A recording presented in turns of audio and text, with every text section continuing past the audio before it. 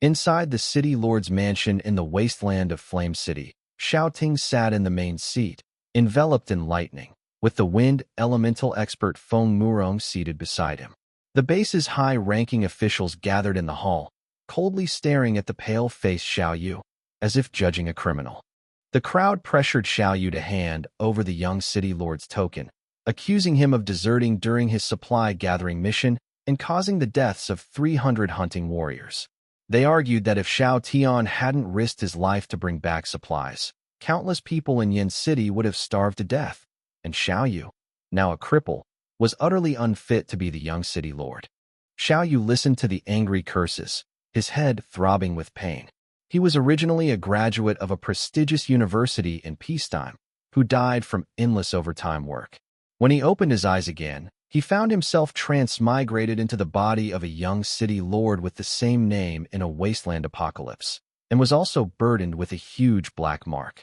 In this world ravaged by natural disasters, acid rain and extreme weather destroyed old civilizations, leaving humanity to rely on supernatural abilities to survive.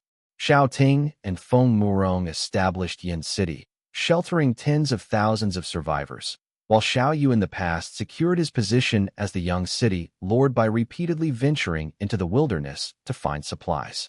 The real upheaval occurred a month ago. Xiao Yu led 300 elite troops out to gather supplies. Just as they arrived, Xiao Tian trespassed into the territory of a high-level ferocious beast, breaking its eggs and attracting a beast horde. In this critical moment, Xiao Yu told Xiao Tian to take the supplies and leave first, while he stayed behind to cover the rear.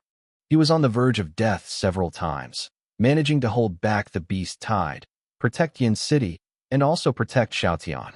But when he returned to the city severely injured, the whole city cheered that Xiao Tian was a hero, while he was seen as a useless coward who abandoned the team and fled alone. Ironically, his parents only cared about Xiao Tian's minor injuries. No one even glanced at him, covered in blood. This trial, ostensibly to convict him, was in reality an attempt to strip him of his position as the young city lord and hand it over to Xiao Tian. Xiao Yu glanced at Xiao Tian, who was wearing a red cloak, and sneered. Seeing that he refused to confess, Xiao Ting erupted in fury and ordered him to kneel. Xiao Yu calmly stated that he didn't care for the position of young city lord, but he couldn't possibly convict someone based on a single word from Xiao Tian. Xiao Tian immediately feigned grievance and stepped forward to advise him not to talk back to his father, adding that he had never intended to seize the position of young city lord. He outwardly yielded, but every word he uttered was provocative. Xiao Ting praised him for being sensible, and Feng Murong, feeling sorry for her youngest son, turned and reprimanded Xiao Yu for his lack of respect for elders. Xiao Yu suddenly smiled, but his heart turned completely cold. He lacked parental care from a young age, and after awakening his powers at the age of 7, he ventured into the wilderness alone, spending decades solving the base's food and water crises, all for the sake of a little recognition. But their tenderness was always reserved only for Xiao Tian. The next second, Xiao Yu revealed the truth to everyone. The beast tide was caused by Xiao Tian. He was the one who fled back to the base, and he was also the one who embezzled supplies and claimed credit for others. As soon as he finished speaking, the entire room fell silent, everyone staring at the unharmed Xiao Tian. Xiao Tian's face turned pale, and his eyes clearly showed panic. Just as he was at a loss for words, Xiao Ting, sitting in the main seat, suddenly erupted in fury, his roar shaking the hall. "You unfilial son! Shut up!" Xiao Ting slammed his hand on the stone table, shattering it, and angrily rebuked Xiao Yu for his sophistry, saying that the supplies were brought back by Xiao Tian and his brothers, and there were witnesses to prove it. Feng Murong also coldly asserted that Xiao Tian, possessing dual wind and thunder elemental talents, had no need to steal the credit. Xiao Yu found it all laughable. It turned out that Xiao Tian's words were the truth, and his explanation was seen as slander. In the past, during every hunt, he had always let Xiao Tian earn military merit by delivering the final blow, and he had personally supported his younger brother, only to be pushed into the abyss by his own brother in the end. He was utterly disheartened and casually tossed out the young city lord's token.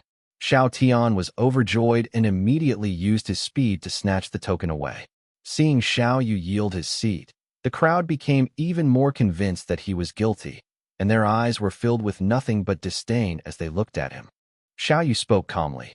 Since no one believes me, I will leave Yin City today. The hall fell silent instantly. Feng Murong felt a sudden tremor in her heart, while Xiao Ting's anger intensified, his eyes chillingly cold. Xiao Yu looked directly at everyone and said that he had risked his life to hold back the beast tide, thus saving the food supplies. His parents gave birth to him but did not raise him. He had already repaid their debt of gratitude by risking his life for the base over the years. From now on, he would sever all ties with the Xiao family, and they would go their separate ways. Xiao Ting was utterly enraged. His 8th-level transcendent aura swept through the hall, and the lightning and wind made everyone lose their footing.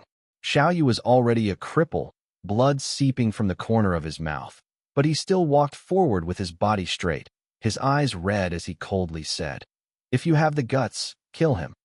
Seeing his eldest son, covered in blood but still refusing to bow his head, Xiao Ting felt a jolt in his heart, but ultimately didn't dare to kill him.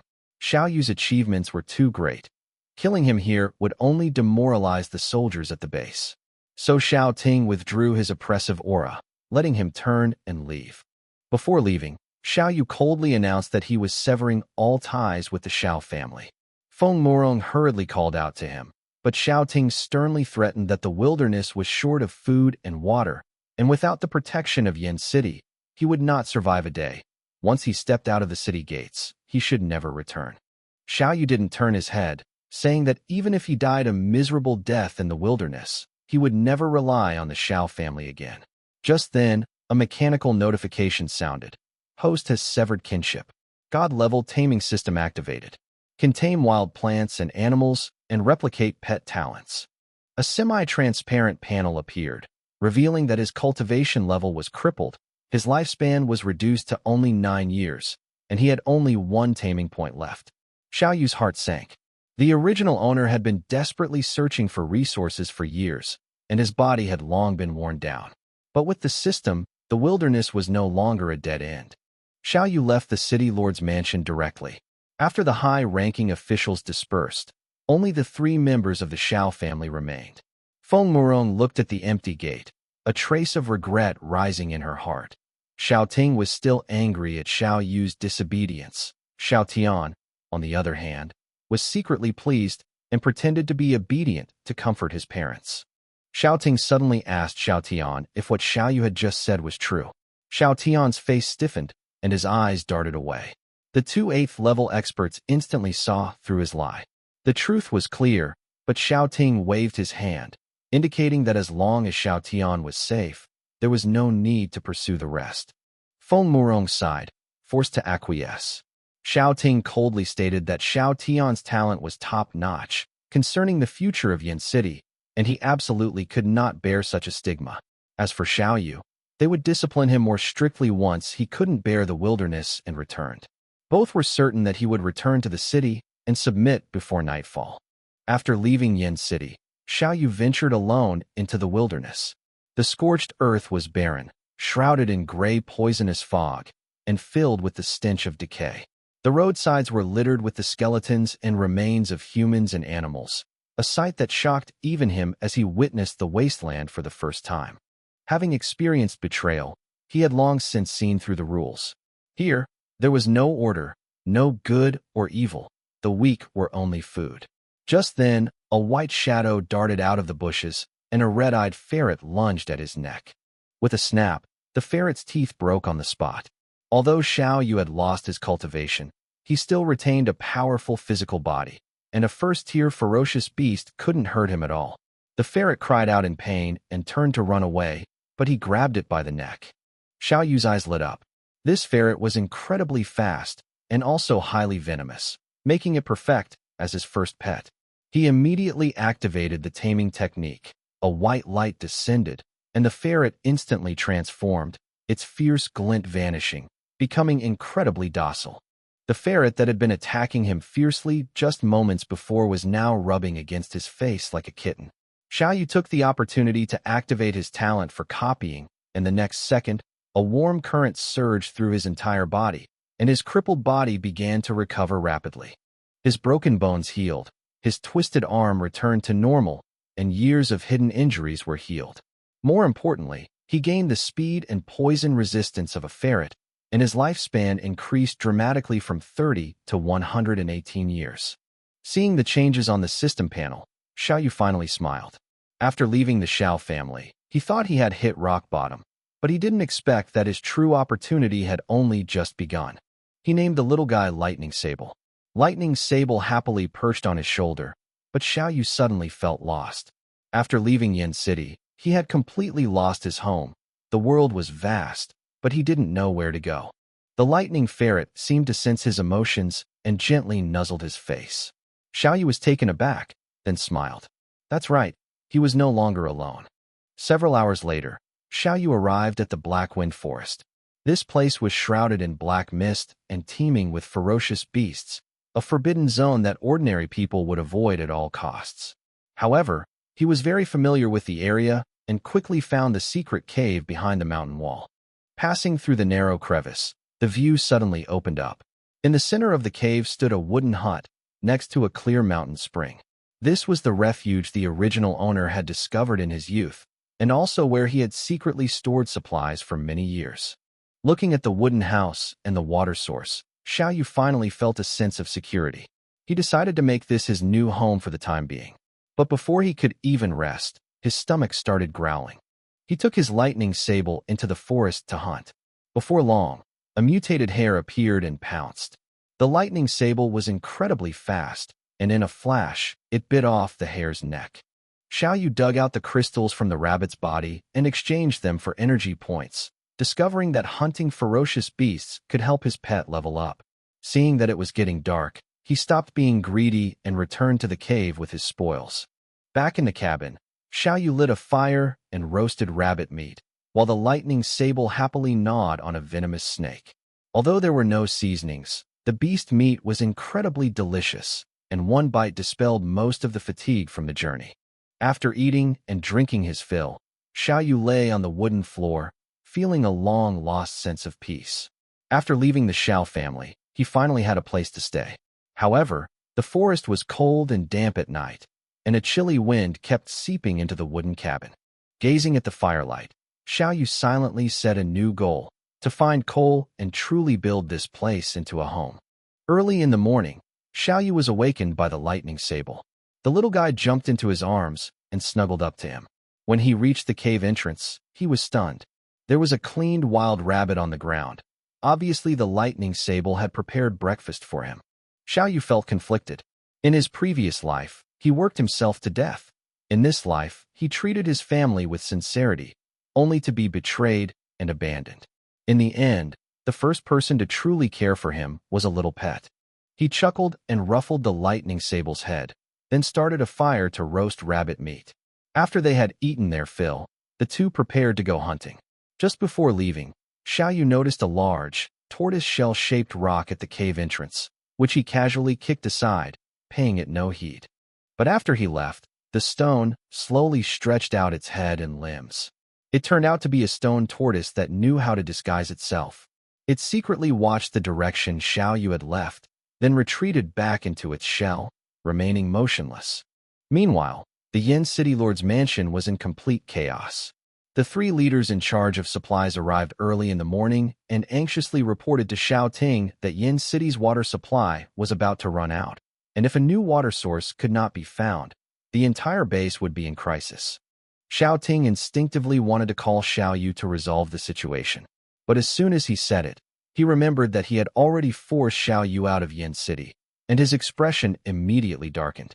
But instead of reflecting on his own actions, Xiao Ting shifted all the blame onto Xiao Yu. He believed that the previous beast tide had caused severe water loss, leading to the current crisis. As for Xiao Yu, he argued that a cripple couldn't possibly survive long in the wilderness. The three leaders couldn't help but urge him to send someone to find Xiao Yu. If relations could be eased, given Xiao Yu's past feelings for Yin City, he might very well return to help. Xiao Ting, however, sneered and directly refused. He would rather let the entire city suffer from water shortages than bow down to his son. He then ordered a 50% reduction in water usage for civilians, while maintaining the status quo for high-ranking officials. The three leaders felt a chill run down their spines upon hearing this. He knew very well that the city lord's family was the biggest water wastage enthusiast in Yin City. Ordinary people were already struggling. Further reducing water use would only push more people into dire straits. But he was powerless to resist Xiao Ting. Even more ruthless, Xiao Ting had already prepared a backup plan. He instructed Feng Murong to inform the surrounding forces that no one was allowed to shelter Xiao Yu. Anyone who dared to help him would be making an enemy of Yin City. The news shocked all sides. Everyone knew Xiao Yu was exceptionally skilled at locating resources. Such a person would be welcomed anywhere. However, faced with the threat from Yin City, no one was willing to offend Xiao Ting for the sake of a crippled Xiao Yu. At the same time, Yin City officially abolished Xiao Yu's status as the young city lord, and Xiao Tian succeeded him as heir. Many people dared not say it aloud, but in their hearts they all sighed at how heartless Xiao Ting and his wife were. Far away in the Maple Leaf tribe, two girls also received the notification. The older sister, with red hair, was a fire elemental awakener. The younger sister, with blue hair, possessed water elemental abilities. Upon reading the message, both sisters' faces simultaneously darkened. When the Maple Leaf tribe was on the verge of extinction, Xiao Yu repeatedly helped them find food and water and taught them survival skills. They absolutely refused to believe that Xiao Yu would desert them in the face of danger. Upon learning that Xiao Yu was seriously injured and stranded in the wilderness, the two sisters did not hesitate. Even if it meant defying the orders of Yin City, even if it meant facing danger, they were determined to enter the wilderness to find Xiao Yu and bring him back safely. The situation in Yin City quickly deteriorated. With Xiao Yu gone, the water problem erupted completely. To maintain operations, Xiao Ting cut the civilians' water supply in half. Many survivors, though furious, dared not speak out and secretly decided to leave Yin City when their lease expired. At this moment, Xiao Yu couldn't be bothered with such matters. He had long seen through the true colors of the people in Yin City. His most important task now was to improve his strength and survive. For safety's sake, he didn't challenge high-level ferocious beasts, only hunting first-level targets. Using his experience, Xiao Yu laid numerous traps with vines and bamboo. He captured more than 10 ferocious beasts in a single day, and after exchanging the crystals for 12 energy points, he immediately invested them all in raising the lightning sable. After injecting 10 points of energy, the lightning sable successfully broke through to the second tier. Enveloped in white light, the little creature underwent a painful metamorphosis and completed its evolution. The system notified it that it had awakened a new ability teleport. Xiao Yu immediately copied the talent. The next second, his strength and speed increased again, officially entering the second tier. Most importantly, he also gained the ability to teleport. Tests revealed that the lightning sable can teleport 1 meter, while Xiao Yu can teleport up to 2 meters.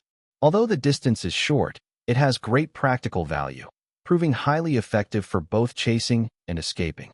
Back in the cave, Xiao Yu discovered the mysterious stone was gone. Just as he was wondering what was going on, he heard the sounds of fighting in the distance.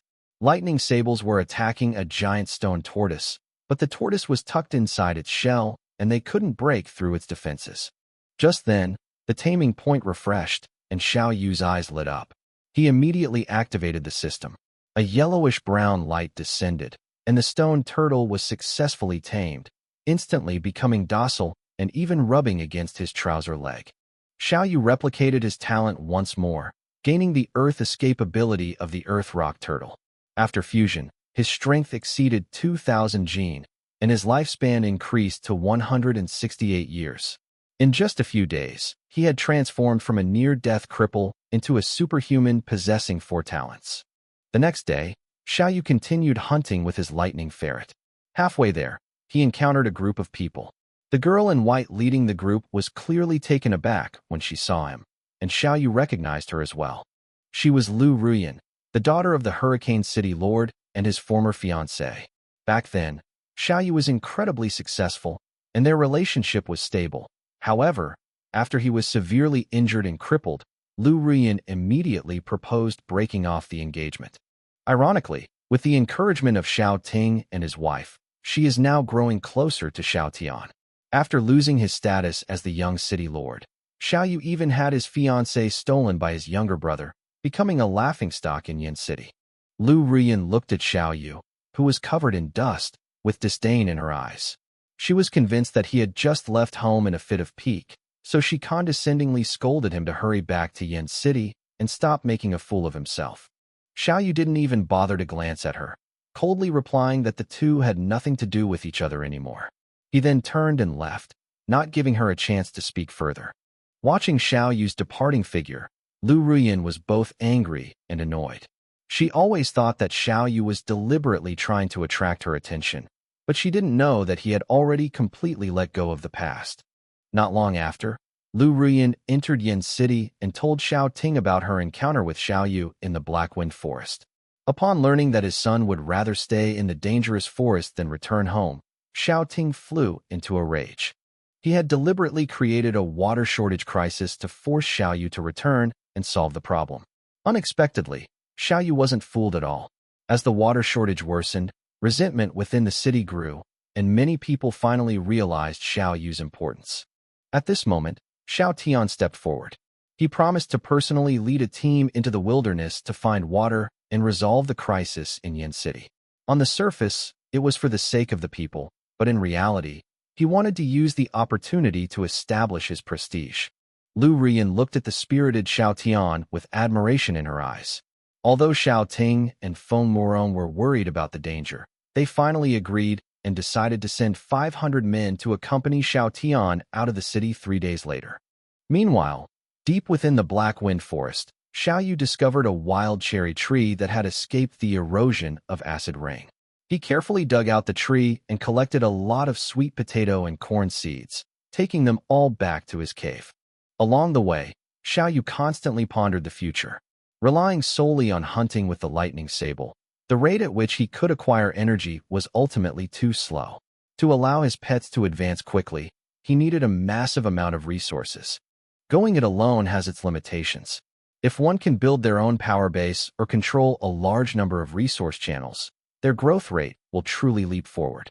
As Xiao Yu was contemplating how to improve his strength, he suddenly noticed a familiar figure lying in the bushes.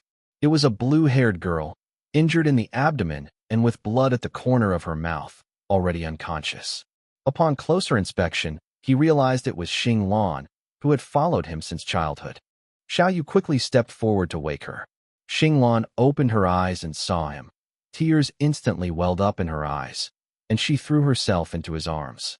After learning that Xiao Yu had been expelled from Yin City, she and her sister were worried about his safety and risked their lives to venture into the Blackwind Forest to find him. Looking at the girl crying her eyes out in his arms, Xiao Yu felt a warmth in his heart, but he still scolded her a few times. The wilderness was far more dangerous than Yin City, with ferocious beasts and villains everywhere. For the two girls to venture into the mountains so rashly was practically risking their lives. Soon, Xiao Yu noticed the wound on Xing Lan's abdomen. The wound was long, thin, and sharp, clearly a knife wound. Just as he was questioning the assailant, 3 burly men suddenly rushed over from a distance, grinning maliciously as they locked onto Xing Lan. Upon recognizing the mark, Xiao Yu's eyes instantly turned icy. The newcomer was none other than a member of the infamous Black Demon tribe. Xing Lan's face paled, and she hurriedly urged Xiao Yu to flee. In her eyes, he was still the young city lord whose cultivation had been crippled. Xiao Yu simply patted her shoulder lightly and said calmly, "Don't be afraid. Brother Yu is here." The next second, the lightning sable shot out in a white blur. Before the 3 Tier 2 enhancers could even see what was happening, 2 of them had their throats pierced, the venom erupted, and they died on the spot. The last man narrowly escaped a fatal blow, but was bitten on the shoulder. When he saw Xiao Yu's face clearly, he was completely paralyzed with fear. The Xiao Yu of the past had suppressed the entire Black Demon tribe, and that fear was etched into their very bones. Xiao Yu walked slowly to him, his eyes devoid of any pity. Years ago, his mentor and brothers had died at the hands of the Black Demon tribe. Later, he nearly wiped out the entire tribe, but Xiao Ting forcibly stopped him. Now that he had just left Yin City, This group dared to attack his mentor's two daughters. Thinking of this, Xiao Yu immediately activated his earth escape technique, and a sharp earth spike pierced through the ground, instantly penetrating the bandit's body. Seeing this, Xinglan was completely dumbfounded. She never expected that Xiao Yu, the rumored cripple, was even more terrifying than before. They had come to rescue someone, but ended up being rescued by Xiao Yu instead. Xiao Yu then looted the spoils. The bandits not only carried a large number of energy stones, but also food, water, and several iron knives. After exchanging them, he directly gained 45 energy points. Xiao Yu was very satisfied with this gain. Hunting ferocious beasts wouldn't have yielded this many resources in several days. It seemed the Black Demon tribe was not only an enemy, but also a huge resource repository. Just then, a violent explosion came from afar. Xinglan's expression changed drastically, and she immediately recognized that it was where her sister Honglian was. The two rushed over, only to find 4 members of the Black Demon tribe besieging Honglian. In the critical moment, Honglian unleashed her full fire talent. Blazing flames shot into the sky, and the 2 fireballs exploded, instantly incinerating the 2 men. The remaining 2 were also severely injured by the aftershocks of the flames and died on the spot. After the battle, Xinglan immediately rushed into her sister's arms. Seeing that Xiao Yu was safe and sound, Honglian finally breathed a sigh of relief. The 2 sisters had been searching for him in the forest for several days. Once it was safe, Honglian reverted to her usual arrogant self. Despite being the same age as Xiao Yu, she insisted that he call her older sister. The 2 had been rivals since childhood, neither willing to concede to the other. As dusk fell, the 3 returned to the cave. Xiao Yu lit a campfire and roasted rabbit meat. Watching the 2 sisters devour the meat, he realized how hard they had worked these past few days and felt a pang of heartache. During the meal, Honglian suddenly became serious. She told Xiao Yu that in a few days it would be the night of the blood moon, during which all the ferocious beasts in the forest would go berserk, and a large-scale beast tide was very likely to break out. So she invited Xiao Yu to seek refuge in the Maple Leaf tribe, even offering to relinquish her chieftain position. Xinglan was also full of anticipation, hoping that Xiao Yu would stay and live with them forever. Xiao Yu wavered. The Maple Leaf tribe was more trustworthy than the Xiao family, but Yin City had already blacklisted him. If he were taken in, the entire tribe would be in danger. Honglian, however, declared without hesitation that even if it offended Yinqing, she would never abandon Xiao Yu during his most difficult time. With that, she handed over all the crystals she had seized from the Black Demon tribe. Seeing the sisters' sincere eyes, Xiao Yu no longer refused. He exchanged all the crystals for 118 energy points, which he then invested entirely in nurturing the Earth Rock Turtle. A system notification sounded, and the Earth Rock Turtle broke through to the 3rd tier. Rich Earth elemental energy gathered, causing its size to rapidly increase, the patterns on its shell becoming increasingly dazzling, ultimately transforming it into a colossal creature. Xiao Yu immediately copied the petrification ability. After the fusion, his entire body was covered in rock armor, greatly increasing his defense. His earth escape was also strengthened again, allowing him to not only penetrate hundreds of meters underground, but also control a large number of earth spikes to attack. At this moment, Xiao Yu had been completely transformed.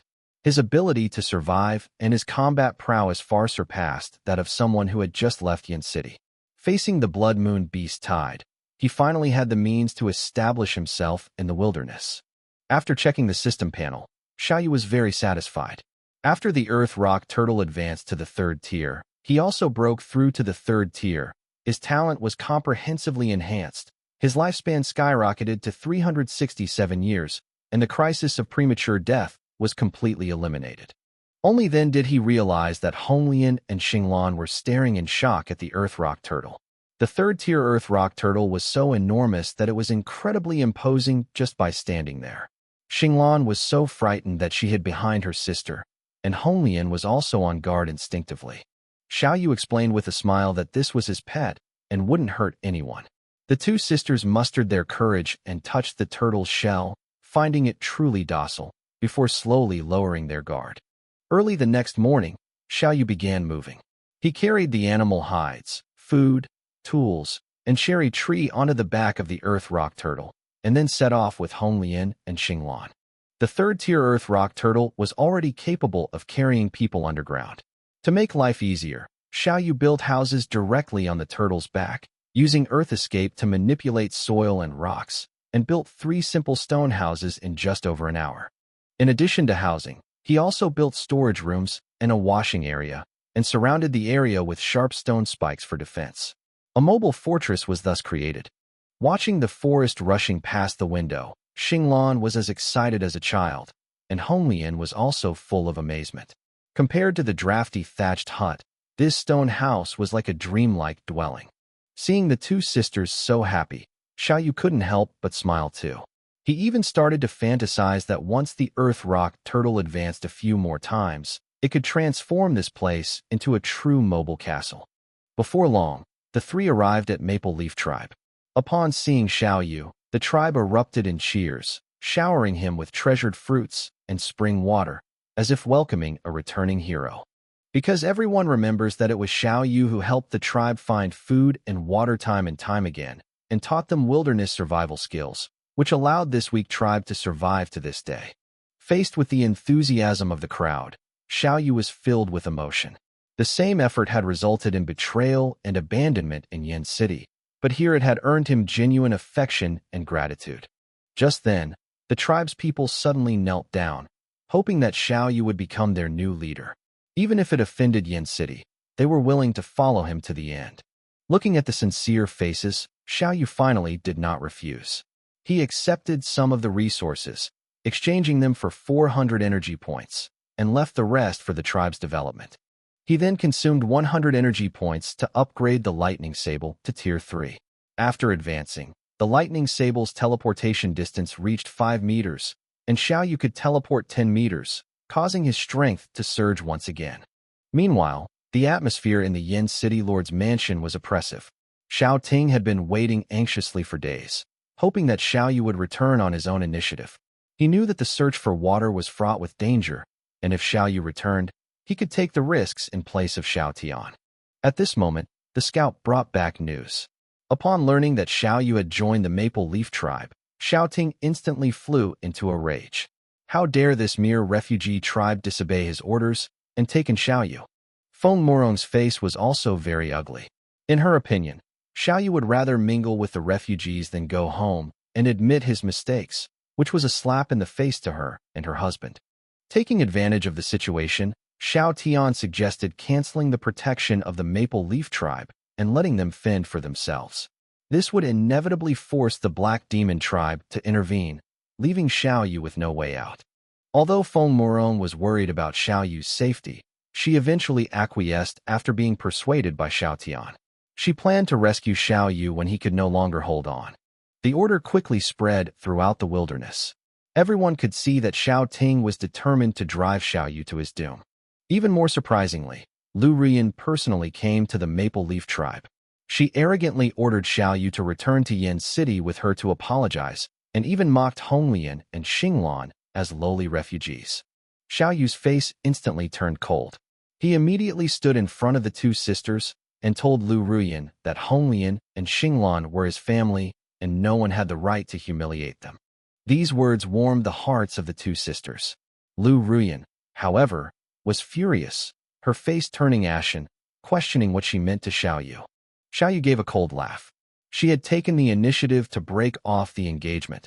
From that day on, the 2 had no further connection.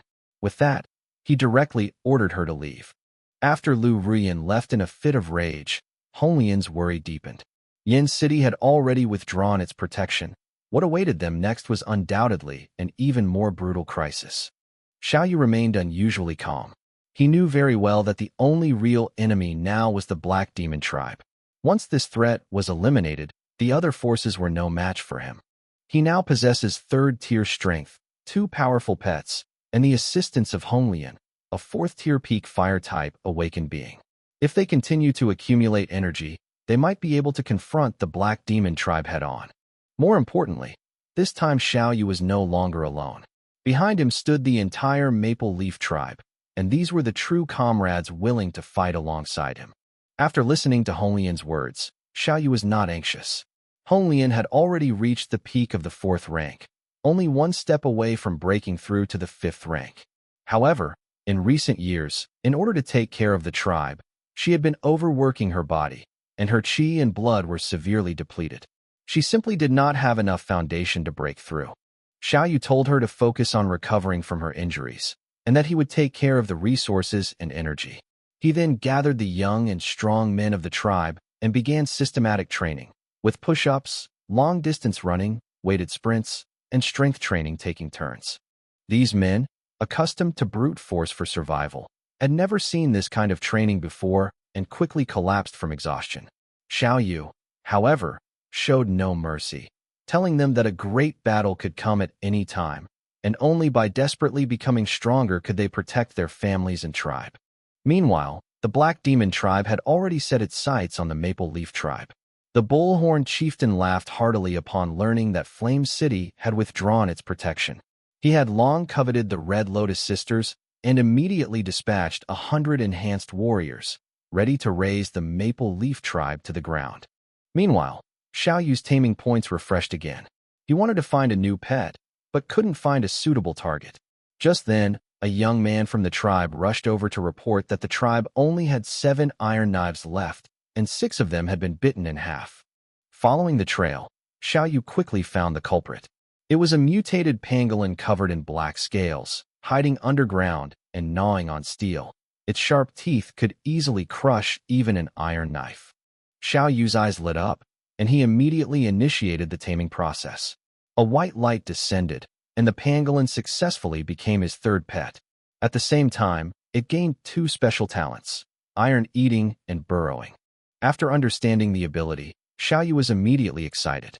The iron-eating talent allows the pangolin to strengthen its body and bones by consuming metal. In other words, as long as the pangolin continues to consume iron, it can continuously grow stronger. Xiao Yu immediately invested resources. 110 energy points were consumed in an instant, and the pangolin directly advanced to the 3rd tier. It grew from less than 1 meter to more than 2 meters long, its scales gleaming with a metallic luster, like a heavy armored vehicle. After replicating his talent, Xiao Yu's physical strength surged once again. Now he possesses multiple abilities such as teleportation, petrification, earth escape, and iron-eating ability, making his combat power far exceed that of ordinary 3rd-tier extraordinary beings. The next morning, Reconnaissance Captain Chun Long hurriedly reported. All other factions were observing, except for the Black Demon tribe, which had dispatched 100 elite soldiers who were rapidly approaching the Maple Leaf tribe. Xiao Yu was not surprised. The Black Demon tribe was his mortal enemy, and their initiative to come to him gave him the perfect opportunity to weaken them. He immediately made arrangements. Hong Lian stayed behind in the tribe to continue training everyone to prevent any accidents.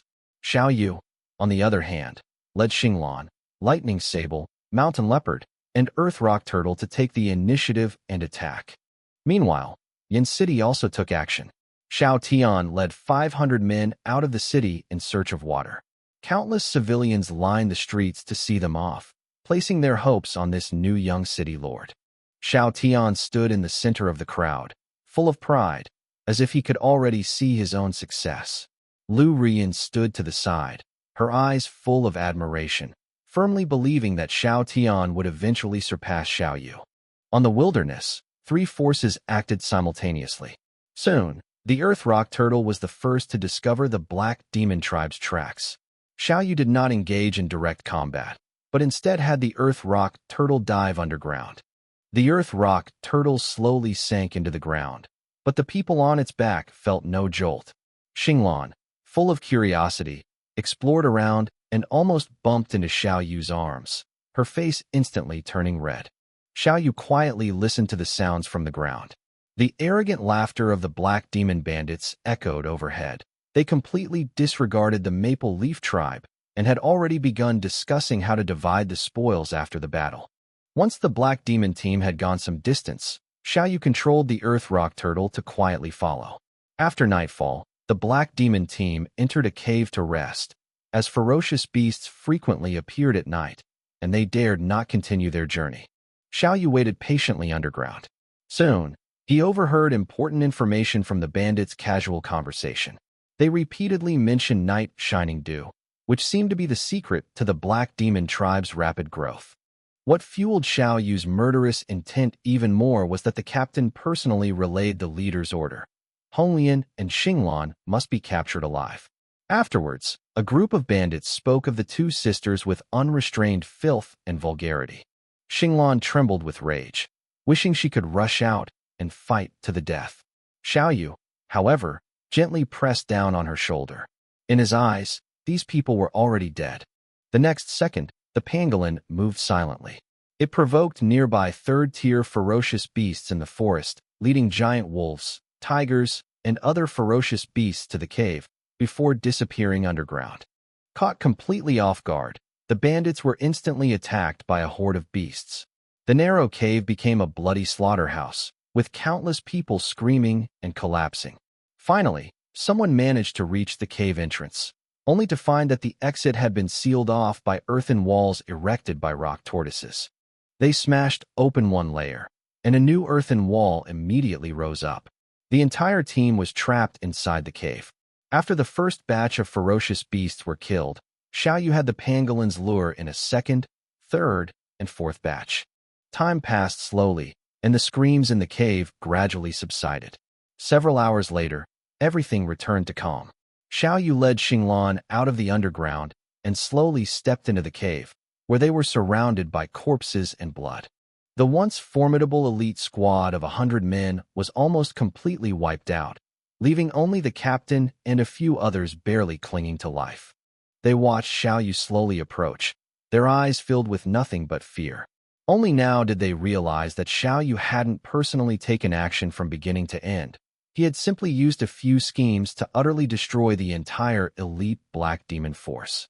Xiao Yu didn't rush to kill them, but instead pressed them for details about Yi Guanglu's origins. The men's expressions changed drastically upon hearing the name. Clearly, it was the Black Demon tribe's biggest secret. Seeing their hesitation, Xiao Yu raised his hand, conjuring earth spikes that instantly pierced one man's chest. Blood splattered, and the remaining few completely collapsed. The captain trembled, no longer daring to conceal anything, and revealed all the information about Night Glow Dew. At the same time, Lightning Sable dragged in a large amount of spoils, with energy stones and supplies piled up on the ground. After a quick inventory, Xiao Yu left some resources with the Maple Leaf tribe and exchanged the rest. System notifications kept ringing out, and he ultimately obtained more than 2,000 energy points, far exceeding his expectations. Without hesitation, Xiao Yu immediately locked onto the Earth Rock Turtle. As 1,000 points of energy were consumed, a massive amount of Earth elemental energy poured into its body. The Earth Rock Turtle's size surged again, eventually expanding to nearly 1,000 square meters, resembling a moving mountain. More importantly, it awakened a new ability, the power of the Earth. After Xiao Yu copied it simultaneously, his strength leaped forward once again. He raised his hand and waved it, causing the earth to tremble. A stone giant several meters tall rose from the ground and punched out, creating a huge crater in the ground. Xinglan stood aside, dumbfounded, unable to believe that this was something that could be done by human power. After checking the panel, Xiao Yu discovered that he had entered the 4th tier, and his lifespan had increased dramatically to over 800 years. He was now stronger than he had been at his peak. Meanwhile, Yin City also began its operation. Xiao Tian led 500 men away from the base to search for water. Along the way, civilians lined the streets to see him off, regarding him as a savior, and Xiao Tian thoroughly enjoyed this adoration. But reality quickly slapped him in the face. The team had barely entered the outer edge of the Black Wind Forest when the remaining personnel were attacked by poisonous vines, resulting in dozens of deaths and injuries in a short period. Only then did everyone realize just how safe it had been to follow Xiao Yu. Meanwhile, Xiao Tian led his men to search for food. He recognized several edible fungi from memory and immediately put on an experienced demeanor, directing everyone to pick them. As a result, several soldiers, unable to bear the hunger, ate raw mushrooms and immediately collapsed from poisoning. Not long after, their bodies were covered in sores, and they died from the poisoning. Xiao Tian panicked immediately, but he had no idea how to cure the poison. Instead of admitting his mistake, he shifted the blame to Xiao Yu, claiming that Xiao Yu hadn't explained things clearly before. In fact, Xiao Yu had repeatedly emphasized that mutated bacteria must be processed before they could be eaten, but Xiao Tian had never listened to him seriously. The continuous casualties brought the team's morale to rock bottom.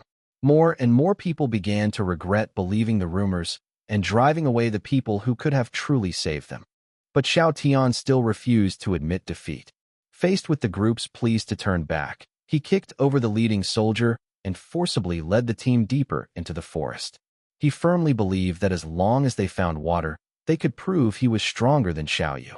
Finally, they arrived at a huge underground cave.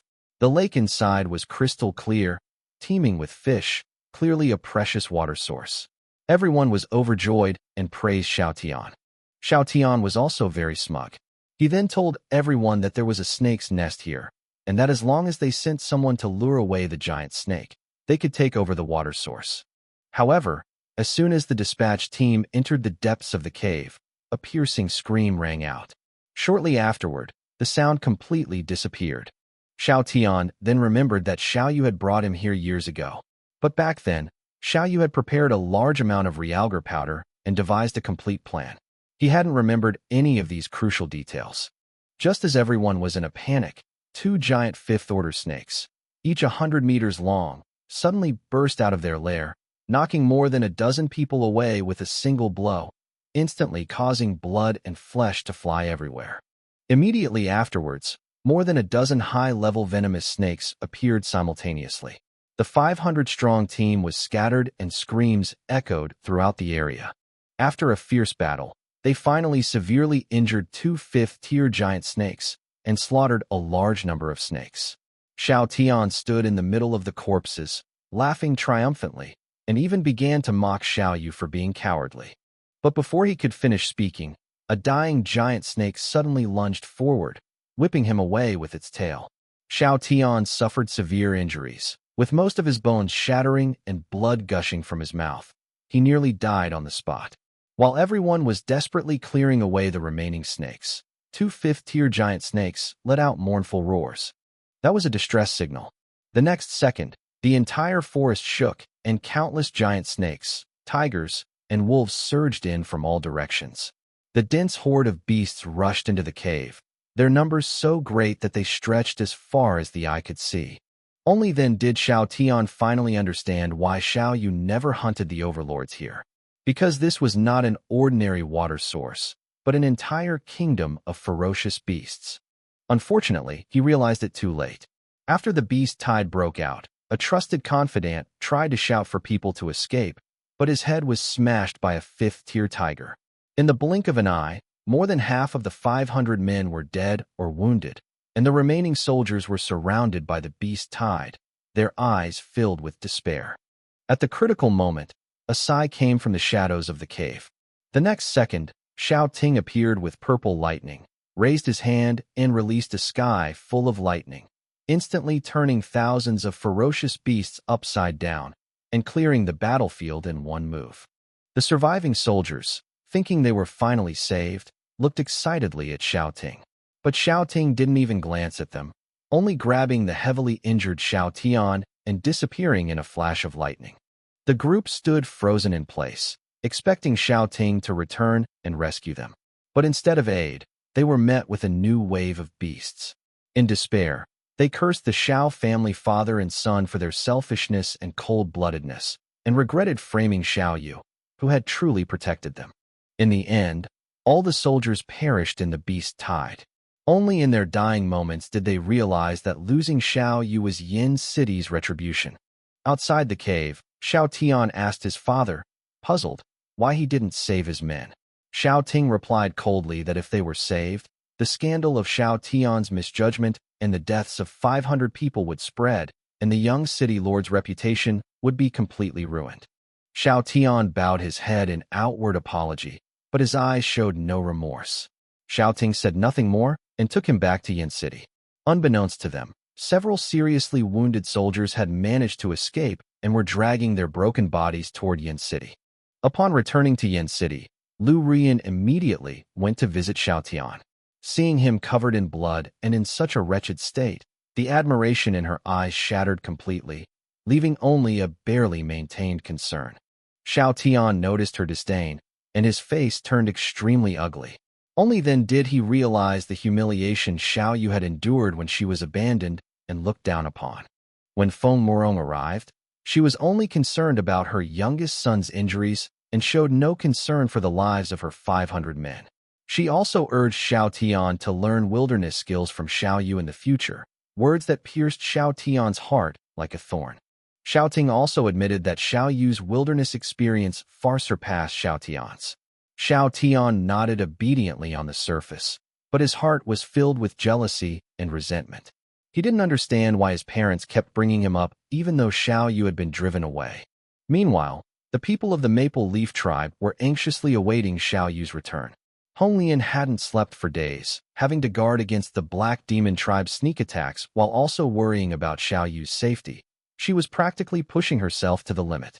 When news of Xiao Yu's triumphant return arrived, the tribe rushed out to greet him. Hong Lian was relieved to see him return safely and almost collapsed, but Xiao Yu steadily supported her. Xinglan excitedly told everyone that Xiao Yu had annihilated the Black Demon's 100-man squad and brought back a large amount of supplies. Everyone stared at the massive earth rock turtle, its back covered with the ferocious beast corpse, iron sword, and energy stones, speechless with shock. This batch of supplies was enough for the tribe to survive the food crisis and could also help Hong Lian recuperate and advance to the 5th rank. The large number of iron swords also greatly increased the tribe's combat power, and everyone cheered. That night, a bonfire banquet was held to celebrate. At the banquet, Hong Lian chuckled as she recounted how Xiao Tian had led 500 men out of the city in search of water, only to be wiped out, with him the sole survivor. Xiao Yu wasn't surprised. Xiao Tian was arrogant and impetuous, ignorant of the rules of the wilderness, and his defeat was inevitable. Meanwhile, deep within Black Demon Mountain, the Black Demon chieftain received an urgent report. The Nightlight Tree stronghold was under siege by a beast horde, and the defenses were on the verge of collapse.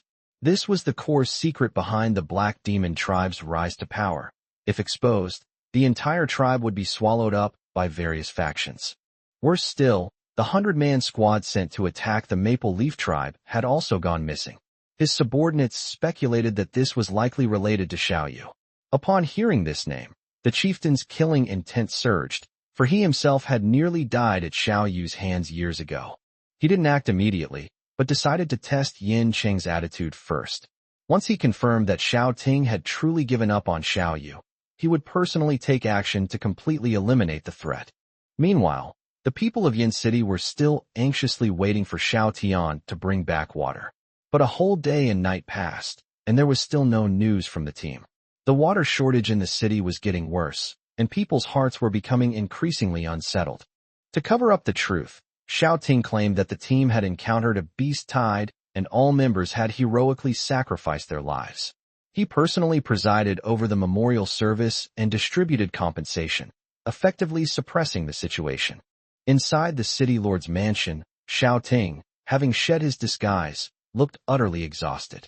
He couldn't help but think of Xiao Yu, his eldest son who had always solved his problems and never caused him any worry. Upon seeing this, Xiao Tian immediately knelt down and admitted his mistake. Xiao Ting and his wife quickly comforted him, saying that Xiao Yu simply had more experience in the wilderness and that he shouldn't take it to heart. But these words only fueled Xiao Tian's resentment. Xiao Ting secretly believed that the Black Demon tribe had definitely already crushed the Maple Leaf tribe.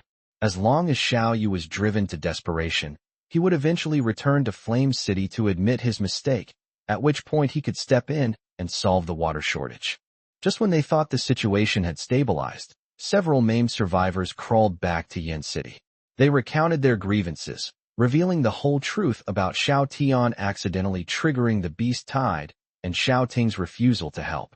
The people recognized them as the expedition team, and the whole city was instantly in an uproar. Everyone finally saw the true colors of the Xiao family father and son, and their anger erupted completely. They flocked to the city lord's mansion to demand an explanation. Soon, Thousands of people surrounded the city lord's mansion, demanding that Xiao Ting give an explanation to the families of the fallen soldiers. Upon hearing the news, Xiao Ting's face instantly darkened. His subordinates frantically reported that the truth had already spread throughout half of Yin City. Upon hearing the news, Xiao Ting and his family of 3 were stunned into silence. Several survivors risked their lives to reveal the truth, completely exposing everything they had painstakingly concealed. For the first time, Xiao Ting felt regret, but not for failing to save them. Rather, for not confirming that everyone was truly dead. Now that the news had spread throughout the city, even as an 8th-level expert, he couldn't possibly silence everyone. Xiao Tian was so frightened that he knelt on the ground and kept slapping himself, crying and admitting his mistake. Although Xiao Ting and his wife were disappointed, they still softened and helped him up. Xiao Ting quickly regained his composure. He understood that in the Wasteland world, strength and resources were the true determinants of power. As long as the water shortage crisis in Yin City could be resolved, this turmoil would eventually pass. He immediately issued a statement labeling the survivors as deserters and accusing them of spreading rumors and slander against the city lord's mansion. He also publicly promised to find a new water source as soon as possible. On the surface, the storm had been suppressed, but Xiao Ting himself knew very well that his prestige among the people was not what it used to be. Thinking of this, he thought of Xiao Yu again.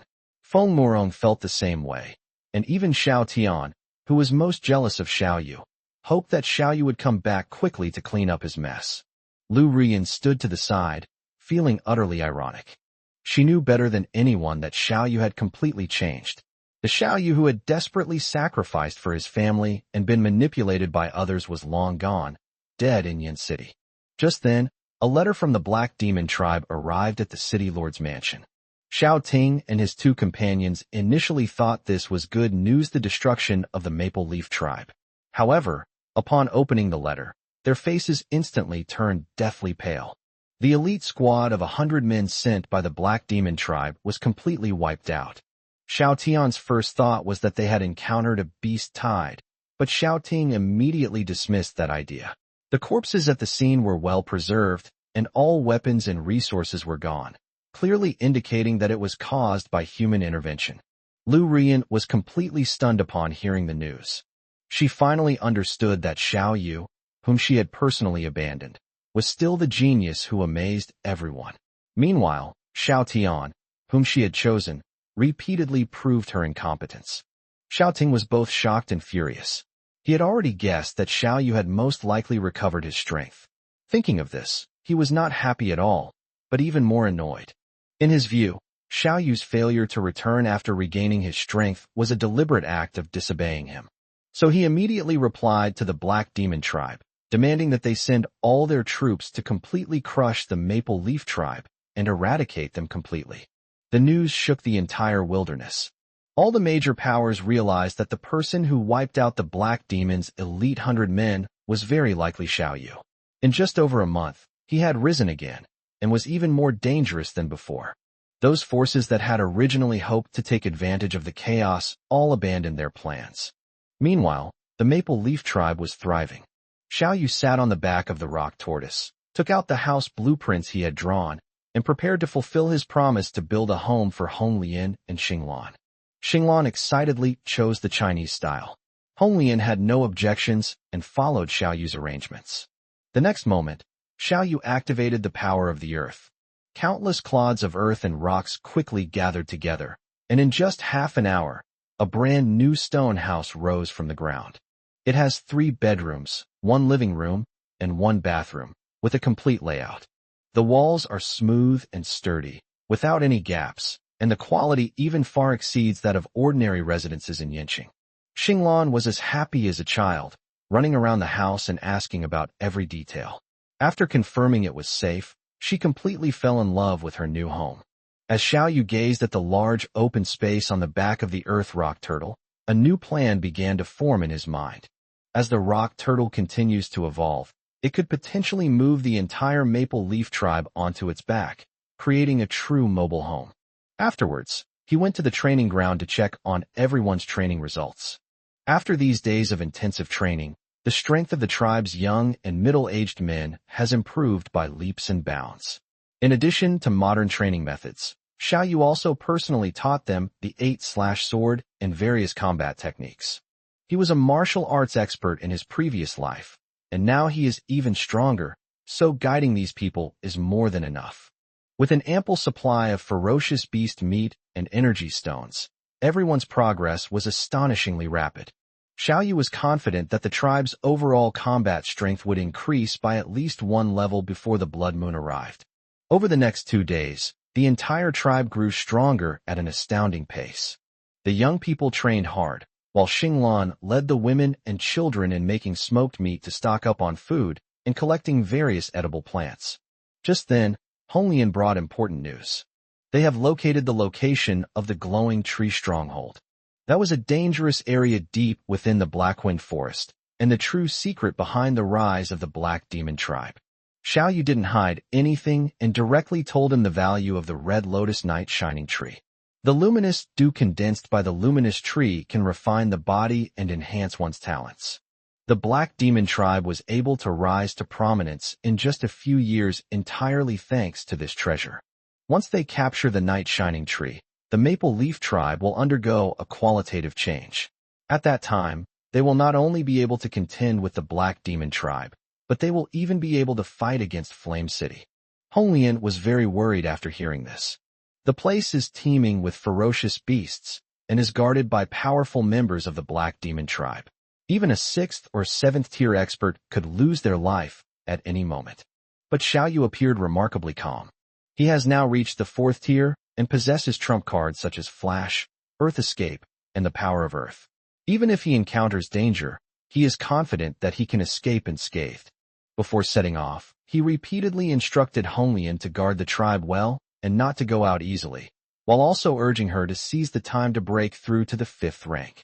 After arranging everything, Xiao Yu gazed alone into the depths of the Blackwind Forest. The glowing tree is what he absolutely needs to obtain next, because it not only concerns the future of the Maple Leaf tribe, but also his chance to completely destroy the Black Demon tribe. After settling the Maple Leaf tribe, Xiao Yu ventured alone into the depths of the Blackwind Forest. To avoid revealing his location, he had the enormous earth rock turtle burrow underground to wait, while he himself, accompanied by the lightning sable, quietly scouted ahead. Not long after they set off, the lightning sable issued a warning. Xiao Yu secretly observed and discovered that 100 elite soldiers were heading towards the Nightlight Tree stronghold. These men were all clad in iron armor, exuding a cold and ruthless aura, and their equipment was even comparable to that of the Flame City elites. Xiao Yu didn't alert the enemy, but instead followed them closely. Soon, he reached the mountain peak and saw a cluster of stone houses hidden below. The area was heavily guarded, and the beasts hibernated during the day, making it an unsuitable opportunity to attack. As he continued his investigation, he discovered another group of people hiding on a distant mountain peak. They were moving cautiously, resembling the forces of Yin City. Xiao Yu knew he couldn't confront 6th or 7th tier experts head-on for the time being. He had to wait for the chaos to erupt before making his move. As night fell, a mysterious girl in a cloak appeared on the mountaintop. Sensing impending chaos, she kindly warned Xiao Yu to leave and offered to cooperate. Xiao Yu glanced at her and refused outright. The girl's name was June. She was young, but already a 4th tier awakened. Hearing Xiao Yu say she was too weak, she clenched her fists in anger. But the next second, Xiao Yu had vanished into thin air. Xiao Yu wasn't targeting her. He simply didn't want to trust strangers. After diving underground, he immediately sent a 4th tier mountain armor to lure monsters into the forest, preparing to create chaos himself. The pangolin rampaged through the area, quickly attracting a large number of ferocious beasts, including 2 4th tier beasts. This group of monsters was led towards the Night Shining Tree stronghold, instantly putting the defending troops on high alert. Meanwhile, Mad Dragon, the 4th leader of Flame City, who was hiding in the shadows, also saw an opportunity.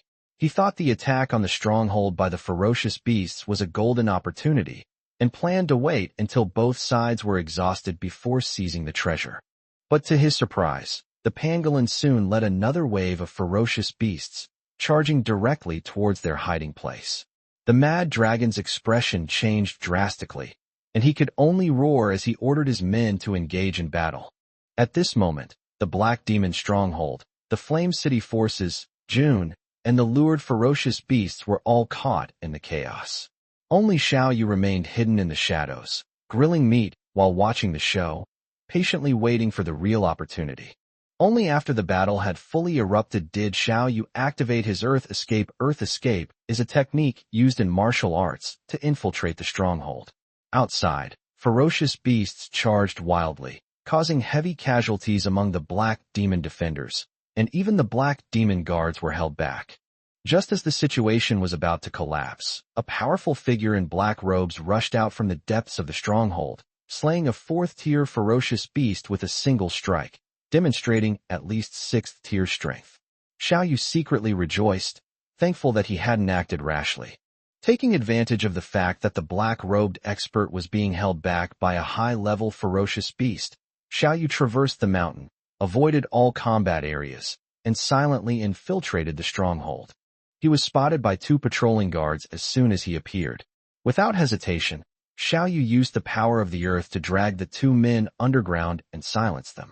He then searched for the treasure vault based on the distribution of guards. After accidentally entering several useless rooms, he finally found the most heavily guarded courtyard house.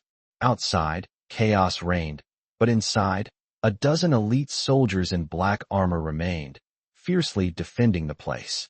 Xiao Yu immediately burrowed underground and entered the stone house. The room was dimly lit, yet rows of crops grew there. Cabbages, tomatoes, corn, all crops similar to those on Earth. Seeing these, Xiao Yu finally confirmed that this wasteland was very likely the post-apocalyptic Earth of the future. More importantly, the crops here are growing well. Once they are taken back, Maple Leaf Tribe will have a stable supply of fresh fruits and vegetables. Then, he saw another strange plant. Its translucent petals glowed with green light, and a bright green fruit grew at its center. It clearly wasn't an ordinary plant. Xiao Yu didn't rush to pick it, but instead planned to gather all the resources first. He entered the adjacent stone house and discovered it was an armory. Hundreds of iron swords, dozens of sets of iron armor and steel shields were neatly arranged. This equipment was enough to greatly increase the Maple Leaf Tribe's fighting strength. Next, he sneaked into the 3 leaders' bedroom. The room was extremely luxurious, with a tiger skin covering the stone bed and a finely crafted dagger hidden under the pillow. Xiao Yu continued searching and quickly found a leather bag in the drawer. It was filled with energy stones, which, after being exchanged, amounted to more than 13,000 energy points. This gain filled him with joy. With this energy, even if the enemy discovered him, he could immediately advance to the Earth Rock Turtle level and forcefully escape. He also found a large quantity of seeds, cloth, and clean water. To his greatest surprise, a wooden box contained 2 colorful silkworm cocoons, one yellow and one purple.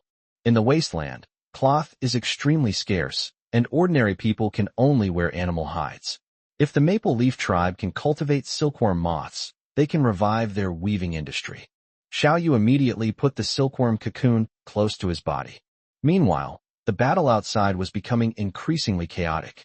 The pangolin kept attracting ferocious beasts, dragging the Black Demon stronghold and the Flame City forces into the mire. The 6th-tier black-robed experts were also busy killing high-level ferocious beasts and had no time to attend to the internal affairs. Meanwhile, taking advantage of the darkness, June finally managed to sneak into the courtyard house. She was still sulking, feeling that her successful infiltration was enough to prove that Xiao Yu had misjudged her. But before she could even search for the treasure, the clear spring in the center of the courtyard suddenly burst forth with a bright white light, instantly illuminating the entire courtyard. June's invisibility was instantly broken. Cool moonlight spilled into the courtyard, and the luminous tree, half a person's height, in the center of the courtyard shone with a dazzling silver light. The tree trunk shimmered with iridescent light, resembling a miniature moon. The dense energy continuously spread, driving the surrounding ferocious beasts into a frenzy.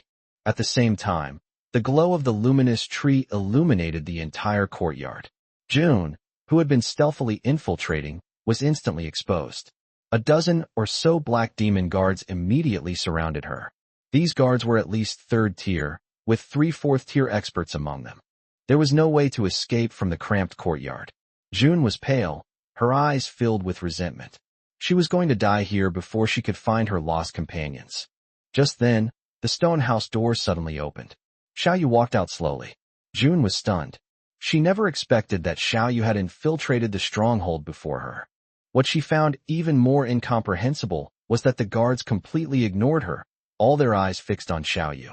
The next second, more than a dozen long swords slashed down simultaneously. In June, she instinctively shouted a warning. But a bizarre scene unfolded. Clang, clang, clang. A series of ear-piercing metallic clanging sounds rang out. The blade struck Xiao Yu as if they were cutting through steel. Many long swords instantly chipped.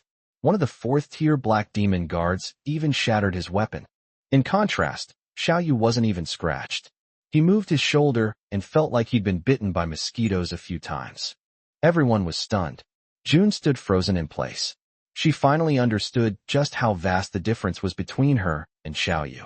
Xiao Yu didn't want to waste any more time. He simply raised his hand and swept it across. A terrifying force erupted. The 2 fourth-tier black demon guards were instantly sent flying backward. Their bodies crashed into the crowd, knocking over several people in succession. The sound of bones cracking rang out continuously. Several people coughed up blood and collapsed to the ground, instantly losing their fighting ability.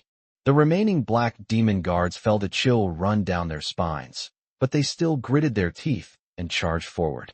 However, the outer beast tide was drawing ever closer. Xiao Yu had lost interest in playing with them any longer.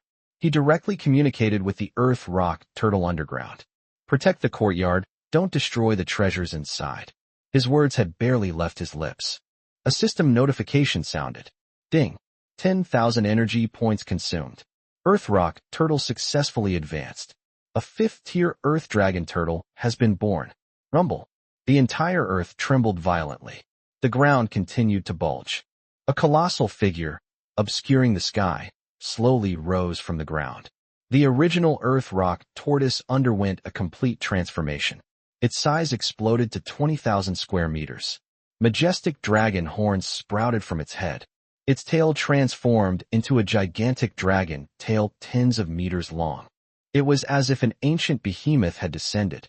Accompanied by a deafening roar, a terrifying pressure swept across all directions. All the ferocious beasts around the stronghold prostrated themselves on the ground. Even the 5th-tier ferocious beasts trembled under its pressure.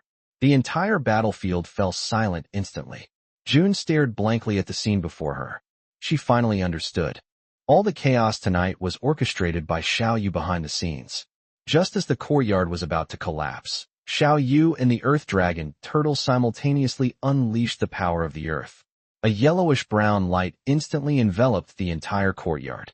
The next second, the courtyard slowly sank into the ground.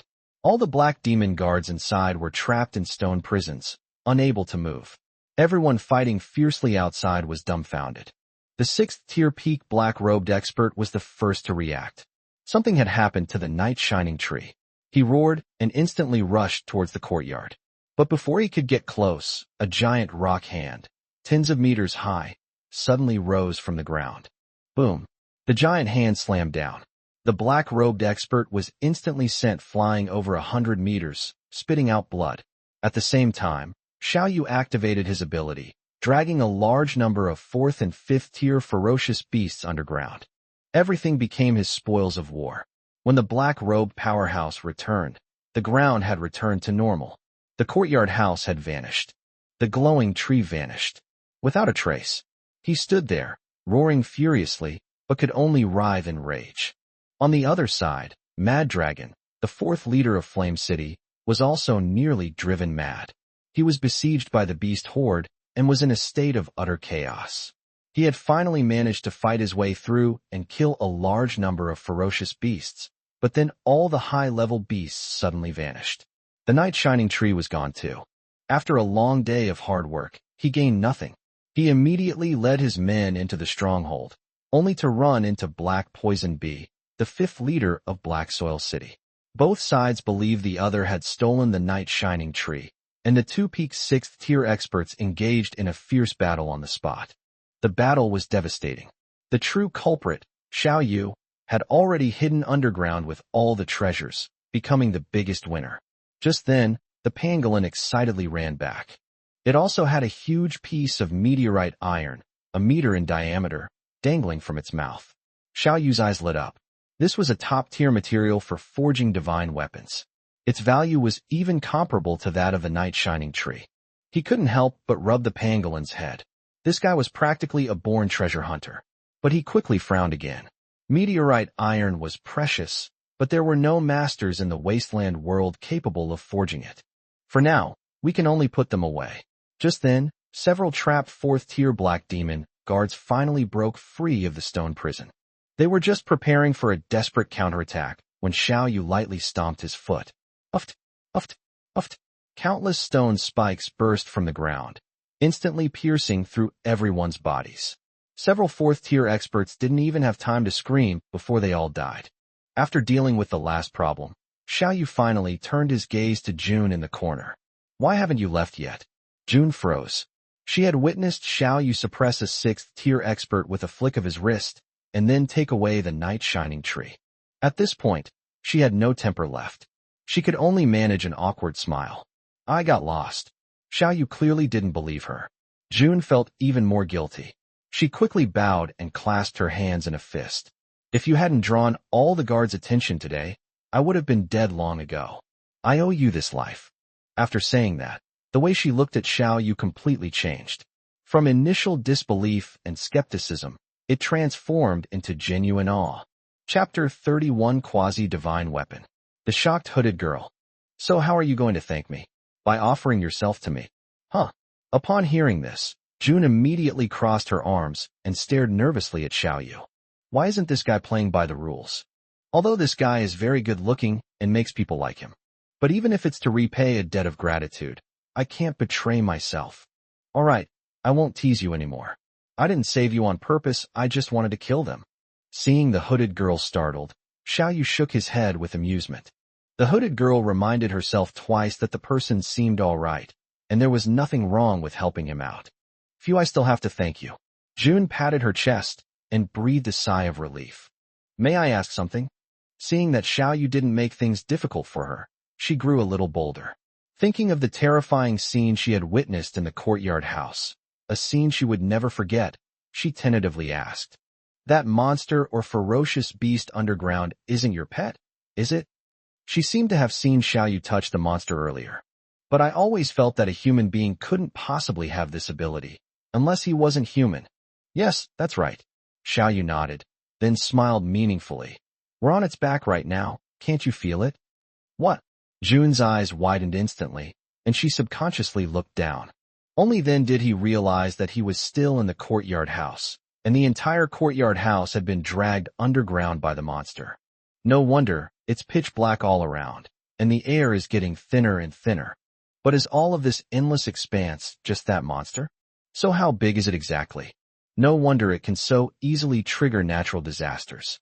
Thinking of this, June, who was already seriously injured, was so frightened that her legs went weak and she fell to the ground. Just then, Xiao Yu suddenly stepped forward and supported her, teasingly saying, "You're such a coward, yet you still try to steal things?" "Oomph. I'm not doing it for myself. I'm doing it for..." June couldn't help but argue. Having endured so much suffering, she had long since become numb. Death might be a relief for her. However, she was still very young, and ultimately she was somewhat unwilling, even more unwilling to completely become a monster. Besides, she only wanted to steal a few small things. Unlike this guy, who actually moved the entire courtyard house away. Yet they shamelessly accused her of stealing? Is there no law anymore? Is there no justice left? You saved me twice, I don't know how to repay you. After breaking free from Xiao Yu's embrace, Lu Yu suppressed her fear, barely managed to stand up straight, and said earnestly, "This scimitar was forged by my own hands. It can be considered a near-divine weapon. Consider it my reward for repaying you." As she spoke, June took a curved knife from her waist and handed it to Xiao Yu with a reluctant expression. "What did you say?" a near-divine weapon personally crafted by me. Upon hearing this, Xiao Yu's eyes lit up instantly, and he reached out to take it and examine it. The weapon classification in this world is very simple: ordinary weapons, quasi-divine weapons, and divine weapons. Tier 1-2 iron weapons are considered ordinary weapons and can be used by anyone. Whether it's Flame City or Black Demon Guard, most of their weapons aren't even Tier 1. Tier 3-4 weapons are called near-divine weapons, extremely sharp. Those of level 5 and above are called divine weapons, capable of cutting through iron like mud, and also have special bonuses. With the added power of a divine weapon, one's strength can instantly increase several times, or even 10 times. This scimitar is crescent-shaped and doesn't look particularly special. However, just as half of the blade was drawn, a sharp, cold light flashed. He casually made a cut on his arm, and surprisingly managed to leave a white mark. It actually managed to leave a white mark on me. Truly impressive. It must be a 4th-tier quasi-divine weapon. Xiao Yu couldn't help but exclaim in admiration. After all, with his current defense, 1st or 2nd-tier weapons couldn't even scratch him, let alone leave a mark. But when the knife made a casual cut, it left a white mark, and it stung a little. If you were to strike yourself with all your might, perhaps you could actually hurt yourself. Of course, it only hurts myself. To kill yourself, you need at least a true divine weapon. In the entire city of Yin, there are hardly any divine weapons. At this moment, Xiao Yu looked at the hooded girl in front of him, his eyes sparkling. To forge a near-divine weapon in June, one must be at least a high-level blacksmith. He was looking for someone to forge weapons, and this person was right under his nose. Are you crazy? This is a Tier 4 quasi-divine weapon, extremely sharp. Killing ferocious beasts is like cutting melons and vegetables. How dare you use it to cut yourself? How could you be unharmed? Seeing Xiao Yu actually use a quasi-divine weapon to cut himself, June was so frightened that she almost had a heart attack. However, before she could stop it, she was instantly stunned. You need to know, since she forged this scimitar, she has been able to slay ferocious beasts as easily as cutting melons and vegetables. Even when fighting against opponents of the same level, they can easily defeat them instantly. Previously, if the courtyard house hadn't been too cramped, and if her abilities hadn't been restrained by the glowing tree, she would have been able to succeed. Even if she couldn't defeat those dozen or so Black Demon Guards, she could easily escape. However, June, who refused to believe it, grabbed Xiao Yu's arm and examined it carefully. As a result, there was only one white scratch. Is this guy really a monster? Even a quasi-divine weapon couldn't hurt him? Hee. This knife is not bad, but it may not be able to hurt me. Besides, this kind of knife is for women, and I prefer a broadsword. Xiao Yu laughed heartily, sheathed the knife, and casually tossed it to the hooded girl. He is, after all, a power-type fighter, accustomed to large, sweeping movements, so a broadsword would be more suitable for him. This small and delicate curved knife is more suitable for girls. Moreover, he could tell that the hooded girl was very reluctant to part with the curved sword, and a gentleman does not take what others cherish. You really don't want it? Although June was asking, she was holding the curved knife tightly. The joy on her lips flashed by, and when she looked at Xiao Yu, she was even more grateful. Xiao Yu guessed correctly. This knife was her most important companion, and she really didn't want to give it away. However, the other person had just saved her twice, and she didn't have anything valuable to give them. Seeing the hooded girl deep in thought, Xiao Yu tentatively asked, "You're a master blacksmith, right? Can you forge divine weapons? I'd like to ask you to forge a truly peerless divine weapon for me. I'm not a weapon refining master. I can't help you," June said with a wry smile, waving her hands repeatedly. She only studied with a master craftsman for a short time, so she's just a dabbler. Besides, to forge a divine weapon, you need rare metals, and these treasures are too rare for me to obtain. As if to dispel Xiao Yu's unrealistic ideas, June added, even quasi-divine weapons are made of rare metals, while divine weapons require even more. But as soon as she finished speaking, Xiao Yu used the power of the earth to move a stone with a diameter of 1 meter. You're talking about rare metals. How about extraterrestrial meteorite iron? Xiao Yu asked magnanimously. How is this possible? Where did you get such a large piece of meteorite iron from outer space? And the quality is so high. June carefully examined the charred stone, her mind reeling. The rare metal she obtained back then was of far lower quality than this piece, and it was only the size of an arm. If she had such a large piece of extraterrestrial meteorite, not only do we need to forge a scimitar, but we also need to forge a suit of armor. I just picked it up while I was on the road. Xiao Yu shrugged and said frankly, I don't believe you for a second. June didn't believe a single word Xiao Yu said. Rare metals alone are not enough.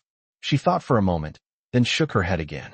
It also requires auxiliary materials such as scales or bones from high-level ferocious beasts, the kind with exceptionally strong innate abilities. Only then can it have special bonuses such as strength and speed.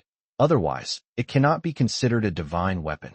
This material is no less rare than extraterrestrial meteorite iron. After all, not all ferocious beasts possess powerful innate abilities. Most ferocious beasts are simply stronger and faster than ordinary wild animals. However, she hadn't finished speaking. Chirp, chirp, chirp. A steel pangolin, over 4 meters long, charged over. Xiao Yu looked at June and smiled. Can we use this? Where did you bring this terrifying beast from again? June was startled again, but she was relieved after realizing that the monster wouldn't attack people. Look at this ferocious beast, although it's not very big. However, look at its steel exterior. It felt that in some ways it was more special than the giant monster beneath my feet. Not content with having one enormous monster as big as a mountain, they also have one this terrifying? With such high-quality meteorite iron and such a special ferocious beast, perhaps I can really give it a try.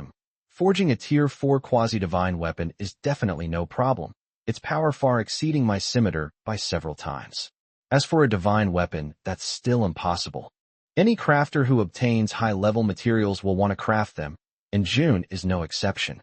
Moreover, forging weapons for Xiao Yu could also be considered a way of repaying a debt of gratitude.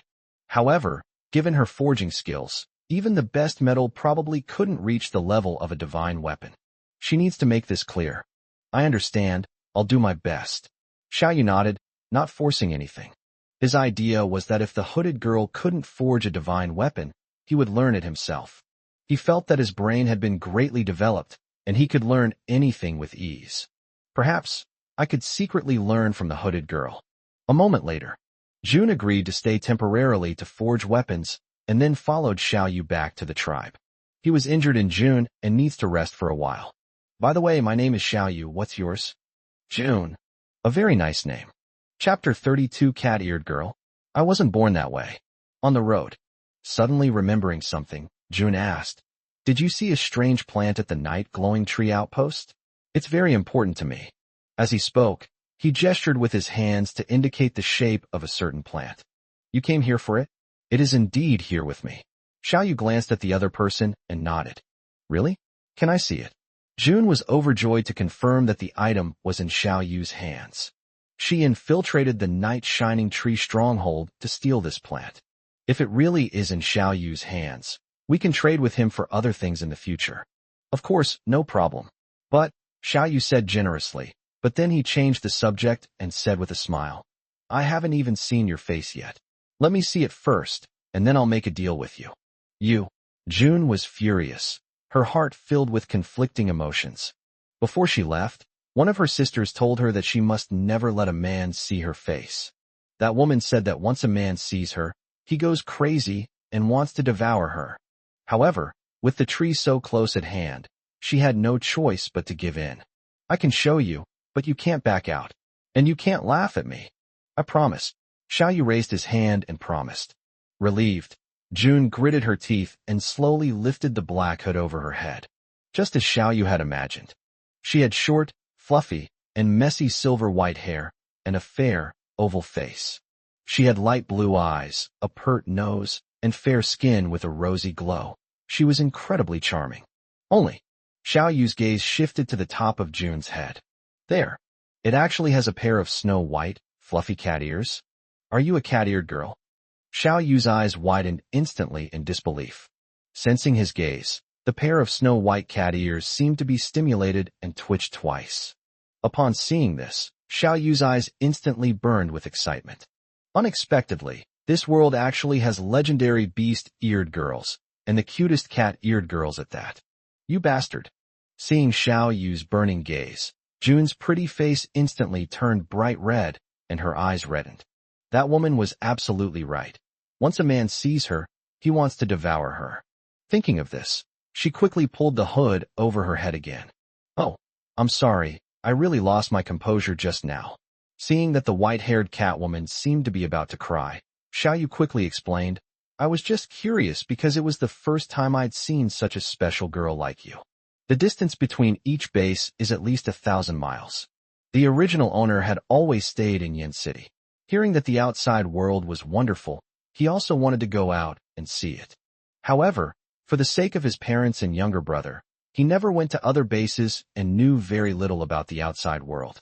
He had heard of beast-eared girls, but had never seen one, and thought it was just a rumor. Actually, you're so beautiful.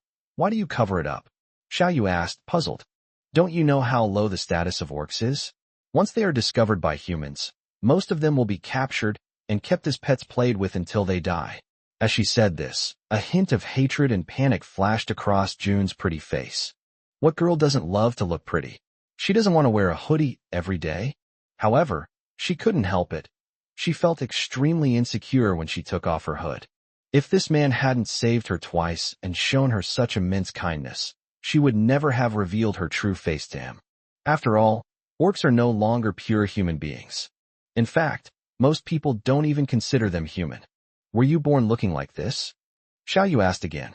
Hee hee. Upon hearing this, Jun suddenly looked up and burst into laughter. However, that smile was full of sorrow. Upon hearing the laughter, Xiao Yu had a bad feeling. Really, it seemed she was thinking of something painful. A flicker of fear flashed in those pale blue eyes. There are two types of orcs, pure-blooded orcs and mixed-blooded orcs, and I am a pure-blooded orc. Upon hearing this, Xiao Yu's heart skipped a beat, and he looked at Jun in shock. If she wasn't born a beast man, then what exactly did she go through to become something that's neither human nor beast?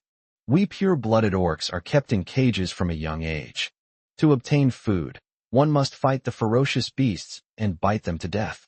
Those who eat their flesh and blood raw and survive are qualified to become vessels for monsters. By merging with them, one gains immense power, but also loses the dignity of being human. And mixed-blood orcs, at least one of their parents is human. Jun spoke of all this with a numb look in her eyes, as if these things had nothing to do with her. Xiao Yu's eyelids twitched incessantly, and he felt a chill run down his spine. How could a teenage girl have experienced such inhumane treatment? The hybrid orcs' parents are human, which greatly weakens their power. Therefore, they retain human consciousness and are not easily controlled by bestial instincts. We pure-blooded orcs are constantly subjected to the onslaught of monster will.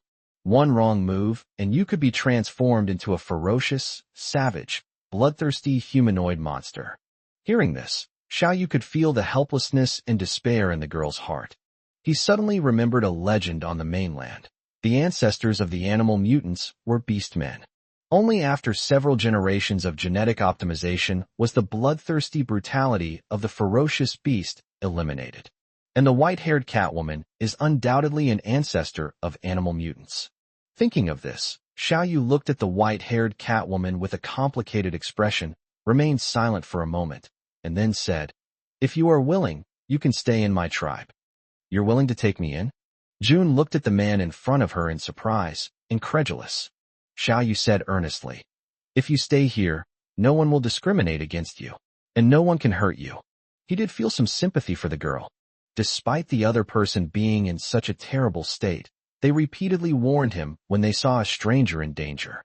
How can you not feel sorry for a girl who is in hell, but always yearns for the light? Moreover, with great strength, they can even forge quasi-divine weapons. For whatever reason, Xiao Yu wanted to keep the other person with him. To be honest, Jun was smitten. Because her identity was exposed several times, she was hunted down by humans.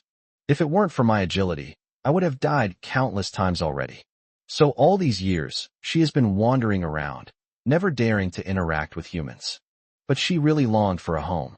But in the end, Jun shook her head. This man saved her twice, but he was, after all, a human being.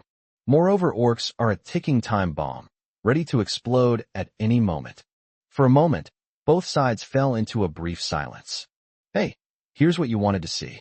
Seeing that the white-haired Catwoman was in a very low mood, Xiao Yu reached out and handed her a potted plant made of rock. It really is a Bodhi tree. After searching for so long, I've finally found it. Upon seeing the plant emitting a faint, crystalline green light, June was immediately delighted. With it, perhaps he and his companions could be saved. Is this plant called the Bodhi tree? Such a grand name. Does it have any magical effects? Xiao Yu was somewhat surprised when he heard the name. Yes, that's amazing. It's said that the Bodhi tree can produce a fruit called Bodhi fruit, which has miraculous effects on relieving pain and treating internal and external injuries. June tilted her head and thought for a moment, then said seriously, however, the Bodhi fruit takes 1-2 months to grow, and this Bodhi tree will probably take another month to mature. As she said this, her eyes dimmed. Every time she uses the monster's power, she is corrupted, and now the side effects are getting worse. Adding to the injury I sustained today, I can't hold on for more than a few days and could go berserk at any moment. Is it not ripe yet? Perhaps I can make it ripen earlier, Xiao Yu said with a smile. What a joke. I don't believe it. The white-haired Catwoman shook her head, resolutely refusing to believe it. How about this? Let's make a bet. If I can make it ripen ahead of time, you'll stay and work for me. You also have to promise me one thing. If I lose, I'll give you this Bodhi tree for free, Xiao Yu coaxed gently. Okay, I agree. The white-haired cat girl was too naive. She readily agreed to the temptation. What she didn't notice was that Xiao Yu revealed a triumphant smile. His ability is to domesticate various plants and animals, making them mature ahead of time. Is that difficult? Moreover, he was also very interested in this plant, which was said to have healing properties. However, there's no rush now. We'll have to wait until we get back to the tribe to try. Since they still had some time to travel, the two chatted intermittently. Xiao Yu asked Lu Yu what her abilities were. June did not hide anything from her savior. He claimed to have fused with the power of a shadow cat. She can stealthily move in the shadows, assassinate, and is incredibly fast. Xiao Yu asked again, how did she, covered in white fur, manage to slip into the shadows? June did not answer, only saying that he would naturally know by evening. Then, both sides fell into complete silence. In June, she became deeply immersed in her past experiences and couldn't pull herself out of them. Xiao Yu also had very mixed feelings, thinking of keeping the other party and helping him forge weapons. On his journey, he also dug out the energy stones of those ferocious beasts. System, redeem energy points. Ding. Redemption successful. You have gained 12,913 energy points. A system notification sounded, and the few remaining energy points surged again. Although, when he initially picked up the bargains, he only intended to pick up the 4th or 5th tier. However, he also picked up quite a few 2nd and 3rd tier ferocious beasts along the way, and now he has dozens of them. The 2 5th tier ferocious beasts alone yielded more than 6,000 energy points. 10 4th tier ferocious beasts, yielding over 5,000 more, plus a large number of 2nd and 3rd tier ferocious beasts. With a thought, Xiao Yu opened his personal panel again. Host, Xiao Yu. Realm, 5th rank. Taming points, 3 refreshes daily, can be accumulated. Energy points, 16475. Talents/skills. Level 5 Earth Power, Level 5 Petrify, Level 3 Poison Resistance, Level 3 Speed, Level 4 Blink, Level 4 Burrow. Lifespan, 21 years/1498 years. Pets, Earth Dragon Turtle Tier 5, Lightning Sable Tier 3, Mountain Pangolin Tier 4. Has my lifespan finally surpassed 1,000 years? Seeing the lifespan number, Xiao Yu felt very conflicted. In the blink of an eye, he had become an old demon who could live for over 1,000 years. In addition, the previous rock turtle has completely transformed into a ground dragon turtle. Even her appearance has changed drastically. Xiao Yu even suspected that sooner or later, the earth rock turtle might evolve into a dragon turtle. That's a real legendary mythical beast. Now you have enough energy points, Little Flash, come and upgrade me. Xiao Yu pondered for a moment, then placed his hand on Xiao Shan's head. This is my longest lasting and favorite pet. Ding. 1,000 energy points consumed. Lightning Sable upgraded to Tier 4. Chapter 33. Everything goes wrong in Yin City, and Xiao Ting's hair turns white. Yin City, City Lord's mansion. Lord City Lord, ever since the water quota was halved, the common people have been complaining bitterly, especially after the young City Lord publicly promised to find a water source, giving everyone hope, only to return in defeat. The common people's resentment has only grown stronger. Furthermore, you labeled those soldiers as deserters, and even their families were labeled as deserter families and driven out of Yin City. And the three leaders, holding a thick stack of parchment scrolls, reported to City Lord Xiao Ting one by one. That's enough. 3 times a day, can't you just let me have some peace and quiet? Hearing about these trivial matters, Xiao Ting scratched his head, feeling annoyed. Things have been going wrong in Yinqing these past few days. The key point is that he never had to worry about these trivial matters before. But now, the three leaders are bothering him every day, and he almost couldn't resist striking them with a bolt of lightning. All of this happened like a domino effect. The cause began when the eldest son, Xiao Yu, ran away from home. No sooner had Xiao Yu left than Yin City ran out of water. Then, the second son, Xiao Tian, driven by his competitive nature, volunteered to go out and find a water source. As a result, this created a huge mess, and the more they tried to cover it up, the more trouble they got. Seeing the city lord's shameless and irresponsible attitude, the three leaders could only sigh. The former city lord was so high and mighty, like a god. But now he has a few strands of white hair, and the city lord is only in his early 40s. Lord City Lord, why don't you go and find Xiao Yu instead? Finally, the three leaders couldn't help but persuade him. After all, you are his father. How can there be any grudge between father and son that lasts overnight? Xiao Yu is a kind-hearted child. As long as you go to find him yourself, he will definitely come back. Everything in Yinqing is going wrong, and there is widespread discontent. It wasn't just City Lord Xiao Ting who felt frustrated. Those of them who were handling the affairs were the ones who suffered the most.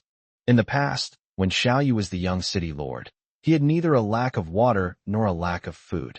The three leaders, who were in charge of managing the city's food, clothing, and daily necessities, could also make a considerable amount of extra money. But what about now? Ordinary people at the bottom of society can't even solve their most basic problems of food and drink.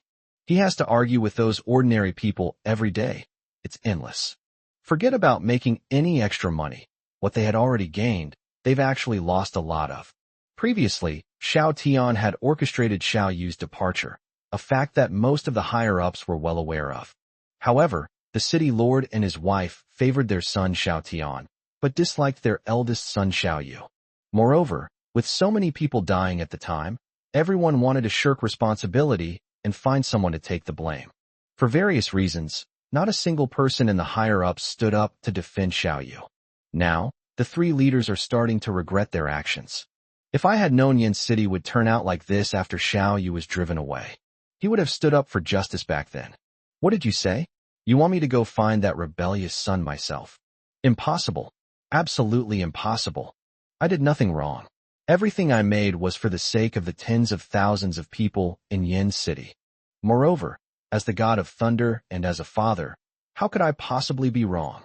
Xiao Ting glared at the three leaders, his eyes filled with anger, and also with a kind of impotent rage. Originally, he was not an incompetent person. Over the years, Xiao Yu has done everything by himself. This allowed him to live a life of ease and comfort, becoming accustomed to a life of luxury. Now, do you want him to admit his mistake and bow his head in shame? What a joke! How could he possibly make a mistake? Handle these things yourself, and you don't need to report to me anymore. Finally, after venting his anger, Xiao Ting waved his hand impatiently. No, Lord City Lord, the three leaders were dumbfounded. What the hell am I supposed to do? The problem is, there's not enough water right now. Does the city lord intend to personally go out to find a water source? Or should we let him, the third leader, find the water source himself? But these people are used to a life of luxury. Who would want to go into the forest and take risks? Let's find Xiao Yu as soon as possible. All right. Seeing that the three leaders refused to leave, Xiao Ting was furious, but he had to suppress his anger and patiently said, I'm not afraid to tell you. My Yin City will soon obtain a treasure. At that time, Yin City's strength will be greatly enhanced, and all problems will be solved. What treasure? The third leader looked suspicious and didn't quite believe it. Now, what could be more important than bringing Xiao Yu back? Lord City Lord, the four leaders have returned. The subordinate suddenly reported as the two were talking. Look, speak of the devil, and he appears. Xiao Ting immediately smiled and quickly invited the man in. However, when they saw the fourth leader, Mad Dragon, Xiao Ting and the third leader widened their eyes. At this moment, the four leaders, Mad Dragon, were covered in blood, and one of their arms was broken. A moment later, what did you say? So many people died, and that thing was still lost. After hearing Quanlong explain what had happened, Xiao Ting flew into a rage and smashed a bone-drinking cup on the ground. The Black Demon tribe was a very sharp knife in his hands. If any force dares to disobey, we will use them to destroy it. However, this knife has developed too rapidly in recent years, and it even seems to want to devour its master. Xiao Ting naturally couldn't tolerate this, and had been secretly investigating. The spies finally uncovered the secret of the Black Demon tribe. However, he was discovered by the other party and killed to silence him. Fortunately, Quanlong claimed that he had finally found the glowing tree and was sure he would be able to obtain it. With the glowing tree, Yin City will surely reach new heights, and the current problems will no longer be a problem. As a result, Xiao Ting waited with great anticipation for 3 days, but ultimately failed. Damn bastards. If Xiao Yu had wiped them out earlier, none of this mess would have happened. Upon hearing this, both leaders looked at the city lord in surprise. Back then, Xiao Yu almost wiped out the Black Demon tribe, a major scourge, in order to avenge his master and friend. At the last moment, didn't you send people to stop Xiao Yu? And forbade Xiao Yu from seeking revenge. Now, the Black Demon tribe has grown powerful and influential, even colluding with Flame City's sworn enemies to harm many of their own kind. For a moment, the two leaders looked at each other and could only shake their heads with wry smiles. This father and son are really good at shirking responsibility. Seeing that Xiao Ting was about to get angry, Quanlong could only cover his broken arm with one hand and kneel on one knee, saying, Lord City Lord, please calm down. Although we didn't get the treasure, I captured Black Poison Bee, the fifth leader of Black Earth City. I suspect that Black Earth City discovered us long ago and secretly moved the items. If we torture Black Poison Bee severely, we might be able to find the treasure. I'm leaving this to you. Hearing this, Xiao Ting's hope was rekindled. He was determined to get this treasure. Thank you, Lord City Lord. However, the fourth leader, Quanlong, thanked them, but then his tone changed and his eyes turned fierce. Lord City Lord, the Black Demon tribe colluded with outsiders to deliberately incite a beast tide, and they also joined forces with Black Earth City to besiege us, causing almost all of the dozens of brothers I brought with me to be killed or wounded. I beg your majesty, may I lead my troops to wipe out these beasts first. In his view, the Black Demon tribe had discovered them long ago, which led to the series of events that followed. So many of his men died. How could he not avenge such a deep-seated hatred? Moreover, the Black Demon tribe has developed so rapidly over the years and has amassed a considerable amount of resources. After wiping out that band of bandits and looting all the resources, he can at least swallow up most of them. Those bastards deserve to die? But Xiao Ting nodded in agreement. He also wanted to plunder the resources of the Black Demon tribe. However, thinking of his extremely rebellious eldest son, he waved his hand and said coldly, They're still at war with the Maple Leaf tribe. Wait until the Maple Leaf tribe is destroyed before you make your move. Chapter 34. From this day forward, it will be the guardian deity of my race. Upon returning to the tribe, as always, Hong Lian and Xinglan were waiting for him at the crossroads, and the other clansmen also came out to greet him. Everyone cheered excitedly when they saw him return safely. Huh? How did it get so much bigger again? And it looks more and more frightening. When you see the giant turtle that suddenly emerges from the ground, it seems to have grown more than 10 times its original size. The rock tortoise was originally only a dozen meters tall, but now it has reached tens of meters tall. Its enormous body is like a small mountain, exuding an extremely terrifying sense of oppression. In particular, Its ferocious dragon head displays its domineering and majestic presence at the top of the food chain. Everyone gasped and couldn't help but tremble. Even Honglian and Xinglan, who had previously lived up there, felt their legs go weak. "Don't be afraid, everyone." Seeing that everyone was very frightened, Xiao Yu smiled and reassured them. As he spoke, he waved his hand, and the earth dragon turtle slowly bent its knees and knelt down. The dragon head, which was over 10 meters long, was also lying prostrate on the ground, as docile as a puppy. Instantly, the entire massive mountain appeared much shorter, and the sense of oppression decreased significantly. "Call." Everyone breathed a sigh of relief. "Fellow clansmen." At this moment, Xiao Yu spoke again. Standing atop the dragon's head, he looked down at the crowd and declared loudly, "I hereby announce one thing. From now on, all members of my clan will move to live on the back of the earth dragon turtle. From this day forward, it will be our clan's guardian deity, protecting our clan for generations to come. Everyone, I'm giving you half a day to pack your things and get ready to move." The earth dragon turtle is only at the 5th level, yet its lifespan is over 1,000 years. If it continues to evolve, it will soon break through the 10,000-year mark. The earth dragon turtle of the future may live for tens of thousands, hundreds of thousands, or even hundreds of millions of years. As its master, Xiao Yu will naturally live forever, and the clan will also prosper for generations to come. Good, good, good. As soon as Xiao Yu finished speaking, everyone shouted in unison. Actually, everyone was completely bewildered and somewhat frightened when the leader said he wanted to live on the tortoise. They were so scared just getting close to the turtle that their legs went weak. Did they really want to live on it? However, in the hearts of all the clansmen, Xiao Yu was already like a god. Since it was his decision, no one objected, despite their fear of the earth dragon turtle. After Xiao Yu finished speaking, everyone immediately got to work. On the back of the earth dragon turtle, Xiao Yu first introduced June and the Honglian sisters to each other. The two sisters were kind-hearted. When they learned about June's background and experiences, they were both shocked and felt great sympathy for her. They said that if June was willing, they would take care of her as their own sister. June also felt very warm and cozy about the harmonious atmosphere of the Maple Leaf tribe. However, she always thought of her sisters and refused to stay. "Xiao Yu, are we moving today? Isn't that too much of a rush?" Seeing that Xiao Yu was ordering his clansmen to move immediately, Honglian looked worried. After all, it took Xiao Yu more than an hour to build a house for the two of them before. Now, there are more than 200 people in 60 or 70 households, and dozens of houses need to be built. Even Xiao Yu would need to work tirelessly for several days and nights to complete the construction. As a result, another scene that shocked the girls occurred. Xiao Yu moved large amounts of rocks and soil directly from the ground and began construction. After advancing to the 5th rank, his mastery of earth power became even more refined, allowing him to build houses with a mere thought. Furthermore, after evolving, the earth dragon turtle's intelligence has increased significantly, and it can even help build houses. Therefore, the construction of houses for 200 people was completed in just 2 or 3 hours.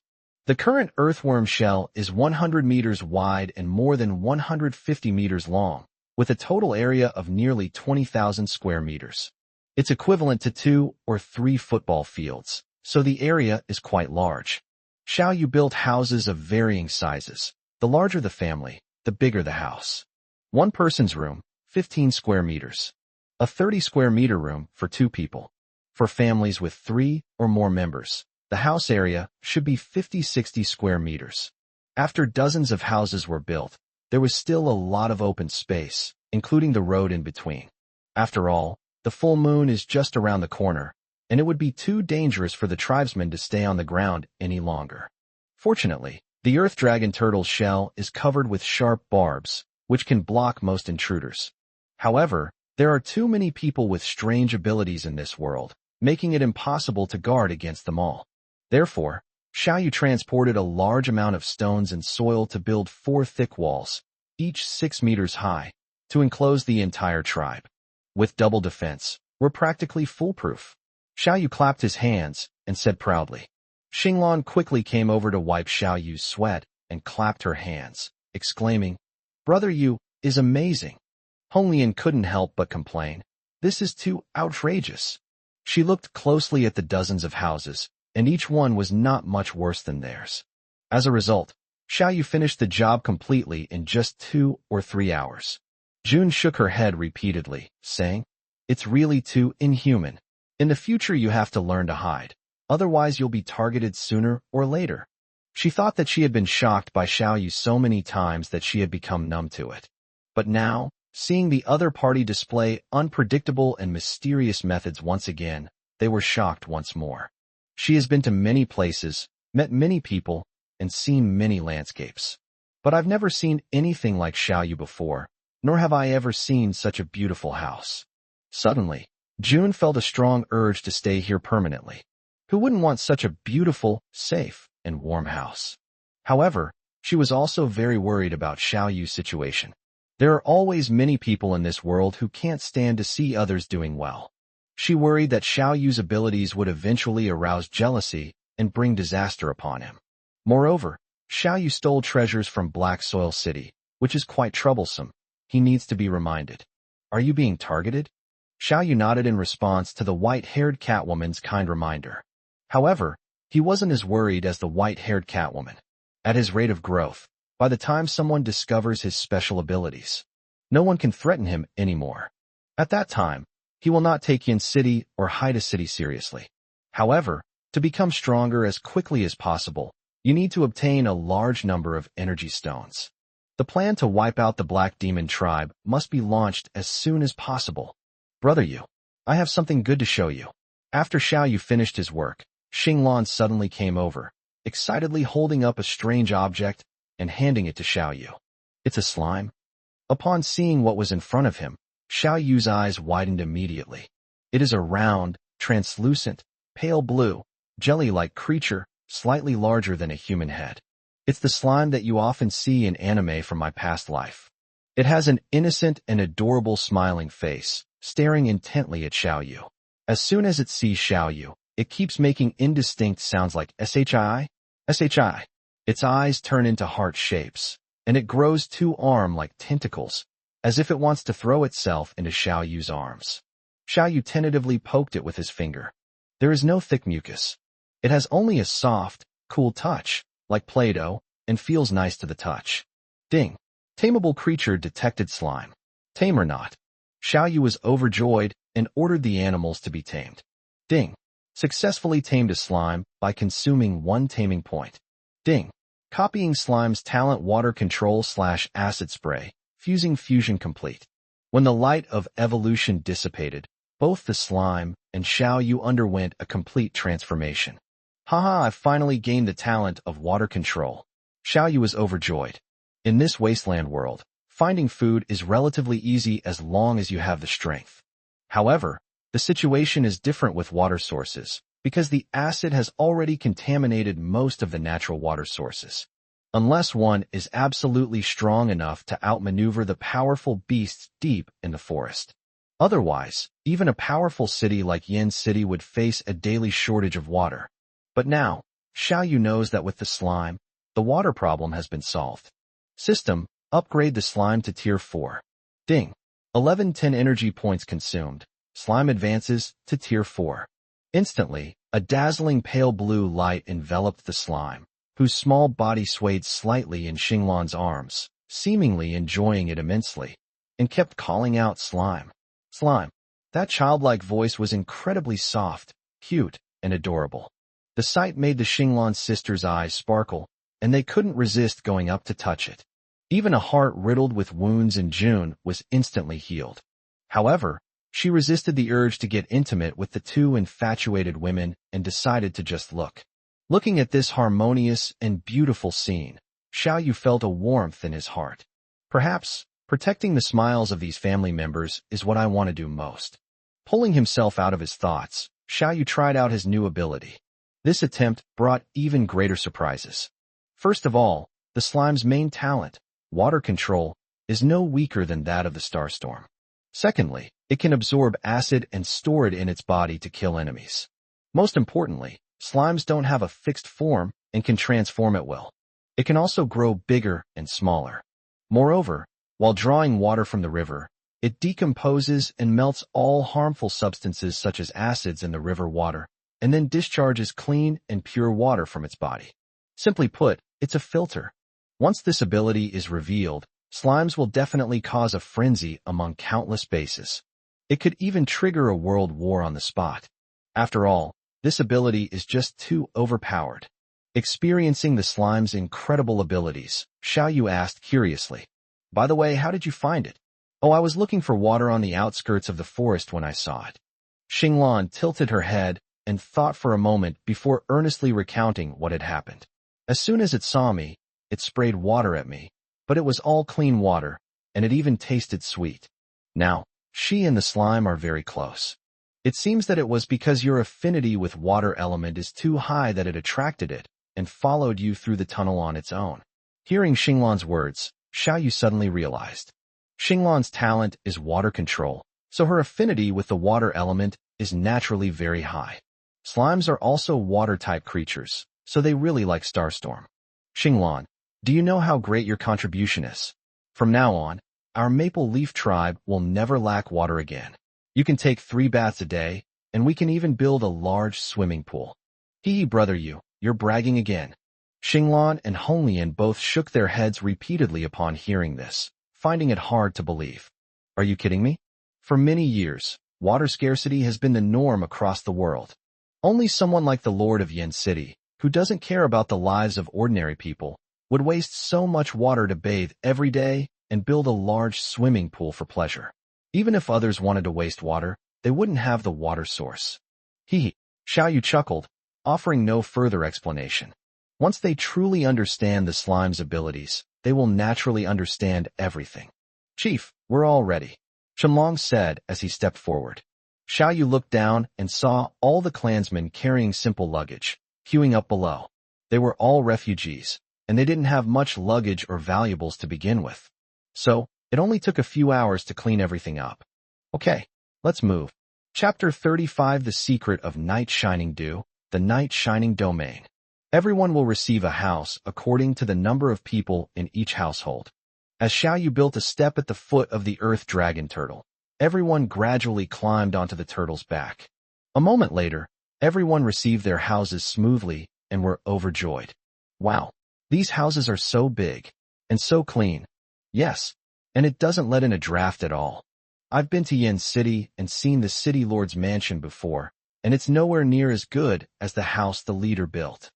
Living in the stone house, I no longer have to worry about attacks from ferocious beasts. I can finally sleep soundly. Thank you, Chief. I, Shenlong, am willing to die for you. I will go through fire and water without hesitation. Me too. After all, the nights in the wilderness are often only 1 or 2 degrees Celsius. And the thatched huts they lived in were always drafty. Many people wake up in the morning feeling frozen. Many people did not die of hunger or thirst, but froze to death. Many migrant families of 3 or 4 squeeze into a few square meters of thatched huts. It was so cold at night that we could only huddle together for warmth. Therefore, the refugees dreamed of owning a house built of stone their whole lives. Although the house Xiao Yu built was not large, it was a small apartment. However, it was 10 times larger than the tiny thatched hut they used to live in. It was simply paradise. Each of these houses is even more grand and sturdy than Xiaoting's city lord's mansion. Therefore, everyone was extremely grateful to the leader for bestowing upon them a house that resembled a work of art, and they all knelt down and kowtowed to express their gratitude. A few moments later, everyone had finished moving in and settled in. Xiao Yu glanced at the sky. Night was gradually falling. Long before, he had raised the height of his and Honglian's house by several meters and built a large courtyard to enclose the 2 houses, instantly making the house look more upscale. Of course, the most important thing is the glow-in-the-dark tree. Besides condensing into luminous dew at night, during the day, the glow-in-the-dark tree has another function. The sun was high in the sky, and the outside temperature was over 40 degrees Celsius, making it extremely hot and dry. But Xiao Yu's courtyard was cool and comfortable, like it was air-conditioned, with a temperature of only about 25 degrees Celsius. They are like heaven and earth. At this moment, Xiao Yu had already replanted the glowing tree, which was now in the middle of the courtyard. As darkness fell, the bioluminescent trees began to emit a soft green glow, which grew stronger as the night deepened. It is both extremely warm and cool and comfortable, making people feel incredibly refreshed. The plants found at the night glowing tree outpost were also transplanted here. They formed a circle around the glow in the dark tree. Go. Order everyone to come here. As soon as Xiao Yu gave the order, all the clansmen immediately gathered together. Once everyone had arrived, Xiao Yu looked at the small tree. Without hesitation, he immediately stepped forward and placed his hand on hers. Ding! A tameable plant has been detected. Do you wish to tame it? Domesticate. Ding! 1 taming point consumed. Successfully tamed the plant night shining tree. Advanced to Tier 1. Copy. Ding! Copying the glowing tree talent. Catalyst. Fusion in progress. Fusion complete. Previously, Xiao Yu had tried to domesticate vegetables such as tomatoes and cabbages one by one. However, the system showed that these plants had too short a lifespan. Even if they are domesticated, they only live for a few months, so they are not very useful. But glow-in-the-dark trees are completely different. Xiao Yu knew at the moment he saw the glowing tree. The Black Demon tribe grew and prospered in just a few years, largely due to this glowing tree. At that moment, a beam of emerald green light appeared out of nowhere and instantly enveloped the night glow tree. Then, the glow-in-the-dark tree, which was originally half a person's height, suddenly shot up to more than a meter tall. The treetops swayed, emitting a dazzling, emerald green light that illuminated the entire courtyard. Ouch! That feels so good. In an instant, everyone gasped. I couldn't help but take a deep breath and close my eyes to enjoy it. There's no way around it. It's just so comfortable, and it's not just the cool sensation that's refreshing. Furthermore, the green light was dazzling, yet it wasn't glaring at all. Moreover, as soon as I came into contact with the green light, I felt my blood surging. Those young and strong men who train regularly even feel that their strength has improved. Bathed in the green light, Xiao Yu was overjoyed. He crouched down and looked at the plants around the glow in the dark tree. A thought suddenly occurred to him. A beam of emerald green light emanated from my index finger, which I lightly touched a tomato plant. Instantly, the tomato vines, which had been drooping since being transplanted, perked up and bloomed, emitting a faint fragrance. But that's all there is to it. It did not continue to grow, nor did it bear fruit or mature immediately. However, it also made Xiao Yu realize the power of the night shining tree. He gave the system another order, directly evolving it to the 4th tier. Ding! Consuming 1110 energy points, the Tier 1 glowing tree has successfully evolved to Tier 4. Ding! The glowing tree's talent has evolved, gaining the glowing domain. Ding! Copying the glowing tree talent, glowing domain. Fusion in progress. Fusion complete. At this moment, the glow-in-the-dark tree has grown taller and taller at a rapid pace. In the blink of an eye, it has grown from a little over 1 meter tall to over 10 meters, 20 meters, 50 meters, 80, 100 meters. The glow-in-the-dark tree is now over 120 meters tall. Its roots are 200 to 300 meters long, spreading across the entire back of the turtle. The green light that was originally emitted could only cover half of the courtyard. But now, the houses have expanded several times over, almost covering half of the tribe. Even when these tribespeople are in their own houses, they can absorb the essence of the night light. At this moment, many people on the scene were sitting cross-legged with their eyes closed, following the cultivation posture that Xiao Yu had taught them, desperately absorbing the essence of the night glow emitted by the night glow tree. This scene looked like a group of cultists performing some kind of ritual, because they could feel that the emerald light was full of rich life force. Then, suddenly, I've finally broken through. Chenlong, who had been stuck at the peak of the 3rd tier, suddenly shouted and jumped up. His aura surged dramatically, his muscles swelled, and he was filled with power. At this moment, he has finally become a 4th tier powerhouse. I've broken through too. Soon, someone else exclaimed in surprise and suddenly opened their eyes. Me too. There were many such exclamations. More and more. The Maple Leaf tribe has only a few dozen young and middle-aged men. In order to repay the leader's great kindness. During this period, they trained extremely hard, practicing boxing and swordsmanship. Finally, After being nourished by the luminous realm, his physical body underwent a complete transformation, resulting in a significant improvement. The glow-in-the-dark area lasts for half an hour each day. During evolution, the light is especially intense, and the effect of nourishing the physical body is optimal. Half an hour later, the light faded, and everyone opened their eyes, still wanting more. Most people broke through a small level on the spot. Among them, several second-tier individuals successfully advanced to third tier. The remaining 80% all broke through to a higher realm. In just one fell swoop, the entire Maple Leaf tribe underwent a dramatic transformation in strength. Rustling. Just then, a rustling sound of leaves rubbing together arose. Xiao Yu quickly looked down, and his eyes widened in surprise. The newly blossoming tomato plants scattered their petals, revealing cherry-like green fruits. Then, under the glow of the night sky, these green fruits grew rapidly, slowly turning red. Finally, it became completely vibrant and luscious. Meanwhile, the cabbages and corn next to them were also growing at a visible rate. From sprouting to flowering and fruiting, it's all done in the blink of an eye. All of the dozen or so plants we obtained earlier have flowered, borne fruit, and matured completely. The cherry trees and wild vegetables that Xiao Yu collected in the forest also quickly blossomed and bore fruit. In an instant, the entire courtyard was filled with the fragrance of vegetables and fruits. Chapter 36 Catwoman reveals her true form, Pet Catwoman. Now I know what the glow in the dark field is for. Xiao Yu looked around and understood what was going on. The so-called luminescent field can convert light sources into energy. The stronger the sunlight during the day, the wider the range of the luminous field and the greater its power. Conversely, when dark clouds block out the sun, sunlight cannot be absorbed, and the glowing field cannot be used at night. Pulling his thoughts back, Xiao Yu opened his personal panel again. Host, Xiao Yu. Realm, 5th rank. Taming points, 2 refreshes daily, can be accumulated. Energy points, 13255. Talents/skills, level 5 earth power, level 5 petrification, level 4 poison resistance, level 4 speed, level 4 blink, level 4 burrow, level 4 water control, level 4 night glow.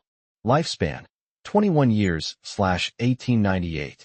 Pets, Earth Dragon Turtle Tier 5, Lightning Sable Tier 4, Mountain Leopard Tier 4, Glowing Tree Tier 4, Slime Tier 4. It seems that the lifespan of domesticated plants has also increased significantly by several hundred years. Moreover, all aspects of their abilities have been significantly improved. Xiao Yu's lifespan increases by 400 to 500 years when he evolves the Night Shining Tree to the 4th tier. The others were simply enveloped in the glowing field, which also brought them considerable benefits. Xiao Yu was the one who created the luminous field, so he was bathed in even more green light, which greatly enhanced his physical body. In short, he is already an invincible being among the 5th tier beings. Combined with his various powerful skills, most 6th tier opponents are no match for him. That's enough to start a direct war with the Black Demon tribe. Meow. Just as Xiao Yu was trying out his new ability, a clear meow suddenly rang out from the home of the 2 women, Honglian and Xinglan. Upon hearing the shout, Xiao Yu frowned and rushed over. Honglian and Xinglan also found it strange and quickly followed. Don't come in. However, before the 3 of them even entered the house, Jun shouted. Honglian and the other 2 women exchanged a glance and stopped in their tracks, while Xiao Yu rushed straight into the house. At this moment, Jun was lying on the bed like a cat, arching her back and sticking her buttocks out high, assuming an attack posture, with a cat tail swishing back and forth behind her. However, its original white fur and light blue pupils have completely changed. The white fur turned completely black, and the pair of light blue pupils became vertical cat pupils, one blue and one green. At this moment, those vertical pupils were staring intently at Xiao Yu, their eyes filled with pain, ferocity, and malice. Don't come any closer. I don't want to hurt you. Upon seeing Xiao Yu, Jun roared in anguish. At this moment, although her appearance had undergone a complete transformation, she still retained her rationality. She didn't want anyone to see her true self.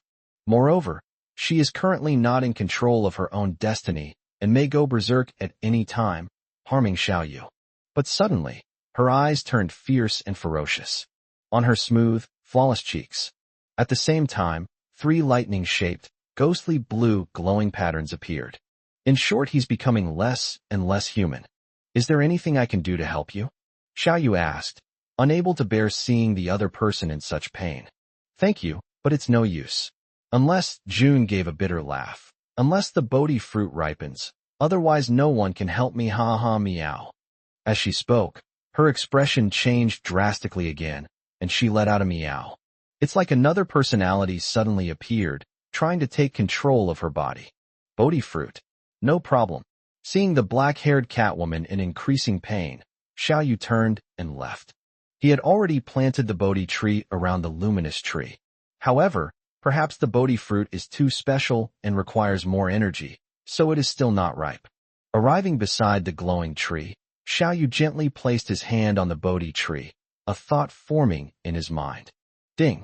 A tameable plant has been discovered, the Bodhi tree. Do you wish to tame it? Yes. Tame them. Ding! 1 taming point consumed. Bodhi tree successfully tamed, advancing to the next tier.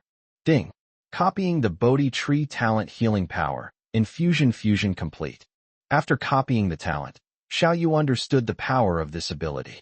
By consuming one's own physical and mental energy, one can perform certain healing methods. To replenish others' physical and mental strength, heal injuries, and even replenish their life force.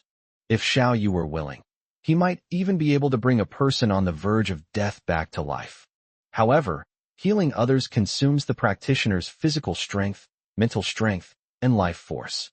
Therefore, unless someone is particularly important to Xiao Yu, he would never use them casually. Pulling himself out of his thoughts, Xiao Yu looked at the Bodhi tree.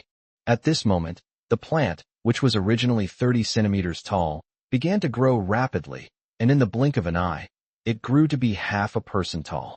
It had originally grown 3 crystal-clear flowers, but the tear-shaped flower centers inside had not yet fully formed.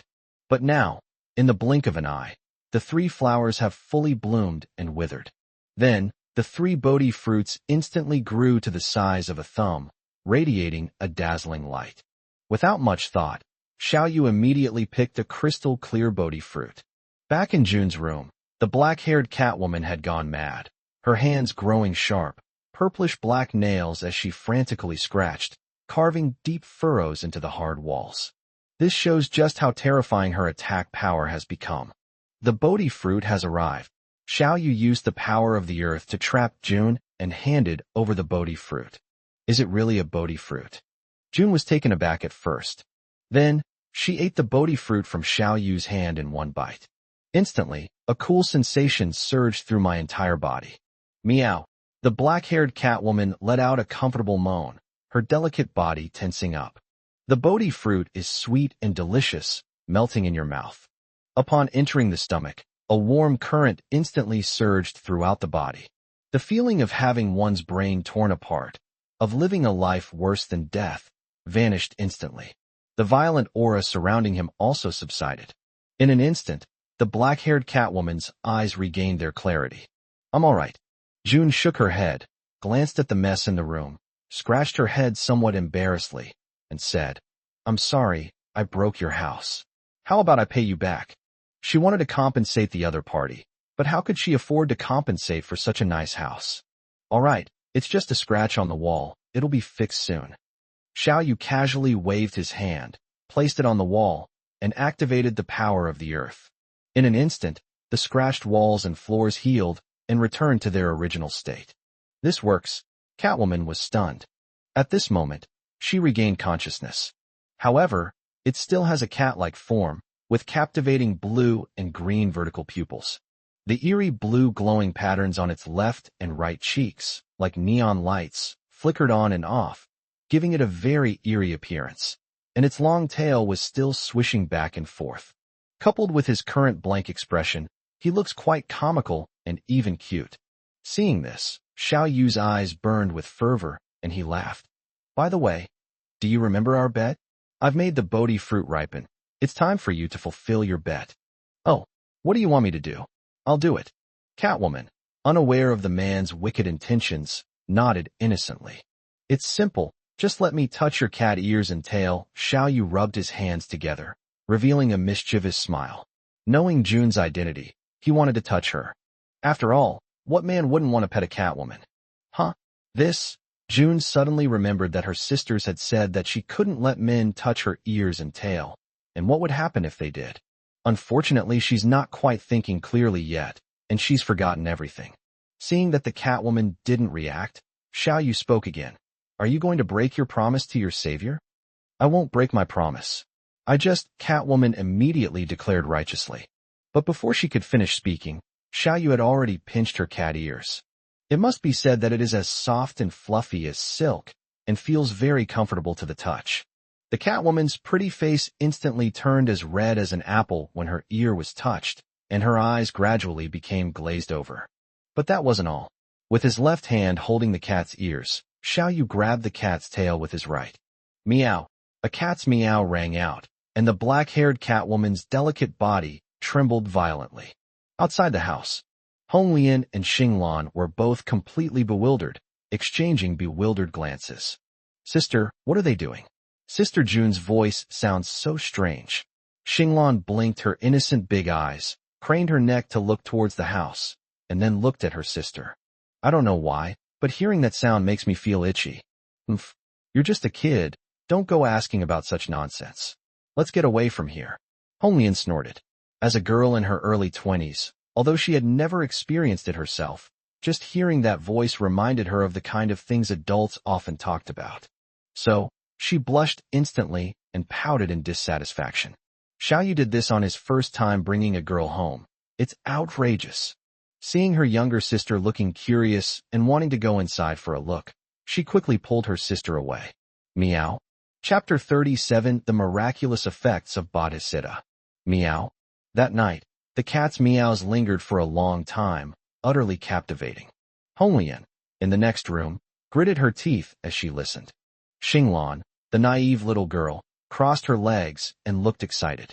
I would occasionally think of going over to eavesdrop. Finally, she was beaten up by her furious older sister and could only go to sleep with a pout. But what Hong Lian didn't know was that her sister had a dream that very night. In her dream, Xinglan discovered that the person in the room had transformed into herself and was doing strange things with Brother Yu. The next day, Xiao Yu walked out of the room feeling refreshed and bumped into the two sisters. One woman had dark circles under her eyes and looked resentful, while the other blushed shyly when she looked at him. This left Xiao Yu completely bewildered, utterly confused. Inside the room, hearing the sounds outside, June slowly opened her eyes. She stared blankly at the ceiling. As soon as it got light, she returned to her white fur and white eyes state, and her tail also turned white. But thinking about what happened last night made her feel ashamed and indignant. The man kept playing with her ears and tail, eventually pulling her to. Oh no.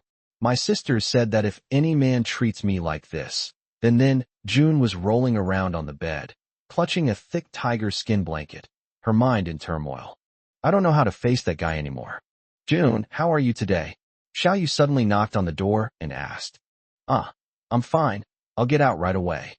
June jumped up instantly inside the room. When the two met again, she had put her black hood on again. Last night, how long has it been since you took a shower?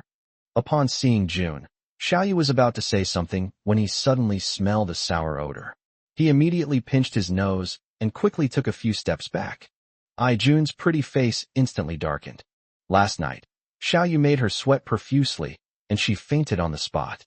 She woke up feeling sticky all over and was very uncomfortable.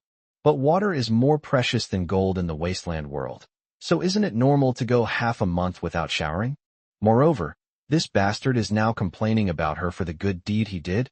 Go take a shower quickly, and we'll have breakfast together after you're done, Xiao Yu said with a smirk. He waved his hand, and a wooden bucket appeared in front of him. Then, a large amount of water gushed from his palm, instantly filling the entire bucket. Why use so much water for a bath? It's such a waste, the white-haired Catwoman refused. She only uses a fifth of the bucket of water each time she takes a bath, since she doesn't even have enough water to drink. It stinks. How can I wash properly with so little water? Xiao Yu fanned the water with his hand and urged. After being met with his disdain, the white-haired Catwoman was somewhat indignant and had no choice but to obediently go take a bath. This was the first time she had taken a shower in half a month, and it was also the time she had wasted the most water.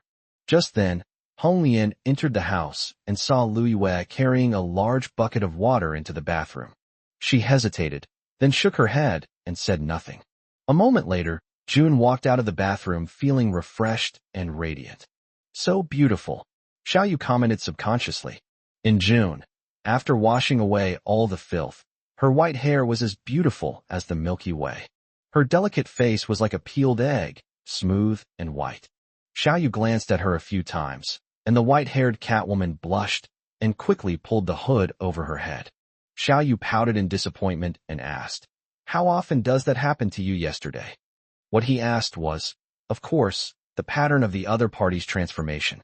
He knew that June was very sensitive to her past experiences. However, without understanding the situation clearly, you can't help the other party.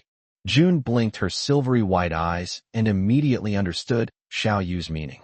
She didn't hide anything. The mind of a ferocious beast is already extremely chaotic and loses its mind. After I merged with the power of that monster, I would turn into that ghostly appearance every night. Moreover, every time I use the monster's power, a chaotic, bestial force tries to take over my consciousness, giving me splitting headaches and making me feel like I'm dying. Yesterday, due to my injury, I was unable to suppress my animalistic instincts and was almost completely consumed by them. If you hadn't come to my rescue in time, I would have become a monster capable only of killing. At this point, June looked up at the young man in front of her, her eyes filled with tenderness and gratitude. Last night was a close call. This man is her angel. He saved her again. Did you recover after taking the Bodhi fruit? Hearing this, Xiao Yu already had a guess in his mind and asked, "My physical condition has indeed improved a lot, and the injuries I sustained yesterday have also mostly healed." June carefully sensed her physical condition, a hint of surprise on her face. In the past, after she transformed, her consciousness would become somewhat blurred, and she often couldn't control her body. She'll either scratch other companions or scratch herself. However, after consuming the Bodhi fruit, she instantly regained consciousness. June felt that she definitely wouldn't transform again tonight. In addition, the injury I sustained yesterday has mostly recovered. But soon, June shook her head with a wry smile. It can only maintain its transformation for about 15 days, provided that the monster's power is not used. The effects of the Bodhi fruit will quickly wear off once the monster's power is used in the transformation. Without using the power of monsters, she is just an ordinary 4th-tier monster with average combat strength. From now on, if she encounters a human pursuit again, she will have no chance of escape. Is that really the case? Upon hearing this, Xiao Yu's heart sank. He became increasingly certain of his guess. June gained immense power from ferocious beasts, but while that power was extremely strong, it was also incredibly violent and ferocious, placing a tremendous burden on her body every time she used it. The more you use it, the less human it becomes. Until, completely corrupted by the monster's bestial nature, he became a bloodthirsty monster. It's already quite good that you were able to temporarily suppress the transformation and beastly nature. I still want to thank you. Seeing that Xiao Yu looked somewhat disappointed, the white-haired Catwoman smiled and comforted him. This man has helped her enough. She doesn't want to keep bothering him. As long as it works. Anyway, you've already agreed to stay. From now on, you'll be crafting weapons specifically for me. I'll give you enough Bodhi fruits, and you won't be tormented by your beastly nature anymore, Xiao Yu assured him.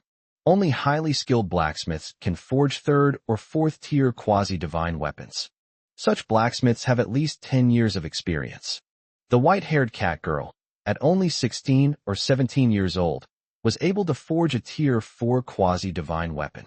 This shows she has good talent. With proper training, she will be able to forge a true divine weapon sooner or later. However, he was not very satisfied with the effect of the Bodhi fruit. The Bodhi tree is only at the 1st stage now, and can only bear 3 fruits per month, with each fruit taking 10-15 days to ripen. But what if it continues to evolve? One could last for at least several months. Since I'm not leaving in June anyway, I might as well use her to test things out first. Stay. June was slightly taken aback. She seemed to have agreed to it before. Xiao Yu made the Bodhi fruit ripen ahead of time so that he could keep it for himself?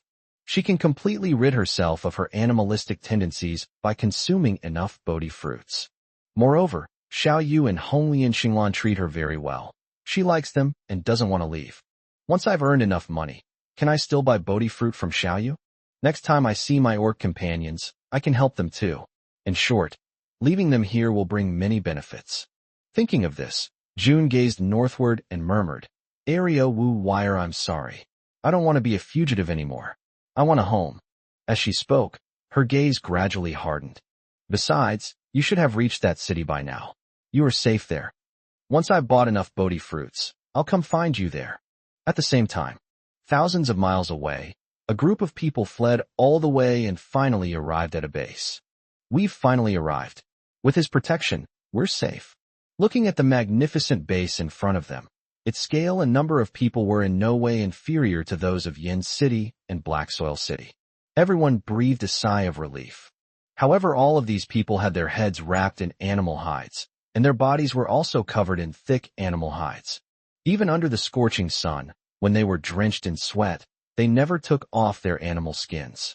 What's most unusual is that they hid in the woods until late at night before quietly entering the city. They were June's companions, a group of orcs.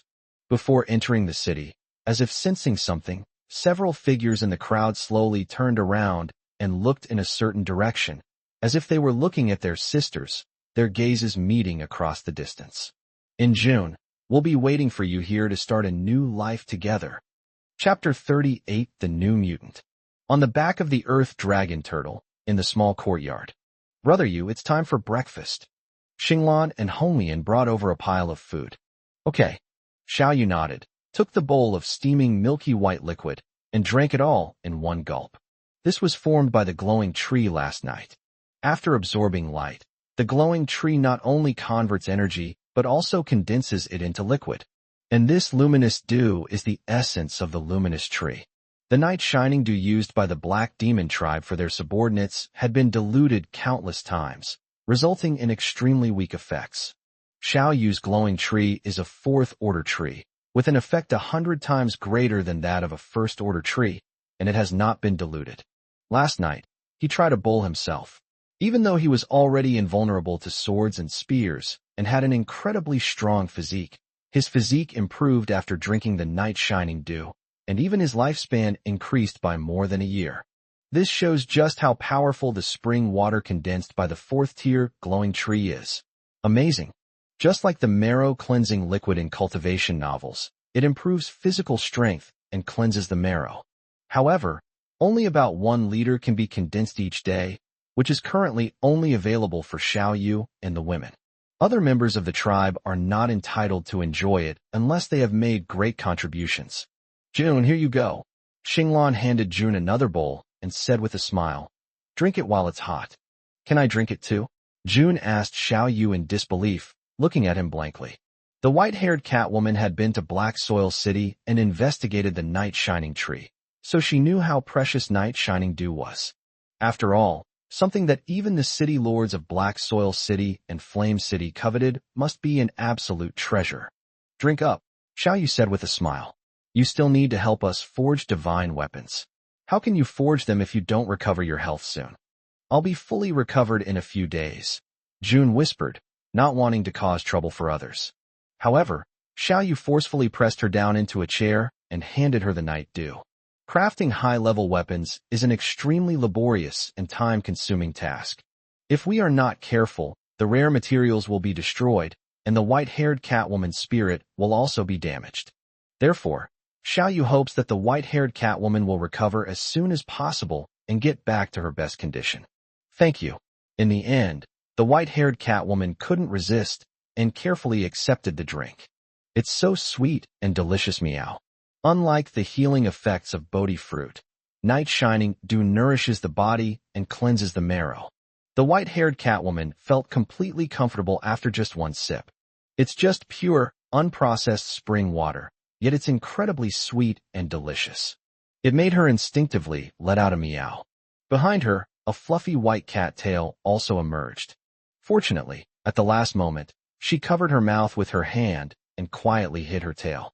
When she cautiously looked up, she found that Xiao Yu and the other two were either drinking their own night dew or chewing on roasted meat. None of them looked up at her or laughed at her. Jun's eyes reddened slightly, and she whispered, "Thank you." Honglian and Xinglan prepared a very lavish breakfast. Each person receives a bowl of authentic night shining dew and a serving of roasted beast meat. Such a configuration is already the epitome of luxury for others. However, Xiao Yu was not satisfied. He went to the glow-in-the-dark tree and picked 4 bright red tomatoes, handing one to each of the 3 women. "One for each of you, have a taste." "Brother Yu, I remember you taught us before that if you see this kind of wild fruit in the wild, the more beautiful it looks, the more poisonous it is." "This fruit looks so beautiful and delicious," Xinglan said, unable to help but shrink her neck. Honglian and Luiyuan nodded repeatedly. This fruit looks tempting and smells even more tempting. But they dared not eat it.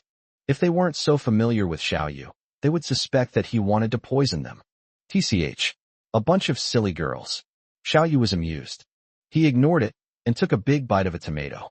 The 3 women were startled and immediately tried to stop him, only to find that Xiao Yu was completely unharmed.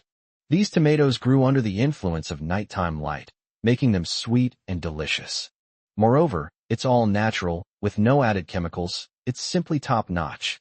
As Xiao Yu bit into the tomato, a large amount of juice splashed onto the 3 women. A few drops of tomato juice sprayed onto Xinglan's lips. She smelled an enticing aroma and instinctively stuck out her pink tongue to roll the drops of tomato juice into her mouth. Those sapphire eyes lit up immediately, and they picked up the tomato and started eating it. Sweet and sour, so delicious. This is the best thing I've ever eaten. Really not poisonous? Seeing this, Honglian and Luiyue finally couldn't hold back anymore. Next, the 3 women ate the tomatoes, skin and all, at a speed visible to the naked eye. "What is this? Why does it taste so good?" June stuck out her pink tongue, licked the tomato juice off the corner of her mouth, savoring the sweet and sour taste, completely satisfied. The white-haired Catwoman felt that after eating tomatoes, she had no appetite for anything else. You should know that when she was wandering around, she went to several bases and stole a lot of good food. But none of them can compare to 1/10 the size of a tomato. She suspected that if those important figures knew that Xiao Yu had such delicious food, they would definitely come and snatch it away. I need to remind Xiao Yu later to hide these treasures well. After finishing breakfast, Honglian took out a piece of parchment and reported to Xiao Yu.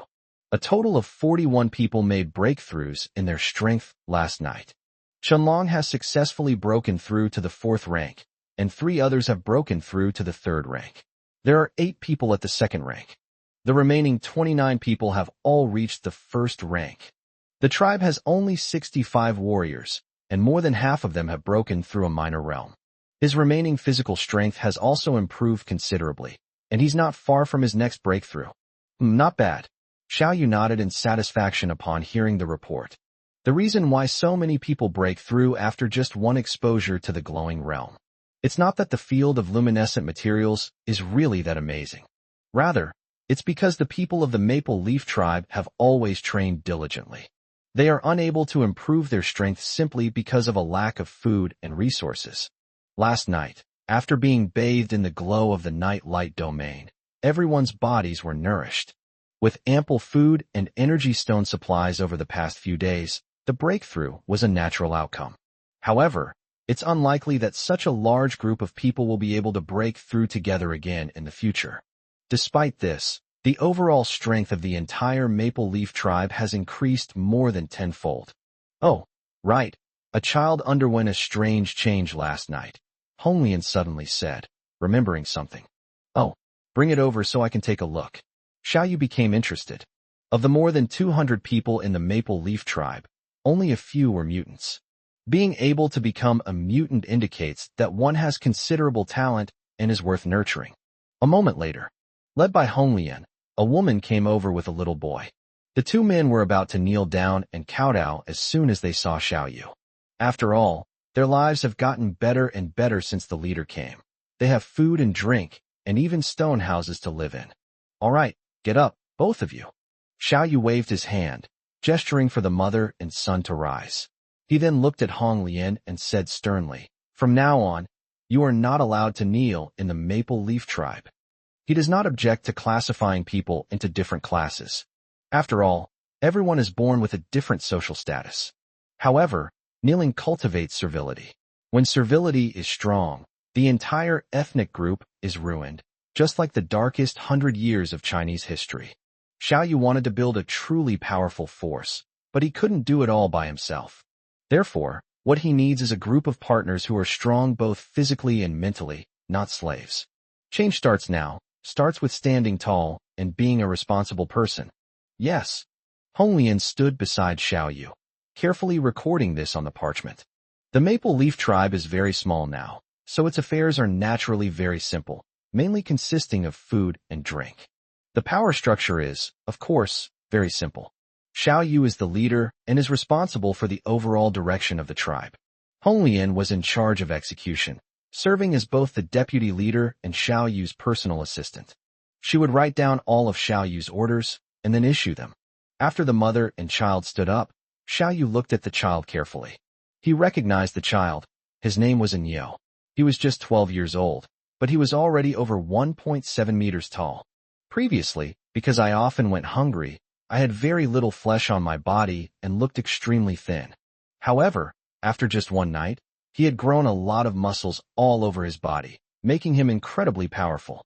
Most notably, 2 small horns, like cow horns, had grown on his forehead. Xiao Yu tested Nyo and found that his single arm strength had exceeded 300 jin. His physique far surpasses that of most adults, and this is without any training.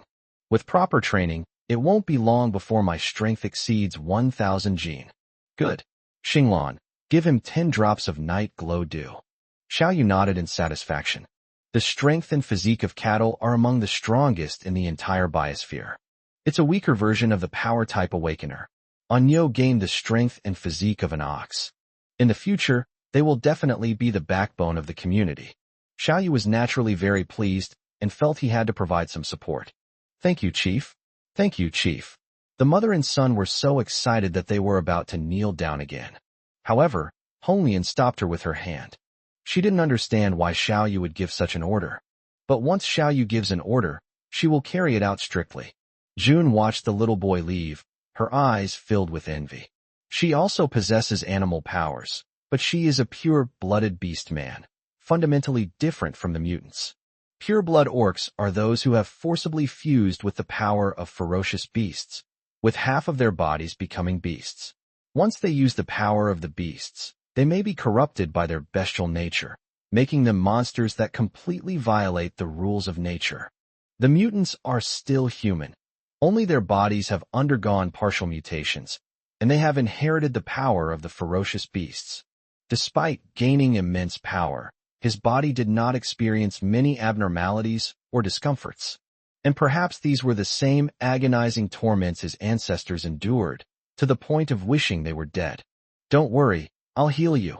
Xiao Yu guessed what the Catwoman was thinking and comforted her. After all, he had already received healing power from the linden tree. If you can save someone on the verge of death, how can you not save a living person? June's power comes from the Shadow Cat. Once mastered, she becomes an extremely powerful assassin. Therefore, Xiao Yu wanted to cure her so that he could obtain a fighter stronger than an awakened. June nodded with a wry smile, without saying anything more. How are the preparations for the battle going? Xiao Yu asked Honglian seriously. Upon hearing this, both Honglian and Xinglan frowned slightly, their faces showing a hint of worry. Honglian thought for a moment, then carefully chose her words and said, "Brother, our tribe is too weak. Can we really wage a full-scale war against the Black Demon tribe? Should we wait a few more days?" Xiao Yu asked how the preparations were going, specifically the preparations for the final battle against the Black Demon tribe. In the past few days, he has defeated the Black Demon tribe several times. But that was before they encountered the main force of the Black Demon tribe, and there was no direct confrontation.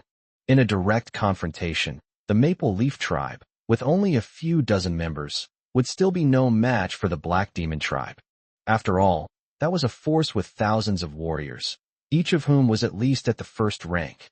After bathing in the glowing realm last night, Honglian and her sister drank the glowing dew, and their bodies recovered considerably. So, if we wait a few more days, both sisters will be able to break through their limitations and help relieve their brother's burden. No need to wait. Tomorrow, on the night of the full moon, we will annihilate the Black Demon Tribe, Xiao Yu said with certainty. The Black Demon Tribe leader was only a 6th-tier mutant. Facing him with his numerous methods, he was no match at all. Besides, he doesn't necessarily have to take action personally to destroy a force. He has plenty of ways to do it. Seeing Xiao Yu's confidence, Honglian stopped trying to persuade him. She looked through the parchment in her hand and said, "Everyone has been training very hard during this period. They have mastered the Wing Chun knife skills you taught them, and their combat power has improved a lot. They are ready to fight at any time. However, if war were to actually break out, there would be a very serious problem." "Oh, what's the problem?" Xiao Yu asked, puzzled. Every night, Honglian would diligently learn about the current situation of the tribe. "I write down any problems I encounter immediately. If she can solve it herself, she should do so and then report back to Xiao Yu. If you can't solve it yourself, talk to Xiao Yu and try to find a solution together." Chapter 39. The expedition begins. The Dark Demon Tribe is annihilated. Tomorrow is the night of the full moon. The beasts in the forest are extremely ferocious right now. Going into the forest to find water is suicide. The warriors can go a month without bathing, but now we don't even have drinking water. For people in the wilderness, no one cares if they are dirty and smelly. Survival is what matters. However, without water to drink, let alone fighting, people will actually die. "There's really no other way. I guess I'll just have to trouble Xinglan," Honglian said with a wry smile. Xinglan is only at the 3rd level of strength, and it's already a struggle for him to gather drinking water for several hundred people every day. Honglian didn't want her sister to suffer so much, but for the sake of the clan, she had no other choice. As he spoke, he couldn't help but glance at the white-haired Catwoman beside him. She and her sister hadn't showered for several days, and they were all sticky and uncomfortable. "No need. From now on I'll take care of the water supply," Xiao Yu quickly said. A water elemental awakener's ability to gather water, like his healing spells, requires both physical and mental energy. Xinglan often exhausted herself to the point of fainting in order to gather water for her people. "Now that I have a slime, how could I possibly let this little sister suffer so much? Gather everyone immediately. I'll lead you to find a water source." A moment later, everyone who had received the order gathered outside the courtyard. At Xiao Yu's command, the earth dragon turtle slowly rose to its feet. Immediately, everyone on the turtle's back felt a slight tremor and then set off. After walking only a few miles, the earth dragon turtle suddenly stopped. "Everyone, I've found a water source," Xiao Yu said with a wave of his hand. "What? So fast?" Everyone was overjoyed and immediately looked down from the city wall. As a result, all they saw was a river emitting green light and black smoke. The green light and black gas are caused by pollution. If an ordinary person puts their hand in a severely polluted water source, they will come out as nothing more than a skeleton. It's 100 times more poisonous than arsenic. Is it even safe to drink? "Chief, where's the water source you're looking for?" Everyone looked around, completely bewildered. The 3 women, Honglian and her companions, also looked puzzled and huddled together, whispering amongst themselves. Xiao Yu said yesterday that he could find an inexhaustible water source. He's really overblown the hype. It'll be so embarrassing if he can't find a water source later. So let's not make fun of him. Let's save him some face. Honglian sighed and shook her head in disappointment. "I thought Xiao Yu could create another miracle." Unexpectedly, he was just joking. But thinking about it, it makes sense. Even Xiao Yu in the past couldn't find many water sources, only enough to keep people from dying of thirst. Is Xiao Yu any more powerful now than before? "Sister, I can still gather water. It's okay if brother you can't find a water source." Xinglan clenched her little fist and whispered her assurance, although it's a little tiring. After each time she collected the water, she felt dizzy and exhausted. For brother Yu, no matter how hard or tiring it is, it's all worth it. Not far away, Xiao Yu couldn't help but roll his eyes. A bunch of ignorant little girls are gossiping about him behind his back. They should be quieter. I'll show you just how amazing my new pet really is. With this in mind, Xiao Yu first used the power of the earth to build a large reservoir on the back of the earth rock turtle. There are also ravines that connect directly to the outside world. After doing all this, Xiao Yu shouted, "Slime, go!" As he spoke, he suddenly threw the slime in his arms into the river below. Ah, Shi.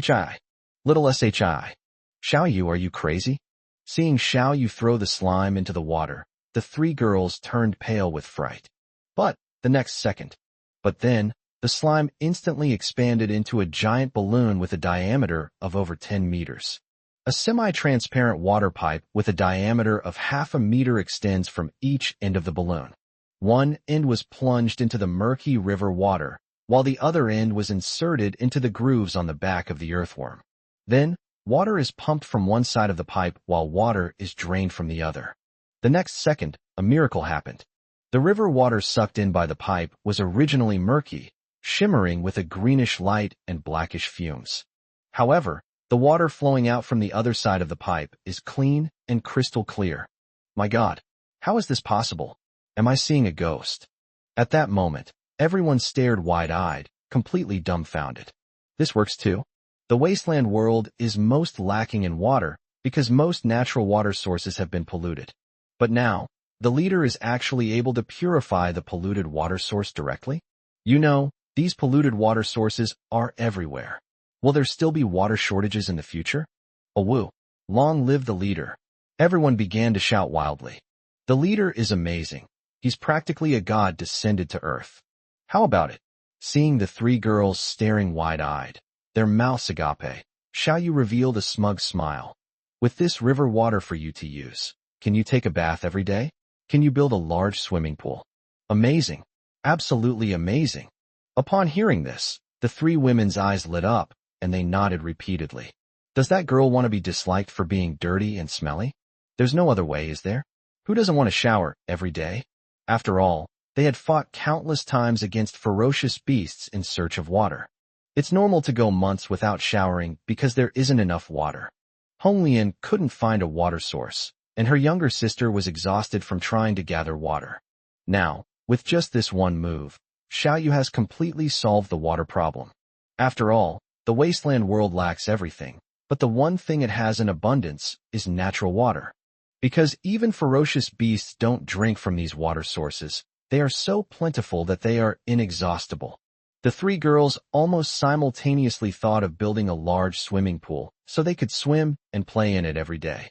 Seeing the crowd shouting and cheering wildly, Xiao Yu felt a surge of pride. Fellow countrymen, the Black Demon tribe has humiliated us for many years. They even cruelly murdered our old leader and many of our compatriots. The time has come. We must set off immediately, for the sake of the old chieftain, to annihilate the Dark Demon tribe. For the old chief, destroy the Black Demon tribe. Destroy the Black Demon tribe. Originally, Hong Lian was somewhat uneasy about this decisive battle. But now, she firmly believes that the Black Demon tribe is nothing in front of the omnipotent Xiao Yu. The slime pumped water very quickly, filling the entire reservoir in just half an hour. It's enough for the more than 200 people in the Maple Leaf tribe to use for 10 days to half a month. If you run out of water, you can always find a place to pump it out. In any case, natural water sources are everywhere, inexhaustible and never-ending. Now that everything was ready, the Earth Dragon Turtle set off again, heading straight west. That is where the Black Demon tribe is located. My God, what kind of monster is that? The Earth Dragon Turtle had only been on its way for a short time when it encountered many passers-by. The moment they saw the Earth Dragon Turtle, everyone exclaimed in shock and trembled all over. Many people were so frightened that they wet their pants on the spot and collapsed to the ground. After all, the Earth Dragon Turtle is now comparable to a small mountain. Such a huge and majestic mountain peak is like a ferocious beast running wildly. Wherever it goes, it rampages and crushes everything in its path. This scene was absolutely horrifying. Terrifying. Ha ha ha, isn't that the Sunset Tribe? They used to steal our water source all the time, but now they're scared out of their wits as soon as they see our guardian beast. Someone from the Maple Leaf tribe recognized a group of passers-by and laughed smugly. With our leader here, no one will be able to bully us. Yes, yes, the others chimed in. Previously, The Maple Leaf Tribe was weak and often had its food and water stolen. But now, with their leader Xiao Yu around, no one can bully them anymore. Xiao Yu shook his head and chuckled upon seeing this. Previously, he was the only person on the Earth Dragon Turtle's back, and he could also breathe underground. Therefore, the Earth Dragon Turtle often lurks underground, and although it is huge, no one notices it. But now, there are hundreds of people on the back of the Earth Dragon Turtle, which requires too much oxygen. Letting the Earth Dragon Turtle burrow underground for a while is not a big problem, but it won't work if it stays underground for too long. Now that we're on our way, we can no longer stay underground. However, Xiao Yu is strong enough now and doesn't care too much about being discovered. Once he obtains the massive amount of energy stones from the Black Demon Tribe, his strength will surge once again. At that time, even if Xiao Ting and his family of 3 wanted to cause him trouble, he would not be afraid. Chapter 40. You are a sinner of the Maple Leaf Tribe. The Earth Dragon Turtle was traveling at high speed, heading straight for the Black Demon Tribe, and those 65 tribal warriors who are about to set off. Everyone received their own iron sword, shield, and iron armor. At this moment, everyone is making final preparations to fight for the tribe, to fight for the chief. Inside a stone house with 2 bedrooms and a living room, covering an area of 60 square meters. With the help of his wife Xiao Yu, Qianlong, the leader of the hunting team, put on his armor and helmet. The already imposing man became even more dashing and extraordinary. Qianlong lifted the 2 iron knives at his waist, which he had polished to a gleaming shine, and was extremely satisfied. With this equipment and the combat skills taught by the leader, he can sweep through most 4th-tier opponents. Seeing her husband's confident demeanor, his wife Xiao Yu shook her head and reminded him, "Remember, this time, the enemy you will face is the most powerful enemy in the wilderness besides Yen City, and also the most ferocious bandits. As the team leader, you'll definitely be at the forefront. Be careful and come back safely. Don't worry. With the leader here, there won't be any problems." Qianlong laughed heartily. "You idiot." Hearing this, Xiao Yu poked her husband's forehead hard. "You were the first people to follow the leader. You were originally his direct subordinates, and were at the center of power from the beginning. But your strength is too weak. Yet you always think that the leader will solve all the problems. Sooner or later, you will be replaced." "Huh? Is it that serious?" Qianlong didn't quite understand, and he wasn't particularly interested in power. Besides, he is the second most powerful person in the Maple Leaf Tribe after the 2 young ladies. Who can replace him? It'll only be more serious than you imagine." Xiao Yu snorted coldly. "The leader is incredibly powerful, and his influence will soon grow, attracting many powerful individuals. If you still can't help the leader at all and instead expect him to solve everything, you will be marginalized, kicked out of the center of power, and rendered useless. And you, as the hunting captain, will become a disgrace. A grave sinner of the Maple Leaf Tribe." "Huh? What should I do?" Startled, Qianlong panicked. He didn't care much about being a team leader or not, but he couldn't become a sinner against the tribe. He knew his wife was very smart and always able to come up with ideas for him. "Listen up." Seeing that her blockhead husband had finally come to his senses, Xiao Yu nodded in satisfaction and said earnestly, "First of all, compared to newly joined strong individuals, the leader definitely trusts you more and is more willing to train you. Because you are his loyal followers, the most loyal to him. So, while the tribe is still small, you should lead your brothers to quickly make achievements and let the chief see your efforts and your value. Only then will the chief give you more help. The leader is incredibly powerful. With just a little help, your strength will increase by leaps and bounds. And most importantly, the leader knows a lot, regardless of combat skills or wilderness survival. The leaders are all the strongest kings in this wilderness. The leader's power is currently very small, so he must be quite free and has time to teach you. As the leader's power grows and he gains more followers, he will become very busy and will no longer be able to teach others. And you who have learned the leader's skills can help the leader teach others. Even if you're still not strong enough, those who are truly powerful will have to learn from you and call you master. Wouldn't that make you very prestigious? Wouldn't your status be incredibly superior? As long as you do these things well, you can maintain your high position. Most importantly, You'll never have to risk your lives on the battlefield again. Oh, that makes sense. Qianlong pinched his chin and nodded seriously. Actually, he was already completely bewildered by what he was being said. He didn't remember or understand the rest, but he remembered one thing. On this expedition, he must lead his brothers to achieve great things. He wants to lead these dozens of people from the Maple Leaf tribe to become the strongest team. Become the strongest team under the leader, one that can never be replaced. Captain, the leader has ordered us to assemble immediately, a young man shouted at the door. Upon hearing this, Qianlong immediately bid farewell to his wife and strode away. A moment later, Qianlong saw that his brothers had arrived one after another, all fully equipped and ready to go. Xiao Yu's sharp gaze swept over the crowd, quite satisfied with the warriors' morale. He announced loudly, "The tribe's food supplies are running low. To prepare for the final battle, we need to stockpile more food. There's a group of ferocious beasts below. Let's deal with them as a rehearsal for the final battle. Remember this. I will never intervene unless your lives are in danger. And if I intervene to save you, half of all your spoils will be mine." These people have been training for a while, and it's just before the decisive battle. Let's see how their training has paid off. As he spoke, Xiao Yu lightly stomped his foot, and a stone platform appeared beneath the feet of the warriors. Under the control of the earth dragon turtle, the stone platform slid down rapidly. Upon hearing this, Qianlong instantly recalled his wife Xiao Yu's words. He wanted to achieve great things. He can't do it alone. He has to lead his brothers to achieve great things together. Thinking of this, Qianlong looked at the city wall where the leader Xiao Yu was. All the tribesmen were standing on the city wall watching them. His wife, Xiao Yu, was also on the city wall, her eyes filled with anticipation, eager to see them conquer all and achieve great things. Qianlong was instantly filled with fervor. Looking at his brothers, he declared loudly, "Brothers, our leader has been incredibly kind to us. We must not let him down. For our leader, let's slay all the ferocious beasts and achieve great deeds.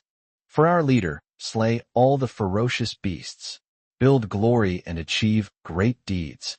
The soldiers shouted slogans wildly, their fighting spirit soaring higher and higher. Soon, the stone platform landed on the ground.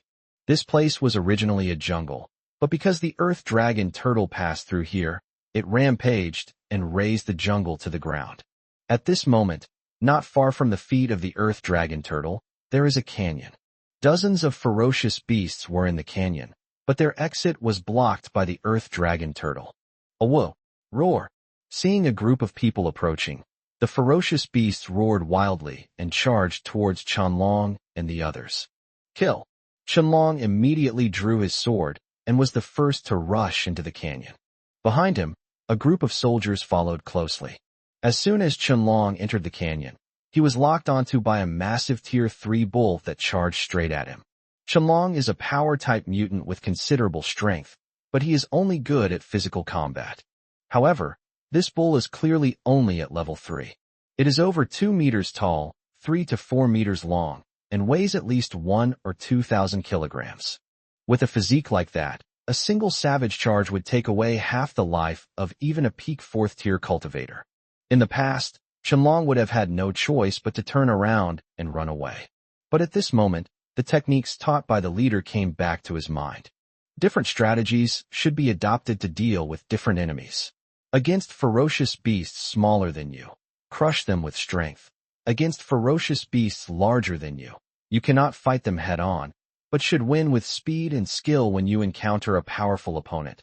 First lure them in, and then strike a fatal blow. Remember, on the battlefield, you only get one chance. Miss it, and you die. Chapter 41, Preview of the Final Battle. The tribe's strength surges once again. Thinking of this, Qianlong's pupils contracted, and he instantly came up with a plan. Just as the two were about to collide, Qianlong slammed on the ground with his left foot and suddenly braked hard. With a twist of his waist and a graceful turn, he dodged the bull's savage charge.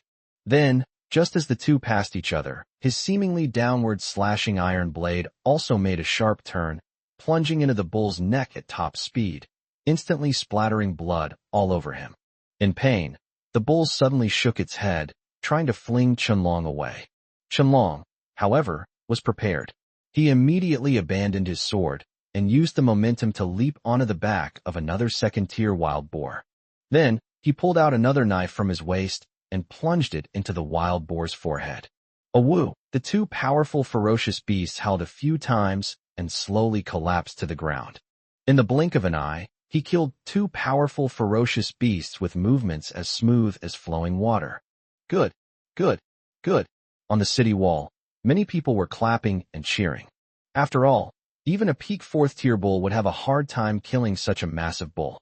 As a result, Qianlong cleverly killed his opponent in a single encounter. Everyone was cheering, but Xiao Yu's eyes welled up with tears when she saw her husband was safe, and sound what wife would want to see her husband fighting desperately on the battlefield? Good. Xiao Yu nodded appreciatively at Qianlong's performance. This Qianlong does have some brains. My painstaking teaching was not in vain. Qianlong is a power-type fighter, only skilled in wide-ranging, sweeping sword techniques. However, in order to make up for his shortcomings, he specifically learned Wing Chun. That move just now was Wing Chun knife technique, fast, accurate, and ruthless. Concentrate all your strength into one point and deliver a sudden, fatal blow with explosive power. Although the bull's strength far surpassed that of the dragon, it was outmaneuvered and easily killed. The ensuing battles were also quite exciting. These warriors were excellent.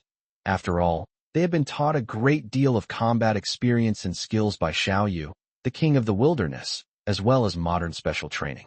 When facing ferocious beasts of the same level, they completely crushed them. In addition, they are wearing armor, with even their necks protected, making it difficult for ferocious beasts to kill them. The entire battle ended very easily. An hour later, the shouts of battle in the canyon gradually subsided. Qianlong, leading his blood-soaked warriors, returned to the tortoise's back and bowed, saying, "Chief, we have slain all the ferocious beasts. Mission accomplished. These energy stones are a tribute to you. Please thank us for your continued guidance." As Qianlong spoke, he respectfully handed over more than 300 energy stones. After receiving special training from Xiao Yu and with better equipment, the soldier's combat power has increased at least tenfold. In just one day, the prey hunted was equivalent to what it had been in the previous month. Well done. You deserve a reward. Xiao Yu laughed heartily and reached out to take it. 300 energy stones were insignificant to him. However, these were the spoils of war from the soldiers' first battle, making them exceptionally significant. After everyone had washed up, Xiao Yu asked Xinglan to give each person 10 drops of night shining dew as a reward. Anyway, it will be dark soon, and new luminous dew will be able to condense. Originally, the soldiers were all exhausted after the fierce battle. However, after drinking night dew, not only was the fatigue greatly relieved, but the body was also strengthened. There's still a battle before we reach the Black Demon tribe. Good performance will be rewarded. Thank you so much for your kindness, Chief. We are ready to go through fire and water, even unto death. Evening, in the courtyard. I still have over 10,000 energy stones left. Which pet should I evolve? Xiao Yu looked at the amount of energy stones in his personal template and fell into deep thought. Tomorrow is the night of the full moon, and he wants to improve the overall combat effectiveness of his tribe as much as possible. Until night fell, the moon shone brightly, and the glowing trees began to sway. Xiao Yu made a decision instantly and immediately gave the order to the system. System, evolve the glowing tree to tier 5. Ding. 10,000 energy points consumed. The glowing tree advances to tier 5. A rustling sound of leaves breaking the silence. This was the excited voice of the night shining tree. At this moment, the night shining tree was enveloped in the emerald light that descended from the void. The entire tree was like a piece of emerald, dazzling and eye-catching, and began to expand rapidly. This time, it only grew 20 or 30 meters taller. The expansion was mainly in the treetops. The treetop was originally only a little over 100 meters in diameter, but now it has expanded to 300 to 400 meters.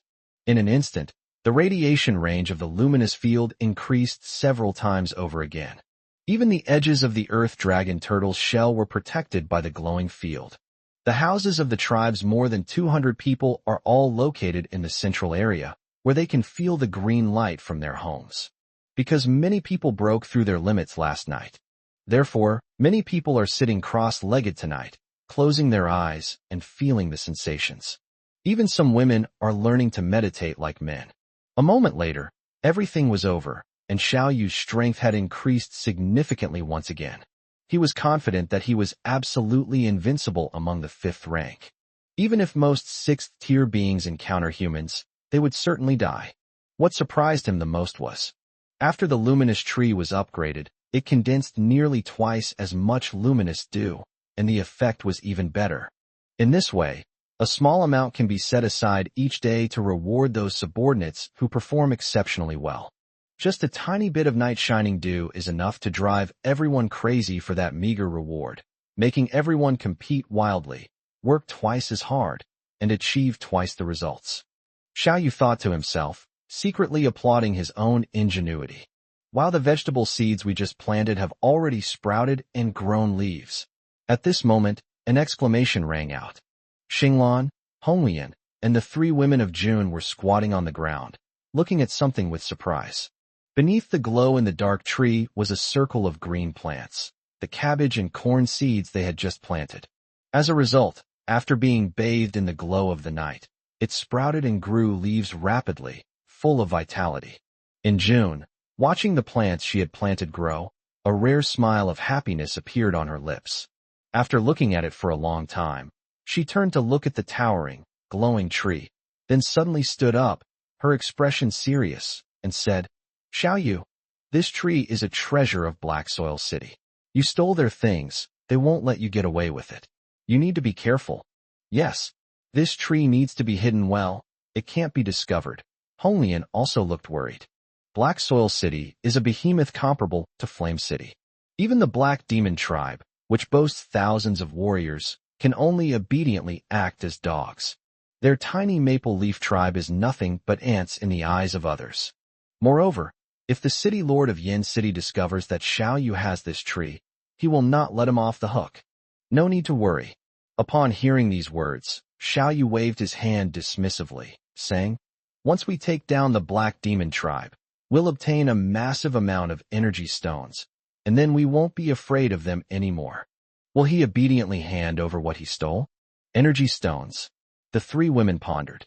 They should have known what Xiao Yu was thinking long ago, and could only exchange bitter smiles. It was no secret to them that Xiao Yu could use energy stones to evolve pets. Since Xiao Yu needs energy stones, they should be thinking about how to get more energy stones. Chapter 42 Women can hold up half the sky too. Xiao Yu naturally had no idea what the girls were thinking. At that moment, he looked at the vegetables on the ground with a happy smile. Nourished by the glow of the night, these vegetables and plants are growing very well. Soon, he will be able to harvest a steady stream of vegetables. Say goodbye to the days of eating barbecue every day until you're sick of it. However, these vegetables need careful tending to grow. After all vegetables and plants taste good because they are carefully cultivated. Wild vegetables that grow naturally have a taste that's hard to describe. The problem is, he doesn't have the mind to do these things himself, and he doesn't trust these 3 women to do them. I need to find some people to help me. Who should I ask? Xiao Yu wondered to himself. Because the earthworm is so large, it makes a lot of noise when it travels. Traveling at night can easily attract the wrath of ferocious beasts. Therefore, Xiao Yu decided to let the earth dragon turtle stop and rest every night. This way, I can sleep more comfortably, and the earth dragon turtle won't get tired. The next day, Honglian reported again that someone else had broken through to a higher level of strength the previous day. Just as Xiao Yu had guessed, those who hadn't broken through before finally broke through yesterday. Now, the weakest of the 65 warriors in the Maple Leaf tribe is at least Tier 1. Moreover, after bathing in the glowing light, everyone who was exhausted yesterday has fully recovered. Their fighting spirit is even stronger. After everyone finished breakfast, the Earth Dragon Turtle continued on its journey. When they encountered ferocious beasts along the way, Xiao Yu ordered Qianlong to lead his men out to fight. His purpose in doing this was not to earn energy stones. After all, earning energy stones by hunting ferocious beasts is too slow. His main purpose was to hone his combat experience and improve his fighting skills. More importantly, It was to boost morale and prepare for the final battle against the Black Demon tribe. Outside Xiao Yu's courtyard, a group of women were walking slowly, chatting as they went. Sister Xiao Yu, your man is the leader's confidant. He's so capable. You should just stay home and enjoy yourself. Why do you need to ask the leader for work? That's too tiring. Yes, Sister Xiao Yu, our lives have finally improved, and we don't have to work so hard anymore. Anyway, with the leader around, we won't have to worry about food and drink from now on. This is the lifestyle of migrant tribes. The men were responsible for hunting, while the women were responsible for dissecting the ferocious beasts, doing laundry, and cooking. You should know that ferocious beasts have thick hides and flesh, and dissecting them is extremely physically demanding. As it turned out, Xiao Yu seemed to think they weren't tired enough. They said they would take them to the leader and ask him to give them more work to do. Isn't this just a case of someone being bored and having nothing better to do? Who would want to work endlessly when they can lie down and rest? Shut up, all of you, Xiao Yu scolded when she saw a group of stupid women chattering incessantly. The group of foolish women immediately fell silent and obediently shut up. Xiao Yu glared at the dozens of stupid women again and said coldly, "Remember, don't do anything stupid again. The leader must never hear these words. The leader is not your parent. He has no obligation to provide you with food and drink. From now on, we must regard our leader as a god and be grateful to him in our hearts. Respect him. Serve him as our Lord. Furthermore, your men are all working hard outside, while you just want to enjoy yourselves at home. Is that reasonable? Whoever dares to say such things or have such thoughts again. I told Shenlong to have his brothers kick you out of the house." Upon hearing this, all the women's faces changed drastically, and they repeatedly begged to be spared. There was nothing they could do. Their men all listened to Shenlong. Shenlong always listens to his wife. Therefore, they all have to listen to Shenlong's wife. Seeing that these foolish women were now afraid, Xiao Yu sighed softly. She also knew that these women weren't truly indifferent to the life or death of their men. When working together to dissect the flesh of ferocious beasts, they were all very hard-working and skilled workers. Having suffered so much before, life suddenly became better, and he got a little arrogant. Thinking of this, Xiao Yu once again put on a stern face and warned, "Most importantly, tell your men that if the leader's power is to grow, he will constantly recruit new members. He must drive out the old people from the center of power. What the leader needs here is always the most elite talent. If you men don't fight hard and improve your strength, don't blame others if you get abandoned. Have you remembered everything?" "Oh, we've got it." The group of women couldn't understand a word, but they still nodded obediently. "It's okay if you don't understand, just do it." Finally, Xiao Yu gave a warning and continued walking towards Xiao Yu's courtyard. The women pursed their lips, exchanged glances, and could only jog to catch up. A moment later, Xiao Yu met with the deputy leader, Honglian, and explained her purpose. Amidst Honglian's puzzled gaze, she was led to meet Xiao Yu. "You want to find work? What do you want to do?" Xiao Yu asked curiously after learning Xiao Yu's purpose. Xiao Yu bowed respectfully before saying, "Our men are risking their lives outside, so we wives should do our part too. Whatever the leader needs us to do, we'll do it." Oh, hearing this, Xiao Yu was somewhat surprised and gave the other person an appreciative look. Xiao Yu, the hunting captain's wife, is one of the few intelligent people in the tribe. Xiao Yu stroked his chin for a moment, then asked, "Do you know how to grow plants?" "I was just thinking yesterday about who should help take care of the vegetables and plants, and here they are, offering to do it themselves." Xiao Yu thought for a moment and tentatively asked, "I know how to water the plants. Is that okay?" Xiao Yu was taken aback, then chuckled. Growing vegetables and fruits isn't just about watering them. The reason why vegetables and wild fruits taste better than wild vegetables is because they are very complicated to grow. How often should I water, fertilize, and prune the leaves, etc.? It's all right. As long as you're willing to learn, I'll teach you work hard. Women can hold up half the sky too. Xiao Yu encouraged with a smile. Planting is not difficult. As long as you are careful and willing to learn, you can get the hang of it quickly. Women can hold up half the sky. Xiao Yu's eyes widened instantly upon hearing this. She never expected that the leader would say such a thing, affirming the value of women like them. At that moment, she made a decision. She must lead the women to achieve results. Let everyone see that women can hold up half the sky too. Thinking of this, Xiao Yu suppressed her excitement and repeatedly expressed her gratitude. Thank you, Chief. I will definitely work hard. I won't let you down. As he spoke, he was about to kneel down and kowtow. Didn't I say you're not allowed to kneel anymore? Xiao Yu's face darkened. Oh, I got so excited I forgot. Xiao Yu apologized and quickly left the courtyard. After leaving the courtyard, Xiao Yu looked back at the chief's courtyard one last time. She always felt that the leader's ideas were so unconventional. Others said that women could only do laundry and cook, but the leader said that they could hold up half the sky. Other important figures demanded that they kneel and kowtow, not even allowing them to look up, but the leader forbade them to kneel. Xiao Yu didn't quite understand these things. However, the leader's unusual behavior is a challenge to the established order. One day, those big shots will cause trouble for the leader. A leader as intelligent as him wouldn't be unaware of these things, which means he wants more. I don't know whether this will be a blessing or a curse for the tribe's future. Chapter 43 Xiao Tian's Predicament. Is he about to fall out of favor? Meanwhile, in Yin City, inside the city lord's mansion. Tonight is the night of the full moon. I wonder if Yuer will be in danger in the wilderness. Should we send someone to protect him? Feng Murong glanced in the direction of the Maple Leaf tribe outside the city, a hint of worry in her eyes. After all, he was her son whom she had carried for 10 months. It was impossible for her to be completely indifferent. Especially after Xiao Yu left, she suddenly felt that something was missing in her heart, and she felt empty. The longer Xiao Yu was away, the stronger this feeling became. Before, when he was by my side, I really hated looking at him. But now that he's gone, I still think of him from time to time, remembering his kindness. She was genuinely worried that her son might be in danger. Xiao Ting glanced at his wife, frowned slightly, but did not refute her. On each full moon night, the ferocious beast becomes even more violent and bloodthirsty.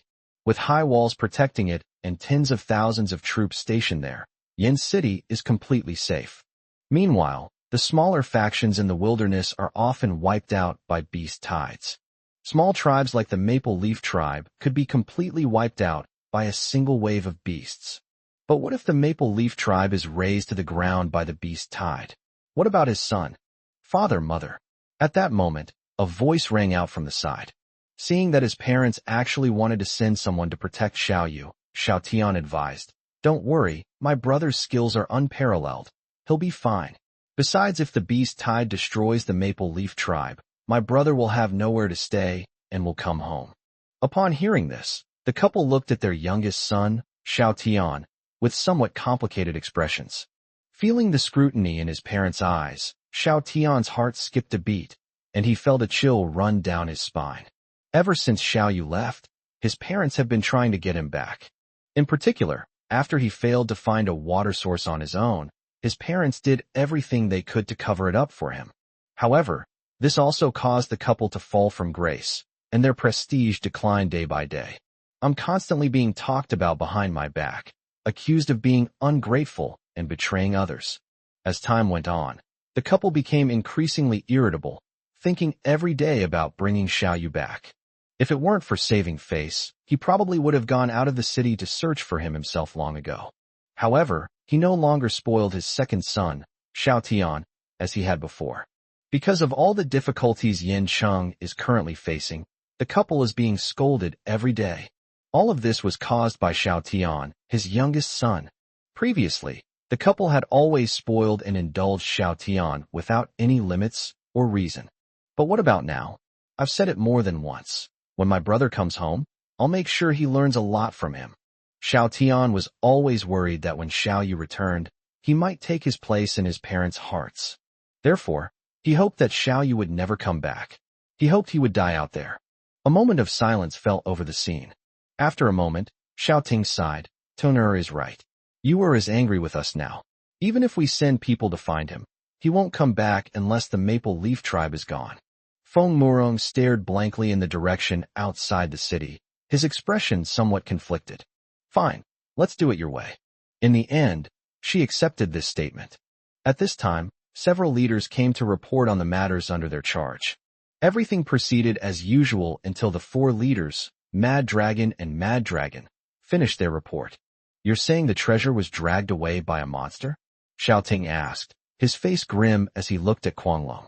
Just days ago, Guanglong confidently assured everyone that he had captured Black Poison Bee, the 5th leader of Black Earth City, and that with severe torture, he could uncover the secret of the Night Shining Tree. However, Black Poison Bee, being a foul-mouthed fellow, repeatedly hurled insults at Xiao Ting, accusing him of using his son to rise to power and of betraying him. They were all criticizing things that Xiao Ting considered most taboo, things that no one else dared to mention. As a result, Xiao Ting was furious. Finally, Xiao Ting personally beat the Black Poison Bee until it was a bloody mess before he agreed to speak.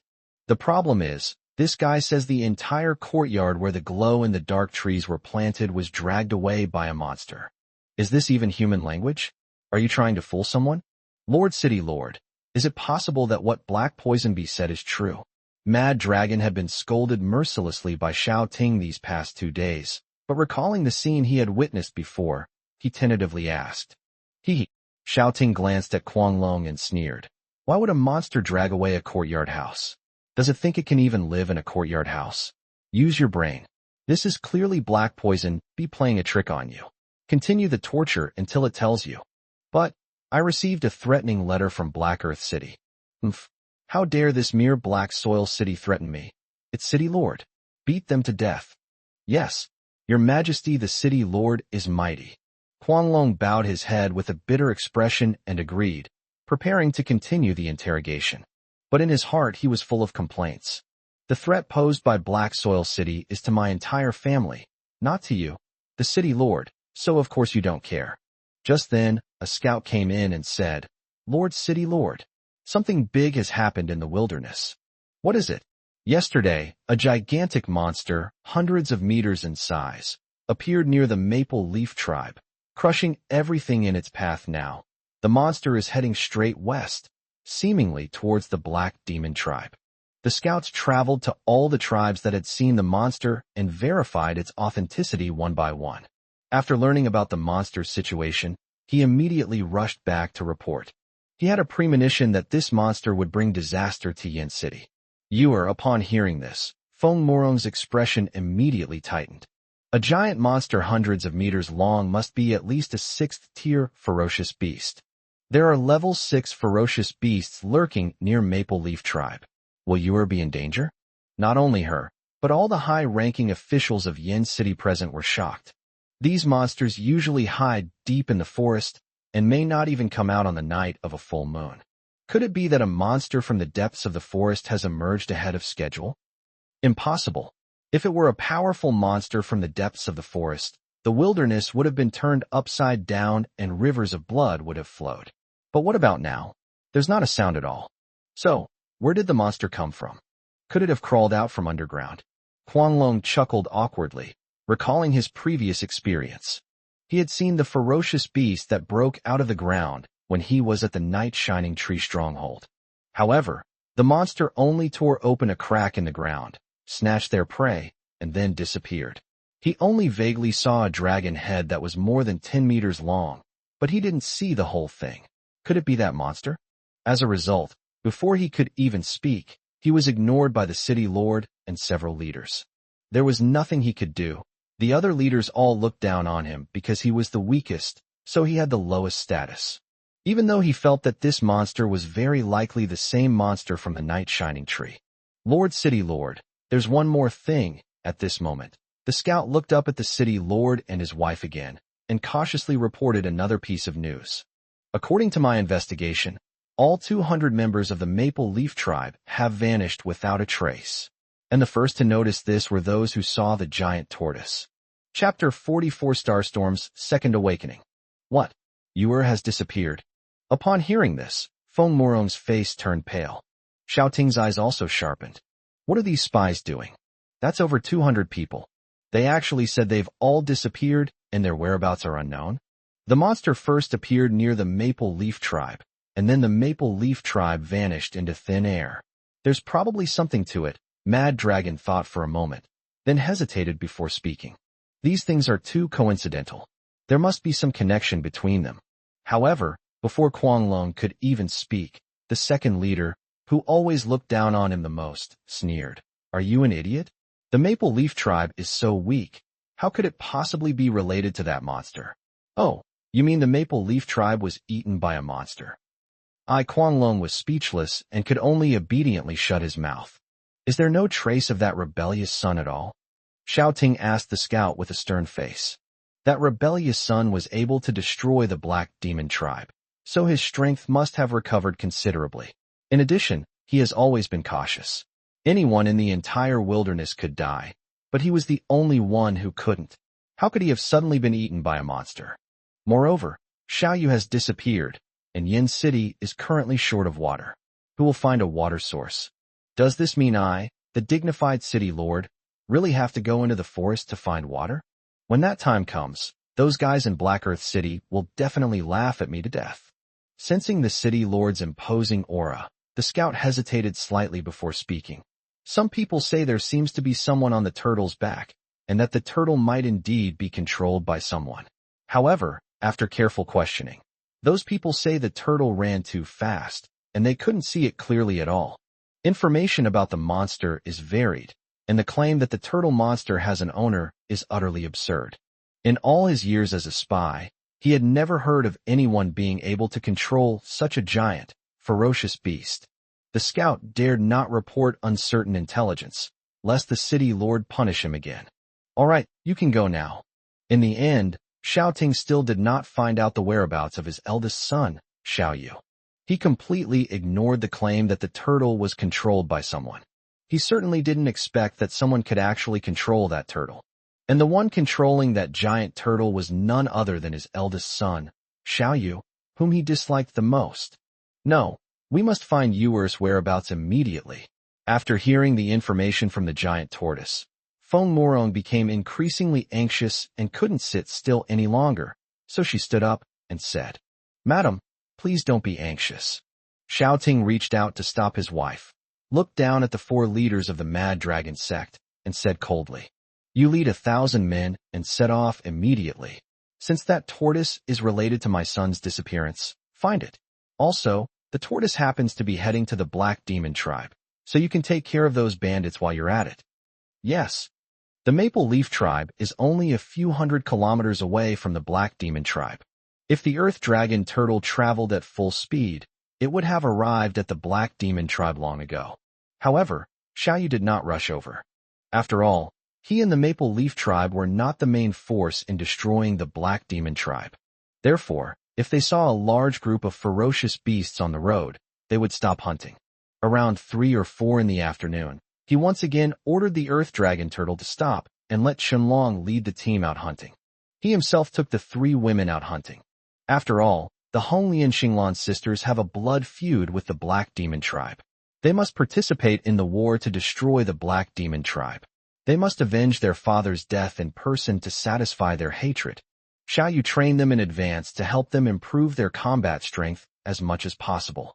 Xinglan, your attack method is too clumsy. Xiao Yu himself was too strong, so he did not make a move. Instead, he watched the 3 women fight, and then gave them targeted guidance. He found that Xinglan's fighting style was too conventional. So, they began to teach him step by step. But brother Yu, there's no water here, so I can't use my abilities after being scolded by Xiao Yu. Xinglan's sapphire eyes instantly turned red, and her little mouth pouted. Her abilities are both very strong and very weak. In places with rivers, she could even suppress her 4th-tier sister to some extent. But once on shore, she felt a little weak. You little fool, you need to know that water is the most abundant thing in the world. There's a lot of water in the air, and water is the most abundant substance in the bodies of humans and ferocious beasts. You only need to inflict a tiny superficial wound on a ferocious beast, and it will bleed to death. With your abilities, aren't you much stronger than your sister? Upon hearing this, Xinglan's eyes lit up instantly. She felt that she had awakened for the second time. Water-based talents are far less powerful than fire-based talents, making it difficult to kill enemies directly. However, injuring the enemy is quite simple. If the enemy suffers even the slightest superficial injury, they are doomed. Next, under Xiao Yu's tutelage, Xinglan learned the true use of her water-based talent. She conjured a water ball in the air and struck a third-tier ferocious beast on the nose. The beast instantly bled profusely from its nose, and the bleeding only increased until, in just a dozen breaths, it died from a nosebleed. This scene left both Honglian and Liyue completely stunned. Jun was amazed that Xiao Yu could come up with such a clever move. Honglian, on the other hand, felt that her younger sister had become a little devil and was no longer cute. Originally, she thought she could always suppress her younger sister, but now she lacks confidence. Red Lotus, you need to use your flames like this, Jun. Try to have more heartfelt conversations with the enemies. Next, Xiao Yu gave Honglian and Liyue some guidance. The two women tried it out as Xiao Yu had instructed and were instantly shocked. Originally, they always felt that they were the ones who understood their own talents best. But now, they feel that they've wasted all these years. Actually, Xiao Yu had just read too many novels in his previous life, and the various uses of superpowers were already commonplace. He taught these methods to the girls, which instantly boosted their fighting power. With Xiao Yu's guidance, the three women hunted many ferocious beasts in one afternoon and had a great harvest. The three women alone obtained more than 500 energy stones, all of which they gave to Xiao Yu. Xiao Yu really needed the energy stones, so he accepted them without hesitation. Time flies. As the sun sets, night gradually falls. It's getting dark soon. The moon will be out soon. Xiao Yu looked up at the sky, his expression complex. Yes, on the night of the full moon, the beast tide has arrived. We should go back now. We still have a lot of preparations to make. Good. On the other side, in a forest. Kill them all. Led by Captain Qianlong, dozens of warriors charged madly towards a group of ferocious beasts. In a short period of time, they killed more than a dozen second or third-tier ferocious beasts. Faced with this group of ferocious humans, even the delirious beasts were filled with fear. They began to scatter and flee, trying to avoid Qianlong and the others. As a result, several walls appeared out of nowhere, trapping the ferocious beast inside. The ferocious beast had no way to escape. It could only lay its neck for slaughter. Chapter 45. It's getting dark. Ha, the leader is simply a genius. At first, they were somewhat worried about how their leader planned to fight the Black Demon tribe. They only had 65 people, and if they encountered the Black Demon tribe with thousands of people, they would be overwhelmed instantly. But now, everyone suddenly understood. The leader's method was simple. He simply built earthen walls out of thin air. No matter how many thousands of enemies there are, all we need to do is cut these enemies apart. They can then defeat them one by one. Captain, how many energy stones did we harvest today? A soldier asked excitedly. Including those from before, it's already over 800. Qianlong said after thinking for a moment. Previously, they had been training hard with their leader, and only in the last 2 days did they have the opportunity to fight in real combat. After fighting with all their might, they realized how incredibly useful those techniques were. They could easily kill enemies instantly. Great. We can exchange some more night glow dew with the leader. Hearing Qianlong's words, all the warriors' eyes lit up. To motivate the warriors to hunt relentlessly and improve their strength, Xiao Yu devised a series of temporary reward schemes. Upgrade to the next tier and receive 10 drops of night glow dew as a reward. The top hunter of the day will be rewarded with 10 drops of night shining dew. 20 energy stones can be exchanged for 1 drop of night shining dew. It's worth noting that there are many benefits to simply bathing in glow in the dark conditions every night. The effect of the night glow dew is 10 times better than that of the night glow field. Moreover, Xiao Yu made it clear that this reward system is temporary. The price will definitely go up later, at least 5 or 10 times. In order to get the best deal on night dew, the soldiers' morale soared and their fighting spirit continued to rise. Xiao Yu was naturally very pleased to see this, because the energy stones were now in his pocket. Moreover, once the luminous tree is upgraded to the 5th level, it can condense more than 50,000 drops of luminous dew every day. Xiao Yu had so much water that he couldn't finish it all. He could even use it for a bath. Captain Qianlong, it's getting dark.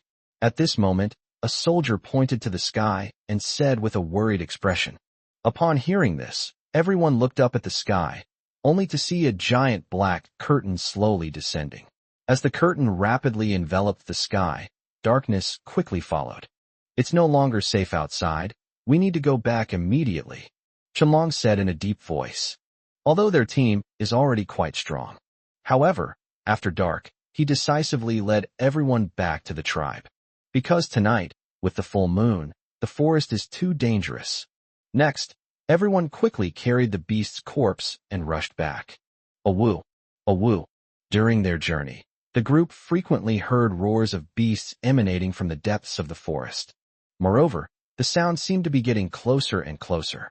It seems that many ferocious beasts smelled the blood and rushed straight here. Fortunately, Qianlong eventually led everyone onto the giant tortoise. The ferocious beasts in the forest, sensing the power of the earth dragon turtle, retreated one after another. Are you all back? Xiao Yu glanced at the stone steps to confirm the number of people, then quickly went inside and said to everyone, "It's dark. Tonight is the night of the Black Demon Tribe's destruction. Everyone, prepare yourselves." Upon hearing this, the soldiers' eyes all turned bloodshot.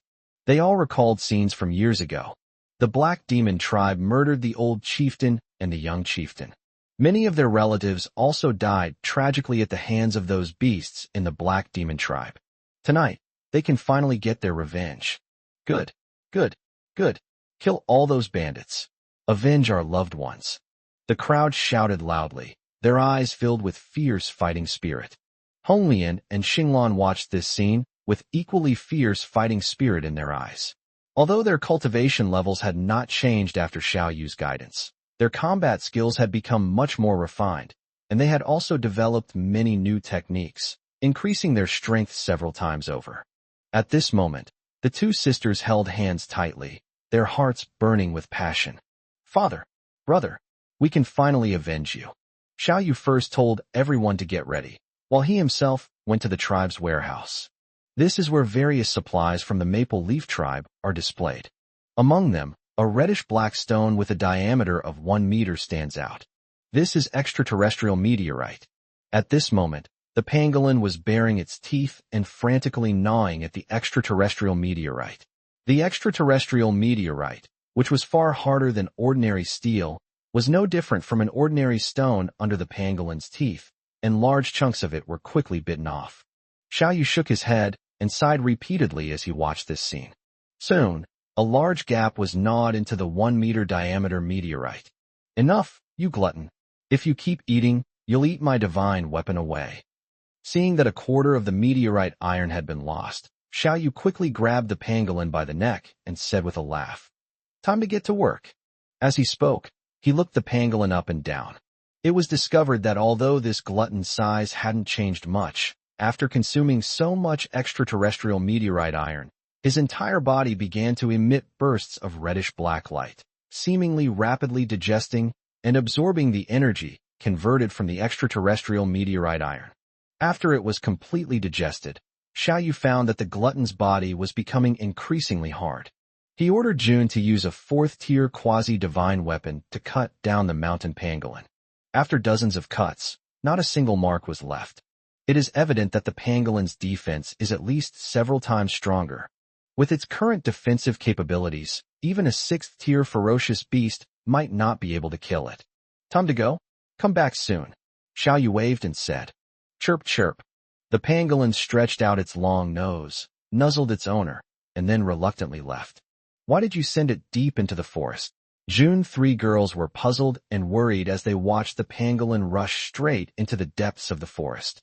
Although pangolins now have incredible defenses, they are virtually indestructible unless attacked by a truly divine weapon. However, there are too many ferocious beasts deep in the forest, with 4th and 5th-tier beasts roaming everywhere, and many hidden 6th-tier beasts. Xiao Jia previously discovered a nest of 6th-tier male lion cubs deep in the forest, Xiao Yu said with a meaningful smile. Upon hearing this, the 3 women rolled their eyes simultaneously. I silently mourned for a second for that certain 6th-tier ferocious beast. It's bad luck to have encountered this master and servant pair. "Chief, when do we attack the Black Demon Tribe?" Qianlong and all the warriors, fully equipped, came over to ask. "Wait a minute, let's take a break." As Xiao Yu spoke, he found a chair and lay down to rest. Wait for what?" The soldiers were all dumbfounded at the sight. Wait for the main force to arrive. Although puzzled, the people of the Maple Leaf tribe rested on the spot under Xiao Yu's orders. But things aren't so good for other forces. In the blink of an eye, it was completely dark, and then a bright moon rose in the sky. As the first rays of moonlight rise. In particular, as the moon rises, the dark mist commonly found in the forest becomes thicker. Even the moon in the sky seemed to be stained with a hint of blood. A woo, a woo, a woo. A series of beastly roars resounded, echoing throughout the heavens and the earth. Because there are thousands upon thousands of ferocious beasts roaring madly. As if a switch had been flipped, countless ferocious beasts all turned their eyes bloodshot. Something's wrong. Hundreds of ferocious beasts are attacking. Everyone, prepare for battle. Resist with all your might. Chapter 46. Speak of the devil, and he shall appear. The main force has arrived. The moment the full moon arrives. The Chongtian tribe, which was closest to the forest, was visited by a group of ferocious beasts.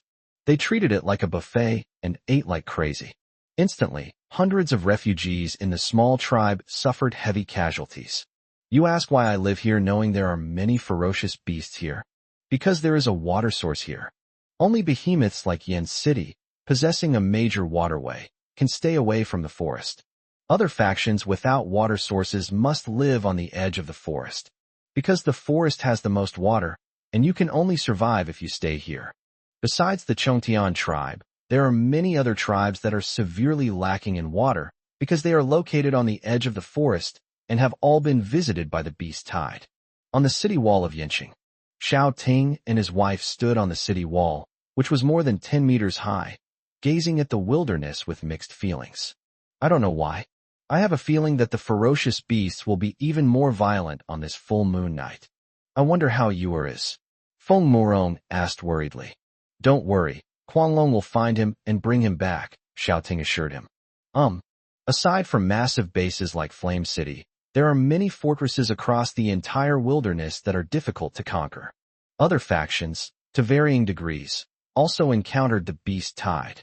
Tonight is destined to be a sleepless night, and perhaps the night many will sleep forever. Only the members of the Maple Leaf tribe, perched on the turtle's back, gazed blankly at the wilderness. The bright moonlight dispelled most of the thick fog. Therefore, ordinary people can also see traces of a large number of ferocious beasts in the distance from the back of a tortoise. In the past, those ferocious beasts would have already rushed over and torn them to pieces. But now not a single ferocious beast is attacking the earth dragon turtle. After all, this was a behemoth comparable to a 6th-tier beast, and ordinary ferocious beasts dared not approach it. Chief, when are we going to attack the Black Demon tribe? The brothers can't wait any longer. Chenlong had been watching from the city wall for a long time before coming down again to find Xiao Yu and probing him. At the same level of strength, ferocious beasts absolutely crush humans. However, during this period, the brothers' combat power has greatly improved, absolutely crushing other ferocious beasts of the same level. Therefore, they were eager to fight the Black Demon tribe immediately and avenge their grievances. Wait a little longer, the main force is almost here, Xiao Yu said casually, lying on the stone chair. Speak of the devil, and he appears. Suddenly, Xiao Yu opened his eyes and looked several kilometers away. There, he saw billowing smoke and dust. Upon closer inspection, he discovered that it was a large group of ferocious beasts, numbering over 1,000. At the very front, it was a steel drill pangolin, its long tongue lolling out, speeding wildly all the way. It was Xiao Yu's pet. Closely following the pangolin was a pride of lions, each one incredibly powerful. The 2 leading ones are probably at the 6th rank, and there are several others at the 5th rank. Further on, there are a lot of 3rd and 4th tiers, but even more 1st and 2nd tiers. The pangolin stumbled and fell along the way, occasionally slipping and falling flat on its face. After it fell to the ground, a group of male lions pounced even more frantically, trying to kill it. However, the pangolin took the opportunity to burrow underground and disappeared instantly. Then, moments later, they appeared hundreds of meters away, attracting another wave of beasts to chase them. This guy? Xiao Yu shook his head and smiled when he saw this. The beast tide is coming soon. Everyone, Be ready to fight." After issuing the command, Xiao Yu immediately teleported out. In just a few flashes, he appeared next to the pangolin. Chirp chirp, upon seeing Xiao Yu, the pangolin immediately pounced excitedly, wanting to lick him. "Stop fooling around. Let's get down to business." Xiao Yu glanced at the pangolin, which was filthy and covered in dirt. He then disgustedly brushed its long tongue away and wiped the saliva off his hands onto the pangolin. This caused the little guy's eyes to fill with resentment. Healed, Xiao Yu ignored the little guy's resentful look and his mind was set on something. Suddenly, a beam of emerald green light enveloped the pangolin. Chirp chirp, the pangolin suddenly let out a loud screech. Although its steel armor provides incredible defense, it is extremely difficult for those ferocious lions to kill it. However, it was surrounded and intercepted by this group of forest overlords for a long time.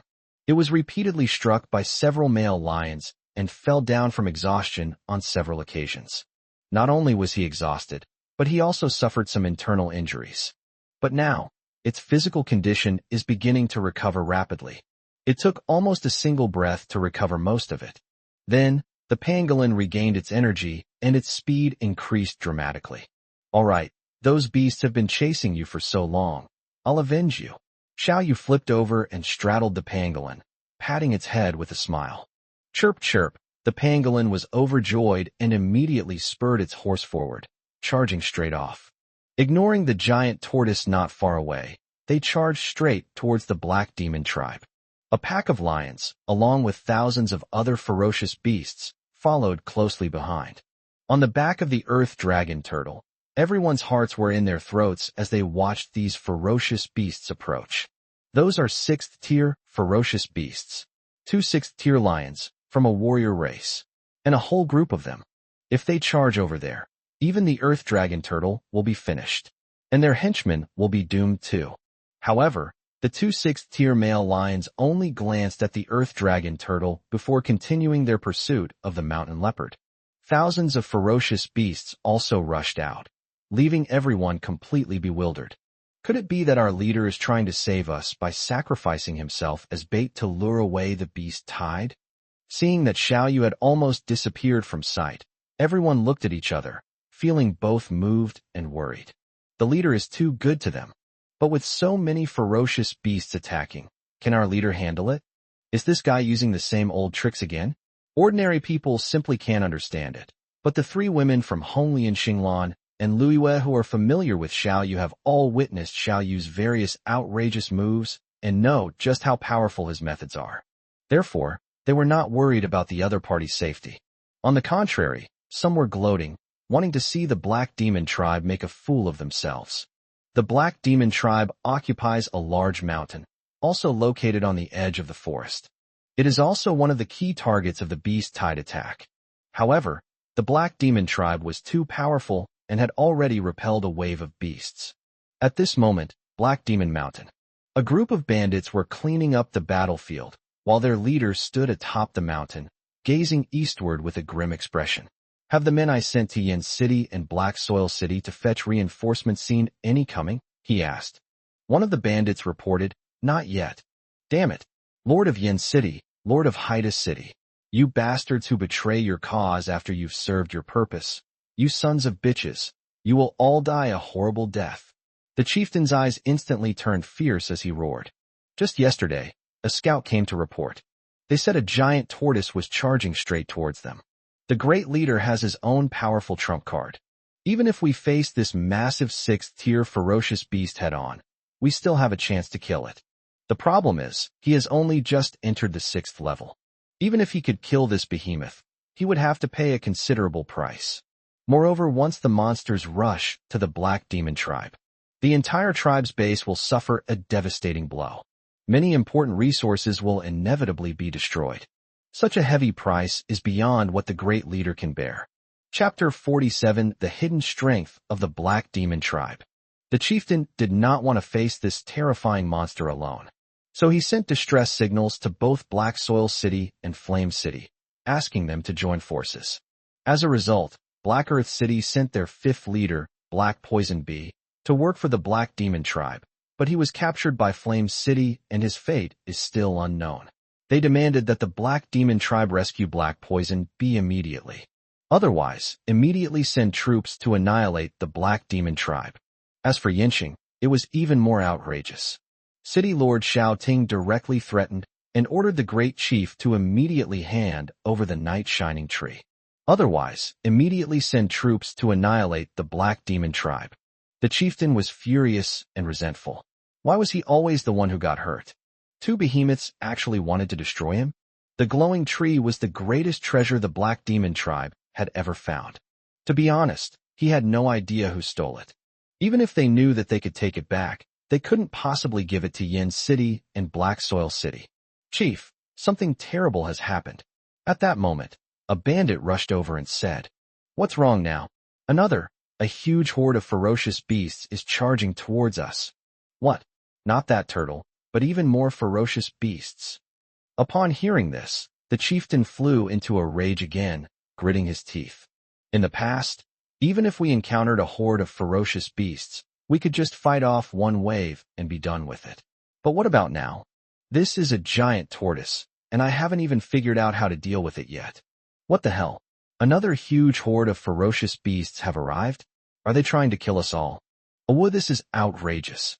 Flame City and Black Soil City are both bullying me. And now even the ferocious beasts want to bully me. Damn it, do they really think I'm made of clay? Guys, prepare for battle immediately. A bunch of beasts. Let them see who's more ferocious, them or you. Seeing the approaching tide of ferocious beasts, the chieftain showed no worry, but instead let out a ferocious laugh. Their Black Demon tribe has dominated the wilderness for so many years. Aside from Yinxing, I've never been afraid of anyone. Moreover, Yin City and Black Soil City always believed that they only had 1,000 people. In fact, the chieftain had more than 1,400 bandits under his command. The 400 hidden men were all the strongest elite blackguards, most of whom were at the second tier. Although more than 100 people were killed or wounded in the Battle of the Night Glow Tree, the base still has 1,200 people left. In addition, he also possesses a near-divine weapon, a great sword, whose power is astonishing. Even if they encounter a 6th-tier ferocious beast, they will have a chance to kill it. Moreover, the weapons of his Black Demon Guard commander and several leaders are all Tier 3 quasi-divine weapons, which are equally powerful. 2 or 3 of them working together can directly confront Tier 6 ferocious beasts. With so many trump cards up his sleeve, he didn't take a mere 1,000 or so ferocious beasts too seriously. However, these ferocious beasts are quite powerful. Just in case, let's execute the second plan. The chieftain spoke, glancing at the second chieftain, a playful smile curving his lips. Go. Invite our allies, the Chiefing and Dongyun tribes, over here. Let's fight the ferocious beast together. Ha ha. The first leader is wise. The second leader bowed and immediately led 200 men away. The other bandits exchanged glances and laughed, their mouths revealing vicious smiles. Guys, kill all these beasts for us to have with our drinks, the chieftain roared, raising his broadsword and slashing at the leading 6th-tier ferocious beast. The remaining 1,000 bandits followed closely behind, charging head-on at the ferocious beasts. The bandits here not only wield iron knives, but most of them are also dressed in iron armor. Despite their all-out struggle against the ferocious beast horde, they not only survived, but were also defeated. Instead, they crushed their way through the horde of ferocious beasts, killing hundreds of them in one fell swoop. On the other side, Xiao Yu rode the mountain panther and galloped all the way to the Black Demon tribe. Then, as always, it burrowed underground and made its escape. They directly lured thousands of ferocious beasts into the Black Demon tribe's lair, as expected of the Black Demon tribe. However, to Xiao Yu's surprise, the Black Demon tribe's strength far exceeded his expectations. The bandits at the base were clearly much stronger than those he had encountered before. There are 300 or 400 people at the 2nd and 3rd tiers alone, and dozens at the 4th and 5th tiers. On the beast side, although there were 2 6th-tier beasts leading the way, there was also a group of 4th and 5th-tier beasts. However, the bandits were equally ruthless and reckless. In the first round, the bandits killed dozens of ferocious beasts at a very low cost. If this continues, these thousands of ferocious beasts might not be enough for them to kill. Hey, that's even better. Help us kill more ferocious beasts first. Xiao Yu chuckled. Once these people are all killed, send over some more. As he spoke, he patted the pangolin's head, signaling it to turn around and return to the tribe. Squeak. The pangolin squealed excitedly and stuck out its long tongue, trying to lick Xiao Yu. Xiao Yu quickly turned his head to the side and patted its head, reminding it, stop fooling around. If you don't run faster, your enemies will come knocking again. The pangolin was so frightened that its scales stood on end and it shivered. It immediately changed direction and ran wildly towards the maple leaf tribe. A moment later, Xiao Yu returned to the back of the earth dragon turtle. Chief, did you cause the commotion at the black demon tribe? At this moment, the earth dragon turtle was not far from the black demon tribe. With the help of the moonlight that illuminated the entire continent, everyone could vaguely see fierce roars and sounds of fighting coming from the black demon tribe. Therefore, many people guessed that the commotion there was likely caused by the leader. However, apart from the 3 women in June, everyone else found it too unbelievable. Hee, come on. I'll take you to see a good show. Xiao Yu didn't deny it and directly ordered the earth dragon turtle to move forward quickly. A woo. Chirp chirp. Just as the earth dragon turtle set off, a beastly roar echoed across the wilderness. However, all that could be heard were sounds of panicked fleeing. As soon as these weak and ferocious beasts sensed the power of the earth dragon turtle, they all fled quickly. Xiao Yu ignored him and continued on his way.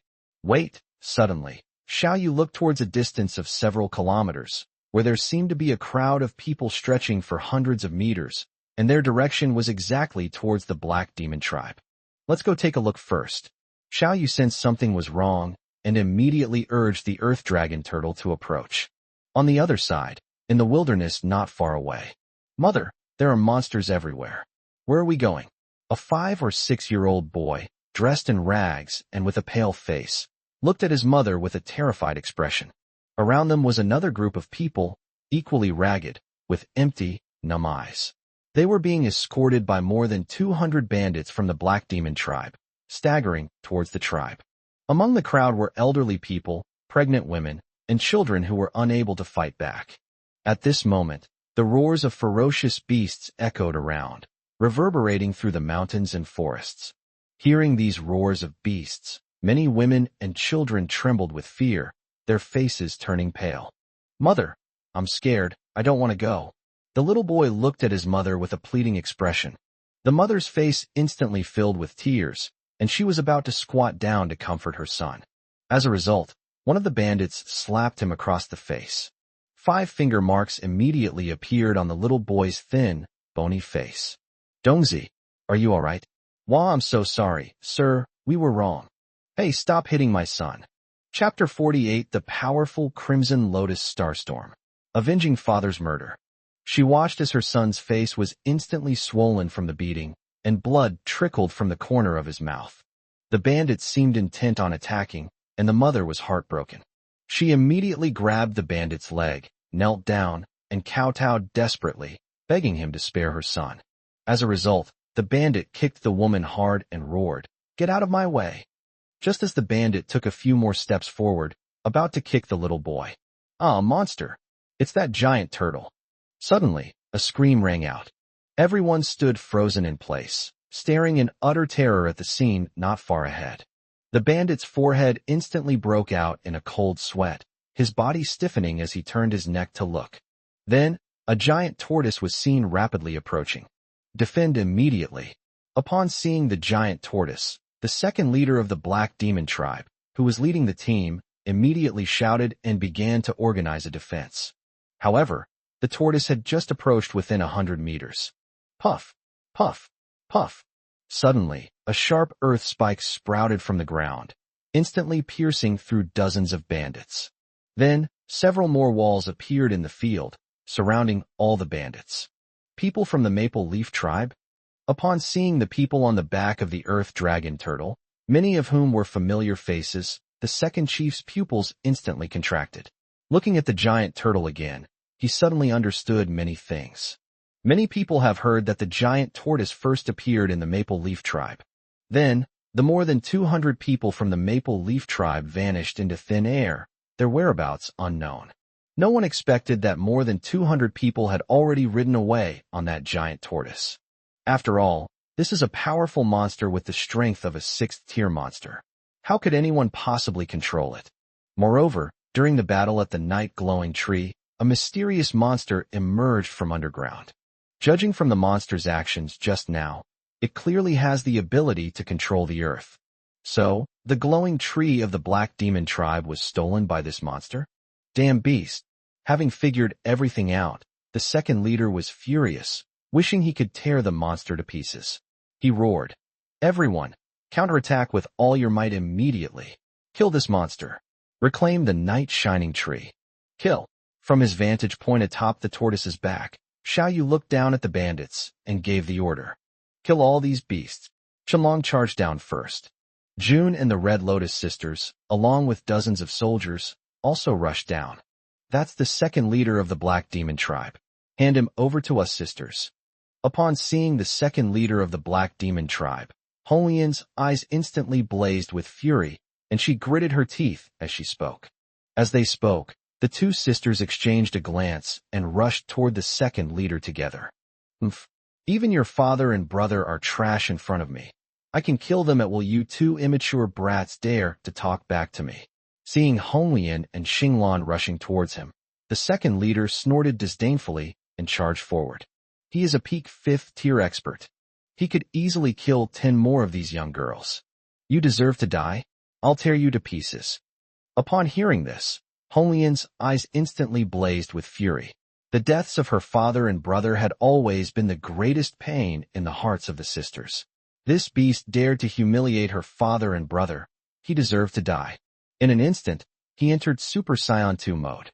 His whole body was engulfed in crimson gold flames, and his short, fiery red hair stood on end. Beside her, Xinglan's eyes were also filled with anger. With a thought, she condensed a large amount of liquid from the air, enveloping her entire body and forming a light blue gauze dress. At this moment, she resembled a water sprite from the sea. This is what Xiao Yu taught her before. In this state, it can both protect itself and weaken most physical attacks. At the same time, it can also mobilize water flow to attack enemies at any time. Playing tricks, the two leaders scoffed at the two women's transformed state. As he spoke, he swung his knife to slash at the two women. But at that moment, Holian suddenly pointed her right index finger at the second leader and made a gun-shooting gesture. The next second, bang! A small fireball, about the size of an index finger, condensed on Holian's right index finger. Under Holian's control, it shot towards the second leader at high speed like a shooting star. The fireball was too fast. Even the second leader, who was as strong as a peak 5th-tier leader, was hit instantly. A pool of blood splattered directly from his chest, and he suffered some superficial injuries. "Little girls, you're all too weak, even more useless than your father and brothers." Then, the second leader acted as if nothing had happened and sneered. However, before he could finish speaking, he suddenly felt a piercing pain. As a peak 5th-tier expert, he possesses a formidable physical body. "There was originally only a small hole in my chest. It's just a minor injury, it won't kill him. But now, the blood from the wound is gushing out like a fountain." "You did this? How is that possible?" The second leader looked at Xinglan with a shocked expression. Realizing what was happening, he immediately rushed over, intending to kill Xinglan. However, Xinglan used the kite-flying tactic that Xiao Yu taught her to bleed it while running. Meanwhile, the older sister kept using the musket trick to increase the wounds on the second leader. Finally, the second leader, having lost too much blood, completely lost the ability to resist. Finally, Holian hurled a huge fireball at the old dog, blasting it to pieces. "Well done." At this moment, Xiao Yu also came down to oversee the operation. Seeing Holian and Xinglan's performance, he gave them 2 thumbs up with great satisfaction. It should be noted that although they are 1 in 10,000 awakened individuals with exceptional talent. However, one of them is at the peak of the 4th rank, and the other is at the peak of the 3rd rank. Their enemy, however, is a peak 5th-tier powerhouse. In the end, however, the two sisters joined forces to kill each other without suffering any harm. Hee, it's all thanks to Brother Yu's excellent teaching. After killing her father's killer, Xinglan felt much better instantly. She proudly hugged Xiao Yu's arm and shook it affectionately. Her sapphire pupils blinked, full of tenderness and gratitude. The two well-developed bear cubs were interacting with Xiao Yu, whether intentionally or unintentionally. All right, there are still enemies. Honglian scolded with a stern face. With that, he grabbed his sister and rushed towards the battlefield where Qianlong and the others were fighting. The 200 men that the second leader brought this time were mostly elites, with more than half of them being second or third rank. Dozens of them were killed by the Earth Dragon Turtle just now, and the rest were separated and defeated one by one. With the addition of the powerful forces of Honglian and Xinglan, they quickly wiped out all the bandits. Originally, the hundreds of refugees were terrified of the Earth Dragon Turtle, but upon seeing Red Lotus, they all knelt down and kowtowed repeatedly. Thank you so much, Chief Red Lotus and the Maple Leaf Tribe, for saving our lives. I am no longer the tribal chief. The one who saved you is my tribe's new chief, who is also my brother. Seeing everyone bowing to her, Honglian said, quickly stepping aside and taking Xiao Yu's hand to pull him out. Although, she still prefers to call him by his first name in private. But when there are outsiders around, Honglian will act like a well-behaved younger sister, calling her brother in a sweet, coquettish voice. Xiao Yu got goosebumps just listening to this. Chapter 49, A Lose-Lose Situation. The Great Chief escaped? Xiao Yu? Thank you, Chief Xiao Yu, for saving my life. The refugees bowed down again, their eyes filled with both shock and gratitude. Everyone understood. The turtles have caused a great disturbance in the wilderness these past 2 days, frightening countless people. It turns out to be Chief Xiao Yu's pet. Previously, many people said that Xiao Yu was completely ruined after losing the protection of Yin City. But now it seems that he has only escaped the cage of Yin City and is now soaring freely in the heavens. All right, get up. All of you. Xiao Yu looked at the refugees, his face full of doubt, and asked, You are from the Chiefing tribe and the Dongyan tribe, right? How did you get captured and brought here? The Black Demon tribe encountered a beast horde attack, and in order to resist the horde, they captured us to use as cannon fodder. Next, the two tribal leaders explained everything. The Black Demon tribe has always been unbridled and lawless. In the past, they often used living people as bait to hunt ferocious beasts. However, after expanding their power, they became more restrained due to their fear of Xiao Ting, the city lord of Yin City. Now, their approach is to feign alliances with those smaller tribes. When the Black Demon tribe faces an attack by a horde of ferocious beasts, they will capture all the so-called allied tribes and force them to become cannon fodder and die, drawing the beast's firepower. Meanwhile, the bandits seize the opportunity to launch a sneak attack from behind and wipe out the ferocious beast. In this way, they were able to completely annihilate the ferocious beast tides that other forces feared like tigers. They can also make a fortune in energy stones as a result. This is one of the reasons why the Black Demon tribe has been able to grow and expand continuously. A bunch of beasts. They deserve to die. After learning all this, Honglian's fiery temper flared up again. She knew the Black Demon tribe was incredibly ruthless, but I never expected them to be so utterly depraved. Feeding living beasts with live people? Using them as cannon fodder? Look at these hundreds of people, including many women and children, and elderly people who can barely move. Once they encounter a ferocious beast attack, they can't even escape. They can only wait to die on the spot. When I was a child, members of the Maple Leaf tribe often went missing. My father only said that they had been captured by the Black Demon tribe. At that time, Honglian didn't understand. But now, she understands everything. The tribesmen were also used as cannon fodder. They were used as bait to feed the ferocious beasts. At this moment, her hatred for these bandits intensified. Sister, let's go and wipe out the Black Demon tribe. Xinglan calmly grasped her sister's hand, but her words were somewhat chilling. The uncles and aunts who loved her dearly when she was little suddenly disappeared. It turned out they had been fed to a ferocious beast. Today, she will avenge those uncles and aunts and wipe away their hatred. Hearing this, Xiao Yu felt slightly embarrassed. These refugees were grateful to him, unaware that he was the one who triggered the beast tide. Fortunately, I managed to save these people, and none of them were harmed. However, he also deeply hated the evil deeds of those bandits.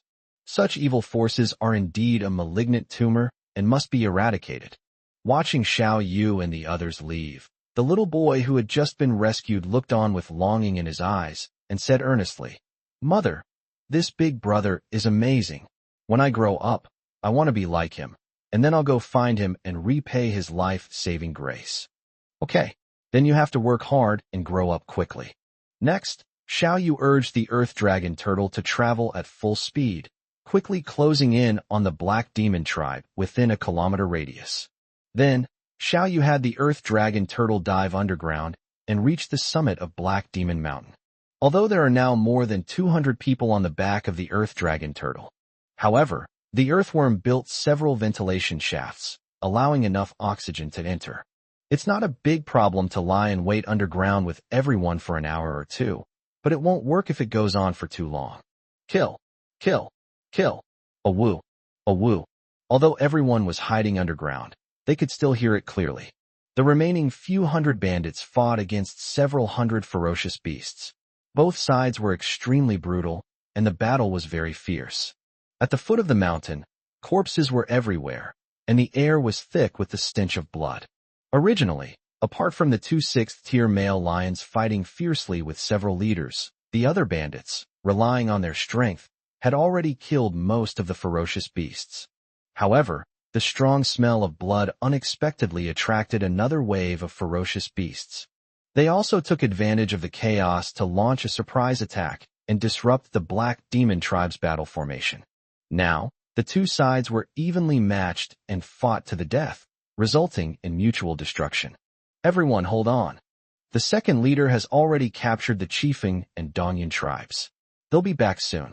Once those bastards arrive, let them be cannon fodder while we harvest the ferocious beasts from behind. That way, we can make a fortune.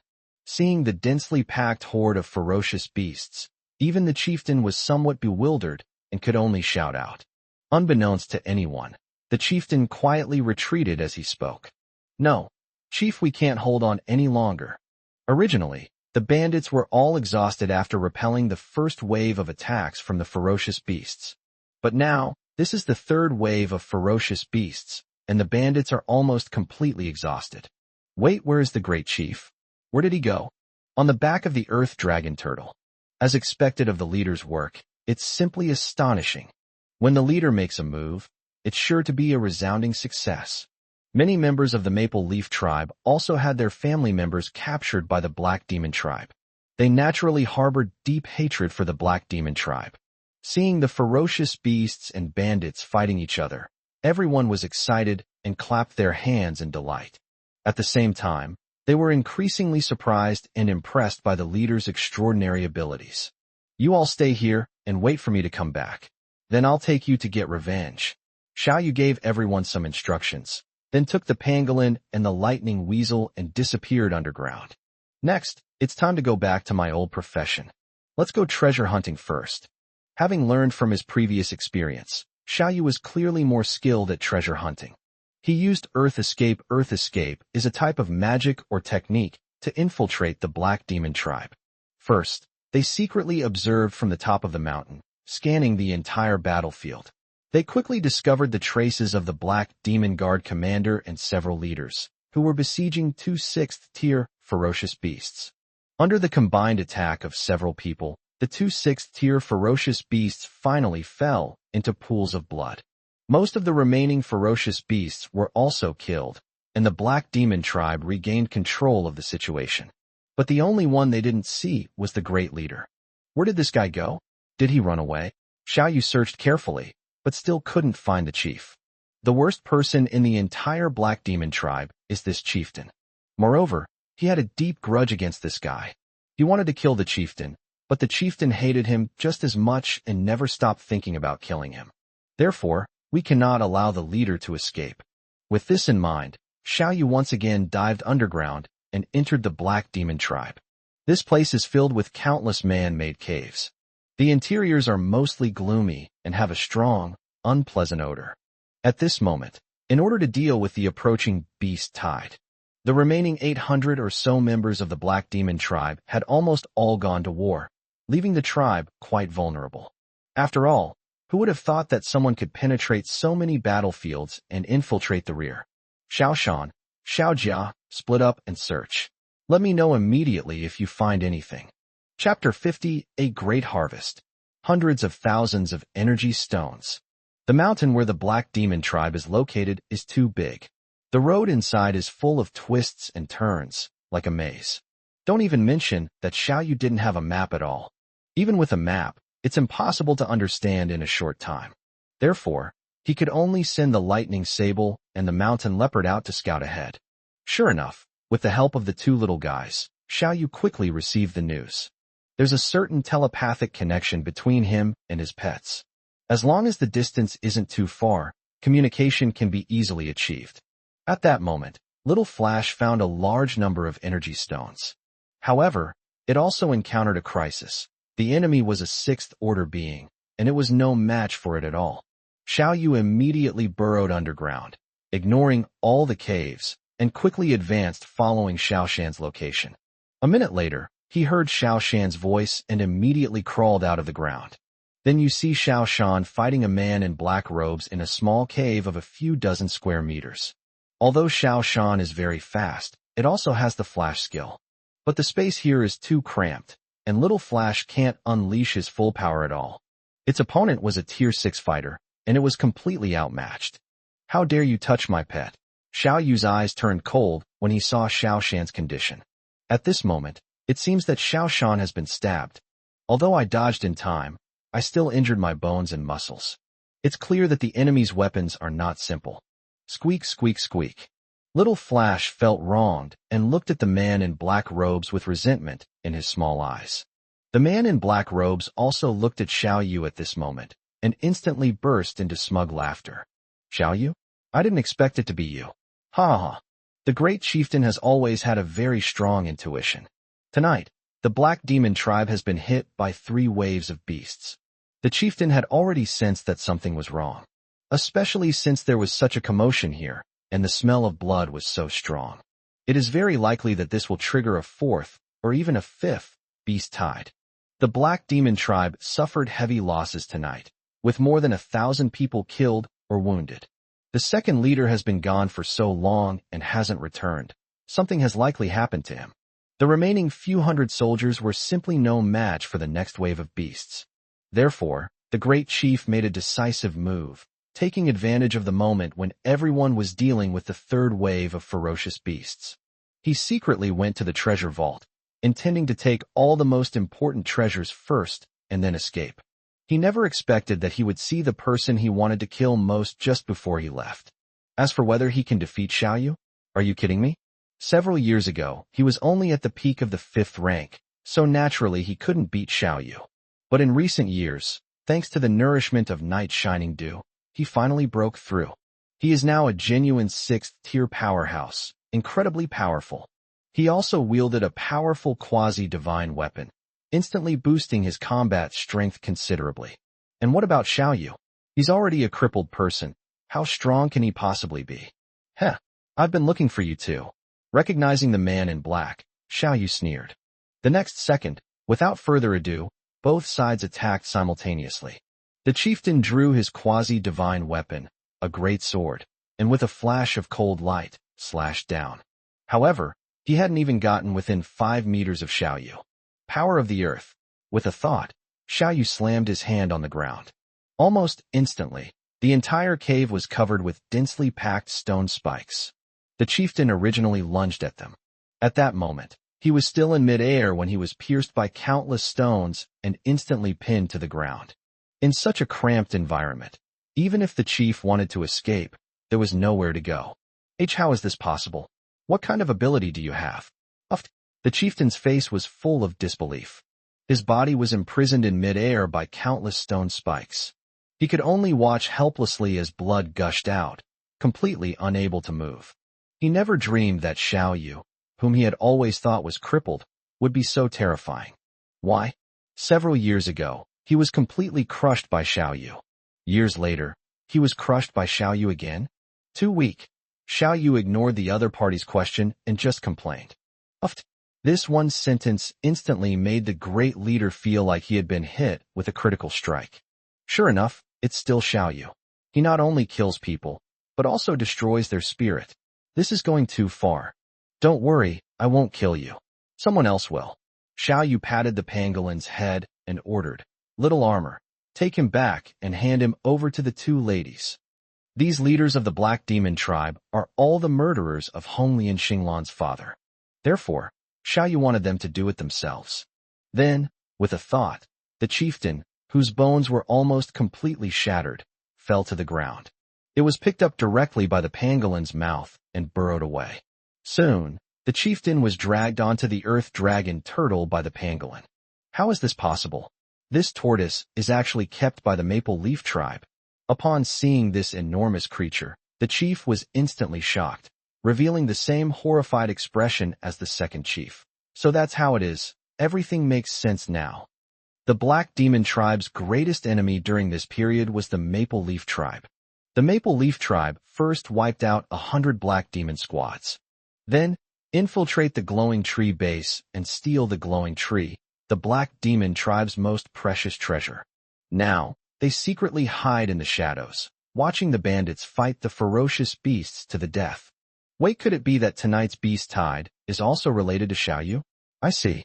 At that moment, the great chieftain finally understood. Inside the cave at this moment, Xiao Shan, let me treat you first. Seeing that Xiao Shan's injuries were not serious, Xiao Yu had an idea. Gently place your hand on Little Flash's body, and a wisp of emerald green light envelopes its small form. Instantly, the deep wound that exposed bone healed at a speed visible to the naked eye. Chirp chirp, instantly restored to normal, Little Flash was overjoyed and excitedly hugged its owner. I'm sorry you've suffered. Xiao Yu smiled as he stroked Xiao Shan before looking at the ground. This guy actually has so many good things. On the ground at this moment, there is a finely crafted broadsword that the chieftain has just dropped, its cold light gleaming. There was also a leather bag the size of a human head. Xiao Yu first picked up the exquisite broadsword, played with it for a while, and then cut his fingers a few times. When he realized that his finger had been cut, his eyes lit up instantly. A Tier 4 near divine weapon greatsword? It feels pretty good in the hand. Previously, Jun had offered to give him a Tier 4 quasi-divine weapon greatsword, but he felt it wasn't suitable for him. But this large knife, with its weight and shape, was just right for him, and he could make do with it. Then he looked at the animal skin bag, opened it, and saw colorful crystals. As Xiao Yu had imagined, there were a large number of energy crystals. After all, if the chieftain wants to take away all the treasures of the tribe, he certainly won't let go of the energy stones. System, redeem energy points. Ding. Redemption successful. You have obtained 126,233 energy points. Chapter 51 Iron Ore worth millions. A 6th tier Earth Dragon Turtle. Upon hearing the system notification, Xiao Yu's eyes lit up instantly, filled with joy. I was right to come. I gained over 100,000 energy points in one go. Moreover, the great battle outside killed 2 6th tier ferocious beasts and a large number of 4th and 5th tier ferocious beasts. The energy stones of those ferocious beasts haven't even been dug out yet. Little Flash, let me evolve you first. Little Flash had just helped him find the great boss and the energy stone, but it was bullied by the other party. Xiao Yu naturally wanted to reward it, so he immediately placed his hand on its little head. System, evolve the Lightning Sable. Ding. 10,000 energy points consumed. Lightning Sable upgraded to Tier 5. Ding. Lightning Sable's talent has been upgraded, gaining the skill Teleport. Ding. Copying the Lightning Sable talent teleportation, in progress fusion complete. Enveloped in the system's glow, Little Flash immediately squinted its eyes in bliss, its face full of enjoyment. Then, its appearance remained unchanged. However, after examining its talent, Xiao Yu was immediately delighted. The biggest difference between a flash and an instant is, Flash has a cooldown period, while Teleport has no cooldown period. In other words, it can teleport freely and continuously. However, whether it's Xiao Shan or Xiao Yu, their current maximum teleportation range is 100 meters. Of course, This distance is actually very far. If Xiao Shan encounters the same situation again, even if he can't win, he can teleport away to escape.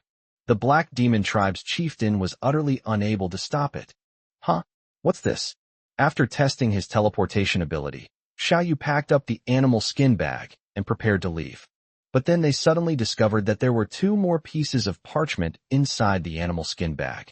He took out the parchment, opened it, and his eyes lit up with excitement. Wow, 2 more great treasures. The first parchment is worth at least 400,000 energy points. And the second one, if I collect all the materials inside, will allow my men to rapidly increase their strength. Xiao Yu excitedly hid the 2 parchments in a compartment of his clothes and kept them close to his body. There's no way around it. This thing is just too important. Then, he took Xiao Shan and went into another cave not far away. They actually have an acre of vegetable plants. They've really struck it rich.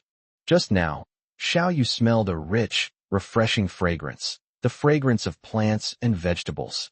He guessed that there might be a plantation here. I never expected that there would be a whole acre of cabbage and corn seedlings, at least several hundred. Once all these vegetable seedlings have grown up, we will have no shortage of vegetables to eat. Let's explore a bit more, then go back to evolve the Earth Dragon Turtle, and then come back to take these vegetables. Wait, little Jia. What did you say? The Black Demon Tribe actually has a large treasure hidden underground? Hiss, no wonder there was that parchment. Finally, Xiao Yu intended to investigate casually. But then, a huge surprise was discovered. No wonder the Black Demon Tribe was able to rise to prominence in just a few years. It turns out that these bandits were truly blessed by nature. Not only did they discover the incredibly magical bioluminescent tree, but they also discovered even their stronghold was built on an iron mine. Moreover, the Black Demon Tribe's underground iron mine has now been completely mined out. They were stacked very neatly and stored in a huge cave. It was really thoughtful. It seems they were waiting for Xiao Yu to come and take over. Xiao Yu glanced at it and knew it was about 300 or 400 cubic meters, which should be over 1,000 tons. 1 ton equals 2,000 jin. 1,000 tons equals 2 million jin. A single iron knife weighs only about 2 kilograms. In other words, 1,000 tons of iron ore can be used to forge 1 million iron knives. At the current market price, 1 iron knife equals 10 energy stones. If it were crafted into armor, a set of armor would be worth at least 100 energy stones. It's easy to imagine just how valuable these iron ore deposits are, at least tens of millions. Simply put, all of Xiao Yu's possessions combined are not even a fraction of what these iron ore are worth. Ha ha ha, they're all mine now. Looking at the cave, Xiao Yu was overjoyed. So much iron ore was originally hidden more than 10 meters underground. It's impossible for an ordinary person to discover this. But who made Xiao Yu have a pangolin that likes to burrow underground? They easily discovered the treasure the great chief had hidden here. Poor chieftain, all the massive treasures he painstakingly unearthed have gone to Xiao Yu. However, Xiao Yu soon encountered a problem. With so much iron ore, it would be impossible to forge it all into weapons in a short time. The problem is thousands of tons of iron ore, weighing 2 million caddies.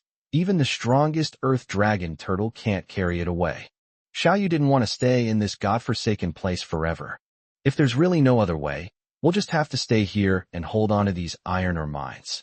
Let's go back first. When Xiao Yu was on the back of the Earth Dragon Turtle, then they saw a pile of charred human-shaped objects on the ground. It is obvious that someone was burned alive. Xiao Yu knew without even thinking that it was the person he had just brought up. He must have suffered a lot of torture and torment before he died. But Xiao Yu felt no sympathy for such a scumbag. He only felt that the other party had died too easily. Brother Yu, elder brother, my lord. When they saw that Xiao Yu had finally returned, everyone rushed to greet him. Seeing the expectant looks in everyone's eyes, Xiao Yu understood. He smiled and shook his head, saying, "I'll take you out right away and wipe out those bandits completely." After saying that, he ignored the excited shouts of the crowd. They gave the Earth Dragon Turtle a heads up, and then it started evolving. System, evolve the Earth Dragon Turtle. Ding. 100,000 energy points consumed. Earth Dragon Turtle advances to Tier 6. Ding. The Earth Dragon Turtle's talent has been upgraded, gaining the talent Gravity Control. Ding. copying the Earth Dragon Turtle's talent gravity control, infusion fusion complete. A milky white light enveloped the Earth Dragon Turtle. Moment. The enormous body of the Earth Dragon Turtle trembled. His body was torn open with countless fissures, and blood gushed out. Countless cracks also appeared on the entire massive turtle shell. The entire Maple Leaf tribe was terrified. Fortunately, the Earth Dragon Turtle had already undergone several transformations and quickly adapted. It stabilized instantly, and the fissure in the ground quickly returned to normal without harming anyone. This feeling of transformation at the level of life is so wonderful every time. At the same time, Xiao Yu also copied the Earth Dragon Turtle's talent, gravity control. He was overjoyed the moment he fully mastered this ability. I was just worrying about how to take the iron ore with me. Now I have it. Gravity control, as the name suggests, is the ability to control the weight of an object. However, while controlling other objects only requires 5-10 times the force of gravity, controlling stones is entirely different. Xiao Yu guessed that with the power of the earth, the weight of the stone could be reduced to a negligible amount. The Earth Dragon Turtle can easily handle a mere 1,000 tons of iron ore. Wow, the Earth Dragon Turtle has grown so much bigger. But what should we feed it from now on? After Xiao Yu finished repairing the house, the girls gathered around and asked. They also frequently fed the large tortoise that protected them with the meat of ferocious beasts. It is well known that earthworms have an astonishing appetite. Now it has increased nearly tenfold, and the daily food intake must be at least tens of thousands of kilograms. Where did they get so much food? Don't worry, I have a way. Xiao Yu smiled and waved his hand. Just feed the earthworm energy points, 100 points a day, no problem. As he spoke, he looked down at the Earth Dragon Tortoise at his feet. The Earth Dragon Turtle's size has indeed undergone an astonishing change. First, its size has increased nearly tenfold. From its original 20,000 square meters, it has grown to more than 150,000 to 160,000 square meters. The tortoise shell is over 300 meters wide and over 500 meters long. The turtle shell, which previously housed 200 people, is still a bit crowded. But now, 200 people feel it's too spacious. After this full moon, it's time to expand our influence. As Xiao Yu pondered this, he examined the structure on the back of the Earth Dragon Turtle once more. It was discovered that when the Earth Dragon Turtle evolved, it tore apart many houses. He first spoke with the Earth Dragon Turtle, reminding it to be careful next time. Then, in an instant, all the houses were restored to their original condition. Chapter 52 The Earth Dragon Turtle displays its divine power, closing the door to beat the dog. Warriors, everything is ready. The time to annihilate the Dark Demon Horde has come.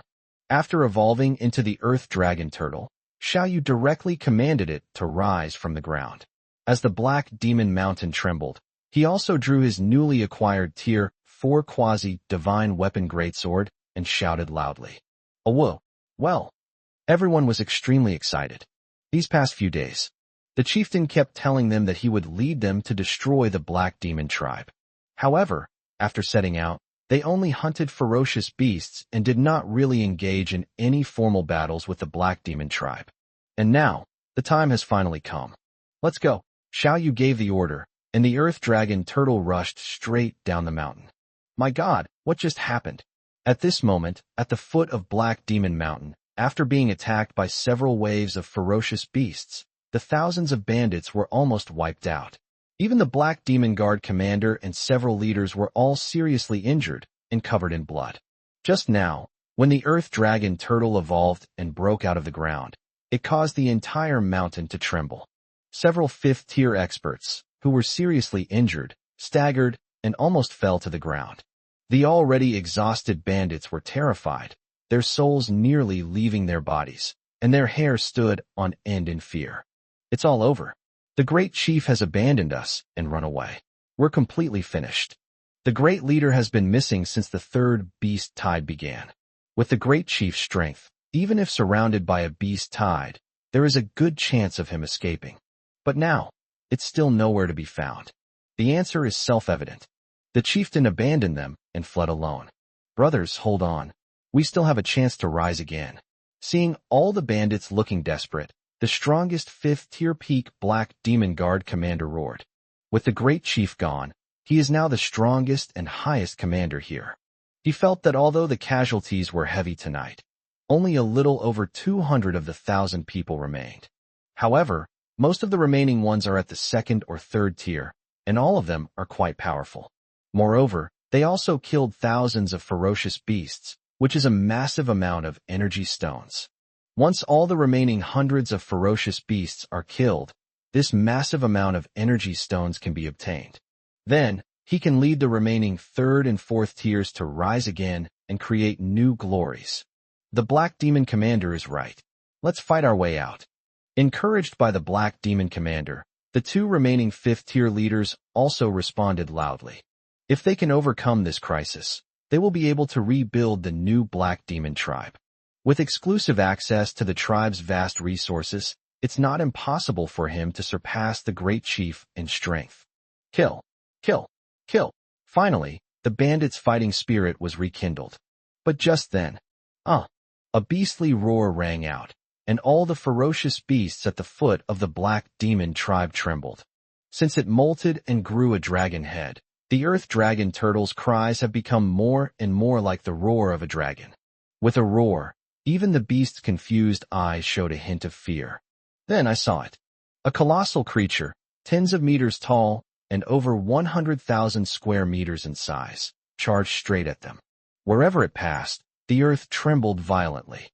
So it was it. Upon seeing the Earth Dragon Turtle, the Black Demon Commander trembled violently. He also participated in the battle against the Night Shining Tree. Because they escaped beforehand, they were not caught by Yin Cheng. Now, seeing the Earth Dragon Turtle, everything makes sense. Everyone run. Without the slightest hesitation, the Black Demon Commander roared and took off running. No one knew better than him how troublesome that monster was. What kind of power or resources are they? Are they more important than your own life? No. Commander, you were just looking so resolute and ready to fight to the death. How come you ran away in panic as soon as you saw this turtle? The bandits were all stunned. However, these bandits only grumbled inwardly before making the same choice. He took off running immediately. Moreover, they scattered and fled. This makes them easy to defeat one by one. However, the chances of escaping are also greater. The ferocious beasts seem to have been terrified by the Earth Dragon Turtle's roar. After all, almost all the high-level ferocious beasts of the 5th and 6th tiers had died out. The rest were mostly 3rd and 4th tier animals, and a few heavily injured 5th tier animals. Faced with the colossal Earth Dragon Turtle, they dared not confront its power head-on, and could only flee in panic. Trying to escape? Dream on. On the dragon head of the Earth Dragon Turtle, Xiao Yu sneered. An order was given to the Earth Dragon Turtle. The next second, the Earth Dragon Turtle stomped its limbs on the ground, causing the soil and rocks to tremble. Then, at a speed visible to the naked eye, thick earthen walls and stone walls, 1 or 2 meters thick, grew out. In an instant, these thick earthen and stone walls blocked the escape routes of all bandits and ferocious beasts. Everyone, slaughter these bandits. Leave no one alive. Yes, I will obey the leader's orders. Upon receiving Xiao Yu's order, Qianlong immediately led all the warriors out. Tonight is the night of the full moon, and everyone was originally looking forward to making their mark. However, the leader did everything all by himself. Make them feel like they have power, but nowhere to use it. Moreover, Qianlong has not forgotten his wife's instructions, to lead his brothers to achieve great things. Now, it's finally their turn to appear. Although there are still more than 200 bandits, the weakest of whom are only at the 2nd rank. However, the bandits were already exhausted after the battle. Moreover, Xiao Yu ordered the Earth Dragon Turtle to create earthen and stone walls, which separated the remaining bandits and ferocious beasts, forming long tunnels at the foot of the mountain. There were only a few dozen enemies in each tunnel. Meanwhile, the Earth Dragon Turtle had completely blocked all the exits from Black Demon Mountain. These bandits and ferocious beasts cannot escape. They can only be hunted down. Sister, let's go too, Xinglan said to Honglian. Good. Me too. The 3 women greeted Xiao Yu and then rushed into a tunnel. Xiao Yu did not make a move, but watched everything from a distance. The remaining bandits and ferocious beasts are all exhausted, so we might as well let the soldiers practice on them. As expected of my students. He couldn't help but smile slightly as he looked at a tunnel. All I could see was a tunnel. Qianlong, leading several dozen men, encountered a fifth-tier leader with several dozen men. At first, the fifth-tier leader looked down on Qianlong and his group. The two sides are evenly matched, and their weakest members are all at the second rank, with one at the fifth rank, making it an absolute crushing victory. However, as soon as the two sides clashed, Qianlong and his dozens of men crushed the dozens of bandits. How is this possible? How can you be so strong? How could you possibly defeat me? Before dying, the fifth-tier leader stared wide-eyed, his face filled with disbelief. Although he is now severely injured and has little strength left. However, the opponent was merely a beginner at the fourth level. How could he possibly defeat him? He didn't know, but Xiao Yu, who was not far away, did.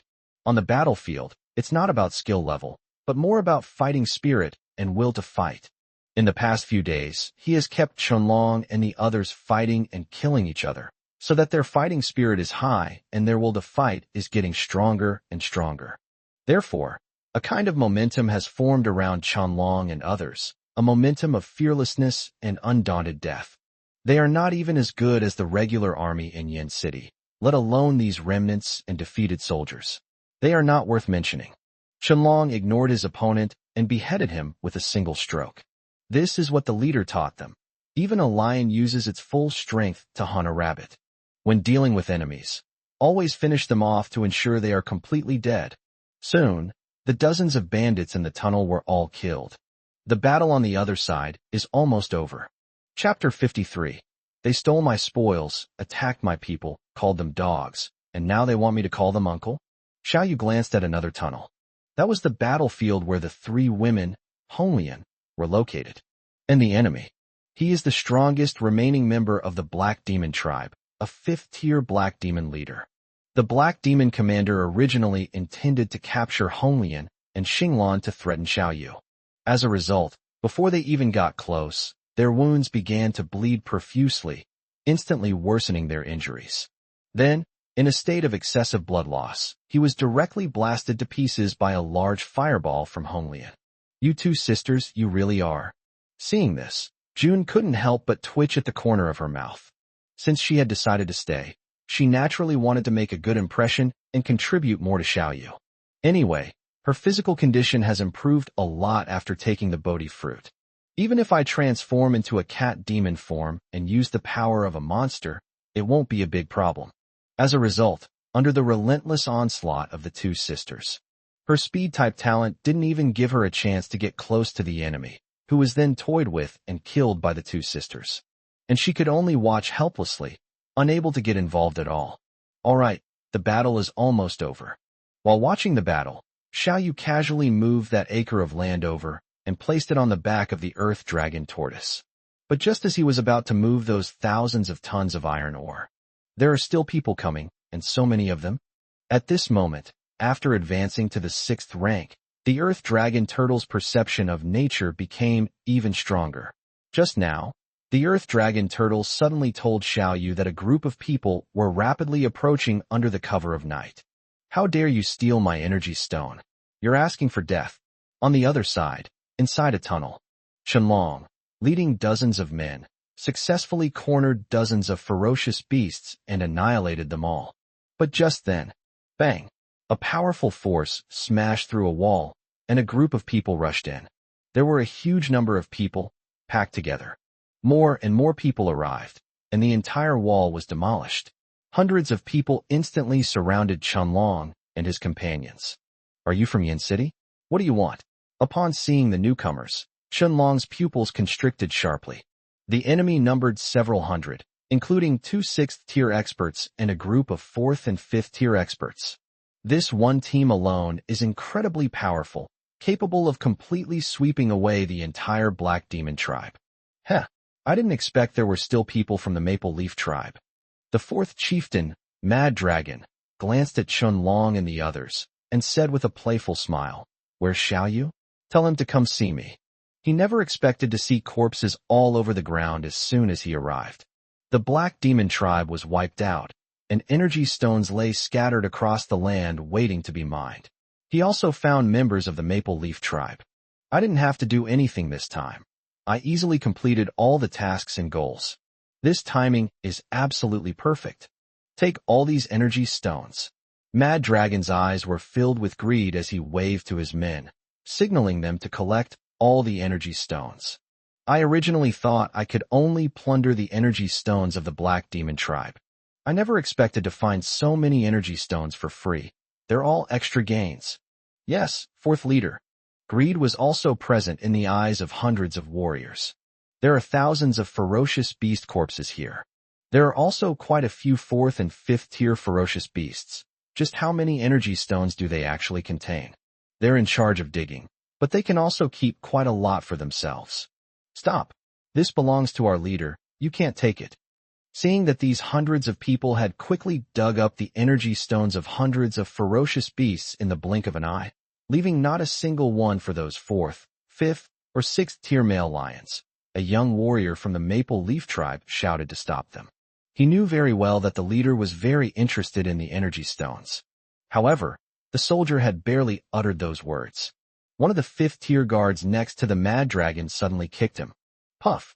With just one kick, the young soldier was seriously injured and fell to the ground, vomiting blood and unable to get up. Ajong, how are you? Seeing the young soldier named Ajong severely injured, Chunlong's eyes blazed with fury, and he gritted his teeth, saying, Ajong is right. These are all our leader's spoils of war. If you dare to steal them, you'll regret it. These people are very strong. But he believed that the leader was not only stronger, but also more resourceful. These people have angered the leader and will surely pay the price. Idiot. Mad Dragon sneered. Do you know that your leader Xiao Yu has to call me uncle and treats me with utmost respect? You are nothing but his dogs, yet you dare to bark at me. Xiao Yu had been rolling around in mud since he was a child, which Quanglong actually disliked. However, this guy, a young city lord, was always very respectful to him whenever he saw him. Quanglong believed that as long as he took action, Xiao Yu would definitely obediently go back with him. And the Maple Leaf tribe, which had been taking in Xiao Yu, should no longer exist. How dare you insult our leader? I'll fight you to the death. After the young warrior Ajong was seriously injured, the remaining dozens of warriors were already gnashing their teeth with hatred. Now, when they heard that Quanglong dared to insult their leader like this, everyone instantly became furious. Several impulsive young warriors charged directly at the Mad Dragon. A bunch of idiots. Anyway, your Maple Leaf tribe shouldn't exist anymore. Just let it perish. Seeing that the other party rushed over to their deaths just because he said a few words to Xiao Yu, Quanglong was slightly surprised, but then he didn't care. It was because the Maple Leaf tribe had been taking Xiao Yu in that he refused to return to the city. This caused Yin City to suffer from water shortages, leading to widespread complaints, and the city lord's family wore gloomy faces every day. The city lord's family was unhappy, and he, as the lowest-ranking leader, was simply their punching bag. Therefore, in Quanglong's view, all the frustration he had experienced these past few days was thanks to the Maple Leaf tribe. The city lord also wanted to destroy the Maple Leaf tribe, but fortunately, he simply resolved the problem. Thinking of this, Quanglong drew a long sword and was about to kill all the warriors with one strike. But just then, thud, thud, thud, several earthen walls rose from the ground, directly smashing the Mad Dragon away. At the same time, they surrounded and protected Chunlong and the others. It's the chief. The leader has arrived. Upon seeing the earthen walls that had sprung up from the ground, Chunlong and the others were overjoyed. The leader has arrived, so the energy stone won't be stolen. At this moment, Xiao Yu stood atop the dragon turtle's head, looking down at the Mad Dragon with a cold gaze, and said, You stole my spoils, you harmed my people, and called them dogs, and you still expect me to call you uncle? His tone was very calm. Only, the 3 women who had returned to his side after the battle were all very clear about the situation. They could all tell that Xiao Yu was genuinely angry. After all, what good is it when someone steals all the spoils of a person's hard work? This is clearly a situation that cannot be resolved amicably. Not to mention, the other party repeatedly courted death, insulting Xiao Yu and his soldiers. Is this person flirting with death? But Xiao Yu was, after all, from Yin City. These people were once his comrades in arms, his elders. Thinking of this, the girls all looked at Xiao Yu with concern. "My lord, I'm all right, puffed." The young warrior Zhong struggled to his feet and said. They all knew about the leader's background. This situation must be very difficult for the leader, and they don't want to cause trouble for him. But before he could finish his sentence, he spat out a mouthful of blood. Chapter 54. Little Flash makes a move, instantly killing a peak 6th tier opponent. You were controlling this turtle? Upon first seeing this giant tortoise, Guanglong was filled with awe and trepidation. After all, the turtle I saw before was clearly not this big. But now, in just a few days, it has grown more than 10 times.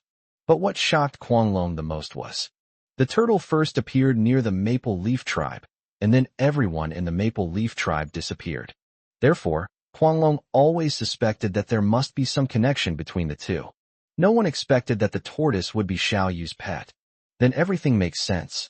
However, when he thought of Xiao Yu's past respect for him, Guanglong didn't care anymore. He even ignored Xiao Yu and Chunlong's words and sneered. What? I haven't seen your Uncle Long for so long, and you're giving me a hard time as soon as we meet. Honestly, he was intimidated by the turtle's imposing presence. However, Xiao Yu completely ignored his half-joking remark. Little Flash. Xiao Yu waved his hand casually. Instantly. Chirp chirp. With a single teleport, Xiao Shan appeared on the shoulder of a 5th-tier expert. This person was the one who had severely injured the young soldier, Zhong, with a kick earlier. The next second, Little Flash revealed a mouthful of venomous fangs and bit down hard on the man's neck. Huh? What is that? Little Flash's teleportation speed was too fast. It wasn't until the excruciating pain in his neck spread throughout his body that the 5th-tier guard reacted and turned his head in horror to look at his shoulder. Originally, Little Flash looked very cute. Its whole body is covered in white fur, which is fluffy. But now, the 5th-level guard's eyes were filled with terror, and his whole body was trembling violently. In his eyes, this little guy was a devil. Just one breath. The 5th-tier guard turned blue all over, began foaming at the mouth, and collapsed to the ground. The lightning ferret is a highly venomous creature. During this period, Xiao Yu and his men hunted down many highly venomous beasts, which were all fed to the lightning sable. Its fangs are inherently extremely venomous. After consuming large amounts of poison, the toxicity becomes even more intense. A bite from an ordinary tier 5 character is almost certain to kill. You little bastard. How dare you? Things happened too fast. Guanglong didn't even have time to stop it. He looked at Xiao Yu, his eyes instantly filled with rage. This little bastard dared to lay a hand on him right in front of him. Does he even respect him? However, before he could launch an attack on Xiao Yu, Xiao Shan teleported again. For leaders, be careful. This time, the wary people of Yin City finally noticed. Xiao Shan's target was actually the 4th leader, Mad Dragon, who was at the peak of the 6th rank. Unfortunately, they were too slow to offer their reminders, or rather, their reminders were ineffective. Because, despite being prepared for Xiao Shan's teleportation, Guanglong still couldn't dodge it.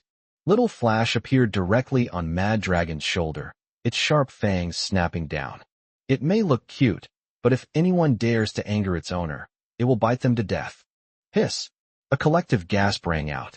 Mad Dragon convulsed violently in pain, grabbing at Little Flash on his shoulder. However, after Little Flash bit him, it teleported again. This time, Xiao Shan didn't attack again, but instead teleported back to Xiao Yu's shoulder, proudly claiming credit. How is this possible? Even the 4 leaders couldn't dodge it? What kind of monster is this? Upon seeing this scene, everyone in Yin City's pupils shrank and they gasped. The 4 leaders were all peak 6th tier experts, yet they were unable to dodge the opponent's attack. What about these people? If thousands of people were truly willing to fight, they could definitely kill this ferocious beast. After all, there are hundreds of them at the 3rd and 4th levels of the Light Realm. But how many people will die or be injured in this way? Didn't you see? Even the last remaining 6th tier expert retreated a few steps and disappeared into the crowd. Who else would be willing to risk their life? For a moment, everyone in Yinqing was so tense that they dared not breathe. I was terrified of being targeted by this little monster.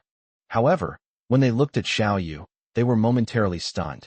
Because, as if he hadn't seen the lightning sable's ferocity, Xiao Yu was using his 5 fingers to plow and rub the lightning sable's smooth, soft, snow-white fur until it was a mess. The lightning ferret was bullied and looked very wronged, but it did not fight back at all. Everyone in Yinxing was confused. Who was more terrifying? Xiao Yu, are you crazy? I'm your uncle. I watched you grow up. Guanglong pressed his hand against his bitten neck, enduring the excruciating pain, and angrily questioned Xiao Yu. As he spoke, he glanced at the 5th level guard. The other person was already lying on the ground, convulsing violently, and had fallen into shock. It looks like he's definitely going to die. Even a miracle can't save him. He never dreamed that he would see that respectful young man again. How could they treat him like this? Did they really want to kill him? Why is everything so different from what he imagined? Did he do something wrong? Fortunately, he was a peak 6th tier expert and a strength-type mutant with a powerful physique. These deadly poisons won't kill him in a short time, but they hurt so much. This scene left Guanglong utterly shocked. Even Honglian Xinglan and the 3 women of June looked at Xiao Yu with astonishment. Unexpectedly, Xiao Yu killed his former comrade without saying a word, showing no mercy. But they didn't care at all. Daring to offend Xiao Yu meant they deserved to die? You think you're worthy? Xiao Yu sneered. He didn't bother with any more words and said coldly, "Hand over my energy stone obediently, and I might spare your lives. Otherwise die." Previously, he needed to rely on a beast tide to wipe out the Black Demon tribe. But now, after the Earth Dragon Turtle advanced to the 6th rank, its strength has increased more than tenfold. In the blink of an eye, it is enough to directly change the terrain within a kilometer radius. Even if there were 1,000 more, let alone just 1,000, Xiao Yu could still slowly wear them down. And as soon as he finished speaking, the Earth Dragon Turtle roared to the sky, letting out a dragon's cry. Instantly, the earth trembled and cracked open, and all the beasts trembled and cried out incessantly. At the same time, a pangolin emerged from the crack in the ground, and the slime in Xinglan's arms jumped down. Several powerful pets all stared menacingly at Guanglong and his companions. The people of Yinxing were startled once again. Even a single ferocious beast that Xiao Yu casually dispatched brought them immense pressure. It's unimaginable what would happen if several ferocious beasts attacked together. At this moment, Guanglong finally realized that Xiao Yu had changed. Completely changed. He was no longer the weak and easily bullied boy who respectfully called him uncle. Instead, he is a terrifying figure who controls several ferocious beasts, and whose own strength is still completely unknown. Wait, Xiao Yu. Seeing that Xiao Yu was about to make another move, Guanglong quickly raised his hands, signaling him not to act rashly. It was your father who sent me to find you. Let's talk this out. Do you know how much your mother misses you after you left Yinxing? She can't sleep at night, and her hair is turning gray. They say they were wrong and hope you'll come home. Guanglong knew very well that the city lord and his wife had never liked their eldest son. He was neglected and ignored from a young age. Therefore, Xiao Yu has always lacked paternal and maternal love. As long as I say these words, he will definitely change his mind, even though he himself knew perfectly well that he was lying through his teeth. Because none of these words are true. Upon hearing these words, Xiao Yu's expression actually changed. Seeing this, Honglian Xinglan and the other 2 women also had a slight change in expression. If Xiao Yu's parents really care about him and really love him. All 3 women hoped that Xiao Yu could go home and reunite with his parents. But let alone Crimson Lotus Starry Sky, even June, who had just joined the group, was very clear about it. Xiao Yu sacrificed so much for his former family, even everything. In return, all I got were 4 words, crossing the river and then dismantling the bridge. Therefore, they were all very worried that Xiao Yu might really change his mind. He returned to that so-called family where all he felt was cold-blooded exploitation, where he was treated like a tool for life. Chapter 55 The Frustrated People of Yin City. Fortunately, Xiao Yu did not disappoint them. He simply waved his hand casually. Whoosh. The lightning sable teleported again. Don't do it, Xiao Yu, I'll pay, okay? Just as the lightning ferret reappeared on its other shoulder, it was about to open its mouth and bite. Guanglong, a rough and uncultured man, was almost scared to tears. He was bitten and poisoned, leaving him with very little strength, unable to even fight back against the lightning sable. If he cannot return to the city immediately to find someone to treat him, then he will surely die. As for the city lord's orders, he couldn't care less about any of that. Moreover, he had already realized that Xiao Yu was determined to break with the city lord's family. As an outsider, I shouldn't risk my life for this family's messy affairs. Hand over the energy stone now. Mad Dragon turned around and roared. Hearing this, and looking at the 4 leaders, Mad Dragon, and the 5th-tier guards who had already collapsed, the people of Yinxing exchanged glances before slowly releasing their grip on their weapons and taking out the energy stones they had dug out earlier. Qianlong and his men quickly put it away. However, a moment later, Qianlong frowned. The other soldiers' faces also turned very gloomy. What's going on? Xiao Yu noticed their expressions and asked in a deep voice. Chief, Qianlong's expression was somewhat unpleasant, and he didn't know how to answer. He could only instruct all the warriors to spread out the energy stones they had just confiscated. This is really good. Upon seeing these energy stones, Xiao Yu sneered instantly. The Black Demon tribe has slain 2 Tier 6 ferocious beasts, surpassing even Tier 5 stone beasts, and a large group of Tier 4. But now none of the energy stones that Qianlong and the others retrieved were even of the 4th rank. Xiao Yu, I will definitely give you an explanation. Upon seeing this, Qianlong's expression changed instantly. Before Xiao Yu could do anything, he endured the excruciating pain, drew his sword, and charged out. The next second, before more than a dozen 2nd or 3rd-tier Flame City warriors could react, they were cut in half at the waist. At this, all the Flame City warriors widened their eyes and looked at Mad Dragon in shock. They believed that Xiao Yu would remember their past relationship and that he was just trying to scare them. After all, Xiao Yu has always been like this, a weak-willed, overly kind person. As a result, before Xiao Yu could even make a move, the leader of the Mad Dragons preemptively attacked. Xiao Yu, I'm sorry. I promise, no one will dare to hide it again. Qianlong was convulsing in excruciating pain, clutching his neck and bowing slightly to Xiao Yu. Qianlong was furious. It was one thing for these people to steal things all the time. In such a critical moment, to still not be able to distinguish the occasion is simply infuriating. Hand it over now if you don't want to die? Otherwise, that's what happened to you just now. The subsequent recovery of the spoils went very smoothly. Half an hour later, Qianlong and dozens of warriors retrieved all the ferocious beast energy stones. Xiao Yu glanced at it and knew the approximate quantity. These 2 waves of beasts each numbered over 1,200, and all the energy stones are here, at least tens of thousands. Can we go now?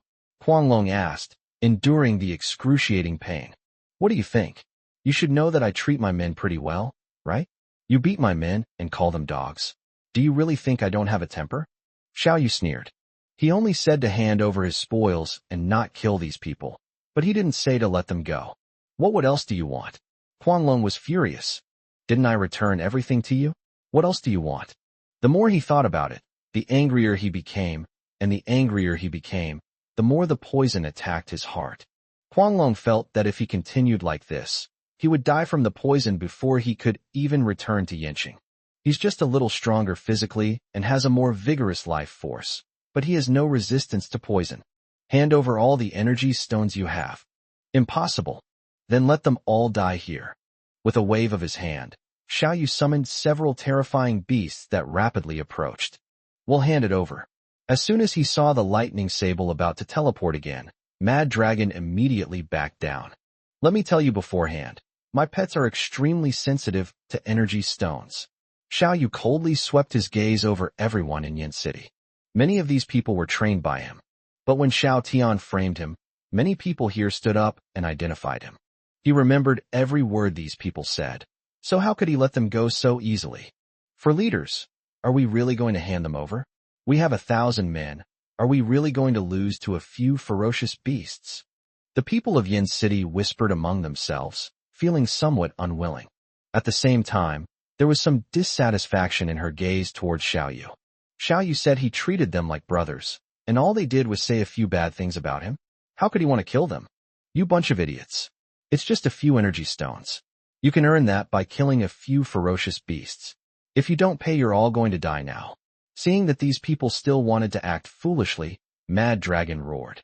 Don't be fooled. He still has 1,000 men under his command.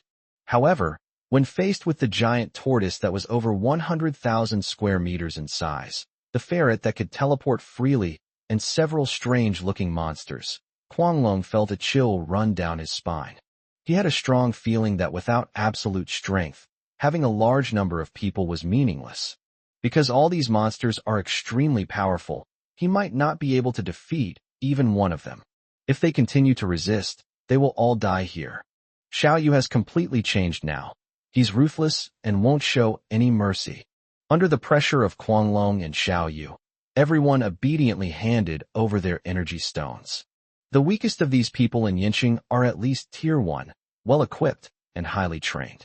Therefore, they usually have dozens of energy stones on them. With 1,000 people, that adds up to more than 30,000. What surprised Xiao Yu the most was that Quanglong alone contributed more than 10,000. In total, he gained nearly 50,000 energy stones. Finally, Xiao Yu also took away Quanglong's knife. This knife killed several people without shedding a single drop of blood, which speaks volumes. Watching Xiao Yu leave on the giant tortoise, Quanglong smiled bitterly to himself. As expected, a powerful dragon will always be a powerful dragon. Even if you fall into the mud, it's just a trial before you transform into a dragon. Once he finds an opportunity, he will soar to new heights and roam the heavens. If he had known this would happen, he would have definitely spoken up for Xiao Yu when he was wrongly accused and driven out of Yin City. In that case, Xiao Yu wouldn't have tortured him so badly today. They even took away his personal weapons without any mercy. Moreover, Xiao Ting, the city lord of Yin City, is capricious and has an extremely volatile temper. Mad Dragon was the weakest of the leaders. Therefore, he was often used as a punching bag by Xiao Ting, and he had long wanted to quit. Originally, I thought I would take advantage of this trip to the Black Demon tribe to make a fortune and then leave. But now, not only have they gained nothing, they've lost both their wife and their army. If only I had been even slightly kinder to Xiao Yu back then, given his overly kind nature. As a dignified peak 6th order expert, Xiao Yu would definitely welcome him with open arms if he pledged allegiance to him. At the very least, he should become a deputy chief of a tribe. Unfortunately, there aren't that many what-ifs in this world. It's all too late. I've missed it all. Xiao Yu will never go back. There is no hope for Yin City. Quanglong sighed in the end. After Xiao Yu left, Yin City's search for food and water sources hit a complete dead end. Although, there are a few 7th-tier leaders who can also enter the forest to find water. The problem is, they are strong, but they lack Xiao Yu's wilderness survival experience. But finding food and water requires more than just strength. Let's go back to the city first. Once my injuries are healed, I'll have to find another way out. Chapter 56, Slime's New Talent Split. A treasure trove. System, redeem energy points. Ding. Redemption successful. You have received 51,338 energy points. Upon hearing the system notification, Xiao Yu was overjoyed. Those 1,000+ people from the Black Demon tribe were really impressive. They killed over 1,000 ferocious beasts. 2 Tier 6 beasts cost 20,000 energy points, and there are more than 10 Tier 5 beasts and dozens of Tier 4 beasts. In short, these energy stones alone amount to more than 50,000 points. With these energy points, you can upgrade your other pet to Tier 6 as well. However, there's no rush. Xiao Yu then took out the energy stones he had snatched from Quanglong and his gang and exchanged them again. Ding. Redemption successful. You have obtained 39,692 energy points. I gained nearly 40,000 energy points again. Xiao Yu's mind raced, and he opened his personal panel. Host, Xiao Yu. Realm, 6th rank. Taming points, 5 refreshes daily, can be accumulated. Energy points, 116186.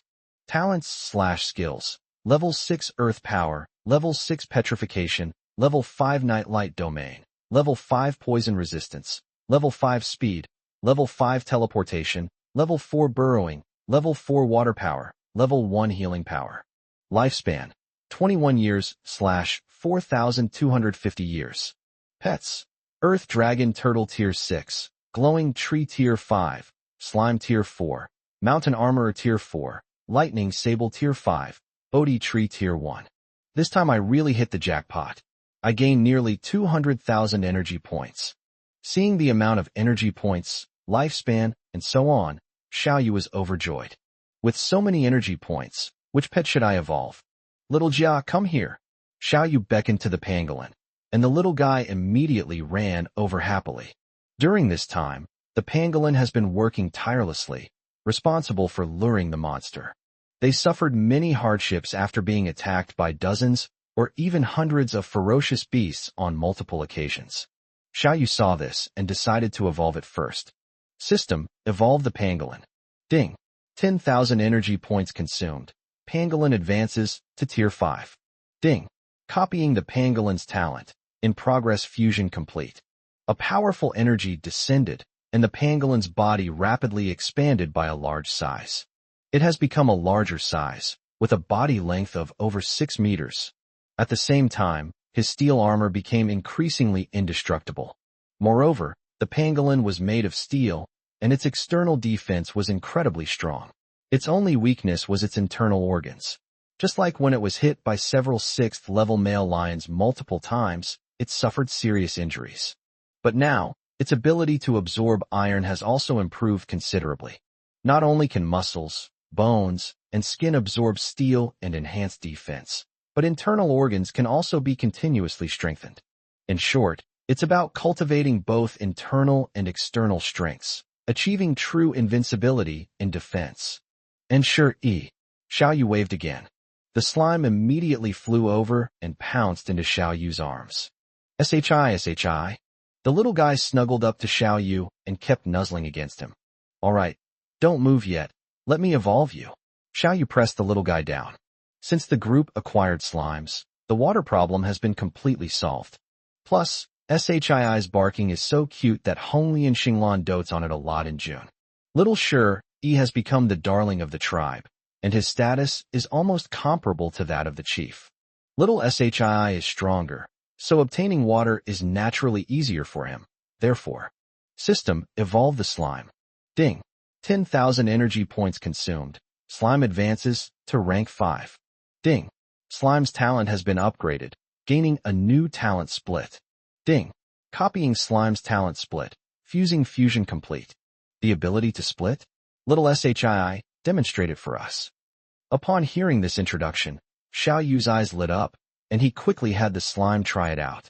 Similar to its previous evolutions, little Shi's appearance hasn't changed much. However, Xiao Yu could clearly sense that it was different from before. Slimes. Slimes. Upon hearing Xiao Yu's words, the slime immediately jumped out. The next second, its small body, slightly larger than a human head, swelled up considerably. With a pop sound, it was as if something was squeezed out of the slime's body. Everyone looked closely. It turns out there's another slime here. They look exactly the same from the outside. Wow, there are 2 slimes now. Are they your children? Xinglan was delighted when she saw this and immediately picked up the 2 slimes, looking them over to see what the difference was between the 2 little guys. This is the new talent that little Shi gained after evolving, Xiao Yu said with a smile. He also observed it carefully. He quickly figured it out. This clone possesses the exact same abilities as the original. It's like the clone of an immortal in a fantasy novel. However, since this clone was created from the original body, it naturally comes at a price. That is, each split requires a certain amount of primordial power. Moreover, the strength of the clone depends entirely on how much of the original essence it splits off. The more origins that are separated, the stronger the clones become, while the original body will be relatively weakened. If the strength of the split-off clones is negligible, and they still possess the ability to control water, albeit relatively weaker, then the consumed essence can also be negligible and replenished with energy points. After Xiao Yu copied this talent, he quickly figured it out. For example, if a slime is currently at level 5 and a level 4 slime splits off from it, that would make the original body very weak, possibly only at the 4th tier of strength, and it wouldn't be able to replenish itself. The main body strength can only be restored if the split entity dies or actively merges with it. If a very weak slime is split off, the energy consumed is negligible. Wouldn't that allow it to split into an infinite number of ones? Because no matter how many times it splits, it can be replenished with energy points. Little Shii, you are such a good baby of mine. After figuring out the key point, Xiao Yu's eyes lit up instantly. He excitedly hugged the slime's main body, kneaded it vigorously, and rolled the little guy into a round and flat shape. Until Shii's expression changed. Brother, stop messing around, you're going to ruin little Shii. The three women nearby scolded him and quickly snatched the little guy away, and only then did little Shi return to his original form. Sorry, I got a little too excited, Xiao Yu said with an awkward laugh. Just now, he suddenly had a flash of inspiration and came up with a brilliant idea. This little guy is a real treasure trove. In the future, he will be able to earn endless energy points through the other party. After destroying the Black Demon tribe, Xiao Yu did not leave the Black Demon tribe immediately. After all, everyone was exhausted after a whole night of running around and needed a good rest. Moreover, quite a few people were injured in last night's battle. Fortunately, Xiao Yu and several pets were nearby watching throughout the battle. Chenlong, a fourth-tier warrior, was always at the forefront, and there were few casualties. The most seriously injured person was actually Zhong, the young warrior who stood up to stop Quanglong and his men from seizing the spoils. However, to commend his courage, Xiao Yu bestowed upon him a Bodhi fruit. After consuming the Bodhi fruit, Zhong's injuries gradually stabilized. With some rest, you'll recover. Chapter 57 The Terror of the People of Yin City. Xiao Yu is an 8th rank. In addition to letting the soldiers rest and recuperate, I still need to take stock of this haul. There's just too much. First of all, there were thousands of ferocious beast corpses alone. The 5th and 6th tier ferocious beasts among them are all enormous creatures, each over 10 meters long. Then came the plants and vegetables, hundreds of them in total, all of which were moved to Xiao Yu's courtyard. The more than 1,000 bandits of the Black Demon tribe all possessed an iron knife, and many also wore iron armor. Of course, the biggest gain was the 1,000 tons of iron ore. To Xiao Yu's surprise, he was able to take all the iron ore with him. Because the Earth Dragon Turtle gains a new talent upon advancing to the 6th tier, gravity control.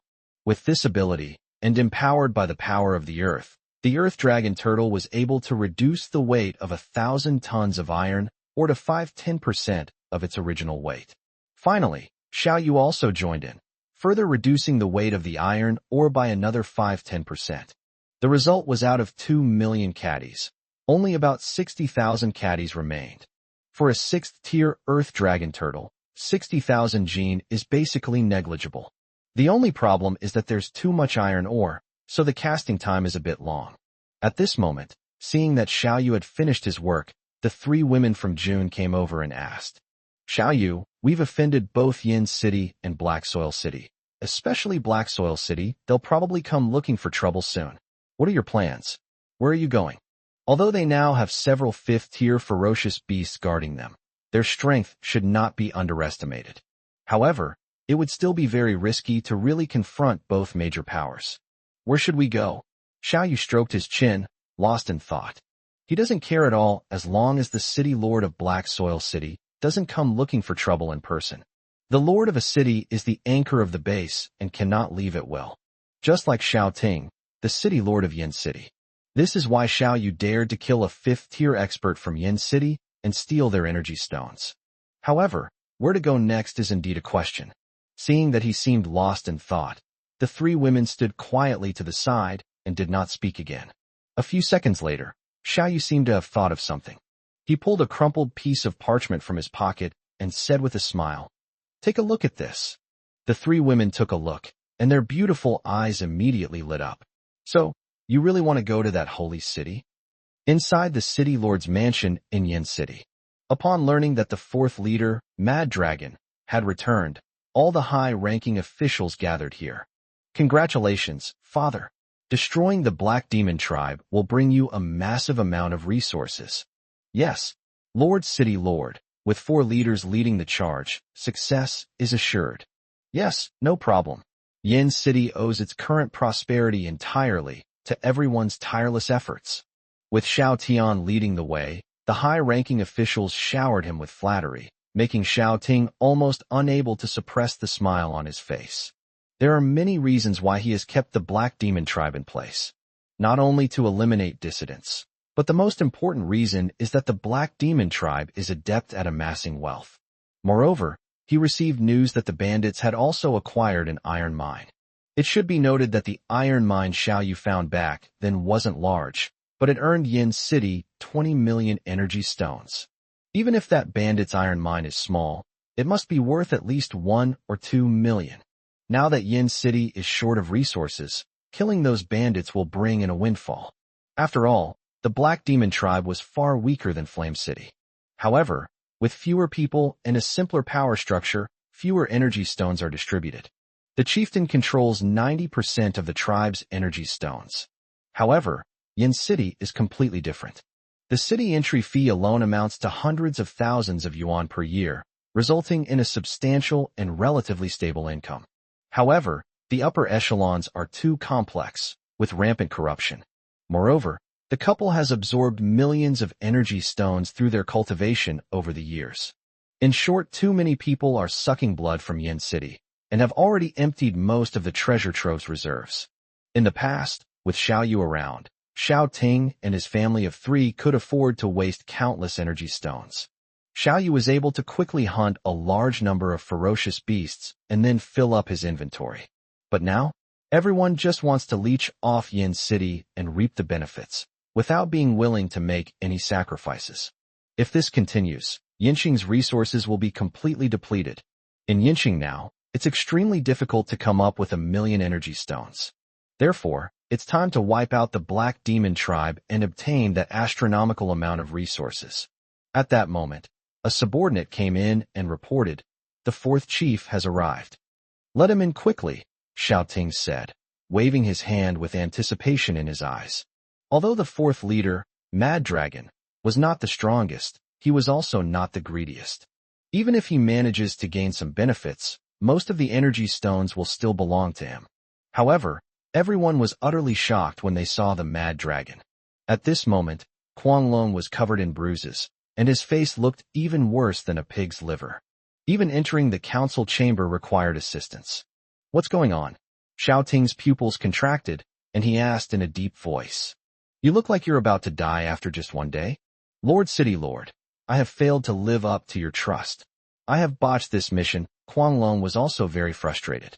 After returning to the city, he consulted many doctors, all of whom said that the little snow ferret's poison was too strong. It was easy to save his life, but it would take at least 1 or 2 years to completely cure the poison. He was already the weakest leader, and now he's practically crippled. Now, Quanglong is increasingly regretting that he didn't treat Xiao Yu better back then. "Lord City Lord, I just arrived at the Black Demon tribe and encountered Xiao Yu." Faced with Xiao Ting's question, Quanglong dared not be negligent and immediately reported his experiences from the previous night.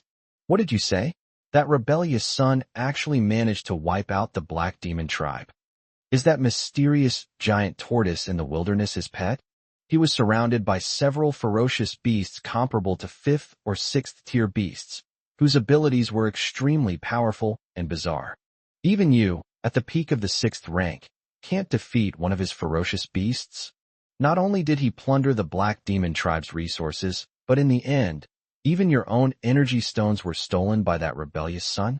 After listening to Quanglong's report, Xiao Ting's eyes widened instantly, and he asked several questions in a row. It's like confirming whether it's true or false. However, he knew very well that Mad Dragon would never dare to deceive him. The other party doesn't have the guts. Seeing that Quanglong is now half dead, I know it can't be fake. The Black Demon tribe possesses a vast amount of resources, worth millions. He is determined to obtain them. This rebellious son, what is he planning? Is he going to rebel? At this moment, not only Xiao Ting was shocked, but everyone present felt their scalp tingle. It should be noted that Quanglong is a peak 6th tier expert. Even the leaders present, who were at the 7th level of strength, would find it difficult to easily defeat the Mad Dragon. As a result, a small ferocious beast under Xiao Yu's command easily killed the Mad Dragon. Just how powerful is Xiao Yu now that he can control such a terrifying monster? Could it be that he has already reached the peak of the 7th rank? He might even be an 8th-tier powerhouse comparable to the City Lord? Chapter 58 Holy City, Divine Weapon City. After all, ferocious beasts are bloodthirsty, violent, and extremely brutal, unless one's strength is absolutely overwhelming. The more the leaders thought about it, the more their scalps tingled with unease. They were also very envious of the Black Demon Tribe's vast resources. Before, they were unhappy that the City Lord wouldn't let them wipe out the Black Demon Tribe, but now? All the leaders cast grateful glances at Xiao Ting, thanking him for not letting them go. Just look at the Mad Dragon. They all don't want to face such terrifying beasts. Xiao Yu has actually recovered? How could this be?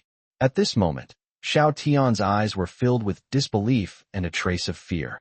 His parents have always valued and spoiled him. Besides his sweet talk and ability to stir up trouble, more importantly, he inherited his parents' talents. Wind and lightning dual element talents. After all, most awakened individuals possess a single, incredibly powerful talent. Xiao Tian, however, possesses 2 talents. It's like God is feeding them. Therefore, from the moment he was born, his parents poured all their love and care into him.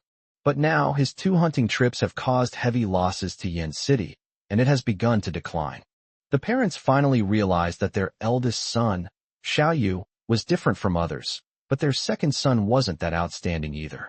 Not to mention, Xiao Yu now controls a gigantic monster comparable to a small mountain, as well as a group of powerful ferocious beasts.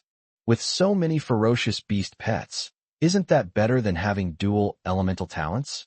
If he had so many powerful helpers, wouldn't finding food and water be a piece of cake?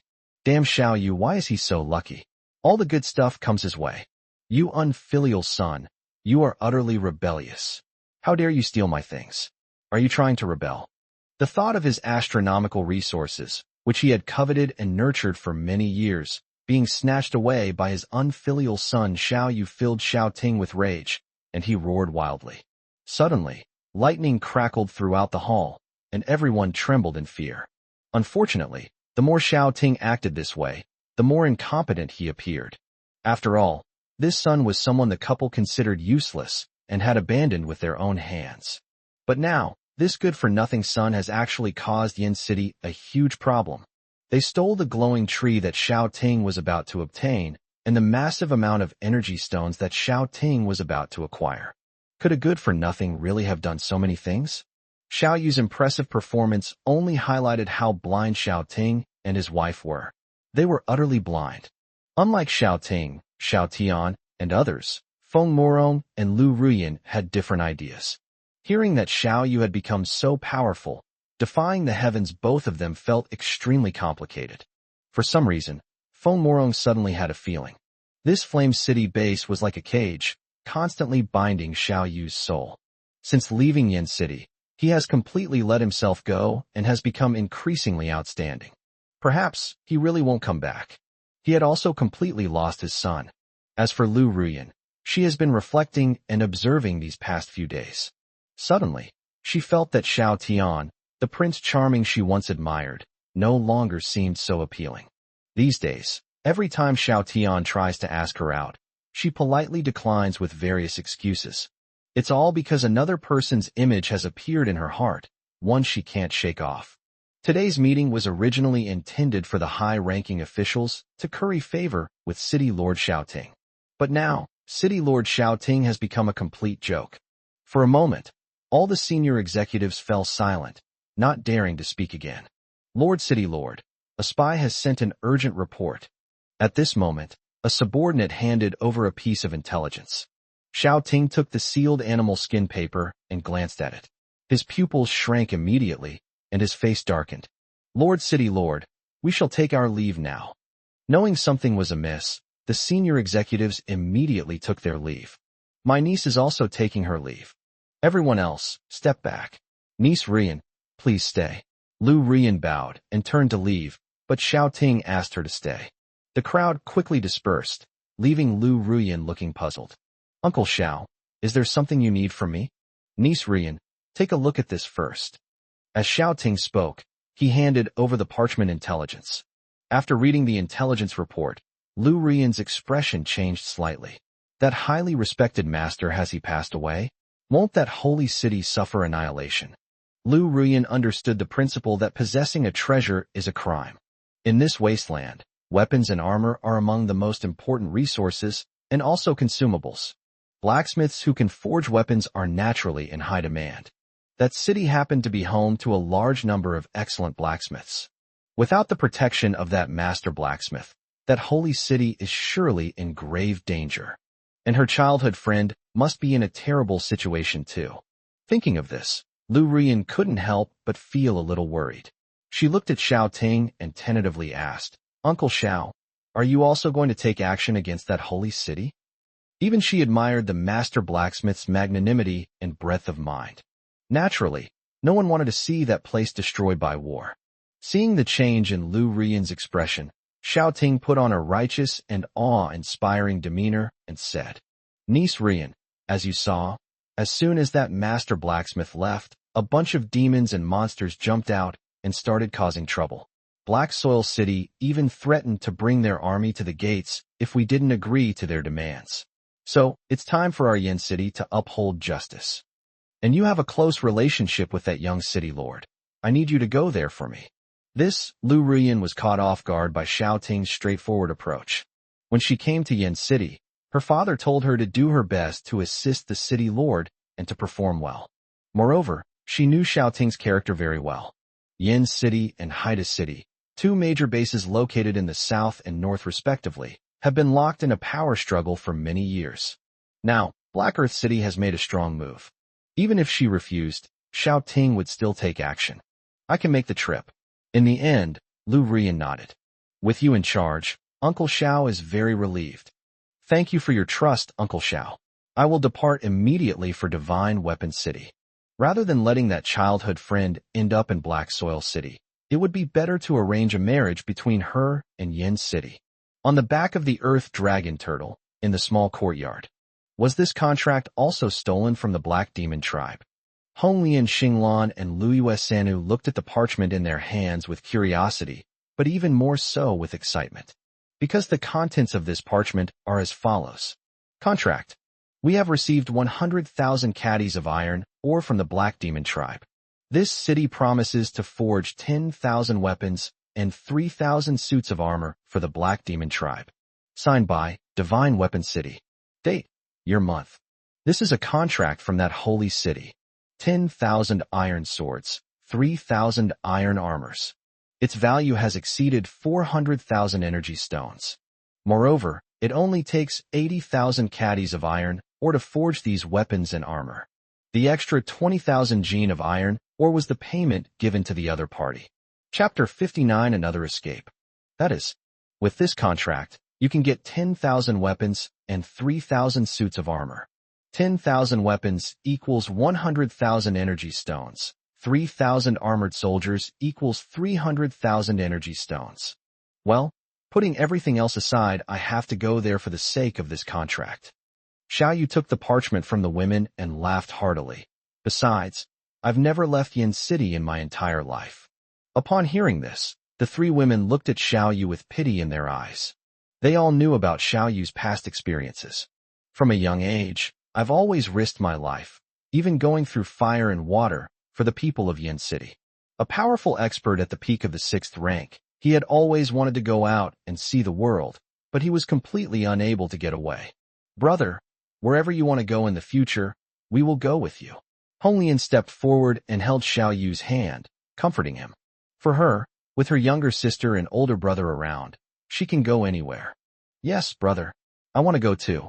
Xinglan hugged Xiao Yu's other arm and said excitedly, Divine Weapon City? I want to go see it too. Jun's eyes also held a hint of anticipation. Yin City and Haida City stand facing each other, one in the south and one in the north. Between these two behemoths lies another behemoth, the most unique of all, because this city was built by a master blacksmith. The master forger's skill level is extremely high, and he can forge truly peerless divine weapons. Therefore, his city was named Divine Weapon City. The city of divine weapons is also known as the Holy City. That's because the forging master is a super strong expert at the peak of the 7th rank. another power-type awakener, possessing divine power. He also wields a peerless divine weapon. Even ordinary 8th-level experts might not be his match. Despite his immense strength, he was also able to forge unparalleled divine weapons. For the sake of divine weapons and armor, countless people were willing to go through fire and water for him, serving him to the death. However, the master forger never sought personal gain. He simply passed on his forging skills. He once claimed that he became a master blacksmith by accidentally obtaining an ancient inheritance. The wilderness is now too dangerous, and humans face attacks from ferocious beasts at any time. Therefore, the master forgers passed on their forging skills free of charge. His idea was simple. If there were more blacksmiths, everyone would be able to afford weapons and armor. Without weapons and armor, humans are completely powerless against ferocious beasts of the same level. With weapons and armor, ordinary people can fight against ferocious beasts and at least survive. The senior blacksmiths at the several bases were almost all trained by masters. When he was alive, he was like a majestic mountain, bringing hope to countless people. Even though the Black Soil City Lord and the Flame City Lord both respected him greatly, they never dared to covet this holy city. After all, even their divine weapons and armor were crafted by master craftsmen. With that master's protection, everyone should be doing well, right? June thought to herself. They could be considered, in a way, students of that master. If his companions are in danger, the master will also offer them protection. However, the beastmen all inherited their parents' bloodline to some extent, and their beastly nature lurked within them. Even the weakest orc is comparable to an ordinary mutant. But they dared not use their abilities lightly. Because the more abilities one uses, the easier it is for one to be corrupted by animalistic instincts. For years, they had to live in hiding, and when attacked by humans, they dared not fight back easily. The Divine Weapon City is a melting pot of all sorts of people, with numerous factions entrenched there. Once their orc identities are discovered, even the master will find it difficult to protect them. Therefore, in June, I still hope that my companions can join the Maple Leaf tribe. Xiao Yu possesses the Bodhi fruit, which allows the beastmen to freely unleash their abilities, so they no longer need to hide. At the same time, with the addition of a group of powerful orcs, the strength of the Maple Leaf tribe will greatly increase. In that case, let's set off for Divine Weapon City, first thing tomorrow morning. At the same time, somewhere in the wilderness, two girls were hurrying towards Yin City. But it's scorching hot under the sun. However, the two women were wrapped in thick animal skins on their heads and bodies, seemingly to conceal something.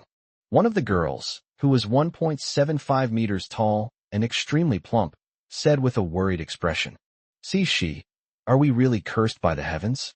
We've only had a few good days, and now we're back on the run? Rather than continue fleeing, let's fight humanity to the death."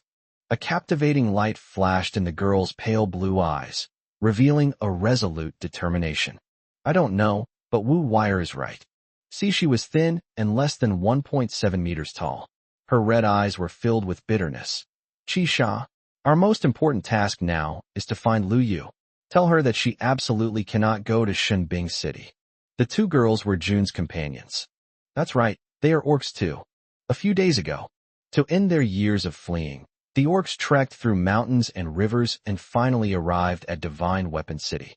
They foolishly thought that with the protection of that master, they could settle down here. The master promised that as long as they stayed in Divine Weapon City, no one could harm them. Orcs already suffer from the torment of their bestial nature and are constantly hunted by humans. They'd had enough of this life of hiding and fleeing. At first, all the orcs thought that with the master's protection, their lives of suffering were finally over. However, as if cursed, the good days only lasted a few days. Suddenly, the master has passed away. Then the entire Divine Weapon City descended into complete chaos.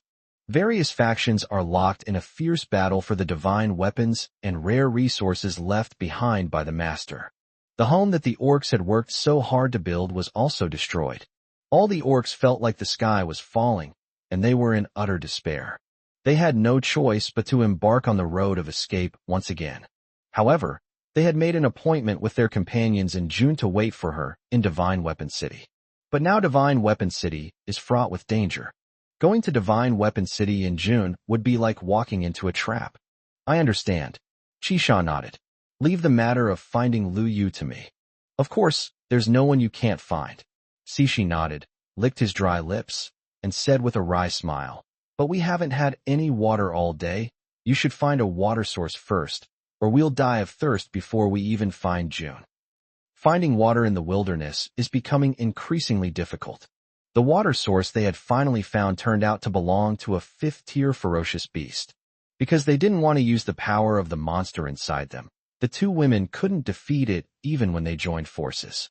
Now, under the scorching sun, and having not drunk water all day, I'm already feeling quite weak. On the back of the earth dragon turtle, in the small courtyard. Actually, seeing the three girls in June looking very excited, Xiao Yu said with a smile, I'm going to Divine Weapon City not just for this contract, there's an even more important reason. What's the reason? The three women were all puzzled. Then, thinking of the massive amount of iron or Xiao Yu had just obtained, they all spoke up. You don't mean to have the people of Divine Weapon City forge all the iron or into weapons and armor for you, do you? Isn't that too risky? Xiao Yu has already gotten himself into trouble by stealing the glowing tree that the two major bases had been coveting for a long time. If the two major bases were to find out that Xiao Yu also possessed an iron or mine worth tens of millions of energy stones, both of these behemoths would stop at nothing to snatch it. They knew that Xiao Yu was very strong now, and he also had several powerful ferocious beasts. However, compared to behemoths like Yin City and Black Soil City, it is still far inferior. If they can't even defeat one base, how can they possibly defeat two? Chapter 60. How to earn a large number of energy stones. You guessed the beginning, but not the end. Xiao Yu raised his index finger and shook it with a smile. I want to recruit a group of excellent blacksmiths. It would take at least several years to forge all the iron or into weapons and armor. Xiao Yu, however, was unwilling to stay in Divine Weapon City and wait indefinitely. In addition, pangolins often burrow underground. Yesterday, it even helped Xiao Yu find a small piece of saline alkali land. Xiao Yu used this to extract a small amount of low-quality salt, which temporarily solved the salt problem. With such treasure hunting abilities, who can guarantee that they won't discover extraterrestrial meteorites again? After careful consideration, he decided to recruit a group of his own blacksmiths. Recruit a group of blacksmiths? Impossible. Upon hearing this, the three women shook their heads decisively. Xiao Yu, you should know how sought after the blacksmith profession is, right? The reason why there are so many blacksmiths in Divine Weapon City is because of that master forging. Most blacksmiths went there to learn the craft because of its reputation. Because as long as you pass the assessment, you can get the Blacksmith Association badge personally awarded by the master. Then you can join behemoths like Flame City and Black Soil City. At that time, there will be no danger, no worries about food and clothing, and a very high status. In contrast, a newly established small power like yours will find it difficult to attract them. Within those powerful forces, the hierarchy of status and social standing among different professions is very clear. Ordinary civilians have no status whatsoever and can be abandoned at any time. Those of slightly higher status were merchants with some wealth. Below the upper echelons, the highest-ranking members were the hunting teams, because they were able to obtain food and water. Blacksmiths who can forge weapons and armor have a higher status than those in hunting teams. Well, let's talk about this later. Xiao Yu nodded, without objecting. He has modern iron smelting technology and a lot of good stuff. So why would he be afraid of not attracting people? Besides, it takes about 10 days to get to Divine Weapon City from here. Even after such a long time, he can still come up with many ways to deceive people. Alright, let's talk about something else now, Xiao Yu said, stroking his chin with a serious expression. The permanent population of Divine Weapon City is at least 10 or 20,000, and there are even more people coming and going to buy and sell weapons and armor. Since so many people are gathered here, can we take this opportunity to get some energy stones? Xiao Yu, are you crazy? How dare you cause trouble in the holy city? Upon hearing this, the three women became anxious. Divine Weapon City is a sacred place in the hearts of many, holding a much higher status than Flame City and Black Soil City. If Xiao Yu were to steal something or cause trouble in the holy city, he would anger many people who would come after him. Is this how you see me? Xiao Yu rolled his eyes. The three women stared intently at Xiao Yu, thinking to themselves, "You are." Seeing this, Xiao Yu could only purse his lips and explain. "I was thinking that people who come and go from Divine Weapon City must be wealthy, and we have quite a few good items. If we trade in Divine Weapon City, we can definitely make a fortune. So, I'd like to ask you, what would be a good thing to trade?" The energy stones obtained by hunting ferocious beasts are too slow and too few. So, he kept thinking about how to get more energy stones. The best way is to get the energy stones from someone else. I see. Upon hearing this, the three women all breathed a sigh of relief. All right, we have a water source. Xinglan looked down at Xiao Shi, and her eyes lit up immediately. In the entire wasteland, the most scarce resource for all factions is water. The larger the power, the more water scarce it is. With little Sure E around, the Maple Leaf tribe has an inexhaustible water source. He could become the world's richest man just by selling water. We can sell the water, but we don't have containers to hold it, June analyzed earnestly. We can't exactly have little SHI purify it on the spot, can we? In that case, Xiao Yu would become the target of everyone's hatred and be hunted down by the entire world. The container is simple, Xiao Yu said. After being transported to this world, I always use seashells and leaves as containers, which I felt was unhygienic. Since we don't have a pot, the main way we eat is by grilling. Previously, I was too busy destroying the Black Demon tribe to think about these things. Now it's time to make some improvements. He then had Honglian make some pottery and forge iron pots. At that time, they can also sell pottery and other utensils. This adds even more unique products. And vegetables. Currently, production is too low, so only a small amount can be traded. Beast meat isn't particularly valuable, because ferocious beasts are everywhere. On the contrary, vegetables, especially those that have already been cultivated and matured, are priced exorbitantly. Once it's released, it will absolutely be snapped up. Xiao Yu, you're here? As everyone was discussing, Xiao Yu turned to look at Xiao Yu at the entrance of the courtyard. Last night, he had already consumed 100,000 energy stones to evolve the Night Glow Tree to the 6th tier. The glowing tree accumulated even more glowing dew overnight, making it even more effective. Therefore, Xiao Yu immediately adjusted the reward system for his subordinates. In addition, the hundreds of vegetable seedlings we just received from the Black Demon tribe have grown quite a bit. They used to cultivate 1 acre of land, but now it's all crammed together. They must be transplanted to a wider field to absorb more nutrients from the soil. Otherwise, it will quickly grow crooked and useless. Anyway, there are plenty of empty spaces on the back of the Earth Dragon turtle now. Xiao Yu also cultivated a special vegetable plot. He summoned Xiao Yu so that she could lead the women to transplant most of the vegetable plants there. Xiao Yu, you've come at the right time. Give us some ideas first, Xiao Yu said, beckoning. Then, he recounted what had just happened and asked Xiao Yu to help him think about it. What can you sell? Xiao Yu tilted her head and thought for a moment before tentatively asking. Chief, you've brought back hundreds or even thousands of ferocious beasts several times before we can't possibly eat them all in a short time. Furthermore, Qianlong and his companions would go hunting every day. Before the chieftain arrived, the tribe of more than 200 people had been starving every day.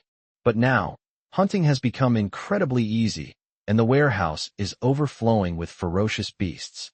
For dozens of women, skinning them was a huge undertaking.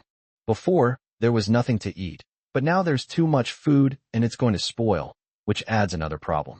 Those smaller factions aren't good at hunting. If you want energy stones, you can sell them the beast meat you can't finish eating in your warehouse. This one is good too. Xiao Yu nodded approvingly. There are many displaced people in the wilderness, and they lack everything. The Maple Leaf tribe is now quite wealthy. There was an endless supply of ferocious beast meat, as well as 1,000 or 2,000 iron knives and thousands of suits of armor. These Maple Leaf tribes have more than enough resources. Instead of letting it gather dust and rust, why not use it to exchange for energy stones? After discussing it further, everyone went their separate ways. Xiao Yu then took Xiao Yu to the plantation to transplant vegetables. Only a small amount of vegetables were left under the glowing tree for Xiao Yu and his group to eat. The rest were all transplanted. Chapter 61, The Flourishing Maple Leaf Tribe. Attention! Plant leaves can be damaged, but roots must not. Do not damage the rhizome when digging. After digging it out, wrap the rhizome with soil, otherwise the plant will easily die. Transplant successful, water sparingly first. A short while later, with the combined efforts of a group of women, all the vegetables and plants had been transplanted.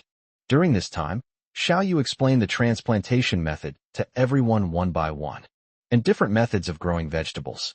How often to water, how often to fertilize, and when to collect the seeds.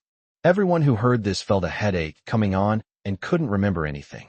Everyone then realized that growing vegetables is not just about watering them. Fortunately, Xiao Yu, who was leading the group, was also sweating profusely.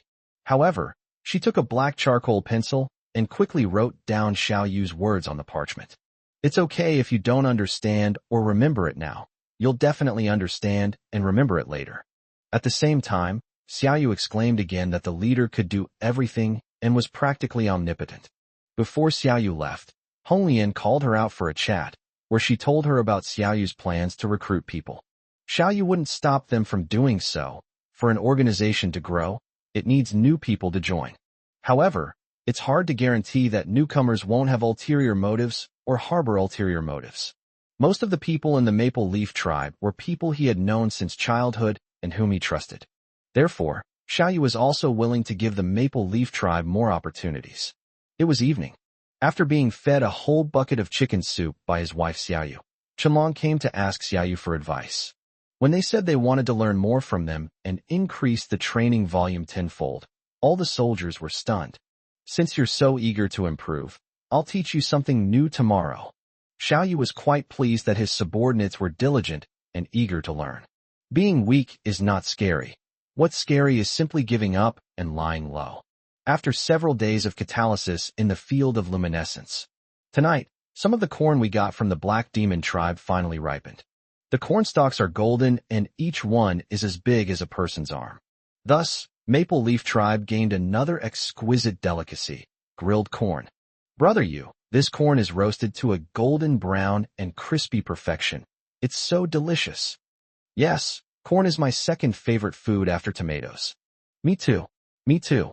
Inside the courtyard, the three girls' fair and smooth faces were transformed in the blink of an eye into a large, spotted cat, their faces covered in black and gray. Finally, the three women, like crazy women, hugged each other and burst into laughter. Actually, the best way to eat corn is boiled. It's more delicious and has higher nutritional value. Tomorrow, when I'm firing some ceramics, I'll cook you a pot of corn and meat soup to try. With the glowing tree around, there will be even more delicious food to enjoy. Seeing the three women enjoying their meals so much, Xiao Yu was also very happy. Previously, he had also collected a lot of vegetable and fruit trees in the wilderness and forests, catalyzed by the luminescent field. Before long, these fruits and vegetables will be completely transformed. Then, you'll have access to all sorts of top-quality fruits and vegetables. The next morning, the Earth Dragon turtles set off again, heading north. Meanwhile, everyone on the turtle's back got busy with their own tasks. Why haven't they hatched yet? Inside the room, Xiao Yu glanced at the two silkworm cocoons, one yellow and one purple, in the wooden box. They had been shaken many times in the past few days, but had not yet hatched. He thought for a moment and said to Xinglan, "Keep an eye on them for me. Remember to call me when those two cocoons hatch." If you count the time, several days have passed, and they could hatch and become butterflies at any moment. Then, you'll have two more new pets, and they can even wear gorgeous silk. After giving Xinglan some instructions, Xiao Yu led Honglian to an open space. He slapped the ground, and a large amount of soil and rocks rose up, building several large cave dwellings. Then, he had Xiao Yu summon everyone from the tribe. The Maple Leaf Tribe has over 200 members, and Xiao Yu had already assigned them jobs. All able-bodied men joined the hunting teams, responsible for both combat and hunting. The women were responsible for tasks such as washing clothes, cooking, growing vegetables and fruits, and skinning wild animals. The rest were all elderly people, children, or people who were frail and sick. However, what Xiao Yu taught them today was how to sculpt pottery models, which doesn't require physical strength. Don't worry, Chief, We will definitely do our best. Knowing that the chief didn't want them to do any physical labor, the group of old people and children were all full of fighting spirit. For a long time, these people have been powerless and unable to do anything. But now that the leader is teaching them how to fire ceramic vessels, they naturally have to give it their all. Most people don't have artistic talent, but many elderly people and children make pretty good jars. This gave Xiao Yu a glimpse of the possibility of successfully mass-producing ceramic ware. As for the remaining clumsy ones, Xiao Yu temporarily assigned them to be in charge of sculpting bricks. After all, the world doesn't have a construction industry. The best houses are those in Yinxing, built of piled stones, which are equally rough and simple. The method of firing bricks is much simpler than that of firing ceramics. Pangolins can find a lot of clay, and now that there are red bricks, the refugees can build houses. Therefore, these red bricks will also become best-selling products in the future, while the cost is almost negligible. Xiao Yu, my injuries have mostly healed. It's time to forge a weapon for you. After merging with the power of the ferocious beast in June, his physical body's self-healing ability far surpassed that of ordinary people. In addition, several days had passed since she took the Bodhi fruit, and her injuries had mostly healed. Seeing everyone contributing their efforts to the tribe, she couldn't just sit idly by. Before arriving at Divine Weapon City, forge a weapon for Xiao Yu. Should we wait until you're fully recovered before we talk about it? Xiao Yu asked. It's ready. June shook her head, her tone firm. Then come with me first. Xiao Yu looked the white-haired Catwoman up and down before speaking. He grabbed the other person's hand and led them to the glow in the dark tree. The area under the glowing tree is divided into 3 sections, the largest of which consists of 3 houses. The remaining area was filled with the vegetables, fruits, and other plants that Xiao Yu had found during this time. One of the small trees, about half a person's height, stands out. It's a Bodhi tree. The reason we didn't evolve the Bodhi tree earlier was to observe the state of the white-haired Catwoman. Several days passed, and we had observed it quite thoroughly. The white-haired Catwoman wants to forge weapons, but let's make sure she's fully healed first. It's bearing fruit again, and it's about twice as fast as I expected. June squatted in front of the Bodhi tree, watching the flowers on the branches wither and then bear fruit again, and was overjoyed. The original Bodhi tree takes 1-2 months to bear fruit. After being evolved by Xiao Yu, it will produce results in 1 month. But now, perhaps because of the glowing field, the time is even shorter. Yes, under the glowing environment, a first-tier Bodhi tree can bear fruit and mature in half a month. Xiao Yu has a special connection with the Bodhi tree. He can tell just by observing the changes in its branches and leaves. Chapter 62. The Evolution of the Bodhi Tree. A new pet. Let me automate first. As Xiao Yu spoke, he gently placed his hand on hers. System, evolve my Bodhi tree. Ding. 11,110 energy points consumed. Bodhi tree advances to Tier 5. Ding. Copying Bodhi tree talent. Fusing fusion complete. The next second, a large amount of emerald green energy enveloped the Bodhi tree. The sapling also began to grow taller at a speed visible to the naked eye. In the blink of an eye, it has exceeded 5 meters. Meanwhile, flower buds also sprouted on the tips of the Bodhi tree. After absorbing a large amount of emerald green energy, the flower buds blossomed and bore fruit at a speed visible to the naked eye. With a thought, Xiao Yu opened his personal panel to take a look. Host, Xiao Yu. Realm, 6th rank. Taming points, 6 refreshes daily, can be accumulated. Energy points, 85076. Talents/skills, Level 6 Earth Power, Level 6 Petrification, Level 5 Night Glow Domain, Level 5 Poison Resistance, Level 5 Speed, Level 5 Teleportation, Level 5 Burrowing, Level 5 Water Power, Level 5 Healing Power. Lifespan, 21 years/5,562 years. Pets, Earth Dragon Turtle Tier 6, Glowing Tree Tier 5, Slime Tier 5, Mountain Armorer Tier 5, Lightning Sable Tier 5, Bodhi Tree Tier 5. My lifespan has increased by another 1,000 years. My healing power has also increased several times over. After evolving the Bodhi tree, a divine tree with healing power. Xiao Yu could clearly sense it. He was secretly pleased to find that his vitality and physical strength had increased by at least 5 times. Previously, although he possessed healing powers. However, using healing power would greatly deplete his own life force, which Xiao Yu was naturally unwilling to do. But now, with a significant increase in vitality, even a small amount of energy expenditure is no problem. According to Xiao Yu's estimation, with his own vitality, saving 1 or 2 people wouldn't have much of an impact. 1, 2, 3, 5, 9, 10. There are actually 10. Beside them, they watched as the Bodhi tree underwent a dramatic transformation, even sprouting 10 fruits at once. June was overjoyed and excitedly hugged Xiao Yu's hand, cheering. Only when she noticed Xiao Yu's strange gaze did the white-haired Catwoman wake up with a start. She quickly pushed away from Xiao Yu's embrace, took a few steps back, and whispered in protest. I just. She was simply thinking that 10 fruits could be produced every 2 weeks. This gave the orc companions many more opportunities to eat fruit. They should be very happy to see Cixi and Qixia in Shinbing City. I know. Xiao Yu affectionately stroked her cat ears and nodded with a smile. Not only have the quantity increased several times, but the effect has also been greatly improved.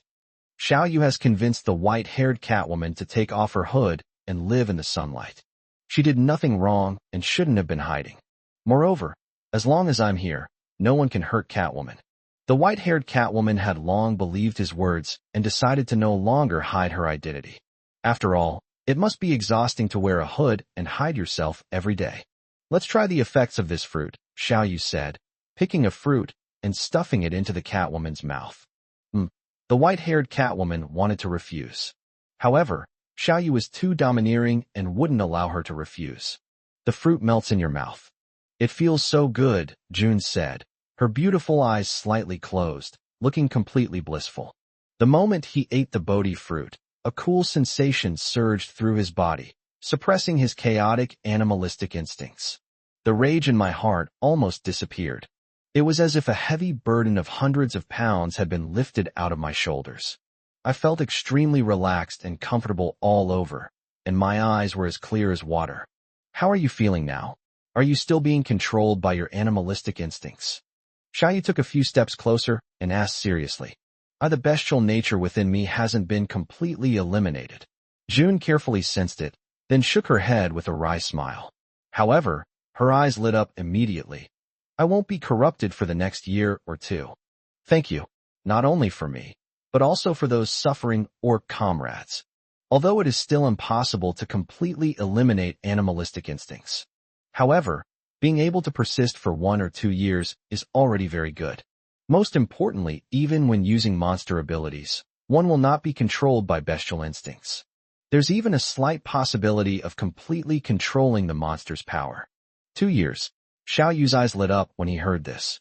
It looks like the effect is dozens of times stronger than before.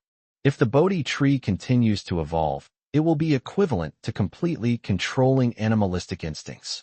Wouldn't that mean you'd have another powerful shadow assassin under your command? Brother Yu, come and see. Xinglan suddenly called out as the two were talking. Oh, what's wrong? Xiao Yu and Lu Yu exchanged a glance and quickly went into the house. Then, you see Xinglan holding 2 colorful butterflies in her hands. Have they finally hatched? Xiao Yu's lips curled up slightly when he saw the 2 butterflies. Ding. 1 taming point consumed. Golden silkworm successfully tamed, advancing to Tier 1. Ding. Copying the golden silkworm talent silk spinning / energy perception, infusion fusion complete. Ding. 1 taming point consumed.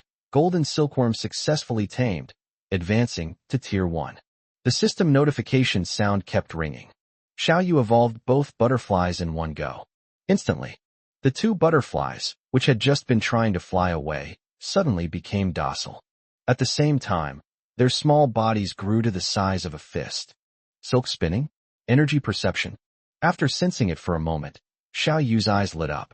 After merging with the golden silkworm's abilities, he understood the function of both abilities.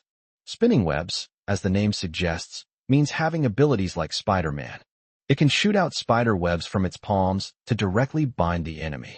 The ability to sense energy stems from the fact that butterflies are insects, and their antennae possess a strong sensory capacity. Xiao Yu can now sense the energy fluctuations of all people and things, including their magnitude and amount. I didn't feel anything when I watched Starry Night in June.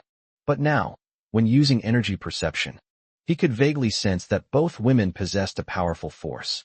Xiao Yu was overjoyed. It was like a radar, able to see everyone's strength.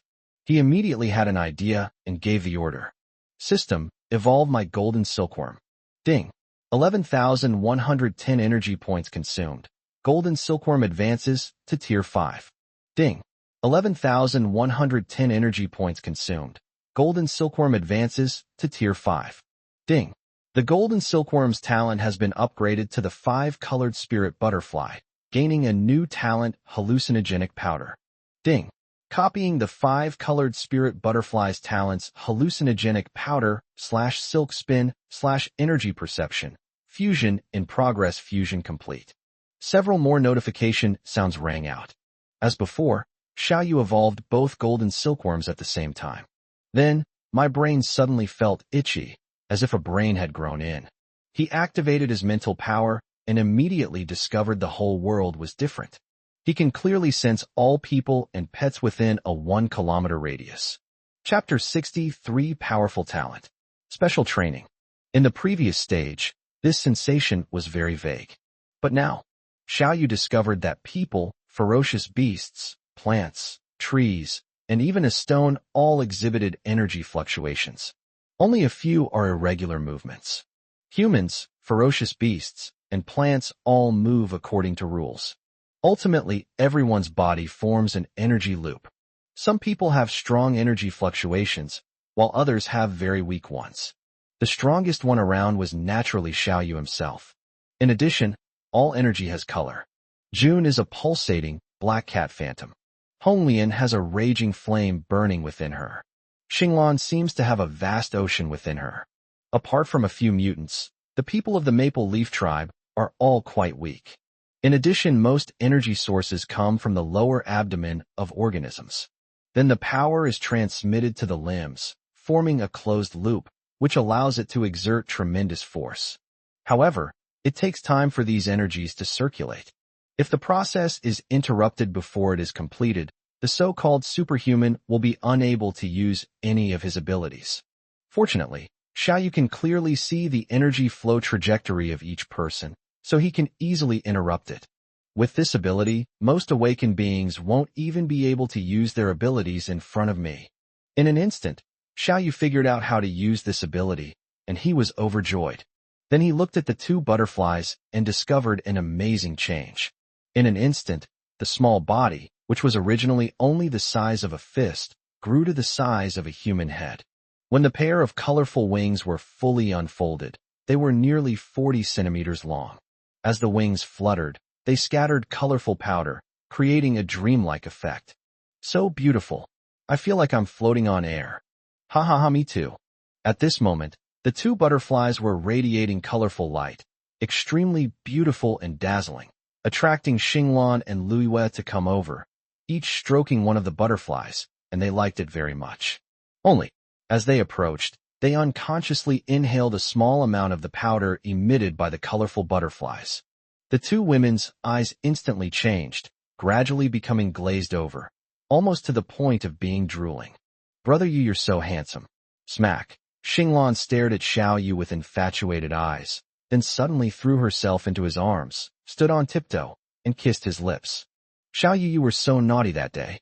You made me. June was not to be outdone, and slowly moved closer, wrapping her arms around Xiao Yu's neck. Until a moment later. Oh.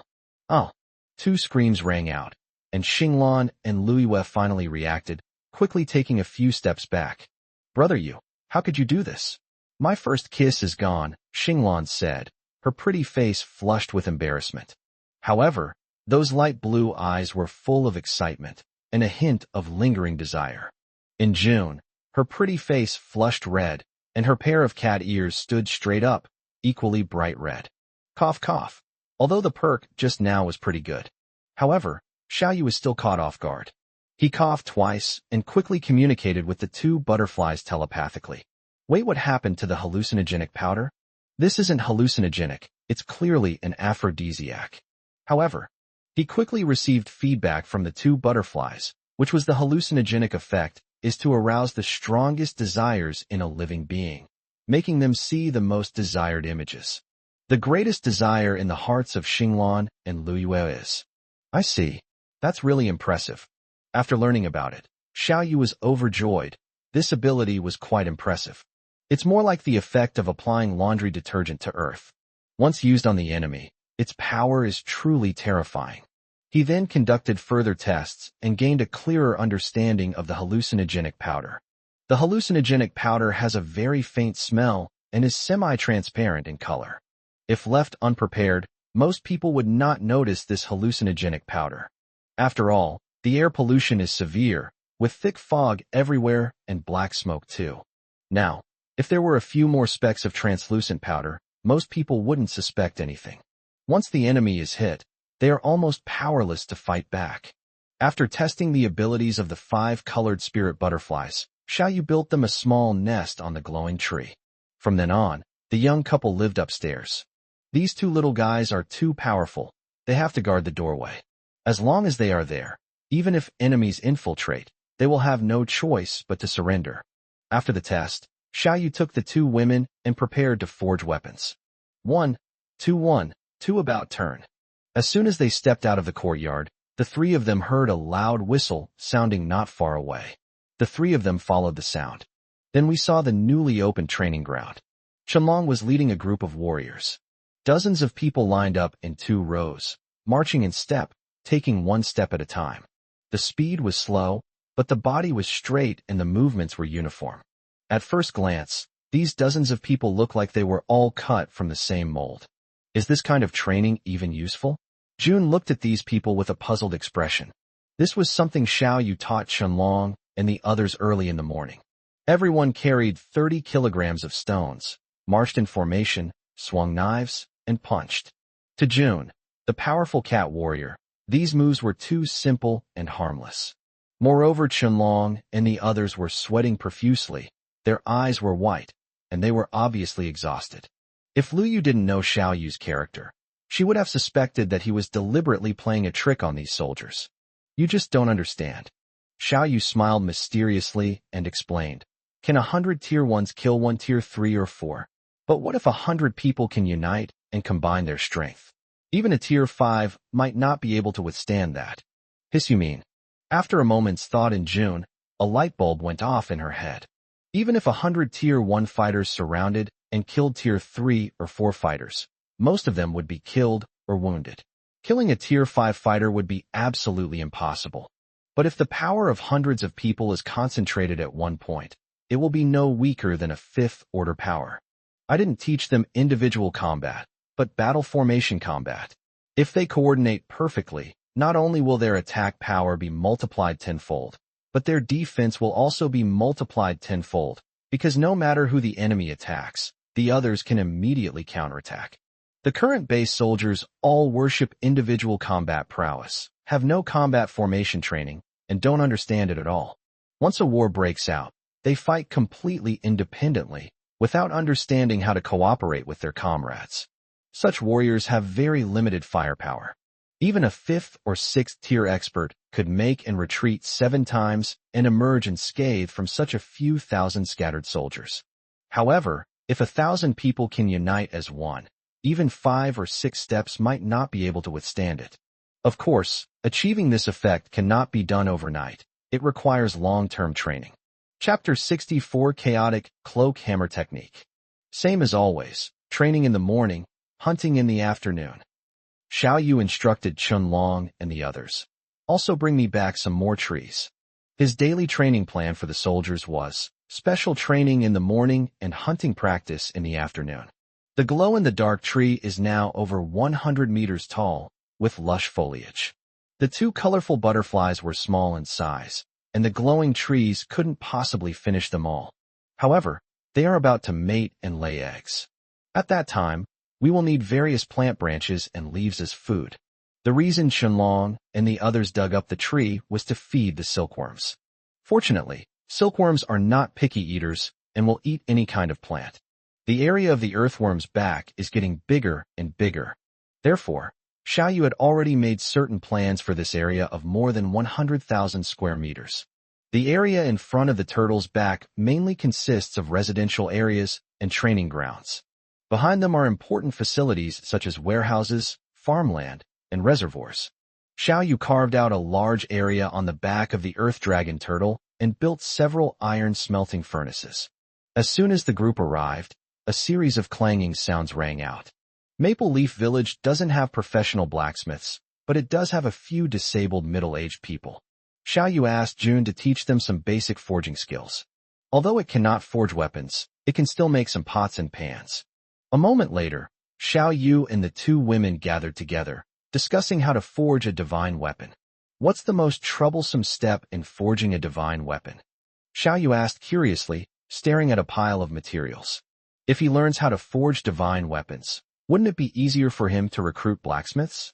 After thinking for a moment, June explained, forging divine weapons involves more than a dozen processes, such as forging, quenching, and polishing. Most of these processes are not difficult. What truly stumps both low-level and high-level blacksmiths are hammering iron ore and engraving formations.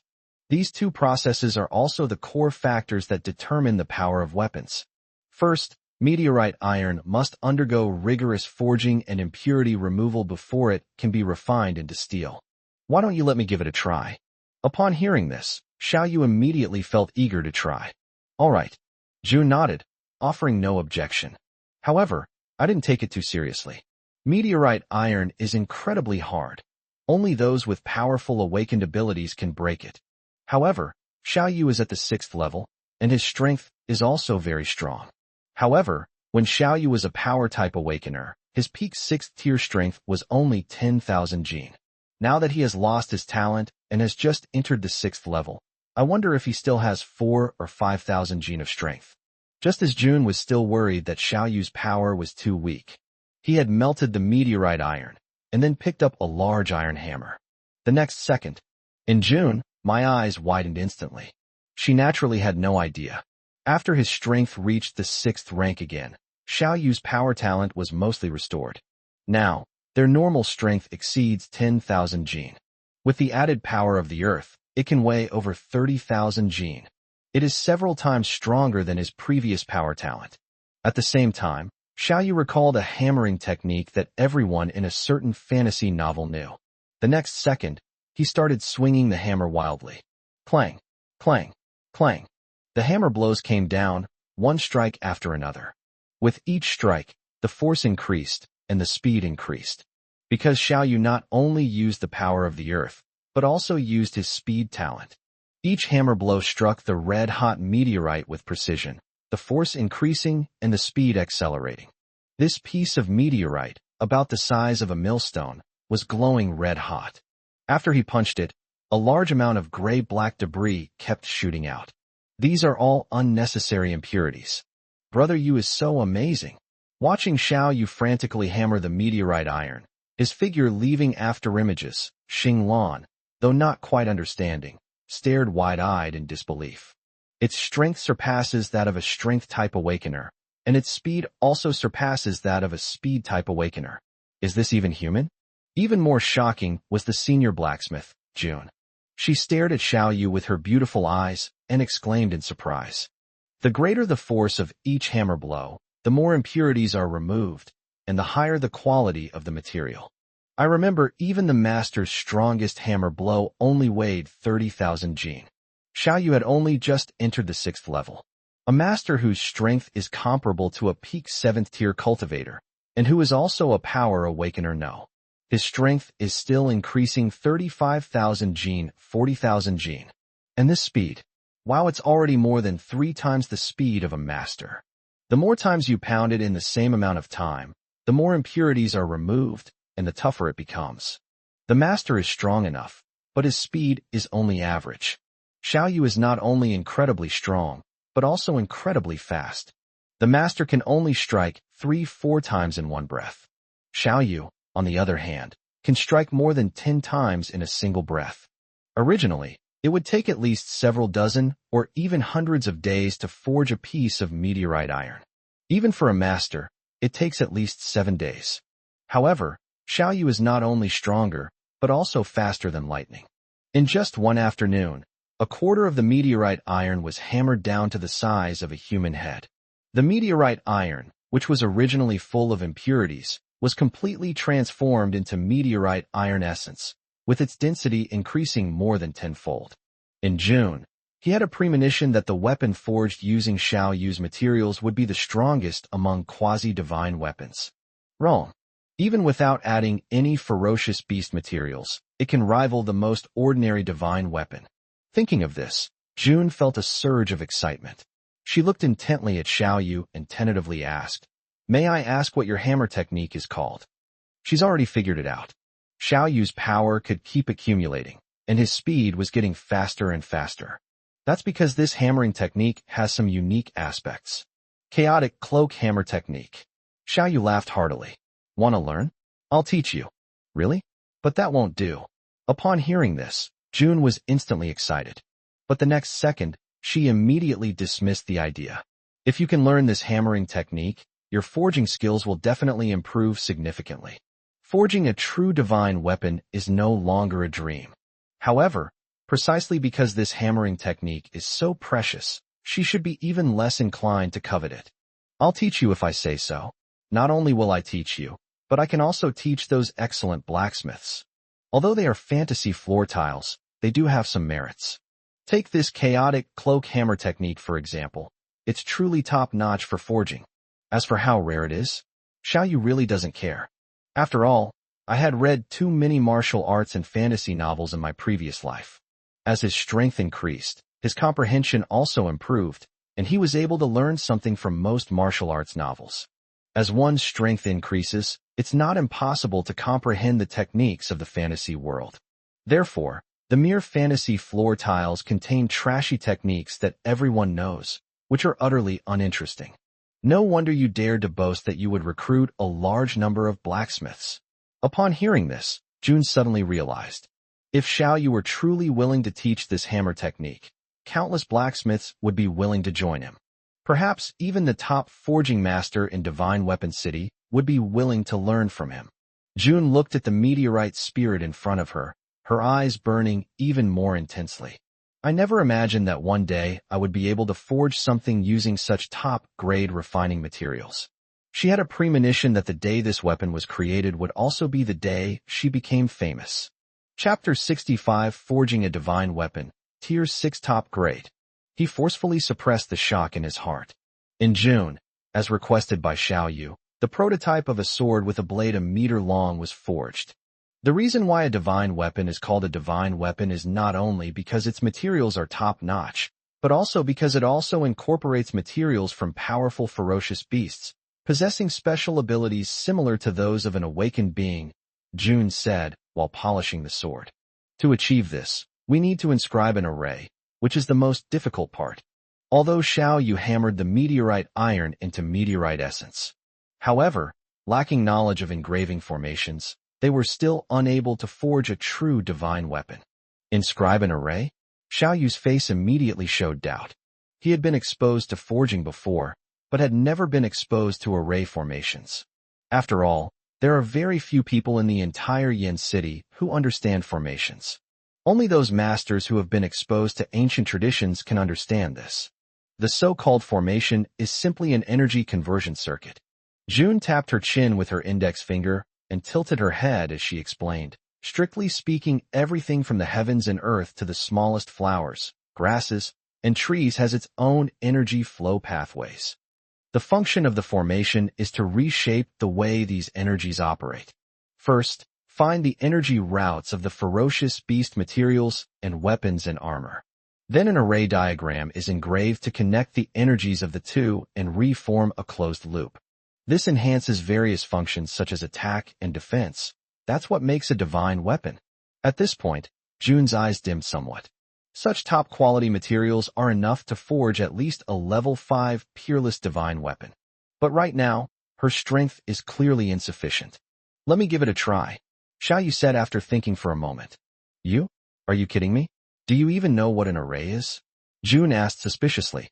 She possesses the power of a spirit cat, and has a very strong sense of energy. Engraving the array diagram shouldn't be a big problem. However, despite her repeated attempts to trace the energy flow, she was completely unable to grasp it. Yes, brother Yu, why don't we let June come? Xinglan also suggested from the side. They could all see that Xiao Yu was very interested in forging. However, he was only able to complete the forging by relying on his strength and speed. Now is the time to truly test our strength. Brother, you worked so hard to forge these top-quality materials, we mustn't accidentally ruin them all. Don't worry, I'm confident, Xiao Yu said with a smile. Having just copied the 5-colored spirit butterfly's talent, he already possessed an extremely strong perception of energy. Energy flow path. Isn't that exactly what I'm studying? As he spoke, he took the newly polished sword from June's hands.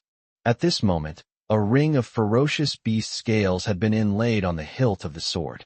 This was peeled off from the hardest part of the earthworm's shell. Xiao Yu closed his eyes and carefully sensed the surroundings. In just a few breaths, he sensed streams of yellowish-brown energy on the scales in his mind. Because the tortoise shell was cut and damaged, this energy is flowing erratically and a lot of it is dissipating. Xiao Yu immediately took out a sharp dagger. Following the energy flow path of the scales, a curved array pattern was carved on the blade. A formation pattern has just been carved. A surge of earthy yellow energy seemed to have found an outlet and was directly diverted there. Xiao Yu then inscribed a second and third array pattern, continuously diverting energy outwards. Finally, when the blade was covered with array patterns, the entire longsword flashed with light, emitting streaks of earthy yellow energy. How is this possible? In June, her little mouth was wide open, completely unable to close. Xinglan was equally dumbfounded.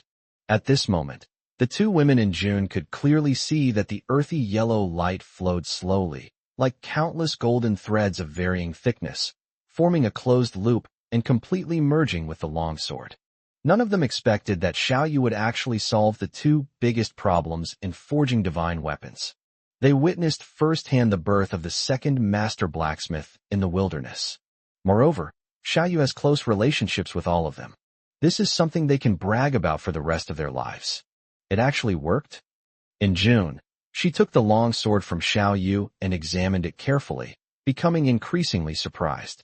She considered herself a genius, believing that she had surpassed those who had studied for more than 10 years after only a few years of learning. But right now, Xiao Yu is starting to learn forging for the first time. As a result, a true divine weapon was forged on the very first day. In June, I felt like I had been severely hit. This so-called genius, was nothing but a joke in front of Xiao Yu. Add an energy stone, and it's completely finished. I explained this to a few people back in June. Whether it's a divine weapon or armor, it needs energy stones to function properly. The more powerful the weapon, the higher the level of energy stone required to activate it. Therefore, Xiao Yu was prepared. He first dug a small hole in the core area of the entire formation and embedded a 5th-order ferocious beast energy stone in it. The next second, the earthy yellow light on the sword shone brightly once more, and the divine weapon was completely completed. Brother Yu, quickly test its power, Xinglan exclaimed excitedly upon seeing this. Your sword should be a top-tier, 5-level weapon, June commented, stroking her chin. At the same time, she looked at Xiao Yu with expectant eyes. Okay, Xiao Yu nodded, equally excited. He took a deep breath and plunged his long sword into the ground. The power of the earth. With a thought, Xiao Yu unleashed a surge of earthy yellow energy, which rapidly poured into the longsword. Instantly, he clearly felt that the earth element contained within the longsword was becoming increasingly powerful. With a casual sword strike, a beam of sword light was unleashed, shattering a large rock dozens of meters away into dust. To possess this sword, Xiao Yu could feel that his strength had increased more than tenfold. Even against an 8th-tier opponent, we can put up a fight. As for the 7th rank, kill them one by one. If he can forge a large number of divine weapons, or even quasi-divine weapons, he can build a powerful battle team. Wow, this is amazing. Let us try it. Upon seeing this, the two women were stunned again and eagerly wanted to try it out. It's really amazing. Xiao Yu smiled and nodded, handing over the sword. However, only a moment later. Why? It's completely unusable. Xinglan said dejectedly. There's only one answer. June tried it herself, and in the end, she was shocked again, her voice trembling slightly. This isn't a Tier 5 top-grade weapon. It's a Tier 6 top-grade divine weapon. Hiss. Upon hearing this, Xinglan gasped in shock. She also knew that the more powerful the weapon, the stronger the skill required to control it. However, they did not expect that the power of this divine weapon would far exceed their expectations. It should be noted that only the Lord of Yin City and the Lord of Haida City each possess a Tier 6 divine weapon. Because most of the divine weapons crafted by masters are only Tier 5, and there are very few Tier 6 ones. Chapter 66 The Wolf Girl's Killing Intent. The spirit butterfly lays eggs. Even for a master craftsman, whether they can forge a Tier 6 top-grade divine weapon depends entirely on chance. First, the best materials must be forged through hammering. Most blacksmiths are still a long way from even this point. Secondly, it is to find the energy flow path. However, there are too many routes. There are hundreds of routes at level 5 and thousands at level 6. Every single route needs to be clearly identified. It's incredibly brain-draining. Even with the master's superb skills, he could only find 80% or 90% at most. If any one of the lines goes wrong, the weapon's grade will plummet. However, the divine weapon that Xiao Yu forged probably had no flaws whatsoever. Alright, we should also engrave the blacksmith's name on it at the end. Xiao Yu suddenly thought of something, took the divine weapon from the two women, and began to engrave it on with a dagger. However, when Xiao Yu engraved the two names, June's eyes widened in disbelief. Why is my name engraved on it? Because you taught me how to forge divine weapons, and you also completed most of the processes. If you really want to count, this was something we did together, Xiao Yu said earnestly. The white-haired Catwoman was about to say something when Xiao Yu waved his hand to interrupt her. At that moment, she was deeply moved. Most weapons are engraved with the blacksmith's unique mark, but only true divine weapons are engraved with the blacksmith's name, which is an unparalleled honor for any blacksmith. Now, Xiao Yu is engraving her name on this incredibly powerful Tier 6 divine weapon. The day this divine weapon is unearthed will be the day she becomes famous throughout the world. Previously, Honglian had been firing ceramics and bricks in a kiln. So, after forging the weapon, Xiao Yu went over there. Then it was discovered that the red-haired girl had already fired hundreds of ceramic jars and tens of thousands of red bricks. Great! These jars will make our lives much easier, and we can sell water now.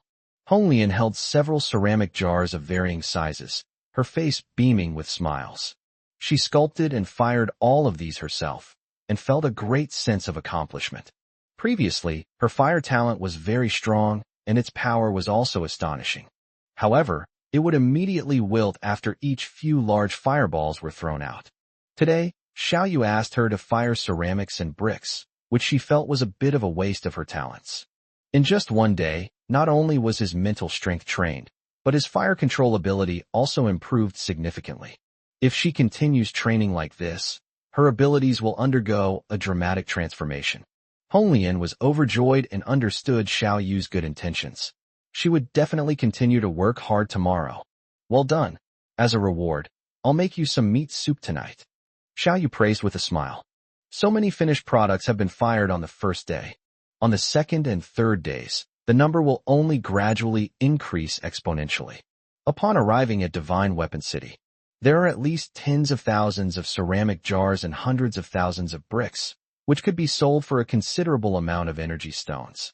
That evening, Xiao Yu cooked a pot of ferocious beast soup and added some corn.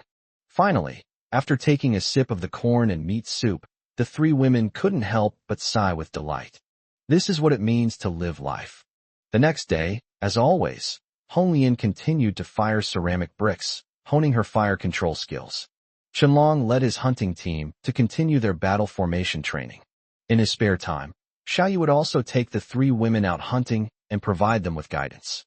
During this time, Xinglan and Honglian's bodies recovered to their peak and began to absorb energy from the energy stones. I believe that after some time, we will be able to make a complete breakthrough.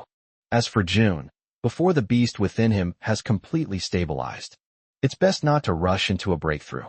Apart from that, Xiao Yu mainly focused on researching new weapons and armor. Because the level 6 top-grade divine weapon he forged was too powerful. Moreover, it has already been bound to its master by blood. Apart from him, almost no one else can use it. Therefore, Xiao Yu wanted to forge a new weapon that the girls, including Lu Yu Honglian and Xing Lan, could use. Brother, there's a small tribe not far away. Should we stop the trade? Honglian asked during lunchtime. Xiao Yu thought of Xiao Yu's suggestion and nodded, saying, Okay, you can handle it as you see fit. He had authorized the 3 women that as long as they stomped their feet, the earth dragon turtle would stop, lower the stairs, and so on. He wouldn't personally deal with those small tribes because the turnover was too small. The tribe that Honglian mentioned was the second tribe they had encountered. Brother Yu, the 2 butterflies have already laid eggs. There are hundreds of them. After finishing her meal, Xinglan chattered excitedly and pulled Xiao Yu over to take a look. A moment later, the group gathered under the glowing tree and looked up at the treetop. Overnight, many silkworm cocoons appeared on the treetops of the glow in the dark tree. Red, yellow, green. In short, they are colorful and very beautiful. If you look closely, you'll find that these cocoons are covered with countless silkworm eggs, both inside and out. Ordinary silkworm eggs are only the size of sesame seeds, but the eggs of the 5-colored fairy butterfly are each as big as a soybean. Moreover, they are all multicolored, as dazzling and beautiful as crystal. Do you need me to help you hatch? Xiao Yu tried to communicate with the 2 butterflies. After all, he loved raising silkworms when he was a child in his previous life. It is very clear that silkworms are very delicate. It has to be kept close to the body and incubated for 10 to 15 days, which is extremely troublesome. But the 5-colored fairy butterfly responded, There's absolutely no need. Their silkworm cocoons can keep the silkworms warm in winter and cool in summer. These silkworm eggs are laid on cocoons, and the incubation time is only about 3-7 days. Moreover, silkworms grow relatively quickly, reaching adulthood in just 10-20 days. After becoming adults, they can spin silk and will not die on the spot after spinning silk and forming a cocoon. The hatching time and the time to adulthood depend mainly on the physical condition of each silkworm.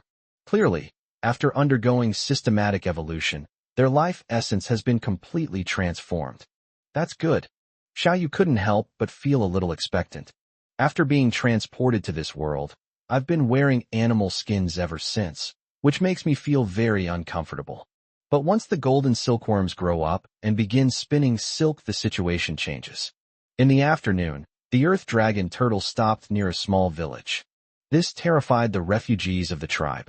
They only breathed a sigh of relief when they saw Honglian and Xinglan.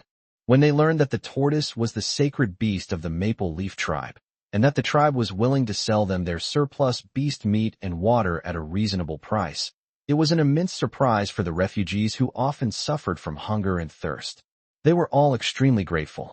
After all, if your physique is weak, there's no point in keeping the energy stones.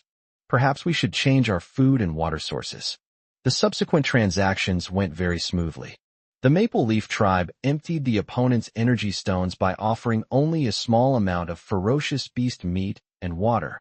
A small tribe of 200 people earned 1398 energy stones. This can be considered an attempt by Xiao Yu. I must say, the results are quite good. I also participated in the transaction process in June. Because the white-haired cat girl always hid away, feeling extremely inferior. Xiao Yu wanted her to live in the sunlight. Make her believe it. Even if her identity is exposed, with me there, no one can hurt her. That is indeed the case.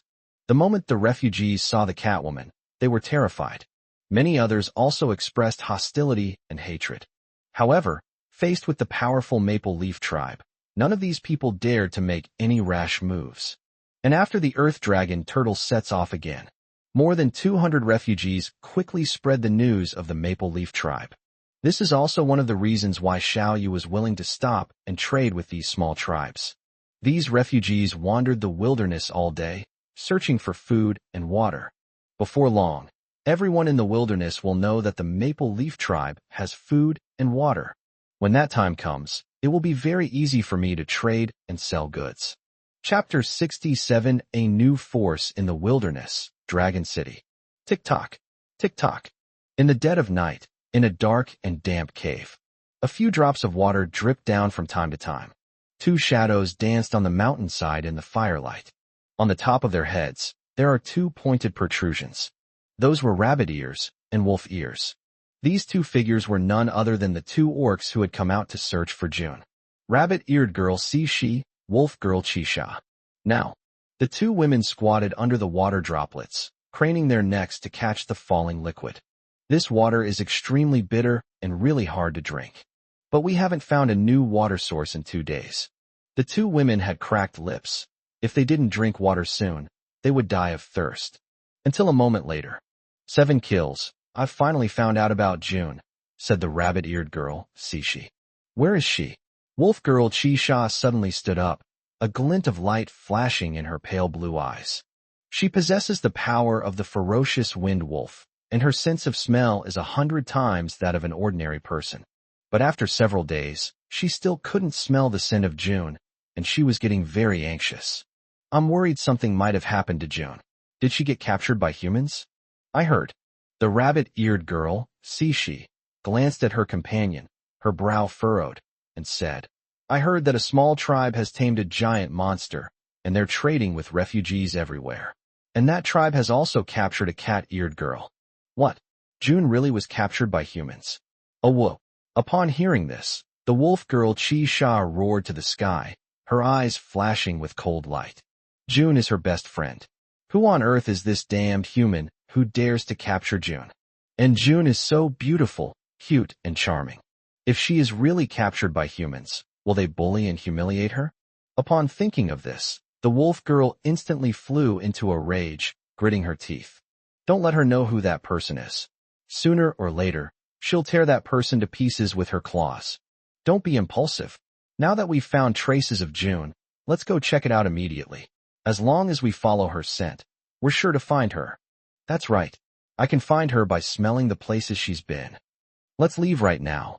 On the back of the earth dragon turtle, in the small courtyard, Xinglan Honglian, Lu Yuesan, Chenlong Xiao Yu, and all the members of the hunting team. Everyone is gathered here for a reform meeting. Xiao Yu glanced at everyone and said seriously, Everyone, we'll be arriving at Divine Weapon City in a few days. If we continue to trade with them under the name of a small tribe, we'll be looked down upon, let alone recruit skilled blacksmiths. So I've decided to officially change our name. From this day forward, our power will be called Dragon City. This was not a spur-of-the-moment idea of Xiao Yu, but rather a well-thought-out one. After all, once you arrive in Divine Weapon City, you want to earn more energy stones and recruit blacksmiths. One's own power needs to be more formalized and more prestigious. Dragon City? Upon hearing this name, everyone's expression changed. Everyone instinctively looked down. The Earth Dragon Turtle now looks more and more like the dragon turtle that the leader once described. The city built on its tortoise shell naturally had to be called Dragon City. Then everyone in the room looked expectant, but Xiao Yu asked tentatively in a low voice. Seeing this, Xiao Yu smiled and waved his hand, saying, Don't worry. Everyone in the Maple Leaf Tribe, you are all my most loyal and trusted partners, and your treatment will never change. Oh, long live the chief. Upon hearing this, everyone cheered. Xiao Yu also breathed a sigh of relief.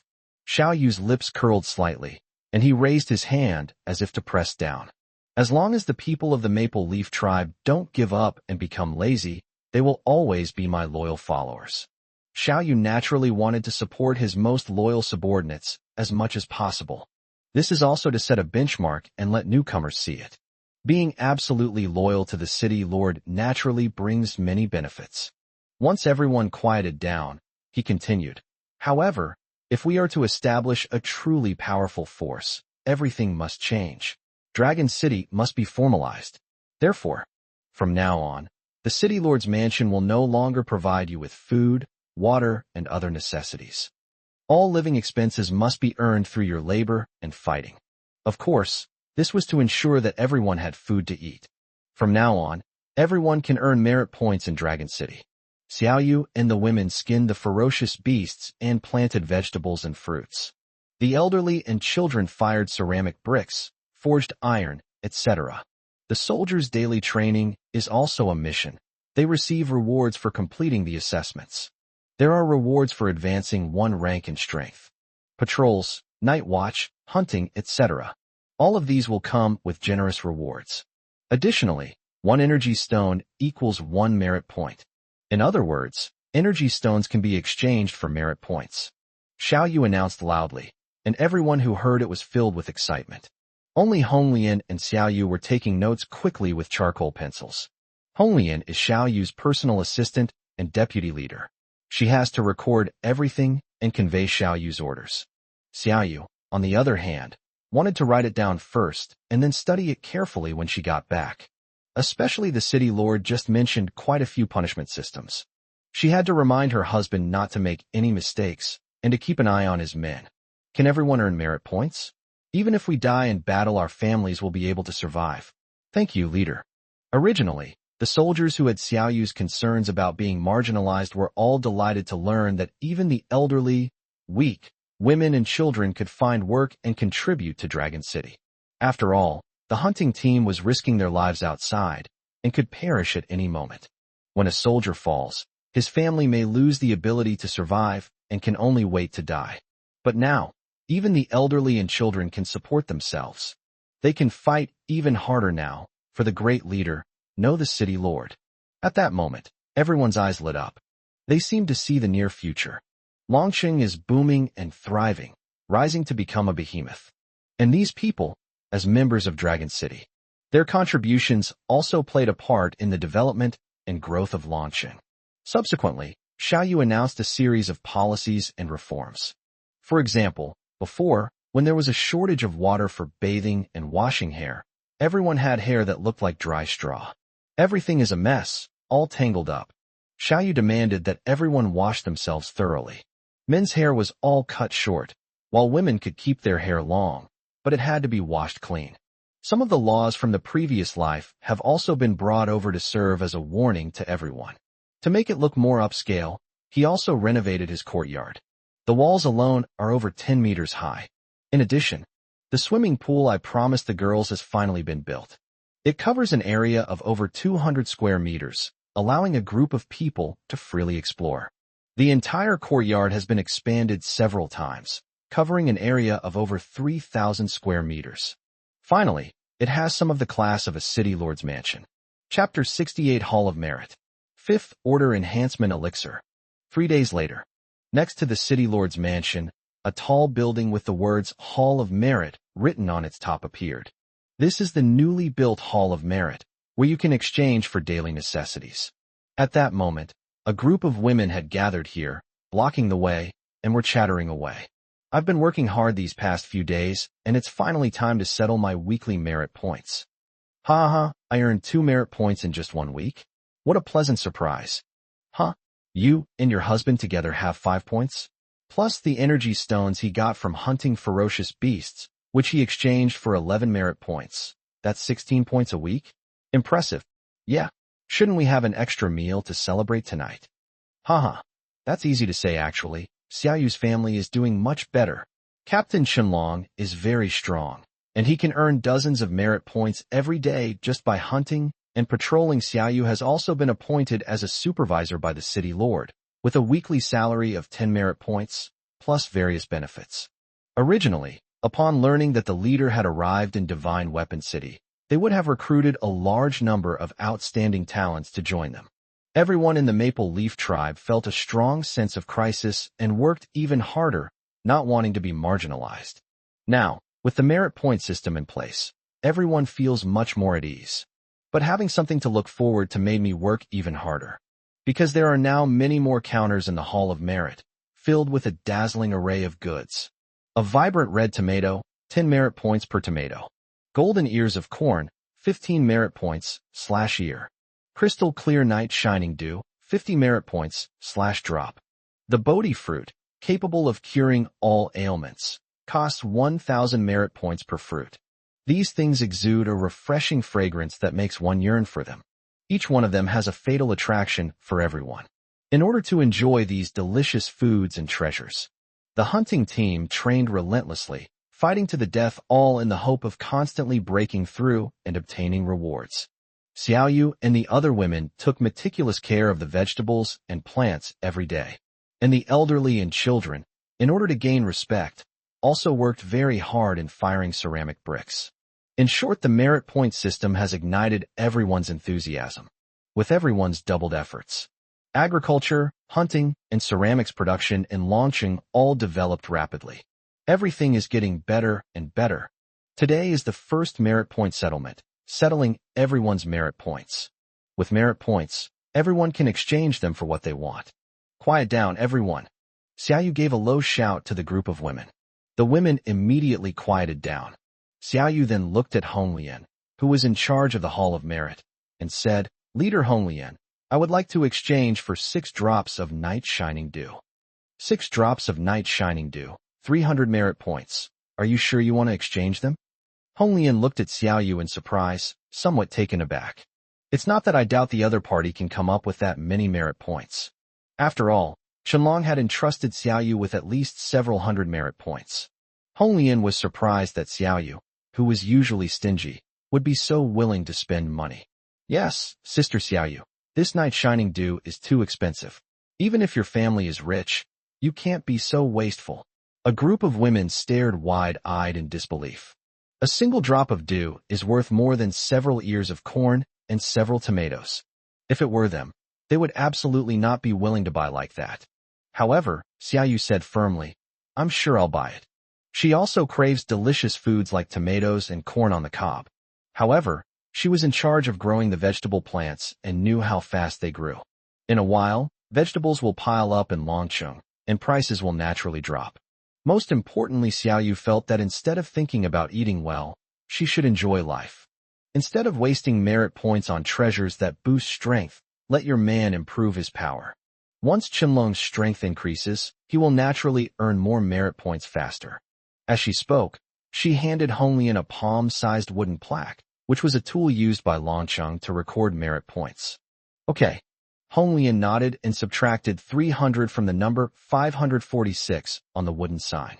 Then, he handed the wooden plaque back to Xiao Yu, and then handed her a small pottery jar. After receiving the 6 drops of Night Shining Dew, Xiao Yu did not leave immediately.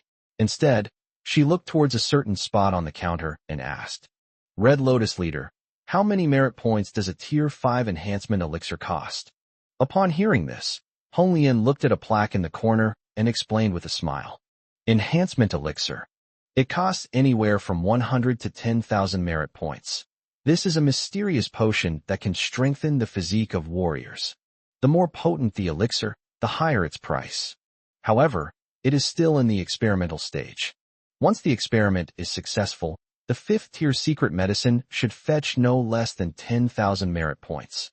The so-called secret medicine is a mysterious formula that Xiao Yu obtained after killing the Black Demon leader. Xiao Yu had studied it specifically, and it contained some secret medicine recipes. The Black Demon tribe was able to rise to prominence in just a few years, thanks not only to Night Glow Dew, but also to this secret medicine formula. With enough herbs and ferocious beast blood, an ordinary person can be nurtured into a 5th-tier enhanced individual. However, this secret medicine recipe requires collecting a lot of herbs. Many of them contain highly toxic substances and have extremely serious side effects. This is one of the reasons why most people in the Black Demon tribe are extremely crazy and brutal. Moreover, Xiao Yu was not a professional and dared not prescribe medicine casually. After all, these warriors are not like him in the past, who was physically strong and immune to poison. If we want to make it available to the soldiers, we must consult some professionals and make some improvements. Only after the research is truly successful can it be popularized and launching. By then, the weakest person in Dragon City will be a Tier 1 enhancer. 10,000 merit points.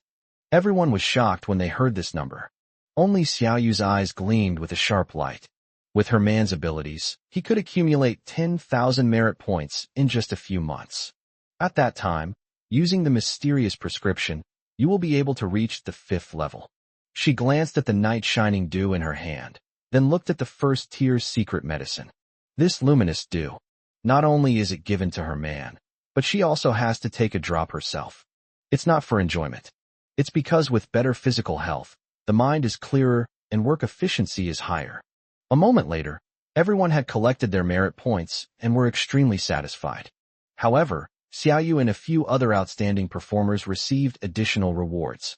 Choose a tomato or a golden corn on the cob. Wow, the reward is really that high if you perform well. Yes, Sister Xiao Yu got first place in the Ministry of Agriculture and received a tomato and a corn cob, which is a full 25 merit points.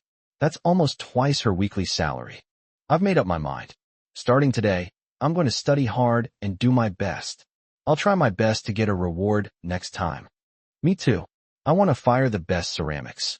To get first place next week. Only the top 3 people in their respective departments receive the weekly bonus. For example, in agriculture, Xiao Yu, who ranked first, received an ear of corn and a tomato. And the ceramics industry hunting teams. Seeing the high spirits of these tribespeople, Honglian couldn't help but smile slightly. At first, she didn't understand why Xiao Yu did this. Now she finally understood that Xiao Yu had only paid a very small price to set benchmarks in every industry, so that everyone could learn from and admire him, and inspire everyone to work harder. Chapter 69 Night Raid. This is huge. The night was deep and quiet, and the moonlight was faint. 2 figures moved across the wilderness like ghosts. Sishi, we haven't been back for so long. How are Wu Wire and the others? I wonder if they've escaped the humans' pursuit. A tall, voluptuous figure asked as she ran forward quickly. No sooner had the master fallen than people set their sights on these orcs, wanting to capture and hunt them down. Fortunately, there was a very clever orc in the group. She noticed the unexpected situation in time and led everyone to escape ahead of schedule. However, those humans remained persistent, relentlessly pursuing him. I don't know. Wu Wire said that if we don't go back within 5 days, she will take everyone and head towards Black Soil City. Rabbit-eared girl Sishi turned her head to look north and said in a low voice. Their only task was to find their companion, June. However, there are still more than a dozen companions on the other side, who may be ambushed and killed by humans at any time. Moreover, with so many people, they all have to go out to find food every day, and their eating, drinking, and relieving themselves will leave traces. It won't be long before humans discover their tracks. Therefore, their companions couldn't possibly stay in the same place waiting for them forever. Isn't Black Soil City even more dangerous? Wolf Girl Chisha's tone changed slightly. If Yin City is not too chaotic because Xiao Ting is keeping things under control, then. But Black Earth City is completely different. That was a bandit group similar to the Black Demon tribe that was formed. From the Black Soil City Lord down to his subordinate leaders, none of them were good people. Ruthless, ambitious, and willing to do anything to achieve her goals. Besides, didn't Wu Weier say that Black Earth City had sided with that force? Isn't going to Black Earth City just walking into a trap? Don't forget, we barely managed to escape from there. Thinking of the chase they had suffered in Black Earth City, a murderous glint flashed in Wolf Girl Chisha's eyes.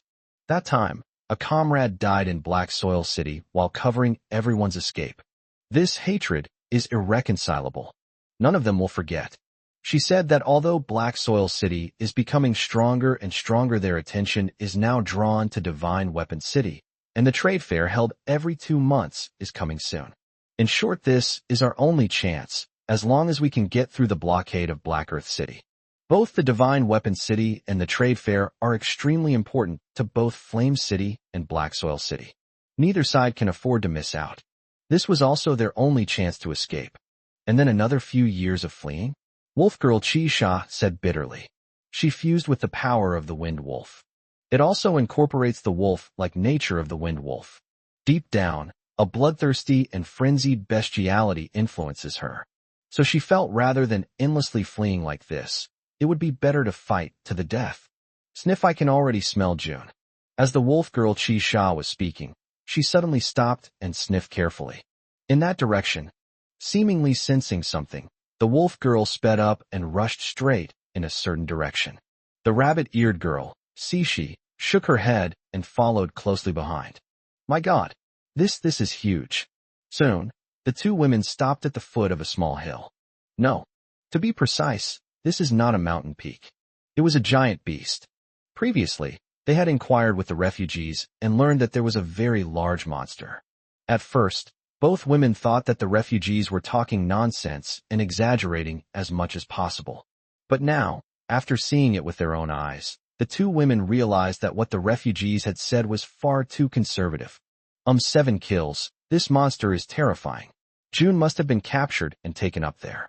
If it were a full moon, there might still be hope, but now how can we save her? The rabbit-eared girl was so frightened by the sight of the monster that her fur bristled and her rabbit ears stood up high. After all, rabbits are very timid. Don't worry, as long as there's moonlight. Wolf girl Chi Sha stared intently at the giant beast, gritting her teeth as she said, "Besides, even if we can't save it, we have to. Yes, we are companions, we are sisters. We must save them," the rabbit-eared girl said with a determined look in her eyes. This world is so unfair to them. It doesn't give them a way to survive. They only have each other for each other, and now that their companion is in danger, they will save her even if it means death. After encouraging each other, the two decided to sneak in. A few days have passed since the full moon, and the moonlight is thin at night with very low visibility. However, the two women did not act immediately. Instead, they wait until 9 or 10 o'clock at night. People are very prone to drowsiness during this time of day. A moment later, in Dragon City, at the tail end of the Earth Dragon Turtle. Be careful, this small tribe even has patrols at night. Although the Earth Dragon Turtle is now tens of meters tall, it is protected by sharp barbs and a wall over 10 meters high that covers the entire city, making it a multi-layered defense. However, the two women still climbed up easily. Just as they climbed up, they saw more than a dozen figures slowly approaching in the distance. These people held 2 torches and scanned everything in the darkness. They even almost discovered 2 orcs who had sneaked in.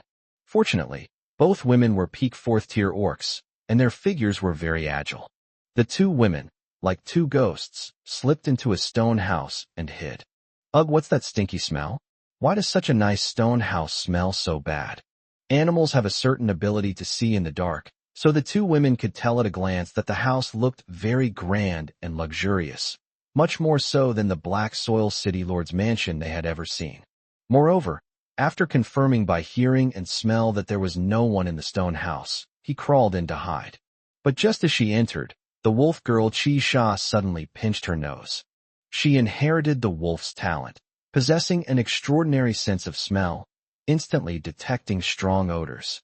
Her pretty face flushed bright red instantly as she pinched her nose. "This is poop." The rabbit-eared girl, Sishi, blinked her big eyes as she looked at everything in the stone house, her eyes glowing red. "Are all the people in this place idiots?" the wolf girl muttered, trying to suppress her anger. "Who has such a nice house that they would use it to store poop?" The two women naturally didn't know that this was a public toilet built by Xiao Yu when he constructed Dragon City. In the Wasteland, all factions lack water and food, making survival incredibly difficult. In the various bases, it's common for civilians to urinate and defecate anywhere.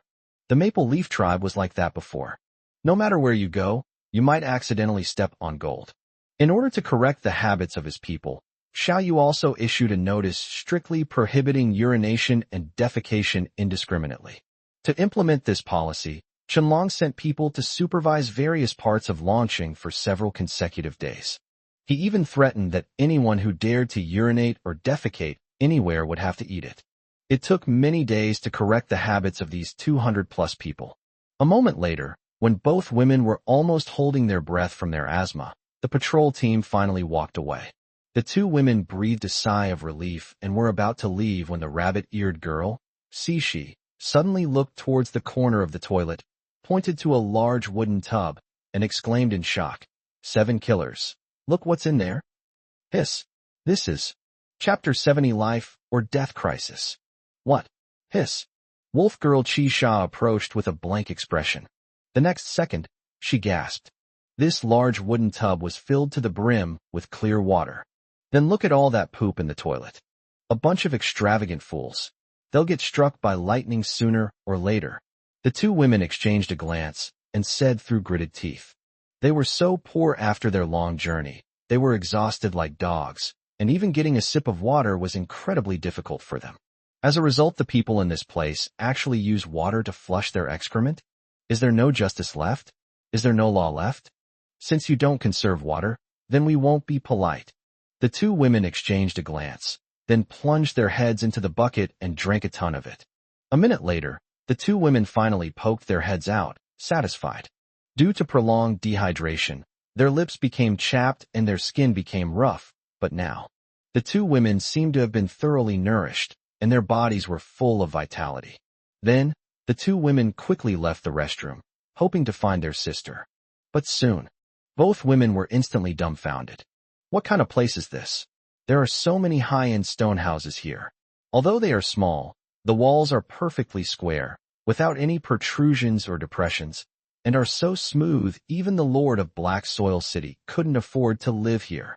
Yes, I wish I could live in a house like this someday. I saw a straight street, with stone houses on both sides resembling mushroom buns. Each stone house looks very grand, and is definitely warm and safe. What exactly is this place? Wow, there are such nice houses. And dozens of them. In a short time, both women hesitated.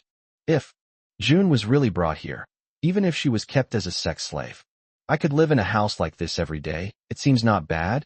Moreover, if you can use such precious water to flush the toilet, you probably won't be short of water. No matter how good this place is, we can't let ourselves be corrupted. We must rescue June. The two women exchanged a glance, shook their heads frantically, and decided to carry out the original rescue operation. Look, there's a light on that high ground. Then, rabbit-eared girl Cixi nudged wolf girl 7 and pointed to the center of Dragon City.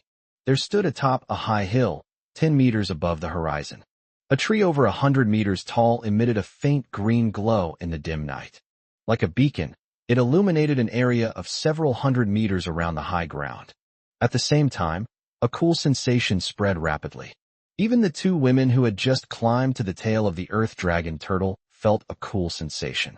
The two women closed their eyes and enjoyed the moment, becoming increasingly surprised and suspicious. That place must be the residence of the leader of this force. The two women thought of the same thing. Since the leader is there, the white-haired Catwoman should be there too. However, the two women did not act immediately, but waited for half an hour until the glowing tree's light gradually dimmed and finally went out completely. Without further hesitation, the two women quickly approached the high ground and quietly climbed up. She is right here, but the taste is a bit off. As soon as she approached the high ground, the wolf girl Chi-Sha could faintly smell the scent of June. However, the white-haired Catwoman used to go 1 or 2 months without bathing, and she had a strong odor. The wolf girl could smell it very clearly. But now, the feeling of June has changed. It has become very faint. This made the wolf girl somewhat uncertain. This place is so abnormal, so eerie.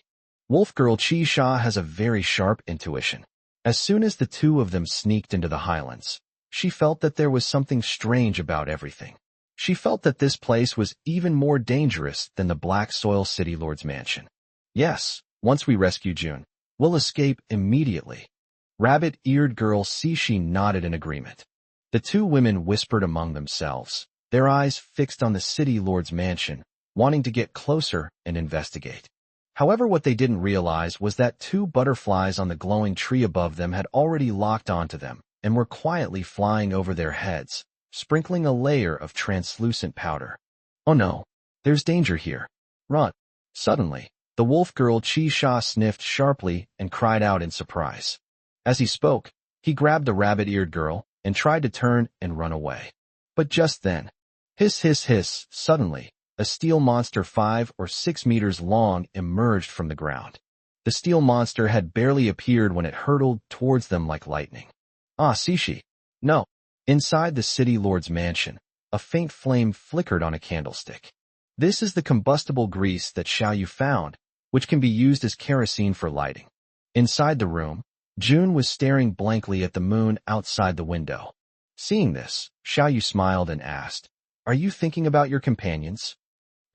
It's been more than half a month since I last saw them. I wonder how they are doing in Divine Weapon City. Are they being bullied there? June gave a wry smile. He lived as a fugitive for several years. She could only rely on her companions.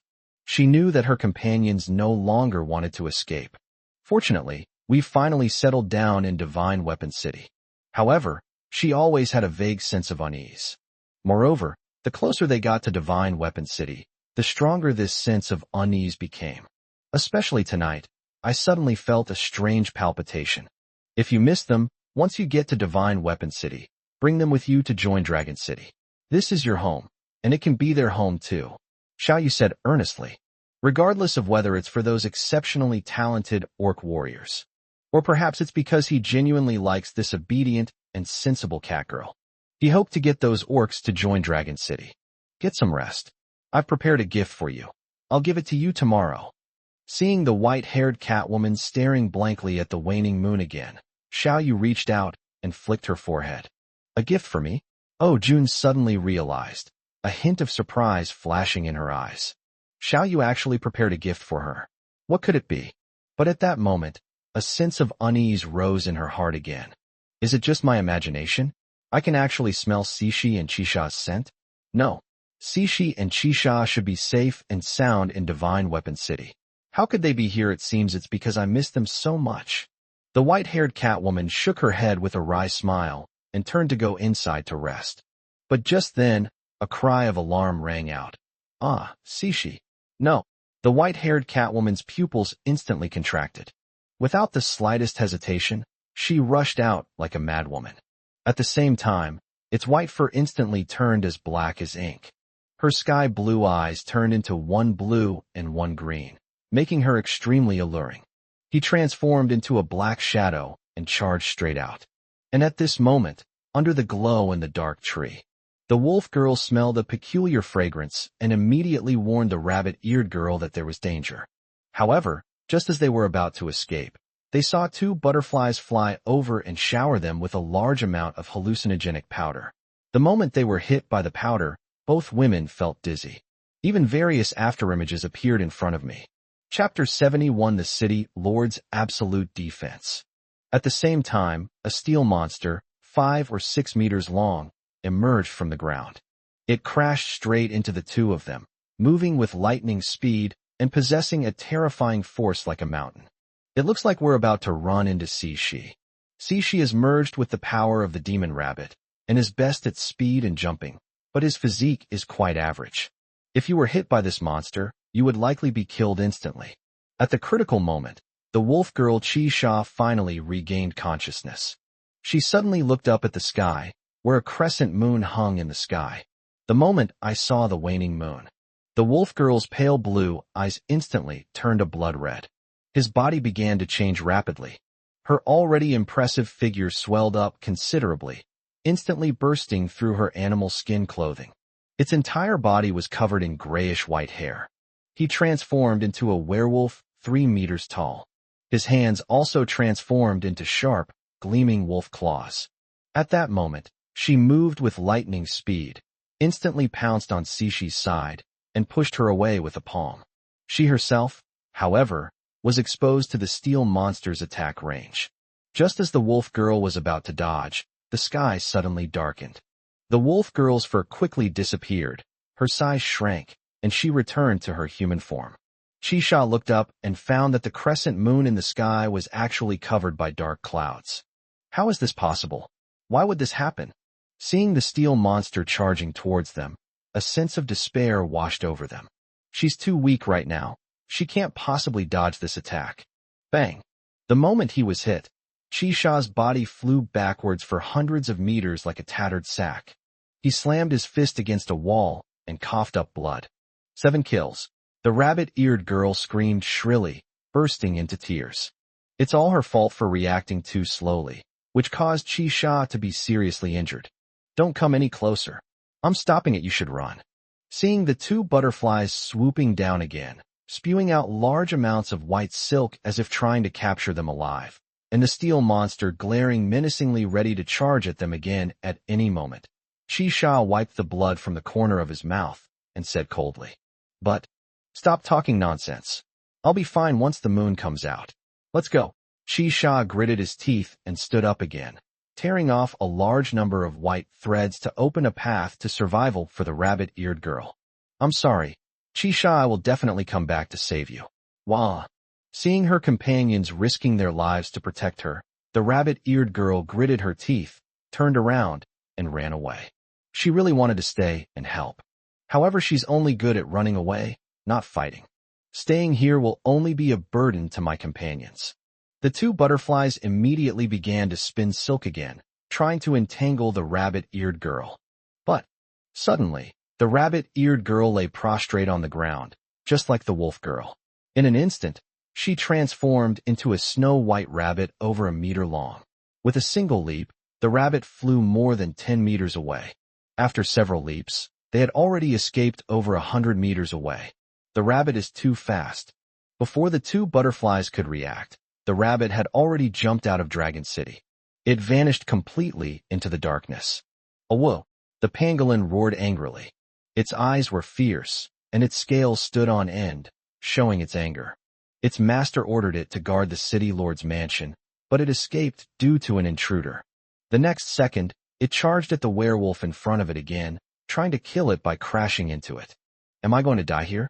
At this moment, Xiao looked up at the sky again, only to find that the dark cloud remained motionless, refusing to release the crescent moon, preventing her from transforming and unleashing much of her combat power. The two butterflies flew back and sprinkled a large amount of hallucinogenic powder on her. In an instant, a violent wave of dizziness numbed her senses, and she saw phantom images appear before her eyes. Having just been severely injured, she felt that her limbs were no longer under her control. Even the wolf girl saw a familiar figure rushing towards her. It's her best friend, the white-haired Catwoman June. However, how could the white-haired Catwoman be unharmed? Moreover, he was completely clean. "Your face has gotten so fuller. You must have been living a very comfortable life lately." "Wrong. Hallucination. This must all be an illusion." "Stop." Seeing that the wolf girl was about to be killed by the pangolin after losing the ability to resist, June cried out in alarm. Her white fur turned completely dark, and her eyes turned one blue and one green, making her extremely bewitching. He rushed over almost instantly and stood in front of the wolf girl. Squeak, squeak, squeak, the pangolin had already rushed up to them. Seeing June suddenly blocking its way, with less than a meter between them, it couldn't stop in time. The two sides were about to collide. "The power of the earth," a voice suddenly rang out. Then, the surrounding scenery suddenly changed. The ground beneath the pangolin's feet turned into a swamp, and the pangolin instantly sank into it. In front of June, an earthen wall appeared, protecting her. The pangolin's powerful attack was completely neutralized and vanished without a trace. 7 kills. "Did you come to find me? How are you?" Wah, at this moment, the white-haired Catwoman had already helped the wolf woman up. She looked up at the sky and saw her good sister covered in blood, and was immediately heartbroken.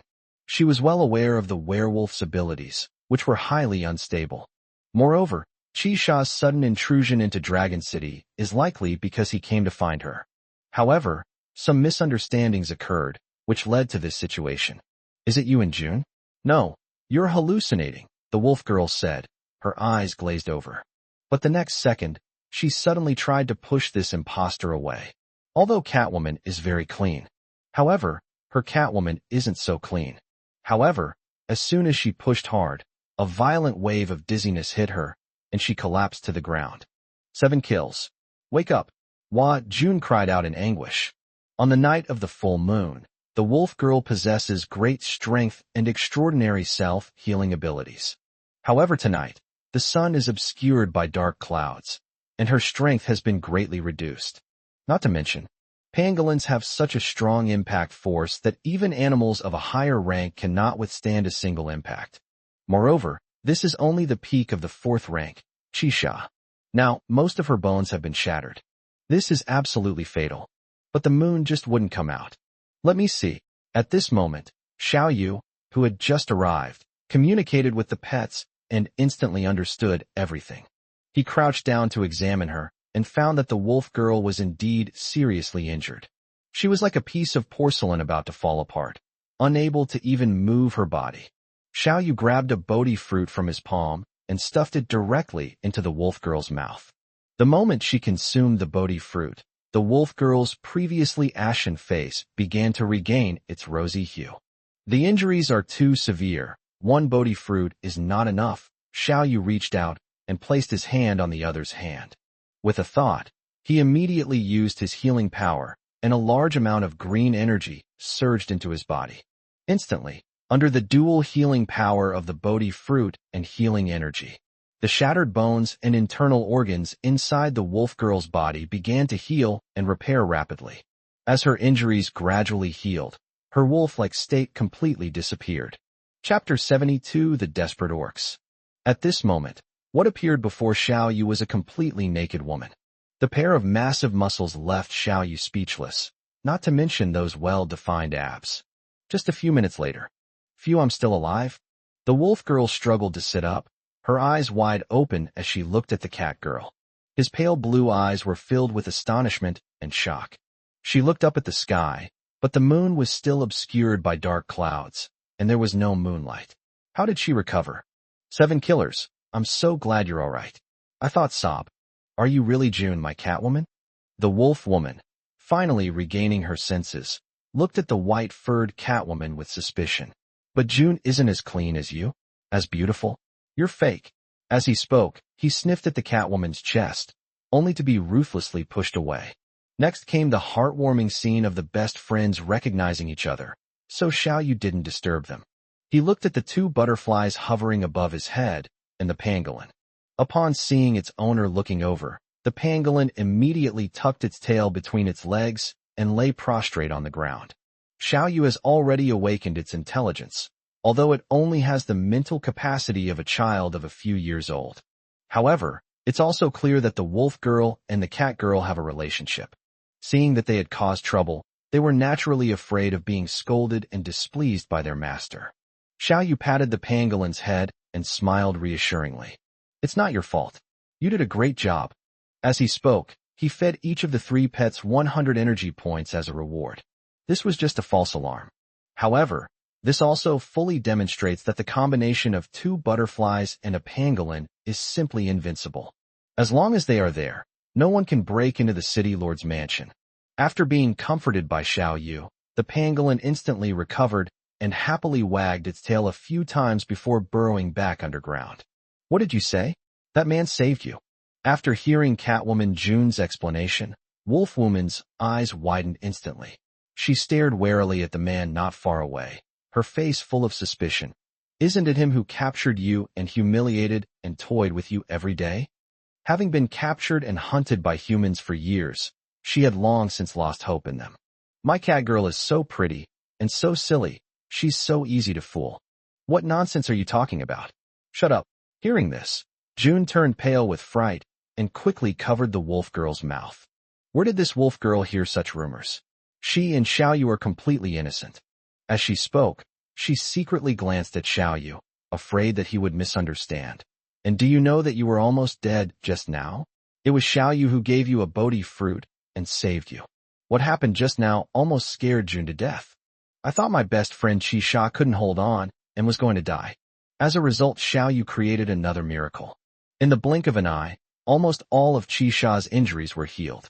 What? A Bodhi fruit? He actually gave me a Bodhi fruit.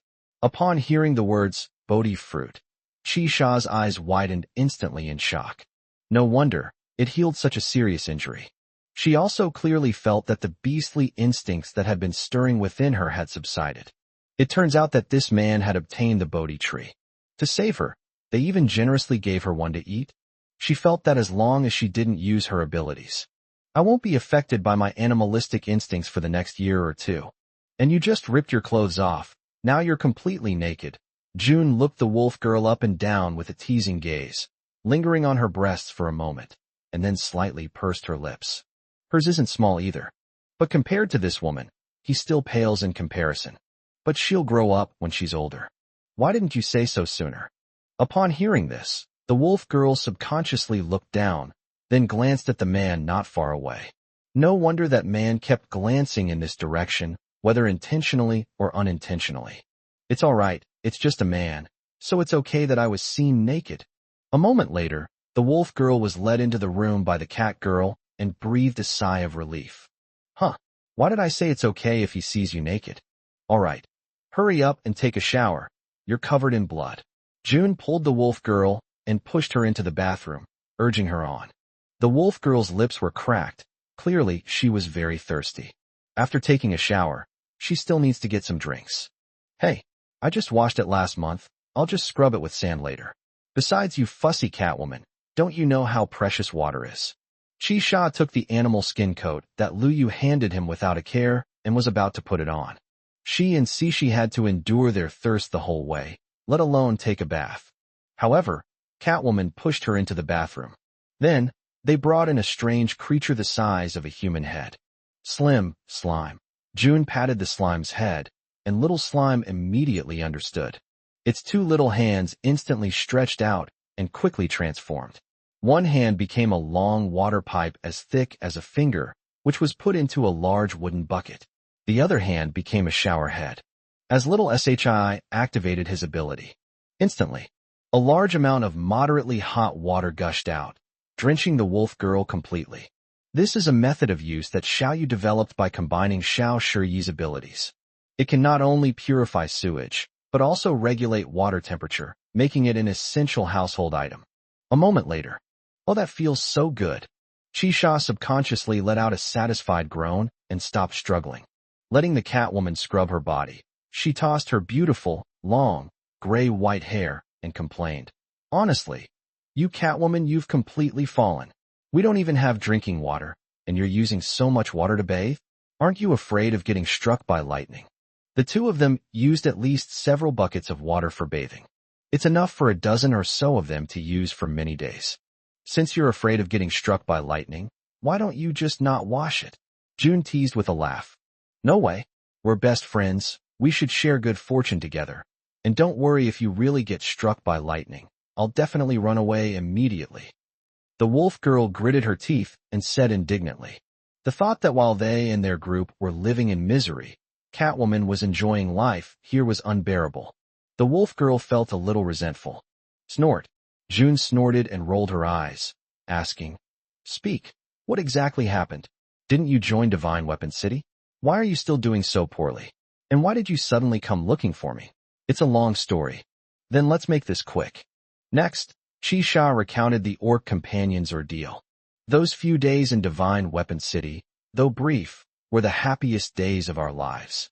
Because no one wanted to kill us. No one called us monsters. We really didn't want to leave. We just wanted to live. Chapter 73, A Sudden Counterattack. But then the master suddenly passed away, and we all felt as if the sky had fallen. The wolf girl Qixia's face was full of bitterness when she thought of those nightmarish days. This world is so unfair to them, the orcs. It's rare to find a magnanimous master who is willing to take them in and protect them. But suddenly, the master passed away. The glimmer of hope that had finally been found in the face of despair was suddenly shattered. At that time, the entire Divine Weapon City was in chaos. Everyone wanted to seize the divine weapon left behind by the master, as well as all sorts of rare resources. The young city lord had always been very kind to us, and we wanted to stay and help her. But, after the master's death, his beloved daughter, the young city lord Chu Ling Shuang, became a target. Because the master has a great reputation. By controlling the young city lord Chu Ling Shuang, a group of excellent blacksmiths can be recruited. Therefore, both Yin City and Black Soil City have their eyes on Chu Ling Shuang. Wu Wire said that we orcs are too weak. A few of the stronger 4th-tier peak pure-blooded orcs could go completely berserk at any time if they unleashed their combat power, which would bring even more trouble to the young city lord. Then those humans will use the excuse that the master sheltered and protected us orcs to launch an attack on Divine Weapon City. A bunch of damned humans. At this point, Qixia's pale blue eyes were filled with resentment and unwillingness. What did the orcs do wrong? Why can't humans tolerate them? Even the good people who help them will suffer. I never imagined that the master would perish. Just then, a gentle male voice sounded from outside the door. The wolf girl's fur bristled instantly, and she looked on guard. She only relaxed when she saw Xiao Yu with a big smile on his face. Only. Perhaps she had just been seen naked. So, as soon as the wolf girl saw Xiao Yu, she instinctively wrapped her animal skin coat tighter and awkwardly hid behind June. The Catwoman said that Xiao Yu is different from other humans, and everyone here is different too. However, the wolf girl was still not quite convinced and wanted to observe first. Let's see what this man's attitude is towards the orcs. Is he toying with them? I didn't mean to eavesdrop. I just came to bring you food. Xiao Yu pushed open the door and brought in a tray with several cups of freshly collected night dew, as well as corn, roasted meat, and other items.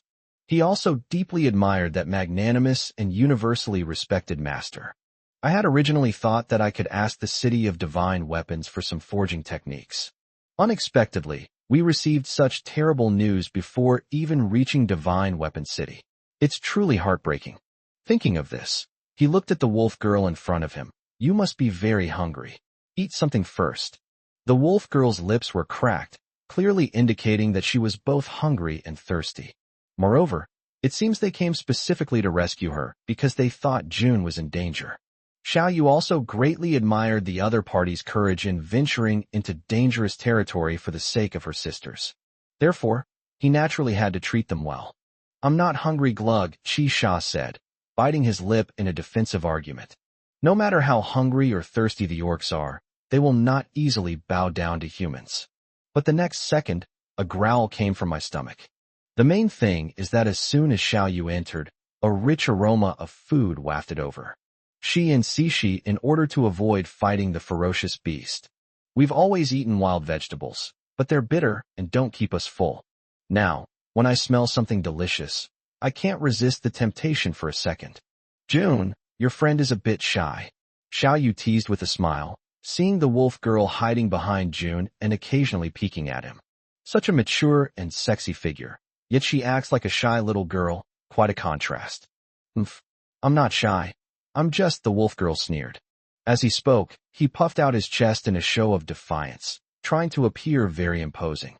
Wow, it's really big, Xiao Yu thought to himself.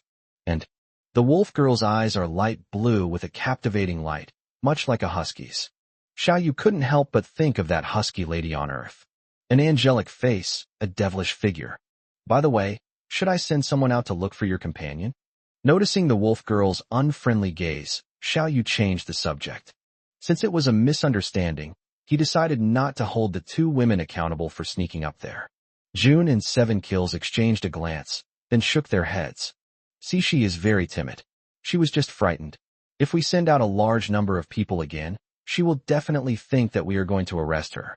I'm afraid she will run away quickly, and at her speed, none of us can catch her. But if we let our guard down, she'll definitely turn back and launch a surprise attack.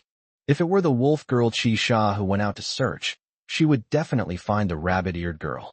However, Chi Sha had just suffered a serious injury and was extremely weak. If he wanted to go out and search, he could only wait until tomorrow. Although Sishi is timid, he might very well come back to save them.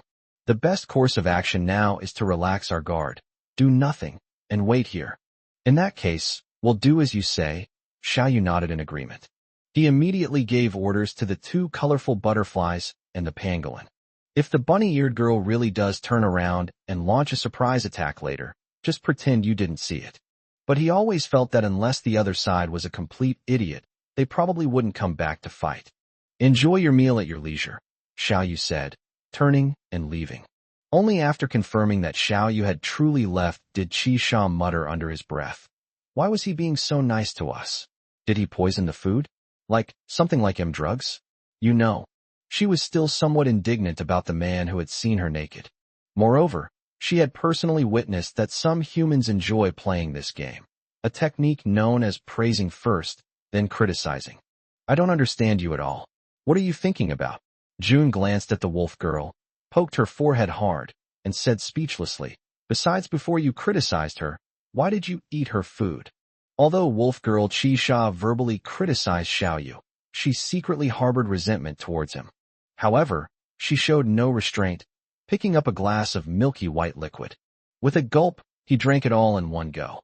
Then, he gasped and squinted his eyes in satisfaction. Hiss! What is this? It's sweet and delicious, so good. She had never tasted anything so good in her life. Even though the man had given her a drug, the wolf girl accepted it. At least before they die, they can have a good meal. What a stupid woman.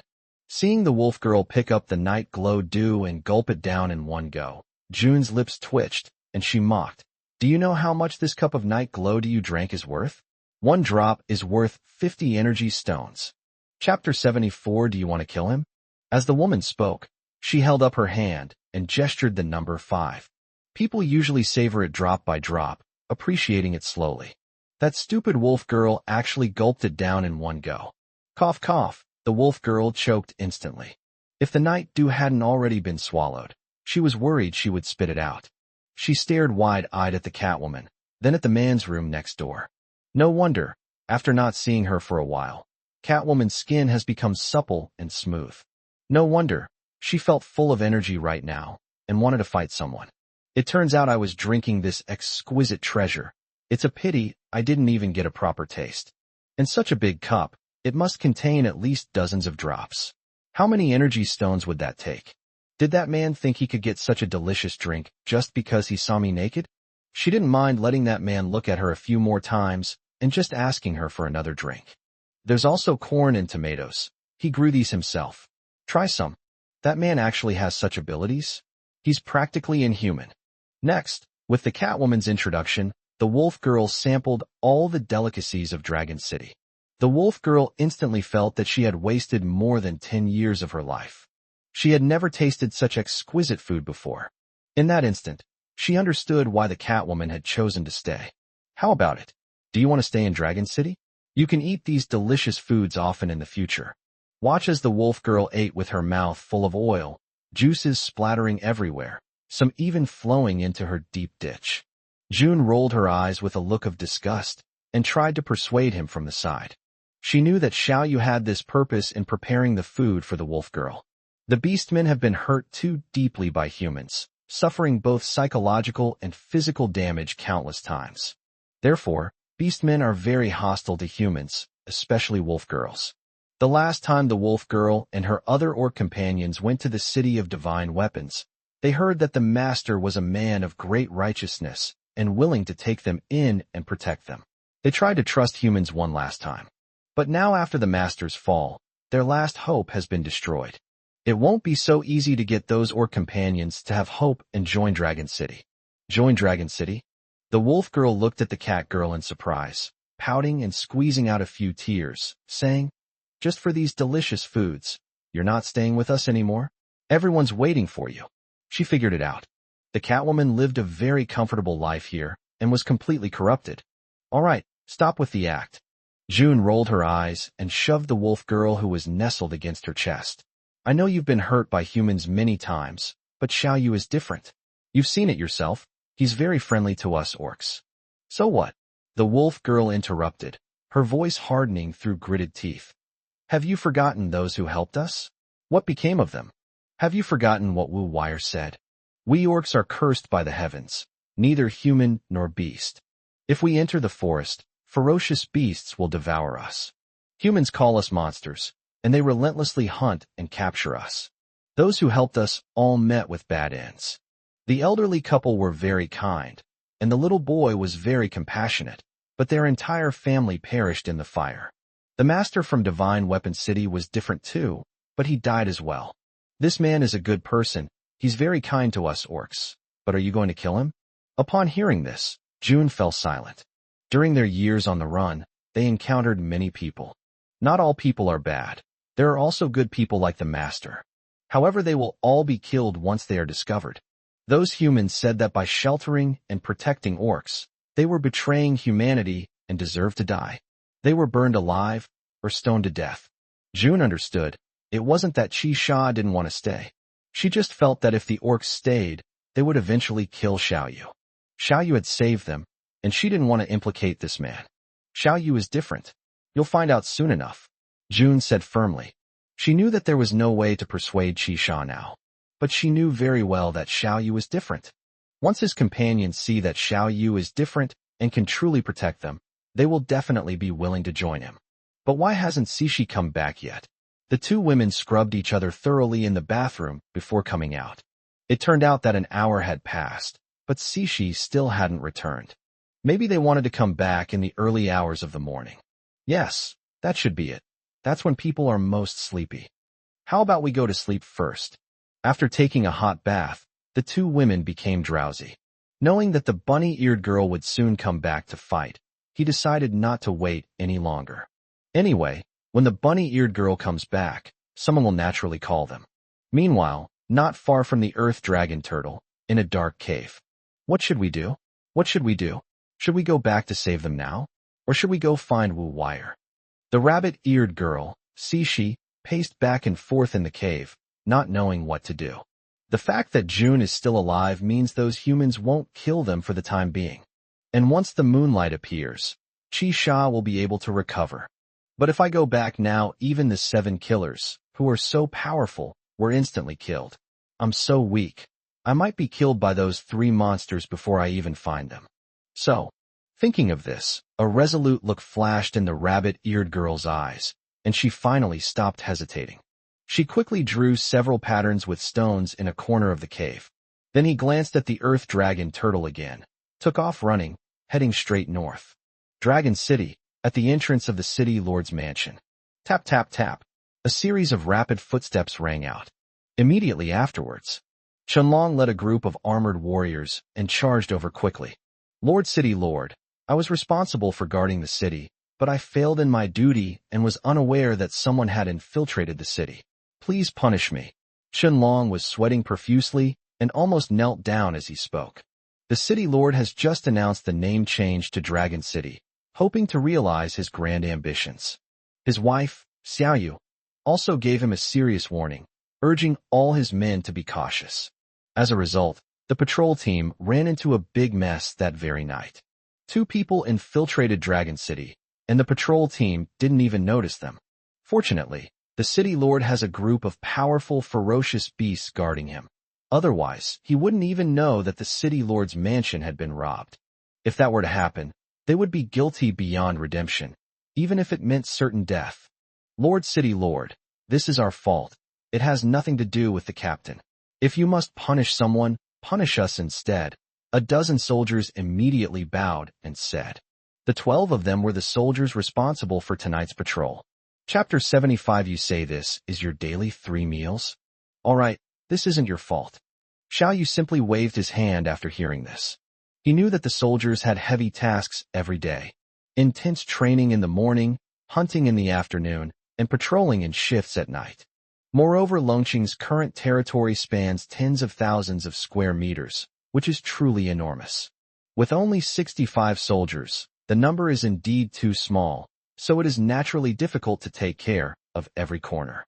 Furthermore, both the wolf girl and the rabbit-eared girl are beastmen stronger than the awakened ones. How can ordinary enhanced individuals defend against them?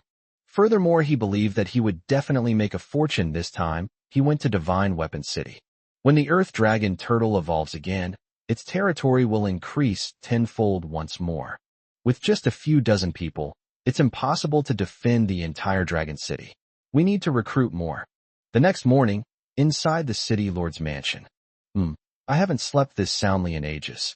Feeling the blinding sunlight on his face, Qi rubbed his sleepy eyes and slowly sat up. Over the years, I have been constantly worried about being attacked by ferocious beasts and hunted down by humans. Therefore, the wolf girl was always on high alert and never had a good night's sleep. Until last night, I was lying in the comfortable stone house, wrapped in a thick tiger skin. It was so comfortable that she slept soundly until dawn. A moment later, Qi, having regained her senses, realized she had forgotten something and subconsciously asked, "Where's Cixi? She didn't even call us when she came back." She didn't come back. June suddenly sat up and looked around. The 2 women exchanged a glance, and both realized that something was wrong. A moment later, the 2 women rushed into the hall and found Xiao Yu. Xiao Jia and Xiao Kai haven't seen her all night. Xiao Yu shrugged and explained, "By the way, breakfast is ready. Have something to eat first. Since she hasn't come back, I'll go with you to look for her later." The situation was pretty much as he had guessed. The bunny-eared girl hadn't come back last night. He guessed that the rabbit-eared girl felt she couldn't save the 2 of them and was looking for another way. "That's all we can do." Both women nodded helplessly. "My goodness, do you guys eat such a lavish breakfast?" As Xinglan Honglian brought in several trays. Each held 5 cups of night-shining dew. The milky white liquid emitted rising steam and a delightful fragrance vibrant. Juicy tomatoes, robust corn cobs, cabbage leaves. Qi stared intently, swallowing hard, but gritted his teeth and said, "Thank you for your kindness, but I'm not hungry really." Glug. But before she could finish speaking, her stomach started growling loudly. Having suffered serious injuries last night, she needs to eat a lot to recover as quickly as possible. Her body was starting to protest, and she was powerless to resist. "Sorry, I hope you've seen this." June gave Xiao Yu and the other two an awkward smile. Then, he pressed the wolf girl into a chair, handed her a pair of chopsticks, and said, "Eat quickly. We still need to find sushi after you finish eating." In the past, people ate with their hands. Now, Xiao Yu has invented chopsticks and spoons, and has instilled various hygiene knowledge. Under his guidance, the people of Longsheng learned to use these eating utensils. Upon hearing this, Qisha took the chopsticks and awkwardly followed his companion's example. "Huh? This green vegetable, it's actually so delicious?" Originally, Qisha was only interested in the luminous dew, tomatoes, and corn on the table. She thought these were all top-notch delicacies, but she wasn't interested in the cabbage on the table. After all, they orcs often ate wild vegetables, those extremely bitter things. If it weren't for the need to survive, she wouldn't want to eat a single leaf. But now the cabbage here is so sweet and delicious, with an extremely fresh and flavorful taste. "I told you a long time ago, things are different here." June shook her head with a laugh. She had the same thought when she first ate cabbage. After all, in appearance, cabbage is not much different from other wild vegetables. But in reality, what has been cultivated to maturity is completely different. Not to mention, the bioluminescent tree has a catalytic effect and can also improve the taste of vegetables. Before, Qisha would definitely have had doubts, but now, she was starting to believe it. There was no way around it. She had seen too many miracles in this man. They were simply breathtaking. After thinking for a moment, Qisha asked curiously, "Do you guys eat this well, every day?" Burp. As a result, she couldn't help but burp as soon as she opened her mouth. "The main reason is that I ate too fast." However, Xiao Yu and the other two did not laugh at her. Xiao Yu smiled gently and said, "That's right. This is just our daily meals." The underlying meaning of this statement is, you orcs who join Dragon City will also be able to enjoy these delicacies frequently. Qisha. She fell silent. You should know. Even the city lords of Yin City and Haida City might not be able to taste such exquisite delicacies. Dragon City, on the other hand, was just a small force of a few hundred people. She couldn't believe there was so much delicious food here. How can you say that these exquisite delicacies are just everyday meals? Is this even human language? But reality leaves her no room for doubt. After breakfast, the group, led by Qisha, set off to find the rabbit-eared girl. Soon, the group arrived at the entrance of a cave. "We've been hiding here, see she. Lu Yu and I have come to find you," Qisha said, shouting towards the cave entrance before quickly walking into the cave. She thought to herself that the rabbit-eared girl would be very happy to see that she and June had returned safely. But the next second, her expression changed drastically. The cave was completely empty. She immediately stretched her neck and sniffed, and could still smell the bunny-eared girl's scent. But she left last night. That silly rabbit. What? She actually went to see Wu Wire? What a silly rabbit. June's expression changed. Guided by Qisha, she saw the mural left by the rabbit-eared girl. Clearly, the bunny-eared girl felt that she couldn't save them. Rather than rushing off to your death, it's better to call for reinforcements. Perhaps there's still a glimmer of hope. "I've almost recovered. I have to go find her immediately," said the wolf girl Qisha, stretching her limbs anxiously. She was saved by Xiao Yu last night, and later the moon came out, and her healing power returned. Now that a night has passed, she has basically recovered. "Yes, go find her immediately," June said with a serious expression. "That silly rabbit is good at running away, but not good at fighting. Without the ability to fight, even finding food in the wilderness is difficult. Not to mention, the wilderness is teeming with ferocious beasts and hunting humans. No matter who the bunny-eared girl encounters, it's very difficult for her to survive. Where are you going to look? I'll give you a ride. The Earth Dragon Turtle will be quick," Xiao Yu suggested. Chapter 76 Trade Fair. Heartguard Armor. The wilderness is not safe after all. Orcs, in particular, are absolutely despised by both humans and ghosts. Once the two women's orc identities are discovered, forget about finding companions. I'd have to give myself away first. Thank you for your kindness. But you are going to Divine Weapon City, while my companions are in another direction. Sha bowed slightly to Xiao Yu to express his gratitude and explained.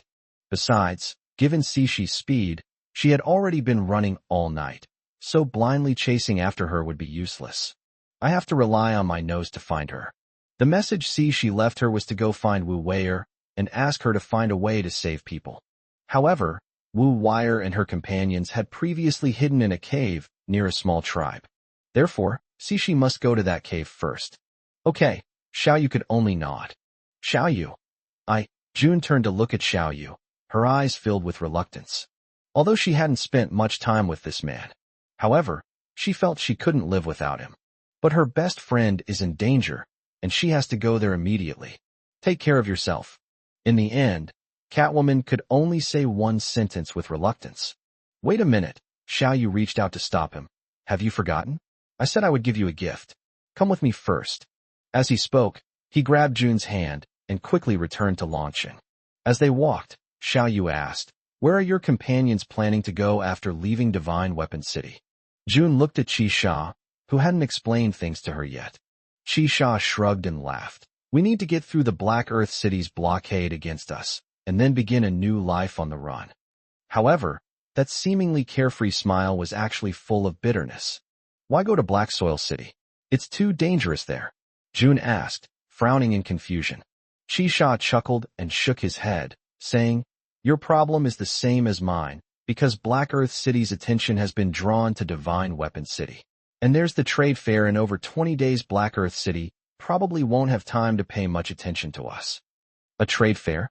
Is it the one that both Yin City and Black Soil City will participate in? Upon hearing this, Xiao Yu was taken aback, a thought flashing through his mind. Yes, every 2 months, the two major bases and surrounding forces, large and small, gather here to trade goods and barter.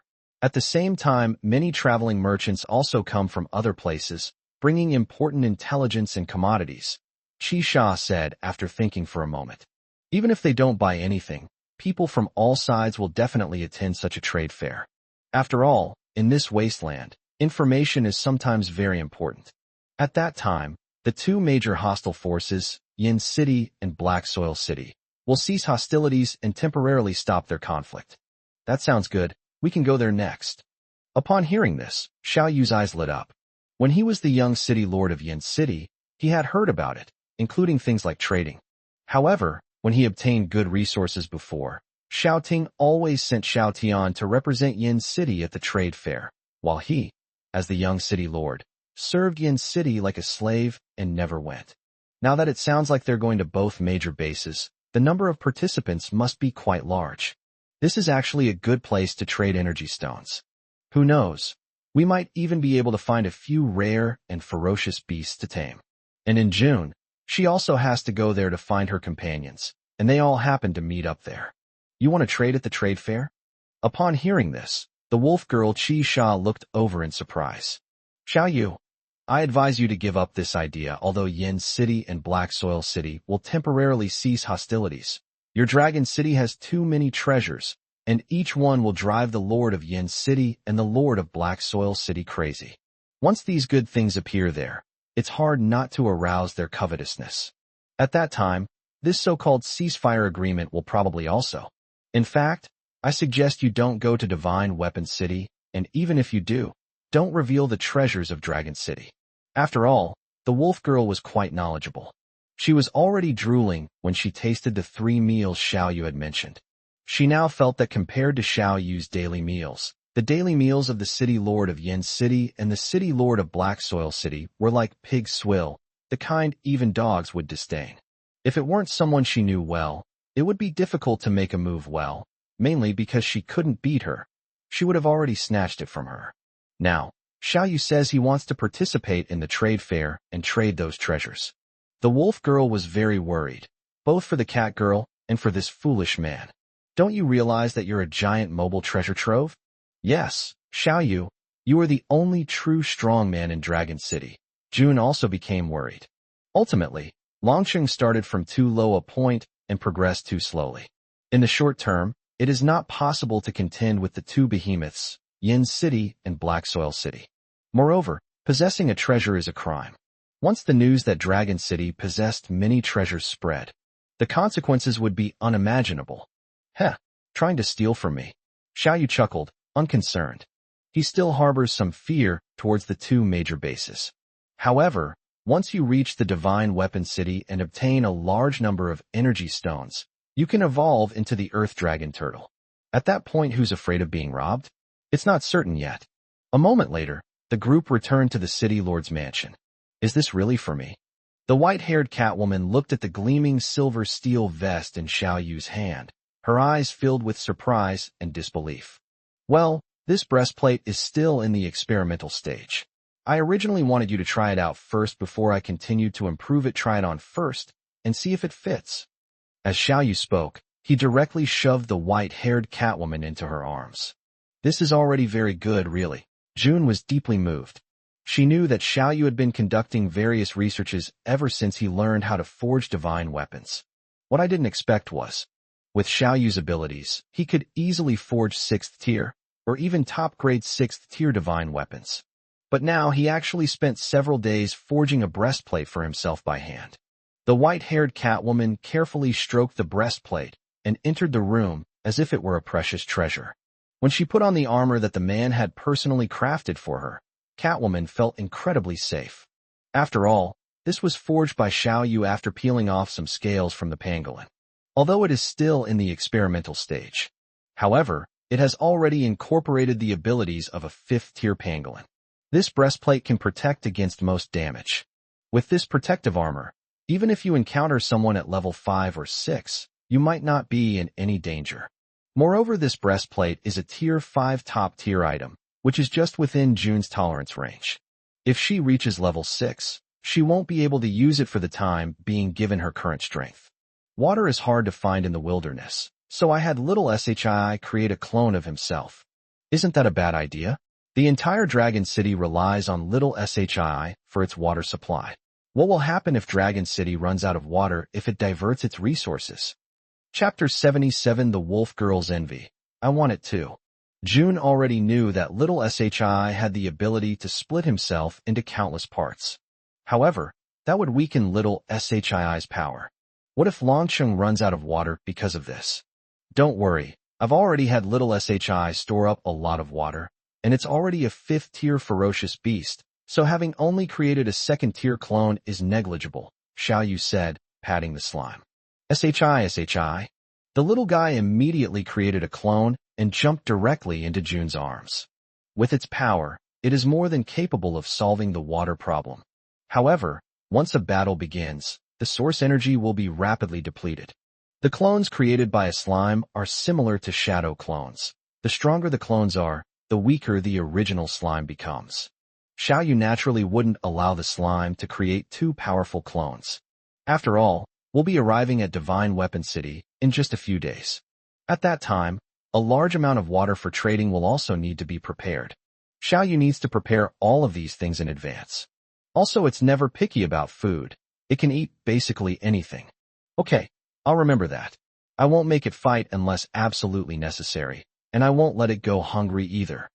June carefully took the slime and held it affectionately in her arms. She knew that Xiao Yu was usually too lazy to clean up the trash, so he let Xiao Shuri eat it. But she doesn't. How can such an adorable little cutie eat junk food? She would give the best food to little Shii. Also, these tomatoes and corn on the cob are for you to eat on the road, just in case. Here are 3 Bodhi fruits for you too. Finally, Xiao Yu thought for a moment and handed over a package containing a bunch of freshly picked tomatoes and corn on the cob and 3 Bodhi fruits. I felt like I was sending my grown-up daughter off to college. My feelings were incredibly complex. However, he couldn't give too much. After all, there are still so many people in Dragon City. Xiao Yu, you're so good to me. Before Xiao Yu could finish speaking, Lu Yu suddenly rushed over and hugged him tightly. At that moment, she felt as sweet as if she had eaten honey. All right, go and come back soon. If you don't find them, come to Divine Weapon City to find us first. Xiao Yu patted the Catwoman's head affectionately and said gently, then we'll meet up in Black Earth City again. the Catwoman said in a low voice. Her voice was full of tenderness and reluctance to part. She was completely bewildered the whole time, and her mouth was practically watering. She felt like her Catgirl had been completely kidnapped. And this man is so considerate to the Catwoman, isn't he? They sent me heart-protecting armor food Bodhi fruits. Each and every one of them is a rare treasure. You simply can't buy them anywhere else. For some reason, she suddenly felt a pang of sadness, and she didn't know why.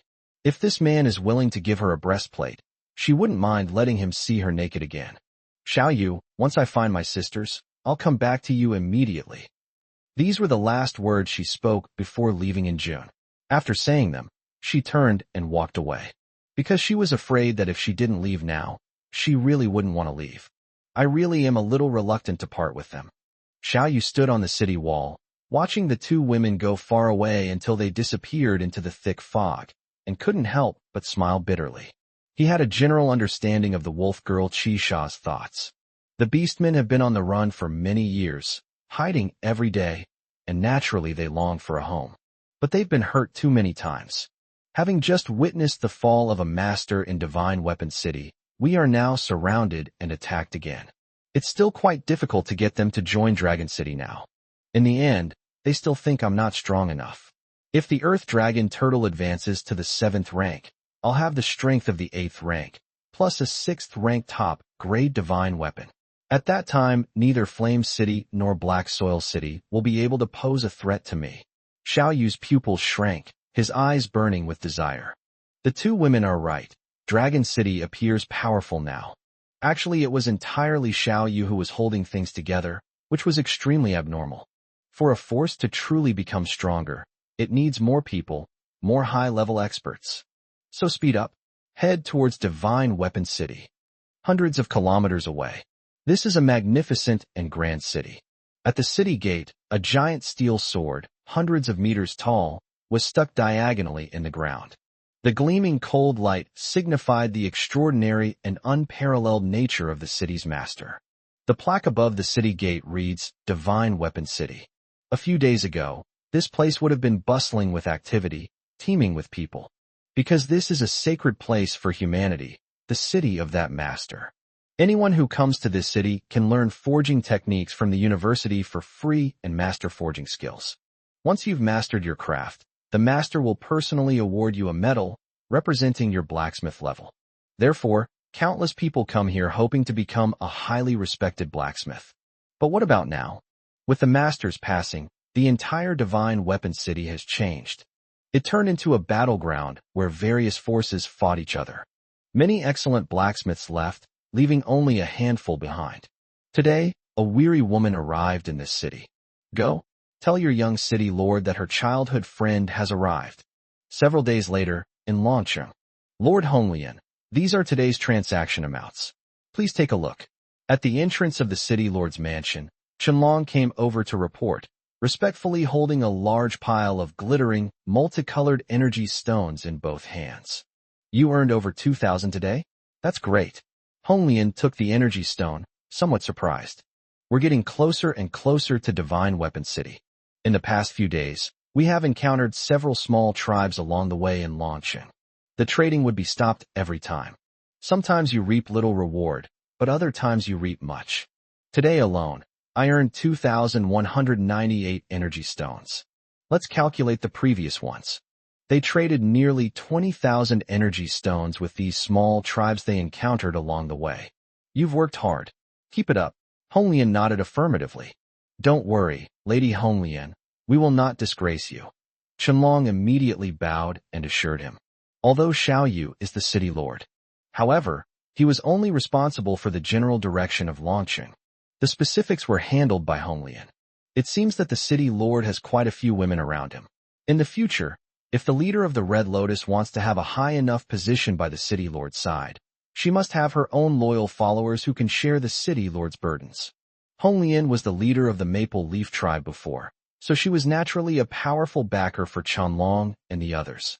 The city lord will be increasingly busy. Instead of trying to please him, it would be better to please the leader of the Crimson Lotus. This was taught to him by his wife, Xiao Yu, and Chenlong always kept this in mind. Chapter 78 Heavenly Silkworm Armor. Yes, you did very well, Hong Lian said with an appreciative smile. She naturally knew about Qianlong's intelligent wife. She didn't mind such flattery and fawning. After all, Xiao Yu's idea was exactly what she wanted. That philandering brother of mine, he's already got both of them, and he still isn't satisfied. Not only is he entangled with the Catwoman from June, but he also has an ambiguous relationship with the Wolf Woman. My brother also said he wanted to take all those orcs away.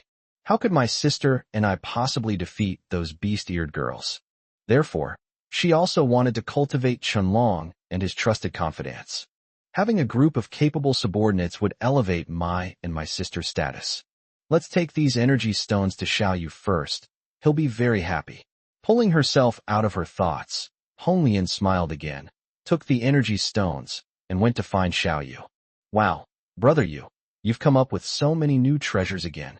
As soon as she entered the city lord's mansion, Hong Lian heard her younger sister's excited chatter.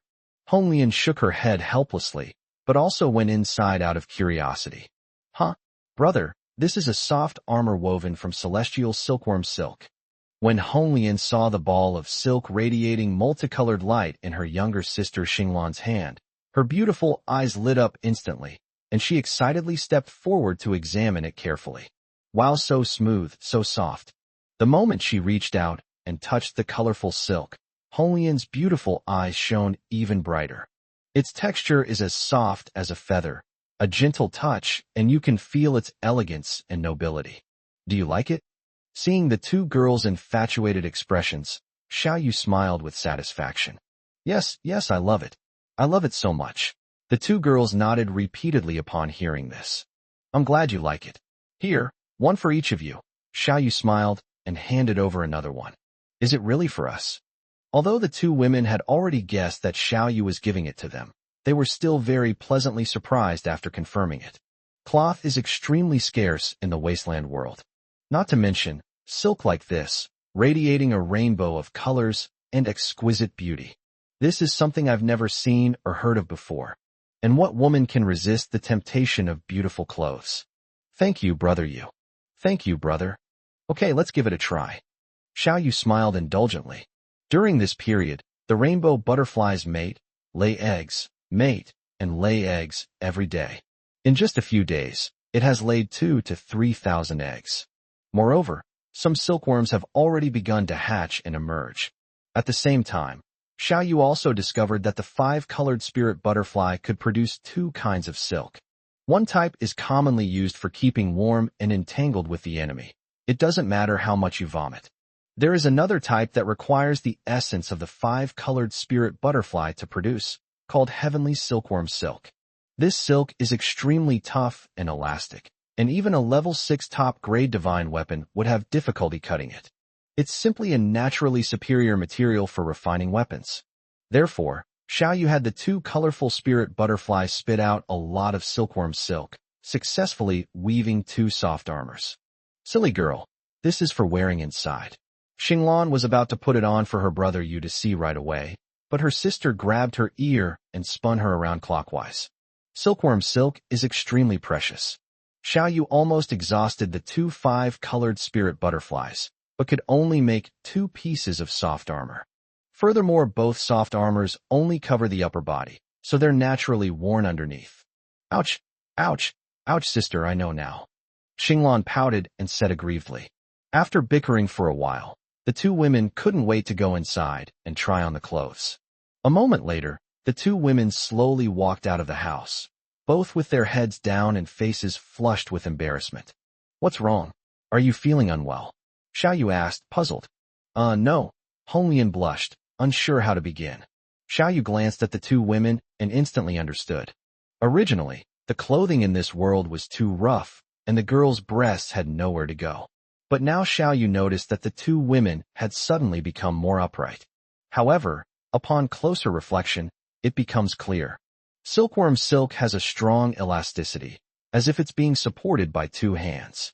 However, the silkworm silk is so smooth that it does not cause any discomfort. I didn't expect there to be such a pleasant surprise. Xiao Yu looked the 2 women over and became increasingly satisfied. Brother Yu, with this heavenly silkworm armor, Ordinary 4th-tier enemies are no match for me at all, and I can even put up a fight against 5th-tier enemies. Xinglan hugged Xiao Yu's hand and exclaimed excitedly. Yes, thank you, brother. This armor is truly amazing. I feel like my defense has increased more than tenfold. Hong Lian stroked the heavenly silkworm soft armor through the animal skin clothing, deeply moved. With the heavenly silkworm armor, unless the enemy wields a divine weapon, it will be very difficult to harm them. My brother will always be the best to me. Xiao Yu smiled with satisfaction. He had spent 200 energy points to get the 2 5-colored spirit butterflies to spit out so much silkworm silk. The silk they spit out was a 5th-grade refining material. The armor he crafted was at least a top-tier 5-level treasure, possessing unparalleled defensive capabilities. By the way, brother, these are the energy stones we traded today. As Honglian spoke, she handed a pile of energy stones to Xiao Yu. Oh, you made quite a bit of money today. Xiao Yu reached out and took the money, feeling slightly pleased. Direct communication system, exchange for energy points. Ding. Redemption successful. You have received 2,198 energy points. Xiao Yu's mind raced, and he opened his personal panel. Host, Xiao Yu. Realm, 6th rank. Taming points, 9 refreshes daily, can be accumulated. Energy points, 76013. Talents/skills, level 6 earth power, level 6 petrification, level 5 night glow domain, level 5 poison resistance, level 5 speed, level 5 teleportation, level 5 burrowing, level 5 water power, level 5 healing power, level 5 hallucinogenic powder, level 5 silk spike, level 5 energy perception. Lifespan, 21 years/5,187 years. Pets, Earth Dragon Turtle Tier 6, Glowing Tree Tier 5, Slime Tier 5, Mountain Armorer Tier 5, Lightning Sable Tier 5, Bodhi Tree Tier 5, Golden Silkworm Tier 5x2. Previously, I had tamed 3 pets in a row, and they all evolved to the 5th tier. It consumes 30,000 energy points at once. During this period, the Earth Dragon Turtle and other pets also need to consume some energy points every day. Xiao Yu only had a little over 50,000 energy points left. Fortunately, the wilderness lacks everything, so as long as you have good products, you don't have to worry about not being able to sell them. They only traded some useless things with those small tribes. Or perhaps they were broken weapons and armor discarded by the Maple Leaf tribe. And then I gained another 10 or 20,000 energy points. Qianlong and the warriors were also very helpful, harvesting hundreds of energy stones every day. In an instant, it reached more than 70,000 again. We'll be in Divine Weapon City soon, and then we'll be able to get weapons and armor worth 400,000 energy points. Just thinking about arriving in Divine Weapon City soon made Xiao Yu excited. I just wonder, did they find their companions in June? Chapter 79 The Rabbit-Eared Girl Who Was Waited For. On the other side, somewhere in a majestic mountain, 2 figures were rushing towards the depths of the mountain. These 2 were none other than June and 7 Kills, who were searching for the rabbit-eared girl. It's been 3 days, and we still haven't reached our destination? June asked, frowning. TCH, you've only been gone 3 days, and you already miss your man? Qisha pouted and teased. You wolf girl, what nonsense are you talking about? June's pretty face flushed instantly, and she said coquettishly, still stubbornly refusing to admit it. Wolf girl Qisha snorted coldly, nuzzling cat girl's chest, and said sourly, don't think I didn't see it. Ever since we left Dragon City, you've been touching your breastplate every now and then. I've asked you to let me touch it, but you won't. Have you forgotten? We practically grew up wearing the same pair of pants. Moreover, I told you long ago, there's no good outcome between us orcs and humans. I told you long ago that Xiao Yu is different. June retorted, biting her lip. But we orcs will only bring him disaster. Qisha raised his voice. Her feelings toward that man were very complicated. The thought of Xiao Yu seeing her naked made her want to bite him. However, they were also grateful to Xiao Yu for saving them and didn't want to implicate him, so it was best to stay far away from him. Don't forget, our enemies aren't just Black Soil City. There's also that force. Those people are a bunch of lunatics. They'll stop at nothing to achieve their goals. If they find out that Xiao Yu has the Bodhi tree, the Moonlight tree, and all sorts of top-grade treasures, they'll definitely come to snatch them. At that point, no one can save him. The wolf girl will never forget it. When they left Dragon City, the two of them didn't bring any water. She even wanted to remind the Catwoman to bring more water. The Catwoman said there was no need for such a thing, which made the wolf woman so angry she felt a toothache. As a result, the two became thirsty in the wilderness. The Catwoman made the slime extend one hand and stick it into a polluted river. Then, the two of them drank the clean, sweet water. That scene left the wolf girl speechless, her mouth agape for a long time. That cute little blue monster can actually purify water. At that moment, the wolf girl was stunned. She finally understood why Dragon City had no shortage of water. If such a shocking secret were to be discovered by that mad force, the consequences would be unimaginable. After all, even a behemoth like Black Earth City could only act like a dog in the face of that power. If the orcs get too involved with Xiao Yu will eventually attract the attention of that force. You didn't want Xiao Yu to be captured and locked in a cage for research, did you? I don't need to tell you how terrifying that force is. If someone hadn't helped us back then, we would never have been able to escape. Qisha's expression became somewhat complicated as he said this. Originally, they thought they had escaped that hellhole through their own strength. But Wu Wire said that even an 8th level being could not escape from such a place. Someone must have helped them secretly, but she didn't know who it was. Xiao Yu said he can solve the problem. June remained stubborn.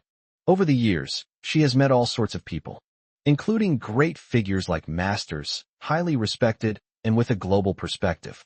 However, no one can compare to Xiao Yu. He is a miracle. June firmly believed that there was nothing in this world that Xiao Yu couldn't do. Forget it, we can't convince each other. Qisha shook his head, feeling somewhat helpless. We've had similar conversations many times along the way. The wolf girl kept trying to persuade the cat girl to stop being so stubborn. They are orcs, and they don't deserve to have so-called love. To be able to survive and no longer be hunted by ferocious beasts and humans is the greatest happiness. But the Catwoman stubbornly believes that Xiao Yu is the only hope to bring happiness to the beast men. Keep going, we'll be there soon. Look, there's a cave. The two continued forward, and Qisha looked into the depths of the mountains, pointing to a cave not far away. When we left, Wu Wire and the others hid in a cave, but there are too many of us. If we stay in one place for too long, even just the traces of our presence will give us away. So, we can't stay in one place for too long. Look, we've found the marks they left behind. As Qisha spoke, he stopped at the entrance of the cave. Such an obvious cave wouldn't be a hiding place for the orcs, because it's too conspicuous. However, Qisha slowly squatted down. She searched through the pile of rocks for a while, and found a rock about the size of a fist. On the stone, several crooked, worm-like, oddly shaped symbols were carved. At first glance, it seems to have no pattern, and ordinary people wouldn't pay any attention to it. However, June only glanced at it, and immediately understood. Having been on the run together for several years, the women had long since devised their own unique code. Only the 5 of them knew this. Even their other orc companions were unaware. This stone was left by Wu Wire to tell them their next destination. Wu Wire and the others left 3 days ago. The original plan remains unchanged. Qisha held the stone to his nose and sniffed it, then carefully examined the patterns on the stone. They immediately learned their companion's destination and departure time. This stone was left by Cixi. She came back yesterday. Qisha picked up another stone, examined it carefully, and was immediately delighted. Great! We finally found it. June's face lit up with joy. The rabbit-eared girl Cixi's innate abilities are speed and jumping. Her combat abilities are lacking, but when it comes to escaping, she's the strongest among orcs.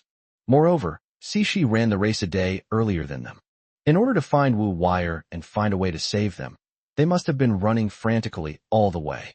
Therefore, although the 2 women were trying their best to catch up, they couldn't catch up at all. Let's hurry.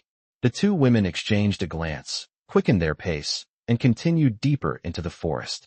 However, a moment later, something's not right. She's sin has faded. She's not here. Qisha looked at Lu Yu, his expression tense. Don't rush, let's look again. With Cixi's abilities, June comforted him. But before she could finish speaking, the wolf girl's expression suddenly changed, and she exclaimed in panic. I smell a strong stench of blood. It's Sishi's. As she spoke, the wolf girl quickened her pace, rushing towards her companion's hiding place. She seemed to have already seen it. The scene of the rabbit-eared girl lying dead on the spot. What? Upon hearing this, June's expression changed drastically. I had a bad feeling. Let's hurry up into the mountains and search. We're sure to find her. The two exchanged a glance, both with solemn expressions. We hurried deeper into the mountains. Chapter 80, A Dead End. A moment later, the two found a narrow crevice in the mountain. Damn it, our location has been exposed. Many people have been here. As soon as the two women approached the crevice in the mountain, Xiao's expression changed drastically. He cried out in alarm and rushed over. Originally outside this mountain crevice was a dense thicket of thorns and weeds. Ordinary people would never discover it, nor would they risk getting stabbed and bleeding profusely to crawl inside. The caves inside the mountain crevice are where the beastmen hide. Only by hiding in such a secluded place can one avoid being found by humans. But now the thorns outside the mountain crevice have been destroyed, and the weeds have been crushed. Most importantly, there was a bloody smell coming from the cave. It was Sishi's blood. Damn humans. I will kill you all. Xiao's eyes instantly turned bloodshot. Ignoring the thorny thicket in the mountain crevice, she haphazardly pushed her way through and crawled inside. Her delicate body was instantly pierced by more than a dozen thorns, and blood flowed freely. But she paid no heed, frantically searching for the rabbit-eared girl's whereabouts. Sishi, where are you? 7 kills. Be careful. June's eyes instantly turned red as she watched all this. I was both extremely anxious and heartbroken. She pursed her lips, trying hard not to let her tears fall. She doesn't have the superhuman healing ability of the werewolf girl, so she doesn't dare to wander around like that. Moreover, Xiao is about to go crazy, so she must remain calm. We must not let the crazed wolf girl do anything impulsive, otherwise, the situation will only get worse. Once inside the cave, the two women examined it carefully, and their expressions immediately turned grim. These bloodstains on the ground are all Sishi's. She was ambushed by humans. Xiao squatted on the ground, carefully sniffing the dried, plum blossom-shaped bloodstains, his eyes filled with hatred. They're from those people from Divine Weapon City. I've seen them before. I remember their scent. She will never forget the scent of anyone she has ever met. There's a strong sense of the people from Divine Weapon City here. Moreover, she remembered that there was an olfactory mutant in Divine Weapon City.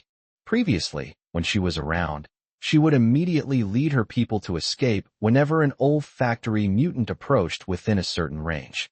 But this time, she wasn't there, so her companions were located. These people guessed that someone would return, so they waited here in vain. Finally, they actually caught a rabbit. No wonder those people from Divine Weapon City have been relentlessly pursuing us. Now I understand they've colluded with Black Soil City. We must go to Divine Weapon City and rescue Sishi first. Yes, these people just left recently, so there might still be a chance to intercept them.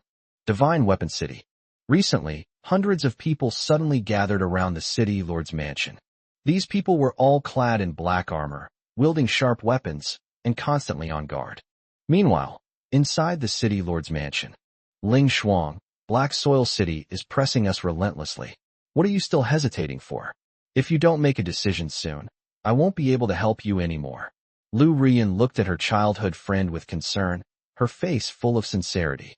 The Lord of Yin City has always admired you greatly, and he has long admired you as well. If you're willing, you can be the second madam of Yin City, second only to the emperor. With your forging talent, it won't take you more than a few years to become a new forging master. At that time, under your leadership, Divine Weapon City will surely achieve even greater glory. Upon arriving in Divine Weapon City, Lu Rian went straight to the city lord's mansion to find her old friend. Perhaps it is because Chu Ling Shuang inherited her father's bloodline. This young city lord is also a power-type awakener, possessing divine power from childhood. He's also very tall, almost 1.8 meters. When the two stood face to face, Lu Rian could only see Chu Ling Shuang's chin. Because of years of forging weapons and armor, her skin was tanned to a wheat color by fire. At only 19 years old, he was already a peak 5th Order Awakener. She was clearly a stunningly beautiful woman whose looks were no less than hers. yet she possessed a strong, muscular physique. Upon hearing this, Chu Ling Shuang narrowed her emerald-green eyes, looked down at Lu Ruyin, and said indifferently, "My father and I do indeed admire a man from Yin City. If it's him, I might consider it. Unfortunately, that person wasn't the city lord of Yin City." Lu Ruyin frowned. She vaguely guessed who Chu Ling Shuang was referring to. A few days ago, she would have scoffed, thinking, "Isn't that guy a good-for-nothing?" But now, she doesn't know what to say anymore. Should she say she's blind? After shaking her head and giving a wry smile, Lu Ruyin advised again. "I know you feel wronged by marrying the lord of Yin City, but only Yin City can stand against Black Soil City. Only by marrying into Yin City can you be saved. Don't you know what will happen if you fall into the hands of those bandits in Black Soil City?" He, Chu Ling Shuang scoffed, unconcerned, and said, "In my opinion, those people in Yin City aren't much better than the bandits in Black Soil City. Besides, didn't I tell you? I made my decision a long time ago. Are you crazy? With your and your followers' meager strength, continuing to resist is just courting death. It will also push the divine weapon city that your father worked so hard to build into an abyss of no return. Is it worth it? As long as the green hills remain, there will always be firewood to burn." Lu Ruyin said, somewhat exasperated. "I came here with a mission. I thought that since I had a very close relationship with this childhood friend, I could persuade him. But to my surprise, this woman was so stubborn and wouldn't listen to any advice. Didn't she consider that if she didn't choose either side, she would offend both major bases at the same time? Does she know what the consequences will be?" Seemingly thinking of her father, a hint of melancholy appeared in Chu Ling Shuang's eyes as she slowly spoke. "My father said that for the greater good of humanity, he would not care about personal gain or loss, and would teach forging skills unconditionally. He also taught me that the biggest difference between humans and beasts is that humans have dignity. A man can be destroyed, but he must never be defeated. Show him out." After saying that, Chu Ling Shuang waved her hand, and her subordinates immediately came to see the guests off. Her life, death, honor, and disgrace are not important, but as the daughter of a master, she cannot bring shame to her father. Once she yields, the great mountain in people's hearts, the master, will collapse. Conversely, the master will live forever in people's hearts, becoming the faith of countless people. You'll regret this." Lu Ruyin stomped her foot angrily and left unwillingly. The mission failed, and she needed to figure out how to explain it to Xiaoting. "Young city lord, I have something to report." At this moment, a subordinate hurriedly entered and said, "Explain. Several of our brothers who were sent out have gone missing. Take good care of these brothers' families." Upon hearing this, Chu Ling Shuang slowly closed her eyes and waved her hand weakly. Chapter 81 Ancient Recipe. The Sour Smell of Love. A moment later, Chu Ling Shuang quickly arrived at a certain place in the city lord's mansion and pushed the door open to go inside.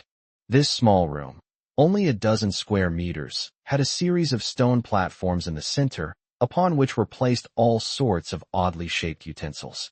Herbs, still covered in soil, were carelessly tossed on the tables, giving the room a messy feel. At this moment, a disheveled girl was comparing two vessels, seemingly mixing something.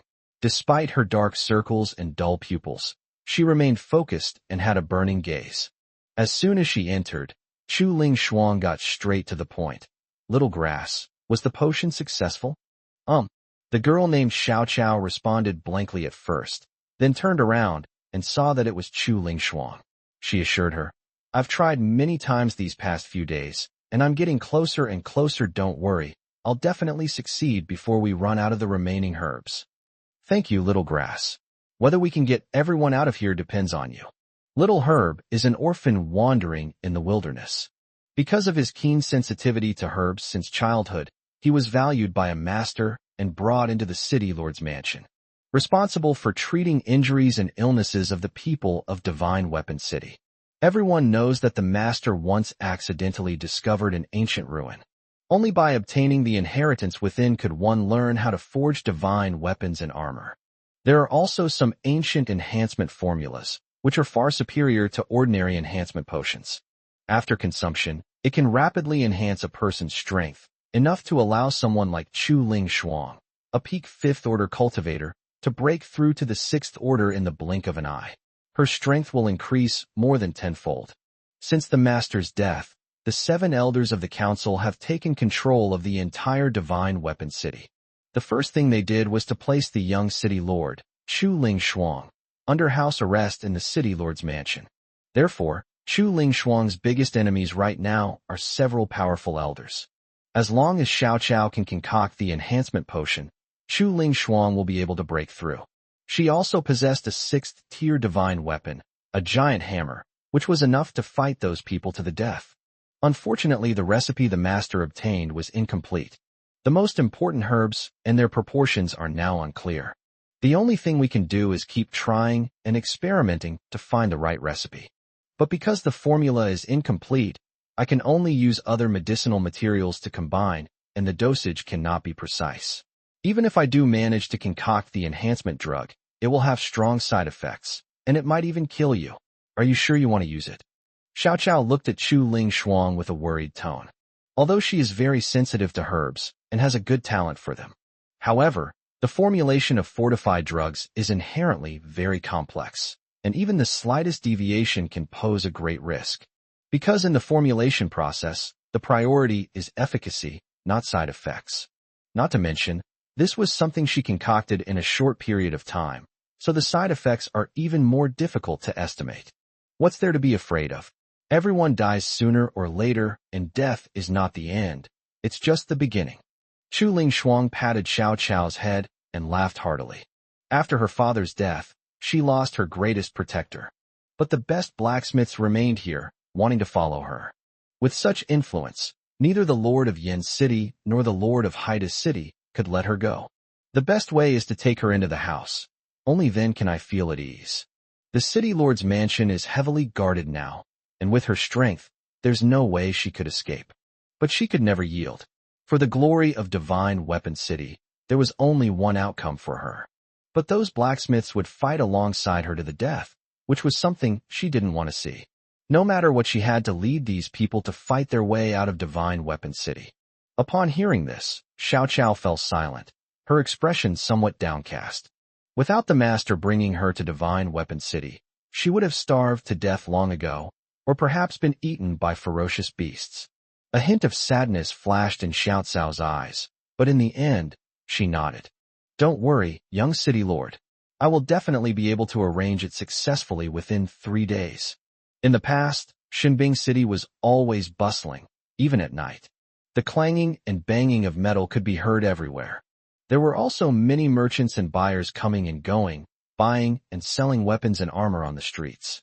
But now at night, everyone retreats back home and dares not go out for a stroll anymore. At that moment, 2 figures, hidden under black hoods, sneaked in like ghosts. Is this the divine weapon city?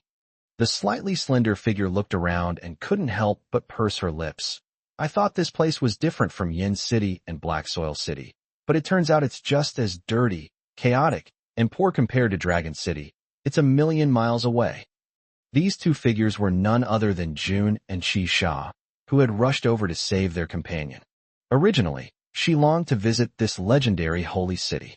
But once inside, they found the city wall was made of piled-up rubble, only 5 or 6 meters high, and loosely constructed. Just like the other bases she had visited, there were plenty of people urinating and defecating anywhere. Unlike Dragon City, where the shell of the earth dragon turtle is nearly 100 meters high, and the city walls together exceed 100 meters. Moreover, the scenery is beautiful, clean, and the air is fresh. Oh! Upon hearing this, the other figure couldn't help but roll their eyes and sneered. You've been to Dragon City and used the incredibly precious water to flush the toilets every day, so naturally you think other places are inferior. So you compare everything to your sweetheart? Why don't you say that the master's forging skills are unparalleled? Upon hearing this, June couldn't help but curl up her lips. Upon seeing this, Qisha immediately had a bad feeling. He was about to be proven wrong. Sure enough, the next second, June couldn't hold back her smile any longer. She tilted her chin up and said, Speaking of forging skills, you might not know, but the breastplate that Xiao Yu forged for me, although it's a tier 5 top-grade item, is actually just a flawed product he casually made. because on his first attempt at forging, he successfully produced a Tier 6 top-grade divine weapon. Xiao. She doesn't even have a Tier 4 quasi-divine weapon, but the Catwoman has a Tier 5 supreme divine weapon. Is he showing off to her? Absolutely. Alright, stop with the nonsense. Let's get to Cece. The wolf girl waved her hand, no longer wanting to waste her breath on this cat girl, because she felt that Catwoman was now covered in the sour smell of love. What's most infuriating is that Catwoman always finds a reason to flaunt the man she likes. Every time the wolf girl tried to argue back, she was powerless to do so. Because they're comparing men right now, and she doesn't even have a man, so how can she compete? Did you smell her scent? Getting back to the main topic, June finally stopped smiling. If it were before, it would have been easy, but now, look. The wolf girl shook her head, pointing to a hidden alley, her expression grave. As June looked over, her pupils immediately contracted. It turned out that there were 2 corpses lying in that hidden alley. Chapter 82 Layers of Lockdown. I've already found a second one as soon as I entered the city. The strong smell of blood is greatly interfering with my sense of smell, making it much harder to find Cece, the wolf girl said with a wry smile. The corpse was covered in blood, clearly indicating that it had been murdered. This shows just how dangerous the Divine Weapon City is now. Divine Weapon City, Flame City, Black Soil City, the struggle between 3 forces. These orcs are too weak. No faction can afford to provoke them. Let's go check out the prison area first. The 2 had no choice but to inquire around for the time being. Taking advantage of the darkness, the 2 headed towards the center of Divine Weapon City. As you go further in, the number of people gradually increases. They even encountered 3 patrol teams. However, both women were far stronger than others of the same level at night and easily dodged the attack. However, the 2 women were still somewhat shocked by the heavy security of Divine Weapon City. The City Lord's mansion is just ahead. After walking a while longer, Xiao suddenly looked towards the city center, at the stone building that was nearly 10 meters tall and covered several hundred square meters. He said with a heavy expression, "The master has been very kind to us, and the young city lord has also been very good to us. I want to go and take a look first." Let's go together. June nodded as well. My companions have been on the run for years, living worse than dogs. The only home I had, and the only happiest days I had, were all bestowed upon me by this master. If the master hadn't suddenly perished, this place would have been their orc's eternal home. Although she hadn't personally experienced this kindness, she felt it deeply. Now that the master had passed away, the young city lord was probably in dire straits. They should go and see if there was anything they could do to help. Watch out. There's another patrol ahead, easily over 100 people, and the leader is an elder. As the 2 approached the city lord's mansion, they discovered another patrol team. The leader of the team was actually one of the elders of the Divine Weapon City, a 6th level elder. The defenses are so tight, it's impossible to get close, damn it.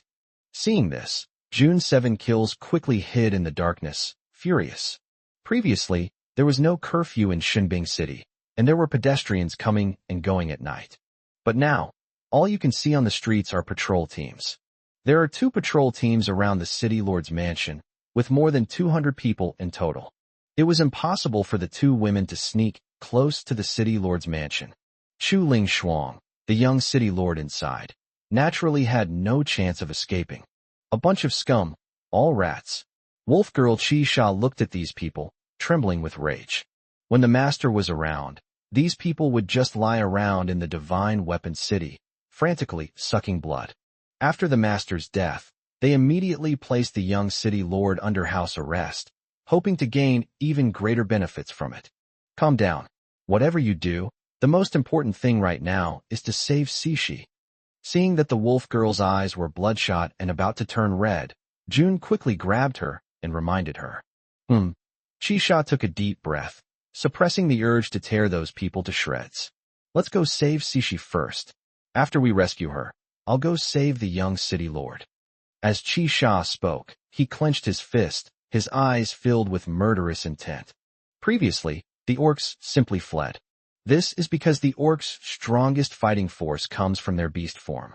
However, once they become completely beast-like, they can easily lose their rationality. At that point, Let alone helping out, it will be difficult enough to avoid accidentally hurting teammates. But now she has consumed the Bodhi fruit that Xiao Yu gave her. Even when briefly entering a beast-like state, one can maintain rationality and become even more powerful in combat.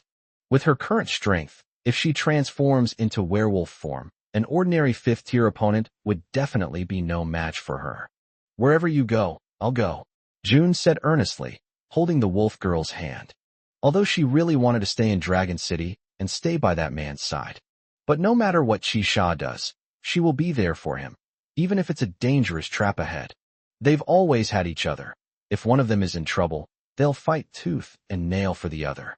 There's nothing more to say. The two disappeared into the darkness once more, quietly searching for their companion's whereabouts.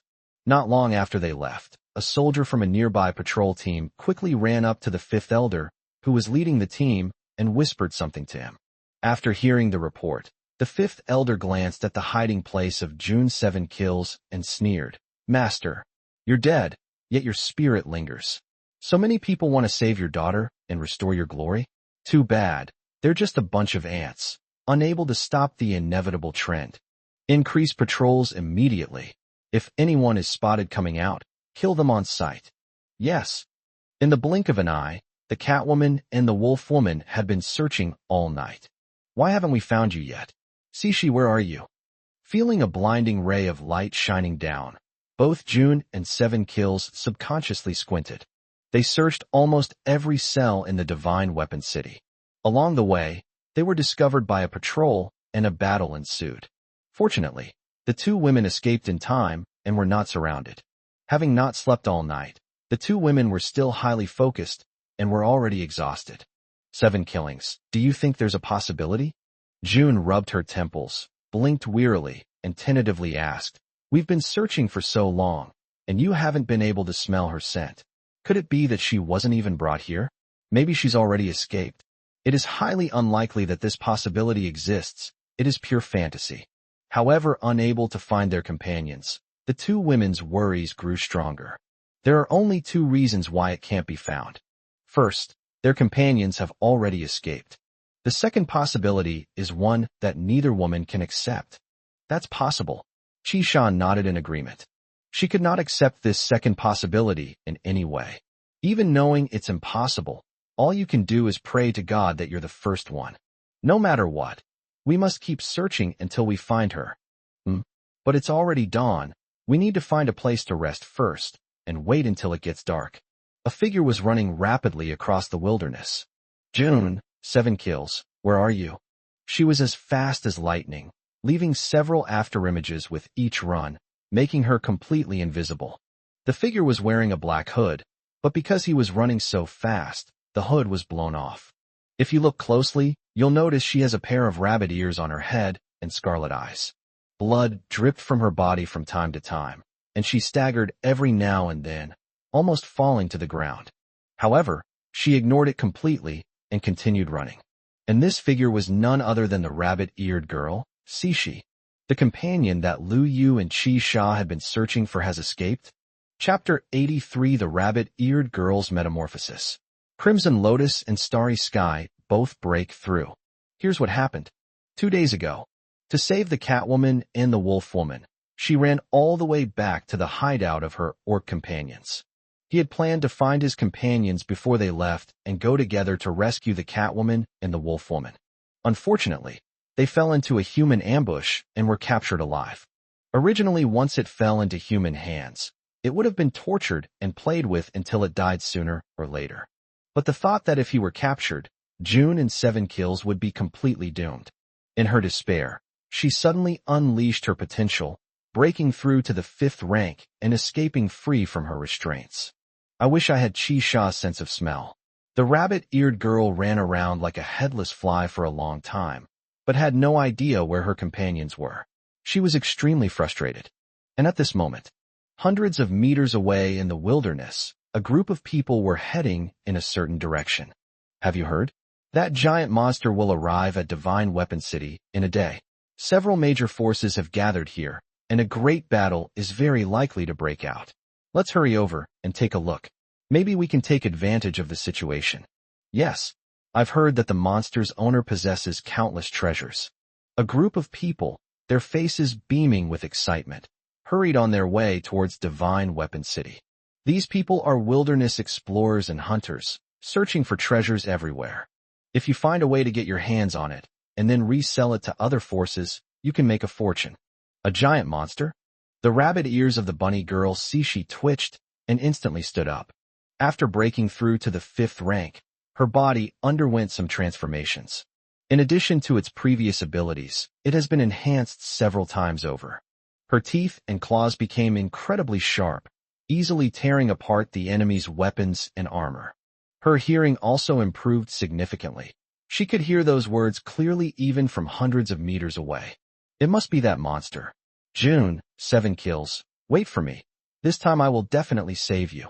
Ha ha ha. A crimson glint flashed in the rabbit-eared girl's eyes and a hint of madness.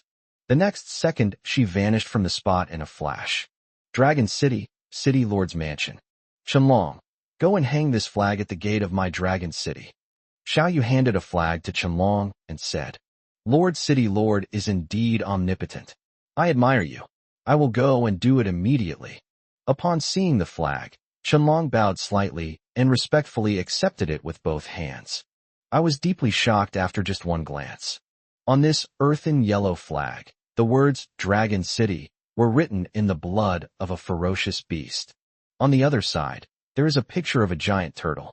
However, its head is a ferocious dragon head. Those dragon eyes were so lifelike that just one glance was enough to make one's soul tremble. This is the divine beast beneath their feet, the earth dragon turtle. Watching Qianlong leave, Xiao Yu also let out a breath of stale air. What Qianlong didn't know was that he had never been able to draw before. I learned all of this during this period. Calculating the distance, we'll arrive at Divine Weapon City in one more day. He spent several days and wasted a lot of fabric, but finally succeeded. With this lifelike dragon turtle flag, the first landmark of Dragon City has been established. Honglian and Xinglan should be breaking through soon. After finishing everything, Xiao Yu looked expectantly into the depths of the City Lord's mansion. After the City Lord's mansion expanded several times, Xiao Yu divided it into various areas. Bedrooms, kitchen, practice room, forging room, meeting room, etc. At this moment, Honglian and Xinglan were in the training room deep inside the City Lord's mansion. During this period, they followed Xiao Yu's instructions every day. I do push-ups and weighted running and other internal training exercises. Every day is an overload of training. It is also nourished and irrigated daily with a large amount of luminous dew. After several days, both of them were in peak physical condition, and it was time to break through. Perfect timing. The gifts I made for them are also ready. Boom. Suddenly, a roaring sound came from the training room. Boom. Immediately afterwards, there was another roar. Finally, I've broken through. Xiao Yu's lips curled into a slight smile as he strode inside. Brother, I've broken through to the 5th rank. Brother Yu, I've broken through too. I'm now at the 4th rank. As soon as Xiao Yu entered the door, 2 figures, one in fiery red and the other in azure blue, pounced over. Upon seeing Xiao Yu, both women looked excited, their expressions pleading for praise. With a thought, Xiao Yu used his energy perception ability and instantly sensed it. The energy within the 2 women's bodies had increased by 4 or 5 times compared to before, and their muscles and bones had also been tempered. Honglian and Xinglan have now undergone a complete transformation. Yes, very well done. You are all the best. Xiao Yu smiled indulgently and pinched Xinglan's little cheek. Then, when he reached out to pinch Honglian, she dodged him, but he laughed heartily and said, Each person has a suit of armor and a long sword. As he spoke, he waved his hand, and 4 luminous objects placed in the hall flew over. Oh, is this really for me? Thank you, brother. Oh my God. It's so beautiful. Thank you, brother Yu. Smack. At this moment, each of the 2 women was holding a gleaming suit of armor and a long sword. A suit of armor radiated a dazzling fiery red light, along with a fiery red longsword. The other one was a long, light blue sword that emitted a translucent, water blue light. This is your reward after your breakthrough. Go and give it a try, Xiao Yu said with a gentle smile. Good. The two women nodded in unison and rushed into their rooms like lightning. A moment later, two dashing figures emerged. Not bad. She's starting to look like a female general. Seeing the two women's current appearance, Xiao Yu's eyes lit up instantly. Xinglan has long, light blue hair and light blue contact lenses, giving her an elegant and graceful appearance. Now, clad in a light blue armor, surrounded by blue light, he resembles a water god descending to earth. But the older sister, Honglian, is even more eye-catching. Let me just show you the picture. Try it out quickly and see how it feels. Xiao Yu asked expectantly. All right. Honglian and Xinglan exchanged a glance, and the two immediately went to the courtyard to have a match. A moment later, the two briefly tested the power of their respective armors and longswords, and were both extremely excited. This is amazing. I can take on 10 of them now, Honglian said confidently. Now, she is clad in Tier 5 armor and wields a Tier 5 top-grade divine weapon, easily defeating 10 opponents of the same tier. Me too. Me too. I'll fight even the 5th tier, Xinglan said excitedly. Previously, after putting on the heavenly silkworm armor, her defense was greatly enhanced. Now, with this armor on top, which is clearly made of the steel scales of a pangolin, her defense is absolutely heaven-defying. Even a 5th-tier expert probably couldn't hurt her. Moreover, she felt that this light blue longsword could greatly enhance her power. If this longsword were used with the power of water, would it be even more powerful? Seeing that the two women seemed to have guessed, Xiao Yu smiled and explained, You guessed correctly. Your longswords were forged from the remaining meteorite iron, which greatly enhances your awakened power. I estimate at least a doubling of the enhancement. Chapter 84 The Mass Production Plan for Divine Weapons. Dragon Armor. What? Double the blessing. Upon hearing this, both women were taken aback. When two people of the same level are competing, their strengths are not much different. Doubling your awakened abilities will increase your overall strength several times over. Not to mention, as long as it's a Tier 5 divine weapon, cutting through iron like mud is a basic function. With this divine armor, you can easily slaughter anyone of the same level. Yes, it's really good. Upon hearing this, Xiao Yu nodded in satisfaction. Don't you guys realize? This armor has another function. I created it by fusing the scales of the earth dragon turtle and the pangolin. Although it's still in the experimental stage, it has both the pangolin's incredible defense and the earth dragon turtle's Earth Escape. Earth Escape is a type of magical ability. Xiao Yu's goal is to create an armored combat team where everyone wields a divine weapon. The first step, naturally, is to get those around you to start. Hiss. My God. Not only is its defense incredibly powerful, it can also burrow underground. The two women stared wide-eyed in disbelief once more. No, I need to test the effect first. I'll escape. After learning about the armor's special abilities, Xinglan excitedly gave it a try. The next second, she stomped her foot and suddenly disappeared into thin air. Xinglan, where are you? Sister, don't scare me. Honglian was instantly flustered upon seeing this. Don't worry, she's right at your feet. Xiao Yu shook his head with amusement and pointed to Honglian's feet. He hadn't finished speaking. Suddenly, a small hand reached out from under Honglian's feet, grabbed her foot, and pulled her down. Ah! A scream rang out. Honglian immediately used her earth-burrowing ability and burrowed directly underground. Then, the two women started playing around on the ground. Sigh really, they're so old, yet still so playful. Although there was no movement on the ground, it was unknown where the two women were. However, Xiao Yu's energy perception was activated. He could clearly sense two powerful energies colliding and clashing underground. However, its power is indeed strong. Xiao Yu was very satisfied with the newly crafted divine weapon armor. If this continues, all we need to do is find new meteorite iron to forge a large number of divine weapons. Perhaps, before the trade conference begins in about 2 weeks, we can start mass production of these divine weapons. At that time, with a group of warriors wielding divine weapons, would Black Soil City still dare to provoke them? It's a pity there's not much meteorite iron left. I'll have to trouble Xiao Jia to search underground. Xiao Yu thought of the pangolin, who had been looking pitiful these past few days after he had peeled off a lot of its scales, and a mischievous smile appeared on his lips. The little guy always acts cute and affectionate towards me. However, after he fed it 100 energy stones, the pangolin immediately recovered and was fine. Half an hour later, the two women slowly emerged from the ground, panting heavily. They can actually stay underground for half an hour? Xiao Yu was overjoyed upon seeing this. This isn't like being buried alive for half an hour. You can breathe and move freely normally. After all, it's only a low-end version, still in the experimental stage. Once the research is complete, wearing this armor and lying in wait underground for an hour or two will be no problem. This armor is invincible. We can wear it. Use earth magic to sneak up behind the enemy, and suddenly emerge to ambush them from behind.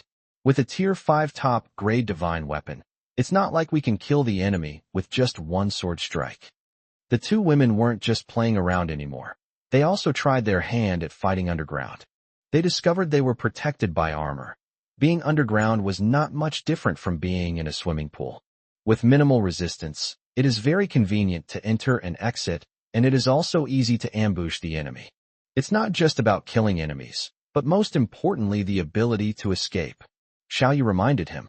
He always treated the two women like his own sisters, forging armor for them, not for them to fight enemies. Moreover, with these two suits of armor, the defense is incredible, and the escapability is also top-notch. Okay, brother, we understand. The two girls nodded perfunctorily. By the way, brother, this armor is so powerful, why don't you give it a name? Honglian said. Yes, brother Yu, it has to be a powerful name. Xinglan said, her eyes shining. I've already decided on the name, Dragon Armor. This name is good, and it fits perfectly. Both women's eyes lit up. It is forged from the scales of earth dragon turtles and pangolins, so the name is quite fitting. We'll arrive at Divine Weapon City tomorrow, and we still have a lot to prepare. Okay, I'll go with Little Sure to prepare the water source. I'll go check those ceramics and keep the good quality ones for my brother. The two women responded, took off their armor, and then went about their own business. On the wilderness. Finally found you. The rabbit-eared girl followed behind the explorers, running all the way, and finally, she saw a small mountain peak nearly 100 meters high moving rapidly in the distance. Wherever the small mountain peak passed, the earth seemed unable to bear the pressure, emitting a low, mournful sound. The group of explorers were all terrified and turned pale. Even several 4th or 5th tier explorers didn't dare to approach. Only the bunny-eared girl, she sped up and went straight ahead. No, it's too easy to be discovered during the day. Let's wait until night to sneak in. After getting within a kilometer of the earth dragon turtle, she was about to rush in to save her best friend, but she was worried that she would be sent to her death again and would not be able to save Lu Yu and Chi Sha. June. 7 kills. Hold on a little longer. I'll be there to save you soon. The rabbit-eared girl gritted her teeth and suppressed her impulse, following behind the earth dragon turtle at a leisurely pace. Soon, it got dark. A crescent moon hung high in the sky, casting a thin moonlight. It's time. After glancing at the misty night, she flashed and swiftly climbed onto the turtle's back. Meanwhile, on the back of the earth dragon turtle, inside the city lord's mansion. Brother, should we really leave those people following behind Dragon City alone? Honglian thought of what Qianlong had reported earlier, that many people were following behind the earth dragon turtle, clearly harboring ulterior motives. Keeping them alive is better than killing them. Unless, Xiao Yu waved his hand with a smile. Someone is so audacious as to climb up and cause trouble. These people are still useful, so there's no need to touch them for now. Buzz. As the two were talking, a message suddenly came from the colorful butterfly on the glowing tree. What's wrong? Honglian asked worriedly when she saw that Xiao Yu's expression was strange. Someone really broke in, and they even made it to the outside of the city lord's mansion. Xiao Yu said in a deep voice. Who dares to be so bold? Let's go kill him. A murderous glint flashed in Honglian's eyes. As he spoke, he grabbed his sister, who was dressed in dragon armor, and was about to rush out. Anyone who dares to covet her brother's treasure deserves to die. Wait, Xiao Yu suddenly stopped the two women. Leave it to me. With that, he instantly slipped out of the room. The two women exchanged a glance and immediately rushed out after her. And then I saw it. Under the glowing tree, 2 colorful butterflies and a pangolin were locked in a fierce battle with a rabbit-eared girl. Chapter 85. The more handsome a man is, the more likely he is to lie. Bunny-eared girl. Hong Lian and Xinglan exchanged a glance, their expressions somewhat strange. They weren't very clear about what had happened to Jun's family. However, I also vaguely heard them mention that one of the sisters in Jun was a bunny-eared girl. It seems this bunny-eared girl is the companion Jun is looking for. Human, hand over my sister immediately. At this moment, Cixie's eyes turned bloodshot the moment she saw Xiao Yu, and she gritted her teeth and said. She never expected that she had been so careful. As a result, they were discovered as soon as they climbed into the city lord's mansion. Then, it was attacked by 2 colorful butterflies and that damned pangolin. However, perhaps it was because her strength increased several times over that she underwent a complete transformation. Therefore, it was able to handle the combined attack of 2 colorful butterflies and a pangolin with ease. The pangolin stood guard on the side. 2 colorful butterflies repeatedly sprayed silk threads, trying to entangle the rabbit-eared girl. But the bunny-eared girl was too fast. Each time he ran, several afterimages appeared. In terms of speed alone, the rainbow butterfly and the pangolin are no match. What Cixie didn't know was that Xiao Yu had given the order that if he saw her again, he couldn't hurt her. Otherwise, even if the rabbit-eared girl's strength were to increase further, she would still be unable to withstand the combined attack of 3 ferocious beasts of the same level. Upon seeing the scene, Xiao Yu suddenly felt a toothache.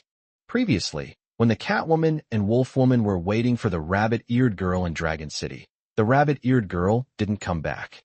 Now, both the Catwoman and the Wolfwoman have gone out to search for the bunny-eared girl, but the bunny-eared girl has suddenly returned. One by one, what the hell is this? Don't be impulsive. Things aren't as you think. Xiao Yu rubbed his temples and tried to explain. However, he hadn't finished speaking. Wu human, if you dare to touch Jun and 7 kills I will kill you. Suddenly, the rabbit-eared girl's eyes turned blood red. Her original pink and white fur instantly turned blood red, and her aura surged several times over. Without giving Xiao Yu a chance to argue, they pounced on him. Xiao Yu, something's wrong with her. Saying anything won't help, Hong Lian shouted a reminder.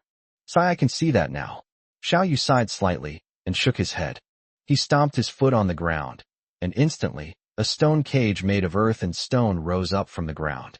In an instant, the bunny-eared girl was trapped inside. But the next second, the rabbit-eared girl suddenly grabbed with both claws, and the earthen cage was instantly torn to shreds. Wasn't it said that bunny-eared girls weren't good at fighting?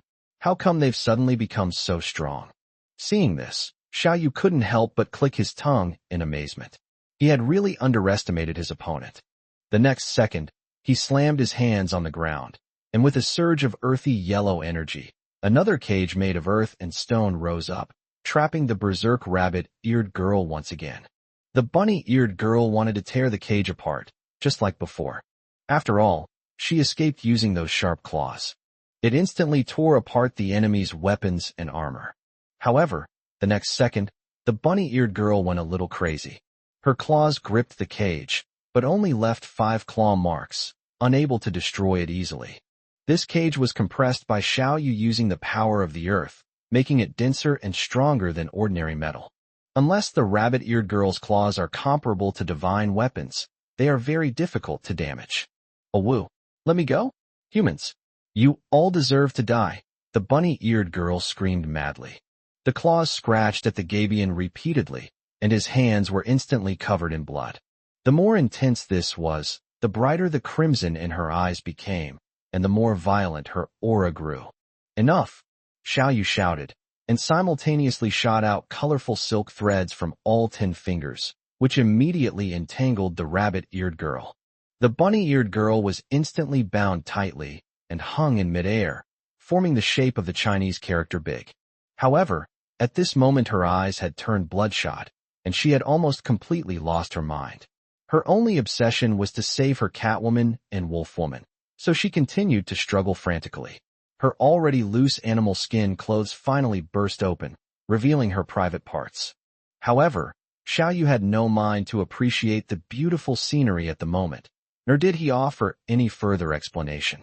The bunny-eared girl is currently in a state where she has clearly been corrupted by bestial instincts, and the damage is very serious. Come. Xiao Yu reached out and grabbed a Bodhi fruit, which flew into his palm. Then, he went directly into the stone cage and stuffed the Bodhi fruit into the rabbit-eared girl's little mouth. The Bodhi fruit melts in your mouth, transforming into a warm current that flows into your entire body.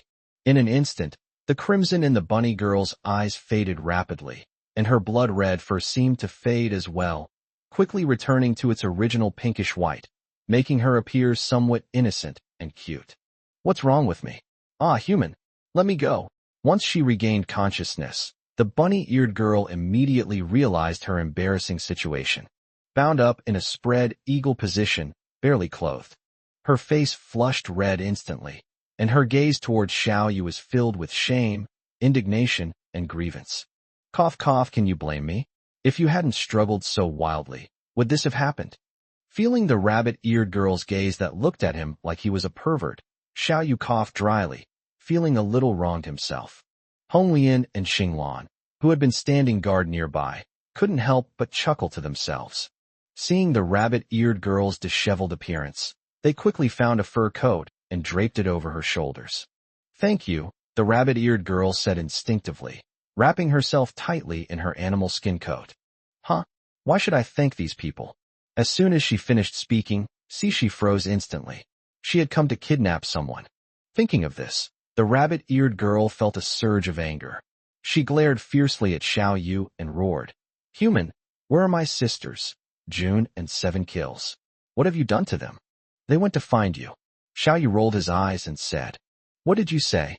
The rabbit-eared girl's eyes widened, and 3 question marks hung above her head. Here's what happened, Xiao Yu explained everything. Impossible. You're talking nonsense. You captured June and 7 kills, and you still want to fool me.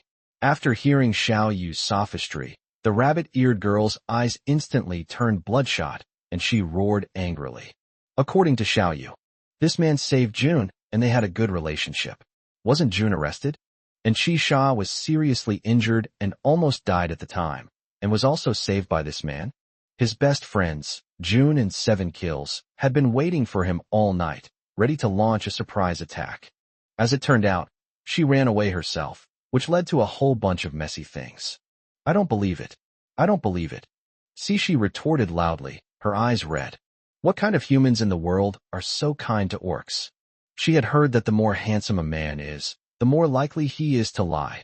This man is the most handsome she's ever seen. He's definitely not telling the truth. Chapter 86 Arrival at Divine Weapon City. Xiao Yu shook his head speechlessly and explained again. That night, you didn't return. So, early the next morning, June and 7 kills went to the cave where you had been hiding. They saw the pattern you left in the cave and said you had gone to find Wu Wire and the others, so they immediately went to look for you. Moreover, it was I who saved you with the Bodhi fruit when you were corrupted by bestiality. Upon hearing this, the rabbit-eared girl trembled all over. The patterns she left in the cave were decipherable only by the 5 of them. Could it be that this man really has a good relationship with June and 7 kills?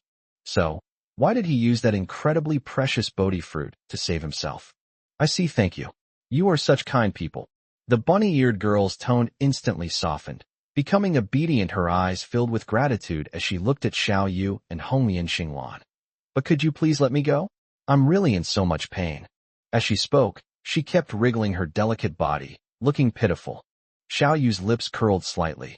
Guess whether we believe you believe us. She's lips twitched, and he said awkwardly. You're good people. You should believe me, right? Xiao Yu shook his head, then looked at Honglian and Xinglan, and the 2 women also shook their heads in unison. Sorry, none of us believe it. The bunny-eared girl's pure and lovely face immediately fell. Its 2 rabbit ears drooped down, its eyes were filled with tears, and its face was full of grievance. Xiao Yu resisted the urge to touch the other person's ear, shook his head with amusement, and advised, I know you really want to go find your sisters, but it's just that neither of you knows what the other is thinking. You're both like headless flies wandering around aimlessly. They finally managed to find companions for the Catwoman and the Wolfwoman. If he lets them go, the bunny-eared girl will definitely get lost again when they return in June. The best way is for you to just stay here and wait. If they can't find you, They will definitely go to Divine Weapon City to look for you. We'll arrive at Divine Weapon City tomorrow, and they'll definitely come back to find me. Then you'll be able to meet. Oh, that makes sense. The bunny-eared girl nodded, seemingly understanding, but not quite. But these orcs had been persecuted so many times that they still dared not easily trust these humans. Unless, I see with my own eyes that June and 7 killings are safe and sound. She was more inclined to believe that June and 7 kills had already escaped. The humans might not move her because they want to use her as bait to lure the Catwoman and Wolfwoman into a trap. Therefore, I must escape as soon as possible. Otherwise it will definitely implicate them.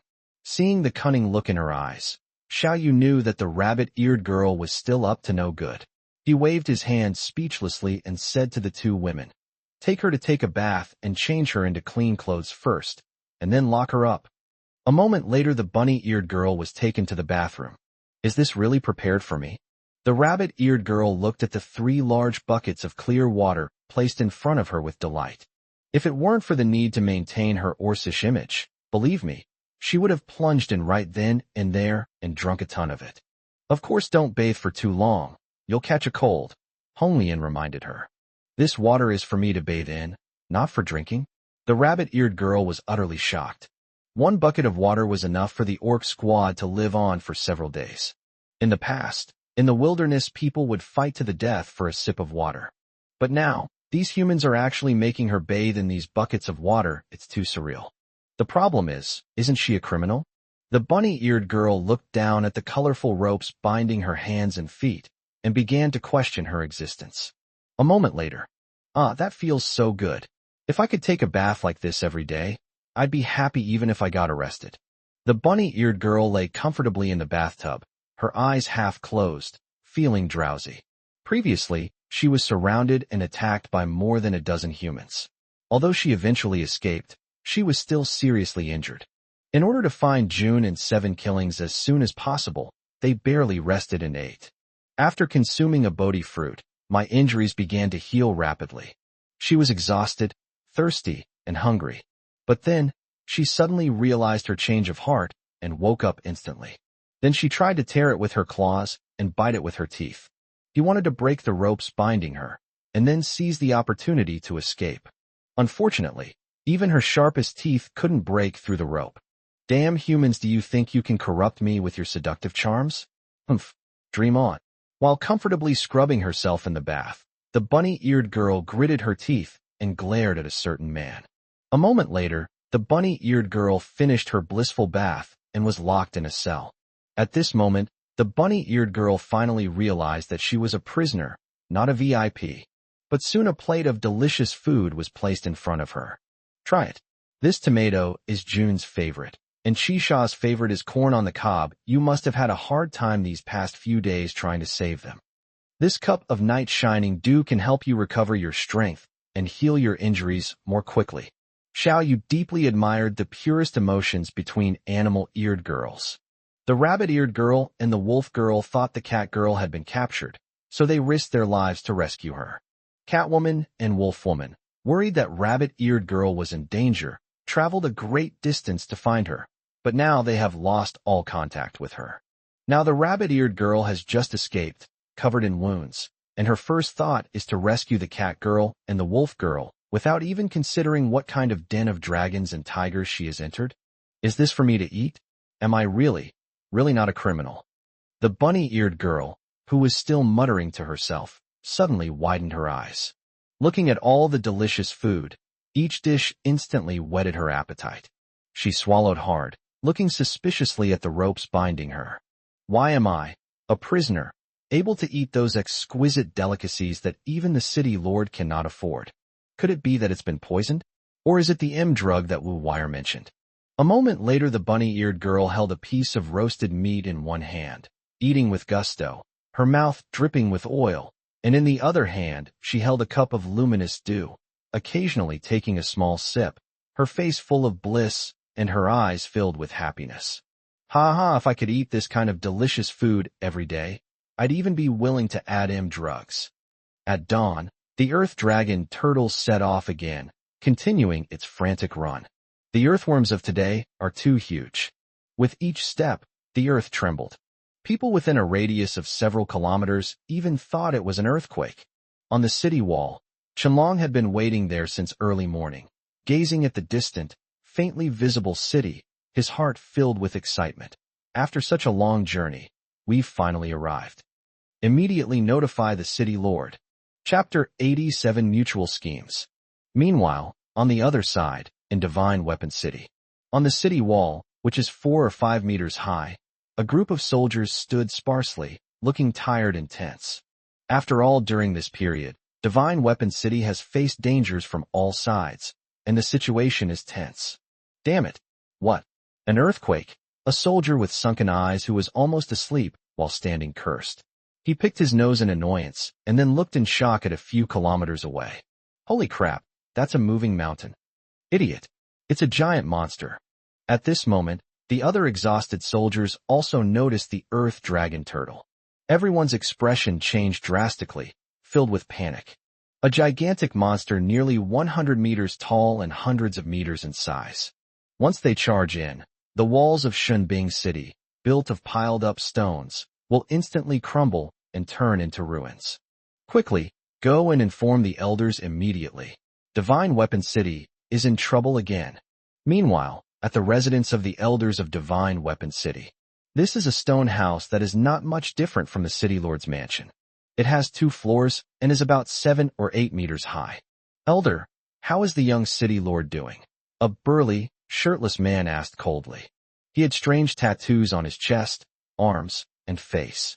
It looks quite similar to the former Black Demon tribe. He was the 3rd leader of Black Soil City, a 7th-tier mutant. He was also an envoy sent by the Black Soil City Lord to take the young city lord of Divine Weapon City back. Ha ha ha, 3rd leader, no need to worry. A little girl, how could I not handle her? Elder Wu Chigo laughed heartily and waved his hand. But I heard that you let the people from Yin City come, and even let them meet the young city lord? The bare-chested, burly man stared at the Grand Elder, his eyes like those of a hawk. Could it be that the Grand Elder is trying to have his cake and eat it too? Several days ago, he received news that the people from Yinqing had arrived. The elder who had agreed to pledge allegiance to Black Soil City actually allowed the people of Flame City to meet the young city lord. 3rd Chief, you misunderstand. The one who came from Yin City is just a young girl, a childhood friend of the young city lord. It's not convenient for me to stop her. What if I anger the young city lord? The first elder's expression remained unchanged, and his words were perfectly tactful. Chu Ling Shuang is a peak 5th-tier power-type awakener, possessing innate divine strength. If she truly resists to the end, it will be impossible for Black Earth City to capture her without taking any damage. And this is also one of the ways the Grand Elder controls Black Soil City. You'd better not let me find out you have any ulterior motives. The 3rd leader snorted coldly and waved his hand, saying, now that the people of Yin City have gotten involved, just in case, I'm setting off in 3 days to take the young city lord with me. You must settle everything. Don't forget, the alliance is only successful when the young city lord becomes the woman of the Black Soil City Lord. The 3 leaders are right. I will prepare as soon as possible, Wu Chigo said with a fake smile. Actually, he had already chosen Black Soil City from the very beginning. The reason is simple. Black Soil City has been established for a century, and its foundation is extremely solid. Yin City, on the other hand, has only risen to prominence in the last 10 years or so. The Grand Elder also heard that Yin City's rise to prominence was entirely due to the eldest son of City Lord Xiaoting. Now, Xiaoting's eldest son has defected. Yin City has begun its decline and become a joke. Since he wants to pledge allegiance, he should naturally follow a stronger power. His decision to send Lu Ruyan to see the young city lord was simply to put pressure on Black Soil City to complete the alliance as soon as possible. Moreover, he has laid a tight net around the city lord's mansion, so Chu Ling Shuang will definitely have no chance of escaping. Even if Lu Ruyan manages to persuade Chu Ling Shuang, it's meaningless if she can't take the person with her. After the 2 sides finished their negotiations, the 3 leaders got up to leave, but suddenly remembered something and said, by the way, I heard that the Black Demon tribe gave you a batch of iron ore. Have you finished forging it? These should also be included in the dowry. The elder frowned immediately. The master took that order. But now, The master who took the orders has passed away, and the Black Demon tribe that placed the order. A few days ago, news came that the Black Demon tribe had been wiped out by a mysterious force. The specifics are unknown, but many people speculate that it was Yin Cheng who did it. This was naturally the work of Xiao Ting, the city lord of Yin City. Back then, only the people of Yin City witnessed Xiao Yu annihilate the entire Black Demon tribe. Afterwards, Xiao Ting gave a strict order that the matter must not be made public. In a short time, the news didn't get out, and everyone habitually assumed that Yin Cheng was behind it. Both the person who accepted the order and the person who placed the order are dead, so the item naturally falls into the hands of the Grand Elder. Third Chief, we've already prepared quite a lot of dowry. These resources aren't appropriate. I'm not afraid to tell you. The Black Demon tribe is a branch of my Black Earth City. Even the leader of the Black Demon tribe is a person from my Black Earth City. After the Black Demon tribe is destroyed, their resources will naturally belong to me. The third leader sneered, his eyes filled with ruthlessness. This statement is half true and half false. It's mainly about those resources. Goods worth 400,000 energy stones. Lord Haida City had no idea about this resource and wouldn't care about it. The intelligence was obtained by the three leaders by chance. He wanted to secretly obtain these resources and pocket them. You can earn hundreds of thousands in one go. Since it comes from Black Soil City, I will prepare it as soon as possible and present it to you with both hands. In the end, the Grand Elder gritted his teeth and nodded. However, he sneered inwardly. The Black Demon tribe and Black Earth City are simply exploiting each other. The reason he agreed to hand over those resources to the three leaders was because Divine Weapon City lacked everything. But what it had in abundance was iron, ore, and well-forged weapons and armor. Weapons and armor that haven't been sold are worthless. The three leaders are the brothers-in-law of the Black Soil City Lord and wield considerable power in Black Soil City.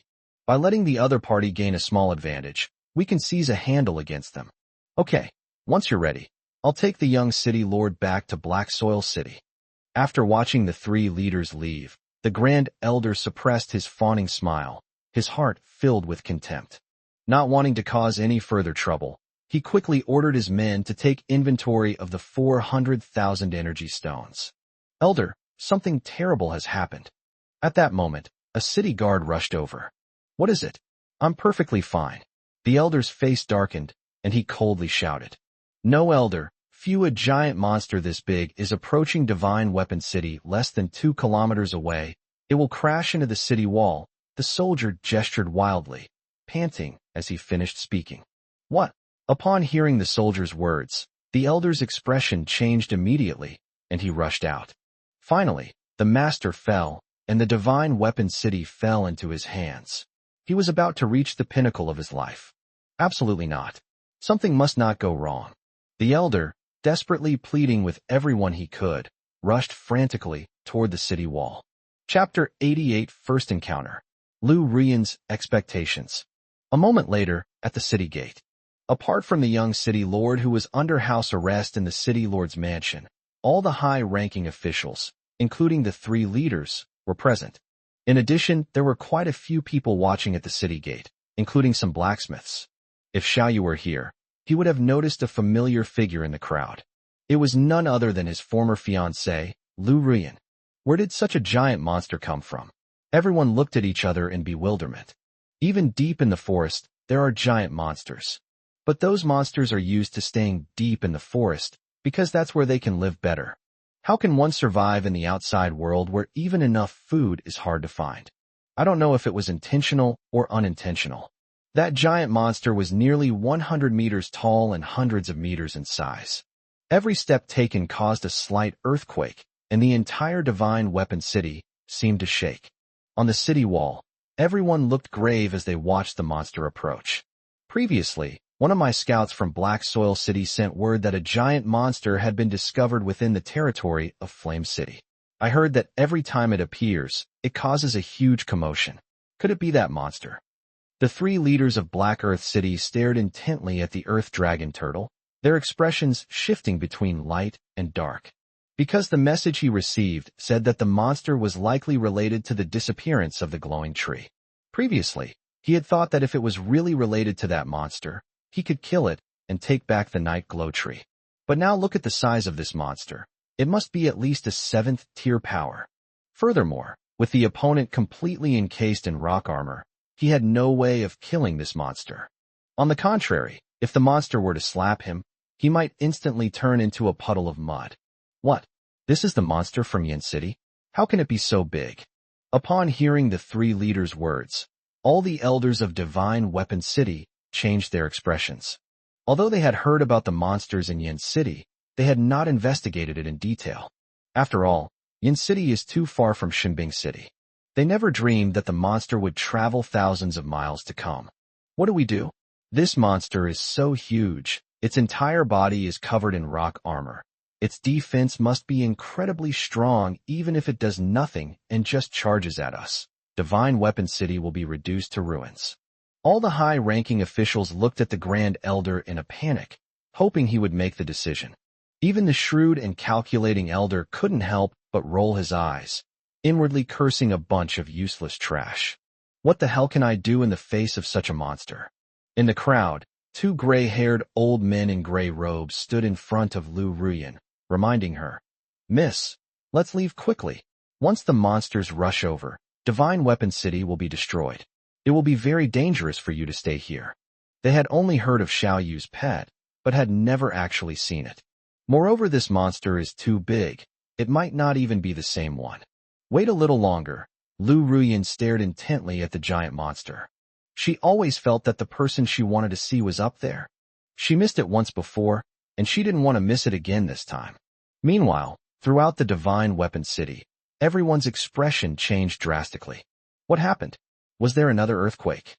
Inside the city lord's mansion, Shu Ling Shuang's guard captain, Tai Nan, suggested, "Young city lord, I've checked from the rooftop, and several elders have all headed towards the city gate. This might be our chance." They had over 100 men, all of whom were fearless in the face of death. "We must fight to the death. We can definitely help the young city lord escape. Wait a little longer."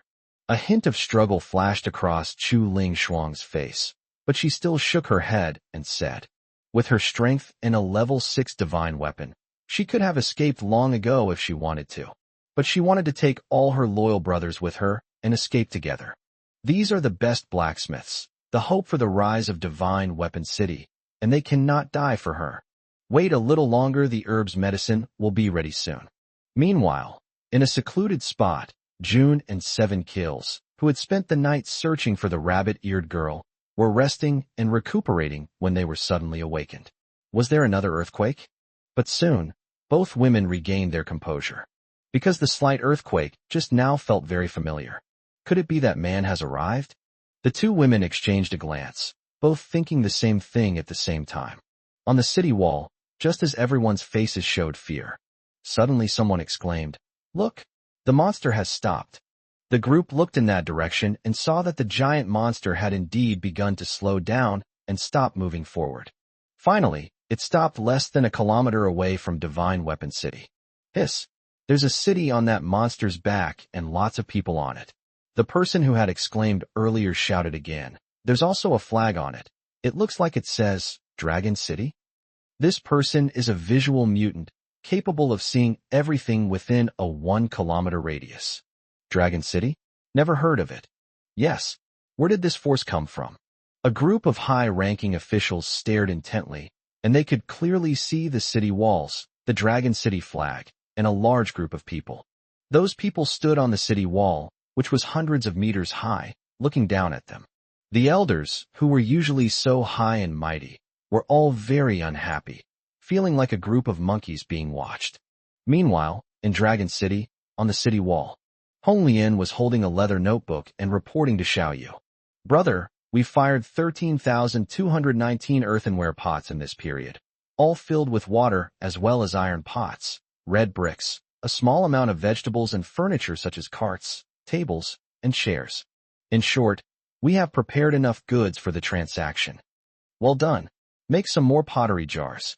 Xiao Yu nodded with a smile. You have to understand that the Wasteland world is lacking in everything, let alone the things he prepared, which are the rarest of all. Just a 2-liter can of water can sell for over 40 energy stones. These 10,000 plus jars of clean water are worth 400,000 to 500,000 energy stones. There are also extremely rare vegetables that, once brought out, will cause a frenzy among countless people. Xiao Yu could almost see millions of energy stones coming in. Brother Yu, they're all terrified. Xinglan exclaimed excitedly. Yes, those people down there, they must be high-ranking officials from Divine Weapon City. Their faces all look so grim. Honglian also looked down at the people below and covered her mouth to chuckle. From their elevated vantage point, they could even see the frustrated and humiliated looks in those people's eyes. Xiao Yu looked down at the people of Divine Weapon City, his expression playful. From the 100-meter-high city wall, he could see almost half of the Divine Weapon City, apart from a giant sword stuck in the city gate. The layout and environment of the entire city are similar to those of Yin City. The layout was chaotic and filthy. In his eyes, the high-ranking officials of Divine Weapon City below were as insignificant as ants. Chapter 89, We Are Very Kind. The Earth Dragon Turtle caused a huge commotion just now, which was deliberately instigated by Xiao Yu. Now, the Earth Dragon Turtle has become increasingly adept at using the power of the Earth. With full force, it could even trigger a small earthquake that extends for several kilometers. Because he came to Divine Weapon City to make a deal and recruit blacksmiths. Once someone attacks Dragon City, the situation will be irreversible. Therefore, you must first give the other party a warning and avoid making any irrational moves. So far, the results are quite good. Someone's coming. Shenlong suddenly reported. Xiao Yu looked down and saw a group of people being sent over. The 2 leaders were both at the 6th level, with powerful auras, clearly high-ranking members.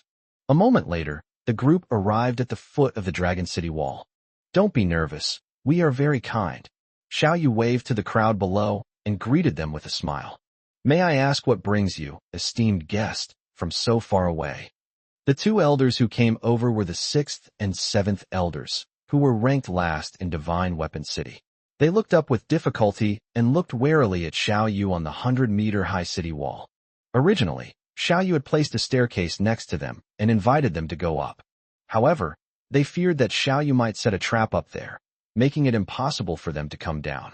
Therefore, they would rather be treated like monkeys by a large group of people and constantly ridiculed than dare to go up.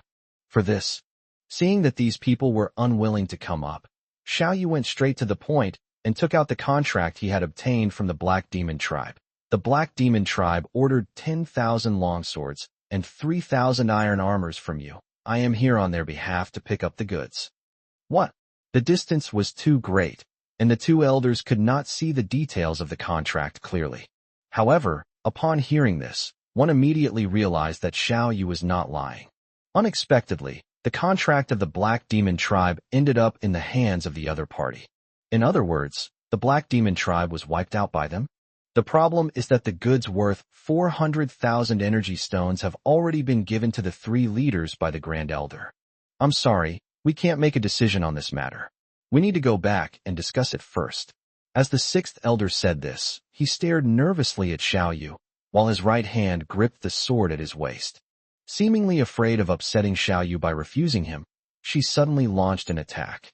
Xiao Yu laughed heartily and said, "Go ahead, don't keep me waiting too long." Okay. Upon hearing this, the 6th elder and the 7th elder both breathed a sigh of relief. He secretly felt a chill run down his spine. Both of them took several steps back before slowly turning around and quickly returning to the city. A moment later, on the city wall of Divine Weapon City. What? They destroyed the Black Demon Tribe, and the contract fell into their hands. They even traveled thousands of miles to pick it up? After hearing what the 6th elder and the 7th elder said, the 1st elder's lips twitched. So you made such a big fuss just for this. You should have said so earlier. If you had told me sooner, I might have given it to you directly. With such a big fuss, I thought a war was about to break out. They didn't want to fight such a monster. Thinking of this, the 1st elder turned to the 3rd chief. 3rd chief, what do you think of those goods? For a moment, the elders all looked at the 3 leaders. The 3 leaders' faces immediately darkened. This is worth 400,000 energy stones. He doesn't want to let it go. But then he looked at the enormous creature outside the city. If he doesn't deliver the goods, war might really break out, and he doesn't want to fight this monster. Finally, the three leaders' eyelids twitched, and they decisively chose to follow their hearts. Since there's a contract, it should be followed. You can invite him into the city to inspect the goods first, and then act accordingly. Thank you for your understanding, three leaders. After expressing his gratitude, the elder relayed the message to Xiao Yu. A moment later, at the city gate of Divine Weapon City, only 3 people came. When they saw Xiao Yu, Hong Liang Xinglan, and the other 2 swaggering over, Elder Wu Chigo and the other high-ranking officials looked at each other in shock. Needless to say, they were shocked. Xiao Yu just said that he only took Hong Lian and Xinglan with him when he went out. All the warriors, including Chenlong, immediately knelt down and begged Xiao Yu to reconsider. However, Xiao Yu insisted on going his own way, leaving behind the lightning sable and the slime to guard the city lord's mansion. Moreover, Xiao Yu wasn't even wearing armor, and everyone was worried about his safety. But what they didn't know was that Xiao Yu's physical defense was even stronger than a level 5 top Grey Dragon armor. Because during this period, he fed the pangolin a large amount of iron ore every day. After eating 1 or 2,000 caddies of iron ore, the pangolin's body density increased several times again, and Xiao Yu copied all of this. Now, even 5th-tier divine weapons have difficulty harming him. Only that tier 6 divine weapon could harm him, provided he stood still and didn't move. But how could that be? He has the talent for speed and the ability to teleport. If he gets hit by the enemy, all these abilities will be wasted.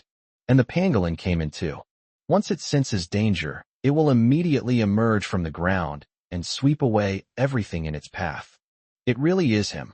A hint of surprise flashed in Lu Rian's eyes the moment she saw Xiao Yu. However, she did not greet Xiao Yu immediately, because Xiao Yu is now the perceived enemy of everyone in the entire Divine Weapon City. Standing with him means being an enemy of the elders of Divine Weapon City. Are you the city lord of Dragon City? The first elder looked Xiao Yu up and down suspiciously and asked tentatively, "May I ask how you are addressed?" "I am the lord of Dragon City. My name is Xiao Yu." Xiao Yu said frankly. "What? Xiao Yu? He's Xiao Yu, the eldest son of the Yin City Lord? The former Young City Lord of Yin City." Upon hearing this, everyone's expression changed drastically again. They scrutinized Xiao Yu with surprise and uncertainty, although the two sides are thousands of miles apart. But most people in the wilderness already know what happened in Yin City a month ago. Xiao Yu, the eldest son of the city lord of Yin City, was driven out of the house and has been missing ever since. And from that day on, Yinxing began its continuous decline. This incident has become a laughingstock throughout the entire wilderness. Everyone immediately looked at Lu Ruyan in the crowd, and seeing the complicated look in her eyes, they immediately confirmed it. "So you are the city lord Xiao Yu, known as the king of the wilderness.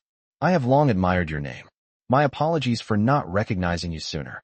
After confirming Xiao Yu's identity, the Grand Elder smiled and cupped his hands, saying, "Everyone in the wilderness says that Yin City Base owes its current status entirely to City Lord Xiao Yu. At first, I didn't believe it, but now as soon as you left, Yin City immediately began to decline, getting worse day by day. And it seems only a day is coming for City Lord Xiao Yu to create a new power that surpasses Yin City." Upon seeing Xiao Yu, the Grand Elder immediately showered him with flattery. There was nothing they could do. The other side was controlling a monster of such enormous size. Fearing he might upset the other party, he simply let the monster charge at him. At that time, my dream of reaching the pinnacle of life will truly just be a dream. "Elder, look at the armor of those 2 girls." Chapter 90. Lu Ruyan was scolded. She regretted it deeply. The Grand Elder is flattering him. The second elder, who was most skilled in forging, suddenly came over and whispered a reminder. Upon hearing this, the Grand Elder looked at Honglian and Xinglan beside Xiao Yu. Previously, he had been paying attention to City Lord Xiao Yu and hadn't paid much attention to the 2 women. But now, upon closer inspection, their eyes widened in surprise. "What? This is Tier 5 armor? And a Tier 5 divine weapon? How is this possible?" Upon seeing Honglian Xinglan's attire and weapons, a flash of greed instantly appeared in the Grand Elder's eyes. This city is known as the City of Divine Soldiers. In reality, Only the master can forge divine weapons. And, even with top-quality materials, the probability of a master forging a Tier 5 divine weapon is only 40% to 50%. As for the success rate of obtaining a Tier 6 divine weapon, it's entirely up to luck. Therefore, in the Divine Weapon City, only the first elder and the second elder possess divine weapons. However, the divine weapons in the hands of the two were only at the 5th level, and were clearly far inferior to the divine weapons of the two women. At this moment, not only the Grand Elder, but all the remaining elders stared greedily at the two women. Among them, the 3 leaders of Black Earth City were the most ruthless, their eyes burned with greed. However, even if the 3 leaders didn't make a move, the others were even less likely to. Everyone instantly suppressed the greed in their eyes. Even the legendary Holy City of Divine Weapon City has only forged a few divine weapons. The combined total of all the divine weapons in Yin City and Black Soil City does not exceed 5. But this little-known Dragon City actually produced 4 items at random. Even a fool should understand that this power is absolutely unimaginable, and we must not act rashly. After all, you need to be at least at level 5 to use level 5 divine weapons and armor. The 2 girls were armed with Tier 5 divine weapons, as well as defensive armor that looked even more precious. The only ones present who were confident they could defeat them were the first elder and the 3rd leader. The premise is that the mysterious and unpredictable Lord Xiao Yu is not included in the calculation, although they couldn't see through Xiao Yu's strength at all. But even a fool knows that the other party dares to swagger into an unfamiliar territory because they have nothing to fear. Tier 5 armor? Tier 5 divine weapon. At this moment, the person with the most burning eyes in the crowd was not the elders of Divine Weapon City or the 3 leaders, but Xiao Yu's former fiancé, Lu Rian. At that moment, endless regret welled up in her heart once again. You should know. She is the young lord of Hurricane City. She is also the fiancé of the young city, Lord of Yin City. The future wife of the Lord of Yin City. Her status and position were so high that only a few city lords in the nearby bases could surpass her. However, she only possessed a mere Tier 5 divine weapon, the Wind Spirit Sword. And now, the 2 maids, Honglian and Xingluan, were beside Xiao Yu. They were the lowest class vagrants she looked down upon the most. Regardless of status, position, or strength, no one is qualified to be compared to her.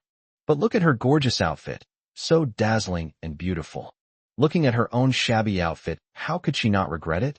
Lord of Dragon City, I wonder, the first elder concealed the greed in his eyes and probed. I know what you want to ask. Xiao Yu glanced at everyone present, and with his powerful mental strength, he instantly took in everyone's true colors. He sneered inwardly, and before the Grand Elder could finish speaking, he waved his hand and said, "These divine weapons were all forged by me." After these words were spoken, the room fell silent for a few seconds, and then, he said these divine weapons were all forged by him? How is this possible? Is he even more skilled than the master? As soon as Xiao Yu finished speaking, everyone's eyes widened in shock. A great master, a 7th-tier peak power awakener, possessing divine power. It took him decades, until he was middle-aged, to forge his first divine weapon. Xiao Yu is only in his early 20s, yet he has already forged so many Tier 5 divine weapons and Tier 5 armor? Could it be that he started learning forging while still in his mother's womb? If he really had such high forging talent, how could Xiao Ting possibly let him go? His status in Yin City will rise 100-fold, and everyone will treat him like royalty. But the lord of a city has no reason to lie to them.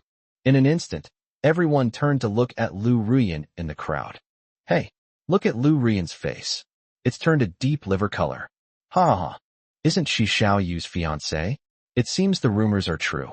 TCH. What fiancé? She used to be. She's Xiao Yu's younger brother's fiancé now. That woman was truly blinded by greed and had no sense of right from wrong. Who can argue with that?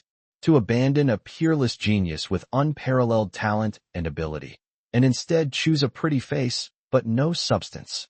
They really are blind. Everyone looked at Lu Ruyan with increasingly strange and mocking eyes. Xiao Yu was ostracized and suppressed in Yin City, and everything was taken away by his younger brother Xiao Tian. When he was at his lowest point, his fiancée Lu Ruyan decisively kicked him to the curb. She even turned around and threw herself into someone else's arms. The blow and humiliation this caused to a man is unimaginable.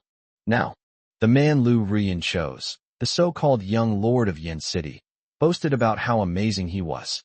And what was the result?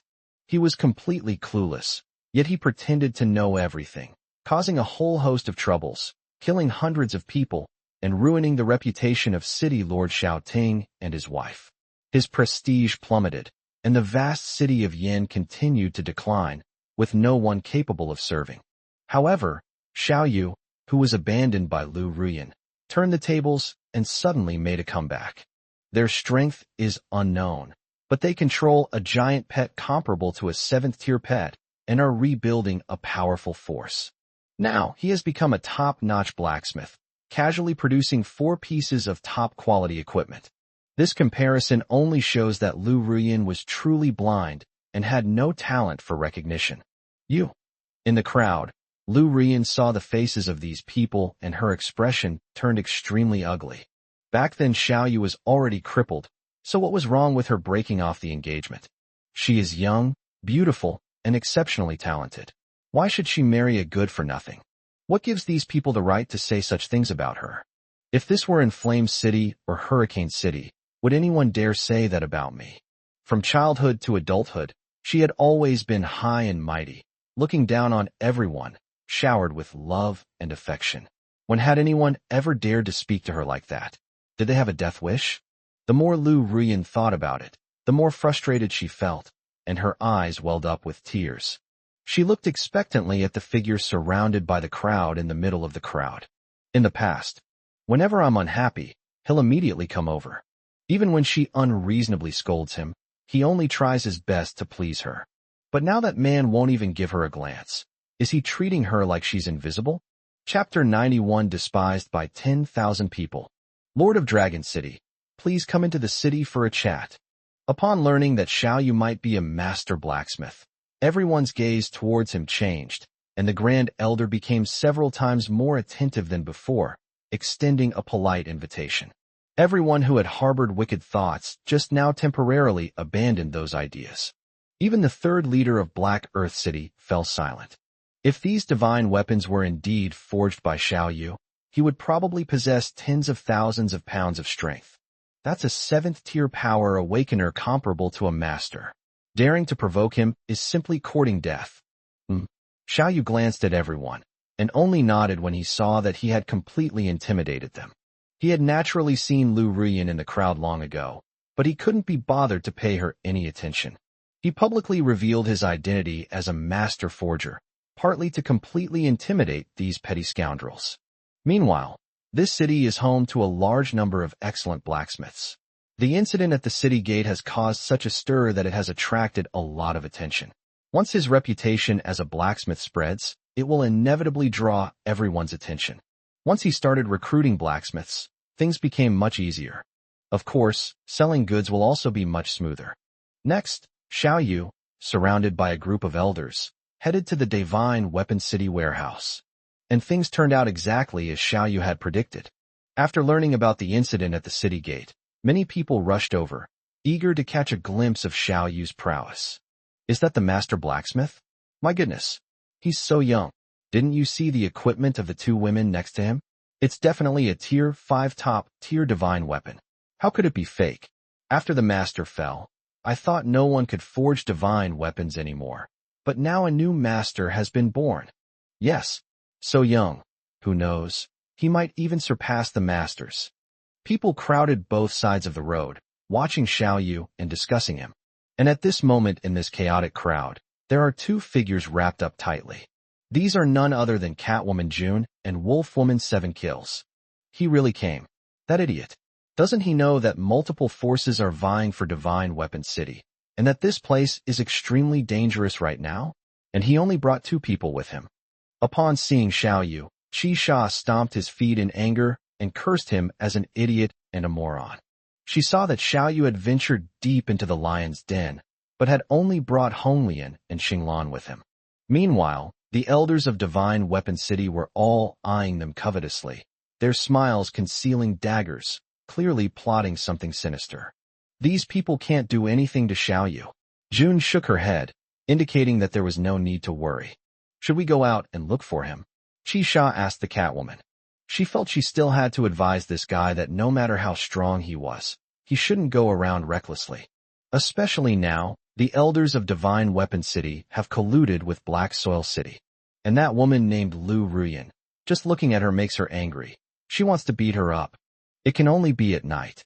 June resisted the urge to rush over and throw herself into the man's arms. Their sudden departure and reunion with Xiao Yu will surely raise the alarm in Ximbing City. They even suspected that they were spies sent by Longcheng and would bring unnecessary trouble to Xiao Yu. Men are all bastards. Seeing Xiao Yu surrounded by a crowd, with countless people praising and flattering him, but that man didn't even glance at her. Lu Ruyan gritted her teeth in anger, her eyes turning red. That bastard, didn't he say he loved himself? Could it be that you can't even withstand this little test? Is she really that repulsive? They actually ignored me completely? Miss, don't be impulsive. Let's go.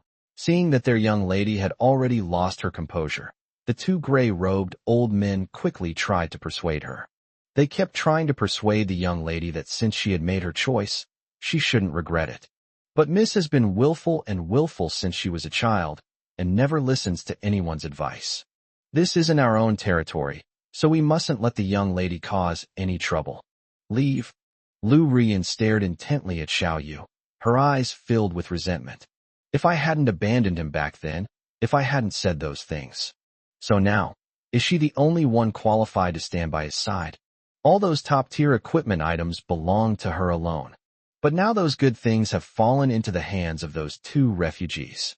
How could she possibly accept this? Thinking of this, Lu Ruyan suddenly appeared in front of Xiao Yu. This move immediately startled everyone. Upon seeing this woman, Xiao Yu frowned slightly. What are you doing here? Of all the people in the entire Divine Weapon City, only Lu Ruyan was dressed in the most glamorous and dazzling way, so he naturally noticed her at a glance. Long time no see, Xiao Yu. I didn't expect you to have changed so much. Lu Ruyan tucked a strand of hair behind her ear and smiled sweetly, saying, I've come to take you home on the orders of Uncle Xiao and Aunt Xiao. They asked me to tell you that you had to endure some hardship before because of the lives of tens of thousands of people in Yin City, but they still love you very much. Now as long as you go home, the position of young city lord is still yours. Our marriage hasn't actually been formally dissolved yet, as long as you're willing. At this point, a hint of shyness appeared on Lu Ruyan's pretty face. She was the one who insisted on breaking off the engagement back then, but now she seems to have completely forgotten. What? Upon hearing this, everyone present changed their expressions drastically. Hongli and Xinglan also waved her small fists, wanting to scold this woman. However, some people are even faster than them. Miss Lu, you can't say that. We all know how those people in Yin City treated City Lord Xiao Yu back then. Why distort the facts here and shamelessly talk about? What's with this nonsense about tens of thousands of people in Yin City? Who doesn't know who the Lord of Yin City is? Has he ever cared about the lives of ordinary people? The speaker was none other than Wu Qigo, the Grand Elder of Divine Weapon City. Normally, he wouldn't dare offend the City Lord of Yin City, but now he can't care about that. Because Yin City was able to contend with Black Soil City. It's because Flame City has Hurricane City as an ally. Xiao Yu is currently controlling a giant monster, which is suspected to possess the combat power of the 7th rank or even the peak of the 7th rank. If he really returns to Yin City, the strength of Yin City will increase instantly. At that time, with the assistance of two major powers, Hurricane City and Dragon City. Even Black Soil City is no match for Flame City. The Divine Weapon City, having become a vassal state of Black Soil City, is bound to be in a precarious situation. At the same time, the high-ranking officials of Divine Weapon City also stepped forward, appearing to stand up for Xiao Yu. Exactly. Xiao Yu devoted himself to Yin City, only to be betrayed after his efforts were in vain. Everyone knows that Yin City is almost finished, and that's why they want Xiao Yu to go back and be their slave. Once they use Xiao Yu to rise again, those people in Yin City will definitely kick this slave away without hesitation. You're right. Brother won't fall for that. Hong Li and Xinglan chimed in indignantly from the side. That woman is awful. Both the wolf girl and the cat girl clenched their fists, their teeth clenched in hatred. Chapter 92 Top Grade Meteorite Iron. Forging a 7th-tier peerless divine weapon. You. Upon hearing Xiao Yu's words, Lu Ruyan pointed at the people around her, her face turning red with anger. Despite her high status and position, she was publicly criticized by this group of people. In particular, Hongli and Xinglan tightly held Xiao Yu's left and right hands, placing them in inappropriate positions. This made her even angrier. She was supposed to be treated like a fiancée, but 2 vagrants were taking it away from her. She wanted to argue, but she suddenly found herself speechless. After all, people don't care what you say, they care about what you do. From Xiao Yu's biological parents, the city lord and his wife, his younger brother Xiao Tian, a group of Yin City's high-ranking officials, his fiancée Lu Ruyan down to the warriors whose lives Xiao Yu had saved. There aren't many people who would refrain from kicking Xiao Yu when he was down. Yin City is now facing a severe water shortage, and everyone is living in poverty. Hunting trips are also repeatedly thwarted. Therefore, those high-ranking officials in Yin City wanted to bring back Xiao Yu, this hard-working and dutiful ox and horse. But where in this world is there such a good thing? Even oxen and horses have tempers, okay? Do you really think you can summon them at will and dismiss them at will? Let me go home. Hearing Lu Ruyan's words, Xiao Yu couldn't help but snort coldly. He looked at her in surprise, not understanding what these people were thinking and why they thought he still cared about them. I've said it before, I've severed ties with them, and that includes you. The tone was resolute and indifferent. Those who have abandoned me, yesterday's days cannot be retained. Those who trouble my heart, today's days are full of worries. Are you troubled and distressed because of someone who abandoned you? That's simply not true. Xiao Yu wouldn't create trouble for himself. Xiao Yu, even if Xiao Tian is young and ignorant Uncle Xiao, and Aunt Xiao really made a mistake, even if you still have resentment in your heart, but Lu Ruyan still refused to give up and said again. So much time has passed. You should have calmed down by now. No matter what, you're all family. How could you say that? Xiao Yu was speechless. He sneered and said, Yin City is in trouble, so you suddenly think of us as family? When they abandoned me and allowed Xiao Tian to slander me, why didn't they say we were family? When they drove me to the brink of despair, why didn't they say we were family? Besides, you publicly broke off the engagement when I was at my lowest point. What right do you have to say these things? With each sentence Xiao Yu spoke, he took a step forward. Forced Lu Ruyan to retreat continuously, she was completely speechless. Her delicate, pretty face was deathly pale. Lord Xiao Yu is right. City Lord Xiao Yu is indeed ambitious. Upon hearing this, the Grand Elder and the high-ranking officials of Divine Weapon City were overjoyed. The 3 leaders were also secretly sweating bullets. Fortunately, this foolish young man is arrogant and proud. Otherwise, Black Earth City would be in trouble. Please, City Lord Xiao Yu, Elder Wu Chigo quickly said when he saw that Lu Ruyan had nothing to say. Xiao Yu nodded. He didn't want to get entangled with this woman any longer. A moment later, led by Wu Chigo, Xiao Yu and the other 2 arrived at the Divine Weapon City warehouse. Lord of Dragon City, these are your goods, the Grand Elder said, pointing to the warehouse. Wow, so many weapons. Seeing the mountains of weapons and armor neatly arranged in the warehouse, Crimson Lotus Star was extremely excited. If all these weapons and armor were sold, how many energy stones would we earn? Please, Elder, send it to Dragon City for me. Xiao Yu glanced at it casually and nodded in satisfaction. He sighed inwardly, realizing that while the Divine Weapon City was not good at forging divine weapons, the quality of its ordinary weapons was indeed quite good. No problem. However, I have a favor to ask of you.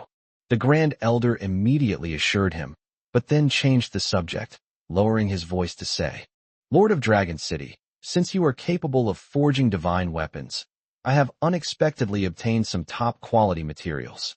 I wonder if you could help me forge a set of divine weapons, like those of your 2 guards. As he spoke, the first elder glanced at Hong Liang Xinglan, his eyes burning with desire. You want me to forge it for you? Xiao Yu glanced at the other party sideways, looking at him like he was an idiot. He is capable of forging unparalleled divine weapons. but he will only forge them for himself and his trusted subordinates. Do you think anyone else would want him to forge divine weapons? You must know that divine weapons are incredibly powerful and can even threaten him. He must be brain dead to provide such a weapon to others. Lord of Dragon City, please don't refuse yet. Please come with me. The Grand Elder pulled Xiao Yu and led him to a hidden warehouse. With a wave of his hand, a black cloth was lifted, revealing a pitch-black stone several meters in diameter. This is extraterrestrial meteorite iron. Upon seeing the stone, Xiao Yu's eyes lit up instantly. He was looking for extraterrestrial meteorite iron. I never imagined that Divine Weapon City would be so large. Moreover, he used his energy to sense it and discovered that the meteorite was of very high quality. It's probably at least 10 times better than the meteorite iron he had before. There is a chance that pangolins will find meteorites again, but it is still very difficult to find meteorites of such high quality. Lord of Dragon City, I obtained this meteorite iron when my Divine Weapon City was founded, but because it is too hard, ordinary flames cannot melt it, and even masters cannot forge it. If you can forge me a set of weapons and armor, this top-grade meteorite iron is yours. The elder spoke again, offering a very tempting condition. Actually, although this meteorite iron seems precious, even masters cannot forge it. In Wu Qigo's eyes, anything that cannot be converted into cash to enhance strength and power is no different from scrap. Using it to get Xiao Yu to help forge a set of divine armor is definitely a surefire way to make a profit. With a complete set of divine weapons and armor like the Crimson Lotus Starstorm, he is the strongest among the 7th rank. They will be more confident when facing Yin City and Black Soil City in the future. Heh, you're quite the schemer. Xiao Yu glanced at the Grand Elder and instantly saw through his little scheme. After the master's death, such top-quality meteorite iron is indeed no different from scrap. However, if it falls into his hands, it might be able to forge a 7th-tier divine weapon. A level 7 peerless divine weapon is probably enough to instantly kill an ordinary level 8 weapon, making it an invincible powerhouse in the wilderness. In the future, when facing behemoths like Yin City and Black Soil City, we will truly be fearless. Xiao Yu pondered for a moment, then shook his head and said bluntly, "Forget about divine weapons. I'll forge you a set of armor, and this piece of meteorite iron will be your reward." Lord of Dragon City, I also need a knife, the Grand Elder bargained. You'd better shut up, Xiao Yu said domineeringly, leaving no room for argument. Forging armor is fine, but when it comes to powerful divine weapons, there's no room for negotiation. This piece of meteorite is very valuable, but with the pangolin's abilities, it will find a better one sooner or later. All right, the elder obediently shut his mouth. Although I'm not entirely satisfied, it's already pretty good. Strictly speaking, armor is far more valuable than weapons, because this is for saving your life. Chapter 93. Did Xiao Yu get his brain caught in a door and become stupid? Lord of Dragon City must be hungry after your long journey. Why don't we eat and talk at the same time? After both parties finished discussing the forging of the divine weapon, the Grand Elder ordered someone to bring over a large plate of roasted meat and 2 cups of an unknown viscous liquid, gesturing for Xiao Yu to try them. Seeing that Xiao Yu didn't move at all, they assumed that Xiao Yu was afraid they would poison him. The first elder was the first to draw his short sword from his waist, cut off a piece of roasted meat, tasted it, and said with a look of enjoyment, This is meat from a 6th-level ferocious beast. It's truly a top-quality delicacy. I suppose the city lord of Dragon City hasn't had much of this before, so hurry up and try it." "Thank you, but no need." Xiao Yu stared at the dried-out roasted meat, which had been smoked and charred black, and instantly lost all interest. Their meat is from 6th-tier ferocious beasts, and it's more plentiful and better. They cook it in soup with corn on the cob, making it even fresher and more delicious. As for that cup of thick, pale green liquid, it looks more like animal excrement. It's disgusting to look at. Seeing that Xiao Yu still refused to eat, the Grand Elder stopped trying to persuade him. Xiao Yu didn't want to eat it, and he didn't want to give it to the other person either. After all, 6th-tier ferocious beast meat is extremely precious, and Divine Weapon City already has very little in stock. Bringing out the meat of a 6th-tier ferocious beast was merely a way to demonstrate strength.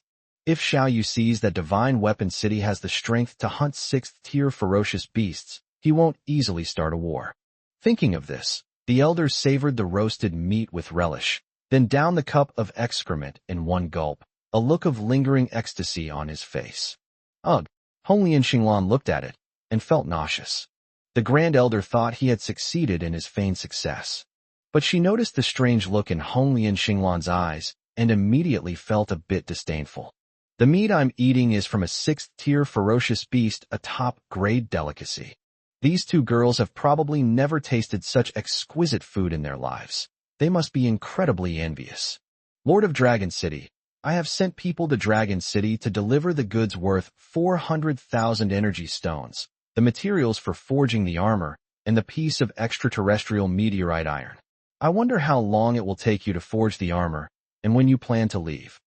To be honest, the Grand Elder just wanted to get rid of them. There's nothing we can do. A giant monster is blocking our city gates, and it's making us a little uneasy. I came to Divine Weapon City not only to pick up goods, but also to make some transactions. Actually, Xiao Yu had wanted to bring up the deal for a long time, but the one who took the initiative was at a disadvantage. That's why he didn't rush to bring it up. Unexpectedly, the Grand Elder was quite perceptive, so Xiao Yu immediately explained his purpose. Oh, a trade? What do you want to trade? Wu Chigo asked suspiciously. Some daily necessities. Will set up a stall at the city gate to trade tomorrow morning. The Grand Elder won't kick us out, will he? Xiao Yu said with a smile. No, of course not. The Elder waved his hands repeatedly. How could he dare? Even if he had the guts of a bear and the gall of a leopard, he wouldn't dare. He couldn't see through this young man at all. The other party was much stronger than him, and he dared not offend him. Elder, you can come and take a look tomorrow. Dragon City has quite a few good things, such as water and vegetables. You'll see when you get there tomorrow. Of course, of course. I will definitely support you. Wait, you said you want to sell water? Vegetables? The Elder nodded subconsciously, but when he heard Xiao Yu's words, his eyes widened instantly. What kind of place is Dragon City anyway? Other massive bases might only have 1 or 2 divine weapons, but launching casually produced 4. Other bases are struggling to find water, yet launching actually suggested trading it out? The Grand Elder really wanted to ask, did you get your brain caught in a door and become stupid? Elder, this Xiao Yu, could he have other intentions? Could he also want to get involved in the affairs of our Divine Weapon City? After Xiao Yu walked away, the second elder, whose temper was the most fiery, narrowed his eyes and said in a deep voice, I also think something's fishy. Why don't we send someone to investigate first? The third elder suggested. The master has just passed away, and now is the time when Divine Weapon City is at its weakest. Both Yin City and Black Soil City are ambitious and want to bring them under their control. Why did Xiao Yu suddenly come over at this time, claiming it was only for goods worth a few 100,000? They even said they wanted to trade for daily necessities? That's suspicious no matter how you look at it. Yes, we must be wary of this. However, the Grand Elder stroked his beard, nodded, and said, Divine Weapon City seems to be fraught with danger, but there are also many opportunities. Let's hold back for now. Dragon City's flamboyant actions have already attracted a lot of attention. Someone will help us investigate. Elder, are you referring to the 3 leaders of Black Soil City? The elders exchanged glances, their eyes lighting up. They were very familiar with high-touching style. Always domineering and unreasonable, the way the 3 leaders looked at Xiao Yu and his companions spoke volumes. Even if he doesn't take action himself tonight, he will definitely send his best men out. Meanwhile, the Divine Weapon City doesn't need to do anything. They can just sit back and watch the show. If Dragon City is strong enough, we will naturally try to curry favor with them. But if they are just all show and no substance, then don't blame us for being unethical. The Grand Elder truly has foresight. We admire him. Meanwhile, in Dragon City, inside the City Lord's mansion. Brother, weren't we too conspicuous today? A lot of people are looking at us with suspicious eyes, and Shenlong just reported to me that those followers have caught up with us. I'm afraid tonight. Thinking of the way the people from Divine Weapon City looked at her, Honglian felt a little worried. Xiao Yu is very strong now, absolutely comparable to a 7th-tier expert. However, Dragon City is still very weak. Because there are too few people. In the entire Dragon City, There are only 3 or 4 people with mid to high level combat power. Faced with those menacing individuals, their few dozen men were simply no match for them. Your concerns are not without merit, but we must make a name for ourselves. Xiao Yu agreed with Hong Lian's concerns, but in order to achieve a series of goals, they had to make a name for themselves. He thought for a moment and asked, "Did you see June and 7 kills in the crowd just now?" Both the Catwoman and the Wolfwoman are at the peak of the 4th tier, so their strength is not weak. Now, after consuming the Bodhi fruit, his strength has increased even more, and his full power is comparable to that of a 5th tier cultivator. If they can come back in time, there won't be a big problem. Perfect timing. I've also prepared the 5th tier armor I forged myself for them. Then maybe I can even persuade the bunny-eared girl. This is a 5th tier beast-eared girl, and her strength is extremely powerful. With 5 powerful warriors wielding divine weapons and wearing tier 5 armor guarding the area, any number of people who come here will only be throwing their lives away. June and 7 kills. Hong Lian and Xinglan exchanged a glance and shook their heads with wry smiles. I didn't see them. After all, they were always wrapped up tightly, so even if I saw them, I probably wouldn't recognize them. Should I send someone to look for them? If we can find them, it will make up for the lack of mid to high-end combat power in Dragon City. And that bunny-eared girl always wanted to escape. If they don't go back by June, I'm worried she'll go crazy again sooner or later. Chapter 94: The Rabbit-Eared Girl Who Doesn't Want to Get Out of Prison. Hee. Xiao Yu smiled helplessly. The rabbit-eared girl still refused to believe them. I always thought they wanted to use the bunny-eared girl to capture the cat girl and the wolf girl. Therefore, Honglian Xinglan was also somewhat troubled, having tried every means to escape. No need for now given their hiding methods. It will be very difficult for us to find them. In the end, Xiao Yu shook his head. The orcs have survived for so long not because of their powerful fighting ability, but because of their ability to hide. Unless Xiao Yu has the same sense of smell as the wolf girl, they simply won't be able to find it. Don't worry, even if they don't come back, I have a plan, but... Seeing that the 2 women were still worried, Xiao Yu smiled and reassured them. Those people, we need to gather them together and protect them, otherwise it would be very dangerous if someone broke into Dragon City. Although we currently lack mid to high-end combat capabilities, it is easy for others to exploit our weaknesses. But in the end, all the truly valuable things in Dragon City are in the City Lord's Mansion. The City Lord's Mansion is one of the most dangerous forbidden places for humans in the world. Getting in is easy, but getting out? Don't even think about it unless you have the strength of a 7th tier, or even peak 7th tier. However, due to a severe lack of combat power, more than 100 tribesmen without combat capabilities are in danger.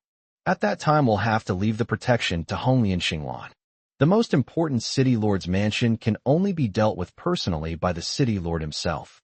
Alright, go and inform everyone to get ready. As the sun sets and night falls, so too does the night. It was as if a dark curtain had been drawn over everything. Elder, look over there.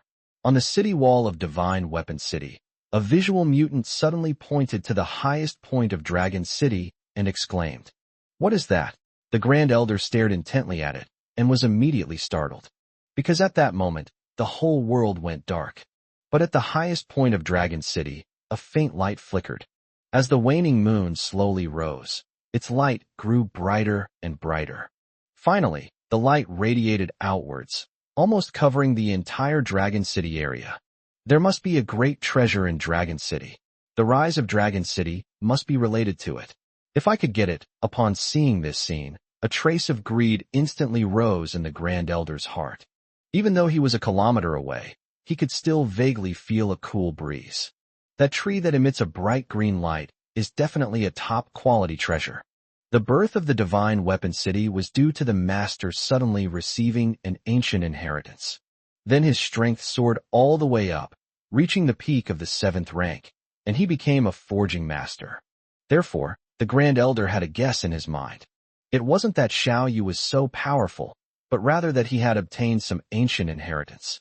If we obtain the Divine Weapon City, it's that glowing tree. It's actually evolved. At this moment, somewhere in Divine Weapon City, the 3 leaders of Black Soil City looked in shock toward the direction of Dragon City Lord's Mansion, staring intently at the glowing tree, their hearts filled with surging waves of emotion. Black Soil City has always considered the glowing tree as its own. However, the glowing tree cannot leave that spring water, so its effects are naturally limited. But now the glowing tree shines so brightly, it has clearly undergone a complete transformation. We must get it. This will be a golden opportunity for the complete rise of my Black Soil City. Extreme greed flashed in the eyes of the third leader. He was about to rush directly to Dragon City, but after thinking about it, he shook his head decisively. No, Dragon City is too eerie. I can't go there myself. Everything in Dragon City was too bizarre for the three leaders to risk themselves. Soon, in the wilderness inside the Divine Weapon City, one after another, figures slowly approached Dragon City. Everyone looked at the glowing tree with greedy expressions. Among them is a 6th-tier expert, one of the three leaders of Black Soil City. These people were all adventurers from the surrounding area, including several 4th or 5th-tier experts. Even knowing that the Lord of Dragon City might be a 7th-tier expert. However, the allure of the treasure was irresistible. They remained fearless and wanted to enter Dragon City to find out more. Meanwhile, in Dragon City, get everyone ready. We're going to hide in the tunnels. Hong Lian shouted the order. The tunnel was built by Xiao Yu long ago to prevent unexpected situations like tonight. After all, having witnessed the tunnel warfare in his previous life, he naturally wanted to try it himself. With the power of the earth, they can easily construct a large number of tunnels. Red Lotus. Starry Sky. At this moment, a clear voice rang out. Two slender and tall figures were seen rushing towards them from the direction of the earth dragon turtle's tail. It's you? You've finally returned. Hong Lian recognized them at a glance in the darkness. The newcomers were none other than Catwoman June and Wolfwoman 7 Kills. Xiao Yu left a hidden passage for the girls. He tapped the Earth Dragon Turtle's shell 3 times, and the Earth Dragon Turtle would lower stone steps for them, allowing them to easily climb up.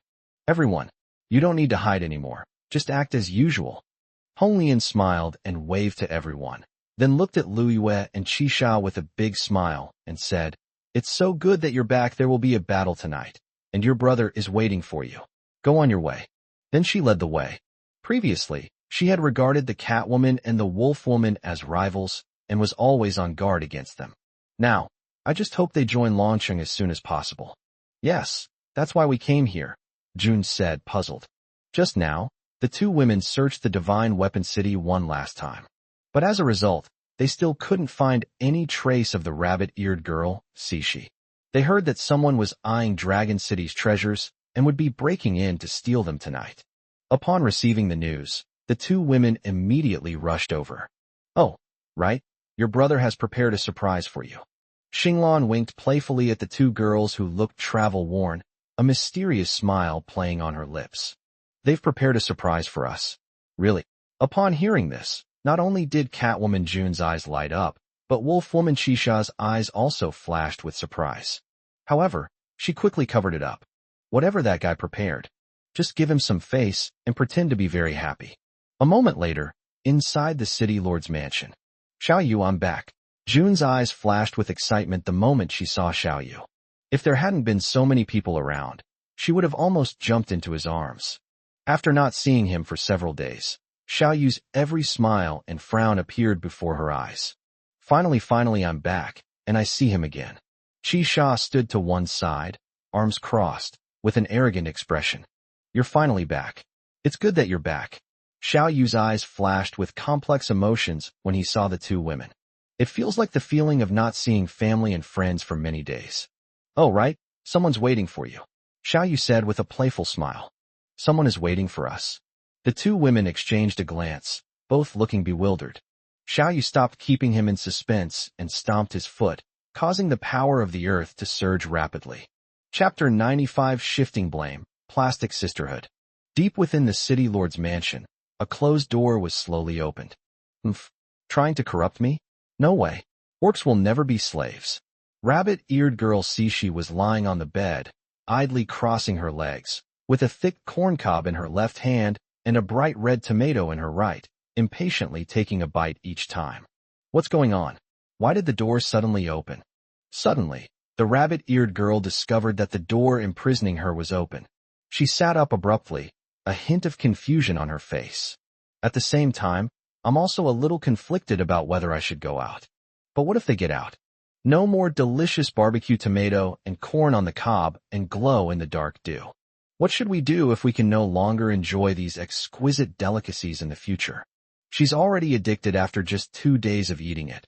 She'll die if she can't get it outside. Actually, going to jail is pretty good. If she could have this kind of treatment indefinitely, she would want to be in jail for life. No, Catwoman and Wolfwoman are still waiting for me to save them. Suddenly realizing that her companion might be in danger, the rabbit-eared girl's eyes instantly hardened. She immediately got up and rushed out. But the next second, she rushed straight in. He reached out and grabbed another corn cob from the table, tucking it under his arm. Then, he rushed out again. June, 7 kills. Wait for me. I'm coming to save you. With these thoughts in mind, the rabbit-eared girl immediately used her speed talent to escape Dragon City. June, 7 kills? What are you doing here? Did you get captured by this damned human again? See she? Am I dreaming? You're actually here? Did Xiao Yu find you? As soon as the rabbit-eared girl rushed into the courtyard, she saw the cat girl and the wolf girl, and all 3 girls were stunned. June and Qixia both thought of the surprise Xinglan had mentioned earlier. Therefore, they immediately guessed that the surprise Xiao Yu would give them was definitely the bunny-eared girl. Both women were overwhelmed with joy at their best friend's safety and the prospect of reunion. And the bunny-eared girl is June, 7 kills. Run. This time, I will definitely save you. The first one to react was, of course, the bunny-eared girl. The moment she saw the 2 women, she immediately realized what was going on. It's highly likely that Xiao Yu used her as bait to capture the Catwoman and Wolfwoman again. Now it seems that her wit was right after all. These 2 foolish women actually offered themselves up to save her. Run. Moved. The rabbit-eared girl grabbed one beast-eared girl in each hand. Her favorite tomatoes and corn cobs fell to the ground and shattered, but she didn't even care. As a result, the 2 beast-eared girls looked completely bewildered and couldn't be moved at all. No, what are you doing? June asked, looking bewildered. Not only did she not move, she also pulled the bunny-eared girl back. Wait, what are you doing? The bunny girl almost stumbled, completely bewildered. This is a den of dragons and tigers. You 2 silly girls, why aren't you running away? No, Sishi, what are you doing? Why are you running around like that? Didn't Xiao Yu find you and bring you back? Qixia also pulled the rabbit-eared girl hard to stop her from running around. The bunny girl's 2 bunny ears drooped down. She was on the verge of tears and felt like dying. If she had known, she simply wouldn't have come out. Going to jail is fine too. They're fed and cared for every day. What's the point of coming out? Now that these 2 foolish women have caught me, I have no way to escape. Xiao Yu, Hong Lian, and Xing Lan, who had been watching the show from the sidelines, were thoroughly enjoying themselves until Xing Lan, the little girl, finally couldn't help but burst out laughing. All right, let me explain it to you. Seeing the 3 beast-eared girls at a standstill, Xiao Yu suppressed a laugh and explained the situation. From nearly dying in the Black Demon tribe in June, to being injured and out of control, to the wolf girl being rescued after being seriously injured. Finally, after the Catwoman and Wolfwoman left, the bunny girl came back and caused a bunch of trouble. What? This actually happened. After hearing Xiao Yu's words, the 3 women exchanged glances, all of them shocked. I never expected that the other party had gone through so much. After learning what had happened, the rabbit-eared girl's ears perked up. She put her hands on her hips, glared with her red eyes, and said angrily, "Since you're all right, why didn't you come to find me that very night? Do you know how worried I was about you?" Cough. The Catwoman and the Wolf Woman exchanged a glance, both looking somewhat guilty. June coughed and said, "Because we all thought that, given our sisterly bond, once you knew we had been captured by humans, you would definitely come back to save us, even if it meant dying together. Unfortunately, we waited all night, but you never came." At this point, June's eyes were filled with grievance and a hint of disappointment. "Yes, we waited all night." The wolf girl nodded repeatedly. They waited in bed all night, and were so tired they fell asleep. June continued, "Besides, given how cowardly you are, if you find someone looking for you, you'll definitely think they're there to arrest you and run away without a trace, and none of us will be able to catch you. Furthermore, at that time, Chisha had just been seriously injured and needed time to recover. If she didn't go, no one could find your whereabouts. On the contrary, you knew that the wolf girl was in the hands of the enemy. So why didn't you come to rescue her immediately? How could you so heartlessly abandon her? The bunny-eared girl was speechless. She tilted her head, her two rabbit ears drooping, and after thinking carefully, she finally came up with a reason. This damn place is too dangerous. I'm just going to my death here. I'm not afraid of death, but I don't think you'll be killed, so we just went out to look for you, and you suddenly came back to find us? Thinking about this, June and Seven Kills were speechless. So it turns out they deliberately left Dragon City to search for the rabbit-eared girl. Why did the rabbit-eared girl deliberately avoid them and return to Dragon City to find them? What kind of situation is this? I had just made a breakthrough and thought I could save you. As the bunny-eared girl spoke, her face turned completely red, and even her pink and white fur almost turned red. She covered her eyes, feeling extremely ashamed. She secretly glanced at Xiao Yu out of the corner of her eye and noticed that he was secretly laughing. I should have trusted this guy in the first place. All right, we're all good sisters. Let's make things clear. Seeing that the three women were getting a little awkward again, Xiao Yu stepped in to smooth things over, saying, "Someone will break into Dragon City tonight, and I need your help. We owe you so much. This is what we should do." June immediately assured him. "That's right. I'll go through fire and water for you. Just say the word." Chisha said boldly, patting his chest. "Me too." Sishi's bunny-eared girl raised her head slightly and gestured softly. Chapter 96 Night Raid. The three women exchanged a glance, their eyes filled with gratitude. Although many humans no longer consider them human. However, the orcs are still very sentimental. Xiao Yu fed them the incomparably precious Bodhi fruit to suppress the raging beastly nature within them. It's like giving them a new life. Such a life-saving grace is truly beyond repayment. Even if it meant going through fire and water or being shattered to pieces, for Xiao Yu, they would do it without hesitation. "A bunch of silly girls, I won't let you go through fire and water." Xiao Yu shook his head with a smile and said, "Come with me first." A moment later, the three women each received a set of Tier 5 armor and a Tier 5 divine weapon. Xiao Yu had already forged all the remaining meteorite iron, and with the addition of a small amount of scales from the earth dragon turtle and the pangolin, he created several sets of divine armor. This armor is so beautiful, so majestic and imposing. Sishi touched the armor on his body, overjoyed. After putting it on, she felt like an invincible female general. "Yeah, I think I could take on 10 right now." Chisha chimed in. At this moment, the girls were all eager to try their skills. Just then, the surrounding light suddenly dimmed, and everyone looked into the courtyard. The once dazzling light of the luminous tree gradually dimmed, until a few minutes later, the glow of the luminous tree grew weaker and weaker, only illuminating the area around the city lord's mansion. The show is about to begin. On the Divine Weapon City side, the elders, the three leaders, and others all looked towards Dragon City. They all looked on with amusement, as if they were watching a good show.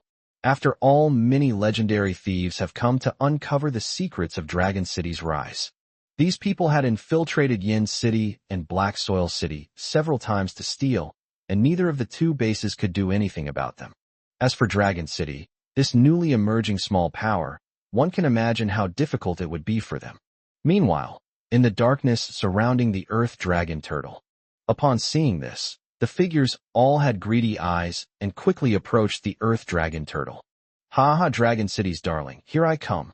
That magical, glowing tree belongs to me, the thousand-faced gentleman. I, the king of stealing, am here. Nobody can take me from you."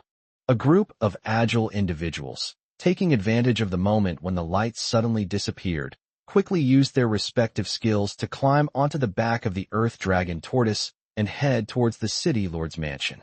Ha ha ha, as expected, Dragon City may seem powerful, but it's all hype. A lean, middle-aged man climbed onto the back of the Earth Dragon Tortoise, carefully lay down on a small hill on its back, and cautiously looked around. He was overjoyed, even after the identity of the Dragon City Lord was confirmed. The organizational structure, personnel size, and strength of Longcheng are no secret. The Lord of Dragon City may be very powerful. However, the original Maple Leaf tribe was too weak, with only a few dozen warriors. The strongest among them barely reached the 4th rank. And any one of these explorers is at least at the 4th or 5th rank. The current defensive strength of Dragon City is negligible to them. As long as you don't run into the Dragon City Lord, you can come and go freely in this place. If I could get that tree, I'd be rich for life.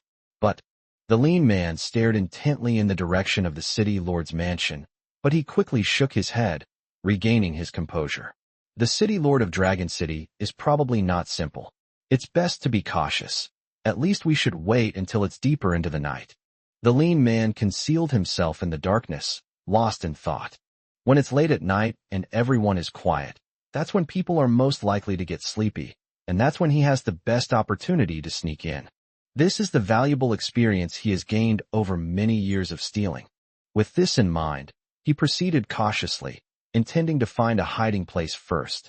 But what the lean man didn't know was, right now, underground beneath him, 2 figures are arguing over him. "Hey, wolf girl, if you don't make a move, I'm going to." The rabbit-eared girl grinned, sharpening her little tiger teeth, and taunted smugly. "You wretched bunny-eared girl, you already stole one of my kills. If you dare to steal another one, I'll fight you to the death," the wolf girl said through gritted teeth, her face full of resentment. The bunny-eared girl loves to steal kills from her. Unfortunately, this wretched bunny girl is too fast and stronger than her. She's just a pathetic 4th-tier player. She can't possibly compete with him. The wolf girl, still resentful, drew her longsword. Meanwhile, on the ground, on a small hill, the lean man dreamed of a bright future, imagining how he would live a carefree and happy life after obtaining the treasure. Suddenly, he felt a chill. A terrifying secret lurks in Dragon City. Run or die? The moment the thought crossed his mind, without the slightest hesitation, the lean man turned and tried to escape. "You're already up here, and you still want to escape, isn't it too late?"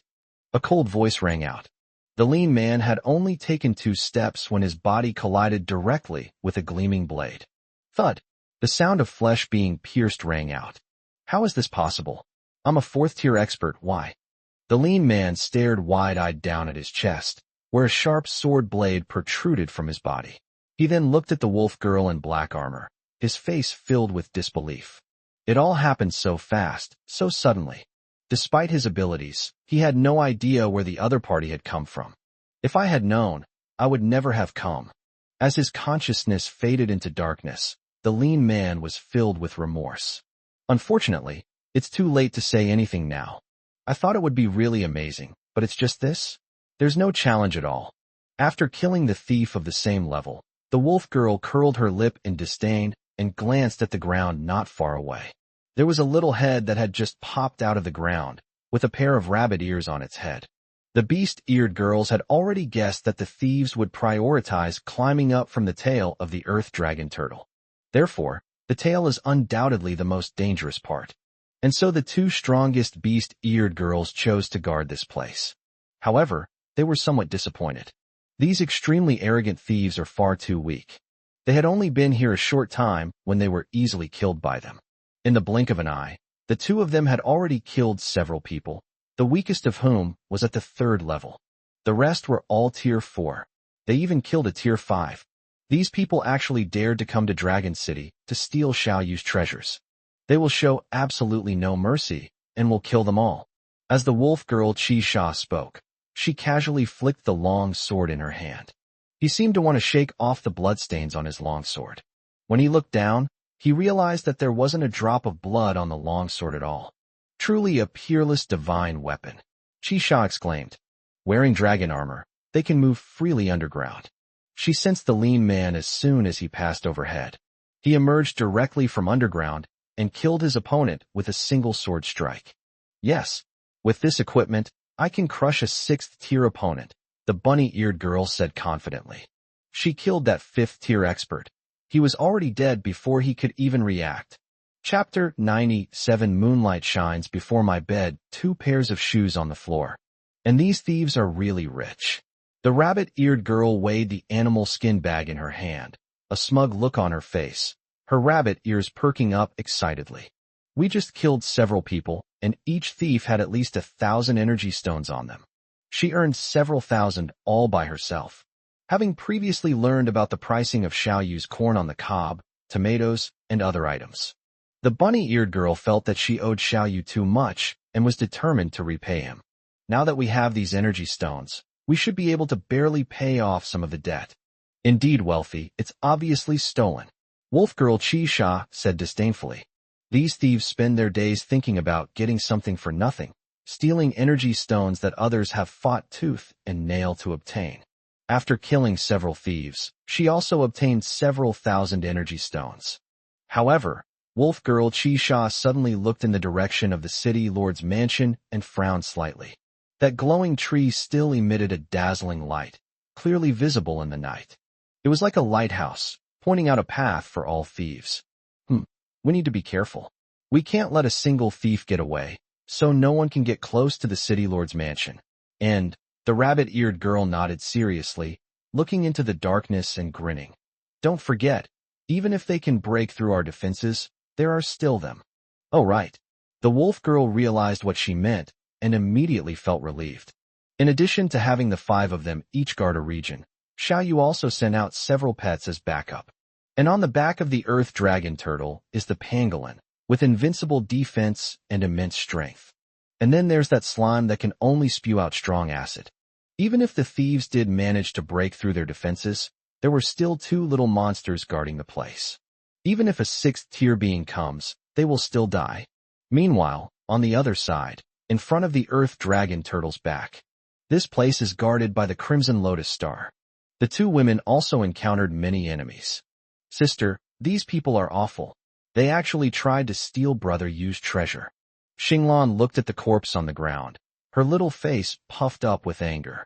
Yes, anyone who dares to oppose my brother will be killed, Honglian said calmly, but her eyes were full of cold, killing intent, like a decisive female general. Leader of the Crimson Lotus, the city lord is looking for you. At this moment, a powerful voice rang out. The 2 women turned their heads and saw that Qianlong, the captain of the hunting team, had suddenly walked over. Password: bright moonlight before my bed. What's the next line? Facing this trusted subordinate, Honglian did not lower her guard at all and directly questioned him. Leader Crimson Lotus is being a bit too cautious.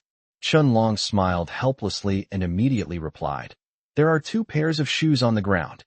As he spoke, a barely perceptible smug smile appeared on his lips, and he was about to continue forward. Pity. Congratulations, you got it wrong. Honglian sneered. The next second, a white shadow flashed by. Then, Qianlong's appearance changed drastically, and he became an ugly middle-aged man. How is this possible? I am the dignified thousand-faced gentleman. How did you see through me? I saw you reciting the password with my own eyes. The ugly middle-aged man covered his neck, both shocked and in great pain. And what the hell is this thing? Why didn't I react at all? Haha, since you've asked so sincerely, I'll mercifully tell you. Seeing that the other person had been bitten on the neck by Xiao Shan and was covered in bruises, he was certain to die. Xinglan, hands on her hips, said smugly, These passwords were all made up by Brother Yu on the spot. They change every hour. The passwords you remember are from last hour, understand? So what if you know the passwords? You're just a self-righteous idiot. He. What? How is that possible? Upon hearing this, Ugly's face was filled with disbelief.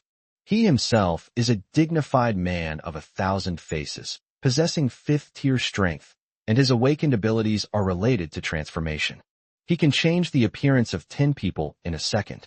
While the others had already infiltrated Dragon City and were quietly heading towards the city lord's mansion, he remained inactive, observing everything from the shadows. They observed the movements of Qianlong and the others, and also overheard Longqing's password. In the end, the password, I went through so much trouble to get turned out to be fake. In the end, this mighty, multifaceted man has fallen right here. All right, let's clean up the battlefield. Wow, so many, Honglian said, pulling a leather bag from the ugly man's body. Opening it, she saw a huge pile of energy stones and was immediately overjoyed. This guy carries tens of thousands of energy stones with him. As expected of the legendary thousand-faced gentleman. He's really rich. Xinglan exclaimed in surprise. For the infamous thief of the wilderness, the thousand-faced gentleman. Even Xinglan, a young girl, knew the other party's name. This guy is extremely famous. Because he stole things from the city lords of Yin City and Black Soil City. As a result, neither of the two bases could find his people. Yes, killing this guy should deter a lot of people. Honglian nodded with a smile. Thinking about how troublesome this guy was, she felt quite frightened. Fortunately, my brother invented this modified password mode, which finally got this guy killed. Otherwise, this guy who can change his appearance is too much of a threat to Dragon City. Just then, a scream rang out. Someone has broken into the city lord's mansion. The two women exchanged a glance, their eyes both sharpening. Without the slightest hesitation, the two women rushed towards the city lord's mansion. However, before they even entered the city lord's mansion, a dark figure flew straight out. One of the shadowy figure's arms had vanished. He bled profusely in mid-air, crashed heavily to the ground, and vomited blood continuously. A mere beginner at the 6th level dares to trespass into my city lord's mansion? At this moment, a figure holding a long sword slowly floated up, flew over the city lord's mansion courtyard wall, and landed in front of the dark figure. This person is none other than Xiao Yu, the Lord of Dragon City. Once you reach level 6, you can briefly float in mid-air. A 7th tier expert can already fly briefly. Furthermore, wind and speed-type talents allow one to fly freely in the air. It just so happens Xiao Yu possesses the talent of speed. He can now truly fly and disappear into the ground. Brother, I'm so glad you're all right. Seeing that Xiao Yu is safe and sound, Honglian Xinglan showed a relieved smile. Then, looking at the dark figure, a murderous glint flashed in his eyes. This bastard dared to bother my brother. He deserves to die? As the two little witches rapidly approached, drawing their swords to strike, the dark figure retreated hastily, stammering. You can't kill me. I'm one of the deputy leaders of Black Earth City. Oh, then lock him up for now, and tomorrow we'll try to extort some energy stones from that third leader. Chapter 98, The Thieves' Amazing Fortune. Divine Weapon City, on the city wall. Elder, are we really not going to make a move? If we don't, all the treasures in Dragon City will be looted. The second elder looked at Dragon City with burning eyes and tried to persuade him. That's right. Even if we were to encounter the city lord of Dragon City, the combined strength of the 7 of us would not be afraid of him. A fierce glint flashed in the third elder's narrowed eyes. No matter how powerful the lord of Dragon City is, he is still just one person. And their elders, who clearly have so many 6th and 7th rank members, why don't they just take them by force? Now that the thieves are infiltrating Dragon City one after another, the elders are eager to try their luck. They were worried that if they acted too slowly, the treasures would all be stolen by the thieves. You know nothing. The first elder turned and glared at the two impulsive elders, angrily rebuking them. Everyone wants treasures, but first you have to save your own lives. It seems that Xiao Yu is the only strong person in Dragon City. Many legendary thieves also came tonight. However, the Grand Elder always felt uneasy, sensing that Dragon City was not as simple as it seemed. Acting rashly will lead to death. Miss, everyone is eyeing Dragon City covetously, and Xiao Yu's situation is extremely precarious. If you can help him, he will be very grateful to you. In a certain place in Divine Weapon City, 2 gray-robed old men advised Lu Ruyan. Both of them were peak 6th tier experts, enough to withstand dozens of 4th and 5th tier experts. With their help, the crisis in Longcheng can be easily resolved. They will act immediately at the young lady's word. Snort. Lu Ruyan snorted coldly. That bastard Xiao Yu. I came all this way to find him, and he made me look bad in public. Asking me to help him? No way. But when he's completely desperate, I can step in and save his life. How much Xiao Yu used to pamper and love her. But what about now? She was determined to make Xiao regret what he had done to her. Just as Lu Ruyan was fantasizing about making Xiao Yu regret his actions. A shrill scream suddenly rang out from the direction of launching. The expressions of all the onlookers changed. As if a switch had been flipped, several more screams rang out. Then, The screams grew louder and louder, followed by desperate pleas for mercy. The battle lasted for a long time. The storm finally subsided at dawn, when the first rays of sunlight shone down from the horizon. Meanwhile, in Dragon City, at the City Lord's mansion. Lord City Lord, the intruders are all here. Qianlong bowed and reported, last night, a total of 51 people broke in. We killed 43 and captured 8 alive. Judging from their physical characteristics, many of them were well-known thieves and hunters. In addition, our Maple Leaf squad seized a total of 18,859 energy stones.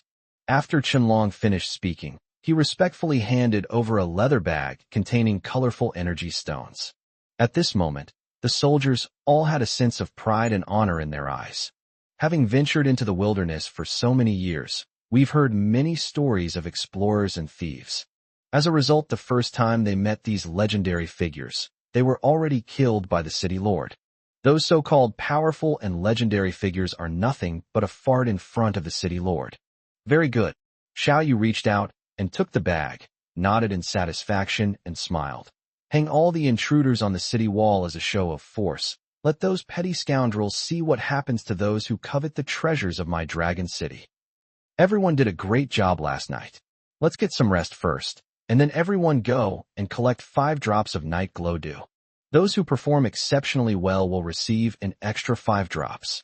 As he spoke, he nodded to Honglian, who immediately wrote it down in her animal skin notebook. Later, 65 people will be rewarded with at least 5 drops of night shining dew each. After all, everyone worked hard all night and was very tired. But today, there is something more important: to trade with Divine Weapon City. The 65 warriors from Qianlong still need to maintain order at the trading site, and it must be restored as soon as possible. Thank you very much, Lord City Lord. Qianlong and the others were overjoyed and expressed their gratitude repeatedly. 1 drop of night shining dew costs 50 merit points, which is equivalent to 50 energy stones. 5 drops equals 250 energy stones. The city lord is so kind to them. After Qianlong and his men left, the cat girl, wolf girl, and rabbit-eared girl all handed over their energy stones. June 10,967 energy stones. 7 kills 13,953 energy stones. 4 joys 17,321 energy stones. Honglian read out the amount of energy stones for each of the 3 people. Although quite a few thieves and explorers came last night, but it is clear that most of these people are very wealthy. Moreover, he kept all his important valuables on his person. After all, in the Wasteland, only yourself can be trusted. In one night, tens of thousands of energy stones were delivered to Longcheng. Clearly, the rabbit-eared girl Cixi, who broke through to the 5th rank, reaped the greatest rewards. When she heard that she had the most, she proudly raised her eyebrows at June's 7 killers, looking defiant. June and Qi Sha gritted their teeth, wanting to beat up the rabbit-eared girl. Xiao Yu watched this scene, shook his head with amusement, and sighed at how good the girl's relationship was. After finishing everything, he looked down at the energy stone on the table. In addition to the energy stones that everyone just handed in, Honglian Xinglan also handed in more than 30,000 energy stones. System: redeem energy points. Ding. Redemption successful. You have received 93,099 energy points. Energy points: 159112. Indeed, murder and robbery are the fastest ways to get rich. Xiao Yu was overjoyed when he saw the amount of energy points displayed by the system. I just arrived in Divine Weapon City and haven't done much trading yet. These thieves and explorers contributed over 90,000 energy points to him. However, it's best to avoid things like murder and robbery. Xiao Yu quickly shook his head. Many powerful forces started out by killing and robbing. Xiao Yu destroyed the Black Demon tribe not only because they posed a threat to him, but also because of this reason. However, if you want to grow bigger and stronger in the future, you still need to rely on hard power. Now, Xiao Yu's power is strong enough that he cannot easily destroy other forces. Otherwise, if his reputation is ruined, who would dare to trade with him? How would he earn more energy stones? Alright, it's dawn. Everyone get ready to welcome customers and do business. As the sky grew brighter, Xiao Yu's eyes also gradually brightened. although he didn't get much sleep that night either.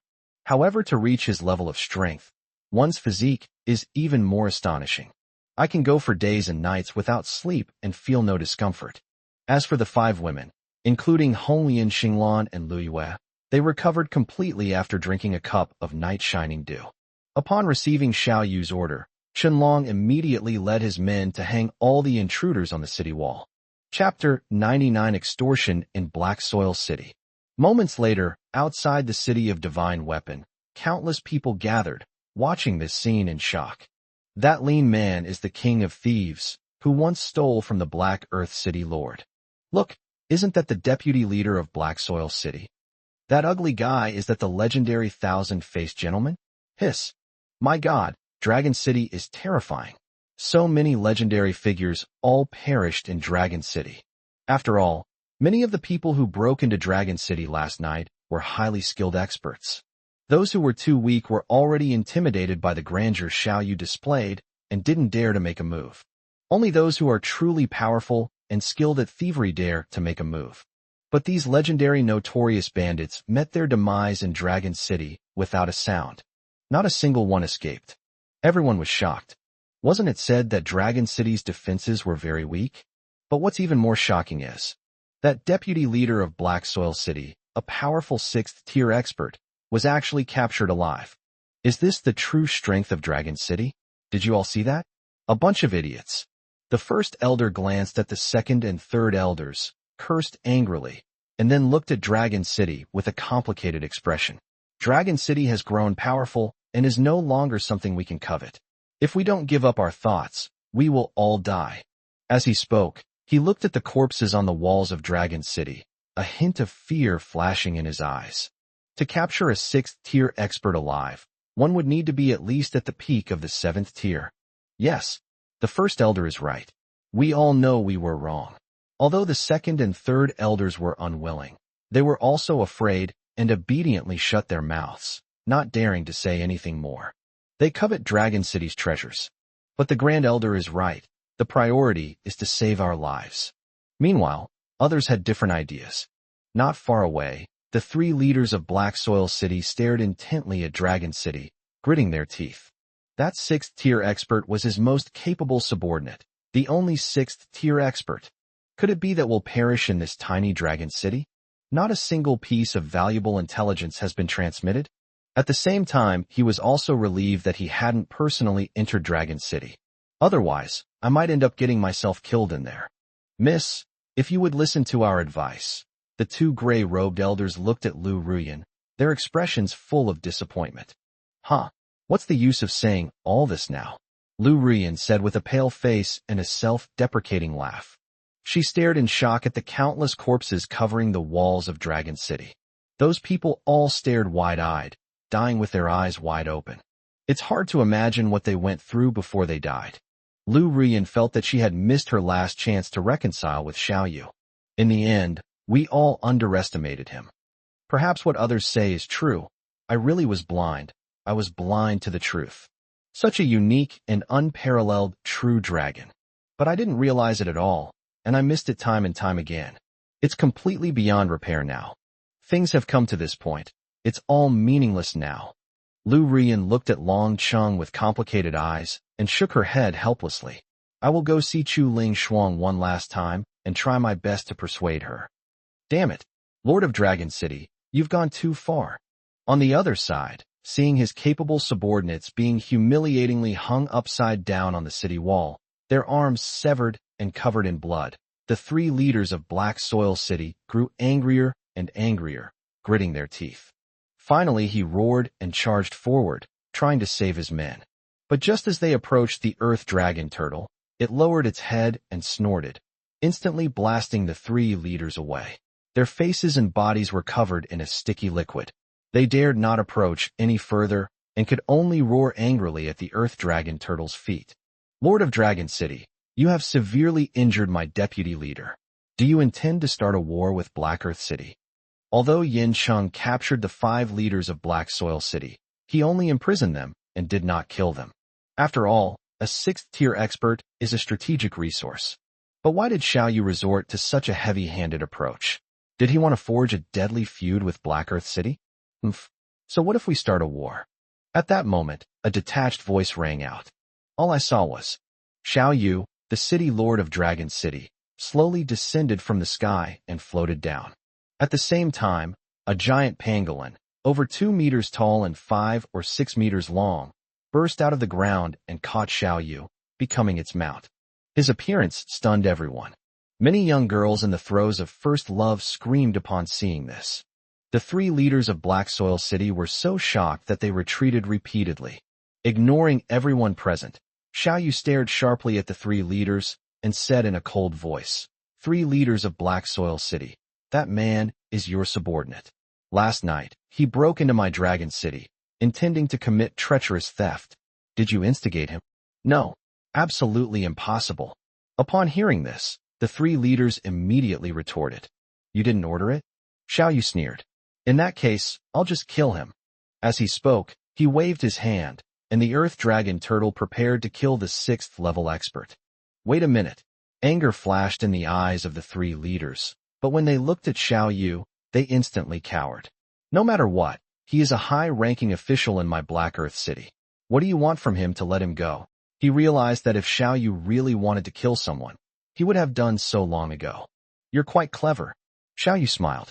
It's simple, 50,000 energy stones. Not a single one less. As he spoke, he made a 5-pointed sign with his hand. What? 50,000 energy stones? Why don't you just rob me? The 3rd leader said, his face grim. If you don't give it to him, this person will die. Xiao Yu's eyes turned cold as he threatened again. It's just a lowly 6th tier character. If I hadn't wanted to exchange for some energy stones, I would have killed him long ago. No, I'll give it to you, okay? Seeing that the Earth Dragon Turtle was about to condense a giant hand and kill its subordinates, the 3 leaders were on the verge of tears.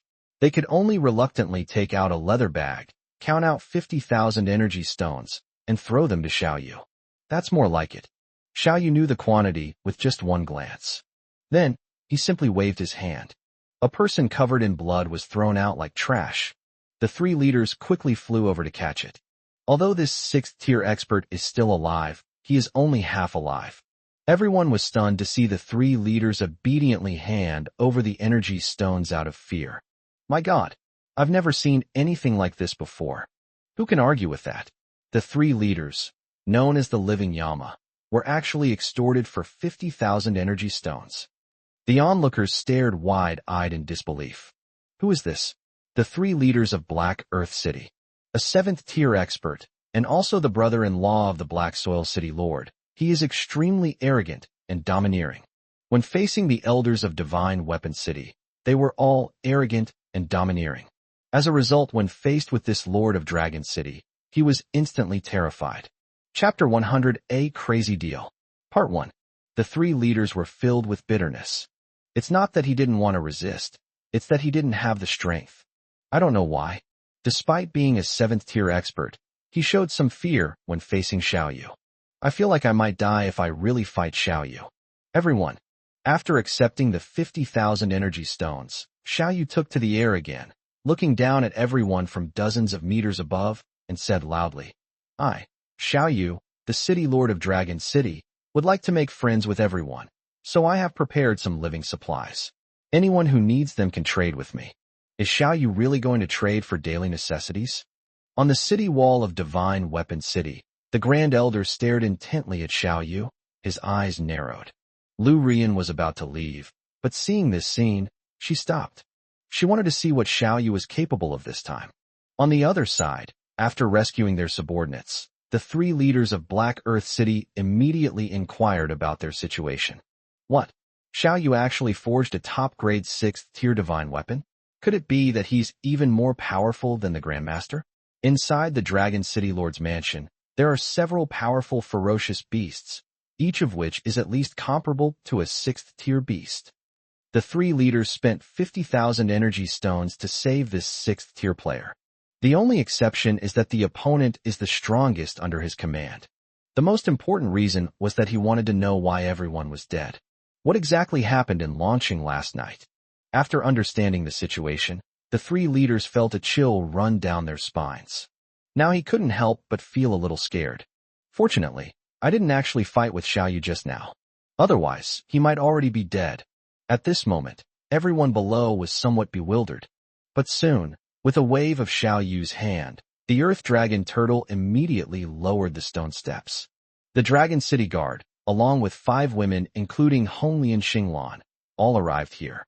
At the same time, the Earth Dragon Turtle used the power of the earth to build stone platforms at the city gate, and then moved a large number of wooden basins, iron pots, and other utensils down and placed them on the stone platforms. In the blink of an eye, the city gate was piled high with all sorts of goods. The next second, a rich aroma spread instantly. Everyone's eyes widened instantly, staring in shock at the dazzling array of goods on the stone platform. That golden food, as thick as an arm, could it be the legendary corn? It must be. Wow, it smells so good. I definitely have to buy one and try it. I never expected that Dragon City would have such a legendary delicacy. Back in Longcheng, Xiao Yu had Honglian and the others cook a large amount of fresh corn. Now, the rich aroma spreads, instantly attracting everyone's attention. Dragon City actually cultivates so many vegetables. The 3 leaders looked at the large quantity of vegetables with greedy eyes. The high-ranking officials at the various bases have long since solved their basic needs for food and clothing. What everyone is looking for is to eat better and more delicious food. However, the catalytic ability of the previous bioluminescent trees was very weak. The Black Demon tribe spent years cultivating only a few hundred plants. Therefore, Black Earth City was not in a hurry to be captured. But Xiao Yu has only just obtained the Night Shining Tree, yet he has already cultivated so many mature vegetables. Xiao Yu actually brought out so many good things to sell. What will he eat and drink himself? Lu Rian looked at the corn and tomatoes, her face full of shock, but even more so, she was drooling. After all, she held a high and mighty position. The vegetables and fruits they ate were mostly wild and uncultivated, and tasted extremely bitter. But the corn and tomatoes that Xiao Yu took out smelled absolutely delicious. Most shockingly, there were also some ceramic jars on the stone platform. It was filled with clean water. You should know Yin City is currently experiencing a severe water shortage. Therefore, Lu Rian simply could not imagine it. How stupid must Xiao Yu be to sell these precious resources? I never expected that Dragon City would have so many vegetables and water sources. They all look to be growing very well. We underestimated Dragon City. On the city wall, the Grand Elder stared at the scene for a moment and sighed repeatedly. Yesterday, Xiao Yu said he wanted to set up a stall to sell water and vegetables. The Grand Elder thought Xiao Yu's brain had been damaged by a door. But now the Grand Elder is once again thankful that he didn't provoke Dragon City. They can offer top-quality delicacies for trade. Even the most scarce resource, water, can be traded. The formidable strength of Dragon City is evident. How much does this corn on the cob cost? Before anyone in Longcheng could even call out their wares, a young couple approached them. Hello, the corn on the cob is very cheap. Only 100 energy stones each. Limited quantity. Once it's sold out, it's gone. Following Xiao Yu's instructions, Xiao Yu politely smiled and nodded, introducing the corn, then used her sales pitch to ask, would you like 3 or 5? Upon hearing the offer, the young man's lips twitched violently. Do you want 3 or 5? He thinks even 1 is too much. If he had known it would cost this much, he would never have come over. Everyone else was also taken aback. Damn, Dragon City is so heartless. The accommodation fee for a large base is only 510 energy stones. After all, 10 energy stones are an astronomical number for ordinary people. As a result, in Longcheng, selling a single corn cob costs 100 energy stones. These people definitely won't actually buy it. The Grand Elder sneered upon seeing this. What does 100 energy stones mean? You'd have to kill at least 2 or 3 tier 3 ferocious beasts. The elders and others thought that Xiao Yu had gone completely mad in order to earn energy stones. They were certainly attracted to the corn on the cob, but they weren't stupid enough to be taken advantage of. Once these items become unsellable, the price will naturally drop, perhaps even to 1 energy stone per piece. That will be their chance to make their move. At this moment, in front of the stall, the young man glanced at his woman. He couldn't lose face as a man. The young man gritted his teeth, reluctantly took out 100 energy stones and handed them to Xiao Yu. The woman immediately took the corn, cast an admiring glance at the man, and then took a bite. Suddenly a rich, sweet aroma wafted over, stimulating everyone's taste buds. After all, most people haven't had breakfast yet, especially since it's so early in the morning. The woman, however, ate with her mouth full, instantly arousing everyone's appetite. Quick, give me one too. I'll have one too. Or maybe two. Many people who were initially deterred after learning about Dragon City's pricing were now unable to resist the temptation and began to take out their energy stones to buy them. Many people were also attracted by the red tomatoes and cabbages and took out their energy stones to buy them. These earthenware jars are filled with water, 2 liters each, and cost 40 energy stones per jar. The iron wok is for stir-frying, and there's also a spatula, a soup pot. These vegetables are extremely rare. They were carefully cultivated by our city lord. These red bricks are for building houses. With them, building a house is very simple. Chapter 101, A Crazy Deal. Part 2. Initially, not many people bought the products because they were too expensive. But these things are too rare. But once there's a first customer, there's a second. Finally, things spiraled out of control. As more and more people buy, people are already queuing up to buy corn. As the number of customers increased, Xiao Yu and her group of women were completely overwhelmed. Hong Lian immediately led the other women into the fray, introducing the goods to the guests one by one. Give me 10 cans of water. And 5 ears of corn. I want 20 cans of water. 1,000 red bricks, 10 tomatoes. Soon, hundreds of corn cobs, tomatoes, and cabbages had been sold. In the blink of an eye, Dragon City had already amassed tens of thousands of energy stones. This works? Are those people all idiots? Seeing this, the elders of Divine Weapon City, Lu Ruyan, the 3 leaders, and others who were watching from a distance, all stared wide-eyed. At the same time, he subconsciously swallowed. At the same time, the same thought arose in their minds. There's a reason why it's expensive. They have plenty of money. But this kind of exquisite food can't be bought anywhere else. Lu Ruyan's eyes, however, were gleaming as she looked at Xiao Yu. Everyone, I'm going to talk to Xiao Yu about something. The Grand Elder had a clear view from the city wall. After hesitating for a moment, he quickly rushed downstairs.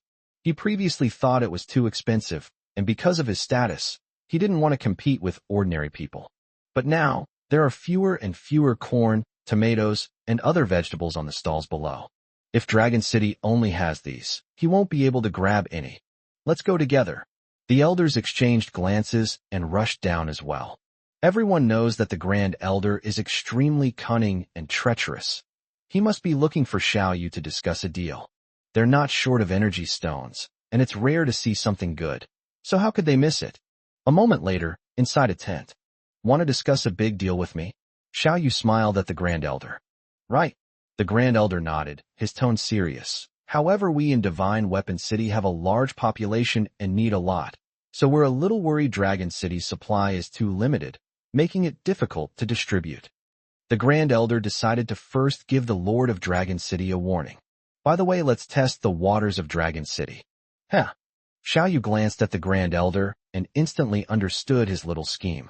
He chuckled and said, as long as you have enough energy stones, I can provide enough supplies. The elders exchanged glances, their pupils shrinking in shock. Once again, I was stunned by this young city lord. The reason why it is difficult to grow vegetables in the Wasteland world is ultimately due to the lack of water. There isn't even enough water for people to drink. So where would we get water to irrigate plants? How can vegetables and plants grow well without watering? They would wither and die long ago. The fact that Longshan can grow so many vegetables shows that it is not short of water at all. We have a large group and the transaction amount is relatively large. Could you give us a discount? 1 corn cob costs 100 energy stones. 1 tomato costs 50 energy stones. Even if you emptied the entire Divine Weapon City, you still couldn't buy that many at such an exorbitant price. A discount is out of the question. Before the Grand Elder could finish speaking, Xiao Yu raised his hand to interrupt, but then changed the subject, saying, however, if you buy a lot, I'll give you some extra goods. For example, buy 10 ears of corn and get 1 free. Buy 50 ears and get an extra seedling. What? They can even deliver seedlings. At first, the elders thought it was still very expensive. But when they heard that they could give away seedlings, the old guy's eyes lit up instantly. Once the seedlings grow, seeds can be harvested, and the plants can be repeatedly planted. If this cycle continues, will you eventually own a cornfield and have an endless supply of corn? How much corn do you want? Xiao Yu asked with a smile, seeing that these guys were interested. These people think they are very smart. But they seem to have forgotten that seedlings are not so easy to survive, because it requires a large amount of water. And coincidentally, the most abundant commodity in Dragon City right now is water. I want 1,000 ears of corn. I want 300 ears of corn. And I want more. I want 100. Before the first elder could even speak, the second elder and the third elder raised their hands to answer. No, that's too much. Xiao Yu waved his hand and refused. What? Everyone was dumbfounded. 1,000 of them would only cost 100,000 energy stones, which they could afford. As it turned out, Xiao Yu said too much, so he wouldn't sell. Limited quantity. Each person is limited to 500 sticks. Xiao Yu explained. The reason he used the purchase limit strategy was partly because the quantity was truly limited. The corn seedlings spurred by the glow in the dark tree can produce 5 or 6 large ears of corn per plant. However, in just half a month, thousands of seedlings were catalyzed, but only 1,000 matured. Therefore, the number of finished products is currently very limited, while the number of seedlings is extremely large. On the other hand, the more restricted the purchase of a product was in a previous life, the more popular it became, like houses. As expected, Xiao Yu imposed purchase restrictions. They initially said they wanted 300 or 100 sticks, but immediately changed their minds and wanted 500 sticks. Those who were still hesitant also made their move decisively. Everyone agreed that they all wanted to buy 500 sticks. 7 people sold 3,500 corn cobs, and that alone sold for 350,000 energy stones. The same goes for everything else. The more you buy, the more you get free, Xiao Yu said with a smile, then waved to Honglian beside him. Honglian introduced them to these distinguished elders. Having suddenly received hundreds of thousands of energy stones, Xiao Yu was in a good mood, and his smile naturally brightened. Yes, Lord City Lord. Honglian bowed slightly and introduced everything one by one. When there are outsiders present, everyone addresses Xiao Yu as Lord City Lord. When Xiao Yu first learned about the purchase restrictions, she couldn't understand them at all. But now, she feels her brother really is a genius. With a simple strategy, they tricked all these people into obediently asking for their money. Should tomatoes and cabbage also be subject to purchase limits? Of course. The quantity is the same as the corn. Then I want 500 red tomatoes. I want 400 red tomatoes. I want 500 too. The subsequent transactions went very smoothly.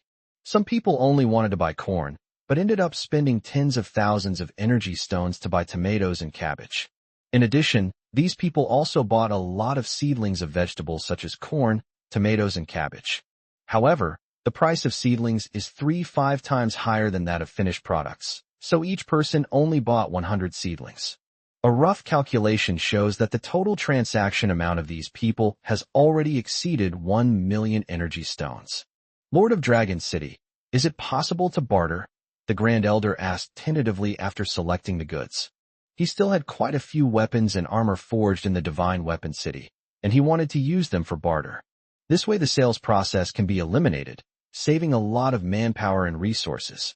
Of course, Xiao Yu laughed heartily, but before the elders could even express their delight, he added, "But I only accept rare forging materials and rare plants and animals." He could understand it even with his toes. This old scoundrel wants me to help him sell his goods, treating everyone else like fools. Chapter 102 Lu Ruyan. I want to be the city lord's wife. Rare materials?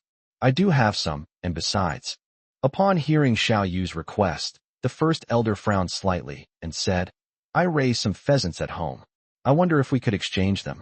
1 chicken can be exchanged for 1 ear of corn, and 10 chickens can be exchanged for 1 seedling. Xiao Yu nodded and said, 1 chicken for only 1 ear of corn.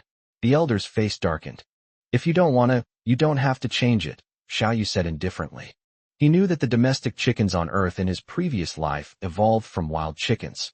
If we can tame some wild chickens, then Longsheng will have eggs to eat in the future. However, although pheasants are not very common, there is still a chance to find them if you want to. But corn cob is completely different. In the Wasteland world, it's practically the only place like it. Needless to say, corn seedlings are extremely rare and hard to come by for ordinary people. Alright, in the end, the elder obviously realized this as well, and could only nod reluctantly, saying, "Then I'll trade you 10 chickens for 1 seedling." He actually bought these chickens from passing merchants. The merchants said that these chickens could lay eggs, and that eggs were a delicacy. As a result, after raising them for almost 2 years, not a single one of these chickens laid an egg. Instead, it consumed a large amount of food and water. Trading a flock of non-laying hens for a single corn seedling is an incredible profit. "I have a climbing vine. How much can I exchange it for?" the 5th elder asked. "A climbing vine. A seedling, perhaps," Xiao Yu said casually. "This is too little." "That plant is," the 5th elder said, somewhat unwillingly. "Is your plant more valuable than a 3rd-tier ferocious beast?" Xiao Yu asked casually. The 5th elder was speechless for a moment. "That plant is somewhat special, but it really can't compare to a 3rd-tier ferocious beast. A 3rd-tier ferocious beast typically weighs no less than 1,000 catties and can feed hundreds of people. And those climbing plants, besides being succulents and quite ornamental, are nowhere near as good as them. Oh, right, I also need to remind you." Seeing that all the elders had chosen their goods and were no longer making any purchases, Xiao Yu pretended to have just remembered and said with a smile, "You should know that these plants are more precious than people, and watering them every day is essential." Upon hearing this, the elders finally remembered. Among the goods they just selected were quite a few plant seedlings. They had planted seedlings before. The reason why they can't grow or bear fruit is because of the lack of water. Don't worry, Dragon City has plenty of water. 2 liters a bottle, 40 energy stones a bottle. Seeing the elders' expressions gradually darkening, Xiao Yu spoke up at the right moment. "I see." The elders exchanged glances and gave a wry smile. I've always thought the Grand Elder was incredibly cunning. But now, they feel that this Lord of Dragon City is even more cunning. If they had told them sooner, they wouldn't have bought so many seedlings. Now that we've bought so many seedlings, we'll have to spend even more money to buy a lot of water. The only saving grace is that the water sources are crystal clear, something you can't get anywhere else. So we understand. We'll go back and retrieve the energy stones. After the discussion, the elders all sighed helplessly and prepared to return to Divine Weapon City. "Third Chief, you've come too?" As soon as the elders went out, they saw the 3 leaders of Black Soil City arrive. The 3 leaders got straight to the point, saying they wanted to make a deal with Xiao Yu. Moreover, even Xiao Yu's former fiancé, Lu Ruyan, came. Upon seeing this, the elders' expressions changed slightly, and they quickly ran away. Just a moment ago, I felt like I'd been tricked by Xiao Yu, but now. They needed to hurry back to get the energy stones so they could quickly complete the transaction with Xiao Yu and receive the goods. Only then can I feel at ease. Xiao Yu, upon seeing Xiao Yu, Lu Ruyan waved and called out with a charming smile. Originally, she was very proud and arrogant, but now she has come to realize her mistake. Especially when Xiao Yu brought out a large quantity of top-quality delicacies such as corn and tomatoes, as well as a large amount of water. Now, Lu Ruyan is convinced that Xiao Yu is a true chosen one, her Prince Charming. Think back to how much Xiao Yu used to love and pamper her. Lu Ruyan believes that love will not suddenly disappear, unless he's no longer the Xiao Yu he used to be. Therefore, Xiao Yu must still love her, but he was hurt too deeply by her. As long as you humble yourself and apologize, he will definitely change his mind and come back to you. In this way, she can obtain a large amount of top-quality food, water, and top-tier divine weapons and armor. Lu Ruyan could almost see Xiao Yu falling head over heels for her again. The idea is wonderful. However, reality is always cruel. Lu Ruyan didn't even have a chance to apologize. "Honglian, you'll be in charge of receiving that guest," Xiao Yu said casually, waving his hand. After saying that, he took the 3 leaders of Black Soil City to the side to discuss business. If this woman hadn't come here to be a sucker and give away energy stones, he would have kicked her out long ago. "Lu Ruyan, you actually called me a guest?" "No. I don't want to be a guest. I want to be the city lord's wife. Xiao Yu, you stop right there. Lu Rian stamped her feet in anger and shouted at Xiao Yu with a resentful expression. He wanted to chase after them again, but was stopped by Hong Lian and Xinglan. Miss, if you want to make a deal, we welcome you. But if you dare to cause trouble, don't blame us for kicking you out. Hong Lian reached out to stop the woman in front of her and said coldly. However, she deeply despises anyone who has ever bullied her brother. Lu Rian was furious. She is currently at the peak of the 5th rank, while the two women are not much weaker than her, and they also possess divine weapons and armor. She really can't beat her. As for having a 6th-tier peak guard teach Hong Lian Xinglan a lesson, that's even more unacceptable. This will only thoroughly enrage Xiao Yu. Humph. Lu Rian snorted coldly, gritted her teeth, and said directly, I want 500 corn cobs, 500 tomatoes, 500 cabbages, and I also want. She bought a whole bunch of items in one go and casually tossed out a leather sack. Lu Rian thought to herself she was the daughter of a noble woman from Hurricane City. She had no shortage of energy stones. Since Xiao Yu likes energy stones, I'll just smash him to death with them. One day, he will submit to me again and obey my every whim. When the time comes, he'll have to pay back 10-fold, 100-fold, all those sacrifices. Xiao Yu, of course, had no idea about her idiotic and bizarre idea. If they knew, they would definitely say, go ahead and smash more if you dare. Chapter 103. Earning 1,000,000 energy stones. A moment later. Brother, look. This is the content of their transaction. After Lu Rian and the 3 leaders left one after another, Hong Lian quickly came over and reported with a smile. Lu Rian is truly an incredibly wealthy woman. Her total transaction amount reached a staggering 256,500 energy stones. Meanwhile, the 3rd leader of Black Earth City only had 138,900. That's normal.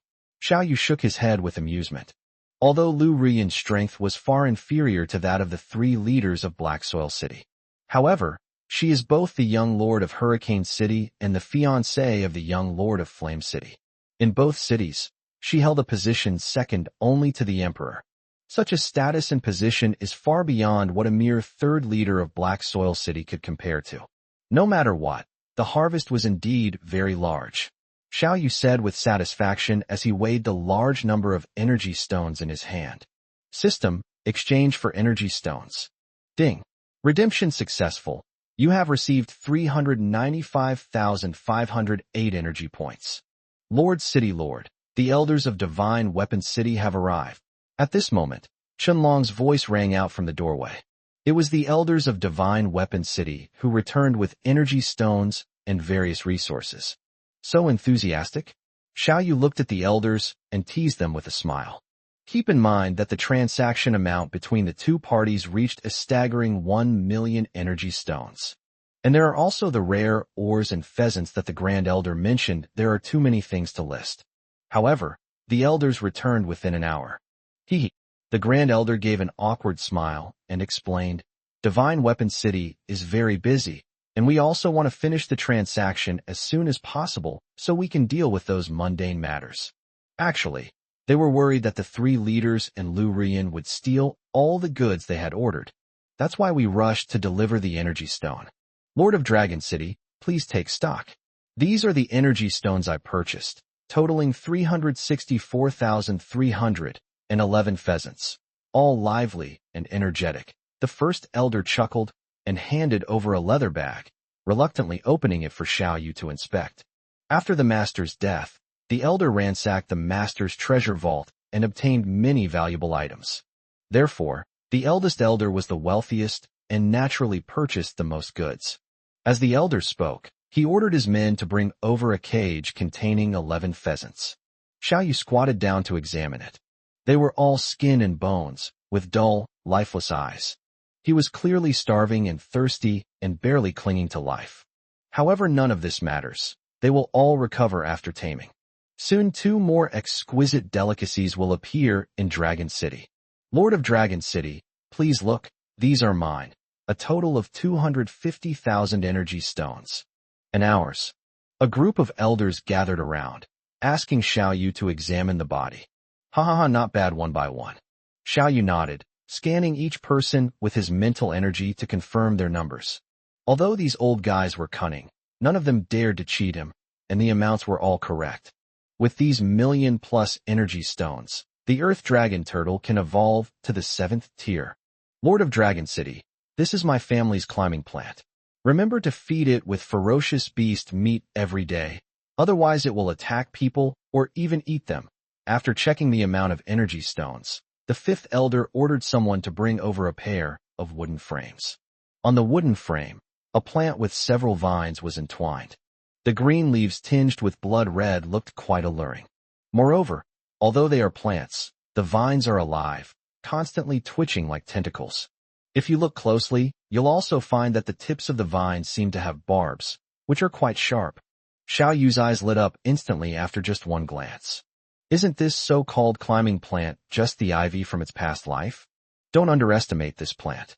In his past life, he had read a novel in which a single ivy plant devoured hundreds of thousands of people in a city. Perfect timing. Dragon City's defenses are too weak. Previously, he relied on the help of animal-eared girls like Cat Girl, Wolf Girl, and Rabbit Girl. However, Xiao Yu was worried that these beast-eared girls would leave sooner or later. After they leave, Dragon City's defenses will be severely weakened once again. And now if we tame this Virginia Creeper. Honglian, register everyone's energy stone transaction amount, take them to inspect the goods. After acquiring a large number of energy stones and tamed beasts, Xiao Yu was too lazy to pay attention to the elders anymore and directly handed them over to Honglian and the others to receive. He, on the other hand, directly exchanged for energy points. Ding. Redemption successful. You have received 1,097,866 energy points. Xiao Yu checked the system. Energy points. 165,0486. As expected, trading with others is still the fastest way to earn energy stones. Seeing his energy points surge to over 1 million, Xiao Yu was overjoyed. However, Divine Weapon City is ultimately not that big. The time to make big money will come when we go to the trade fair.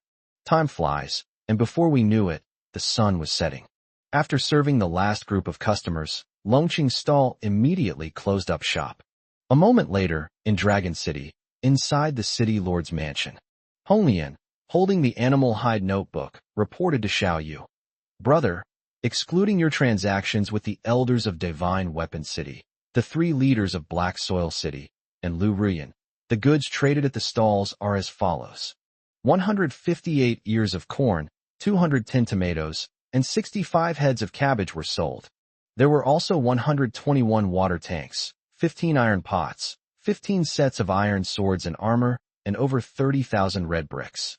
Total income 35,590 energy stones. At this point, Honglian's feelings were quite complicated. Once upon a time, the Maple Leaf Tribe's total assets amounted to only a few hundred energy stones. The tribe's people were all starving and had no water. But now, in less than a month, he has earned over 1 million energy stones. And all of this was caused by my brother. Actually, we could have traded even more. Honglian, recalling what Xiao Yu had reported to her, continued. But there were too many customers queuing up, and we had too few salespeople to keep up. Many people couldn't wait and left, and the number of transactions per customer far exceeded our expectations. All the corn we had prepared was sold out, and our supply of tomatoes and cabbages was also running low. We might run out of stock tomorrow. At this point, Honglian's eyes were filled with helplessness and also a little amused. She knew that the vegetables her brother cultivated would sell very well, but she never expected them to be this popular. After all, these prices are all astronomical. She even felt that those people had all been fooled by her brother. Oh, the goods are sold out. Xiao Yu found it amusing to hear this. He hadn't expected it to go so smoothly. Thinking about it carefully, it makes sense. The amount of vegetables produced by the bioluminescent tree is already limited. The 3 parties traded over 1 million items, and the goods were almost gone. The supply of goods is just a minor issue. I'll take care of it. Xiao Yu waved his hand casually.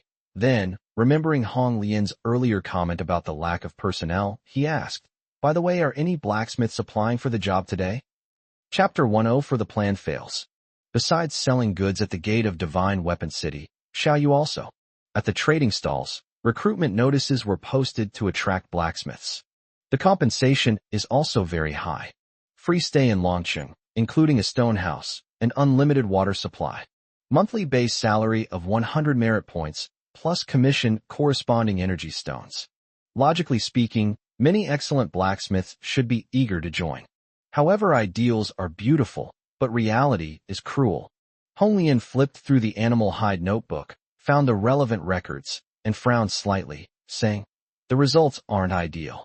Only 9 people signed up, and these people don't even have the lowest level black iron medal." Huh? You dare to apply for a blacksmith job without even getting the black iron medal? Do you think my Dragon City is a vegetable garden? After listening to Hong Lian's report, Xiao Yu frowned slightly and sneered. All those who come to Divine Weapon City to learn forging skills. Once you have mastered the skills, the master will personally award you a medal. Medals are graded, divided into iron, bronze, silver, gold. These correspond to weapons of tiers 1-4 respectively. For example, the black iron medal can be used to successfully forge tier 1 weapons. The golden medal is awarded for successfully forging a tier 4 quasi-divine weapon. Catwoman June is a gold-level blacksmith. And now 9 people have signed up, but not even one of the lowest-ranking black iron medals. Didn't they say that Divine Weapon City gathers a large number of excellent blacksmiths? Xiao Yu frowned. These people don't even have the black iron medal, which means they haven't even scratched the surface of forging. Such a person is either a useless person with no talent for forging or a fake. Regarding this issue, Chenlong sent people to investigate, and this is what happened. Hong Lian reported the details of the matter. Originally, the reason why Divine Weapon City was able to gather a large number of blacksmiths was because of this. Because the master taught his students for free, countless people came to learn from him. Over time, the number of excellent blacksmiths gathered in Divine Weapon City naturally increased. But now the master has suddenly passed away, and the young city lord with the highest forging skills has been placed under house arrest by the elders. The elders were unwilling to teach for free. To learn forging, one had to pay them exorbitant fees. In this way, Divine Weapon City was completely transformed into a highly profitable organization. The blacksmiths naturally left one after another. Of course, there are still quite a few blacksmiths in Divine Weapon City. However, most of these people were recruited by the elders for their own use. Moreover, not only is his talent limited, but his character is also quite average. They were all originally disciples of the master. As a result, after the master's death, they all helped the elders to place the young city lord under house arrest. In an attempt to stop the young city lord from escaping, they brutally murdered more than 10 of their companions. Better to have none than to have bad ones. My Dragon City is short of people, but we will never accept useless people. We will never accept such a beast who betrays his master and ancestors. After understanding the situation, Xiao Yu said in a serious tone. At the same time, he couldn't help but feel a little emotional. Longcheng is just starting out and lacks everything. Especially regarding intelligence, he came to Divine Weapon City to make a deal, yet he didn't even know that the master had perished. If I weren't strong enough, I would have been swallowed up by the elders when I came to Divine Weapon City. We'll continue recruiting tomorrow, and if that doesn't work, we'll figure something out. Later we'll have to create an intelligence agency. Inside the city lord's mansion in Divine Weapon City. It's corn on the cob? Go, where did you get that? Chu Ling Shuang looked at the limping boy who was half a head shorter than her face full of shock. In front of her was a ceramic jar containing several boiled corns, golden and fragrant, smelling incredibly tempting. The elders only placed her under house arrest. They still brought her food every day. The boy named Gu had a limp and was somewhat mentally challenged, unable to do anything. It's perfect for delivering meals to Chu Ling Shuang. I bought it in Longcheng. They have a lot of other good things, like tomatoes and cabbage. Go was simple-minded and always obliged Chu Ling Shuang's requests. He tilted his head and foolishly counted on his fingers as he recounted everything. Seeing the young city lord listening attentively, the lame boy smiled happily. Everyone else ignored him, but the young city lord was willing to talk to him, which made him very happy. Is this the mobile city that arrived yesterday? It actually has so many good things. It's really something. Chu Lingshuang thought to herself after listening to Ago's story. What Ago said is something that many people in the Wasteland world have never seen in their entire lives. But she was different. My father obtained some materials from ancient ruins, which contained a lot of information. It includes descriptions of the lifestyles of ancient humans, such as the consumption of corn and tomatoes. The guard captain, Tai Nan, had been quietly waiting by the side. After Ago left, he lowered his voice and said, "Young city lord, Dragon City has so many treasures, yet the elders and the people from Black Soil City haven't tried to seize them. This means Dragon City must be extremely powerful. Moreover, that Dragon City lord is also a master blacksmith." "You mean?" Chu Lingshuang asked, puzzled. "The lord of Dragon City seems to really like energy stones. We happen to have quite a few in stock. Maybe we can get the lord of Dragon City to help us." "Then you can." Tainan offered his suggestion. "In the past 2 days, the elders have intensified their blockade of the city lord's mansion. This means those people from Black Soil City could come at any time and take the young city lord away. We need to hurry." "Absolutely not." However, Chu Lingshuang shook her head decisively. "Not to mention the Elder Council is full of experts, and Black Soil City and Flame City are also eyeing us covetously. Why would the Dragon City Lord offend so many powerful forces for our sake? Moreover, we can't get out at all now. We can't contact the outside world, and as for Ago, he's already helped me so much. I can't let him put himself in danger." When he learned that the Dragon City Lord was none other than Xiao Yu, the former young city lord of Yin City, Chu Lingshuang was very shocked. She admired the other person's character and achievements. But she knew very well that she was being targeted by 3 major forces, and that Xiao Yu helping her would only bring trouble upon himself. Moreover, Ago was responsible for bringing her food. However, the elders kept a close watch on him, and he was searched every time he entered or left the city lord's mansion. Sending him to make contact with Lancheng is tantamount to sending him to his death. But time is running out. No need to say anything. Ago is my friend. I would never sacrifice him. Besides, I'm ready right away. Just one more day, and I will definitely lead everyone to escape. Dragon City, City Lord's Mansion. System, upgrade the glow in the dark tree. Ding. Consuming 100,000 energy stones, the glowing tree has advanced to Tier 6. Ding. Copying the glowing tree talent, glowing domain. Merging in progress, merging complete. Xiao Yu placed his hand on the trunk of the glowing tree and leveled up instantly. Suddenly, the glowing tree swayed violently. Its trunk, originally only as thick as a person's embrace, grew several times larger, reaching a diameter of 2 to 3 meters. Its height, originally around 120 meters, now rose another tens of meters, exceeding 200 meters. The branches shook violently, sprouting dense clusters of fresh, tender leaves. Every leaf is full of vitality. At the same time, it burst forth with dazzling light, instantly radiating throughout the entire Dragon City. Even a considerable amount of the afterglow had already spilled over into Dragon City. Chapter 105: A Group of Flying Pets, Tricolor Chickens. So comfortable. Hong Lian Xinglan, Luiyue Qisha, Xi, and the other 5 women all stood under the glowing tree, arms outstretched, eyes closed, enjoying the glowing aura. When the glowing tree evolves, the light it releases is called the light of life, which contains surging vitality. Bathed in the light of life, every inch of my skin felt incredibly comfortable. Meanwhile, countless tender vegetable shoots sprouted from the soil beneath the glow in the dark trees. Meanwhile, at this moment, in the Dragon City plantation, Xiao Yu and other women are watering the seedlings of corn, tomatoes, and cabbage. Although I'm very tired today, I earned 42 merit points. I'm rich. What are these merit points? Sister Xiao Yu is the best. She earns 469 merit points a day. Yes, as expected of Sister Xiao Yu. She's really amazing. Unfortunately, the stock is sold out. Without new stock, we can't earn any merit points. When setting up a stall at the gate of Shinbing City, the men were responsible for maintaining order and preventing theft and robbery. The women, on the other hand, were responsible for selling the goods. For every corn cob or tomato sold, you will receive a 10% commission in merit points. Today, every woman earned a lot of merit points. Of course, Xiao Yu, who had the best speaking skills and was the smartest, naturally sold the most.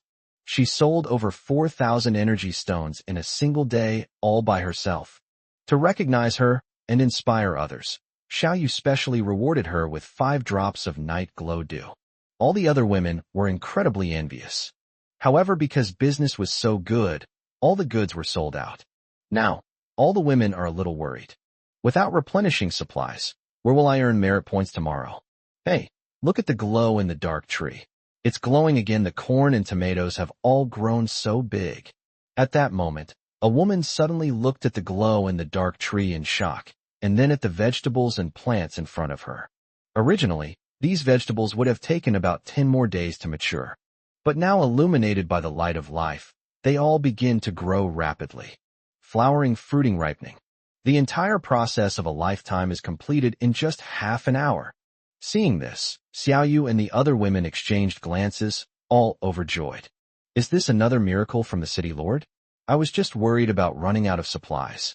Yes, as expected of the city lord. He's practically a god descended to earth. The group was initially worried about what to sell tomorrow if there was no supply.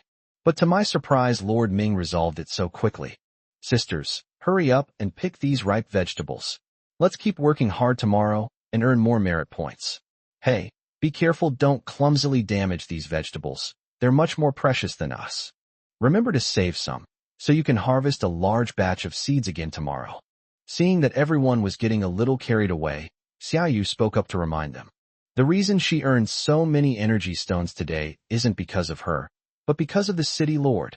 Moreover, after leaving Divine Weapon City in a few days, it will be very difficult to earn merit points like this again. So she has to make the most of these few days in Divine Weapon City to earn as many merit points as possible. Hee, I got it, Sister Xiao Yu. The workload is just too heavy. We're too small a team and can't handle it all. We're working until dawn. Yes, if the city lord had recruited more people, it wouldn't be so tiring.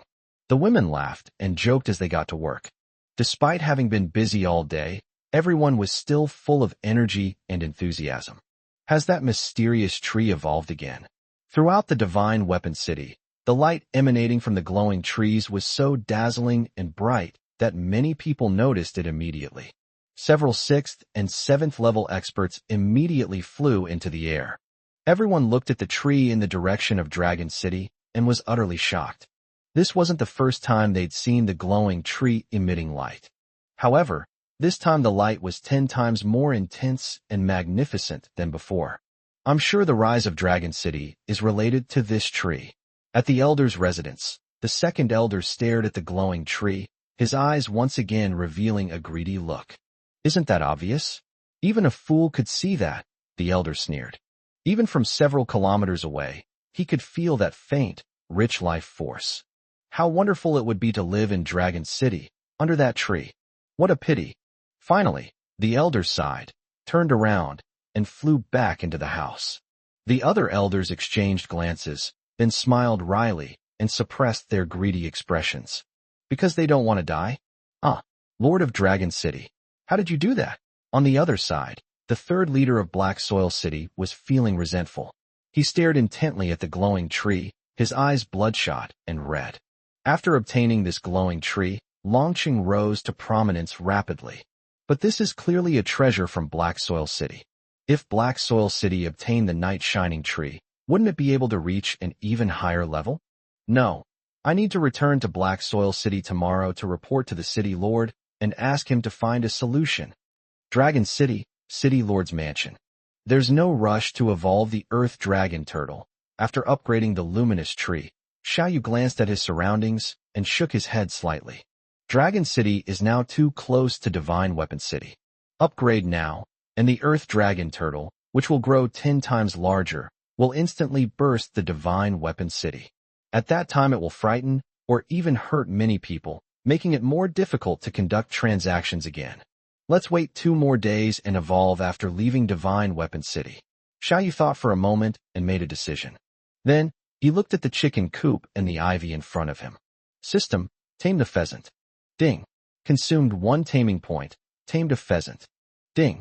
Consumed 1 taming point, tamed a pheasant. Ding. Consumed 1 taming point. Tamed a pheasant. Ding. Consumed 1 taming point. Tamed a pheasant.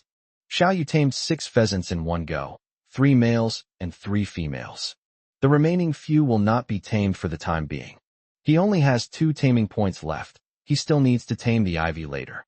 Moreover, it's not very meaningful to domesticate the same animal too many times. Just finish taming.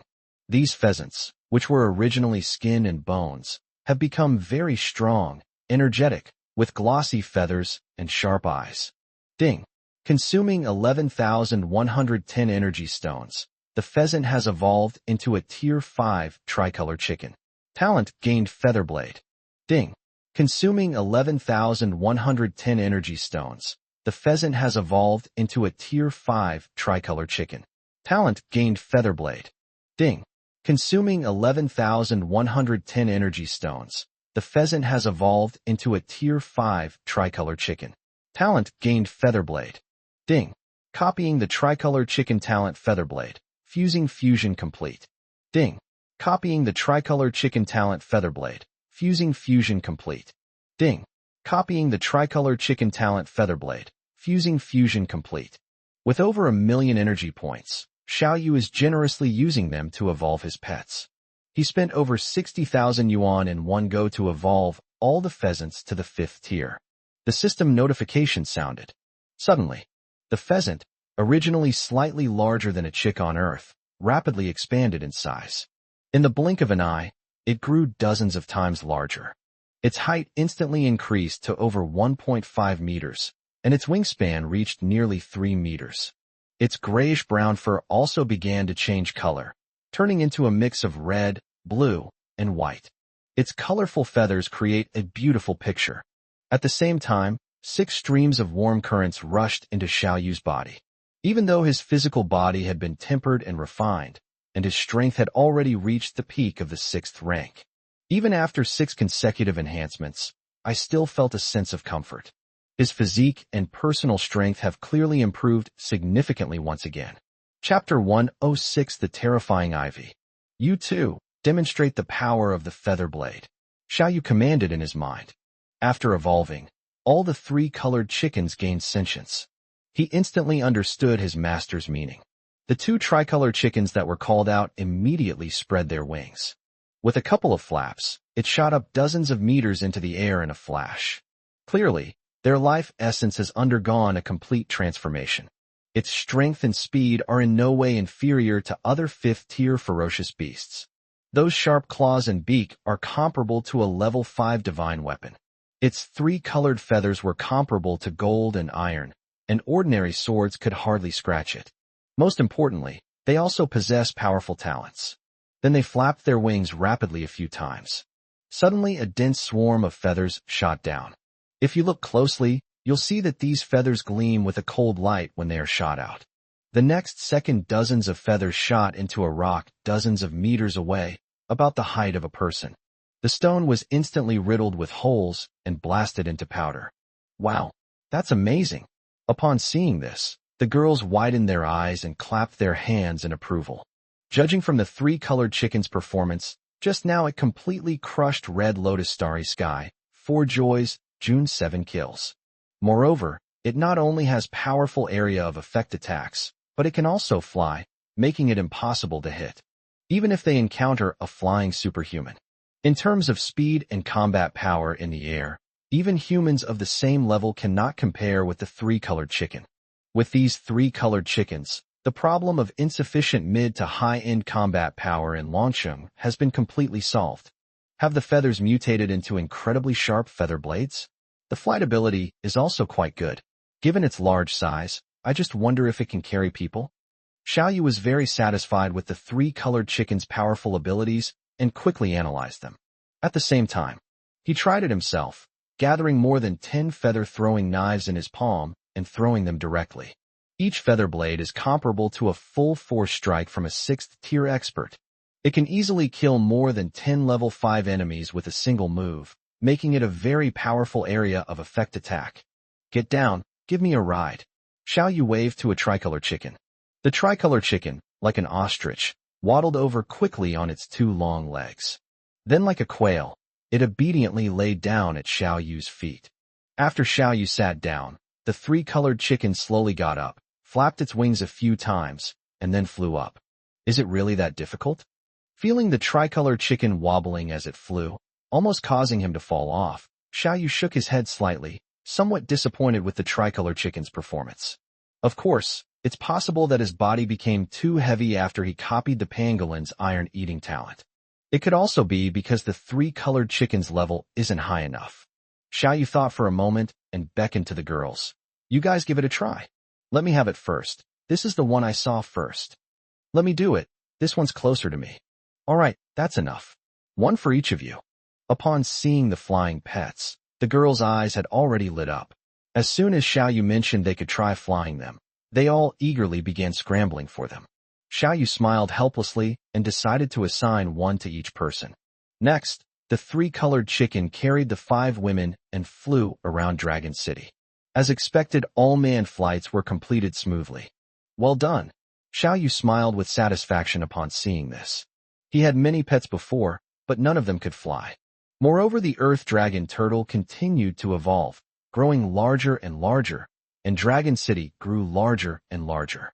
At that time, without any means of transportation, it will be very troublesome for people to move around. But now with the tricolor chicken, the situation is completely different.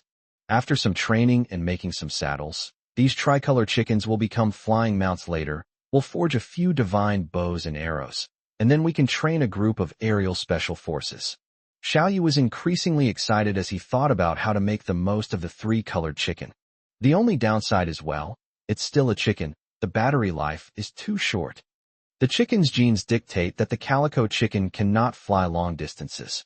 Feed the remaining few some night dew and keep them for now. We'll deal with them when they're more tamed. Xiao Yu looked down at the cage, where the remaining pheasants were trembling with fear at the sight of their companion's imposing presence, and shook his head. He has limited taming points right now, and he still needs to tame other pets. Thinking of this, Xiao Yu looked at the ivy again. After being bathed in the light of life, its vines grew several times larger, and 2 new vines sprouted. These vines were all very active, dancing like forest sprites.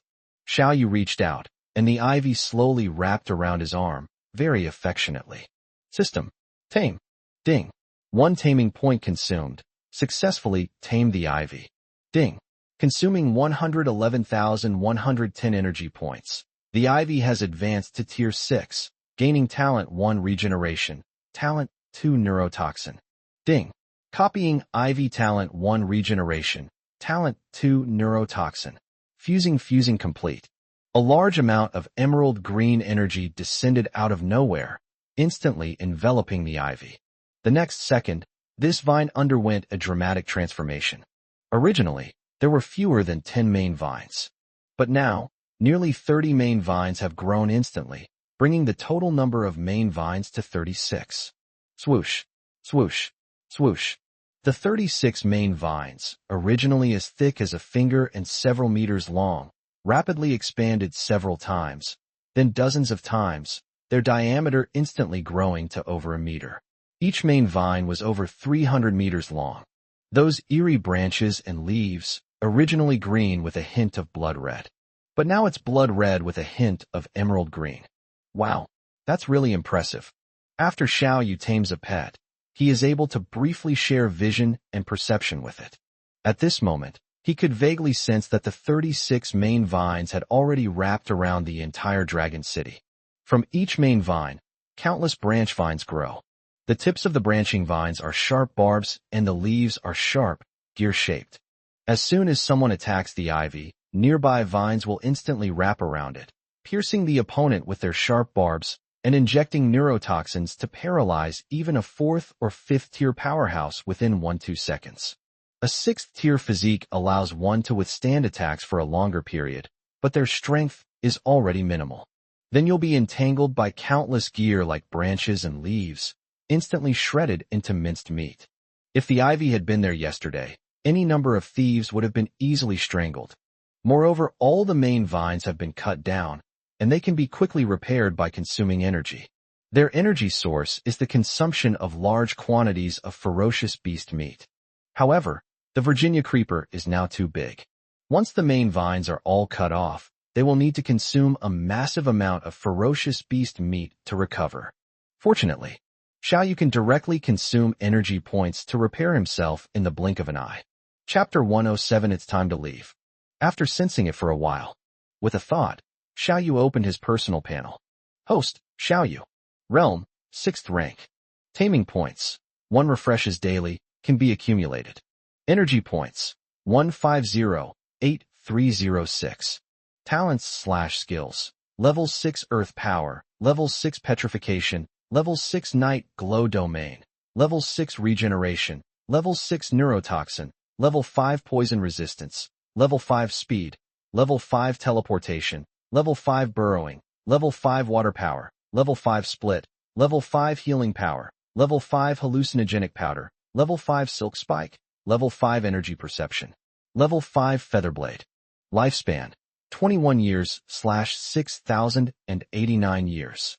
Pets, Earth Dragon Turtle Tier 6, Glowing Tree Tier 6, Ivy Tier 6, Slime Tier 5, Pangolin Tier 5, Lightning Sable Tier 5, Bodhi Tree Tier 5, 5-Colored Spirit Butterfly Tier 5x2, 3-Colored Chicken Tier 5x6.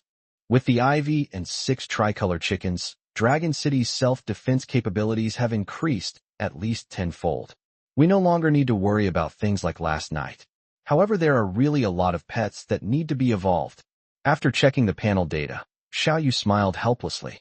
I just earned over 1,000,000 energy stones, but I have too many pets. The Earth Dragon Turtle is the foundation of Dragon City, and it will definitely be the first one to evolve. The glowing tree can catalyze plant growth.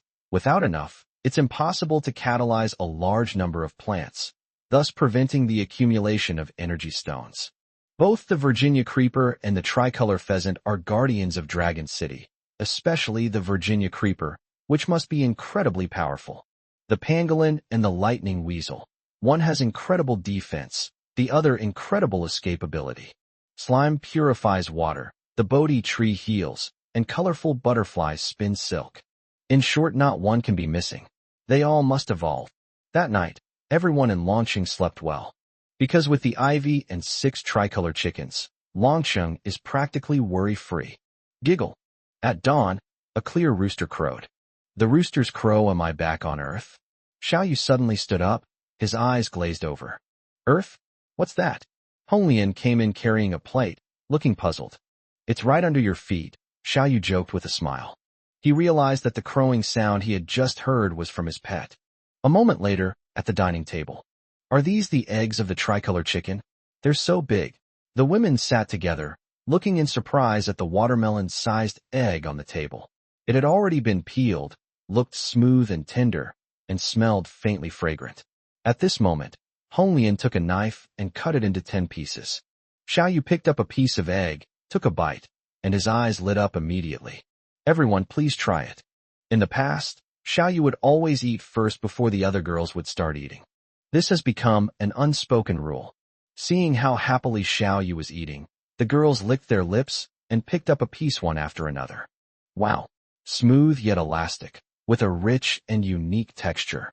Ha ha! Dragon City has gained another top-quality delicacy.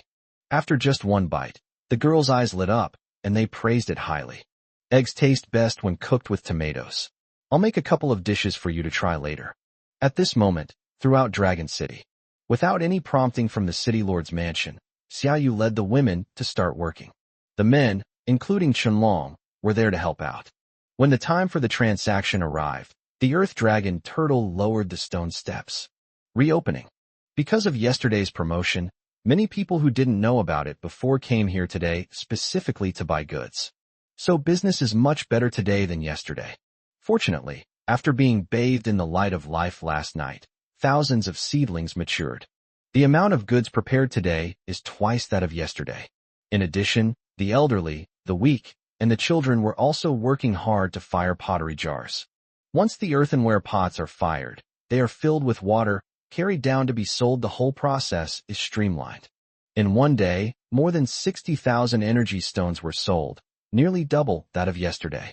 In the evening, Honglian, holding her animal skin notebook, routinely reported on the day's harvest.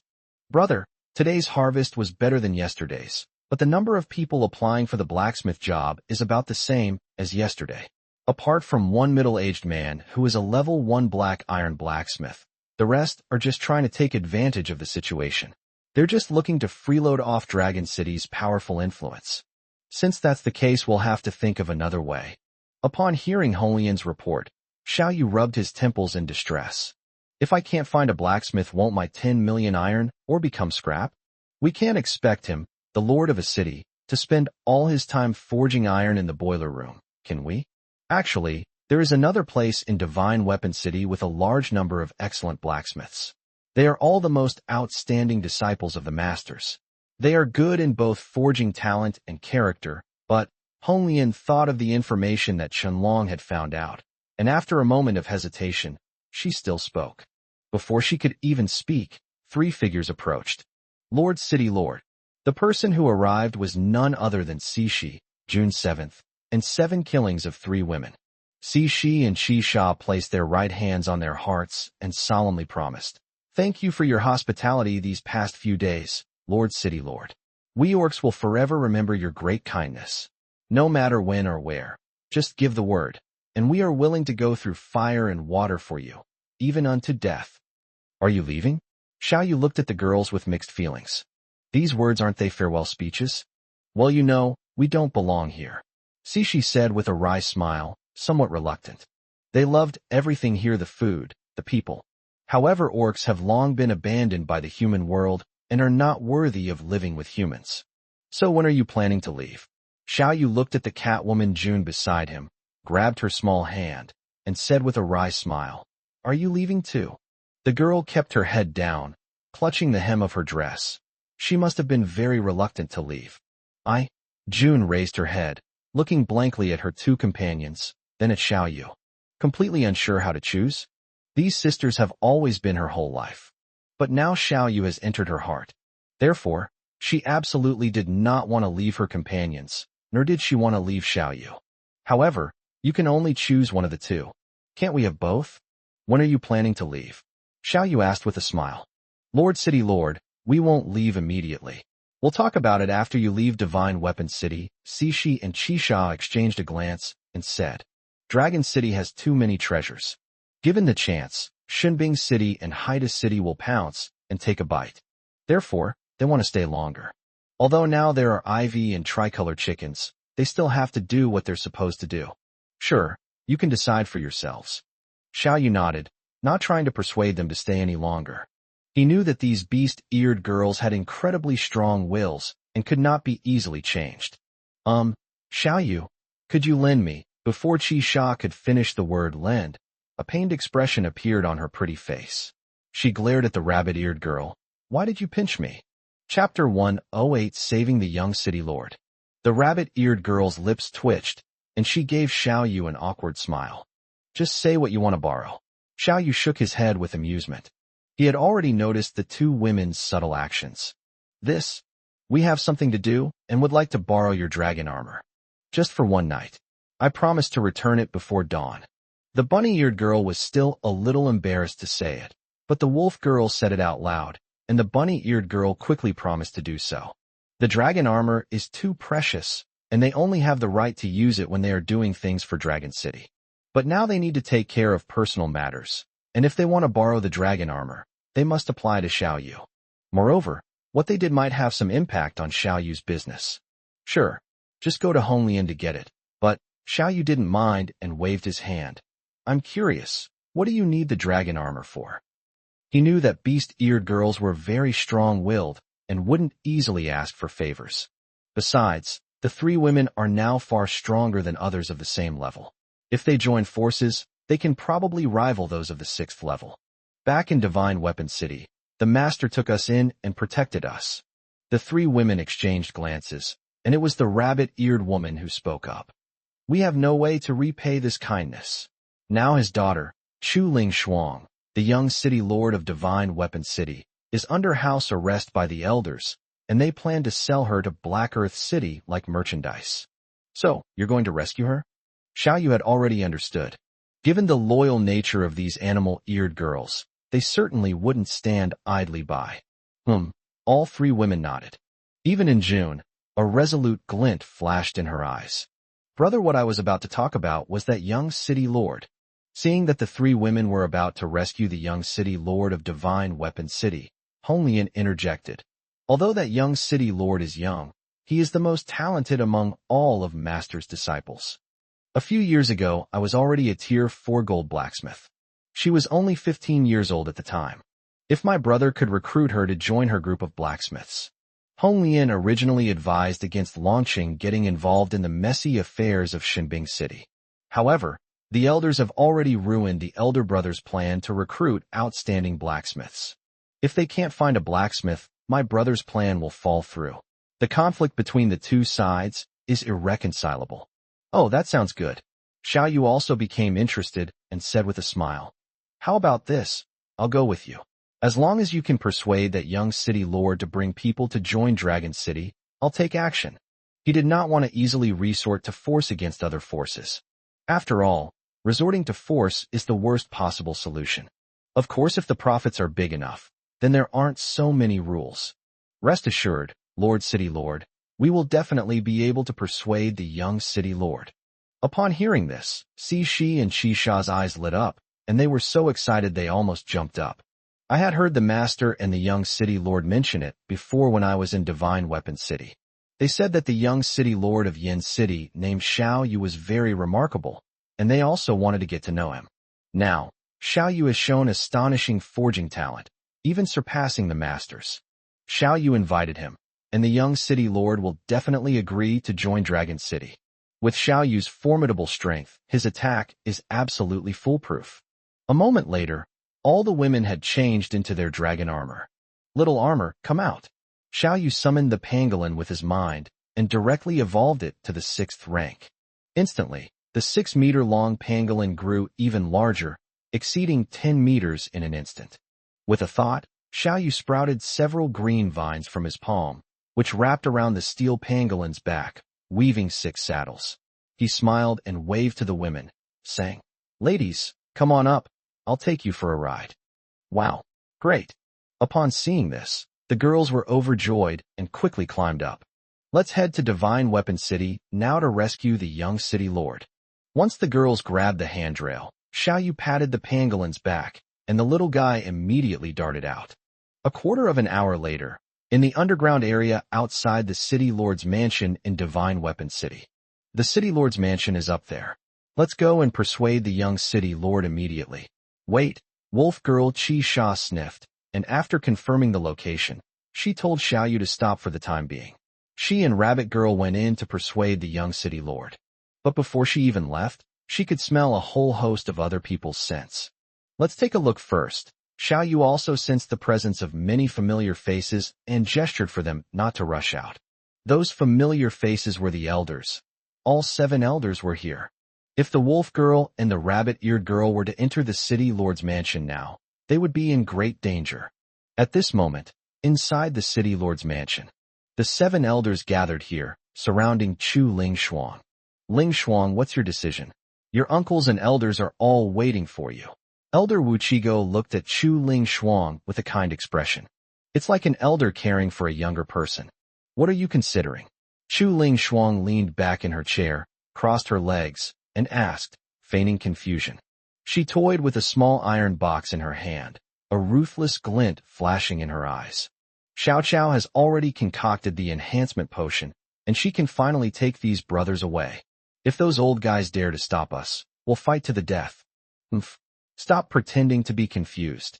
The hot-tempered second elder roared. The fate of the entire Divine Weapon City rests on your shoulders. Are you going to continue being so willful? Shut up. The boss, with a long face, scolded her, then looked at Chu Ling Shuang and smiled kindly again. Ling Shuang, my dear, your father is gone, but we are all your uncles and elders who watched you grow up, and we don't want to see you helpless and alone. That's why I arranged this marriage for you. The other party is powerful and will definitely be able to protect you. If you like it, then marry it yourselves. Chu Ling Shuang retorted without giving any face. This young city lord is quite fierce. Not far away underground, Xiao Yu couldn't help but give a thumbs up to this young city lord he had never met before. As expected, like father, like daughter. Facing a group of powerful old guys, he still had such courage. The 5 women, including the 7-kill rabbit ears girl, were furious. Upon hearing this, Wu Qigo's eyelids twitched. The second elder's expression changed drastically, and he roared, "How dare you? Divine Weapon City was painstakingly built by your father. It's the culmination of his life's work. But now Divine Weapon City is fraught with danger, and we need a powerful ally, and Black Soil City is the strongest ally." As his daughter, how could you disregard the survival of Divine Weapon City? How can you face your father? Girl, second brother is right. Your uncle doesn't want to force you, but as you can see, all the forces are eyeing us covetously. If you don't agree to this marriage, the Black Soil City Lord will destroy Divine Weapon City and Flame City in a fit of rage, Wu Qigo earnestly advised. The Divine Weapon City is rotten to the core. The sooner it's destroyed, the better. Chapter 109 My Dragon City doesn't care about anyone's opinion. The young city lord is right. Upon hearing this, the girls underground waved their fists and cursed. The holy city of humanity that the master painstakingly created has been ruined by these old bastards. They deserve to die. Once upon a time, this was a sacred place for humankind. But now, what did you say? Hearing this, Wu Qigo completely dropped the pretense. He flicked his sleeve and snorted coldly, "Humph. Whether she marries or not is not up to you. Since you don't know what's good for you, then take action. Arrest her." Previously, the 3 leaders of Black Soil City had said they would come to help take down the young city lord. However, the Grand Elder, for the sake of his reputation, refused to let the 3 leaders get involved. If you can't even handle a little girl and need help from outsiders, won't people laugh at you? No sooner had the Grand Elder finished speaking than several other elders were about to take action. Trying to force me to submit? Don't even think about it. We'd rather die together. Seeing that these old guys had completely torn off their mask, Chu Ling Shuang's pupils shrank, and she was equally unwilling to back down, her eyes filled with determination. As she spoke, she opened the metal box and was about to take the enhancement drug. As long as she can hold off these old guys, her brothers can escape. The situation has changed. We can't wait any longer. Xiao Yu's original plan was to wait until these old guys left, then have the wolf girl with rabbit ears persuade the young city lord first, and only after both sides reached an agreement would he make his move. But now, seeing that both sides were about to fight to the death, Xiao Yu could no longer wait. The next second, he directly used the power of the earth. Suddenly, the earth trembled, and everyone staggered, nearly falling to the ground. Immediately afterwards, a gigantic steel monster, 10 meters long, burst forth from the ground. "Young city lord, we've come to save you." As soon as they were unearthed, 3 beast-eared girls appeared in front of Chu Ling Shuang and stood in front of her to protect her. "Who are you?" The 3 women were dressed in dragon armor, looking heroic and dashing. Moreover, they also had face shields on top of the dragon armor, so Chu Ling Shuang did not recognize the 3 women at all. It wasn't until Cixi and Qixia removed their masks that Chu Ling Shuang recognized them. "So it was you, didn't we tell you to leave? Why are you back? This is not a place for you. Get out of here." After her father's sudden death, she realized that Divine Weapon City was about to descend into chaos. She was the one who immediately relayed the message to the orcs, urging them to flee. But now these silly girls are risking their lives to get involved in this chaos in order to save her. "Lord of Dragon City, what do you want to do? Are you going to start a war with Divine Weapon City?" At this moment, a roar rang out. The speaker was the first elder. His eyes were full of shock and anger as he looked at Xiao Yu. He had repeatedly yielded to Xiao Yu and even contributed over 1,000,000 energy stones. It was initially thought that the 2 sides had established a friendly cooperative relationship. But now Xiao Yu actually led his men into the heart of Divine Weapon City. This is a blatant provocation. Is he the Lord of Dragon City? Upon hearing this, Chu Ling Shuang looked at the young man in the crowd in shock. The young man was dressed in a black animal skin coat. He was handsome, nearly 1.9 meters tall, and not particularly burly. But just by standing there, he gave off an extremely dangerous feeling. This is the one who single-handedly carried the entire Flame City to new heights. Then he created Xiao Yu, the city lord of the equally powerful Dragon City? They don't do anything. Xiao Yu casually shrugged and said, I came to Divine Weapon City to seek apprenticeship, but unfortunately, I heard the devastating news before I even arrived. However, Divine Weapon City was founded by the Grandmaster, and after his passing, young City Lord Chu Ling Shuang is the new master of Divine Weapon City. What right do you have to be in charge? As he spoke, he looked at Chu Ling Shuang. Did they bully you? I'll stand up for you. Upon hearing this, the elder's expressions changed drastically. Everyone knows about this, but nobody really cares. But Xiao Yu's words clearly showed that he wanted to stand up for Chu Ling Shuang. You're going to help me? Chu Ling Shuang's eyes widened, a look of surprise flashing in them. She was young and beautiful, with exceptional talent. If she really didn't want to die? But doesn't Xiao Yu know about her current situation? Because of her special identity, all three major powers are determined to have her. Young City Lord, hurry up and say it. The wolf girl and the rabbit-eared girl and the other girls were fanning the flames from the side. In the wilderness, it is common for various factions to wage war against each other for their own interests. Xiao Yu just wanted an excuse to save Chu Ling Shuang. That's right. They imprisoned me and forced me to marry the Lord of Black Soil City, Chu Ling Shuang said through gritted teeth. Now, the most important thing is to get the brothers away as soon as possible. Once she escapes Divine Weapon City, if she really causes trouble for Dragon City, she'll just leave. Don't worry. I'll uphold justice for you. Xiao Yu smiled kindly as he slowly scanned each member of the Elders' Council. Lord of Dragon City, are you really going to break ties with Divine Weapon City? Upon seeing Xiao Yu's expression, the first elder was so frightened that he took several steps back and roared. The ones who want to marry this girl are the Black Earth City Lord and the Flame City Lord. The three leaders of Black Earth City and Miss Lu Rian are still here. As long as I call out, they will come to stop us immediately. Chu Ling Shuang is a person that both major forces are vying for. And if I can't have it, I won't let anyone else have it. Then go ahead and yell. Xiao Yu sneered disdainfully. And the true master of Divine Weapon City is her, not you. How dare you imprison the young city lord and show her such disrespect? Are you planning a rebellion? As he spoke, he unleashed a powerful aura. Instantly, the group of old men all turned pale and were forced to their knees. You're talking nonsense. The Grand Elder nearly collapsed, but as a 7th-rank cultivator, he withstood the pressure and roared, Lord of Dragon City, it is Black Rock City and Flame City that are forcing her. Even if you take her away, the Lord of Black Earth City and the Lord of Flame City will not let her go. Without looking back, he turned and ran. Elder, wait for us. Several elders saw that the elder had run away, so they got up and ran as well. This Lord of Dragon City is terrifying. They really can't afford to offend him. Seeing the group of old guys flee in panic, the women couldn't help but burst out laughing. Chu Ling Shuang looked at Xiao Yu with a complicated expression. Thank you for saving my life, Lord of Dragon City. But Lord of Dragon City, you really didn't need to offend those two major powers for my sake. She originally wanted to say that we shouldn't offend the three major powers because of her. But the elders he had just almost risked his life for. In front of Xiao Yu, they were like ants, completely vulnerable. Xiao Yu simply released his powerful aura, and these old guys immediately knelt down. Of the three major forces, we can eliminate one directly. However, Yen City and Black Soil City should not be underestimated.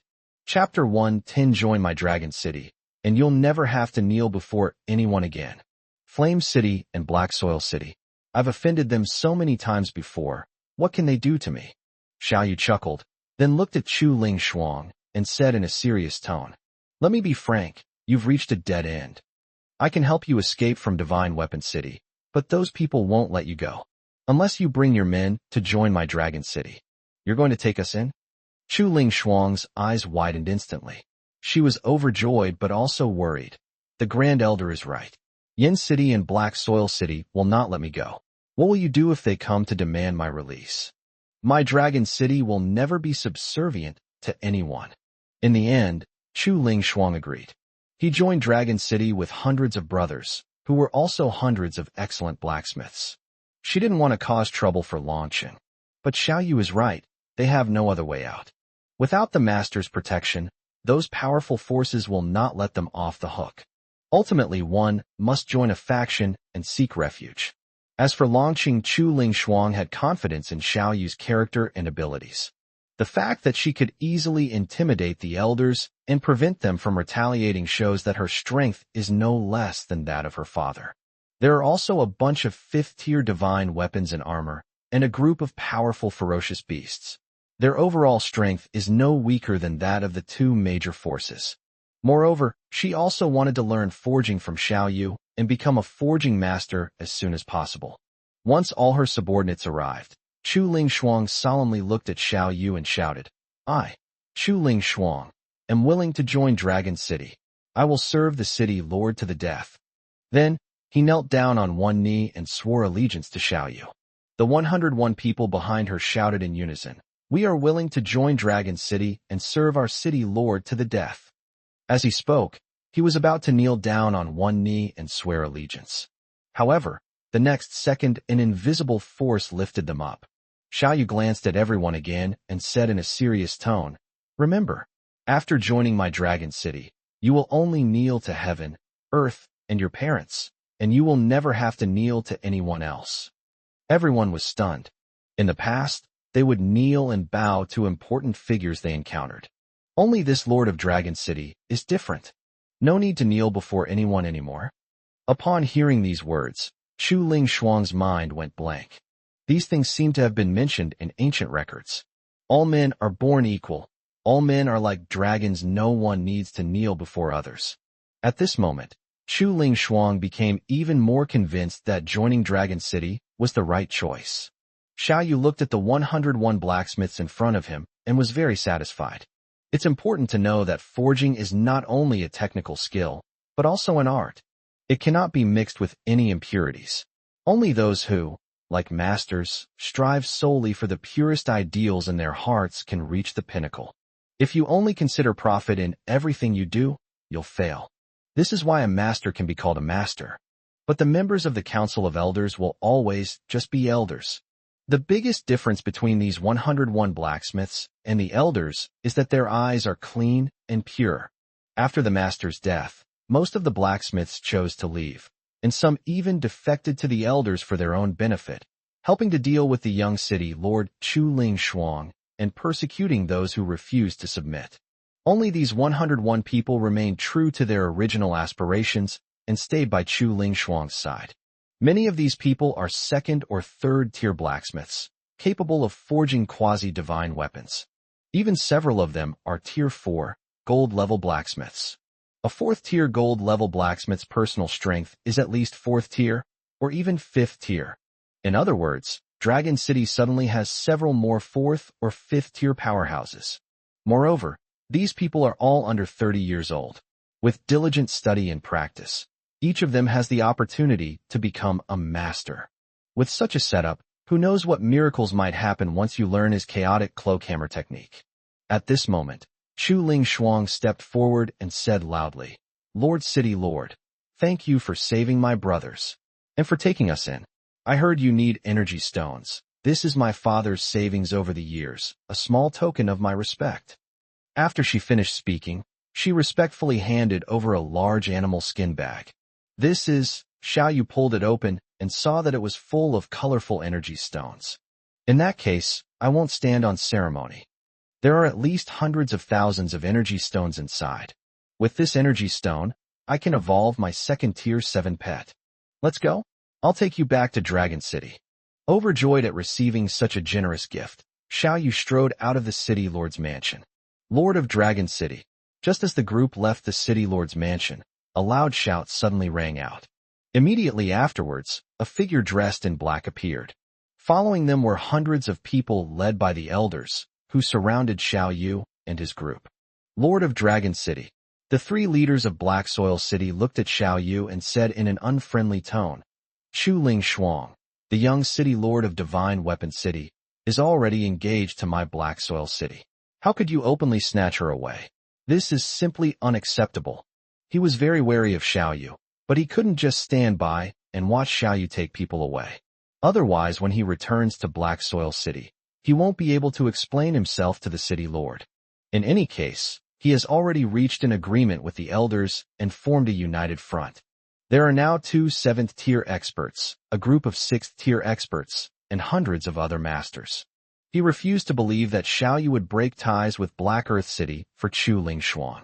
You have to understand, even if Dragon City wins a fight, many people will die or be injured. Not to mention those people from Yin City are still watching from not far away and could make a move at any moment. You're talking nonsense. The young city lord never agreed to it. You forced him to do it. Upon hearing this, the guard captain, Tai Nan, was filled with anger and immediately retorted. The 3 leaders and the elders simply sneered, not bothering to pay any attention. Who cares about the wishes of a group of weak people? Miss, should we make a move now?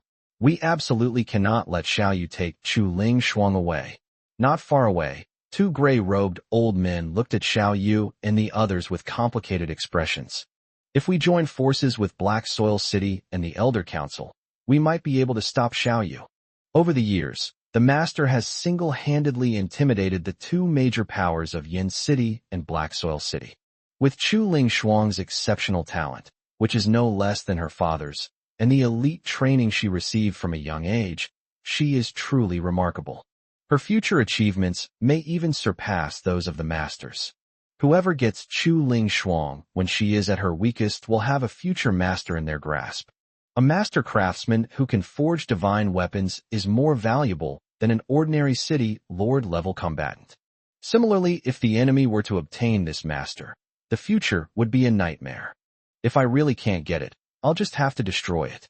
The 2 gray-robed elders did not want to be enemies with Xiao Yu, because this man made them feel somewhat intimidated. But it's my duty. Lu Rian simply stared silently at the man in the crowd without replying. Chapter 111. Xiao Yu makes a domineering move, his power overwhelming all directions. Can't you understand human language? Faced with hundreds of people surrounding him, Xiao Yu's tone turned cold. Not a single word wasted. He slammed his hands on the ground, and the earth trembled. Before his earth-shattering power, numbers have become meaningless. The 3 leaders and the Council of Elders were completely caught off guard. More than a dozen Gabians rose from the ground, completely enveloping the hundreds of people inside. At the same time, countless sharp spikes grow from these Gabians. Everyone was instantly impaled by the sharp spikes, bleeding profusely. It was a gruesome sight. Lord Dragon City, no. Lord of Dragon City, please reconsider. Spare me. Lord of Dragon City, please. Screams and pleas for mercy rang out continuously. The 3 leaders and elders who were so arrogant just moments before were now crying and begging for mercy. However, Xiao Yu ignored him. Did you see that? Lu Rian turned to look at the 2 peak 6th-tier experts, her tone tinged with pride. If you had rushed out just now, this would have been your fate. The 2 men turned pale, cold sweat beading on their foreheads. They quickly bowed and said, Mrs. Judgment is truly astute. I underestimated Xiao Yu before. Xiao Yu is at least at the peak of the 7th rank, and he also has the power of the earth to enhance him. Unless you're an 8th-tier expert, no one can be his match. Luckily, the young lady didn't speak up, otherwise they would have been caught off guard and their plans would have failed. 15 minutes later, Xiao Yu slowly withdrew his hand, casually brushed the dust off his palm, and said coldly, Considering that you made a deal with me, this is just a small punishment to warn you. If you dare to obstruct me again, you will all die. He came here only to save people, not to go on a killing spree. After all, there were quite a few civilians around. If civilians are accidentally injured, his business will be ruined. Let's go. With that, Xiao Yu waved his hand and rode the pangolin ahead to lead the way. Among them, 101 blacksmiths also successively picked up their relatives. Originally, there were only a few hundred people, but after taking in all the blacksmiths' relatives, the number reached 400 or 500. These people, carrying large and small bags, left the city in a grand procession. Throughout the entire process, no one interfered, and no one dared to interfere. This scene shocked and drew crowds of onlookers in Divine Weapon City, sparking endless discussions. My God, is this the legendary Lord of Dragon City? He's incredibly powerful. Who can argue with that? The elders were completely powerless against him. Well done, Lord Dragon City. Those old bastards deserve it. The master treated them like brothers when he was alive, but after his death, these parasites have turned Divine Weapon City into a mess and even tried to betray the young lord for personal gain. They deserve it. That's right. The reason why Divine Weapon City has become like this is all because of these parasites. Many commoners looked at the members of the elders, their faces all unfriendly, cursing incessantly. After all, the master had protected tens of thousands of people in Divine Weapon City for many years, and many were very grateful. After the elders took office, they began to collect various exorbitant fees and relentlessly exploit the common people. After Xiao Yu and his men walked away, only the elders and the 3 leaders, covered in blood, remained in the arena. They simply ignored the insults and ridicule from the surrounding civilians. A group of lowly commoners can do nothing but engage in empty talk. They'll still exploit us however they want. The first elder looked at the 3rd leader and said unwillingly, "Third leader, are you just going to watch them leave like this? What else can we do?" The 3rd leader roared, his face covered in blood. He has already taken action and can give the Black Soil City Lord an explanation. Xiao Yu will let him off this time. If he continues to pester him, Xiao Yu will really kill him.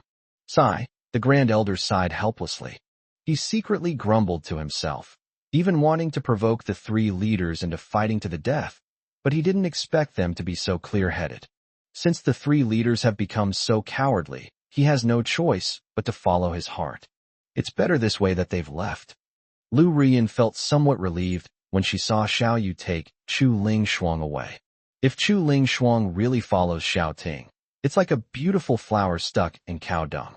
Moreover, by then, Chu Ling Shuang would be a generation above her. When the 2 of them meet in the future, won't they have to call Chu Ling Shuang mom again? How can this be allowed? How could Lu Rian be subdued by others? Divine Weapon City, at the city gate. Is this the ferocious beast from Dragon City? It's so tall and huge. Yes, I can't see anything. Only a big mountain. At this moment, 400 or 500 people gathered here, looking up at the small hill in front of them. Everyone gaped, speechless for a long time. The Earth Dragon Turtle is now over 100 meters tall, and with its head, it exceeds 200 meters. The turtle's back is now over 300 meters wide and over 500 meters long. The 400 or 500 people were less than a kilometer away from the Earth Dragon Turtle. You can't see the entire Earth Dragon Turtle at all. All you can see is a towering mountain peak that's hundreds of meters high. I told you before, but you didn't believe me.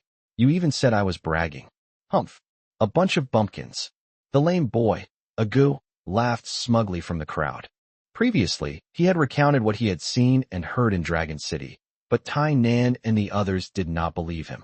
They said he was talking nonsense, but now Tai Nan and the others stared wide-eyed, their mouths agape for a long time. Ago is right. Chu Ling Shuang shook her head with amusement. When she left Divine Weapon City, she specifically sought out Ago and brought him to join Dragon City. After all, if she's not in Divine Weapon City, this boy will be bullied. Actually, when Chu Ling Shuang first saw this huge monster, her legs went weak with fear. Rather, anyone who sees such a terrifying monster would have their legs go weak. However, she had to maintain her image in front of Xiao Yu and his brothers, and she couldn't show that her legs were weak. Thinking of this, Chu Ling Shuang looked at Xiao Yu beside her and asked with a smile, "Respected City Lord, will we really be living on this giant tortoise from now on?" "Yes, come with me." "Okay." Chu Ling Shuang waved to the crowd and immediately followed. To be honest, she was somewhat looking forward to it. What would a city built on the back of a giant monster look like? A moment later, the group climbed the stone steps to the top of Dragon City. My God, it's really that big. Everyone exclaimed in shock as soon as they stepped onto Dragon City. Only after climbing onto the back of the Earth Dragon Turtle did I realize how enormous it was. Wait in the square for a while. I'll build houses for you first. Since it wasn't certain whether Chu Ling Shuang would join Dragon City, Xiao Yu naturally wasn't in a hurry to build houses. With that, he took off and flew away. The city lord said he would build houses for us. Chu Ling Shuang and the others looked at each other, puzzled. "Miss Chu," a loud voice rang out at that moment. Chu Ling Shuang immediately turned her head to look. Then they saw a burly man walking over, followed by more than a dozen soldiers. "I am Chun Long, the commander of Dragon City, in charge of the city's defense. Welcome to Dragon City. Chapter 112. Don't call me young city lord anymore. Qianlong is a rough and unrefined guy, and also a bit socially awkward. Upon learning that Chu Lingshuang was the young city lord of Divine Weapon City, possessing exceptional talent and being a peak 5th tier expert. Moreover, I'm about the same height as him, around 1.8 meters, and I feel too much pressure talking to such an important person. However, his wife, Xiao Yu, said. He was the commander-in-chief in charge of the defense of Longqing. When a new member joins, he has to go over and say hello and get to know them. Moreover, she's the daughter of a master forger, a future master forging expert. If I can build a good relationship with Chu Lingshuang, I might have a chance to become a master blacksmith. At that time he will be second only to the emperor in Dragon City, above all others. Therefore, Qianlong had no choice but to bite the bullet and express his goodwill to Chu Lingshuang. He patted his chest and assured her, "In the future, if Miss Chu needs anything in Dragon City, you can come to me." "Commander Qianlong, you're too kind." Sensing the other party's goodwill, Chu Lingshuang immediately nodded politely and smiled gently. "It's our honor to join Dragon City. In the future, we'll have to ask for your continued support." Although her name is Lingshuang, she has a very gentle and generous smile. This instantly warmed the heart of Qianlong, the leader of social anxiety. Not all these important figures are difficult to get along with. There are quite a few good people among them. Is this the commander of Dragon City's guards? He's only at the 4th rank. That's too weak. After Qianlong and his men left, Chu Lingshuang's guard captain, Tai Nan, stared at Qianlong's retreating figure, his eyes gleaming, and said, "I'm a 5th tier, maybe I'll have a chance to compete for the commander's position in the future." Iron Man was not convinced that someone who had just entered the 4th rank could become the defense commander of Dragon City. Moreover, only when he becomes the commander of Dragon City can the young city lord truly gain a foothold here. Captain Iron Man is right. Although the city lord is very powerful, the overall strength of Dragon City is too weak. The other 4th tier experts beside Chu Lingshuang nodded repeatedly. They weren't trying to seize power. The main reason is that the city lord offended 3 major powers in order to recruit them. If they don't demonstrate sufficient value, they will be letting down the city lord's trust in them. You guys, don't underestimate the people of Dragon City. Chu Lingshuang could tell what her guard captain was thinking just by looking at his expression. She pouted and reminded him. The reason they are not as strong as you is because they come from a small tribe. And you people grew up in a large base like Divine Weapon City. The education and resources you receive are far superior to theirs. However, when facing people who are far more powerful than themselves, they act with neither arrogance nor servility and are not to be underestimated. And look at their team. Then look at the team you brought out yourself. Tynan glanced around, and his face immediately turned bright red. He is a 5th tier expert and a 4th tier gold level blacksmith. But the team he led had no sense of organization or discipline, or rather, they simply didn't understand these things. Urinating or defecating anywhere is no big deal. They were all covered in stubble, filthy, and reeked of a terrible stench. Then look at the team that Qianlong led. It's completely different. They've been in Longqing for so long, and they haven't even seen a single person spitting on the ground. These people were dressed uniformly, were very clean, had short, neat hair, and had resolute expressions. The streets were spotless and tidy. There wasn't even a trace of urine smell. From the moment they climbed the city wall, the soldiers on guard stood tall and straight, motionless. At first, Tai Nan and the others thought that these people were statues, until they discovered that these people's eyes could actually move. The fact that such elite troops could be trained is certainly due to the inherent strength of Longqing. But to be able to lead such a powerful city as Dragon City, isn't that even more remarkable?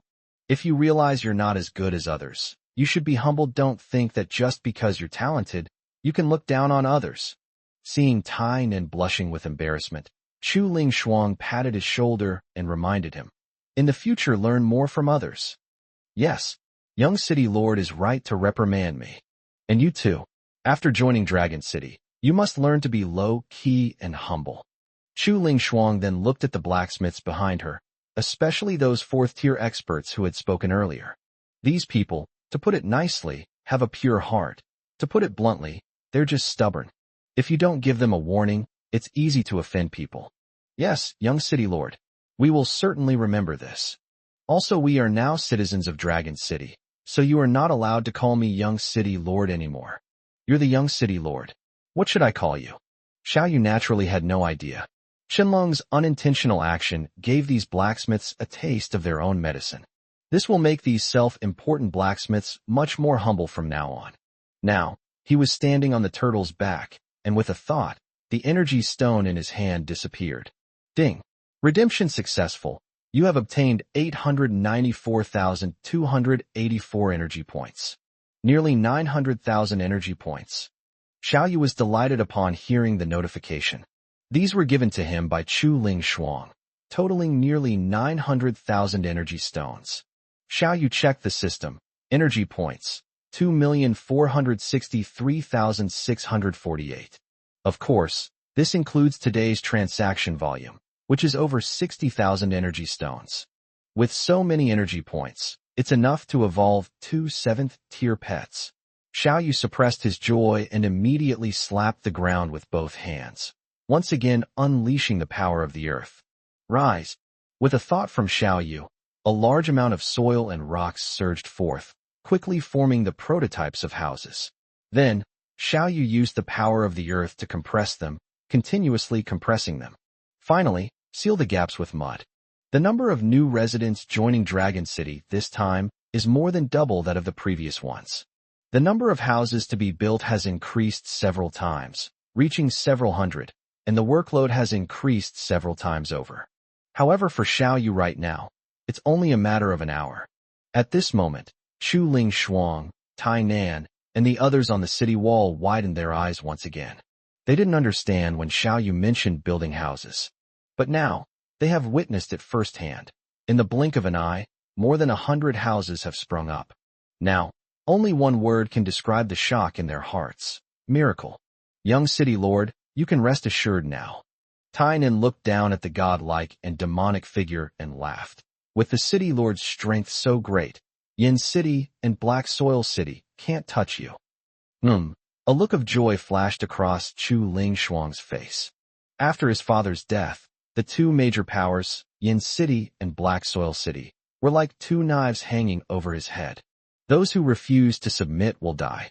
But now, she believes that this man will definitely protect her. What she wanted was to repay this man with her whole life. Hey, didn't I tell you? You're not allowed to call me young city lord anymore. Chapter 113 Moving to a New Home. A moment later, in the square of Dragon City. Everyone, please be quiet. Honglian stood on the high platform and shouted a few times.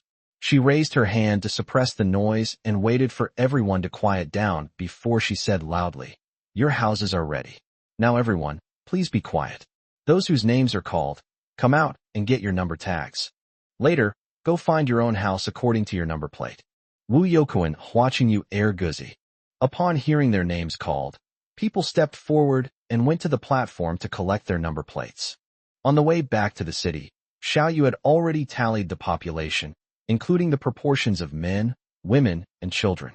The house was built according to these same data. Finally, all 400 or 500 people, totaling more than 100 households, received their number plates. Everyone line up and follow our staff. Hong Lian pointed to the side of the platform, where Xiao Yu and dozens of other women were standing. Everyone was holding a plank. Instructions such as 115 and 1630 were written on it in charcoal pencil. A moment later, a group of 400 or 500 people who had received their number plates carried large and small bags of luggage. Each group of 15 households was led by 2 women to their own houses. However, most people felt uneasy and had blank stares. After all, who would willingly leave their hometown unless absolutely necessary? Many people know nothing about Dragon City and wonder how it will treat them. Although Xianbing City had a poor environment and lacked food and water, it was still their home. But soon, their attitudes all changed. "Madam, are you sure this wonderful house isn't the city lord's residence? But is it for us to stay in?"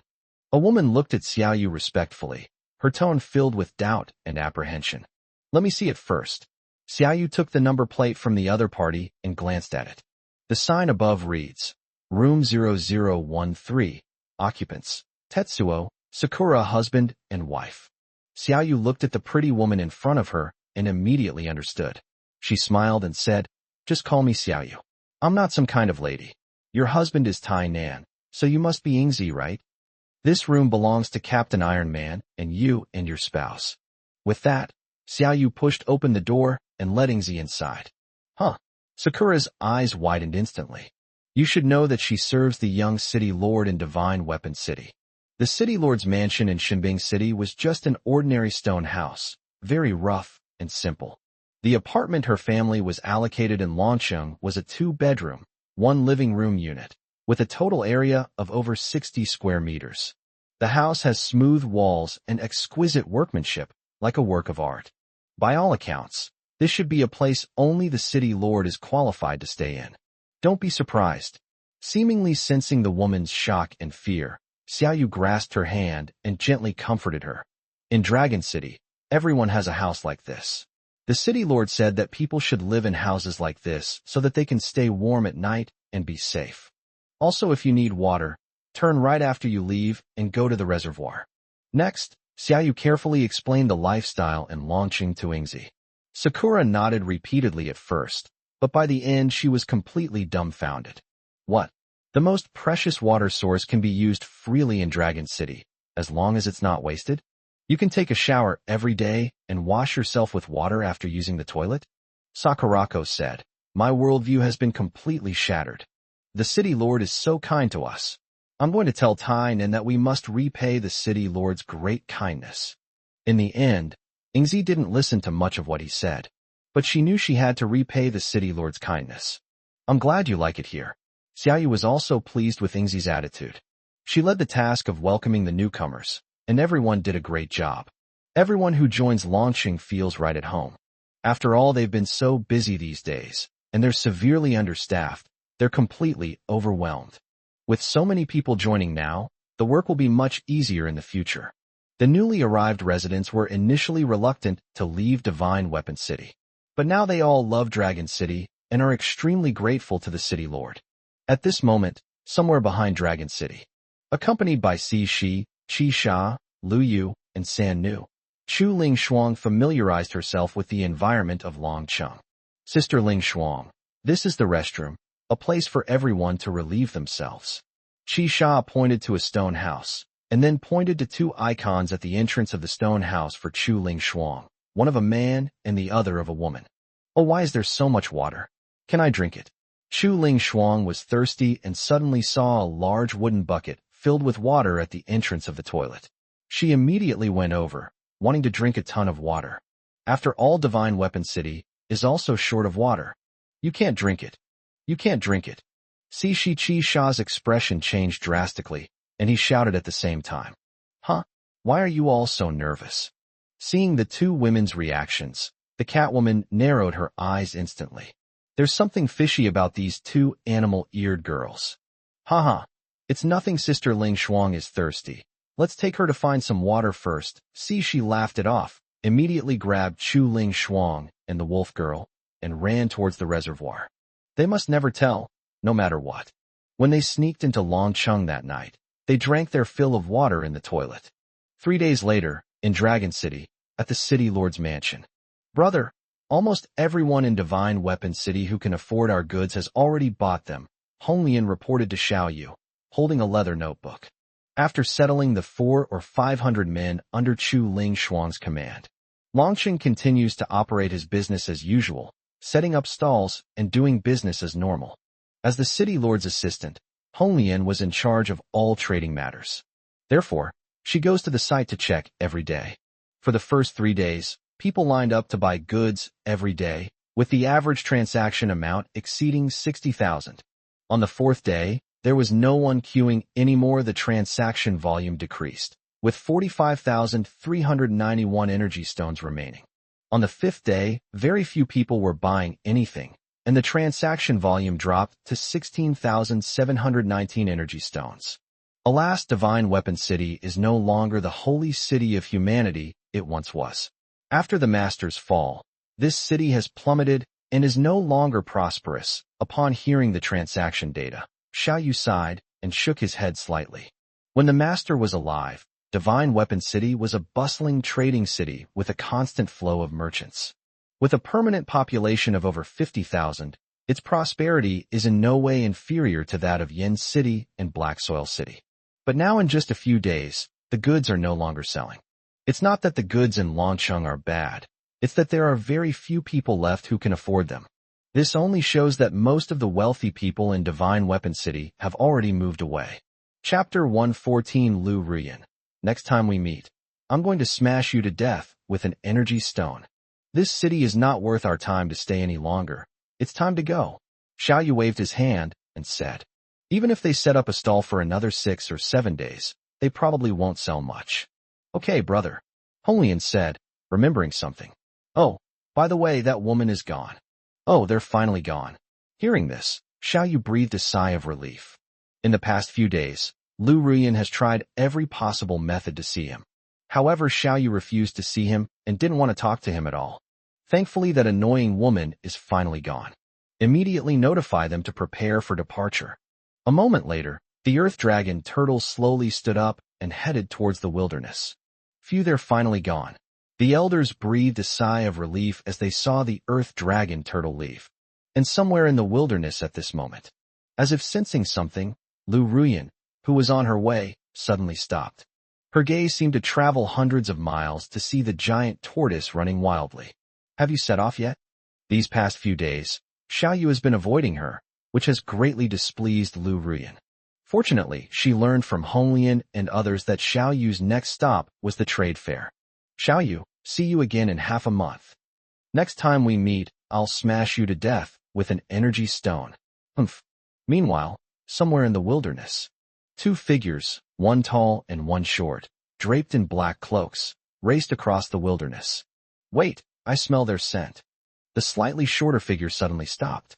She sniffed around on the ground and in the woods, and her pupils immediately contracted. There's no mistake, it's their scent. They've been here. Now that we've found it, let's give chase. Another figure was quite tall, with a slightly husky voice, but it was still clear that it was a woman's voice.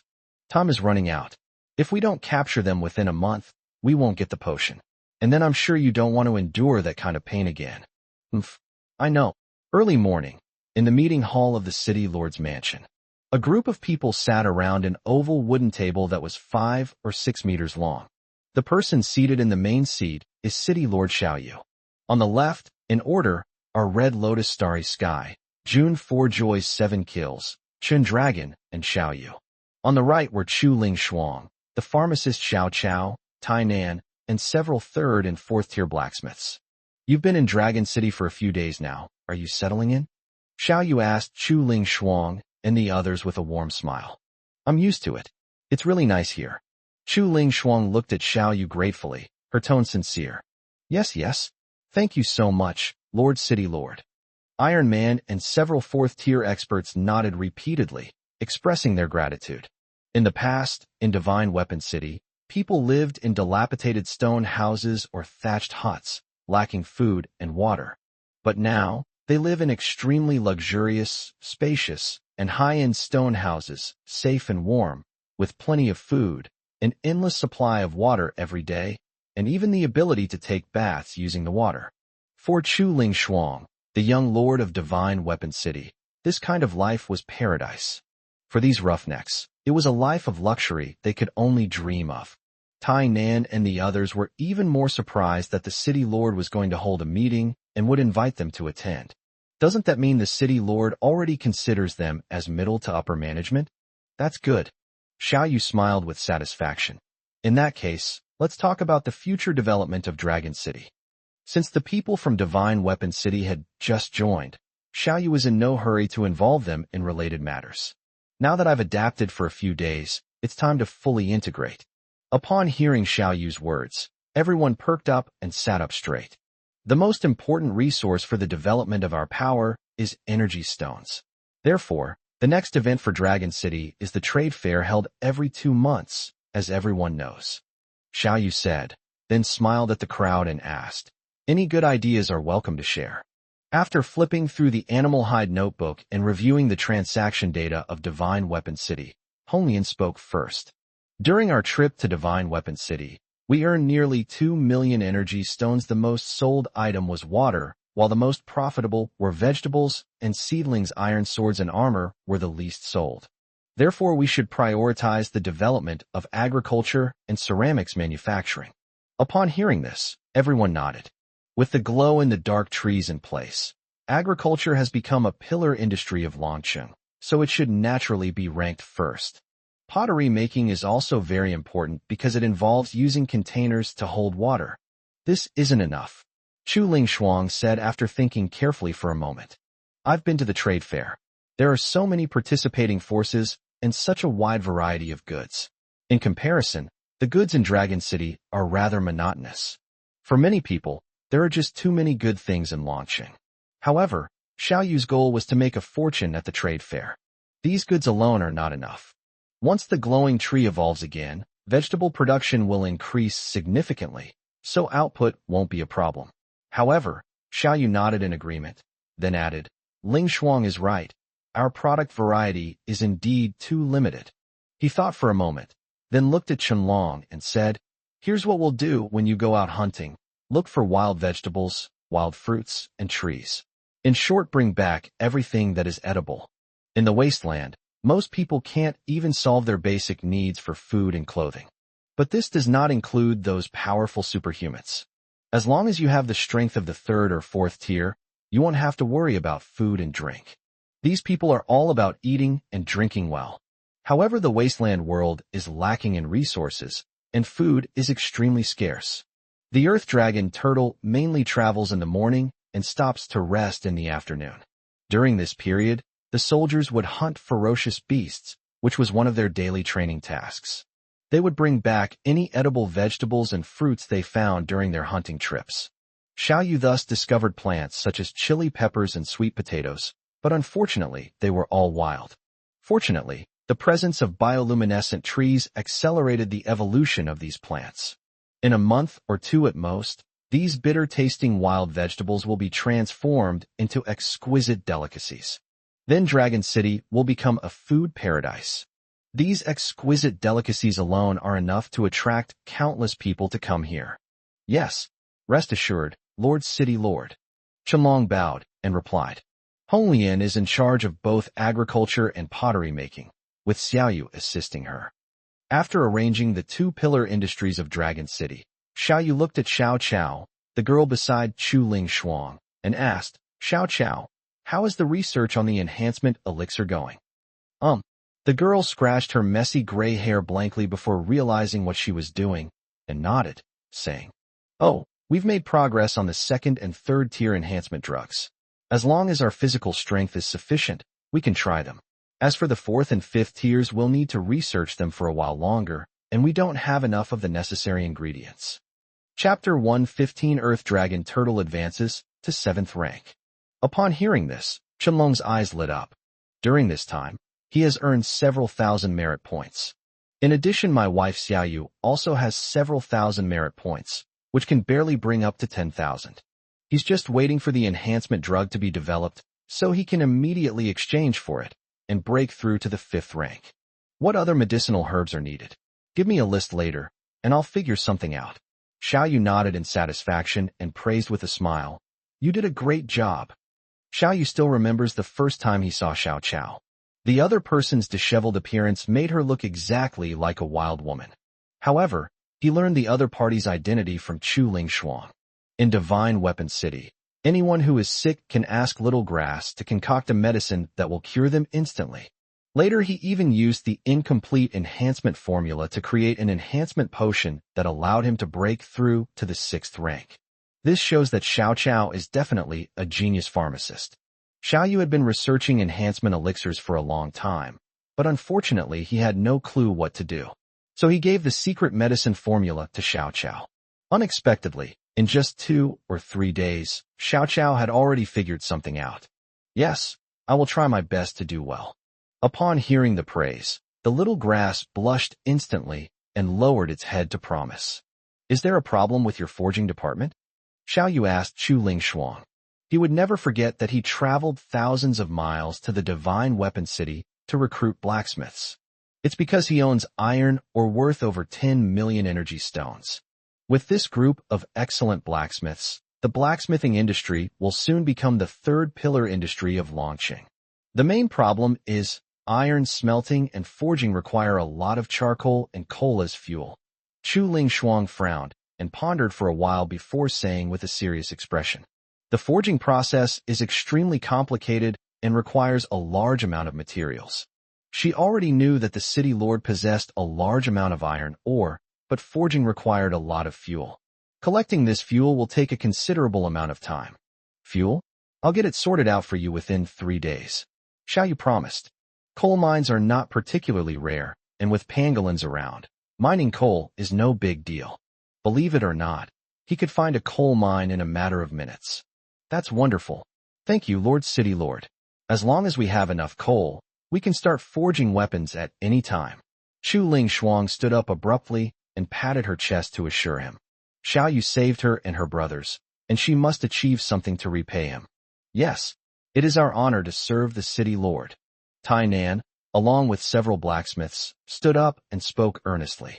Good. Please sit down. Xiao Yu nodded in satisfaction.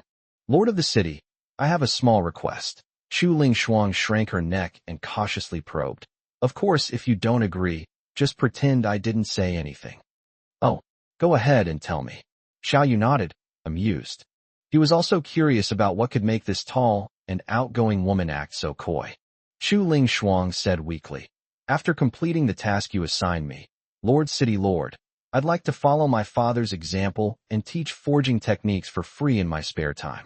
Don't worry, I guarantee it won't have any negative impact on Dragon City. She never forgot her father's teachings, and her original intention in learning forging was to popularize weapons. My father's wish was for everyone to be armed and armored, able to protect themselves from ferocious beasts. Will you teach forging techniques? Xiao Yu seemed to be deep in thought. Then his eyes lit up, and he nodded, saying, I greatly admire the master for his lifelong struggle for the rise of humanity. Of course I support such a good thing. What? Thank you so much, Lord City Lord. Upon hearing this, Chu Lingshuang and Tai Nan bowed again in gratitude. They hadn't expected the city lord to be so easy to talk to. However, Hong Lian and the other girls looked at Xiao Yu with suspicion. I always felt that Xiao Yu was the kind of person who wouldn't do something without a reason, and it was impossible for him to support such a thing.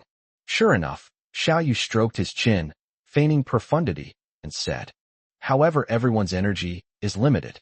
How about we set a rule that anyone who wants to learn forging will have to pay 100 energy stones as a deposit, and the deposit will be refunded if they pass the assessment and become a level 1 forging master.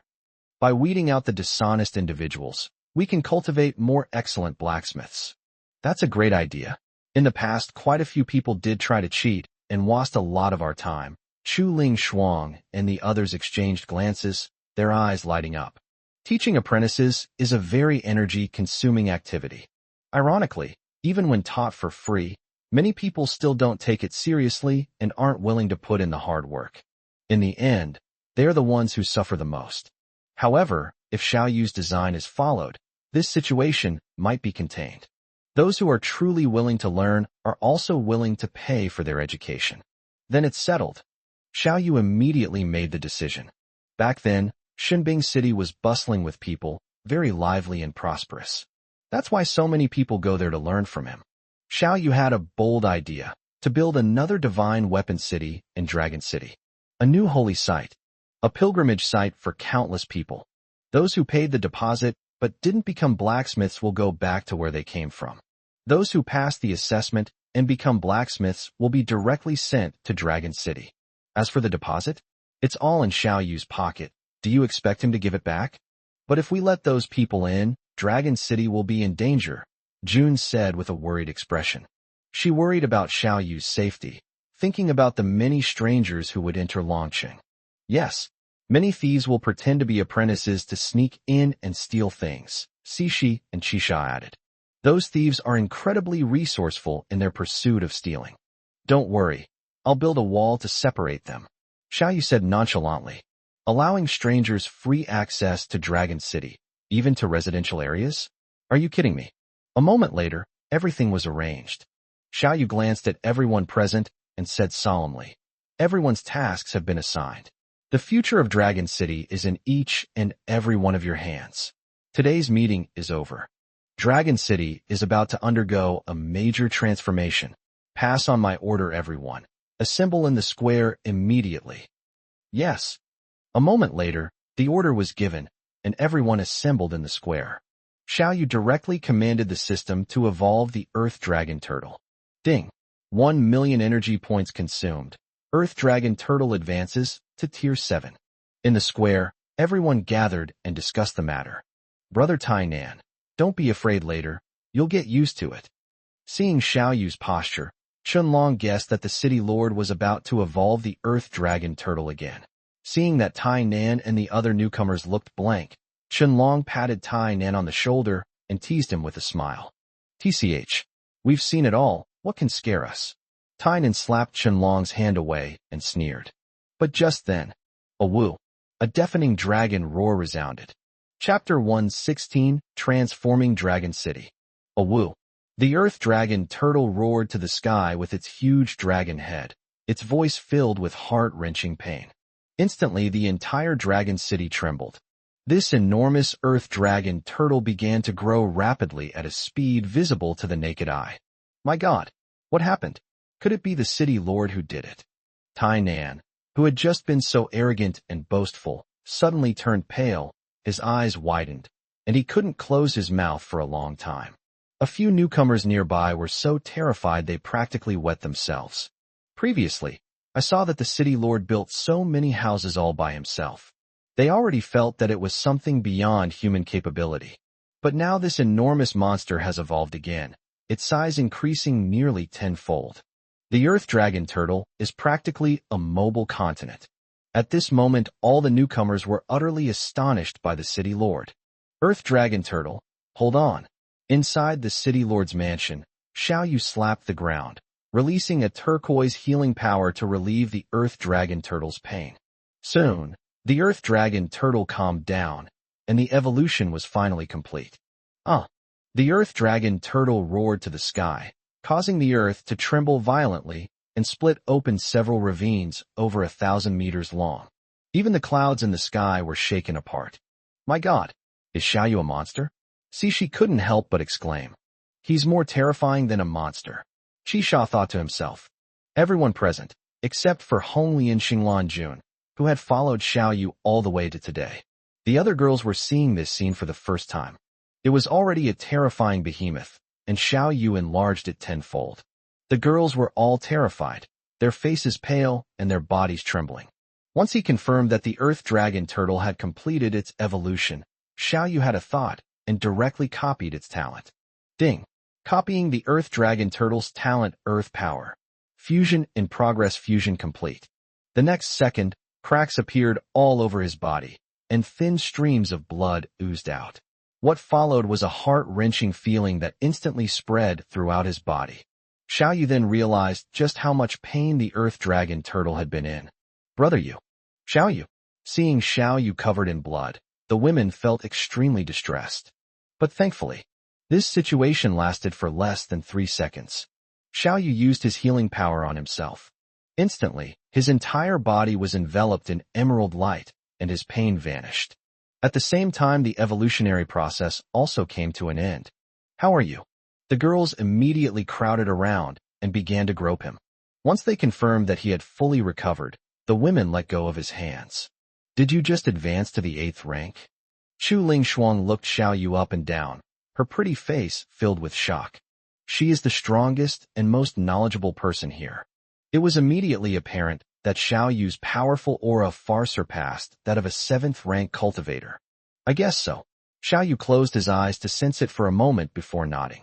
Now he just feels the whole world is different. The 7th rank is fundamentally different from the 6th rank, with a tenfold increase in control over the power of nature. Xiao Yu has now truly become an unparalleled powerhouse.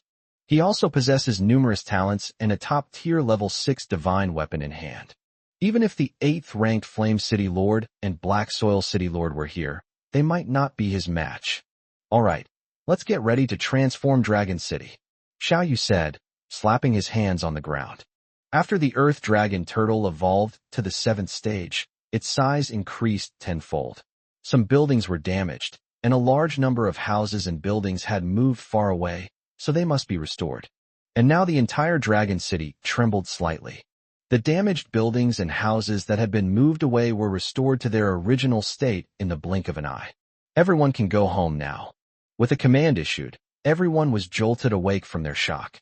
My God, the City Lord is truly a god descended from heaven. With your unfathomable abilities, Lord City Lord, it is our honor to have you join Dragon City. If the City Lord's previous construction of houses for them was a small-scale event, then this is a truly grand event, which is truly breathtaking. Xiao Yu ignored the shock and amazement of the crowd. He flashed and soared into the air. Only when you fly hundreds of meters in the air can you truly see the full appearance of the Earth Dragon Turtle. At this moment, the Earth Dragon Turtle's size increased nearly tenfold again. It is over 1,000 meters wide and nearly 2,000 meters long. The total area of the tortoise shell has exceeded 2 million square meters. The dragon head alone is nearly a kilometer long. The once enormous Dragon City now appears to have shrunk countless times. Although Xiao Yu built more than 100 houses on the turtle's back, housing 600 or 700 people. However, the house he built was very compact, occupying only tens of thousands of square meters. It's gotten this big already. I need to make some plans. Xiao Yu looked at the turtle's back and pondered. He made his decision very quickly. Dragon City is divided into an inner city and an outer city. Do it as soon as you think of it. Xiao Yu flew straight to the tail of the Earth Dragon Turtle, stomped his foot, and commanded, Earth Dragon Turtle, help me move some stones up here, the more the better. Upon receiving the order, the Earth Dragon Turtle lashed out with its tail, which was 800 or 900 meters long. Instantly, a small hill several hundred meters high not far away collapsed into rubble. Then it was controlled by the Earth Dragon Turtle, transformed into a torrent, and surged up rapidly. My God! Upon seeing this, everyone's eyes widened once again. At the same time, I felt incredibly fortunate. Luckily, the Earth Dragon Turtle is their family's sacred beast. Otherwise, such power capable of shattering a small mountain with a casual strike would be a walking natural disaster. A small city like Shinbing City could be razed to the ground in no time. Power of the Earth. Rise. Once the stones were brought up, Xiao Yu slapped the ground, and a large number of stones were quickly stacked up.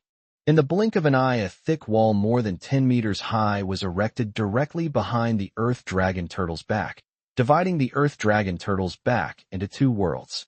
This side of the city wall is the inner city, which accounts for 75% of the area of the turtle's back. On the other side of the city wall lies the outer city. It occupies less than 30% of the area of the turtle's back. Xiao Yu looked at the city wall with satisfaction. It was compressed by him using the power of the earth.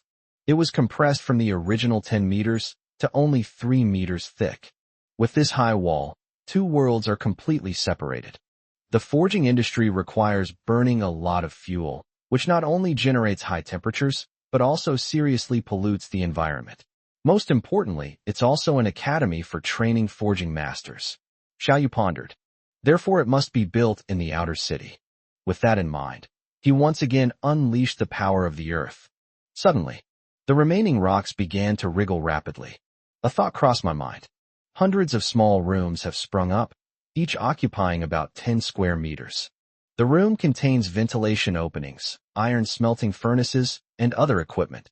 This is a dedicated forging room. Finally, four walls were built to enclose all the forging rooms, forming a U-shaped structure. Chapter 117, Rebuilding the City Lord's Mansion. Next, Xiao Yu explored the remaining areas of the outer city. Hundreds of rooms, ranging from 10 to 200 square meters, were built and arranged in 2 rows. They then followed the same method, building 4 walls around the outside to enclose it. In preparation for the upcoming trade fair, Xiao Yu plans to open Dragon City to the public. These rooms are laid out similarly to the shops on Earth in my previous life. That's right. He plans to build a commercial street where all kinds of goods will be sold. Anyone who trades with Dragon City can access Dragon City. Of course, just like the forging area, it was also enclosed by 4 high walls. Even if you manage to enter Dragon City, you can only move around in the trading area. The commercial street and the forging district are both located in the outer city, but they are completely independent. Anyone from the commercial street who wants to enter the forging area must pay 100 energy stones. As for entering the inner city, I don't even want to think about it. You will only be invited to enter if you have been approved. I see.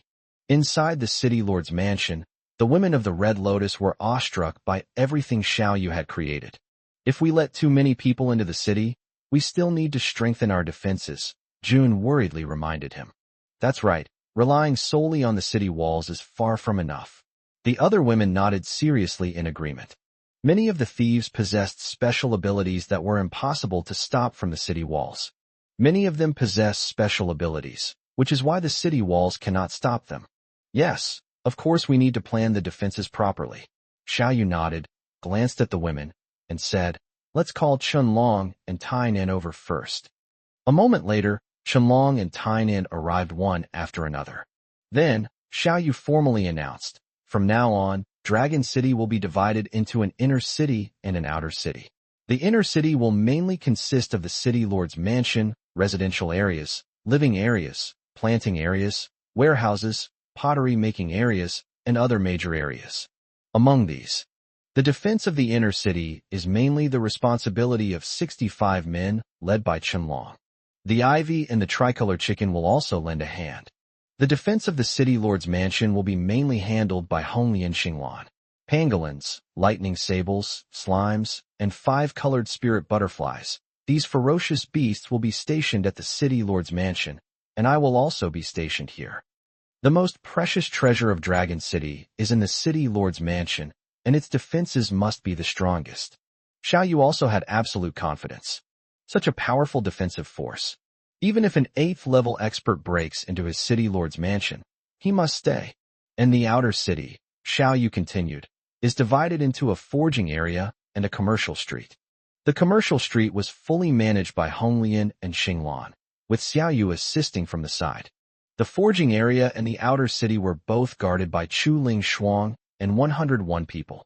Of course, the 6 tricolor chickens will help you guard the important passes. The inner city covers a larger area, and Chunlong leads fewer people. But the inner city is full of his own people, with the help of a huge ivy and a group of ferocious beasts that can provide support at any time, making it much safer. In contrast, the outer city receives outsiders, which may pose far more risks. However, with Chu Ling Shuang, wielding a 6th-tier divine weapon, in charge, a flock of tri-colored chickens comparable to 6th-tier creatures. Unless a 7th-tier expert attacks, the outer city is still quite safe. Since Dragon City is going to be formalized, the city lord's mansion should also be rebuilt. Today's meeting was held in a temporary meeting room, which was inadequate in many aspects. But now that there are more and more people, it is necessary to standardize it. Every manager should have a private office. At the same time, the city lord's mansion is also the face of Dragon City, so it must be grand and magnificent. Thinking of this, Xiao Yu slammed his palms down on the ground again. The entire city lord's mansion trembled slightly and rose more than 10 meters in height, with a large amount of rocks and soil surging in. The city lord's mansion, which originally occupied less than 1,000 square meters, was instantly dismantled. However, the beds and furniture inside were all intact. The walls, subjected to high pressure, were quickly assembled. It eventually formed a huge hall, more than 10 meters high, with 3 floors. Each floor has dozens of rooms of various sizes. It has everything you could need, including bedrooms, offices, practice rooms, and forging rooms. The current city lord's mansion is over 200 meters long and wide, with a total area of at least 40,000 square meters. The largest area of this is a vast plantation. In the center is a glow-in-the-dark tree that is hundreds of meters tall, surrounded by densely packed vegetables. The vegetables grown here are closest to those of the glow-in-the-dark tree and taste the best. It's considered a special product of Dragon City, and only people from the city lord's mansion can eat it. In the blink of an eye, it's turned out like this. Seeing this, both the Honglian and Xinglan sisters were filled with emotion. They watched the earth dragon turtle grow up little by little. From its original tiny size, it has now become a mobile continent. It's unimaginable that the area is so large and divided into so many regions, including the inner city and the outer city. And now the City Lord's mansion alone is bigger than the entire Maple Leaf tribe before. How magnificent! Chu Ling Shuang exclaimed, her mouth slightly agape. Thinking to myself, this is the place a City Lord should live in, so grand and imposing. Unlike the City Lord's mansion in Divine Weapon City, it's not even as good as the toilets in Dragon City. Wow! The swimming pool has been expanded several times over. It must be at least 1,000 square meters. Xinglan loves swimming and playing in the water, and she was quickly attracted by the newly renovated swimming pool. She discovered that the swimming pool, which was originally 100 or 200 square meters, had been expanded nearly tenfold. Shii? Shii. Little Shi was also very excited and jumped out of Xinglan's arms and into the swimming pool. What a beautiful swimming pool! June looked at the clear pool surface, eager to try it out. Catwoman, I don't really want to leave, Qi Sha said, licking his lips as he saw this. Me too. This is paradise. Cixi was also very excited. It's so hot during the day. Who can imagine how wonderful it would be to have a swimming pool? And with Shii around, the water in the swimming pool is always clear, and there's never a need to change it. Therefore, they swim a lap in the water every day. Now that the swimming pool has been expanded so much, it's even more comfortable. Brother, you've worked so hard. Seeing the fine sweat on Xiao Yu's forehead, Honglian took out a handkerchief and wiped it for him with heartache. I'm fine, it's just from the sun. Xiao Yu smiled and shook his head, then beckoned to Xiao Shi and said, Little guy, there's something else I need you to do. Come with me. Shii? Shii. The slime immediately flew over and pounced into Xiao Yu's arms. System, upgrade the slime. Ding. Consuming 100,000 energy stones, the slime has advanced to Tier 6. Ding. Copying slime's talent water power. Fusion in progress, fusion complete. As the Earth Dragon Turtle expanded, the population of Dragon City also increased several times over, naturally leading to a significant increase in water consumption. Therefore, Xiao Yu needs to evolve the slime first to make it more capable of purifying water. Next, Xiao Yu built reservoirs in all major areas, including residential areas and planting areas. Chapter 118. Evolution again. I have over 1.3 million energy points left. First, the glowing tree must evolve, and secondly, the lightning sable. Xiao Yu checked the amount of energy points and made a decision in his mind. After all, the mainstay industry of Longqing now is agriculture. The status of the glowing tree is naturally second only to that of the earth dragon turtle. Secondly, lightning finch and pangolin. One is invincible at teleporting and escaping, the other is invincible at defense. This also determines Xiao Yu's strongest combat power and ability to survive. The pangolin has already evolved. Now it's time for the lightning weasel to evolve. It's daytime now, and even if the glowing tree evolves, it won't release the light of life. So Xiao Yu called out directly, Little Flash, come here. Squeak, squeak, squeak. Little Flash instantly appeared on Xiao Yu's shoulder and nuzzled affectionately against his face. All right, let me evolve you first. Xiao Yu held down the mischievous little guy and gave an order to the system. System, upgrade the lightning sable. Ding. Consumed 100,000 energy stones. Lightning sable promoted to Tier 6. Ding. Copying the lightning sable talent speed. Teleportation fusion in progress, fusion complete. Suddenly, the lightning sable's small body twitched, and it successfully evolved. The lightning sable is the same as before, with no noticeable change in size, but its eyes are becoming more lively. After advancing to the 6th rank, its maximum teleportation distance has reached 500 or 600 meters. After copying the lightning sable's talent, Xiao Yu's strength increased significantly once again. Now if he unleashes his full power, he could probably crush most 8th-tier powerhouses. After finishing everything, he went for a swim, and I must say this private pool is really comfortable. Soon, the sun set and darkness fell. Everyone, stay around the city lord's mansion. As soon as Xiao Yu gave the order, hundreds of people from Dragon City gathered around the City Lord's mansion. Inside the City Lord's mansion, Xiao Yu reached out and placed his hand on the glowing tree, a thought forming in his mind. System, upgrade the glow in the dark tree. Ding. Consumed 1 million energy stones. The night shining tree has been upgraded to tier 7. Ding. Copying the glowing tree talent, glowing domain, merging in progress, merging complete. The next second, the glowing tree shook violently, its size increasing rapidly. Originally 2 or 3 meters in diameter, it expanded several times over, reaching 5 or 6 meters. Originally over 200 meters tall, it now exceeded 300 meters. In short, it has completely transformed into a towering ancient tree. And then the glow in the dark tree evolved again. A torrent of emerald green light surged forth like a tidal wave. In an instant, it filled the entire City Lord's mansion and then spread outwards. Soon, hundreds of people around the City Lord's mansion were all enveloped by this emerald green light. Everyone closed their eyes and sat in meditation. When they felt the intense light of life, they were all amazed. This time, the light of life is truly stronger than ever before. Yes, I feel like if I had to do it again, I might break through to the 3rd tier. The original 65 people in Longsheng, although they felt they had made considerable progress, were still able to remain rational. The 101 new members of Divine Weapon City all went mad. It feels so good. I feel like I'm going to fly. What is this? I feel my physique getting stronger rapidly. Haha, I've finally broken through and reached the 4th rank. Exclamations of surprise rang out, along with excited screams.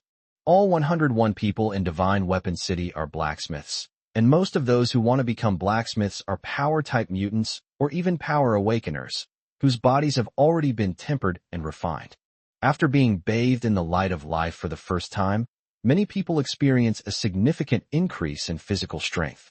Some of the previous hidden injuries have improved considerably due to the increase in physical strength. Even 3 or 4 people made breakthroughs in succession. Half an hour later, the light of life finally dimmed. After Honglian went out to investigate, she returned and reported, "Brother, of the 101 new members, 11 have made breakthroughs tonight. 1 has reached the 4th rank, 2 have broken through to the 3rd rank, 6 have broken through to the 2nd rank, and 2 have broken through to the 1st rank. The remaining people, though not having broken through, each of them gained at least 50-100 gene of strength. Great. Same rules as before. As long as you break through to the 1st rank, you'll be rewarded with 10 drops of Night Shining Tree." Hearing this, Xiao Yu was overjoyed and waved his hand as he spoke. This time, the Night Shining Tree advanced to the 7th rank, and its life light was exceptionally strong. Besides the newly joined blacksmiths, who benefited immensely from basking in the light of life for the first time. After the glowing tree evolved last time, Xiao Yu collected tens of thousands of vegetable seeds. Previously, they had been given to Xinglan and planted under the glowing trees. After the glowing tree evolved again tonight, all the seeds have taken root and sprouted. The seedlings that sprouted and were planted a few days ago have all matured completely. If this cycle continues, the trade fair will last for another 2 weeks, which is enough time to cultivate a large number of goods. I realized there were still quite a few energy points left. Xiao Yu's mind raced, and he opened his personal panel. Host, Xiao Yu. Realm, 7th rank. Taming points, for refreshes daily, can be accumulated. Energy points, 276337. Talents/skills. Level 7 Earth Power, Level 7 Petrification, Level 7 Night Glow Domain, Level 6 Regeneration, Level 6 Neurotoxin, Level 6 Poison Resistance, Level 6 Iron Consumption, Level 6 Speed, Level 6 Teleportation, Level 6 Burrowing, Level 6 Water Power, Level 6 Split, Level 5 Healing Power, Level 5 Hallucinogenic Powder, Level 5 Silk Spike, Level 5 Energy Perception, Level 5 Featherblade. Lifespan, 21 years/13,229 years. Pets, Earth Dragon Turtle Tier 7, Glowing Tree Tier 7, Ivy Tier 6, Slime Tier 6, Pangolin Tier 6, Lightning Sable Tier 6, Bodhi Tree Tier 5, 5-colored Spirit Butterfly Tier 5x2, 3-colored Chicken Tier 5x6. Has my lifespan finally broken through 10,000 years after reaching the 7th rank? After reviewing the personal data, Xiao Yu raised an eyebrow slightly. With the combined blessing of the Earth Dragon Turtle and the Night Shining Tree, his lifespan suddenly increased by thousands of years. Let's keep the remaining energy points for now. It was late at night, and everyone had already left. Go with Xixi and Xisha? Or stay? Catwoman held a flower petal in her hand, tearing it apart piece by piece, her expression frustrated and conflicted. Previously, Xixi and Xisha had said that once they left Xinbing City, they would leave Dragon City. Just now, the bunny girl and the wolf girl came to her and asked her to make a decision immediately, to stay or to leave. Having lived in Longqing for so long, she had long regarded this place as her home, and Xiao Yu and the people here as her family. But the bunny girl and the wolf girl are also her family. Catwoman wandered around Dragon City, her eyes blank and her heart filled with hesitation. I don't know where to go or what to do. Chapter 119, The Catwoman's Dilemma. To leave or to stay? In the Deputy City Lord's office building, Honglian greeted June with a smile as she passed by. Then, she continued to furrow her fiery red embroidered brows, pondering the major and minor affairs of Dragon City's future. According to Xiao Yu, today's first meeting is a formal shareholders meeting. The so-called shareholders are the core members of Longqing. Today, we will finalize the identities of all current and potential future shareholders. Honglian was previously the leader of the Maple Leaf Tribe, supporting hundreds of people single-handedly. He has extensive management experience and a close relationship with Xiao Yu. Xiao Yu was mainly responsible for the overall direction of Dragon City, while Honglian was in charge of the specific matters. Certainly, there are many affairs in Longqing, and Honglian cannot possibly manage them all personally. She delegated different tasks to different people. For example, the planting and pottery industries were mainly managed by Xiao Yu. The daily training and hunting of the Dragon City guards were entrusted to Qianlong. To make things easier for Honglian, Xiao Yu directly appointed her as the Deputy City Lord. Sister June, would you like a cup of night glow dew? Catwoman arrived at the glowing tree and saw Xinglan and Xiaoshi collecting glowing dew. The two light blue creatures were having a great time. They used the power of water to control the large amount of dew on the luminous tree, turning it into streams of water. It flowed down quickly, disappearing into one ceramic jar after another. Upon seeing June, the little girl with long, light blue hair waved and greeted us. Although Xinglan is still young, she is quite good at cooking. She usually just follows Xiao Yu around, helping him with laundry, cooking, and other tasks. Because of his water-based talent, he was one of Xiao Yu's most trusted people. The task of collecting the luminous dew every night was handled by her and the slime. At the same time, she was also in charge of the water supply allocation for the entire Dragon City. When Honglian is busy, she will call her over to help, and by the way, learn how to manage a large force. He said that when Xinglan grows up, she will become Honglian's assistant. June smiled shyly and waved her hand. Thank you, but no thanks. The glow-in-the-dark dew is truly precious. Unless she can stay and help Xiao Yu. But right now Catwoman still hasn't figured out what to do. SHI. Little sure didn't care. It directly grew two tentacles, one connecting to the glowing tree and sucking in a small cup of glowing dew, while the other tentacle was held to the Catwoman's mouth, even pecking her pretty face. Oh, thank you. June's pretty face flushed slightly as she obediently opened her mouth and drank it. Instantly, a warm current flowed through my body, and I felt a sense of joy in both body and mind. The earlier anxiety and frustration vanished almost instantly. Then, in June, I passed by Chu Ling Shuang and Xiao Chao's room again. Chu Ling Shuang was determined to carry on the master's legacy. Although it was late at night, she was still studying the animal skin books left by the master. Catwoman was also well aware of Xiao Yu's idea, to have Chu Ling Shuang build a city within a city. Xiao Yu was very much looking forward to the new divine weapon city in the future. Meanwhile, the pharmacist Xiao Chao, sporting dark circles under her eyes, was still adjusting the medicine. It looks like it won't be long before we can develop 4th or 5th tier enhancement potions. Everyone in Dragon City has their own things to do, and they are all working hard for the development of Dragon City. So what about me? What can I do? Thinking of this, Catwoman felt a little lost. You're back? Did you say goodbye to him? Before we knew it, June had already returned home. Xiao Yu built several houses for the girls. The Xinglan and Honglian sisters own a 2-bedroom apartment, while the Luiyue Chisha apartment is also owned. Chu Ling Shuang and Xiao Chao are set.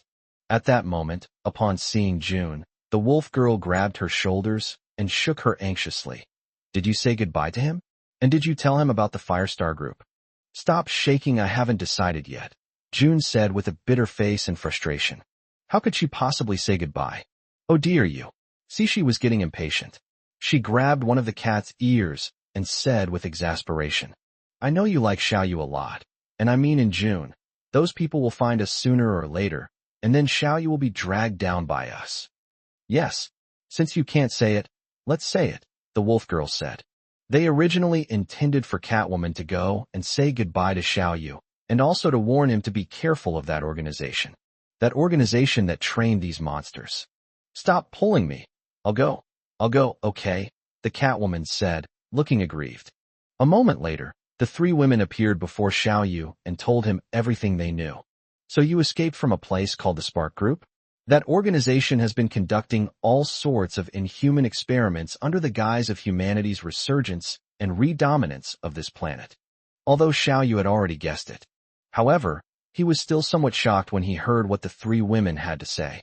It is said that orcs have appeared on the continent for at least several hundred years, or even over 1,000 years.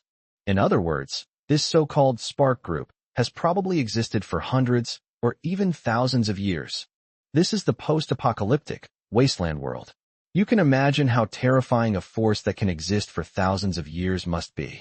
With so many treasures in my Dragon City, and being so ostentatious about them, it's bound to attract some powerful force sooner or later. So whether you leave or not, they're bound to come after me, right?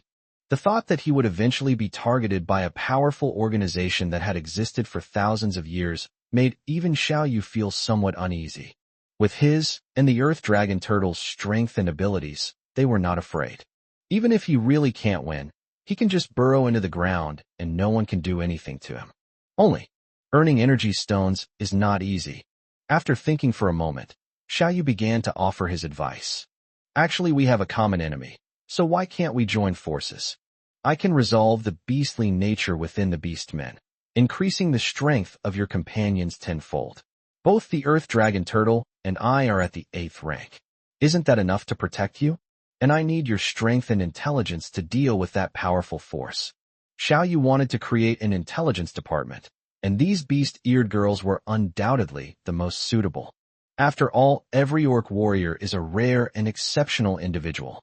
Each of them is not only extremely powerful in combat, far surpassing others of the same level, but also possesses special abilities. Catwoman can become invisible in the dark. The bunny-eared girl has super hearing and speed comparable to the lightning ferret. The wolf girl has a super sense of smell and an exceptional tracking ability. That makes sense. Upon hearing this, Cixi and Qixia exchanged a glance, both of them feeling a stirring in their hearts. Xiao Yu is right. We all have a common enemy, so we should unite. Moreover, Xiao Yu is indeed powerful enough now. At this moment, the 2 women completely forgot that they had originally come to say goodbye, and at the same time reminded Xiao Yu. Xiao Yu is right. Let's stay. Chapter 120 Natural Disaster Strikes. Xiao Yu is right. Let's stay. Seeing that her 2 best friends were interested, June also grabbed their hands and shook them, saying, Think about it. In Dragon City, there are all kinds of delicious food such as corn and tomatoes every day. You can take a bath every day, and you can swim. Moreover, you have already eaten the food in Dragon City, but Wu Wire and the others have not yet eaten it. If they can join Dragon City, they can also eat these top-quality foods. But once I leave Dragon City, I'll have nothing left. Yes. Finally, Cixi and Qixia were persuaded. They had tried all the best food in Longqing. But Wu Wire and her companions had never eaten it before. We can't make that decision. Yes, Wu Wire has always been in charge of such important matters. We've survived this long thanks to her intelligence. Finally, Cixi and Qixia exchanged a glance and then shrugged. Is that so? Xiao Yu was speechless for a moment. It turned out that no matter how much he said, these people had no say in the matter. However, he became even more interested in this legendary Wu wire. After all, it's something that can make three powerful beast-eared girls, Shi, Lu Yu, and Qi Sha, so convinced. This Wu wire is definitely not simple. She must be an outstanding leader. The intelligence organization that Xiao Yu had in mind, the rabbit-eared girl, the cat girl, and the wolf girl, was all pre-selected by him. However, I always felt that this organization was missing a leader. But now Xiao Yu feels that perhaps they have already found it. Okay, once I find Wu Wire, whom you mentioned, I'll talk to her. After persuading the rabbit-eared girl and the wolf girl to join, the intelligence agency was thus officially established. Currently, there are only 3 people: the bunny girl, the cat girl, and the wolf girl. Xiao Yu assigned a 3-colored chicken to each person as a mount to provide support to various parts of Dragon City at any time. After riding the 3-colored chicken, the 3 girls loved it. After all, who wouldn't want a flying mount? However, we need to take some time to go out and look for traces left by our companions. The 2 animal-eared girls never forgot their search for their companion. Xiao Yu said it was no problem at all, and he would help find one. Unable to find their companions, the wolf girl and the rabbit-eared girl had no choice but to stay in Dragon City. Once he found his orc companions, he would try to persuade them to stay as well. The 3 beast-eared girls are all exceptionally talented, and the other beastmen must also have special abilities. Only by bringing them all under our control can Dragon City's intelligence agency be fully formed. In short, no matter what, I'm guaranteed to make a profit.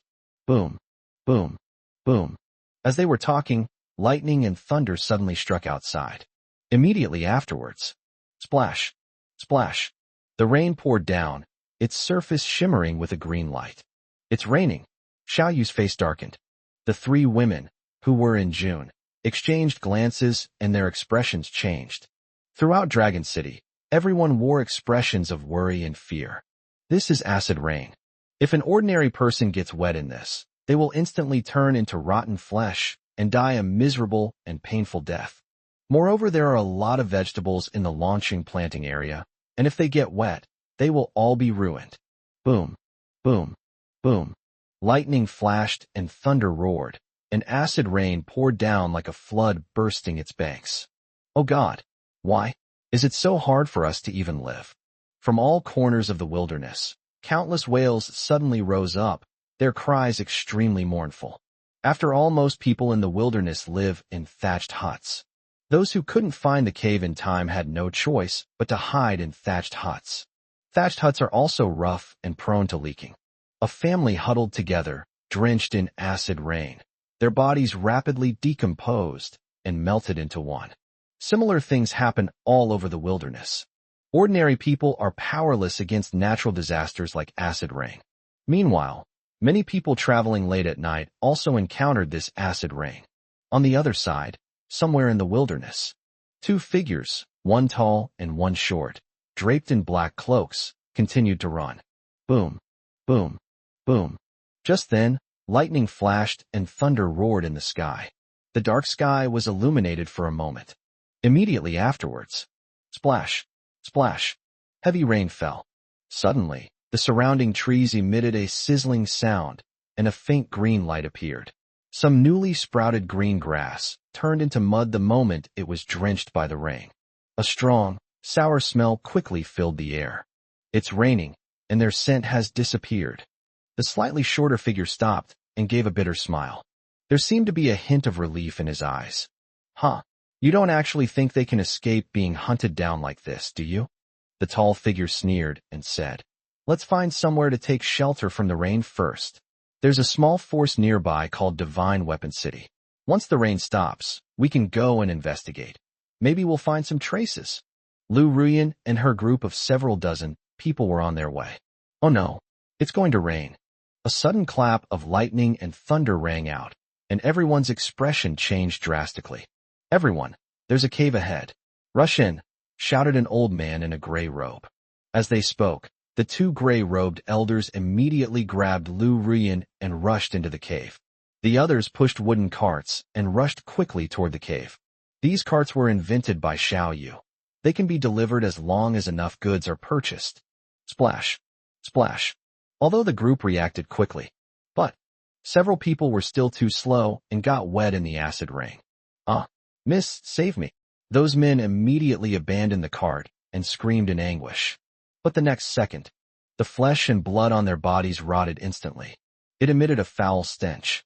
But soon, the stench was completely drowned out by the acid rain.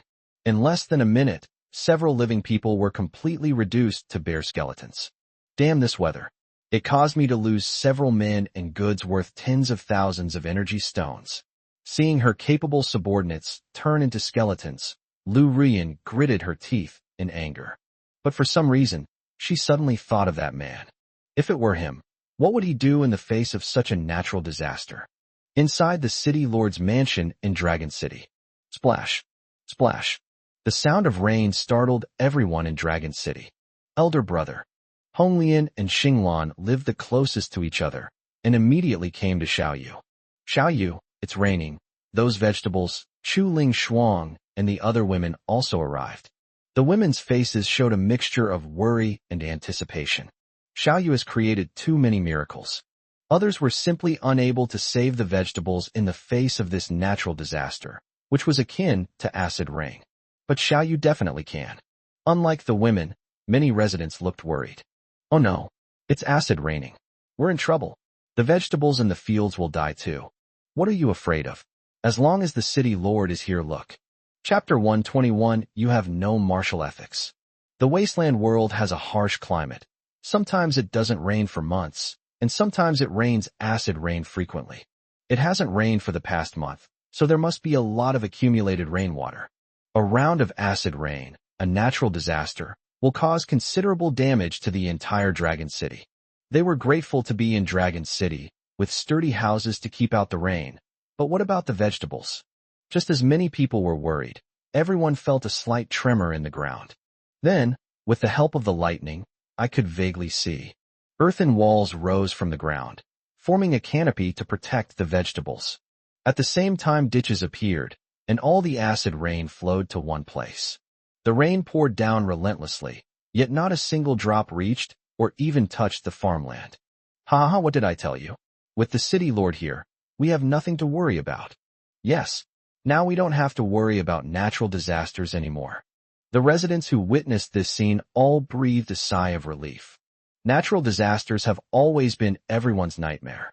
Earthquakes, hurricanes, acid rain, etc. Every natural disaster takes away countless lives. But now, these terrifying natural disasters such as earthquakes, hurricanes, and acid rain pose no threat to Dragon City. Everyone slept well that night. A day has passed since the acid rain started, and the sky has cleared. Such a natural disaster. The impact on other forces, large and small, is enormous, even devastating. However, it had no impact on launching whatsoever. Even the vegetables and plants were blocked by the large canopy built by Xiao Yu. Meanwhile, all the rainwater that flowed down gathered into a large pool. Finally, little Shii took over and purified everything, which resulted in a large amount of water. Speaking of which, the sky is much brighter after the acid rain. Yes, the air feels much fresher now. On the training ground, all 65 of Qinlong's subordinates and the 101 new recruits were gathered. Everyone looked up at the sky and found that the black fog in the air had dissipated considerably. While acid rain is extremely harmful, it has also dispersed large areas of dense fog, so it can be considered a double-edged sword. Captain Tainan and I heard that we're having special training today, specifically for the 101 of us, and the person training us, a fourth-tier expert named Air Guzi, looked at Tainan, then pointed to Qinlong not far away, and muttered, "It's that guy named Qinlong." In terms of strength, he had been at the 4th rank for quite some time, and considered himself much stronger than Qinlong. Therefore, naturally, some were unwilling to accept the other party's training. Yes, Qinlong's strength is still too weak. The other 4th-tier members were also somewhat dissatisfied. Asking a sheep to teach a pride of lions? That's ridiculous, isn't it? Shut up, all of you, Tainan shouted, arms crossed and face stern. The young city lord had warned him not to underestimate the people of Dragon City. But he was a 5th-tier expert, and it was indeed somewhat frustrating for him to be trained by a 4th-tier expert. Now a bunch of people are still chattering in my ear, which is even more annoying. The city lord has arrived. Suddenly someone shouted. Everyone immediately turned to look. Then, the city lord made a grand entrance, surrounded by a host of women including Honglian Xinglan Luiyue. Greetings, Lord City Lord. Everyone immediately stood up straight and bowed. Xiao Yu glanced at everyone present and found that Chun Long's group of 65 and Tai Nan's group of 101 were clearly divided. It was not that they disliked each other, but they were definitely not harmonious.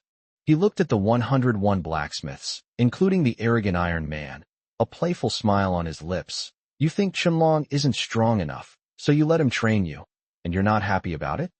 I'm giving you all a chance. Everyone can challenge him. Defeat Chun Long, and you will be rewarded with 3,000 merit points and 20 drops of night dew. And I will personally teach him my ultimate technique, the chaotic cloak hammer technique. What? Am I hard of hearing? 3,000 merit points. 20 drops of night shining dew. Every single one is top quality. These rewards are secondary. The most valuable thing is the chaotic cloak hammer technique, isn't it? Yes. Once we learn the city lord's chaotic cloak hammer technique, becoming a blacksmithing master will only be a matter of time. Now as long as we defeat Chun Long, we can get these rewards. Tai Nan and the others had all heard that the city lord was able to become a master blacksmith. The key to forging a Tier 6 top-grade divine weapon was this chaotic cloak hammer technique. Once unleashed, the power of each strike will continuously accumulate. After 81 hammer blows, the power had increased several times over. Such hammering techniques would be an absolutely irresistible temptation for any blacksmith. For a moment, Tai Nan and the other 101 people all looked at Chun Long. They all looked at each other with shining eyes, as if they were looking at a lamb to the slaughter, and were eager to fight. Even though he was only at the initial 4th level, several of them could easily crush him. Lord City Lord, this is not a proper thing to do. Chu Ling Shuang's beautiful eyes widened, equally incredulous. Her face filled with worry. She said, although Captain Chun Long is very strong, Tai Nan and the others have been at the 4th or 5th level for a long time. What if they hurt Captain Chun Long? They've only just joined Dragon City, and it doesn't feel right for them to bully the older generation there. Sister Ling Shuang, you underestimate Chun Long and his people. Lu Yu covered her mouth and laughed. She could already imagine the scene of these newcomers being ravaged by Chun Long and the others. After all, these 65 people from Chun Long were personally trained by Xiao Yu. Jun is right. Don't underestimate Chun Long and his group, just because they are few in number and weak. If it really came down to a fight, your 100+ people probably wouldn't be able to defeat them. Honglian smiled and spoke up for her trusted followers. Hearing this, Chu Ling Shuang couldn't help but roll her eyes inwardly, thinking to herself, I don't believe you for a second. She felt that Chun Long was a calm and composed person, but his actual strength was really lacking. If Chun Long loses, Xiao Yu will lose face, suffer a huge financial loss, and the special training will have to stop. I'll go first. At this moment, a voice rang out, and Guzi was the first to step forward. He's a dog mutant with incredible strength and speed, yet he can't even beat someone who's just entered the 4th tier? All right, I accept your challenge. Chun Long grinned, revealing a cold smile. He knew that the city lord wanted him to give these newcomers a warning. Perfect timing. These guys are looking down on him so much, and he's really annoyed. Today he'll teach them a lesson. My name is Guzi. Guzi stepped forward a few paces, clasped his hands in greeting, and said, although he is very arrogant, but before fighting, we should be polite to each other first. But he hadn't finished speaking. Chun Long took a handful of dust from his pocket and sprinkled it on his eyes. While Guzi was rubbing his eyes, Chun Long punched him squarely on the nose. Damn it! You have no sportsmanship. I'll fight you to the death, roar. Chapter 122 Temple. Guzi roared and tried to get up and fight back. Unfortunately, Chun Long was already on top of him, and after a few punches, Guzi was motionless. Damn it! Stop it! You dare to trick my brother.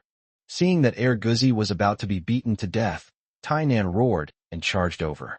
Behind him, hundreds of people rushed forward, all wanting to beat Chun Long up. Brothers, let's go. A loud shout rang out, and Chun Long and his 65 men rushed over.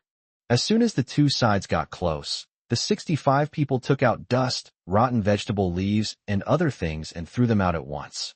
Holy crap! What the hell is this thing? They were instantly hit by a cloud of dust and mud, and Tai Nan and the others were stunned once again, just as they were brushing the dust and mud off their faces. Bang! Bang! Bang! Dozens of figures rushed over. Iron Man, a dignified fifth-tier cultivator with immense strength, had his nose broken by Chun Long's punch in an instant. Then he was pinned down and brutally violated. Those 101 people were also knocked to the ground and frantically rubbed against. Lord City Lord this. In the spectator area, Chu Ling Shuang couldn't help but cover her burning face. How embarrassing. There were 101 people, including one fifth-tier leader with several fourth-tier leaders, and the remaining dozens of second- and third-tier leaders. On the other side, there were only 65 people, one Tier 4, 3 Tier 3, and the rest were a group of Tier 1 and 2. The difference in combat strength between the two sides is too great. He had the audacity to boast that his subordinates were strong enough to injure Qianlong. The result was completely the opposite. Iron Man and his companions were instead pinned to the ground and subjected to brutal humiliation by the opposing side. The chaos between the two sides lasted for a long time, until all 101 people were beaten so badly they begged for mercy, pleading for their lives. Xiao Yu waved his hand, signaling Qianlong and the others to stop. How about that? Still not convinced? Seeing the 101 people staring intently at Qianlong and his group, as if they wanted to bite them to death, Xiao Yu said coldly, "Why is it that when everyone is unarmed, Qianlong and his group are far inferior to you in number and strength, yet you are the ones being trampled on? Because you have high ideals, but are nothing but a bunch of useless trash. On the battlefield, there are no tricks, only victory, defeat, and life or death. The enemy will never reason or be polite to you. The day the enemy storms Dragon City, it will be either you or them who die." Xiao Yu had long ago discovered that battles in this world mainly revolved around comparing cultivation levels. However, when you encounter someone who truly understands combat, your cultivation level is of little use. For example, these 101 people always think they are of a higher level and therefore don't take Qianlong and the others seriously. Little did they know, Qianlong and his group hadn't even used their true abilities yet. Because what Xiao Yu taught me was that schemes and tricks were just minor tactics. Strength was the key. Today's special training ends here. You have disappointed me greatly. If you are still not satisfied, you can challenge me again in 3 days. Xiao Yu waved his hand and left with the women. That's it. Tai Nan and the others were completely bewildered. Could it be that today's special training is going to be a showdown between the two sides? Although he was somewhat dissatisfied. But the city lord is right. There are no tricks on the battlefield, only victory, defeat, and life and death. Humph. Schemes and tricks? Do you really think they wouldn't use them? Thinking of this, Tainan looked at the arrogant Qianlong opposite him, who had a huge pig's head on his head, and challenged him. "Qianlong, let's fight again in 3 days. Next time I won't hold back. Hee. I'm waiting for you." Hundreds of people gathered at the entrance of the Hall of Merit and in front of the bulletin board. Is anyone literate? Does anyone know what it says? Hey, in this day and age, even food and drink are a problem. Who has the time to learn to read? Stop arguing, everyone. The deputy city lord is here. Everyone stared blankly at the densely packed words on the bulletin board. At this moment, some people saw Hong Lian coming over and all gathered around. Hello, everyone. Hong Lian was gentle and graceful, smiling and nodding to everyone. Outside, the elderly, women, and children can't do anything and are treated as burdens. But it's different in Longqing. Everyone can find something to do. Really? Deputy City Lord, is there anything I can do? A middle-aged woman with a weathered face raised her hand, her eyes full of expectation. Her husband died young, and her son has a huge appetite and is often hungry.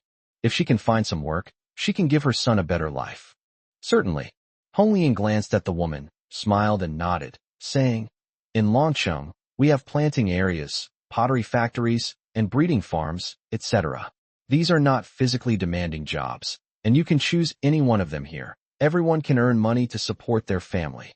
The monthly base salary ranges from 20 to 200 merit points, plus a subsidy of 100 to 200 caddies of ferocious beast jerky. The more you do, the better you do, and there are all sorts of generous rewards. Xiao Yu and a group of women had already reported this to her several times. The glowing tree has just evolved and has once again cultivated tens of thousands of vegetable seedlings. In the plantation now, a group of women are busy as bees. As for pottery factories, they also require a large number of workers. In short, every factory is extremely short of manpower in preparation for the upcoming trade fair. Great. We're willing to go to work. Everyone cheered upon hearing Holian's words. Dragon City is great in every way. They really love it here, but they're also worried. Because the elderly and women and children have always been considered a burden. He will not be respected by any power.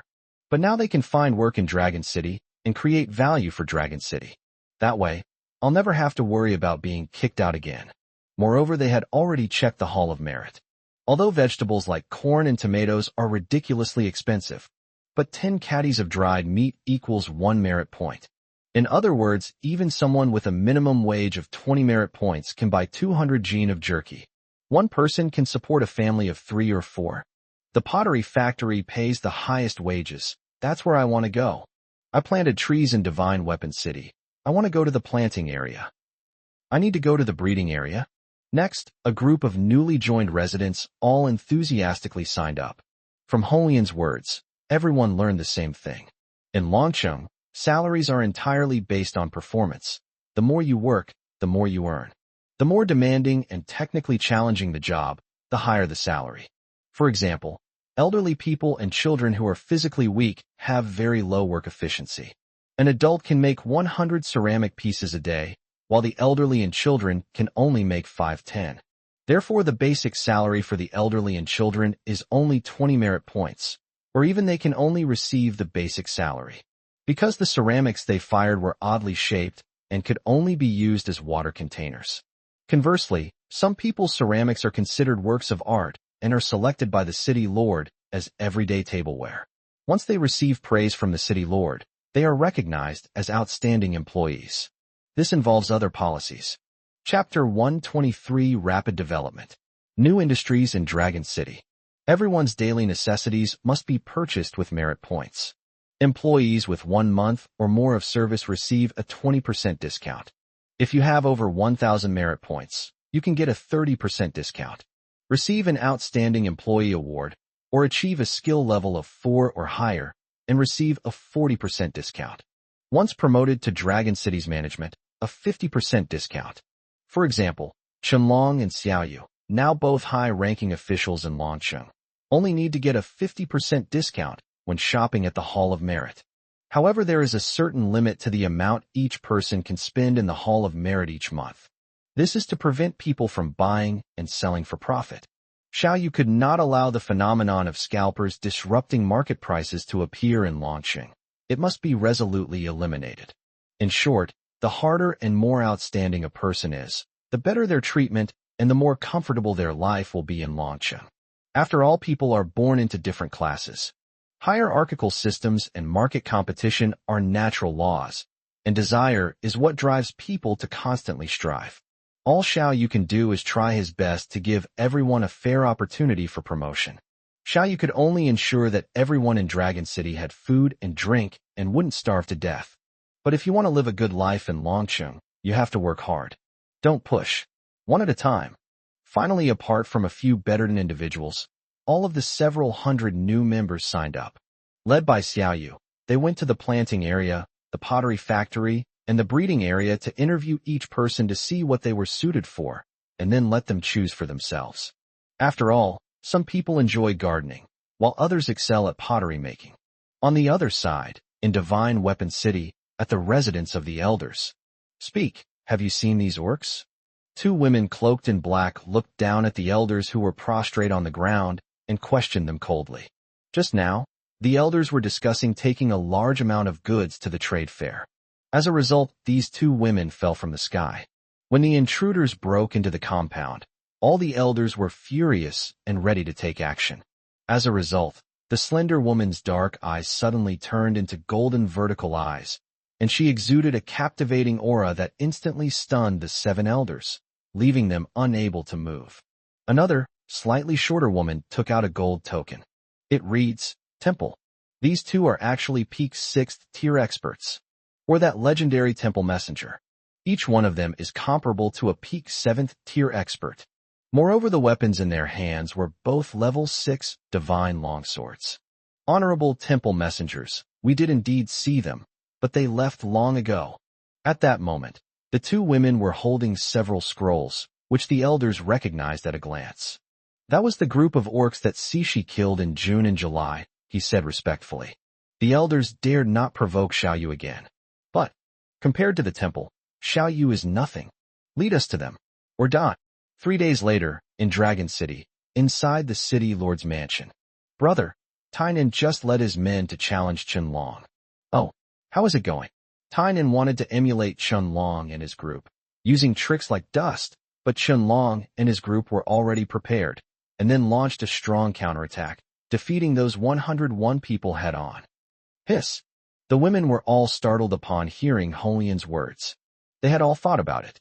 After all, Qianlong and his group were personally trained by Xiao Yu, so their strength was definitely not weak.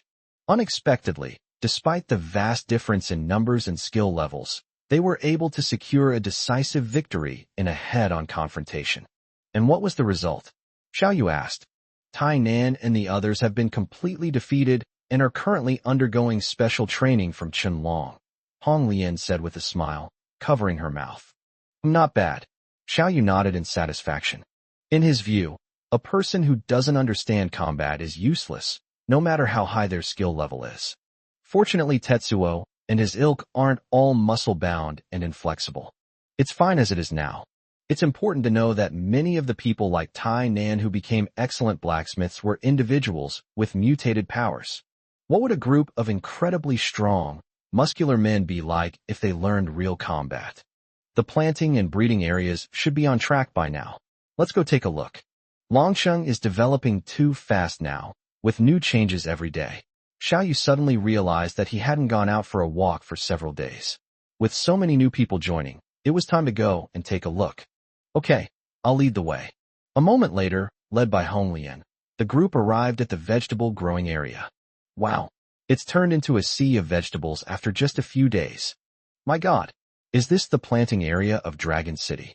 The girls stared wide-eyed in disbelief at the endless expanse of vegetables and plants. All of them were lush green seedlings of corn, tomatoes, and cabbage. Each of these incredibly precious vegetables is produced in quantities of tens of thousands. The ceramic factories have already produced tens of thousands of pottery jars. Any one of these items would be enough to make those powerful forces fight over them. The newly built plantation is right next door, Hong Lian pointed to the distance. Everyone immediately looked in the direction of the sound. In the distance, there was a grove of trees. Silkworms, 20 to 30 centimeters long, with skin shimmering with iridescent colors, wriggled among the trees, happily munching on the leaves, making a crisp, rustling sound. The 5-colored butterfly lays hundreds of eggs every day. So much time has passed, and now hundreds of silkworm larvae are hatched every day. Over time, thousands of silkworms have hatched. At first, the silkworms are raised on luminous trees and eat some of the leaves. Once they gradually shed their juvenile form, they are sent to these ordinary trees. Besides that, there were also a few chirping chicks on the plantation. Xiao Yu has already tamed all the pheasants. There are now 11 Tier 5 tricolor chickens in Dragon City. It lays several eggs every day. An egg the size of a watermelon. Xiao Yu and the women could only eat 1 or 2 a day. The rest were all taken by the tricolor chickens to incubate. In short, the current breeding farms mainly raise these 2 types of animals. In a few days, these colorful silkworms will be able to spin silk and develop the weaving industry. And these chicks grow very quickly. By the time the trade fair arrives, they might be laying eggs. Then 2 more top-quality goods will be available. Lord City Lord, you are truly incredibly wealthy. In the end, Chu Ling Shuang, the former young city lord of Divine Weapon City, could only sigh in this way. There was nothing she could do. She was completely numb to Xiao Yu's displays of skill. Roar! Suddenly, the earth dragon turtle let out a dragon's roar. The enormous, mountain-like body slowly came to a stop. Immediately afterwards, a pangolin measuring 14 or 15 meters long rushed up to Xiao Yu, barking excitedly. Oh, you finally found it. Chapter 124 Rank 7 Supreme Divine Weapon. Xiao Yu instantly understood what the pangolin meant, and his eyes lit up. He looked at Chu Ling Shuang and smiled. Ling Shuang, aren't you short of coal for forging weapons? Let's go. As he spoke, he stamped his foot. The ground beneath their feet suddenly rose up, forming a rock layer 10 meters long and wide. Like a small boat, it carried everyone in a certain direction. A moment later, in a deep underground pit. Hiss! They actually found a coal mine. Chu Ling Shuang looked around, speechless with astonishment.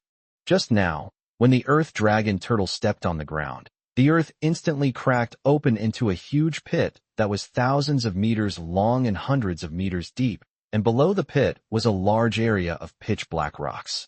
Upon closer inspection, it was indeed coal. Then the earth dragon turtle stomped on the ground again. Suddenly the earth shook. Moments later, a large area of the land within several kilometers around collapsed. As a result, large quantities of coal were transformed into a raging torrent, rapidly flowing towards Longqing. With the power of the earth dragon turtle can do things like mining coal. It couldn't be easier. Is this enough coal? Enough. Enough.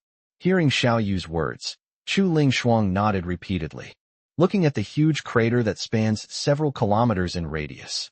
She was afraid that if she mentioned the lack of coal again, Xiao Yu would dig through the entire underground. In that case, let's begin the forging.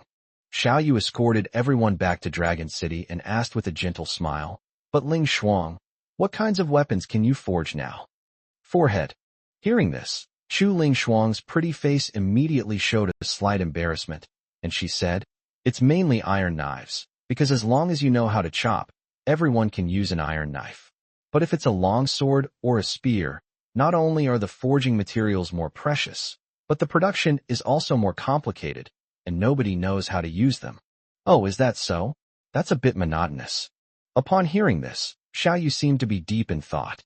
Knives are suitable for people with great strength, while those with less strength are better suited to swords. This is why women mostly use swords. Xiao Yu taught Qianlong and others basic battle formations. However, the weapons used in battle were mostly spears and crossbows. These can't be forged now, that won't do.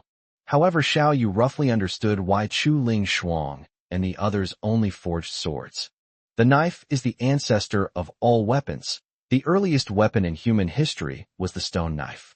Knives are the most commonly used weapons, and their forging process is relatively simple. Compared to other weapons, it is very simple to use, mainly consisting of 3 moves: slashing, chopping, and sweeping.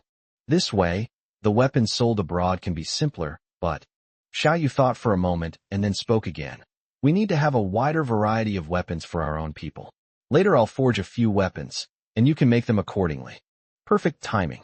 I haven't even used the top-grade extraterrestrial meteorite iron I got from the Grand Elder of Divine Weapon City yet. Does the city lord want to forge weapons? Can everyone come and watch? Upon hearing that Xiao Yu wanted to forge weapons, Chu Ling Shuang's eyes immediately gleamed. She could learn a lot from her father forging divine weapons. Xiao Yu's forging skills are in no way inferior to his father's. Being able to observe in person will definitely be very rewarding. Of course. Xiao Yu nodded with a smile. A moment later, all the blacksmiths gathered in the forging room, and that piece of top-grade extraterrestrial meteorite iron was also transported over. "Red Lotus, start the fire," Xiao Yu called out. "This piece of extraterrestrial meteorite is too hard, and melting it with ordinary flames is too slow. However, the flames of the Crimson Lotus are a deep reddish gold color and can easily exceed 3,000 degrees Celsius. With her intervention, the meteorite iron from outer space had already turned into molten iron in less than a quarter of an hour. Then once the molten iron solidified, Xiao Yu immediately unleashed the chaotic cloak hammer technique. Each hammer blow sparks a dazzling burst of light. But Chu Ling Shuang and the group of blacksmiths all stared wide-eyed. Is this the chaotic cloak hammer technique? As expected of the city lord. Truly impressive. Yes. This hammer technique is not only incredibly powerful, but its forging efficiency is also several times higher than that of a master craftsman. All the blacksmiths had incredibly eager eyes.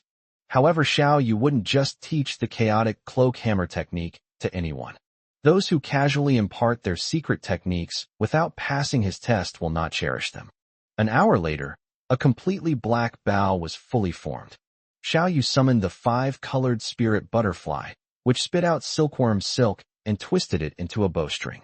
Finally, a divine weapon, the bow, was successfully forged. Only 300 jin. Xiao Yu played with the bow, slightly surprised.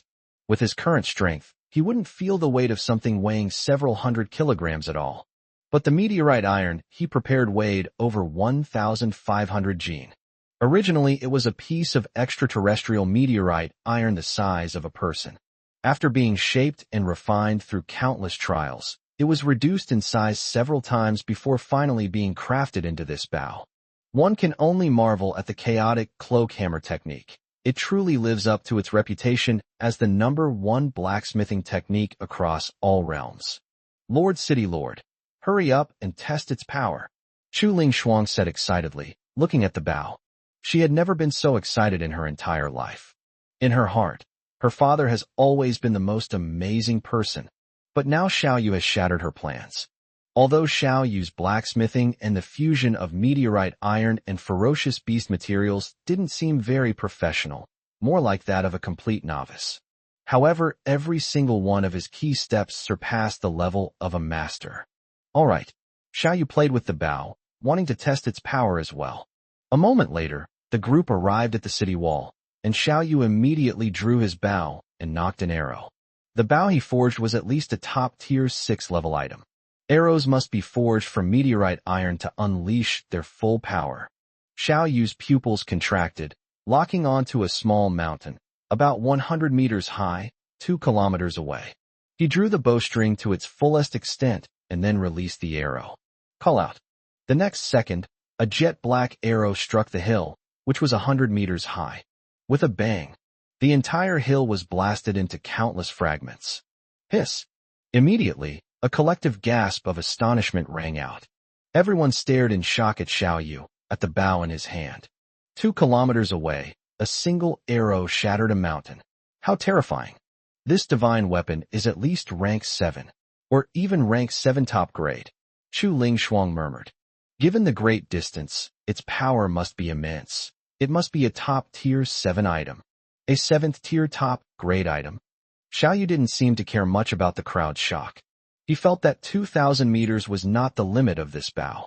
After all, he had just pulled casually, without using much force. If one were to harness the power of the earth, draw the bow with all one's might, and shoot the arrow, Xiao Yu believed that the effective range could be increased by at least 1 or 2 times. Of course, that's assuming he becomes a top-notch archer. Otherwise, even if it could be shot several thousand meters away, it still wouldn't hit the target. After all, he was able to hit the hill because the target was too big and couldn't move. Xiao Yu also aimed for a while. Otherwise, it would be impossible to hit the target. Chapter 125. At this moment, all I want to do is recite a poem. Yin City, City Lord's Mansion. Why hasn't my niece Rian returned after being gone for so long? Xiao Ting asked, his brows furrowed on the City Lord's throne. The 3 leaders broke out in a cold sweat. Since Lu Ruyan left Yin City, the City Lord has asked her this question hundreds of times. Nothing more. Since Xiao Yu left, Yin City's situation has deteriorated day by day.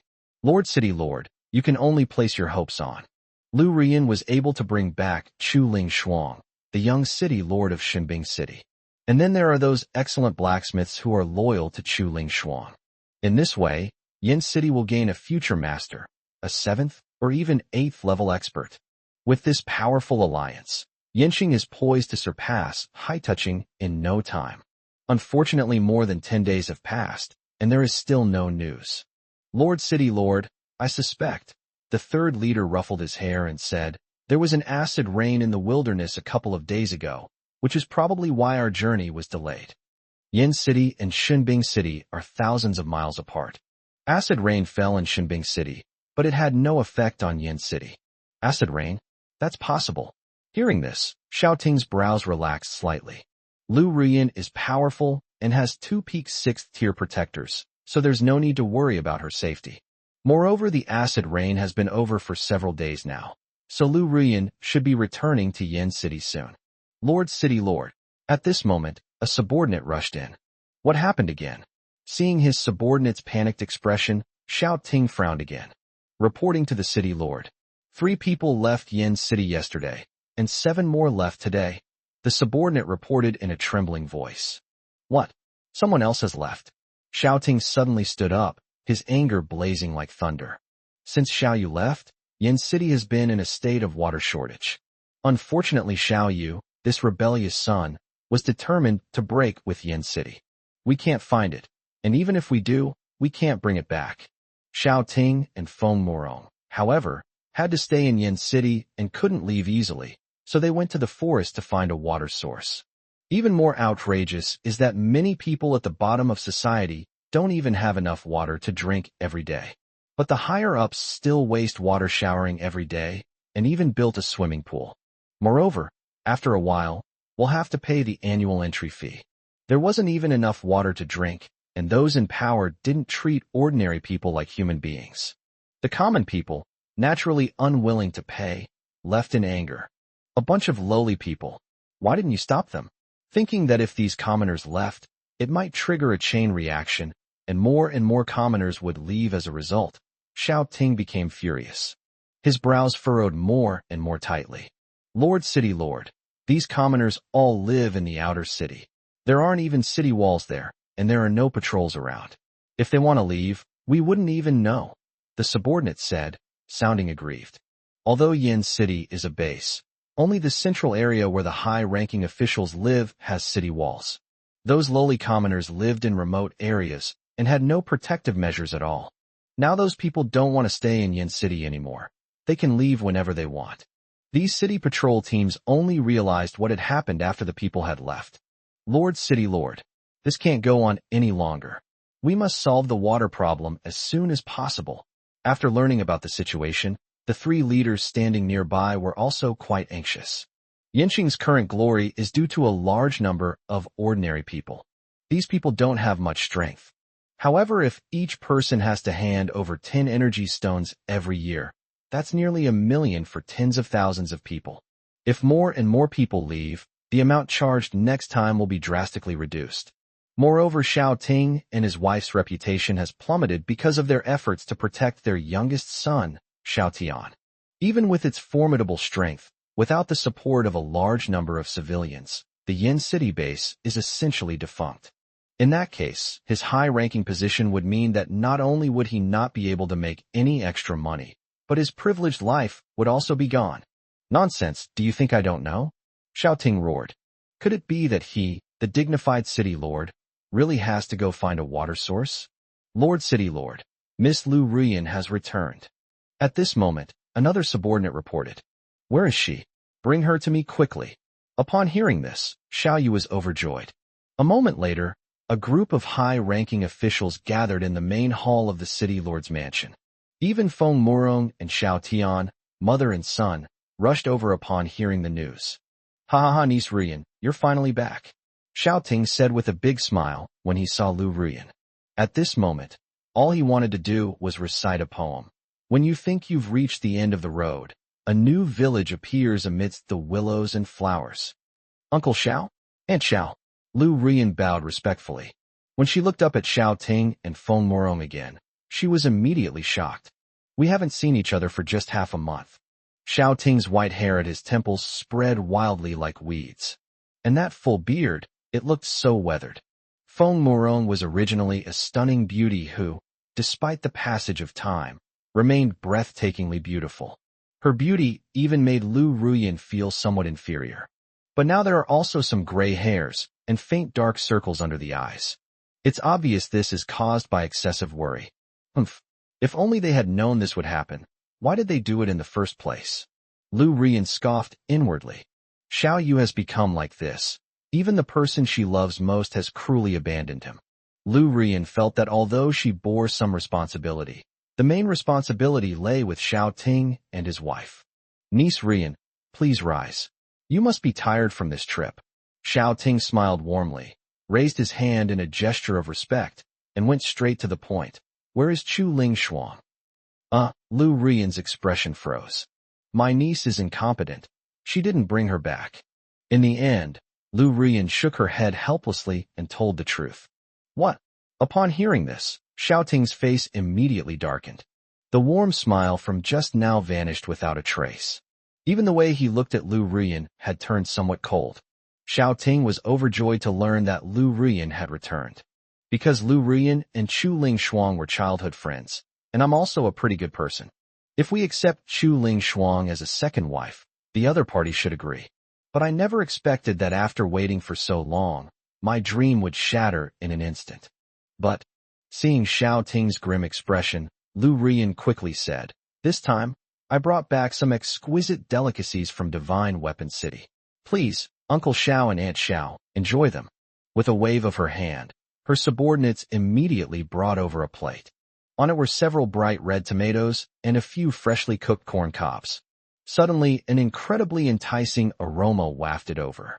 In an instant, everyone was drawn to the delicious food on the plates and kept swallowing their saliva. Gulp, niece Rian. Is this corn and tomatoes? Where did you get them? Xiao Ting's attitude instantly returned to normal. He swallowed, and his eyes lit up. Chapter 126: The Shock and Regret of the People of Yin City. As the lord of a city, Xiao Ting was quite knowledgeable and experienced. He had seen corn and tomatoes in the wild, and even dug some up to cultivate. However, those are all wild, and they don't mature even after several months of cultivation. Lu Rian must know where this thing came from to be. If we could get our hands on these things. Uncle Xiao, Aunt Xiao, please try some first. Let's chat while we eat. Lu Rian's eyes darted around. She didn't answer immediately, but instead had someone bring the corn over. Xiao Ting and Feng Murong nodded and took it to try it out. The corn is sweet and soft, truly a delicacy. The tomatoes are sweet and delicious. I haven't had such a wonderful dish in years. The two tasted the corn and tomatoes one after the other, and couldn't help but exclaim in delight. Although they are the lords of a city, with extremely noble status, and have no worries about food and drink. But this is a wasteland, a post-apocalyptic world, where resources are extremely scarce. Such exquisite delicacies are very difficult to obtain, even if they are willing to pay a high price. So the two of them were very happy to be able to eat these delicious foods today. Gurgle, gurgle. A group of high-ranking officials inhaled the aroma that filled the air, all of them swallowing hard. The soft, sweet aroma of the corn, the refreshing sweetness of the tomatoes, it's truly wonderful. Uncle Xiao, Aunt Xiao, this cabbage is also a delicacy. Please try it. Seeing that Xiao Ting and his wife were enjoying their meal, Lu Rian brought over another plate of freshly stir-fried cabbage. Suddenly, another refreshing fragrance wafted over. All the high-ranking officials present widened their eyes and drooled again. If it were before, Xiao Tian must be enjoying this exquisite delicacy with Xiao Tingfeng and Murong. But now Xiao Tian stood obediently to the side, trying his best to play the role of a good boy. Xiao Tian would occasionally glance at Lu Rian, casting admiring glances at her. However, Lu Rian never even glanced at him from beginning to end. This deeply hurt Xiao Tian. Until a moment later. As expected of Rian's niece. You did a great job. Xiao Ting wiped his mouth and smiled with satisfaction. Tell me, where did these things come from? These were cultivated by Xiao Yu. He also cultivated a large number of vegetables in Longcheng, Lu Rian said, shrugging.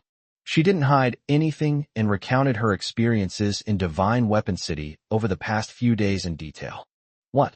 It really is that unfilial son. Upon hearing everything, Xiao Ting's eyes widened instantly. He had heard that the luminous tree had the effect of catalyzing plants, but at the time it was in the hands of the Black Demon tribe. The effect was too weak to be considered significant, so Yansheng was not very clear about it. But now it seems the effect is far beyond what we imagined. If he had known earlier that the glowing tree had such miraculous effects, he would have seized it himself long ago.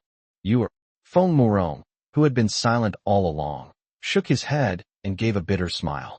During this time, she also sent people to look for her eldest son, Xiao Yu, but they couldn't find him at all. It looks like he's ridden that giant tortoise and gone far away. It's him again? Xiao Tian, who was standing to the side, was filled with hatred. Why is this happening? Originally, he thought that after driving that guy away, he could secure his position as the young city lord, enjoy his parents' love, and be worshipped by everyone. But now because of that guy, he has suffered setbacks time and time again, making his situation in Yin City increasingly awkward. Even the pampering from parents has decreased significantly. But that guy actually did very well.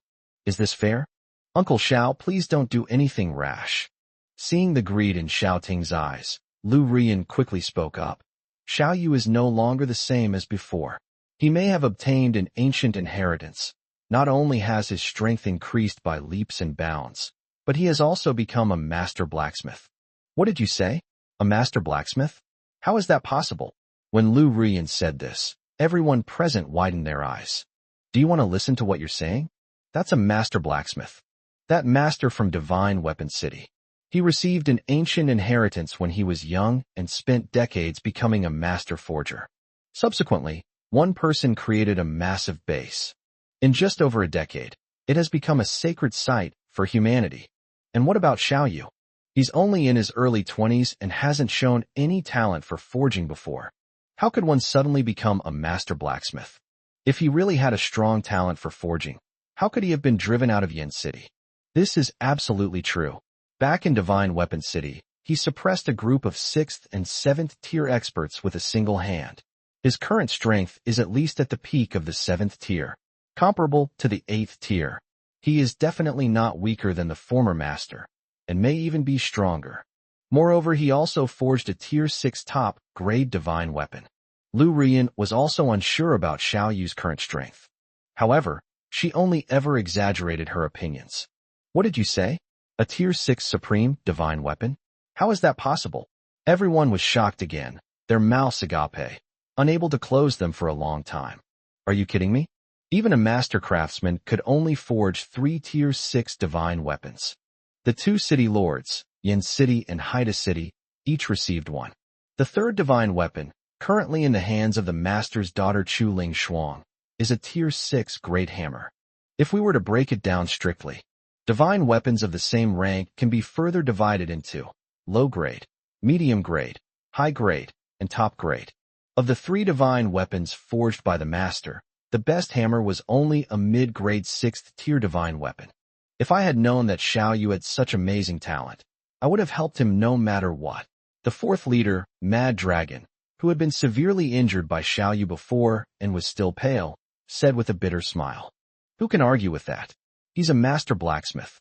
Heh, in the entire Flame City, there are only 5 divine weapons.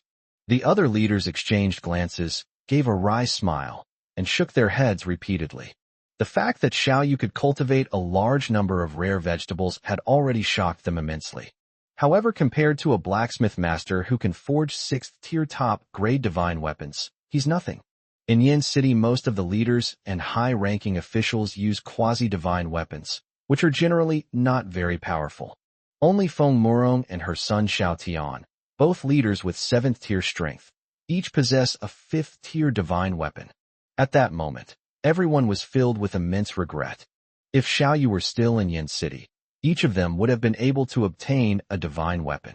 Everyone's strength can be increased tenfold. What these people didn't know was that just now, Xiao Yu had forged a 7th tier top grade divine weapon. Otherwise, the regret in everyone's hearts will be amplified tenfold. Lord of the city, for a moment, everyone looked at Xiao Ting with complicated expressions. The forging master whom Lu Rian now highly admires is Xiao Ting's son. But how did he do it? He condoned his second son's false accusations, drove his eldest son away, and ultimately caused a rift between father and sons. Could it be that I was really wrong?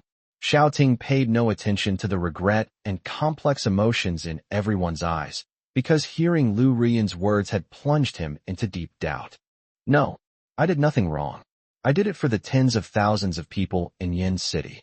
If Xiao Yu had shown his forging talent earlier, how could I have let him leave? Chapter 127. Xiao Yu is really in a terrible situation. He's practically broke. Sigh. Everyone shook their heads speechlessly.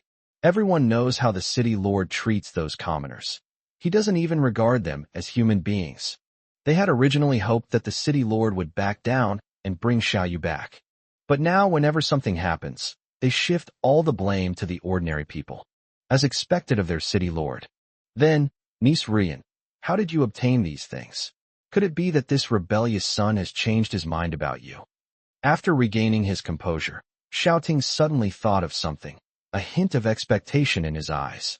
If this rebellious son truly changes his mind, he might consider reinstating him as the young city lord. Upon hearing this, both Feng Murong and Xiao Tian's expressions changed drastically. Feng Murong's eyes shone with hope, anticipating that her eldest son would change his mind. That way not only will mother and child be reunited, but she can also enjoy this exquisite cuisine every day. Xiao Tian, on the other hand, felt apprehensive and uneasy. If that guy really changes his mind, Lu Ruyan will definitely abandon him. At that time he will replace Xiao Yu and become the new joke in Yin City. Huh, you've been disappointed. Lu Ruyan gave a wry smile, shook her head, and said, Xiao Yu runs a stall in Divine Weapon City. Like everyone else, I bought from him using energy stones. And these things aren't cheap. A single corn cob costs 100 energy stones. As she spoke, she recounted how much she had bought and the price of the goods. She felt ashamed to spend a lot of money to buy things from her ex. What? How could that unfilial son treat you like this? We are all his family. We asked him for something, and he actually wanted to pay us. Upon hearing this, Xiao Ting became furious. With hundreds of thousands of energy stones, he felt he had already made a profit by buying so many top-quality goods. But what he really wanted was for that kid to give it to them for free. After all, what kind of parents would eat their son's food and then expect to pay him? Is that reasonable? Uncle Xiao, you can't say that. Lu Rian took a deep breath, risking being slapped to death by Xiao Ting, and gritted her teeth as she said, when Xiao Yu was seriously injured and in his most critical moment, you, as his parents, abandoned him. Now he is in dire need of energy stones. Shouldn't you do something to make amends? What did you say? Hiss, Xiao Ting became even angrier. Has this girl lost her mind? He actually dared to openly contradict me, just like that rebellious son? Doesn't she ever think about how she treated Xiao Yu back then? But just as Xiao Ting was about to roar, he felt another piercing pain in his waist. Even though he was an 8th-level Thunder Awakener with a powerful physical body, he still couldn't withstand this death spin. Wife, I was wrong. In the end, Xiao Ting could only beg for mercy unwillingly. Then, the small hand that had been frantically twisting around his waist slowly loosened its grip. The group of high-ranking officials present all pretended not to see it. Lu Rian watched this scene with her eyes closed and her mind at ease. She was somewhat apprehensive in the face of her short-tempered Uncle Xiao. As a result, he instantly wilted upon meeting Aunt Xiao. She could only sigh indeed. There's always someone who can overcome something. Rian is right. Feng Murong glared at Xiao Ting before looking at Lu Ruyan with a complicated expression and sighing. Alas, we really owe that child too much. Ahem, Aunt Xiao, it's all over now. Feeling a little guilty under her gaze, Lu Ruyan coughed twice and said, As you know, Xiao Yu is currently rebuilding a new power, which is already resource scarce, and he also has to support a large number of people. Therefore, he had no choice but to offer extremely rare vegetables and water in exchange. Upon hearing this, everyone present nodded. Starting a business from scratch is extremely difficult. When Yin City was first built, although their leaders were very powerful, they still lived a miserable life. Despite Yinqing's decline, it still has a solid foundation built up over the years. If you have such good things, there's no reason to sell them. Wouldn't it be better to keep them for yourself? This only proves that Xiao Yu is truly desperate for money. Uncle Xiao? Aunt Xiao? To be honest, Xiao Yu is in a really bad situation right now. Seeing everyone nod, Lu Rian began to persuade them. If you are willing to lend a helping hand and provide a few million energy stones, he will definitely change his mind. Just think about it. If he brings Dragon City back to Flame City, all those good things. His niece Rian, what you say makes sense. Upon hearing this, Xiao Ting's mind immediately became active. If that kid can really return to Yin City. The glowing tree was his, and so was the pet behemoth, which was comparable to an 8th-tier beast. In short, all those treasures are his now. Uncle Xiao, Aunt Xiao, look at these. Lu Rian clapped her hands gently, and a group of subordinates pushed in several carts. which were filled with hundreds of vegetable seedlings and dozens of water bottles. These are seedlings of vegetables such as corn, tomatoes, and cabbage, as well as plenty of clear water. Xiao Yu has already mastered the method of cultivating large quantities of vegetables. As long as we can win him back, our Yin City will have an endless supply of delicious vegetables and an inexhaustible water source. Compared to that, a mere few million energy stones are nothing. Lu Rian bought quite a lot of things from Longcheng, but she didn't take them all out. Instead, he took out a little bit each time, just to give Xiao Ting a bigger shock at crucial moments. Really, as soon as she took out these items, everyone present widened their eyes again. The value of finished products and seedlings is vastly different. After all, no matter how delicious those corn, tomatoes, and cabbages are, they're gone once you've eaten them. But now with these seedlings, new vegetables can be continuously cultivated. Upon seeing this, Xiao Ting's eyes lit up instantly, and without hesitation, he declared righteously, "Niece Rian is right. As Yuer's father, I must give her my full support as she strives to make her way in the world." "That's right." Feng Murong smiled and nodded slightly, saying, "Yuer is my most outstanding son. Whatever he wants to do, a mother should naturally support him." Xiao Tian, who was standing to the side, immediately looked constipated. "He is your best son, so what am I? Uncle Xiao?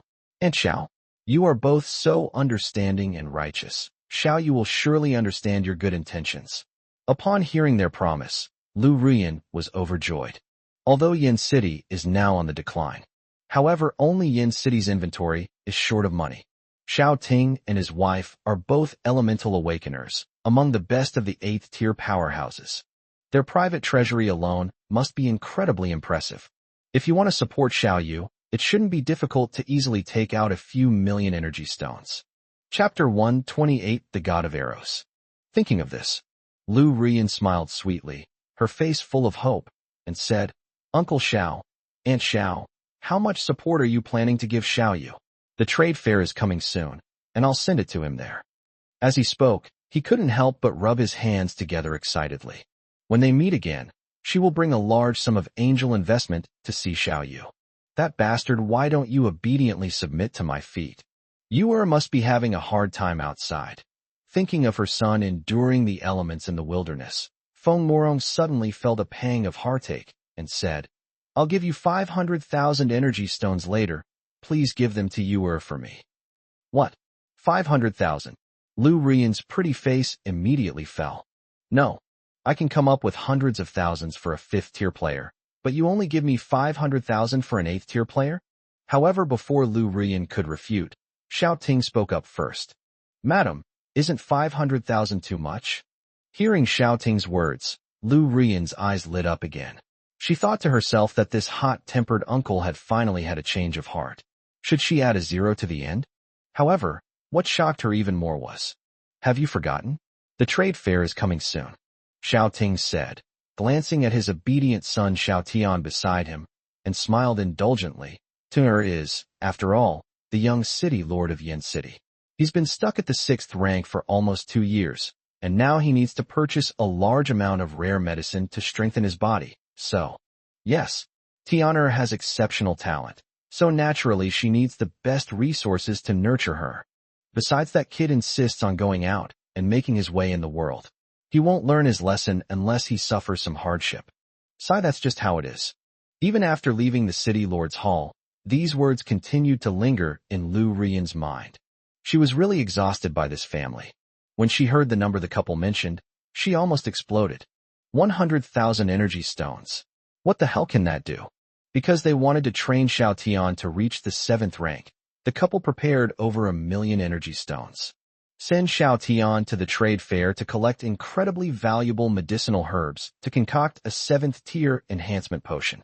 The eldest son, Xiao Yu, wanted to conquer the world, but could only obtain a mere 100,000 energy stones.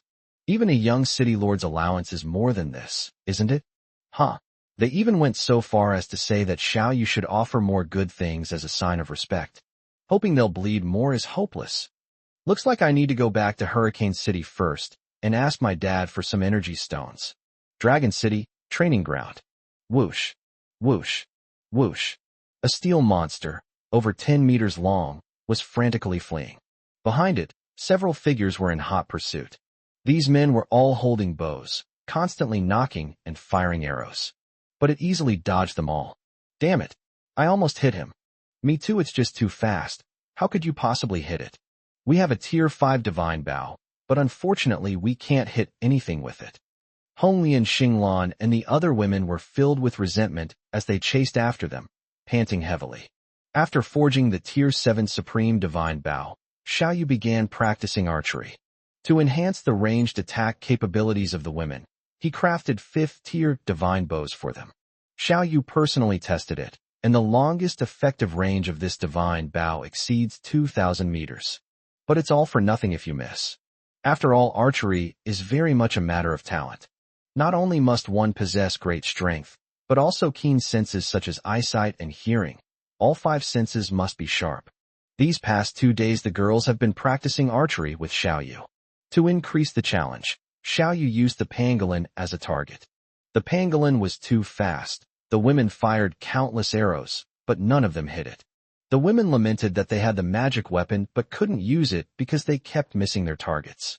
But just then, whoosh, a jet black arrow shot out like a meteor, instantly striking the pangolin's head. The pangolin was shot in the head. Although its defenses were not breached, it staggered and almost fell to the ground. How is this possible? From over 500 meters away, it actually hit the head. Brother, has your archery skill reached an advanced level? How did you do that? Seeing this, all the women looked at Xiao Yu, their pretty faces filled with disbelief. Is it that difficult? I've only barely reached the advanced level of archery.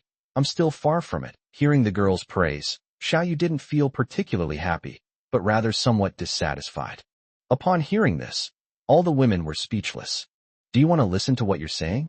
Xiao Yu divided archery skills into 5 levels: beginner, intermediate, advanced, master, and archery god.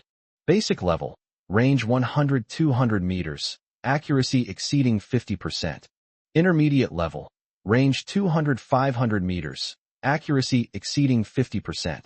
Advanced, range 500-1000 meters, accuracy exceeding 50%. Master, shooting range over 1,000 meters, accuracy exceeding 50%. Archer god, range over 5,000 meters, accuracy exceeding 50%. With the divine bow in hand, both range and accuracy will be greatly improved. However, the greater the distance, the more factors need to be considered. Factors such as wind speed, target movement speed, visual deviation, and hand tremors. In short, each level advancement requires a leap in both strength and precision. The women practiced diligently for 2 days, but they still couldn't even reach the basic level of archery. At distances exceeding 100 meters, accuracy becomes negligible. However, Xiao Yu, who was training with him, was already able to accurately hit the head from 500 meters away. And pangolins can move at high speeds. All the women felt that Xiao Yu was deliberately showing off. What they didn't know was that Xiao Yu was genuinely not satisfied. With his current ability to learn anything quickly and easily, he's quite perceptive. 1 hour is enough to reach the beginner level of archery, and the first day is enough to reach the intermediate level of archery. It only took Xiao Yu 2 full days to reach the advanced level of archery. Xiao Yu is now able to hit a target from 100 paces away without ever missing. Even if the pangolin moves at high speed, it can accurately hit the target within 500 meters. But he felt it was still far from enough. Because he specifically tested it, and the longest effective range of the Tier 7 Divine Bow exceeds 5,000 meters. That's a very long distance. To accurately hit an enemy from several kilometers away, one would have to be at least a master archer. In short, it's simply impossible to do in a short period of time. Fortunately, Xiao Yu possesses the energy perception talent of the 5-colored spirit butterfly. He can sense energy fluctuations within a radius of 1,000 meters. With this talent, he can clearly sense the movement trajectory of enemies within a 1,000-meter range, making it very easy to hit them. With more training, he will be able to reach the master level. He might even become the god of archery. Chapter 129, Building a Special Forces. How's your training going? Xiao Yu put away his 7th tier divine bow and looked at the women. The 3 of us are still the same as before. Whether we can hit the target or not depends entirely on luck. Honglian, Xinglan, Chu Lingshuang, and the other two women looked at each other, then glanced at Lui Sishi and Qixia, all with wry smiles on their faces. Although Chu Lingshuang possessed divine strength and boundless power, her ability to draw a bow was the most exaggerated. However, its accuracy is really hard to describe. The Crimson Lotus and Starry Sky sisters are elemental mages, and their archery talent is only average. Only 3 beast-eared girls, Shi and Lu Yu, have excellent archery skills. The 3 of them in June are indeed quite talented. They are promising archers. Xiao Yu's eyes lit up when he saw the 3 women's accuracy in archery. He was very satisfied with the archery talent of the 3 beast-eared girls.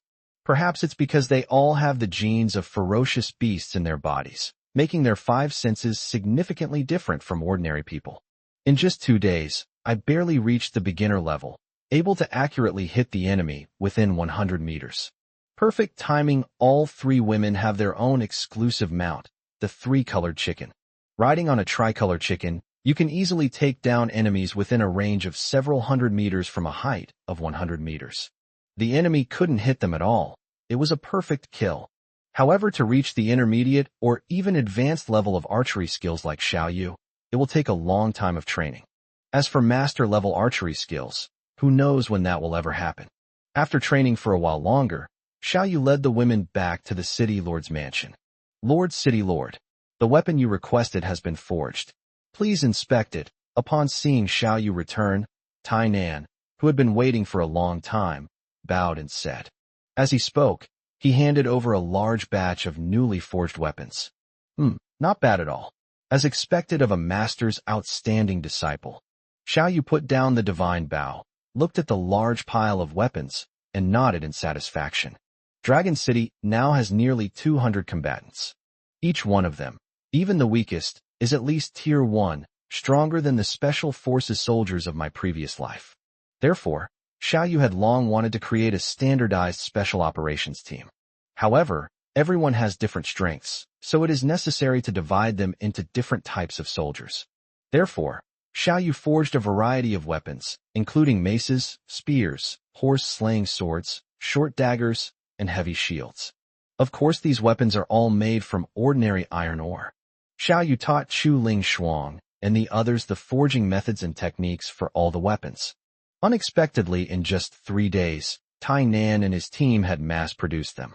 Your forging skills are indeed excellent, but these Tier 1-2 weapons are too ordinary. The standard equipment I'm making for the Dragon City Army are Tier 3-4 quasi-divine weapons. Xiao Yu stroked each of the weapons. Although each one was a masterpiece, he still shook his head in disappointment. The quality of apprentices taught by a master is absolutely guaranteed. However, if Xiao Yu wants to build a special forces unit, he must use the best weapons. The standard equipment for everyone should be at least a Tier 3-4 quasi-divine weapon. In this way, Dragon City warriors have overwhelming combat power and sufficient defense when facing opponents of the same level. Lord City Lord, this is simply unrealistic. Tai Nan gave a bitter smile and shook his head decisively. You should know that to forge a Tier 3 or 4 quasi-divine weapon, you must use top-tier materials such as meteorite iron and black iron. Even the major powers have very little stock of these materials, making it impossible to forge standard equipment for their armies. Not to mention that our Dragon City is newly built, and its cultural heritage is too weak. Tai Nan thought the City Lord's idea was a bit far-fetched. Having a Tier 3 or 4 quasi-divine weapon makes you virtually invincible against opponents of the same tier. Therefore, many powerful forces have considered creating a special forces unit. But what was the result? Because of a lack of materials, it all ended inconclusively. Even if the Dragon City Army has fewer than 200 men, it's impossible to give each of them a set of Tier 3-4 quasi-divine weapons. After all, top-quality materials are really too scarce. Lord City Lord, Tai Nan is absolutely right. Chu Lingshuang nodded in agreement. Mass production of Tier 3-4 quasi-divine weapons is extremely difficult. Unless it's a top-tier power with a very deep foundation, it's simply impossible to create an army where everyone has a quasi-divine weapon. Dragon City now has people with iron swords and iron armor that's already pretty good equipment. She felt that Xiao Yu didn't need to pursue such unrealistic fantasies. Top-tier materials? Hearing their words, Xiao Yu shook his head with amusement. Since transmigrating, he has obtained the pelts of several 5th and 6th tier ferocious beasts, which he used to make mattresses and carpets. He also acquired several top-tier materials, which he used to forge a large number of 5th tier divine weapons, including one 6th tier supreme divine weapon. He even obtained a piece of top-grade meteorite iron from the Grand Elder of Divine Weapon City, forging a peerless divine weapon of the 7th rank. Therefore, he felt that building an army wielding 3rd or 4th tier quasi-divine weapons was quite simple. But he forgot. Whether it's a tier 5 or tier 6 divine weapon, they are extremely rare and hard to come by. Even at 1 million energy stones, there are people scrambling to get it. As for the 7th tier divine weapon in his possession, even 10 million energy stones couldn't buy it.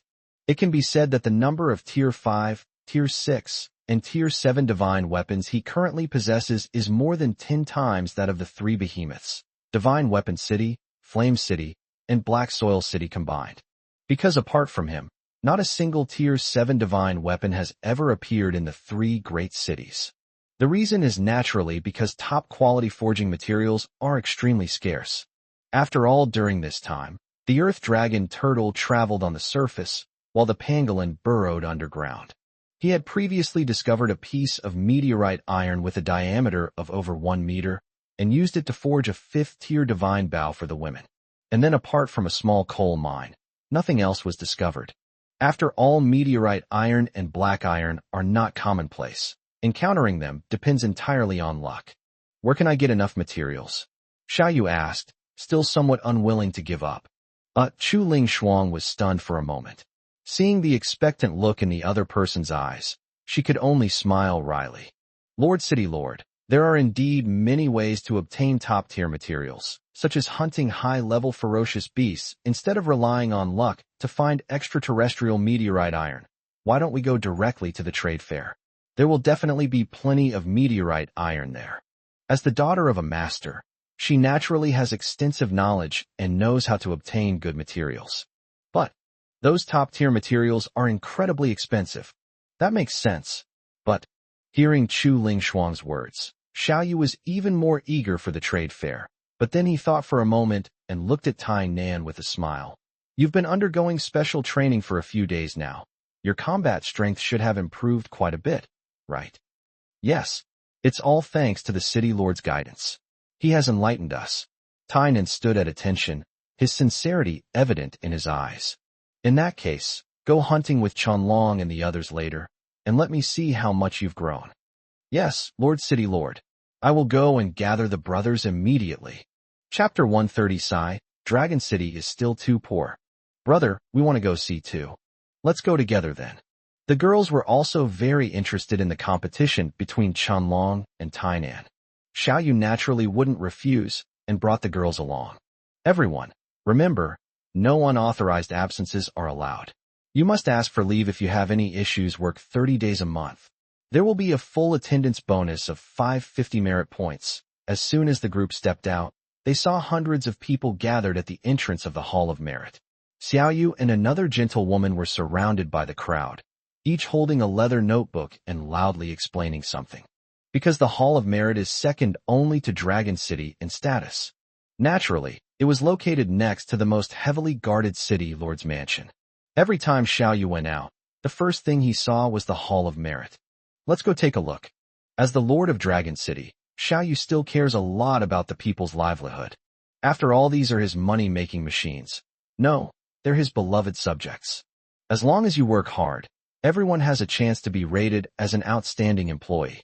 Not only can the monthly salary reach up to 200 merit points, but there are also vegetable rewards such as corn and tomatoes worth 200 energy stones. In short, work hard, Lord City Lord. As Xiao Yu was speaking, she suddenly saw Xiao Yu walking over from not far away and immediately bowed. Xiao Yu is 1.9 meters tall and exceptionally handsome, making him stand out in a crowd. Greetings, Lord City Lord. Everyone was extremely grateful to the City Lord who had given them a happy life. So as soon as they saw Xiao Yu, everyone immediately knelt down and cowed out on the spot. Get up, everyone. Didn't I say you don't need to kneel? Xiao Yu waved his hand, signaling everyone to stand up. Then, he looked at Xiao Yu and asked with a smile, You're helping Hong Lian manage the Hall of Merit, right? How's it going? Hong Lian was the deputy city lord he appointed, but she was also his assistant, and they spent most of their time together. The specific tasks could only be left to Xiao Yu, Shenlong, and others. Reporting to the city lord. There's a lot going on right now. Daily attendance and work records, these all require literate people to do. And the new recruits are illiterate. They can't understand or remember many of the rules and regulations, and they often make mistakes, so we can only hold meetings and training sessions for everyone every day. Previously, the Maple Leaf tribe had few people, and Xiao Yu and Shenlong had high prestige within the tribe. No one dared to make a mistake. They did whatever they were told. But now there are more people, and there are too many things to do. Many people are unfamiliar with the rules of Longcheng, which can easily lead to mistakes. Aside from the city lord's mansion, out of the hundreds of people in the entire Dragon City, only Yingzi and I are literate. Xiao Yu gave a wry smile, pulled the gentle woman beside her over, and introduced her to Xiao Yu. After learning that Sakura's man was Tetsuo, Tama intended to promote him. After all, her man Shenlong and Tainan already had a close relationship. Women interact more, which helps men share some of the burden. Greetings, Lord City Lord. Sakura greeted with a smile and a bow. Xiao Yu turned his head and glanced at her. He recognized the woman. She's Tainan's wife. She seems quite clever. Thank you for your hard work these past few days. Xiao Yu smiled and nodded after hearing Xiao Yu's words. In his past life, he was a corporate slave, working like a beast of burden for others every day. Therefore, he could understand Xiao Yu and Yingzi's situation very well. After all, Xiao Yu and her colleague were essentially doing the work of multiple positions, including receptionist, logistics, and human resources, which was extremely tedious. Xiao Yu could also tell that both of them were in a bit of a mess. But there's nothing we can do about it. Who can blame them? In the entire Dragon City, there are fewer than 10 literate people. All I can say is that those who are capable are given more work. Let's ask Hong Lian to give them a raise later. Brother, we won't go hunting. Let's stay and help out. Seeing that the Hall of Merit was busy, Hong Lian said apologetically to Xiao Yu. In comparison, the matter concerning the Hall of Merit is clearly more important. When her brother went hunting, he didn't give her any instructions. As for the guards, there's a cat girl with rabbit ears, a wolf girl, and Chu Ling Shuang. Brother Yu, then I won't go either, Xinglan said, holding her sister's hand. One of her daily tasks is to assist her older sister and learn from her. All right then, Xiao Yu nodded helplessly and said apologetically. You'll have to work hard for a while. I'll start the literacy campaign as soon as possible. When more people can read, things will be easier for you. In the past, people couldn't even solve their food and drink problems, so naturally no one spent time learning to read. Even 5- or 6-year-old children have to help with the work. But now the people of Longcheng have no worries about food and drink. Moreover, for a force to grow and expand, it needs a large number of literate people. Finally, Xiao Yu went hunting with the 4 women, Si Shi, Lu Yu, Qi Sha, and Chu Ling Shuang. To eradicate illiteracy, we must first solve the problem of paper supply. Xiao Yu thought to himself as he walked. The lack of paper was one of the main reasons why people were illiterate. For example, in Longcheng, animal hides are currently used for recording information, but ordinary animal hides are not enough. Parchment is preferred because it is easy to write on and also easy to preserve. However, parchment is very precious, and ordinary people simply cannot afford it. Let's go hunting later and look for paper-making raw materials while we're at it, Sai. Dragon City is still too poor. Thinking about the series of problems he encountered today, Xiao Yu couldn't help but rub his temples and sigh. We want to build a special forces unit, but we lack forging materials. We want to teach literacy, but we don't have paper. The more we develop, the more we realize Dragon City is really lacking in so many things. Upon hearing this, Si Shi, Lu Yu, Qi Sha, Chu Ling Shuang, and the other girls were all dumbfounded. I thought to myself, are you even speaking human language? How many treasures does your Dragon City possess that other city lords envy but don't have? If you're going to talk about poverty, aren't Yin City and Black Soil City beggars' dens? Let's hurry up and go. Tai Nan and the others should be ready by now. Seeing the girl's strange expressions, Xiao Yu coughed twice, feeling embarrassed. He had indeed acted a bit too much like Versailles just now. Being too pretentious will get you struck by lightning, although he's no longer afraid of being struck by lightning. As they talked, the group headed straight for the outer city. The entire city of Lancheng is now surrounded by walls that are 15 meters high on all four sides. Under normal circumstances, apart from the Dragon City guards, other people in the inner city are not allowed to enter or leave Dragon City at will without special reasons. Because to leave Dragon City from the inner city, you can only go out of the outer city first. Entering and exiting at will increase many unnecessary risks. Look, it's grown so much. As the group walked, June pointed to the cornfields on both sides of the road and exclaimed in surprise. Yes, the newly planted seedlings have matured in just 3 days. When people came to visit 3 days ago, the seedlings here were only planted 2 or 3 days ago. But now, it has fully matured. It seems after the glowing tree evolved, the growth cycle of these vegetables has been shortened again. Cabbage matures in 7 or 8 days, and tomatoes and corn only take about 10 days. Chapter 131. We're about to make a fortune. Should we just jump down? Lord City Lord, didn't you say you were very poor? Once you go to the trade fair, you can sell all these things and become rich immediately. Chu Ling Shuang looked at the endless cornfields, idiot fields, and tomato fields and shook her head with a sigh. Yes, with so many vegetables, we're sure to make a lot of money. The girls nodded excitedly. The current area of the earthworm's shell exceeds 2 million square meters. The most densely populated residential areas and living areas occupy less than 100,000 square meters. The arable land area exceeds 1 million square meters. Judging from the current catalytic effect of the luminescent tree, it far exceeds expectations. In a few days, all these vegetables will be ripe by the time they arrive at the trade fair venue. These vegetables number in the tens of thousands, and each one is worth tens of energy stones. With so many vegetables, we'll definitely make a lot of money. Yes, there are more goods and more people. This time we must make a big splash. Xiao Yu looked at the people busy in the fields and felt a surge of ambition. Once the commercial streets in the outer city are renovated, we'll need to select a group of sales guides and provide them with professional training. Not bad. The pottery factory and the planting area are also on track. Xiao Yu's layout for Dragon City was as follows. At the front were the residential and living areas, followed by the planting area, which occupied the largest area. Then the breeding area and the pottery factory, which would pollute the air, was placed at the very back. As he walked along, Xiao Yu casually inspected the workshops and was quite satisfied with their performance.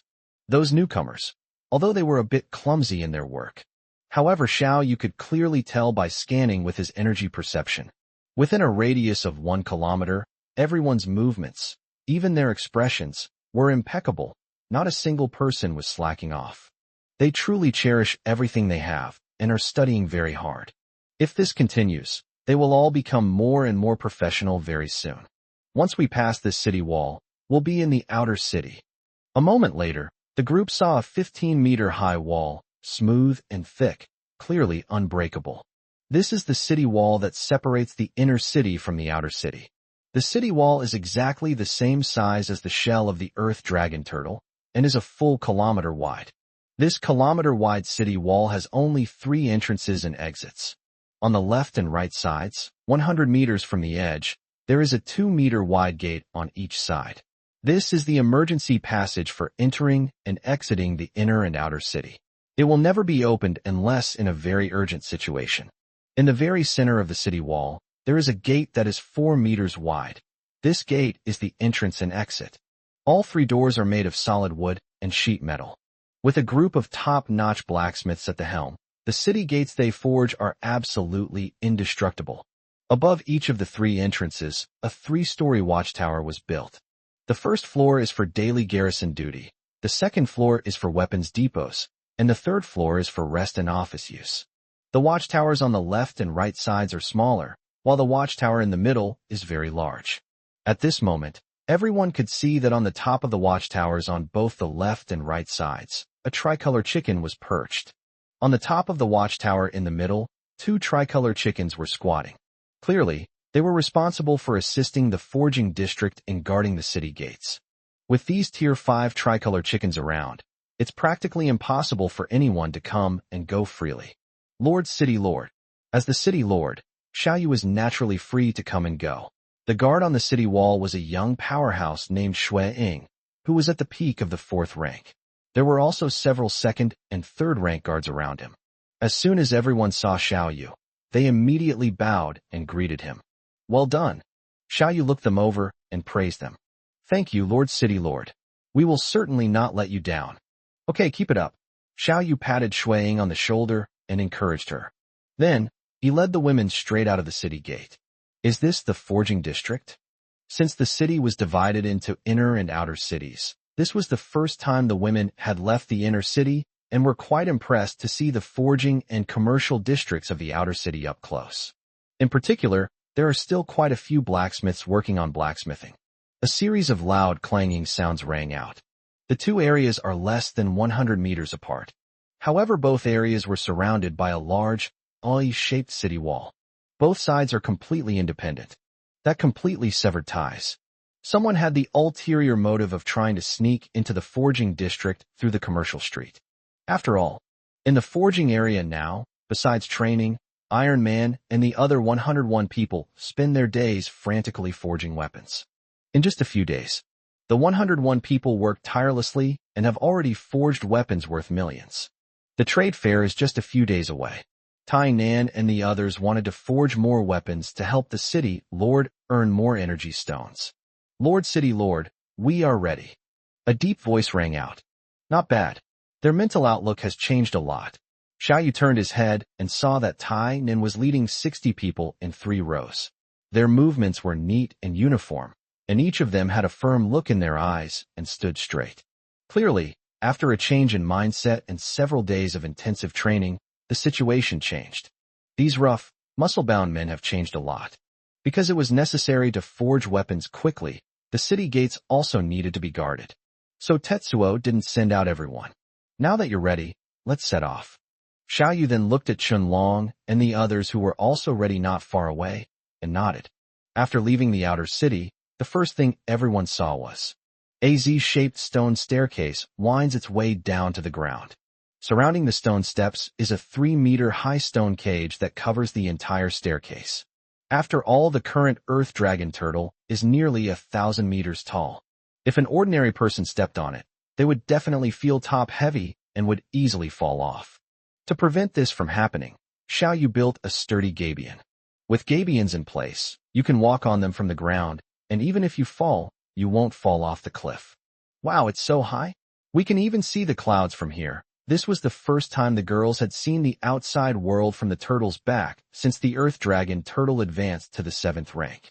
Now, close to the cliff, they could even see some clouds below. This feeling is truly almost heavenly. Such a steep cliff, surely no one could climb up here. The women looked down and their faces turned pale. After all, looking down from a height of 1,000 meters, even those without a fear of heights would be quite frightened. Of course, even 5th or 6th tier experts can't get up here, Xiao Yu said confidently. Don't be fooled by the fact that Longqing city walls are only 15 meters high. But first you have to climb up a 1,000-meter cliff from the ground. Even a 5th tier expert couldn't climb up to this extreme challenge. A 6th tier expert can only stay airborne briefly, but at most they can fly 100 meters. Wait, we're not going up the stone steps. Seeing the women preparing to enter the stone steps, Xiao Yu raised his hand to stop them. If we don't use the stone steps, how are we going to get down? The women all looked puzzled. In the past, didn't we always walk down? We didn't just jump down, did we?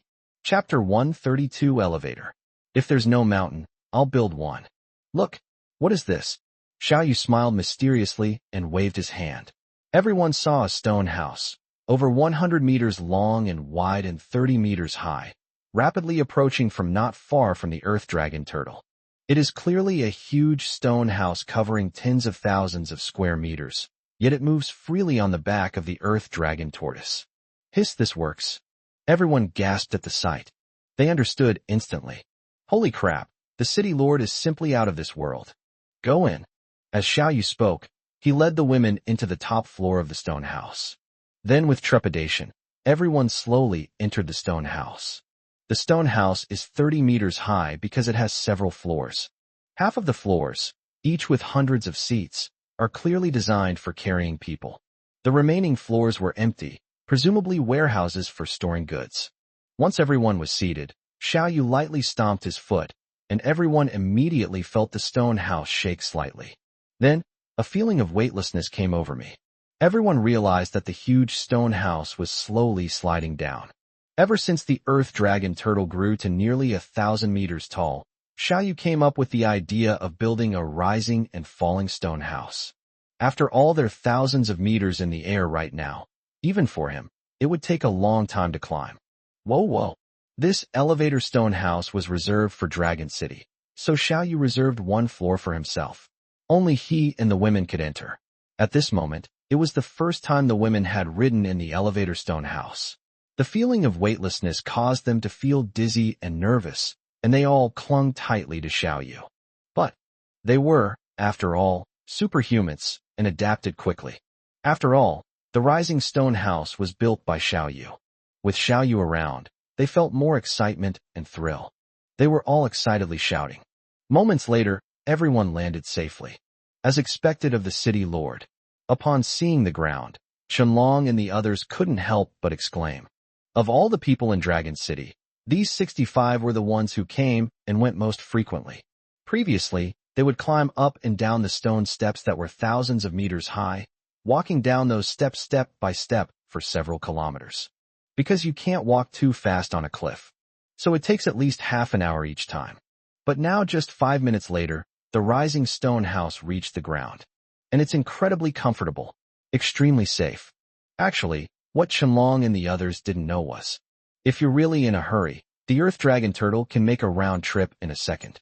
However, Xiao Yu deliberately slowed the Earth Dragon Turtle down to a snail's pace for his own comfort. After reaching the ground, the group traveled for several more kilometers.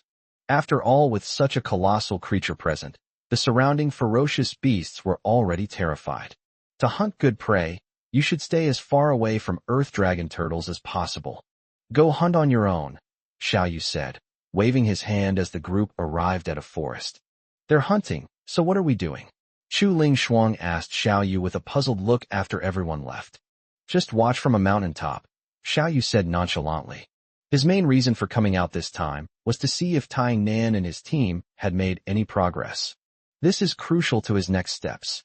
Therefore he, a 7th-tier expert, will not act rashly. But there are no mountains around here. The girls looked around and found that all they could see were lush, towering trees. They couldn't see a single mountain. No mountain? Then I'll build one, Xiao Yu said nonchalantly. He slapped the ground with both hands, activating the power of the earth. Suddenly the surrounding earth trembled, and the earth within a radius of 100 meters centered on Xiao Yu and the 4 women slowly rose up, forming a small mountain peak more than 500 meters high. In the blink of an eye, the 5 of them were standing on the mountaintop, which was more than 500 meters high. Hiss, this works. The 4 women looked at each other, all of them gasping in surprise. Is this changing the world single-handedly? The 4 women looked at Xiao Yu again and felt that this guy was becoming less and less human. Look, they've encountered a ferocious beast. The rabbit-eared girl had the best hearing and vision. As soon as she reached the top of the mountain, she moved her 2 rabbit ears and immediately heard shouts of battle. Everyone quickly looked in the direction of the sound. Sure enough, a kilometer away, the group encountered more than a dozen ferocious beasts. The original hunting plan was for 2 teams to hunt separately. But Tai Nan and his team wanted to see for themselves how the Qianlong squad actually performed in real combat. Let's just follow along and see. However, when Tai Nan saw what Qianlong and the others were doing, his eyes widened instantly. All I saw was, "Brothers, let's teach these ferocious beasts a lesson," Qianlong shouted.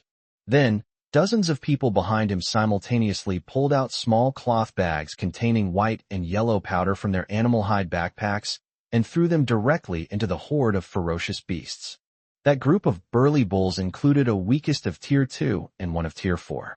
Normally, these bulls would simply crush you with their powerful physique and enormous size.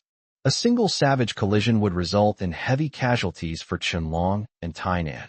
But now a group of second- and third-tier ferocious beasts were caught off guard and fell victim to the attack.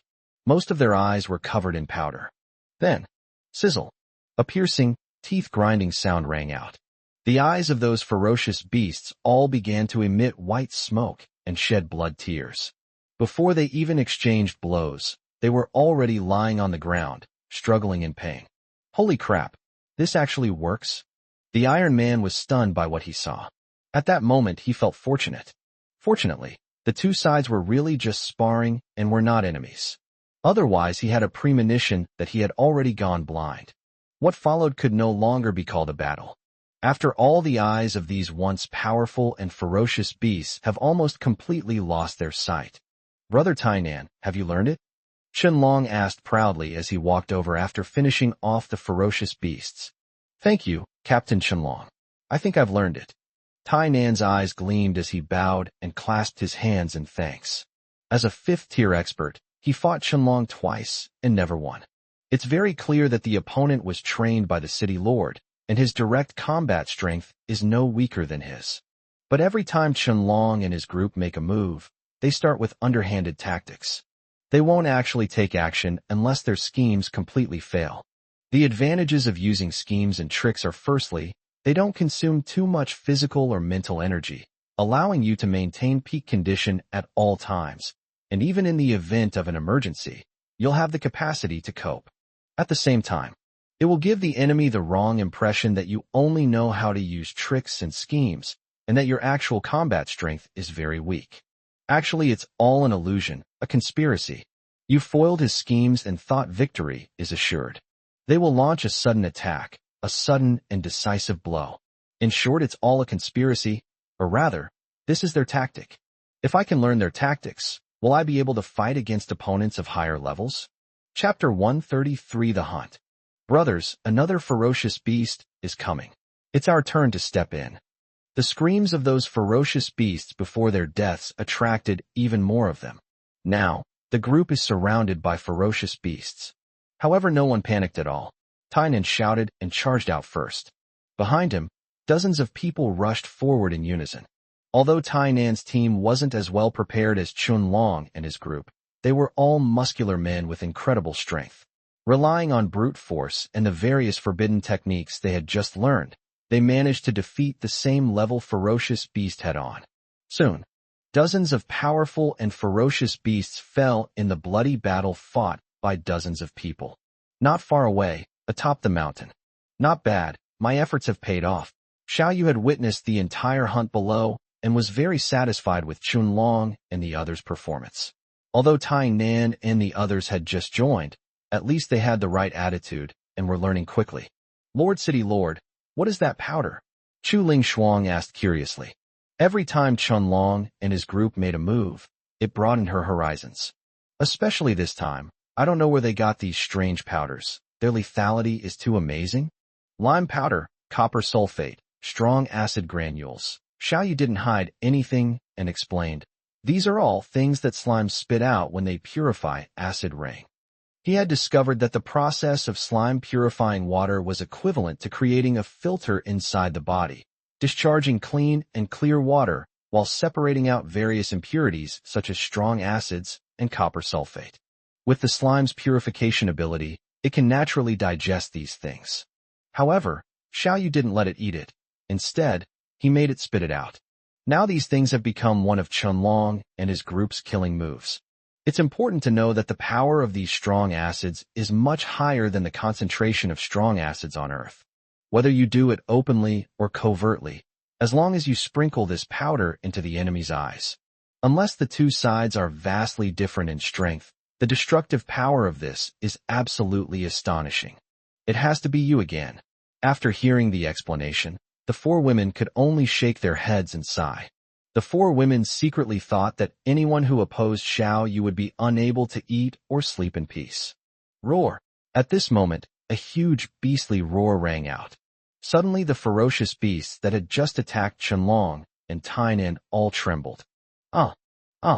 The roar of the beast rang out again.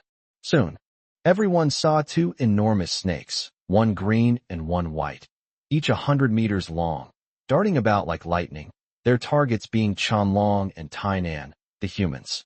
Wherever it passed, the ferocious beasts that had been there before retreated to both sides. It's obvious the two ferocious beasts were attracted by the smell of blood here. Everyone be careful.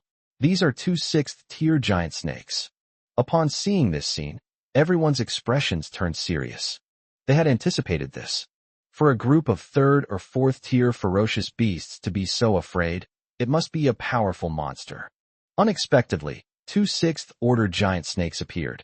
It is enormous in size, extremely fast, and possesses immense strength and defense. All schemes, tricks, and tactics are now meaningless. I didn't expect such an unexpected gain. Upon seeing this from the mountaintop, Xiao Yu was overjoyed. He's trying to figure out where to get the top-quality materials. Isn't that it? He reached out and took the level 7 divine bow and jet black arrows that June handed him. Draw the bow directly and knock the arrow. This snake was slower than a pangolin and much larger. Aiming at it is obviously much simpler. Xiao Yu squinted, aimed for a moment, and then released the arrow. The next second, whoosh. The sound of something cutting through the air rang out, like a shooting star streaking across the night sky. In an instant, it traversed thousands of meters. Uft. The white snake's instincts caused it to twist its body, dodging a fatal blow. However, its waist was still pierced. The enormous snake body, originally 1 meter in diameter, was torn open by the powerful kinetic energy, creating a whole 0.5 meter in size. With a single arrow, the white snake was severely injured from a kilometer away. Awoo! The green snake roared to the sky when it saw its companion severely injured. However, it didn't even have time to erupt. Whoosh! Another arrow shot in. The green snake instantly followed in the white snake's footsteps, getting shot in the head with an arrow. He collapsed to the ground on the spot and was immediately handed a boxed lunch. Long live the city lord! Long live the city lord! Long live the city lord! For a moment, Qianlong, Tainan, and the others shouted, "Long live the emperor," repeatedly. Faced with these two terrifying giant snakes, they could only sit and wait for their deaths. But the city lord can easily shoot down a target from a kilometer away. Alright, that concludes today's hunt. Seeing that everyone had finished collecting their spoils and that no more powerful beasts had appeared in the near future, Xiao Yu waved his hand and said, "With the scales of these two giant snakes, several sets of divine armor could be forged. If used to forge tier 3-4 quasi-divine weapon armor, at least a dozen sets would be needed. I'll take the prey back first." With a thought, Xiao Yu unleashed a large amount of silk from his wrist, binding all the ferocious beasts. He then used the power of the earth to control them and send them towards the earth dragon turtle. At the same time, he looked at Qianlong and the others and said, "These two giant snakes are the overlords of this place. Once they're dead, this forest will be safe. Go deeper in and see if you can find these plants." As he spoke, he handed over a stack of parchment with drawings of more than a dozen plants on it. Xiao Chao, the pharmacist in Longcheng, is in charge of researching enhancement potions, but she is still missing some herbs. In addition, he also needs to find raw materials for paper making. "Lord City Lord, we have urgent business to attend to. Please allow us to leave for a moment." Shi and Sha bowed and said as the hunt ended.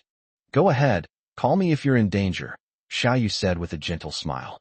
The three beast-eared girls had told him before that they were just looking for the signal left by Wu Wire nearby.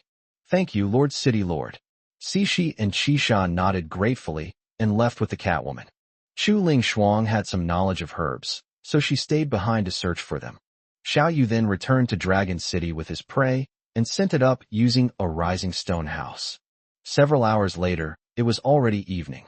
"Lord City Lord, we found the bamboo you mentioned, and this little tree." When Xiao Yu returned to the forest, he saw that Qianlong and the others had brought back a large number of green plants. "Ha, not bad. You actually found the green bamboo? And a mulberry tree too." Looking at the pile of plants in front of him, Xiao Yu was overjoyed. The tall and slender ones are the green bamboo, the main material for paper making. There was also a mulberry tree that was over 1 meter tall, with some shriveled mulberries on it. It's important to know that mulberry trees are not only a favorite food for silkworms, but also a primary material for papermaking. In addition, there are various green herbs on the ground, which are perfect ingredients for enhancement potions. Sure enough, with the threat of the Overlord-level ferocious beast gone, everyone's gains were considerable. Chapter 134 New Pet. City of Beasts. Excellent. With these herbs, we can research 4th and 5th tier enhancement medicines, and the papermaking industry in Dragon City can officially begin. Xiao Yu was very satisfied with today's harvest. He looked at everyone and smiled. Everyone did a good job today. When we return to the city, everyone will be rewarded. Thank you, Lord City Lord. Upon hearing this, everyone was overjoyed and expressed their gratitude.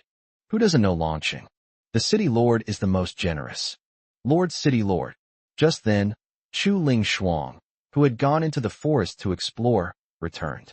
She excitedly exclaimed, "Look, I just caught a cute little guy. I wonder if it will be useful to you." "This little guy is a bee? That's not bad." Xiao Yu reached out and caught the little bee in his hand, examining it closely. These bees are almost identical to those from my previous life on Earth. It is 20 millimeters long, covered with dense yellowish-brown hair, with a head and chest that are almost the same width, a figure-8 waist, and yellowish-black stripes on the abdomen. "Where did you find it?" Xiao Yu asked. "Oh, deep in the forest, there's a grove of dead trees." "Take me to see it first," Xiao Yu said, his eyes darting around. "If a beehive can be found, the queen bee can be tamed directly. That way you can not only get delicious honey, but also a large number of bees." "Okay." Chu Ling Shuang nodded immediately and took the lead into the depths of the forest. The most ferocious beasts in this forest were those 2 giant snakes. Now that the 2 snakes have been killed, this forest is no longer dangerous for these extraordinary beings, and they can move about almost without hindrance. A moment later, the group saw a grove of dead trees. It appears there was a major fire here, which left behind large areas of dead forest. In the center of the dead forest, there is a deep pit with a diameter of over 100 meters. Could this huge pit be? Xiao Yu carefully examined the pit, a glint of light flashing in his eyes. This crater was clearly created by something falling from the sky and hitting the hole. He directly ordered the pangolin not far away. "Little pangolin, go down and take a look." Upon hearing the command, the pangolin obediently nodded and burrowed directly underground. "You don't mean to?" Chu Ling Shuang's eyes lit up when she saw Xiao Yu's actions. Sure enough, just a few minutes later, the pangolin emerged from the ground. At this moment, it is carrying a piece of black metal with a diameter of 3 or 4 meters. Another piece of meteorite iron from outer space. Its quality is second only to the one the Grand Elder had. Chu Ling Shuang had been studying forging for many years and naturally had a great understanding of meteorite iron. She could tell at a glance that this piece of meteorite iron was of very good quality. In Xiao Yu's hands, he could probably forge several top-grade level 6 divine weapons. "As expected of you," Chu Ling Shuang exclaimed. This dead forest was clearly caused by a fire. In addition, there's this 100-meter deep pit underground. Chu Ling Shuang had already figured it out. It must have been caused by a meteorite from outer space. However, even knowing that there is meteorite iron here, no one dares to come in and look for it. Because this is deep within the beast forest, even a 5th or 6th tier expert would surely die if they entered. But Xiao Yu obtained it so easily. An extra find. Perfect for forging weapons and armor.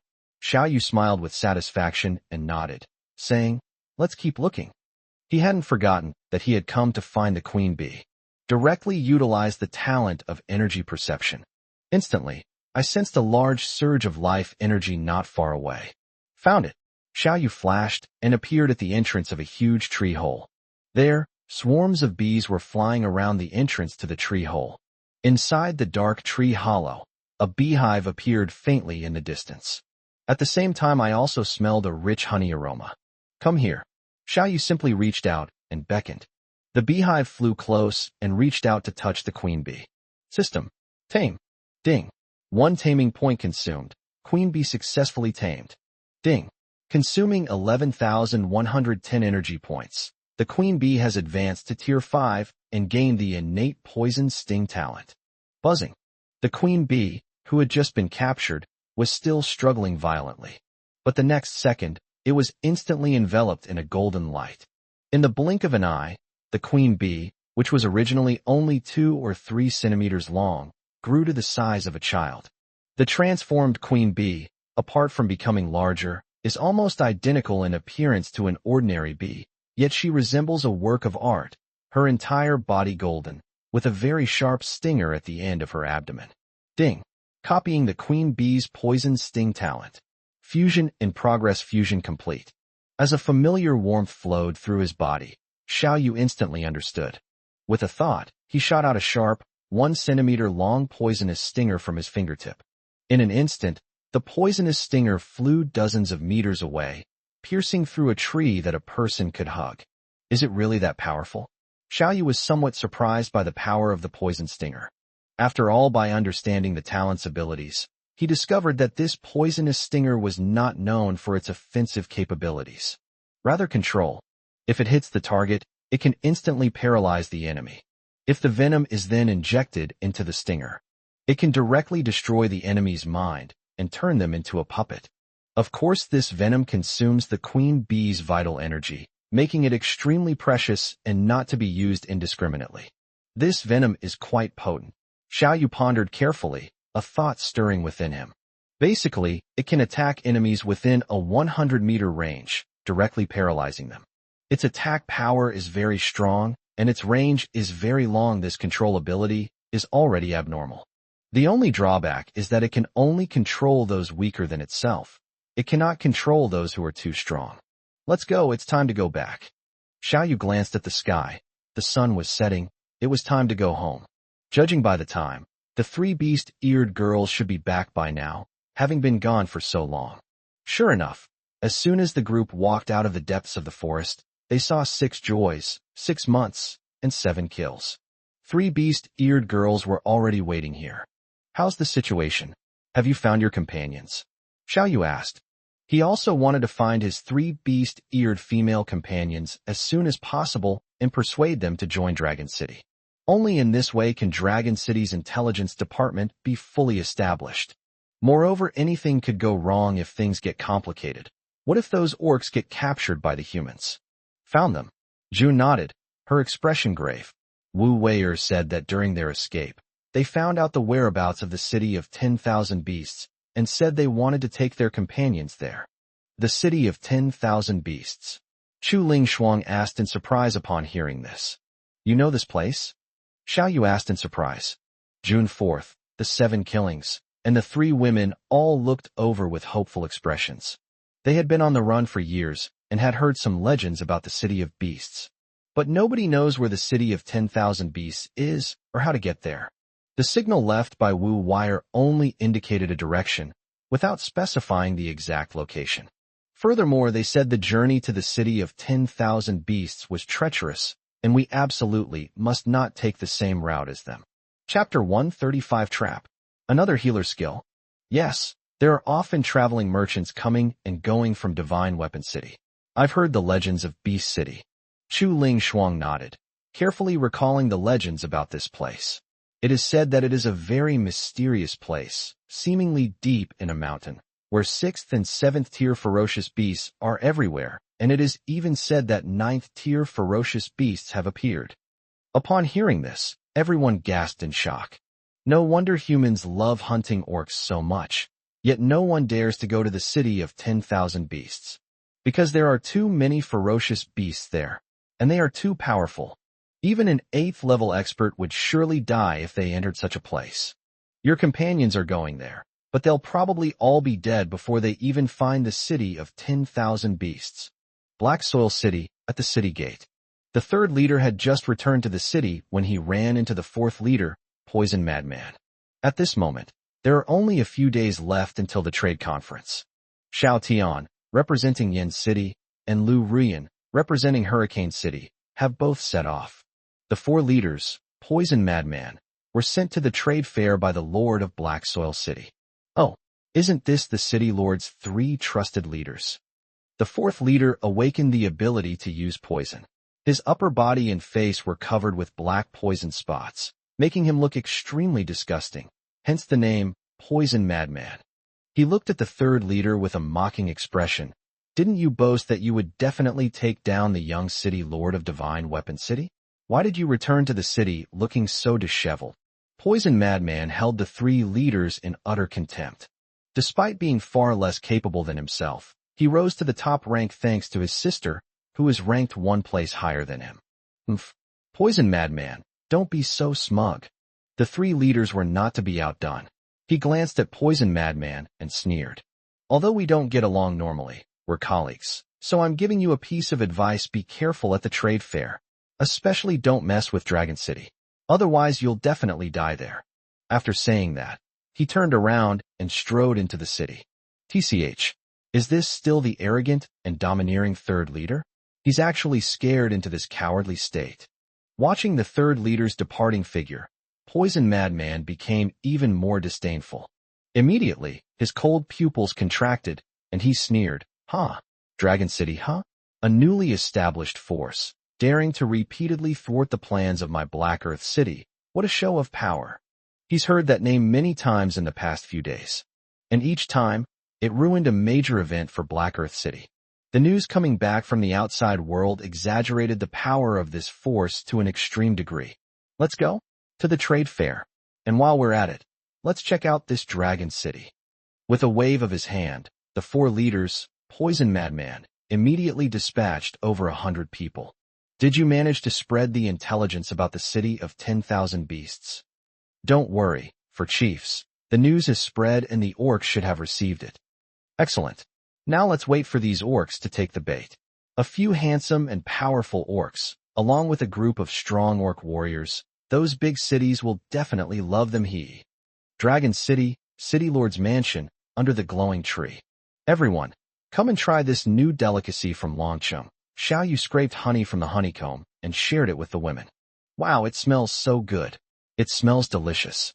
The women's eyes lit up at the sight of the golden, granular honey. Brother, can this honey be mass-produced? Xinglan asked expectantly as she licked the honey. She is still young, and it's the age when she loves sweets. Mass production?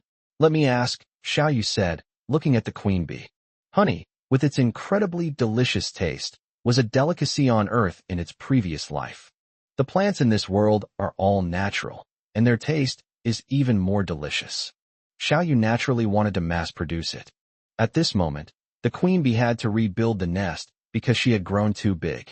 Xiao Yu naturally instructed it to build a nest on the glowing tree.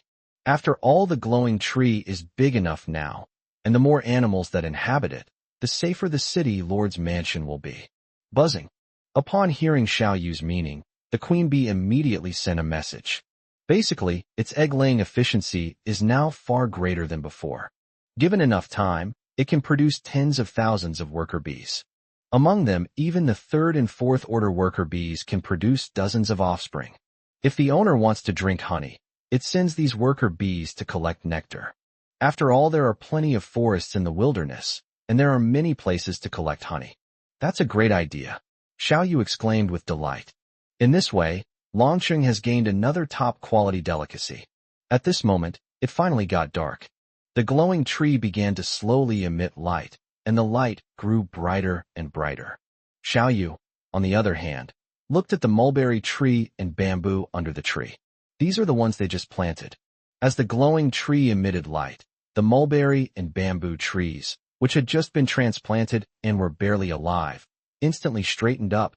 Their withered leaves perked up and began to slowly grow taller. Meanwhile, the herbs found in the afternoon were growing even more luxuriantly. Ling Shuang, go and call Xiao Qiao over.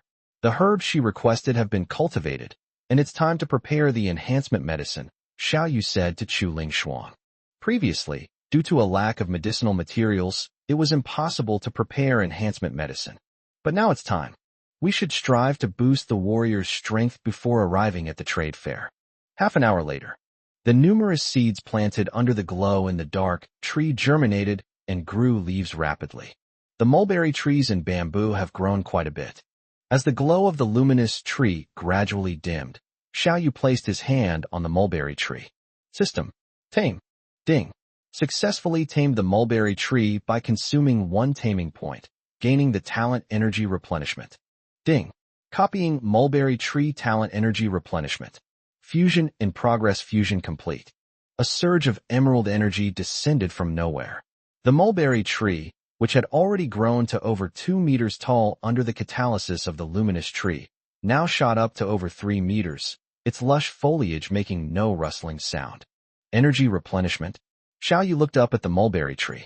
The mulberries, which were originally shriveled, had become crystal clear. Xiao Yu picked one and tasted it. It was very sweet.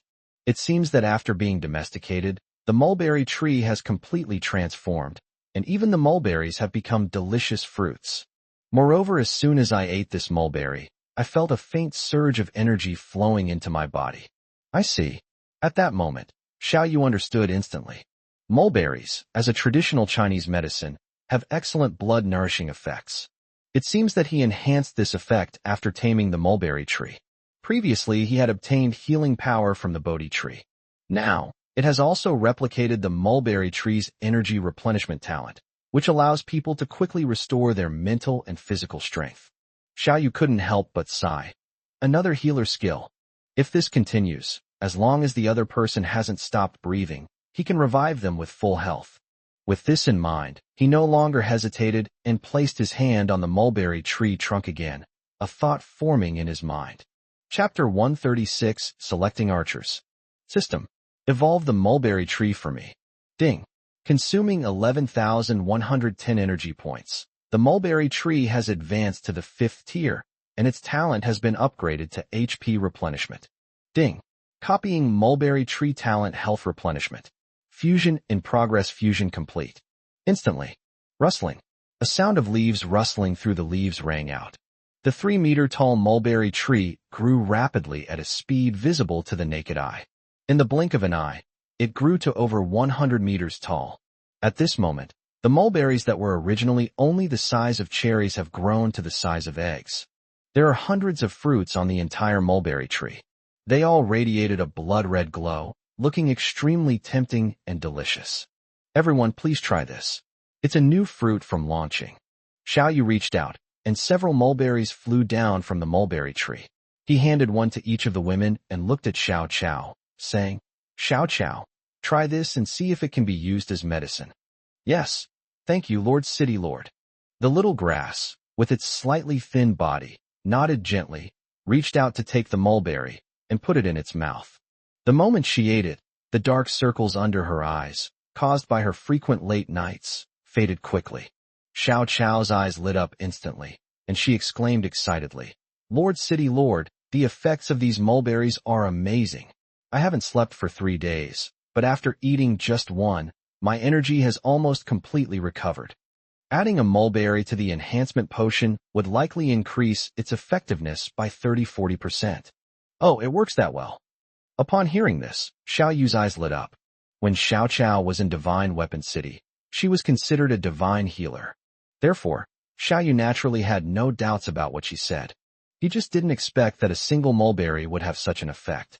You should know, on the battlefield, people are often not killed by the enemy, but rather exhausted to death. If every soldier in Dragon City had one mulberry, if you take one when you're exhausted, won't you be fully recharged? Instantly regaining mental and physical strength. In this way, every warrior in Dragon City is essentially given 2 lives. Not to mention, it can also enhance the effects of strengthening drugs. It's important to know that different formulas for enhancement drugs result in completely different effects. For example, the enhancement potion recipe that was previously obtained from the Black Demon tribe. When you advance to the 1st tier, you can only increase your strength by 100 gene, and there are also strong side effects. After multiple studies and improvements by Xiao Yu and Xiao Qiao, it even added night shining due to neutralize the medicinal properties, more than doubling the effect while minimizing side effects. If the effect is increased by another 30% or 40%, I can't even imagine. In that case, it's up to you. Please prepare the Tier 5 enhancement potion as soon as possible. However, Xiao Yu was also very much looking forward to Xiao Qiao's words. He patted Xiao Qiao on the shoulder and said with a smile, You're not allowed to stay up late anymore. I understand, Lord City Lord. Xiao Qiao blushed instantly as Xiao Yu patted her shoulder. In all her life, no man had ever cared about her like this. And he's so handsome and tall. Lord City Lord, Don't worry, I'll succeed tomorrow. Finally, after saying that, the little grass turned and ran away. This girl, Xiao Yu shook his head helplessly and sighed. Xinglan, remember to call her out for meals every day from now on. She can't stay cooped up in her room all day. This girl rarely goes out. She devotes all her energy to researching various potions. This is not a good thing. Don't forget how he died suddenly in his previous life. Don't worry, brother. I will definitely take good care of her. Xinglan patted her chest and promised. She was also very interested in the enhancement drugs that Xiao Qiao was researching. After all, she also wanted to improve her strength so that she could help her older brother and sister. The next day, early morning, training ground, high platform. Xiao Yu scanned the 101 men of Tai Nan and the 65 men of Qianlong in front of him, and shouted, "You've probably heard that I'm going to create a special forces team. Once you join, your standard weapon will be a Tier 3-4 quasi-divine weapon armor. Your monthly salary will double, and all other benefits will be doubled as well." Upon hearing this, everyone present had their eyes light up. You should know, the Dragon City guards already enjoy extremely high salaries. Depending on the level, the monthly salary can range from 100 to 1,000 merit points, with a full attendance bonus of 20 to 200 merit points, and a choice of vegetables such as corn and tomatoes worth 100 to 500 merit points, plus 1 to 10 drops of night shining due every month. When shopping in the Hall of Merit, ordinary soldiers get a 20% discount, while management personnel get a 50% discount. In short, joining the Dragon City Army is like taking off into the sky. Not to mention, now everyone has level 3-4 quasi-divine weapon armor, and all benefits have been doubled. This kind of treatment is something I never dared to dream of. In an instant, everyone's eyes were fixed intently on Xiao Yu. But no one spoke up. They discussed it amongst themselves. Xiao Yu nodded in satisfaction. It seemed that these people's discipline had improved considerably. If it were before, there would have been a huge uproar. However, Xiao Yu glanced at everyone and continued. With the current resources of my Dragon City, it's impossible to forge quasi-divine weapons in large quantities. Therefore, I will select the first batch of special forces from among you. Hearing this, everyone present felt a strong sense of urgency. They all looked at their companions, with whom they had shared life and death, with extreme vigilance. Now, conduct the test according to my instructions. With Xiao Yu's command, everyone began the test.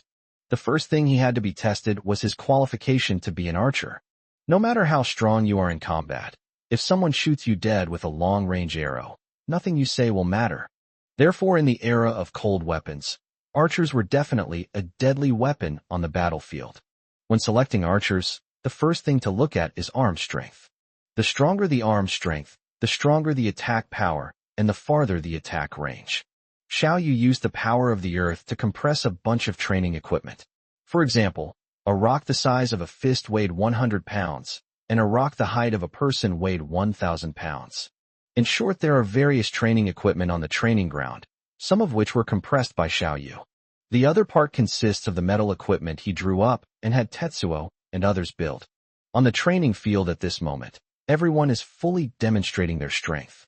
Xiao Yu, along with the women, took notes one by one, occasionally revealing expressions of surprise.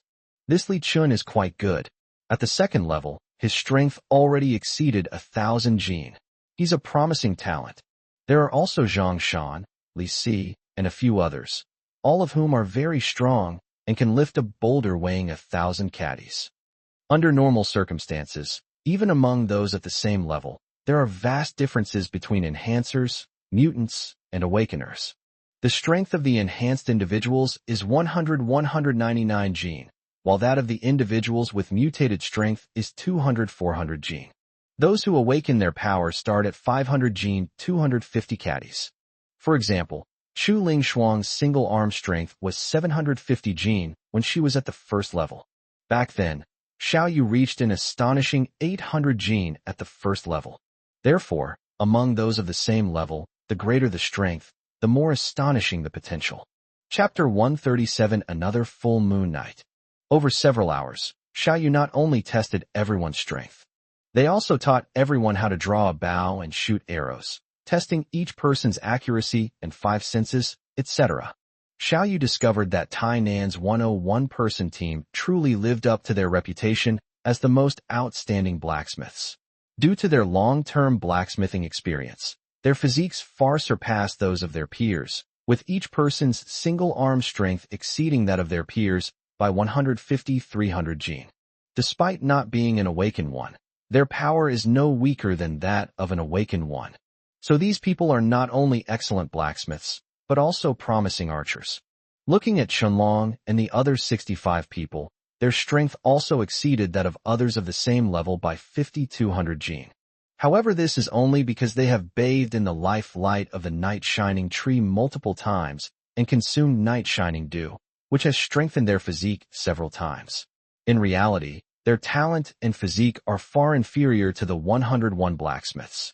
However, after Xiao Yu's personal training, their flexibility and agility have become even stronger. The two sides really need to compare the potential of their archers. One side has more astonishing long-range lethality, while the other side has higher accuracy. A moment later, Xiao Yu selected 10 people from each of the two teams. Now, those whose names I call, step forward. Xiao Yu stood on the high platform and announced loudly. Upon hearing his words, everyone present stood at attention, their eyes filled with anticipation. Everyone knows that as long as your name is called by the city lord, you will soar to great heights. After all, the city lord has already developed enhancement drugs. If salaries doubled, everyone would be able to afford 4th tier or even 5th tier potions. In Dragon City, as long as your strength reaches the 5th level, you can truly enter the middle and upper ranks. Li Qinggang, step forward. Yes. Zhang Shan, Li Si, Wang Wu, Zhao Lu, step forward. Yes. Those who heard their names perked up, stepped forward, and quickly stepped out of line. Everyone else was incredibly nervous, eagerly awaiting their name to be called, until all 20 names were read out. Those whose names were called were all overjoyed. Those whose names weren't called were all extremely disappointed. Xiao Yu looked everyone over and spoke again. First of all, I want to congratulate you on being chosen. I will personally forge weapons and armor for you. Secondly, the little herbalist has already prepared enhancement potions, and the first batch of Special Forces members can experience them for free. Boom. Upon hearing this, everyone looked at each other in surprise, instantly losing their composure. After all, enhancement potions cost thousands of merit points, and Tier 5 enhancement potions cost tens of thousands. The first batch of Special Operations team members were increasingly surprised and even a little proud. Those who were not chosen all clenched their fists, their faces filled with resentment. I felt a pang of regret. If only I had run an extra 100 kilometers and done an extra 1,000 push-ups every day. Everyone, please calm down. Xiao Yu took in everyone's expressions, raised his hand to signal them to calm down. Tonight is another full moon night, and since we are in the wilderness, we are bound to encounter beast tides. I will consider adding anyone who performs exceptionally well tonight to the Special Forces team. A full moon night? Oh right, how could we forget? Perhaps because life in Dragon City is so safe. Many people have forgotten that a month has already passed, and the next full moon is just around the corner. Although the Earth Dragon Turtle's roar could intimidate most ferocious beasts, but the beast tied on the night of the full moon is completely enraged and has no fear of the Earth Dragon Turtle. So there will still be a big battle tonight. Of course, with Dragon City's current strength, the beast tide poses almost no threat.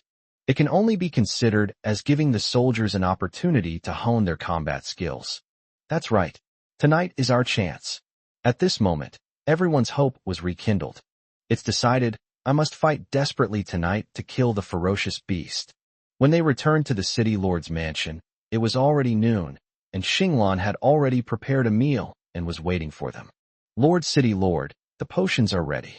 After finishing her meal, Xiao Chao approached Xiao Yu and said, 18 portions of 2nd tier enhancement potions, 8 portions of 3rd tier, 5 portions of 4th tier, and only 3 portions of 5th tier.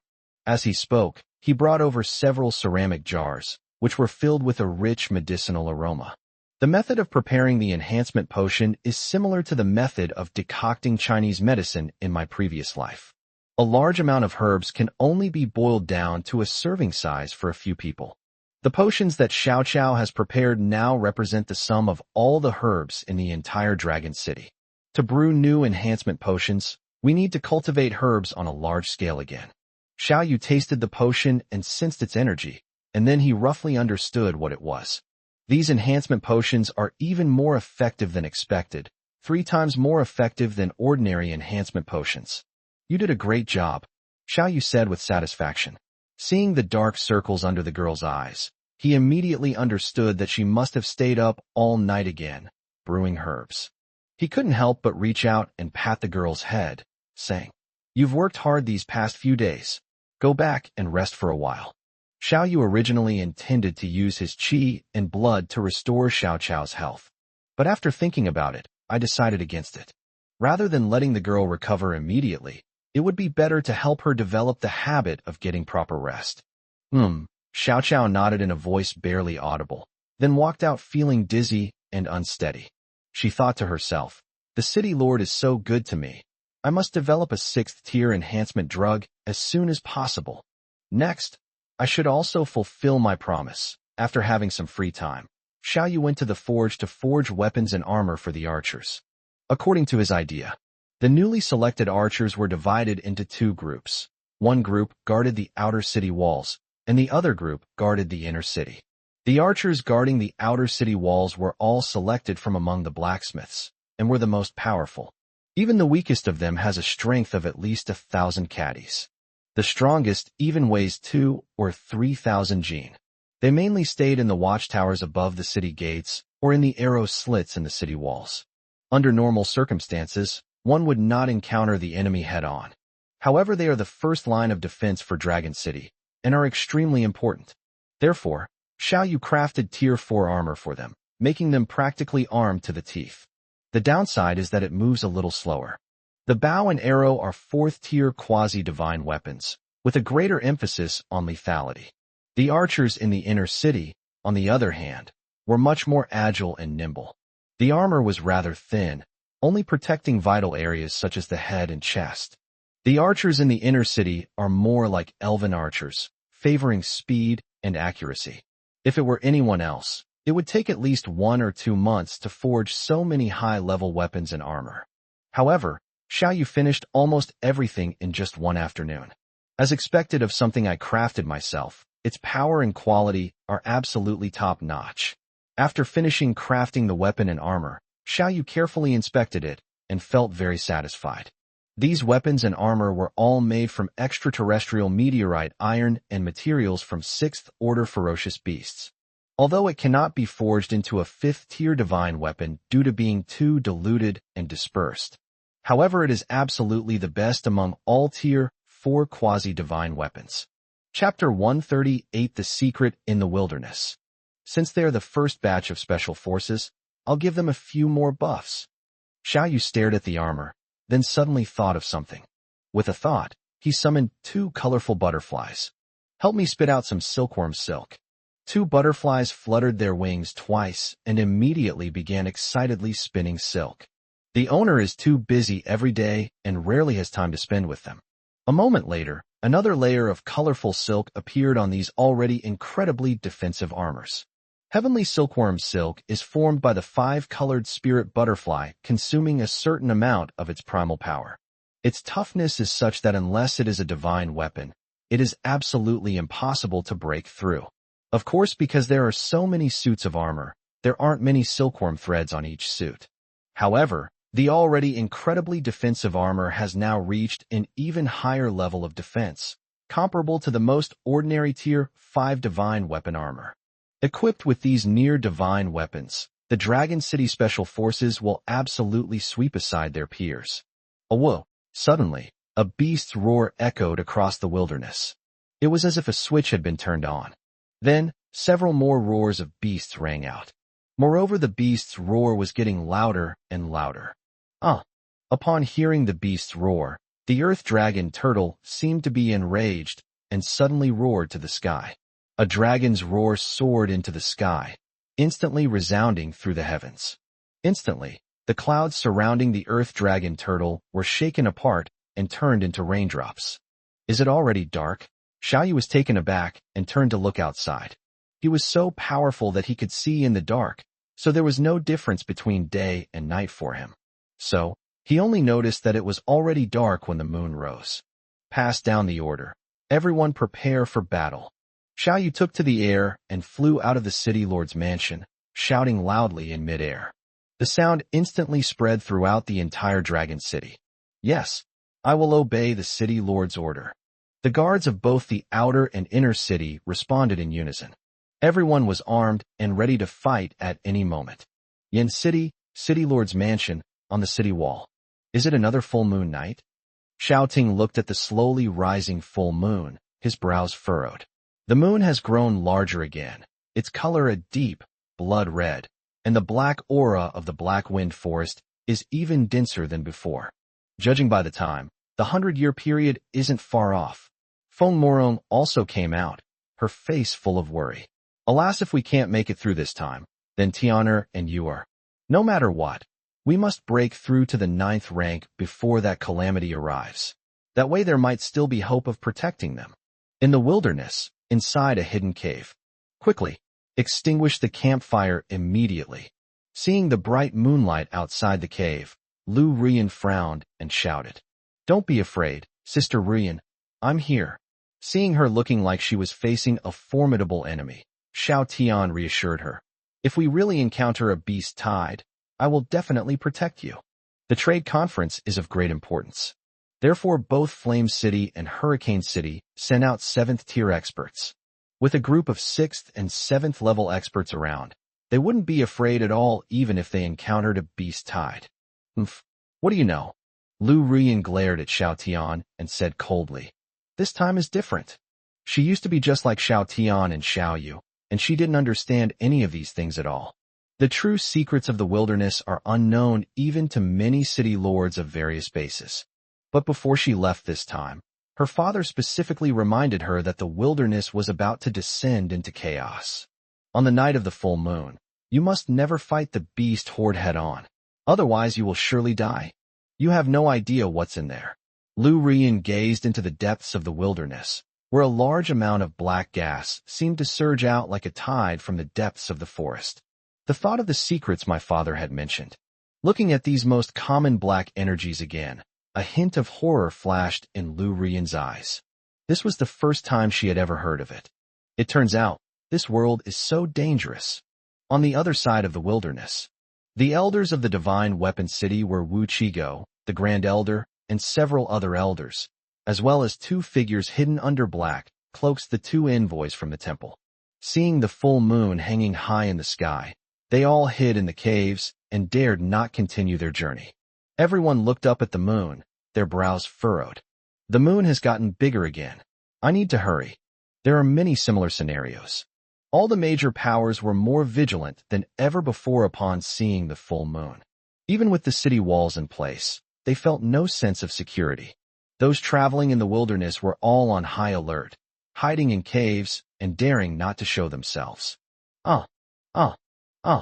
As night deepened, the moon hung high in the sky. In the forest, the ferocious beast once again descended into a berserk state. In this state, the ferocious beasts not only saw their combat power skyrocket, but they also showed absolutely no fear. The earth dragon turtle was so large that it quickly attracted the attention of many ferocious beasts. On the city wall, facing the ferocious beast horde that made everyone feel like they were facing a formidable enemy and could only retreat, Xiao Yu's gaze was very calm, as if a king were looking down at the ants at his feet. He saw hundreds or even thousands of ferocious beasts swarming towards him. If you look closely, you'll find that these ferocious beasts are shrouded in a large amount of black mist. It was the ubiquitous black fog in the air. However, for some reason on the night of the full moon, the black mist seems to burst forth from the depths of the forest like a flood, especially tonight, when it seems to be particularly dense. The beast tide arrived in an instant, already rushing to the feet of the earth dragon turtle. Ferocious beasts are everywhere. They were now less than 100 meters away. But just then, bang, bang, bang, the earth dragon turtle stands on the ground with all 4 feet. Suddenly, within a radius of several kilometers, the earth trembled instantly, triggering a small earthquake that instantly cracked open giant ravines that stretched for hundreds of meters, each ravine 100 meters deep. In just a moment, a third of the ferocious beasts that charged forward fell into the abyss. The ferocious beasts roared madly, trying to escape the abyss. But the next second, all the cracks closed up, burying these ferocious beasts alive. The rest were those at the third, fourth, or fifth tier, or even stronger, who were lucky enough to escape this calamity. But then, earthen and stone walls rose up instantly, separating the ferocious beasts. "It's your turn to step up," Xiao Yu said, waving his hand as he looked at Qianlong, Tainan, and the others. "Yes, Lord City Lord," Qianlong, Tainan, and the others replied in unison.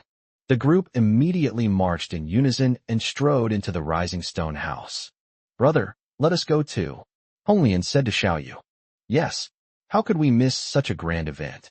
Si Shi, Lu Yu, Qi Sha, Chu Ling Shuang, and the other girls looked at the ferocious beasts below, all filled with passion and eager to try their luck.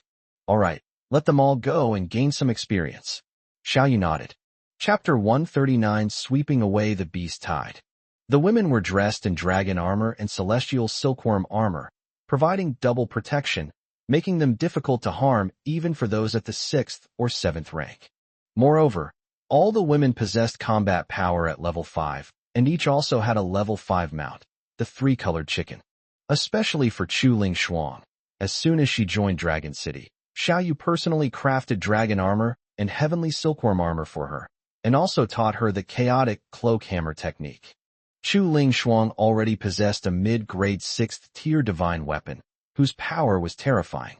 Now, with the support of the chaotic cloak hammer technique, his strength has increased exponentially, enough to withstand a 6th-tier opponent. I believe it won't be long before she becomes the next master. In short, the current lineup of Dragon City is simply terrifying. Once everyone had entered the Rising Stone House, Honglian took out a scale from her bosom. This is a keepsake given to her by Xiao Yu, used to control the raising and lowering of the stone house. In Dragon City, not many people can freely enter and leave the city, and Honglian, as the deputy city lord, is one of them. The next second, she gripped the scales tightly and communicated with the earth dragon turtle through her mind. Then the rising stone house plummeted downwards like a runaway horse. It landed smoothly in just 3 seconds. "Kill!" With a loud shout, Qianlong led 65 men to charge out first. Tainan and the others followed suit without giving way. They would never forget that the city lord was watching from above. If they perform well, they can join the special forces. To avoid casualties, just like in the Black Demon Tribe incident, the Earth Dragon Turtle used stone walls to construct passageways, dividing the remaining hundreds of ferocious beasts into several groups. Qianlong and Tainan each led their own teams and charged into a passage. "Let's use the same passage." The girls exchanged glances and rushed into a passage together. What followed was a brutal and inhumane massacre. Only, the targets of the slaughter were ferocious, bloodthirsty, and savage beasts. The Qianlong and Tainan teams are doing all right. They relied entirely on their own strength and teamwork to carefully hunt down the ferocious beasts. Meanwhile, the women were absolutely insane with their killing spree. Riding on the 3-colored chicken, Honglian Xinglan directly fired a firearm from a distance and manipulated blood, easily killing 1 or 2 3rd or 4th tier beasts, and even several 5th tier beasts. Meanwhile, the 3 beast-eared girls, June 4th, 4th, 7th, and 8th, also rode 3-colored chickens and kept firing sneak arrows. The 3-colored chickens dodged and weaved, and the ferocious beasts, though wanting to attack, couldn't even get close. In the end, dozens of ferocious beasts could only surround and attack Chu Ling Shuang, because she is the only human without a flying mount. But Chu Ling Shuang's fighting power is too amazing. She can kill a 5th-tier ferocious beast half to death with a single blow, and even 3rd or 4th-tier beasts can't get close. In short, calling it a massacre is no exaggeration. The massacre lasted for 1 or 2 hours, and thousands of ferocious beasts were almost wiped out. Until, another roar of beasts rang out. Deep in the forest, a dense swarm of ferocious beasts charged out, at least 2 or 3,000 of them. Among them, several enormous creatures rushed out and headed straight for the Earth Dragon Turtle.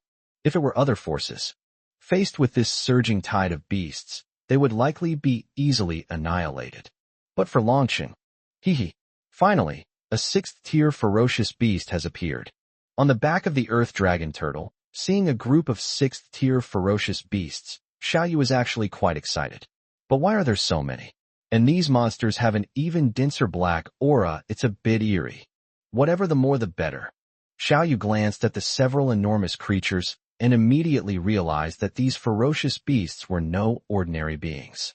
There were 5 or 6 of them, all of them at the 6th rank. 2 crocodiles, each over 100 meters long, a giant tiger, and 3 giant wolves. But they all had bloodshot eyes and were surrounded by black mist. They looked like a bunch of monsters crawled out of hell. Perfect, I'll use you all to practice your archery skills. Although it seemed a bit strange that so many 6th-tier ferocious beasts had suddenly appeared in this forest. However, for Xiao Yu, the more powerful ferocious beasts, the better.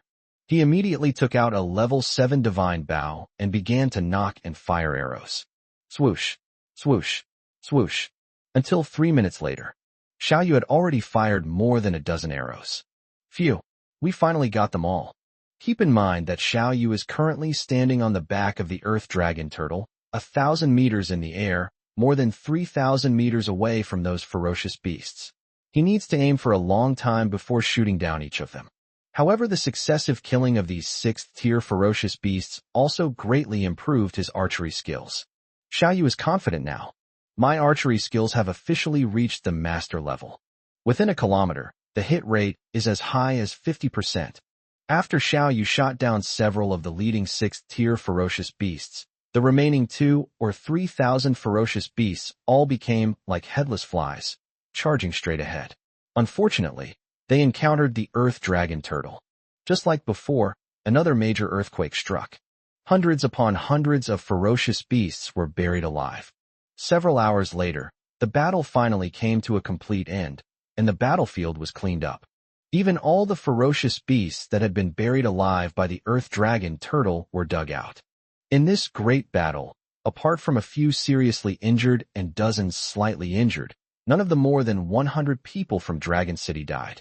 Those with severe injuries were given a Bodhi fruit by Xiao Yu and were out of danger. Xiao Yu was very satisfied with everyone's performance. He praised them and glanced around the room, saying, "Same as always. Now that the Earth Dragon Turtle has made its move, I'll take 70% of the ferocious beasts you all harvest." Yes. Qianlong, Tainan, and the others all bowed and replied. They are all self-aware and know their own limitations very well. If the Earth Dragon Turtle really wanted to hunt these ferocious beasts, even if more came, it would have killed them all long ago. The reason these were specifically left behind was to allow them to train in real combat. As for the energy stones obtained from killing ferocious beasts, they were previously exchanged for merit points. After all, the value of merit points in Dragon City is much higher than that of energy stones. With that in mind, everyone handed over all the energy stones without hesitation. Xiao Yu waved his hand, and all the energy stones disappeared. He had already exchanged them. Ding! You have gained 427,673 energy points. Upon hearing the system notification, Xiao Yu was immediately overjoyed.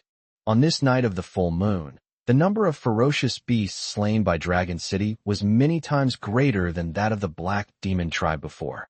So I easily gained over 400,000 energy points. After all, those few 6th-tier ferocious beasts alone brought in over 100,000 energy stones. After tallying the spoils, Xiao Yu looked at everyone and nodded in satisfaction. Everyone, I'm very satisfied with everyone's performance tonight. However, as I said before, there are limited spots in the special forces, so, as usual, Qianlong, Tainan, Azhong. Just like during the day, Xiao Yu selected 20 people again. Previously, the goal was to select archer candidates. And now it's time to select the elite warriors with the best overall qualifications. To be precise, it mainly depends on potential and talent. Chapter 140: The Source of the Black Qi. Slaying a 7th-tier savage bull. A moment later, another 20 people stepped forward and stood in a row. Originally, Xiao Yu only planned to select 10 more people. But in tonight's battle, he hunted down several 6th-tier ferocious beasts and obtained a large amount of top-tier materials. With these materials, another batch of Tier 4 quasi-divine weapons and armor can be forged. Same old rules. Joining the special forces means all benefits will be doubled. Get a good rest tonight, and everyone will receive enhancement drugs tomorrow. However, Xiao Yu repeated the special forces benefits, and the dozens of selected people's eyes lit up. Upon hearing this, Qianlong and the others were all extremely excited. After all, they had been longing for the enhancement drug for a long time, and now they had finally gotten it. And it's free to use. Seeing the strong reaction from the crowd, Xiao Yu spoke again. You're celebrating too soon. Don't think that joining the special forces means you can rest easy. After the trade fair ends, I will conduct another selection process. So those who didn't perform well before still have a chance, while newly selected members of the special forces team may be eliminated if they don't work hard. What? Upon hearing this, everyone's eyes lit up instantly, and they were overjoyed once again. Everyone swore they would train twice as hard when they got back. They'd train until they died. Seeing this, Honglian and the other girls couldn't help but roll their eyes. Xiao Yu only used a few tricks to drive these people crazy. They could already imagine it. In the time that followed, these people would train like madmen. But this is actually for the best. Everyone is working hard, and that's how Longcheng will get better and better. Lord City Lord, these ferocious beasts seem very strange tonight. Qianlong suddenly reminded Xiao Yu as he prepared to return. Brother, Qianlong is right. The black aura on these ferocious beasts is so dense. I wonder if there will be any problems if we eat their flesh. Honglian stared intently at the ferocious beasts, her face serious. Something is definitely not right tonight, Xiao Yu nodded solemnly. I don't know when it started, but black mist began to permeate the forest. No one knows what this black mist is or where it comes from. All I know is that this black energy is highly corrosive and can corrupt a person's mind. Even a 7th or 8th tier powerhouse would completely lose their mind and turn into a monster if they inhaled too much of the black energy. Moo! Just as everyone was discussing this, a beastly roar pierced the night sky. The enormous sound waves spread out, and everyone felt a pang of fear. His 7th rank. There's actually a 7th rank ferocious beast hidden deep in this forest. At this moment, everyone's eyes widened, their bodies trembled, and they couldn't believe it. A 7th tier ferocious beast. None of the people present had ever seen one before. After all, everyone I've seen is dead. Interesting, we've actually encountered a 7th tier ferocious beast. Despite everyone's tension and worry, Xiao Yu showed interest instead. He waved his hand and said, You guys go back to the city first. I'll go and deal with that 7th tier ferocious beast. Brother, this black mist is extremely dangerous. Yes, Lord City Lord, no matter how strong you are, but Honglian and the other women all looked worried and wanted to speak up to dissuade them. This is a 7th tier ferocious beast. A ferocious beast comparable to a dragon turtle is absolutely terrifying. Most importantly, this black mist is too dangerous. The deeper into the forest, the denser the black aura. This is why the monsters deep in the forest are becoming increasingly ferocious, irrational, and powerful.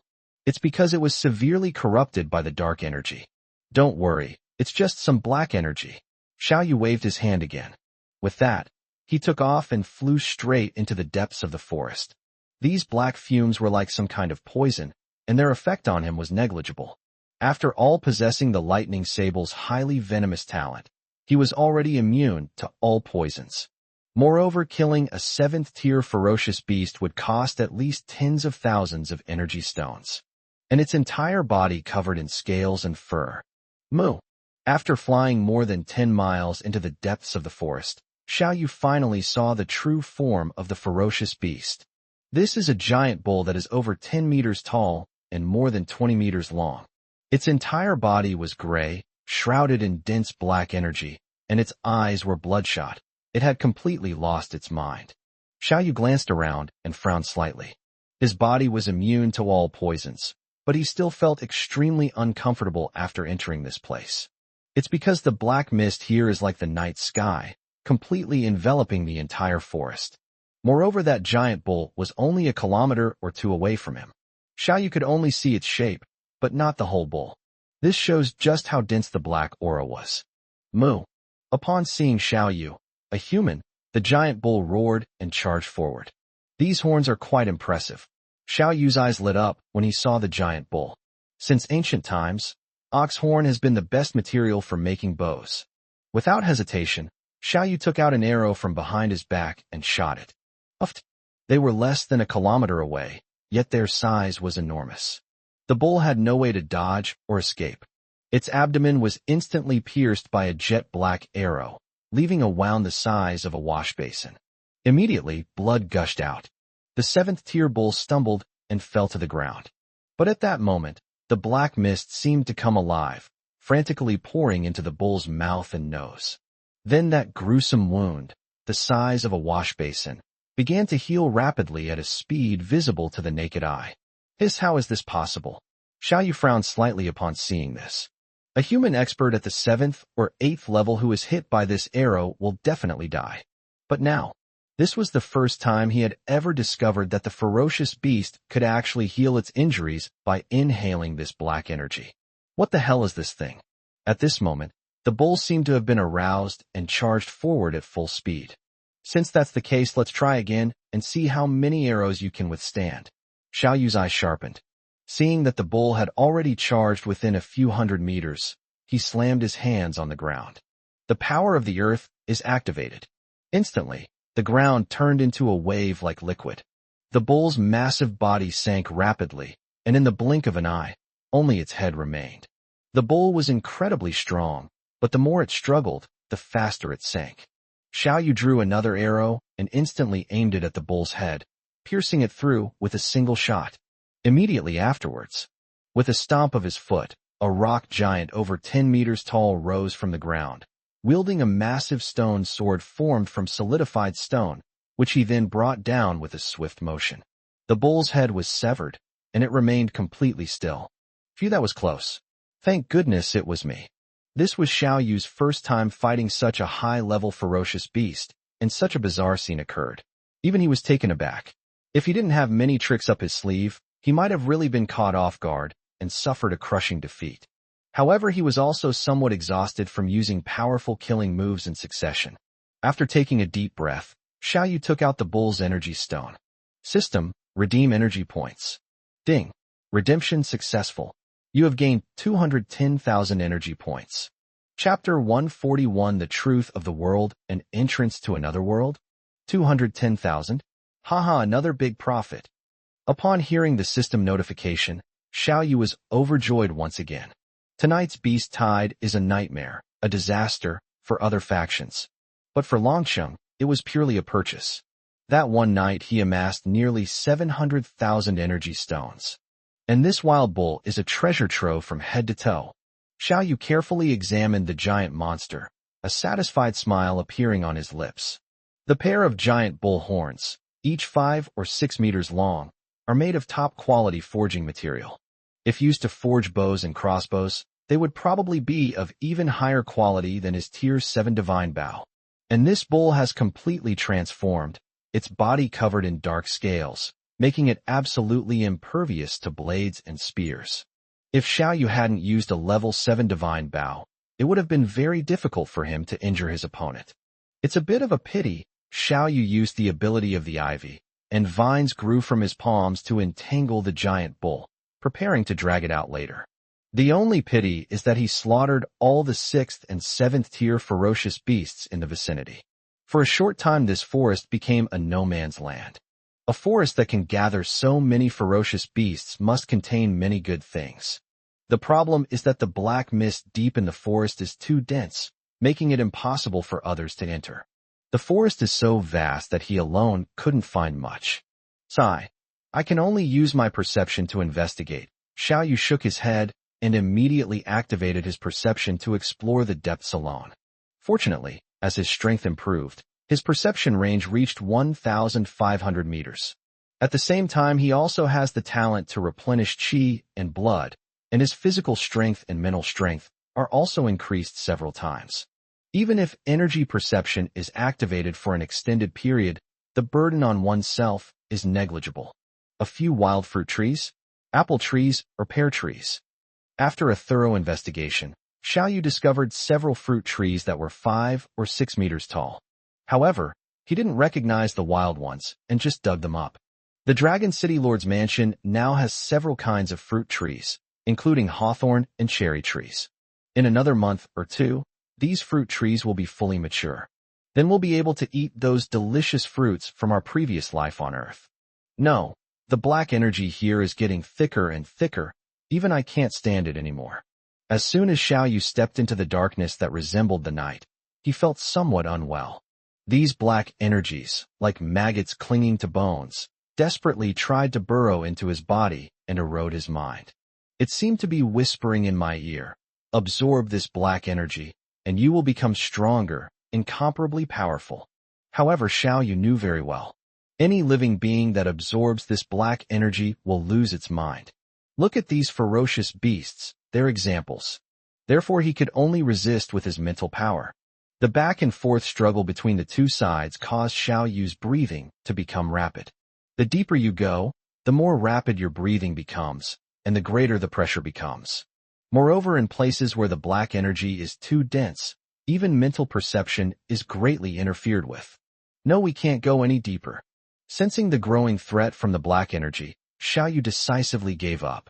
We plan to explore the outer perimeter for a bit before heading back. This was also the first time he had ever suffered a setback since he transmigrated to this world. Wait, what is that? A pitch-black vortex. Just as Xiao Yu was about to leave, he suddenly felt a surge of surging energy. After sensing it carefully, he realized it was a pitch-black vortex. So all the black energy is gushing out from this pitch-black vortex. They saw that Xiao Yu was less than a kilometer away. There is a pitch-black vortex with a diameter of more than 1 meter. The black mist there seemed to gush forth like ink, continuously staining the forest black. Where is this place? Xiao Yu stared intently at the dark vortex, his pupils shrinking. He did not rush forward to investigate. After all, they had no idea what was there. But he had a strong premonition. Within the pitch-black vortex, the truth of this world can be found. Perhaps I can give it a try. Xiao Yu suddenly thought of something, and his eyes lit up. The next second, with a thought, a ball of energy burst forth from his body. Then it slowly coalesced into a human form, eventually becoming exactly like Xiao Yu. This is a talent copied from a slime clone. By consuming only a small amount of one's own essence, one can create a clone. Xiao Yu has never had a chance to use this ability before, but now it might be worth a try to use it to explore this mysterious vortex. In any case, even if something happens to the clone, it won't affect the main body much. Go, see what's inside. Xiao Yu waved his hand, signaling his clone to go in. Yes, Your Majesty. Xiao Yu's clone nodded respectfully and walked straight into the black mist. His clones, though possessing their own independent will, are entirely driven by the original. There will be absolutely no resistance or disobedience to my orders. Soon, Xiao Yu's clone approached the dark vortex. The clone reached out and tried to touch the dark vortex, but found that the dark vortex offered no resistance at all, and the hand could pass right through it. After a slight hesitation, he stepped directly into the dark vortex. The next second, Xiao Yu's clone felt as if he had entered complete darkness. Here there is only a pitch-black ocean. To be precise, the black energy was so concentrated that it turned into liquid. It also completely blocks out all light. Suddenly, the extremely dense black energy turned into liquid and frantically poured into Xiao Yu's clone's mouth and nose. You should know this clone was specially created by Xiao Yu and possesses the strength of the early stage of the 7th rank. But faced with this overwhelming black aura, he was utterly powerless to resist. In an instant, the clone lost consciousness. What's going on? Outside, Xiao Yu took a deep breath. He just sensed a deadly aura. Then, without hesitation, he instantly dispelled the clone. Then he learned everything his clone had experienced. So, is there another world on the other side of the pitch-black vortex? An extremely dangerous world filled with endless black energy. That black energy is more like a kind of pure energy, which can enhance strength when inhaled, but the black energy is too violent and crazy, and it will erode the mind of living beings. Xiao Yu took a deep breath and his eyelids twitched. His clones are similar to the shadow clones in the ninja world. After the clone returned, it transmitted back all the information about what had happened before. Along with it came a large amount of black energy. Fortunately, Xiao Yu possesses several healer skills, including purification, healing, and replenishing qi and blood. It easily removes impurities, retaining only pure energy. Chapter 142 Dragon City Special Forces officially established. This black energy does offer some help in improving my strength, but unfortunately with the system around, I don't need such a low-level method to enhance my power. Besides, upon closer inspection, the shape of this pitch-black vortex resembles a spatial rift. Only, because of this crack, a large amount of black energy poured in from another dimension, which formed a vortex.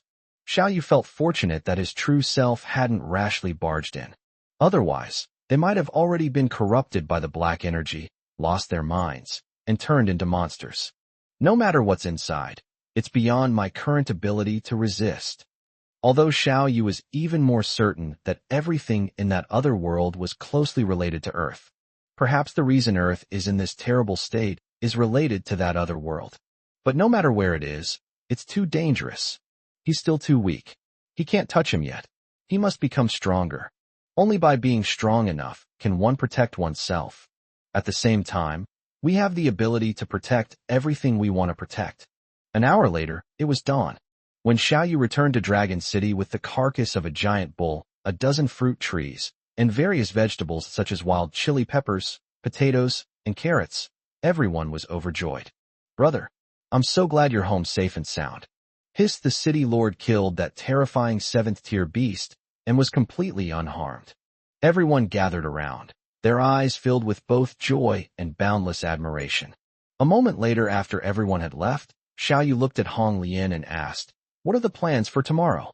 Hong Lian also serves as his personal assistant, and his daily schedule is arranged by him. With so many things happening tonight, he suddenly felt a sense of urgency. Upon hearing this, Hong Lian immediately took out a leather notebook from her waist, flipped through it, and reported back one by one. The first thing is to hold a regular meeting for the Dragon City Guard and distribute Special Forces benefits. The second thing was to check on the paper-making process at the paper mill. The third thing was to visit the plantation. Add one more thing. Forge the materials from the ferocious beasts we obtained tonight into armor. Xiao Yu nodded and said in a deep voice. Longsheng is currently experiencing rapid development, and he is extremely busy every day. Without Hong Lian as his assistant, reminding him of what to do every day, he would easily forget. Okay. Hong Lian paused for a moment, wrote it down in the animal hide notebook, and then looked at Xiao Yu tentatively. "Brother, was something wrong in the forest just now?" Having followed Xiao Yu for so long, Hong Lian has developed a strong ability to read people's expressions and moods. She could tell at a glance that her brother Xiao Yu was troubled. "Haha, I'm fine. Go and get some rest," Xiao Yu immediately said with a hearty smile. However, he was indeed feeling rather heavy-hearted. Today, he seems to have discovered a glimpse of the truth. You should know this isn't the only forest shrouded in black mist. They're everywhere across the entire continent. In other words, such pitch-black vortexes are found all over the world. On the night of the full moon, the black energy becomes exceptionally dense and surges out wildly. Xiao Yu thought that this was due to changes in the distance between the Earth and the Moon, causing changes in the magnetic field or something similar. Then the dimensional rift will grow larger and even continue to expand. Perhaps one day, these cracks will completely tear this space apart. Then endless black energy surged out, engulfing the world. Xiao Yu couldn't even imagine that he might not even survive. As for his relatives, such as Hongli and Xinglan, they will also be completely swallowed up by this catastrophe. I must become stronger as quickly as possible. Only then can I protect everything I have now. The next day, early in the morning, the familiar scene repeated itself. Standing on the high platform, Xiao Yu waved his hand and said loudly, "All 40 people who were selected for the special forces yesterday, step forward and come up to the stage." As soon as he finished speaking, Shenlong, Tainan, and 40 others quickly went up on stage. Then amidst the envious gazes of over 100 people below, Xiao Yu distributed 40 sets of quasi-divine weapons and armor, as well as a strengthening potion for each person. Now, I hereby declare the Dragon City Special Forces officially established. The Special Forces team is divided into 2 teams. Special Forces Team 1 is led by Chunlong, and Special Forces Team 2 is led by Tainan. Everyone, as I said before, anyone who performs poorly after the trade fair will be kicked out of the Special Forces team. And joining the Special Forces team is just the first step. Don't forget, your benefits are much better than others, so you should work even harder. Archers, in particular, will be eliminated if they fail to reach the basic archery skill level within a month. Those below who reach the basic level of archery within a month can also join the Special Forces. Disband. After saying that, Xiao Yu led the women away and disappeared. Everyone could sense that the city lord seemed somewhat anxious. They didn't know the reason, but they all wanted to share the burden of the city lord. So everyone was fired up and ready to train hard. Yesterday, they had a brief lesson in archery with the city lord. Of course, I know what basic archery skills mean. Basic archery skills, range 100-200 meters, accuracy exceeding 50%. With their immense strength and near-divine weapons, their arrows can easily travel over a kilometer. However, accuracy and hit rate are negligible. At this moment, everyone was in high spirits. They vowed to master basic archery skills as soon as possible. Meanwhile, after obtaining the enhancement medicine, Chunlong rushed home immediately.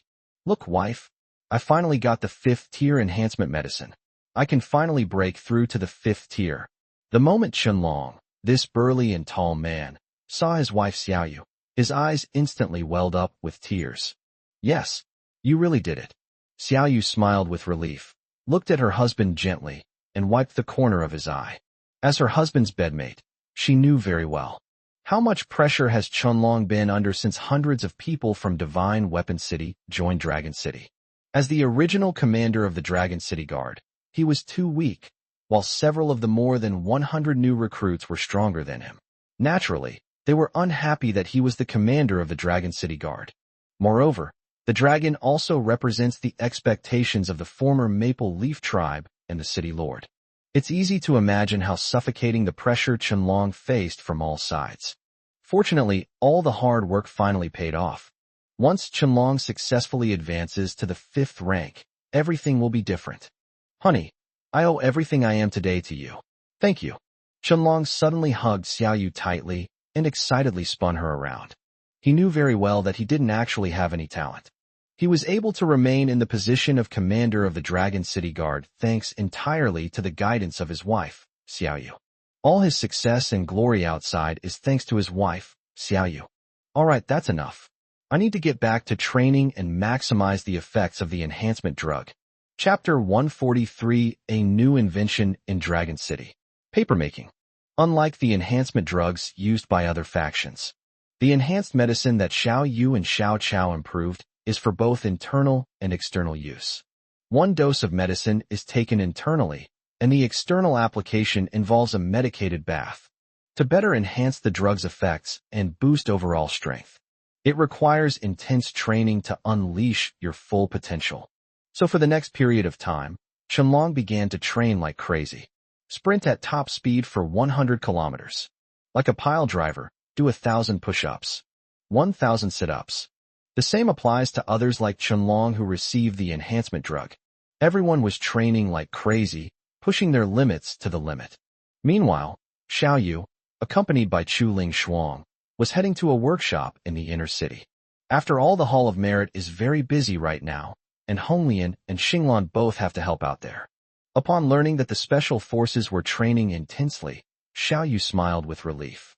If this continues by the time they arrive at the trade fair, the Special Forces team will definitely be significantly stronger and become a symbol of Dragon City. With a group of powerful subordinates around him, he can earn energy stones faster and become stronger more quickly. A moment later, inside the workshop, Chu Ling Shuang pointed to an elderly man with a full head of white hair and introduced him to Xiao Yu. Lord City Lord. This Mr. Sun Yuba was once the most skilled papermaker in Divine Weapon City.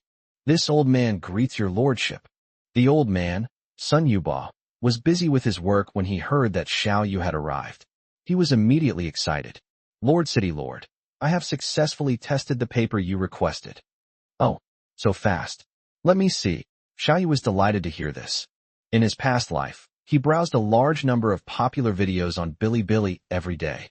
"I have seen the manufacturing methods of the 10 greatest inventions of ancient and modern times, both in China and abroad, many times." 2 days ago, after finding mulberry trees and bamboo, Xiao Yu copied down the simplest methods for making paper from these two plants from Bilibili in his previous life and asked Honglian to find someone to test them. The 5 raw materials used in ancient Chinese papermaking were hemp, mulberry, rattan, paper mulberry, and bamboo. Papermaking involves more than 20 processes, including material selection, cooking, papermaking, and drying. Every step of the process is done by hand. Xiao Yu originally thought it would take several days to produce paper. Unexpectedly, there are hidden talents among ordinary people, and they succeeded so quickly. "Lord City Lord, please," the old man, Sun Yuba, immediately gestured and pointed to the spot for Xiao Yu. Xiao Yu glanced around and saw that there were still more than a dozen people in the workshop busy with their own tasks. In the very center of the workshop were boilers boiling a milky white liquid, which was used to make a paste. Once the pulp is boiled, it's used to make paper using fine mesh screens.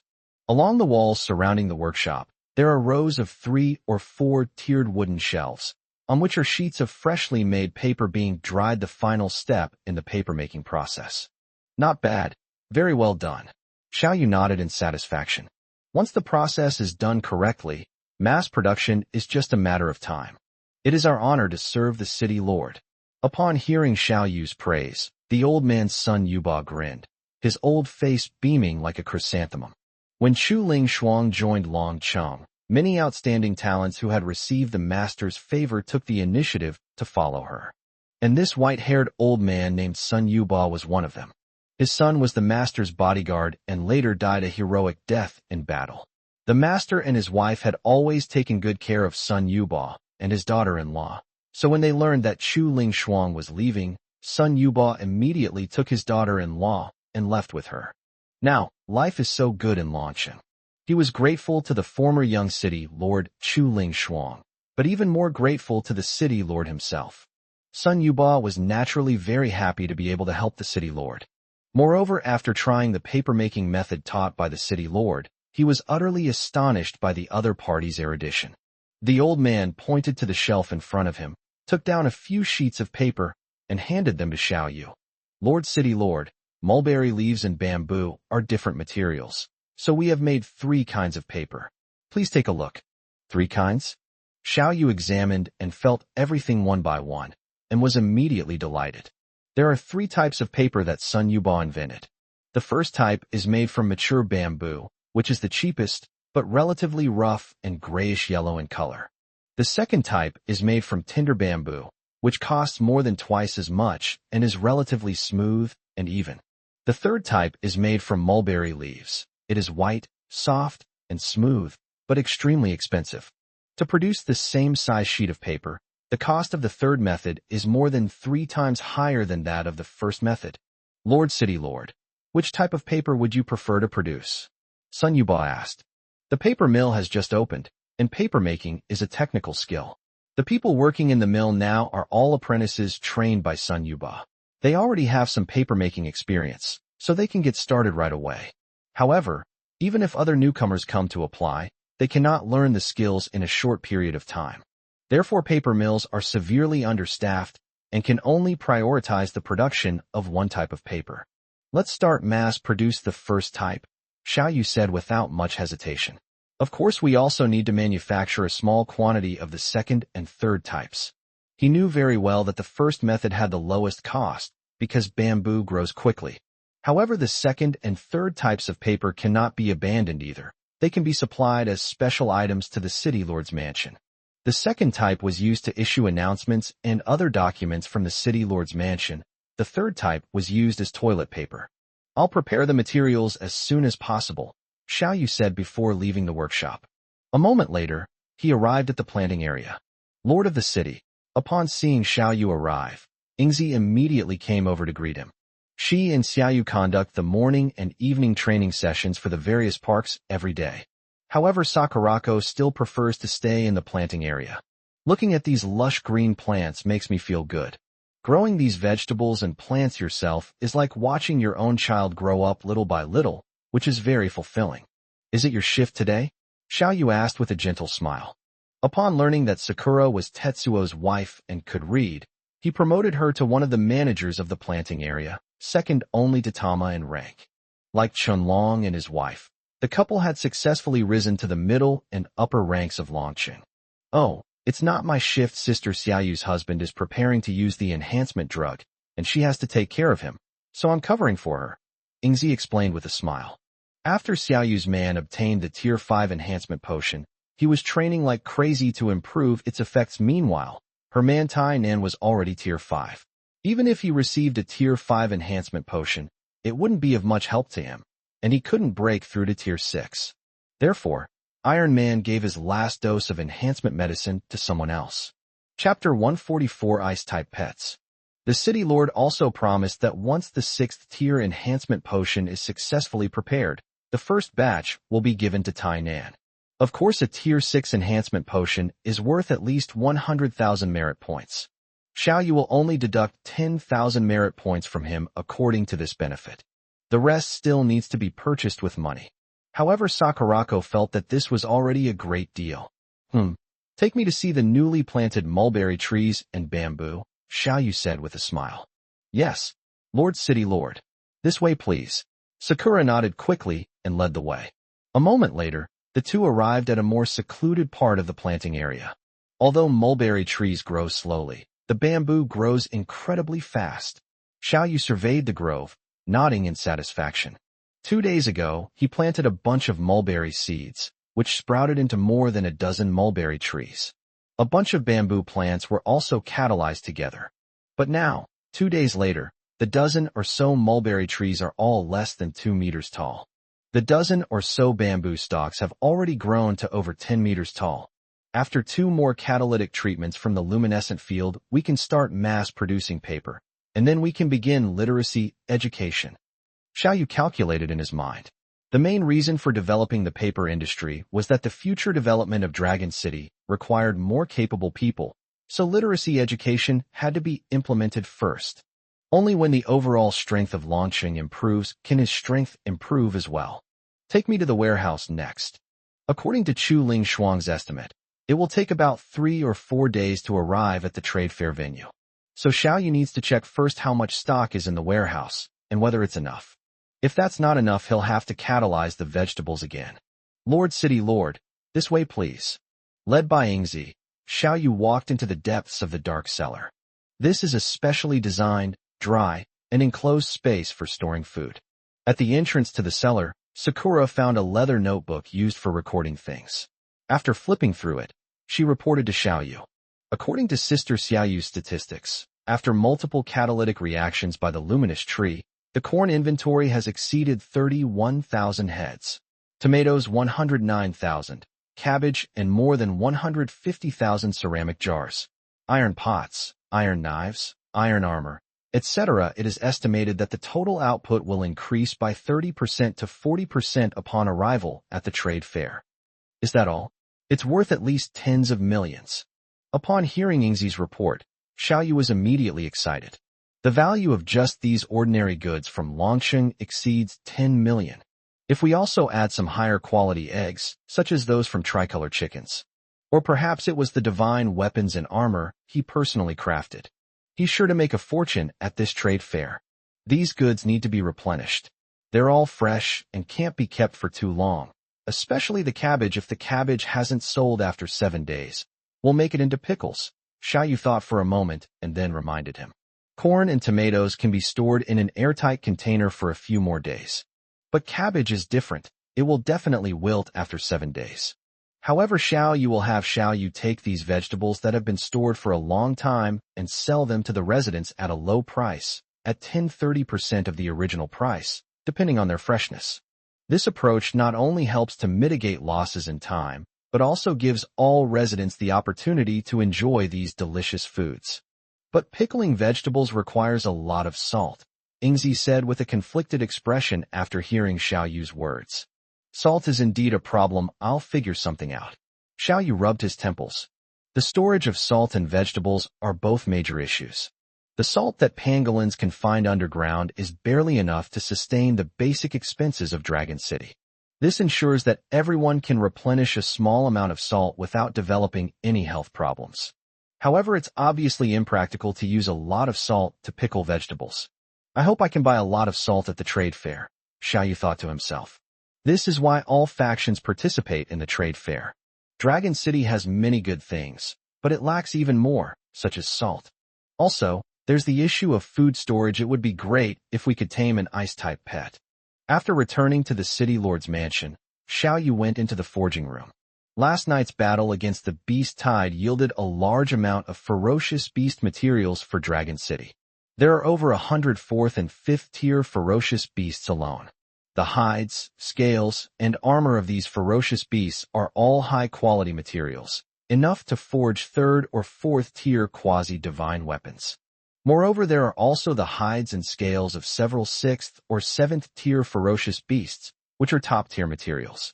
I'll give the 4th and 5th tier materials to Chu Ling Shuang and the others for forging. As for these high-tier ferocious beast materials, I'll forge them myself. Xiao Yu made his decision after a moment's thought. According to Chu Ling Shuang, the price of a divine weapon forged by a master is 300,000 to 500,000 energy stones. In the past, weapons and armor forged by master craftsmen would be snapped up at every trade fair. Therefore, Xiao Yu plans to forge a batch of divine weapons to sell at the trade fair. Of course, the divine weapon he used to sell for energy stones could only be armor. With so many 6th tier ferocious beast materials, he can forge at least a dozen suits of armor. These divine weapons and armor alone could earn several million energy stones. Lord of the city, just as Xiao Yu was about to begin forging, an anxious voice rang out. Immediately afterwards, 3 figures rushed in. The 3 were none other than 6 Joys, June 7 Kills, and 3 beast-eared girls. Xiao Yu, we have urgent business to attend to and need to leave Dragon City, the wolf girl said urgently. Yes, our companions are in danger. The situation is urgent.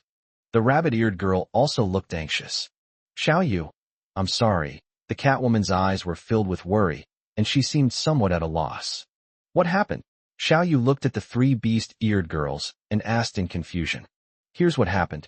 The 3 beast-eared girls exchanged glances, which explained everything.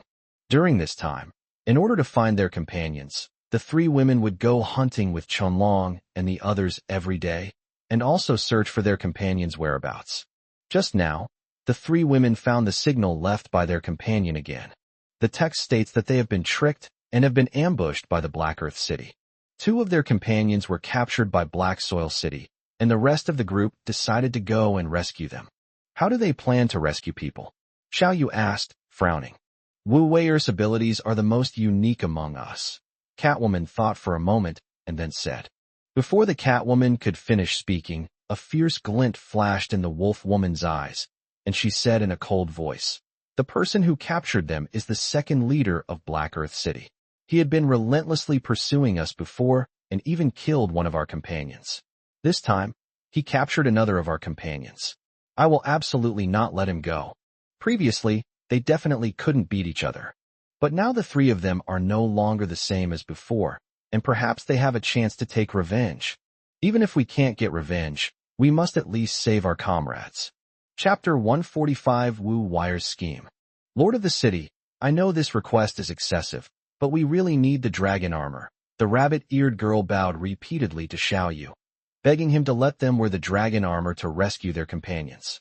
With only the 3 of them, the hope of rescuing their companion was still very slim. But if one has dragon armor, it's a completely different story. Don't panic. I heard from Ling Shuang that Black Soil City captured you because they wanted to sell the orcs as commodities. So, the people of Black Soil City must have taken your companions to the trade fair. The people of Haida City were nothing but bandits. They would do anything, no matter how ruthless, as long as there was profit to be made. Orc women are beautiful, and orc warriors are strong. They are the most sought-after slaves in the great city. Lord City Lord, what do you mean? I'll take you to the trade fair, and then we'll find a chance to rescue them. Tick-tock, tick-tock. In the dark, damp cave, water droplets dripped down from time to time. A dozen tall figures crowded together, all looking respectfully at the small figure in the middle. In the light of the campfire, the small figure leaped and tumbled on the mountainside, with a pair of pointed protrusions on its head. Wu Wire is a fox-eared girl with a delicate and beautiful face, gray-white hair, and fox ears that twitch like fans. Her pink eyes sparkle with shrewdness and wisdom. She is the spiritual leader of this orc team. But right now, she was both hungry and tired, since Catwoman left the party to search for the legendary Bodhi tree. In order to save several companions who were at risk of completely transforming into beasts and monsters at any moment. But then misfortune struck. After the master's death, the orcs were once again hunted down by various forces. They escaped the encirclement of the elders of Divine Weapon City, but not the traps and ambushes of Black Soil City. I've only eaten one meal in 5 or 6 days now. Her smooth, flawless face also became dull and lifeless. Think about it carefully. When was the last time you had a full meal? Right. When we escaped from that place. They transformed into their orc forms, turning the entire base upside down, and took the opportunity to escape. And they even took a lot of food. How did you escape? Wu Wire recalled the whole process and realized that they couldn't escape on their own. It's very likely someone helped them. Big sister, how about we fight Black Soil City to the death? Seeing Wu Wire's pale face scrunched up, a horned beast man named Guzzy stood up and said in a deep voice.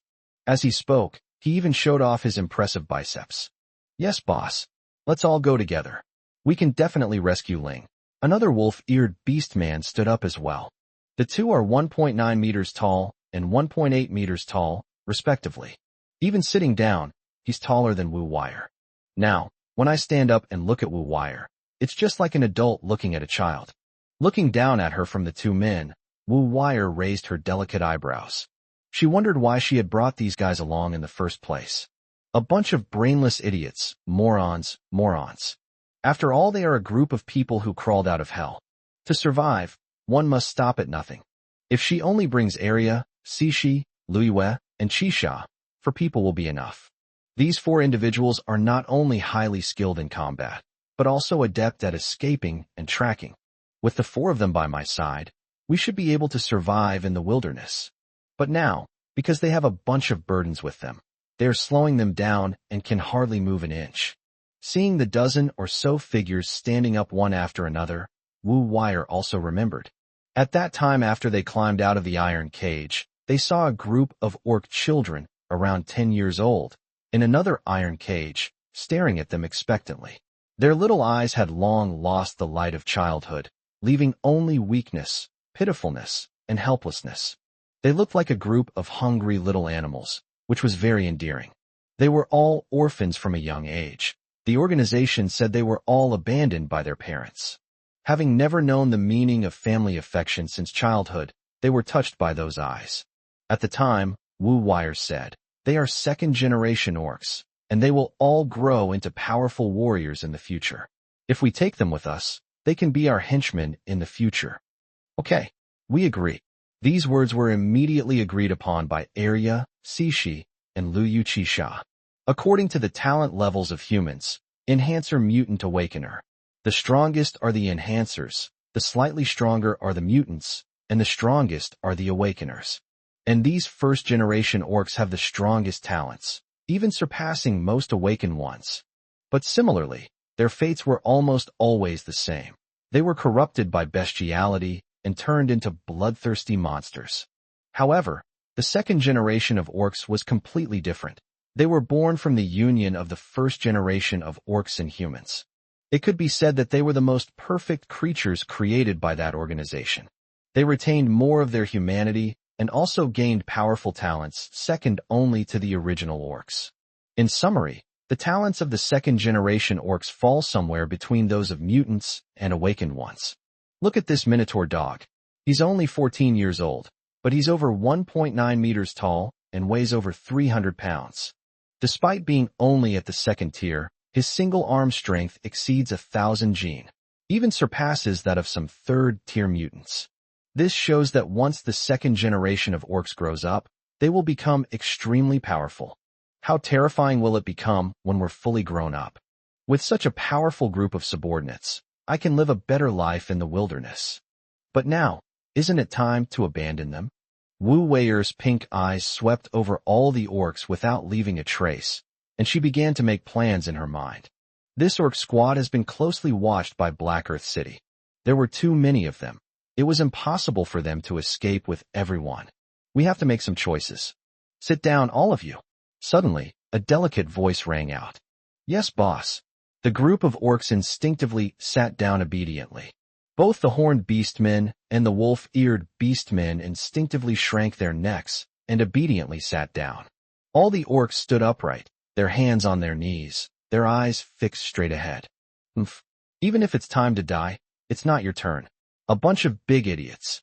Wu Weier snorted coldly, looked at the female bull-horned beastman beside her who was more than a head taller than her, and said, Arya and I are going to rescue people. You all stay here obediently. Anyone who dares to follow me, I'll beat their buttocks until they're bruised and battered. We've hidden the food under that crooked tree. We'll only take a little each day, enough to last half a month. If we haven't returned by then, you should continue your journey towards the city of 10,000 beasts, following the route I've planned. Once you get there, you'll be safe. As she spoke, she slowly got up, stretched, and walked out of the cave without looking back. Beside her, a female orc with slightly dry, fiery red, shoulder-length hair and a pair of bull horns nodded, picked up a 2-meter-long cleaver, and swaggered out. Chapter 146, A Hypocrite. Boss, I knew it, you still love us. As the two left, the Minotaur's tears flowed like a burst dam. Stop crying. We're already short of water. You'll die of thirst if you keep crying. The wolf-eared orc wiped his eyes and shoved the Minotaur. Our eldest sister, second sister, fourth sister, sixth sister, and seventh sister are all gone. What should we do? What else can we do? We're not strong enough. Going after them will only cause trouble. We'll just stay here and wait for them. Trust them. They will definitely come back. Even if we really want to go find them, we have to wait at least half a month. Yes, wait half a month first. The group of orcs exchanged glances, though they wanted to follow and help. But when they thought of the boss's unreasonable, cauldron-sized fists, everyone chickened out. 2 hours later, 100 miles away, in the wilderness. Phew, I didn't leave any trace just now, did I? Wu Weier supported herself on her knees, breathing heavily, and occasionally looked back warily. Although the orcs were physically powerful, both of them were only at the 4th rank. However, running for over 100 miles in one go is still very tiring. Especially for Wu Weier, her ability to enhance physical strength is only average. After resting for a while, the two continued their journey. What a hypocrite! Looking at the footprints Wu Weier left in the wilderness, and the occasional plucked gray hairs that fell to the ground, Arya's lips curled up, and she said, You actually care about Guzzi and the others a lot, don't you?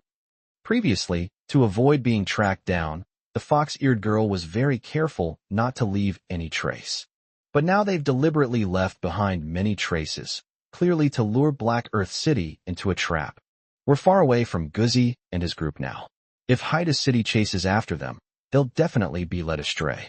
Then Dog and the others will be able to escape safely and head to the city of 10,000 beasts. I can't care about those big idiots. The fox-eared girl stubbornly argued.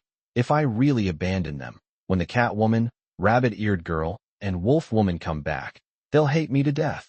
They treated those children like their younger brothers and sisters. And then there's Linger, their most beloved little sister. If they don't save her.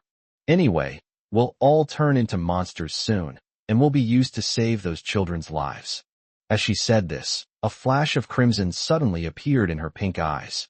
She was increasingly losing control of the primal instincts within her, and every day felt like a living hell. Now all she wants is to perish together with the human who drove them to this desperate situation before she becomes a monster, to drag the other person down to hell with her. Sigh, the red-haired beast woman sighed, shaking her head with a wry smile. Aren't you a child too? Don't forget, you're only a year older than the dog. As she spoke, she looked down at the fox-eared girl who was 1.5 meters tall, and patted her little head tenderly. Don't you dare call me small. And don't you dare touch my head. Ouch. Wu Wire suddenly became furious and howled. Yes, yes, you're not small at all. Arya glanced at the other person's chest without leaving a trace. I'll fight you to the death. The fox-eared girl glanced down at her instep, her eyes blazing with fury. She suddenly jumped onto Arya, climbed up the 2 peaks that were about the size of her head, and took a bite. Seeing that the fox-eared girl was about to completely lose her temper, the red-haired beast woman finally gave up. It took a while of coaxing and cajoling to finally calm him down. Next, the two continued their journey, and several hours later, they arrived at a canyon. Help me move more stones up, Wu Wire said, standing above the canyon, looking down at him. A hint of calculation and cunning flashed across her foxy face. What do you want to do? Arya asked, puzzled. If we can kill Poison Madman here, everything will be over. Wu Wire said coldly. Is this your real purpose? Upon hearing this, Arya immediately understood. Back then, after receiving information about the city of 10,000 beasts, Wu Wire didn't completely believe it. However, going to the city of 10,000 beasts was their only way to survive. Wu Wire led everyone along a side path, successfully avoiding the main force of Black Soil City, but some of her companions were still captured. Throughout the entire process, the most active person in capturing orcs was the 4th leader of Black Earth City, the Poison Madman. Now, if they kill Poison Madman, Black Earth City will relentlessly hunt them down, and the dog and the other beastmen will be able to take the opportunity to escape to the city of 10,000 beasts. However, those two are doomed. Great. If we join forces, we can definitely kill Poison Madman. Next, the two set up a series of traps. And things turned out exactly as Wu Wire had predicted. Soon, a small team of 100 people caught up with them, following the trail. The two piled up a large number of stones above the canyon. Arya easily lured Du Feng into the canyon, while Wu Wire pushed down a large pile of stones from the mountaintop, killing and injuring dozens of people from Black Soil City. Originally, everything was going very smoothly. Even the 4th leader, Poison Madman, a 7th level expert, was ambushed and injured in the leg, unable to fly. Poison Madman, you've been chasing us for so long and even killed my companions. Today is your death day. Prepare to die. Arya roared, brandishing her 2-meter-long cleaver, and charged madly at Poison Madman. Wherever she went, a group of 4th and 5th level powerhouses could only flee in disarray, unable to get close. In the blink of an eye, Arya rushed in front of Du Feng, intending to kill him with a single slash. But just then, Arya, run! A loud shout rang out. Suddenly, 2 figures flew down from above the canyon. One of them was Wu Wire, the fox-eared girl. At this moment, she was like a little chick, being held up by another powerful human, struggling frantically. How is this possible? Chieftain of Black Earth City, you're actually here. Dragon City, City Lord's Mansion. Lord of the City, is there nothing we can do now? I'm so unwilling. For some reason, the wolf girl suddenly became restless. She clenched her fists and paced back and forth. The thought of her companions being in danger made her want to fly over to them immediately. The bunny girl and the cat girl also looked at Xiao Yu, their eyes filled with both worry and hope. There was no way around it. Xiao Yu had created too many miracles along the way. Now, they are at a loss and can only place their hopes on each other. Don't worry, Black Earth City won't harm your companions for the time being, and Xiao Yu helplessly spread his hands and explained, I have already ordered the Earth Dragon Turtle to speed up. In 2 more days, we will arrive at the trade fair. Since you want to deal with Black Earth City, you should practice your archery skills more.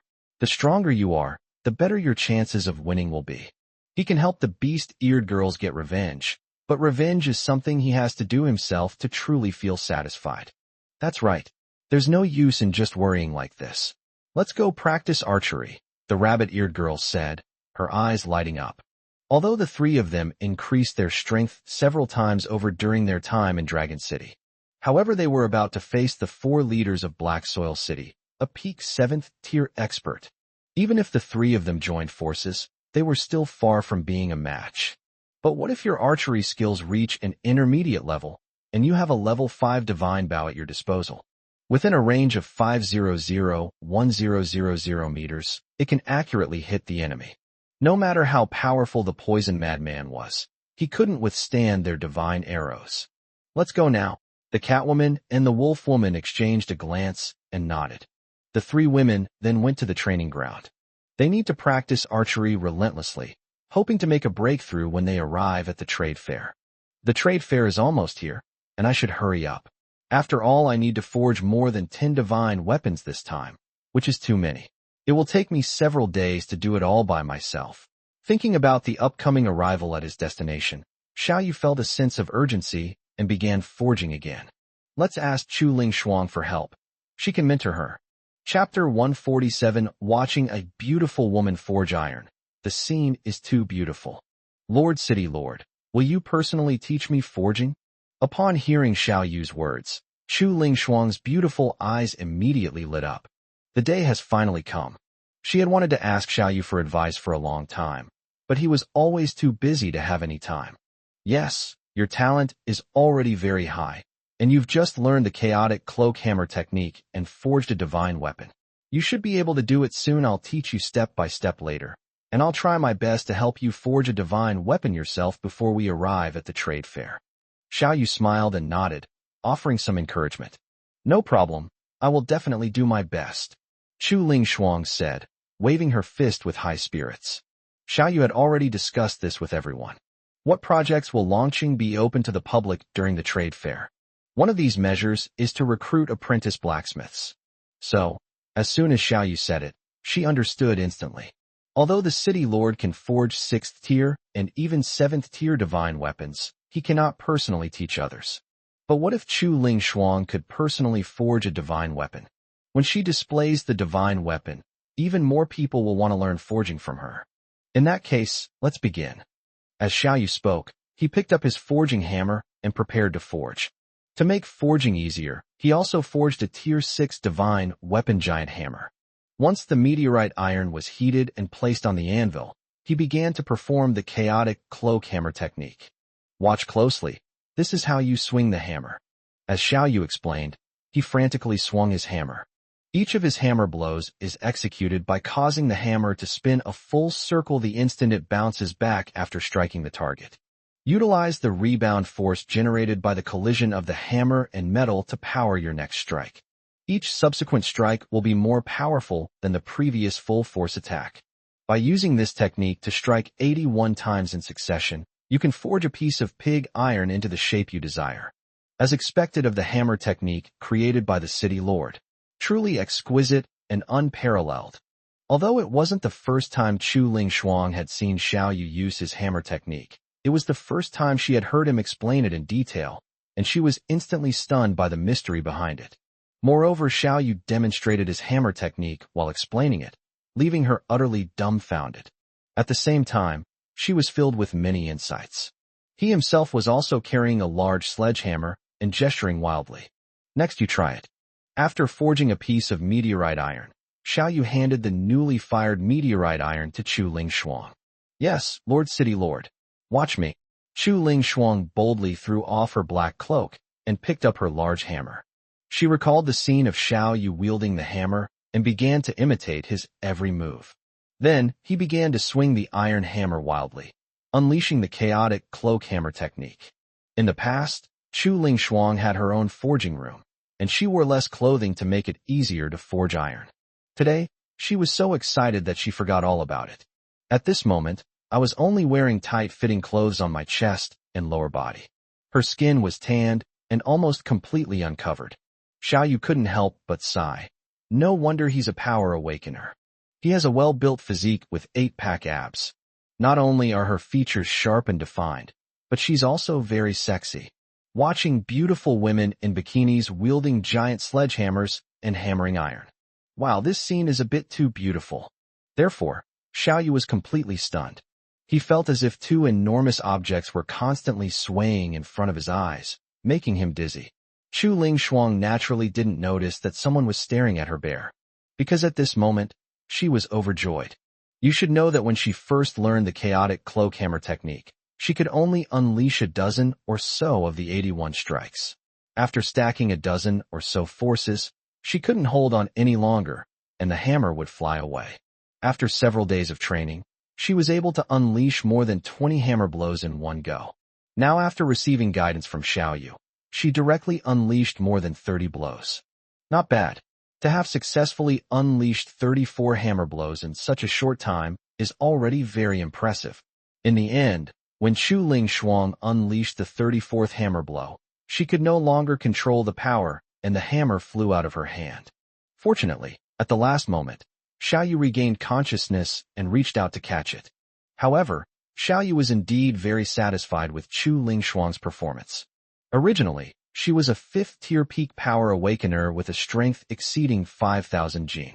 The quality of forged meteorite iron is extremely high. Now, with over 30 layers of power combined, her hammer blows way over 10,000 Jin, comparable to the full force strike of a 6th-tier power awakener. Such terrifying power forges meteorite iron that is already infinitely close to the level of a divine weapon. However, if used against an enemy, a regular Tier 6 weapon can be destroyed with a single blow. This chaotic cloak hammer technique is practically tailor-made for Chu Ling Shuang. However, your explosive power is not enough. You need to find a way to improve it in the future. Afterwards, Xiao Yu commented on Chu Ling Shuang's strengths and weaknesses, pointing out her shortcomings. There's nothing we can do about it.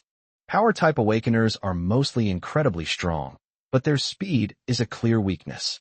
However, using earth science training methods can significantly improve one's abilities. Yes, I'll remember. I'll definitely train harder in the future. Chu Ling Shuang nodded repeatedly upon hearing this. Keep going. Practice makes perfect. Keep feeling that state you were in just now, and you can continue to improve. Time flies, and in just one day, under Xiao Yu's hands-on instruction, Chu Ling Shuang's chaotic cloak hammer technique has made rapid progress. From dropping the hammer at 35 hammer blows to 40, 45. Finally, I broke through 50 hammers. However, for now, that's all we can achieve is 50 hammers. Without breaking through to the 6th rank and significantly increasing explosive power, it's impossible to advance any further. But after 50 blows, the force had already accumulated to more than 18,000 Jin. Such terrifying power is something even a 7th-tier expert wouldn't dare to face. Otherwise, there's only one way out: death. The meteorite iron that Chu Ling Shuang is currently forging is barely breaking through the level of a 4th-tier quasi-divine weapon. In one day, Xiao Yu only used a small portion of top-grade materials to forge 2 or 3 divine weapons. They were all armor, meant to be exhibited and sold at the trade fair. Originally, Xiao Yu thought he could only sell it for around 100,000 to 200,000 energy stones. After all, the most expensive Tier 5 divine weapon the master sold before was less than 300,000. However, Chu Ling Shuang gave it a very high rating, saying that each item was worth no less than 300,000. Moreover, Xiao Yu doesn't need to worry about not being able to sell them. Because, besides major bases like Flame City and Black Soil City, there are actually many more powerful forces in this world, with countless experts, and even 7th or 8th tier powerhouses are nothing special. At the trade fair, some truly powerful figures may emerge and participate in Taba. A few million energy stones are nothing to them. Xiao Yu's armor is of such high quality that he has no trouble selling it. In that case, let's price these divine weapons higher. Also, I'll have the 2 5-colored spirit butterflies spin more celestial silkworm silk and weave several more celestial silkworm armors. At that time, we can earn millions of energy stones just by selling divine weapons and armor. Chapter 148 is about to arrive. Deadly poison will arrive at the trade fair tomorrow. Over the next 2 days, Xiao Yu forged nearly 10 more pieces of Tier 5 divine weapon armor. Besides forging, he also occasionally came to get some fresh air under the glowing tree. Strolling under the trees, I looked at the small plantation covering several acres, filled with newly planted vegetable seeds that had already sprouted and grown leaves overnight. By evening, they will need to be transplanted to the planting area. And those wild fruits and plants are also slowly transforming. From the trees, one could hear the crisp sounds of chirping and rustling. Looking up, I saw that many nests had been built on the glow in the dark trees. There are 2 colorful butterflies and a large number of newly hatched silkworms. The colorful butterflies keep laying eggs and hatching them every day. Now the entire glowing tree is covered with silkworms.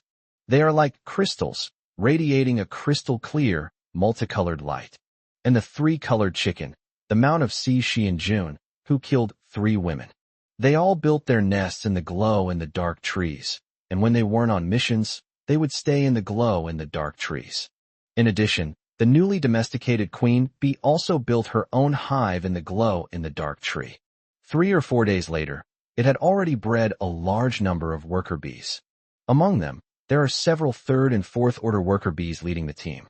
Every morning, the queen bee commands her offspring to collect nectar. Now, the city lord's mansion has an endless supply of delicious honey, enough to even be used for cooking. When the trade fair comes, we can take out some of the honey as a specialty of Longsheng. In short, the glowing tree is now practically a gathering place for all kinds of beasts. However, the glow in the dark tree is already several people can hug, hundreds of meters tall, and its treetop diameter is 500 or 600 meters. Adding more pets to the occupancy won't have much of an impact. On the contrary, it added a touch of life and vitality. As for the leaves eaten by silkworms, with the vitality of the bioluminescent tree, it recovers completely on the same day it absorbs sunlight. Lord City Lord, I have made progress on the poison you requested. At this moment, an excited voice rang out. Upon hearing the voice, Xiao Yu knew who it was.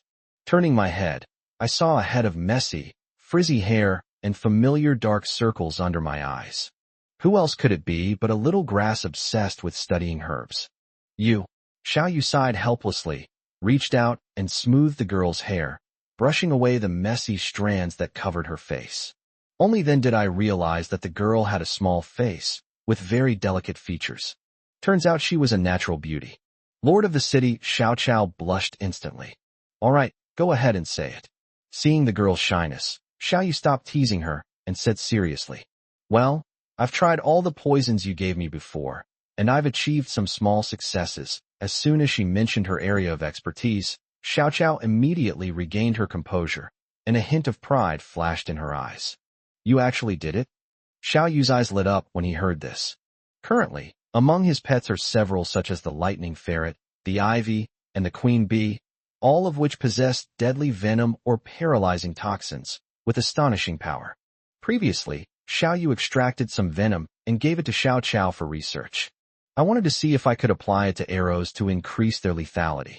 Actually, he didn't have high hopes, he was just giving it a try. After all, venom's powerful effects are entirely due to its host. Once the venom leaves the body, its properties are likely to change completely over time, losing all activity and thus becoming negligible in toxicity. This is why poison was rarely applied to weapons on ancient battlefields. Or rather, applying animal venom might be more effective than applying feces.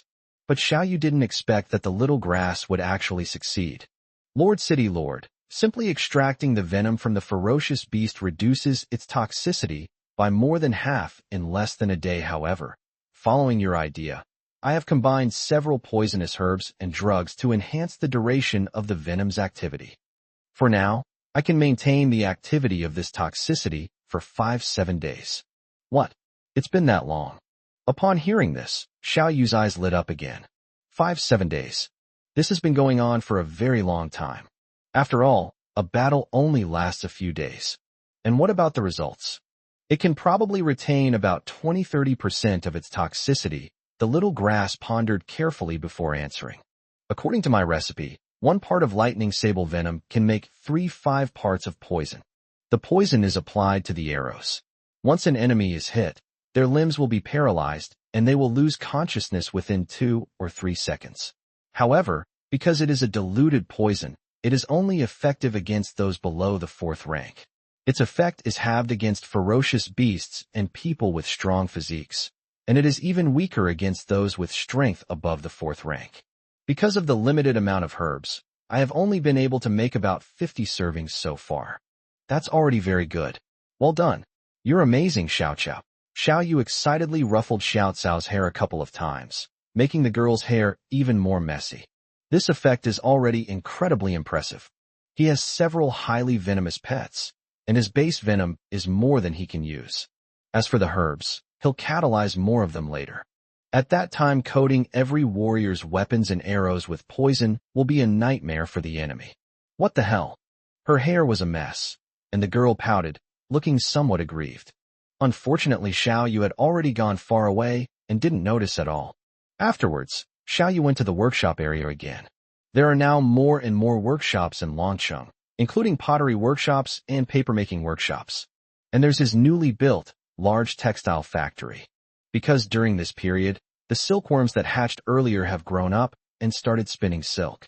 In order to develop the textile industry, Xiao Yu built several looms based on videos from Billy in his previous life and trained 5 or 6 nimble-handed people to learn how to weave. The textile industry has a certain level of technical expertise, and only a few people can be trained in a short period of time. Only when these people are skilled enough to train new people can the business be expanded. In addition, the 2 colorful spirit butterflies also spun out a large amount of silk. Although it was just ordinary silk, it was spun out by a 5th-tier ferocious beast. The cloth woven from their silk was comparable to the defensive power of a 3rd or 4th-tier quasi-divine weapon armor. Based on market prices, such armor costs between 20,000 and 100,000 energy stones. Dragon City already has dozens of raw materials for such tier 4 quasi-divine weapon armor. Once all these silkworm threads are made into quasi-divine weapon armor, they can be sold to the public. In short, many industries are gradually taking shape in Longcheng now. Therefore, Xiao Yu specifically designated an area for industrial development. Lord City Lord. Upon arriving at the paper mill, the workshop manager, Sun Yuba, immediately bowed respectfully. As per your request, a batch of paper has been produced. Please inspect it. The trade fair is almost here. At that time, many things will need to be more formalized. Therefore, Xiao Yu asked Sun Yuba to produce a batch of paper as soon as possible. Chapter 149, The Final Preparations. Literacy education is urgent. Well done, someone will come to collect it shortly. Xiao Yu glanced casually at the papers on the shelf and nodded in satisfaction. These papers are naturally made from bamboo, and are the roughest kind of paper. However, it's still much better than parchment. Under the catalytic effect, bamboo reproduces rapidly. There are already hundreds of bamboo plants in the planting area, most of which are mature. Paper production is now barely enough to supply the needs of the city lord's mansion. Next, Xiao Yu inspected the primary industry, excluding planting one by one the secondary industry pottery, making the tertiary industry forging. Both of these industries are growing larger and larger, and are developing rapidly. During this period, the inventory of goods in both industries has been worth millions of energy stones. A moment later, Xiao Yu returned to the city lord's mansion. With a thought, he sent a telepathic message to Hong Lian, who was busy in the Hall of Merit, instructing her to notify all the middle and senior level officials to come to the city lord's mansion conference room for a meeting. Xiao Yu's mental power now covers a range of over 1,500 meters. As long as you are within this range, you can use your mental power to transmit your voice. It's somewhat similar to the transmission of sound over 1,000 miles in martial arts novels. Greetings, Lord City Lord. Lord City Lord. A moment later, a series of bows and greetings rang out. Hong Lian and Xinglan were both in the Hall of Merit next to the city lord's mansion, and they returned as quickly as possible. Then came Xiao Yu and Yingzi, Chu Ling Shuang, Shenlong and Tainan, Sun Yuba. The main leaders of all the important departments and workshops in Longcheng arrived one after another. The last to return were the 3 beast-eared girls, 6 joys, 6 months, and 7 kills. This is because Chunlong, Tainan, and the other Dragon City guards are only the visible defensive force. As key members of the Dragon City Intelligence Agency, these 3 women possess extraordinary sensory abilities, including smell, shadow perception, hearing, and vision, far exceeding those of ordinary people. They wear dragon armor every day and hide throughout Dragon City, serving as the city's second line of defense. The 3 women's routes were all secretive and random. No one knew where they were. So they finally received the news and rushed back at the very last minute. As everyone knows, we will arrive at the trade fair no later than tomorrow. Once everyone was seated, Xiao Yu scanned the room and said solemnly, "So we need to make final preparations. This trade fair must make a name for Dragon City." Upon hearing this, everyone perked up and instinctively sat up straight. Since it's a trade fair, the most important thing will naturally be the trading of goods. The first thing we need to discuss the pricing of various items in the commercial street. After all, many of the goods in Dragon City are not available elsewhere, and there is no reference for them. Blindly setting prices is definitely not a good idea. If the price is too high, sales will be hampered, and goods may accumulate and spoil. And with prices set too low, launching suffered huge losses. "Everyone, take a look," Xiao Yu said, handing an A4 sheet of paper to Hong Lian on his left. "This is a list of all the goods that Dragon City is currently selling. The corn, tomatoes, and cabbage we sold before were all top-quality delicacies unique to Longcheng, and they're also fast-moving consumer goods, so the prices can remain unchanged for now," Hong Lian said casually after glancing at them. As he spoke, he handed the list to Chu Ling Shuang, who was standing to the side. As the deputy city manager, she had the most to do. Even without looking at the list, she knew perfectly well what goods Dragon City had. Chu Ling Shuang was the second to read it, and she quickly made a note of it without rushing to express her opinion. "Then I looked at the 4 auspicious days and the 7 killings and 3 women in June." June stared wide-eyed at it, scrutinizing it for a long time before she finally understood. Cixi red eyes swept over quickly, without much effort. As for Qisha, she awkwardly pinched her nose, widened her dark eyes, and stared until they became cross-eyed. Xiao Yu and Ningzi are both Hong Lian's right-hand women. They had some knowledge of all kinds of goods. After glancing at them a few times, they basically remembered them. When the A4 paper was pushed to Qianlong pushed it to Tainan instead, saying, "Brother Tainan, you should take a look first." As a result, Tetsuo, looking completely embarrassed, simply pushed it back.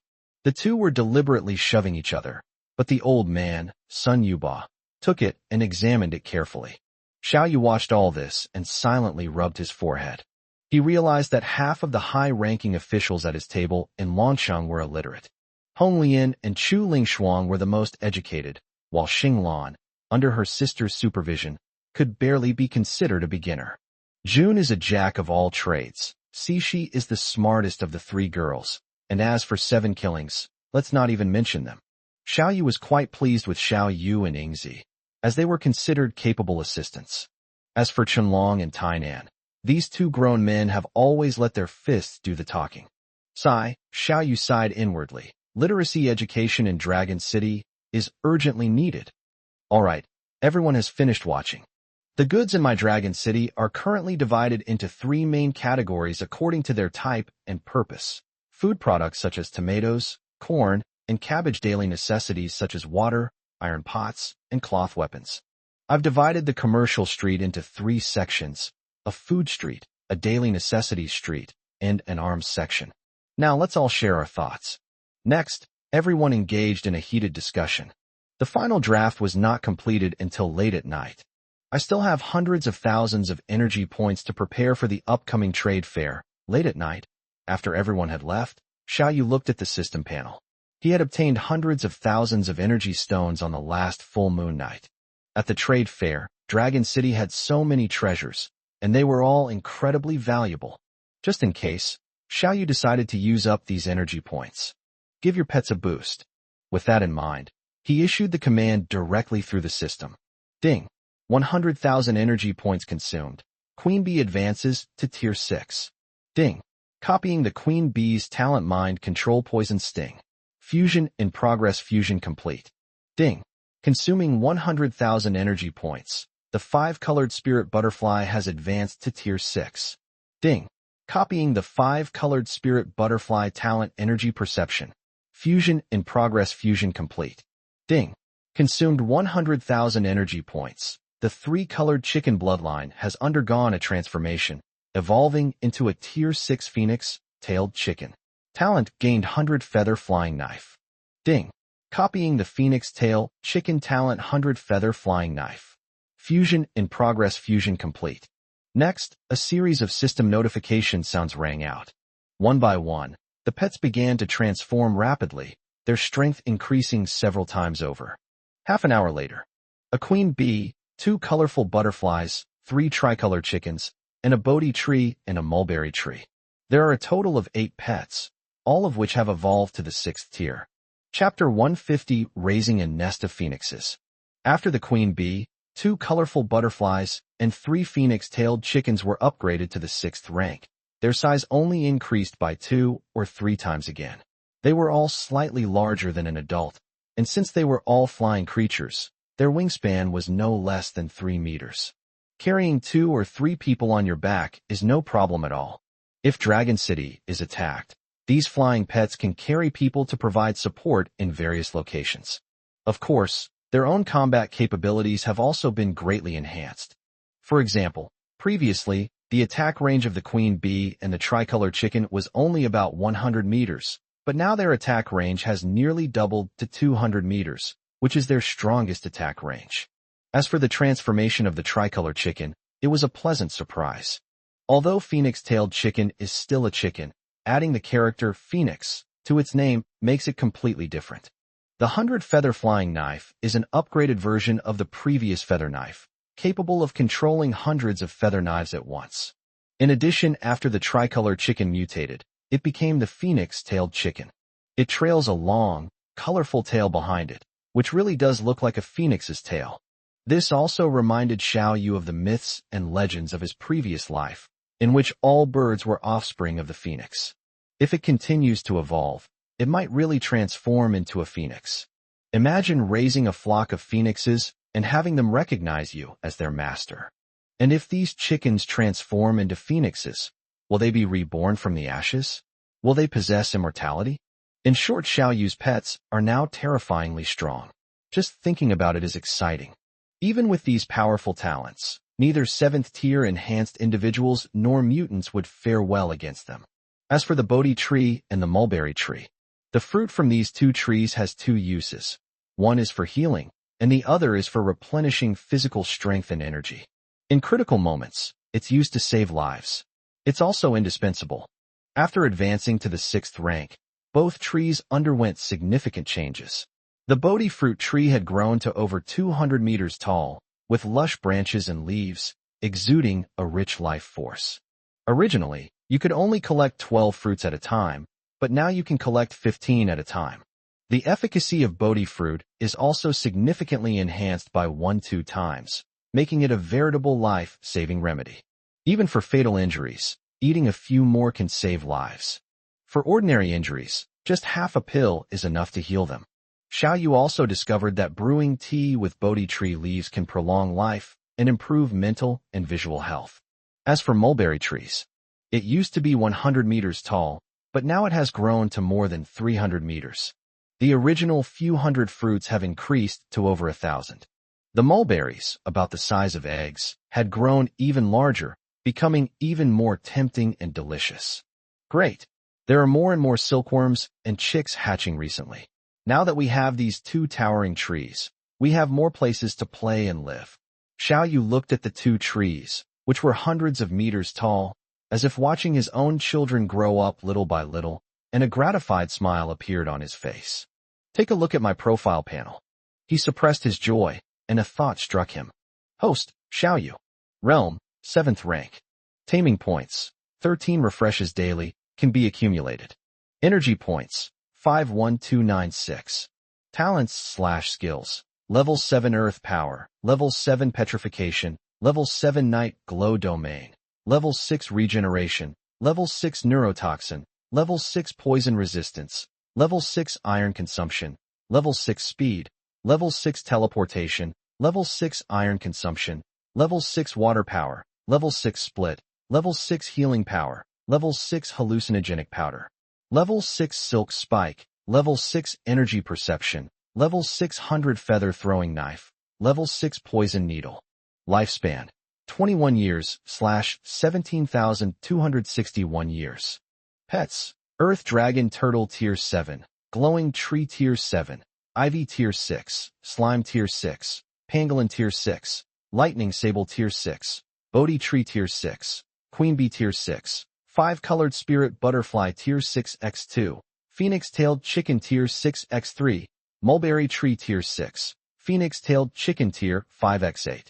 My strength has increased significantly again, and my lifespan has also increased by several thousand years. Unfortunately, my energy points have been completely used up once again.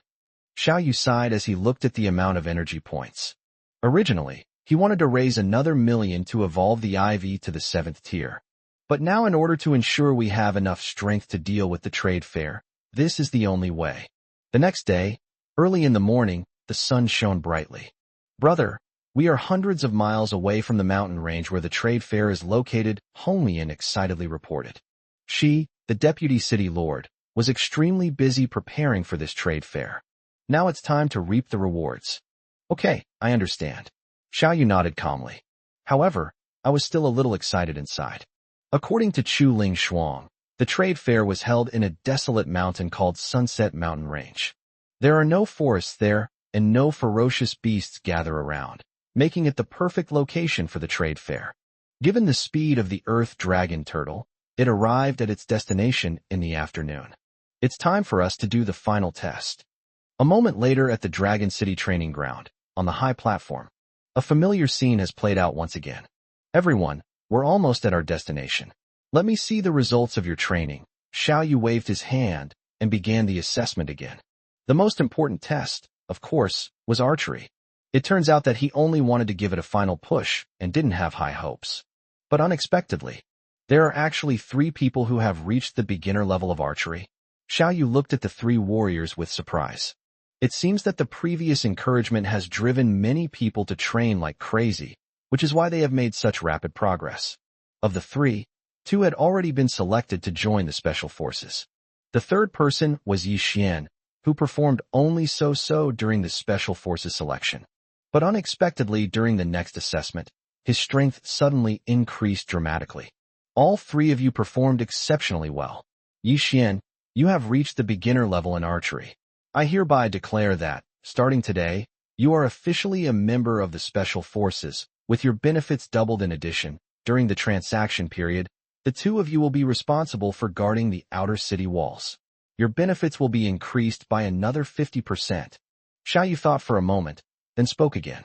As things stand at the moment, aside from June 4th, 7th, and 3rd, these 3 women in Longqing possess the strongest archery talent. Now that the trading area is open, and Dragon City has so many good things to offer, we must take precautions to prevent anyone from being tempted by our wealth. Therefore, Xiao Yu directly assigned the 3 to guard the outer city walls. It's important to know that basic archery skills have a range of 100-200 meters and a hit rate exceeding 50%.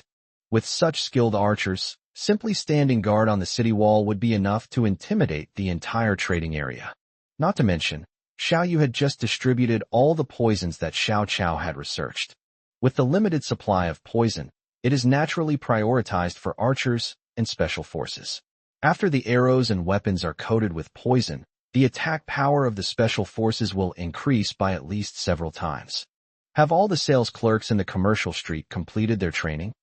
After assessing the city's garrison, Xiao Yu looked at Hong Lian and asked. When trading took place in Divine Weapon City, Dragon City had very few goods and few customers. If Xiao Yu leads a group of women, they can barely manage to handle it. But now there are too many people attending the trade fair, and the amount of goods in Dragon City has also increased too much. The business has expanded more than tenfold, and the number of customers has increased tenfold. Everything needs to be formalized. Therefore, Xiao Yu specifically asked Xiao Yu to select a group of clever women and girls.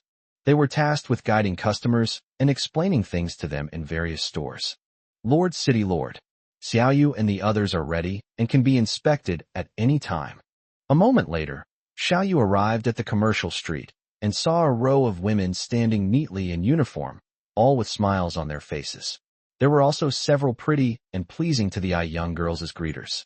Xiao Yu smiled with satisfaction. Although there are no cosmetics in this world. However, these naturally beautiful women are equally charming. Excellent. Excellent. Dragon City will soon welcome its first batch of guests. It's up to you now.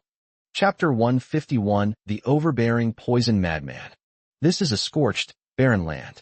The mountains stretch for hundreds of miles, dotted with caves of varying sizes, resembling a honeycomb. This is the legendary Sunset Mountains, the location of the trade fair. Don't miss it. Freshly cooked 4th-tier ferocious beast meat. Absolutely fair price. No deception. I just caught some top-tier fire spirit beasts and ice spirit beasts. Everyone come and take a look. At this moment, there are many figures, all carrying goods into the cave. At first glance, the flow of people appears to be in the thousands. In each cave, a small faction gathers. Normally, these forces would fight and even kill each other for years over the limited water and food resources, and they would all harbor deep grudges and dislike each other. But now, even though some people are hostile, no one dares to make a move. These people were all busy preparing to set up their stalls and trade. Because this is a trade fair, everyone here is here to trade and gather information. Anyone who dares to make a move here will be jointly besieged and annihilated by the 3 major forces of Black Soil City, Flame City, and Hurricane City. The trade fair wouldn't start until the afternoon, and the 3 major powers wouldn't arrive until then either. However, some smaller factions don't have anything good, so they can only come early in order to seize the initiative. Brothers, shout louder. Sell the goods before the 3 major powers arrive. Then we can go home. Oh no, at the entrance of a cave, a burly man shouted at the top of his lungs. Then his expression suddenly changed drastically. The people from Black Soil City are here. Let's go. With that, the burly man picked up 2 iron cages, each half a meter long, wide, and high, and ran off. What? Run. Upon hearing this, the group of burly men all changed their expressions drastically. Hundreds of people immediately packed their belongings, trying to make a quick getaway. Woo the old dog, where do you think you're going? Just then, a mocking voice suddenly rang out. Immediately afterwards, a figure covered in black poison spots appeared here as if by magic. Fourth leader I. Upon seeing Du Feng, the group of people instantly turned pale and dared not run any further. The burly man said with a bitter face, "We, the Kurong tribe, will definitely pay the protection fee promised to Black Soil City. Please, 4th Chief, be lenient and give us a little more time." A little more time. Poison Madman sneered, the poison spots on his face twitching.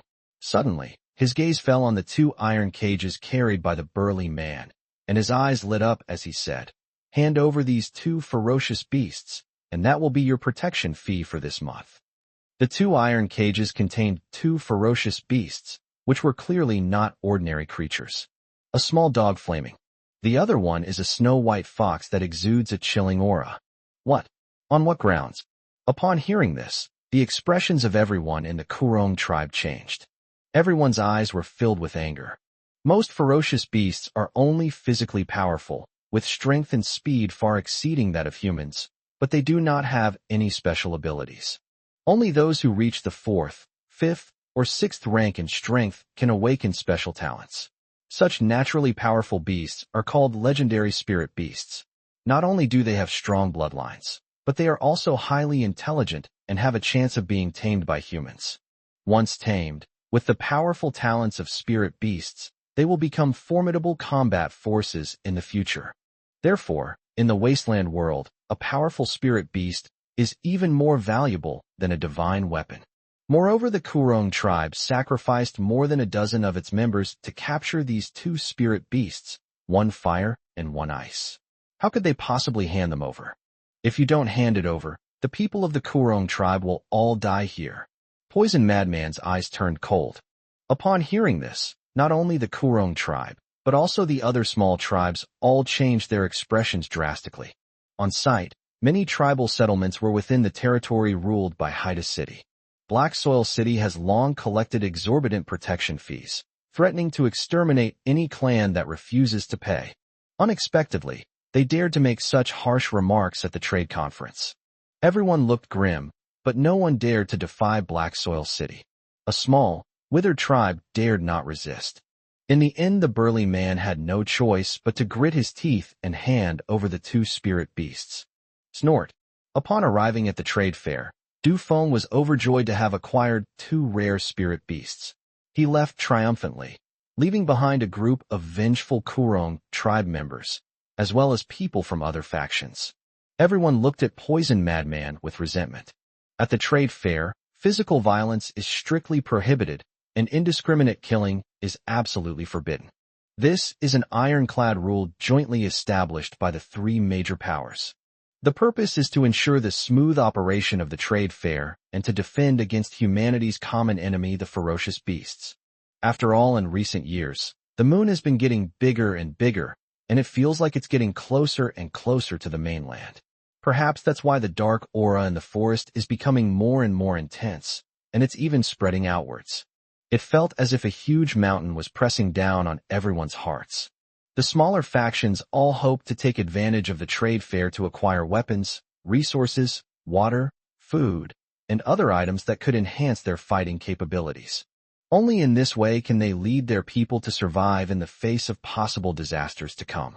Before the arrival of the drug frenzy, everyone was very busy, with constant shouts, and many people trading with each other. Many people felt that coming to the trade fair was worthwhile. But now this madman has just arrived, and has already broken the rules of the trade fair. This is an attempt to cut off their hope of survival. The people from Flame City and Hurricane City have arrived too, someone exclaimed in surprise. Upon hearing this, everyone walked out of the cave and looked out of the mountains. Down the mountain, a group of hundreds of people, carrying large and small bags of goods on their backs or shoulders, were climbing the mountain in a grand procession. Great! With them here, someone can now suppress Black Earth City. A sharp-eyed person immediately recognized that both Flame City and Hurricane City had their own flags. One was a ball of crimson flame, and the other was a ball of green storm. Among the three major forces, Black Soil City is the strongest and has the deepest foundation. However, if Flame City and Hurricane City join forces, they can still easily suppress Black Soil City. These two major powers aren't exactly kind to smaller factions, but at least they don't bully others by abusing their power. With them there, the trade conference could proceed smoothly. Let's go over there and make ourselves known. That's right. I heard that the two young city lords of Flame City and Hurricane City have come. Their status is extremely noble, far beyond what a mere leader like Poison Mad can compare to. If we can curry favor with them, let's see if Poison Mad dares to touch us again. Walk. A group of leaders of minor factions rushed down the mountain. A moment later, at the foot of the mountain, a group of leaders of minor factions with strength at the 4th or 5th level all crowded around Xiao Tian and Lu Ruyan. Greetings, young city lord Xiao Tian. You are truly a man of exceptional talent and remarkable promise. Yes, at only 17 years old, he's already at the peak of the 6th rank and could break through to the 7th rank at any time. And then there's young city lord Lu Ruyan. She truly is a celestial beauty. Her looks are unparalleled in the world. We are truly honored to be able to accompany two such outstanding individuals at the trade conference. Chapter 152 City of Ruins. The Holy Body Licked, Lu Ruyan.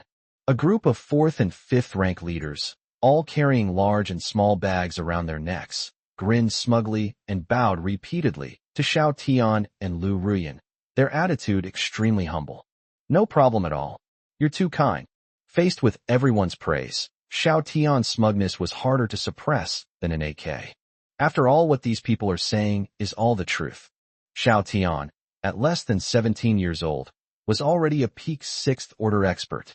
With the dual elements of wind and thunder, he can instantly kill most so-called peerless geniuses.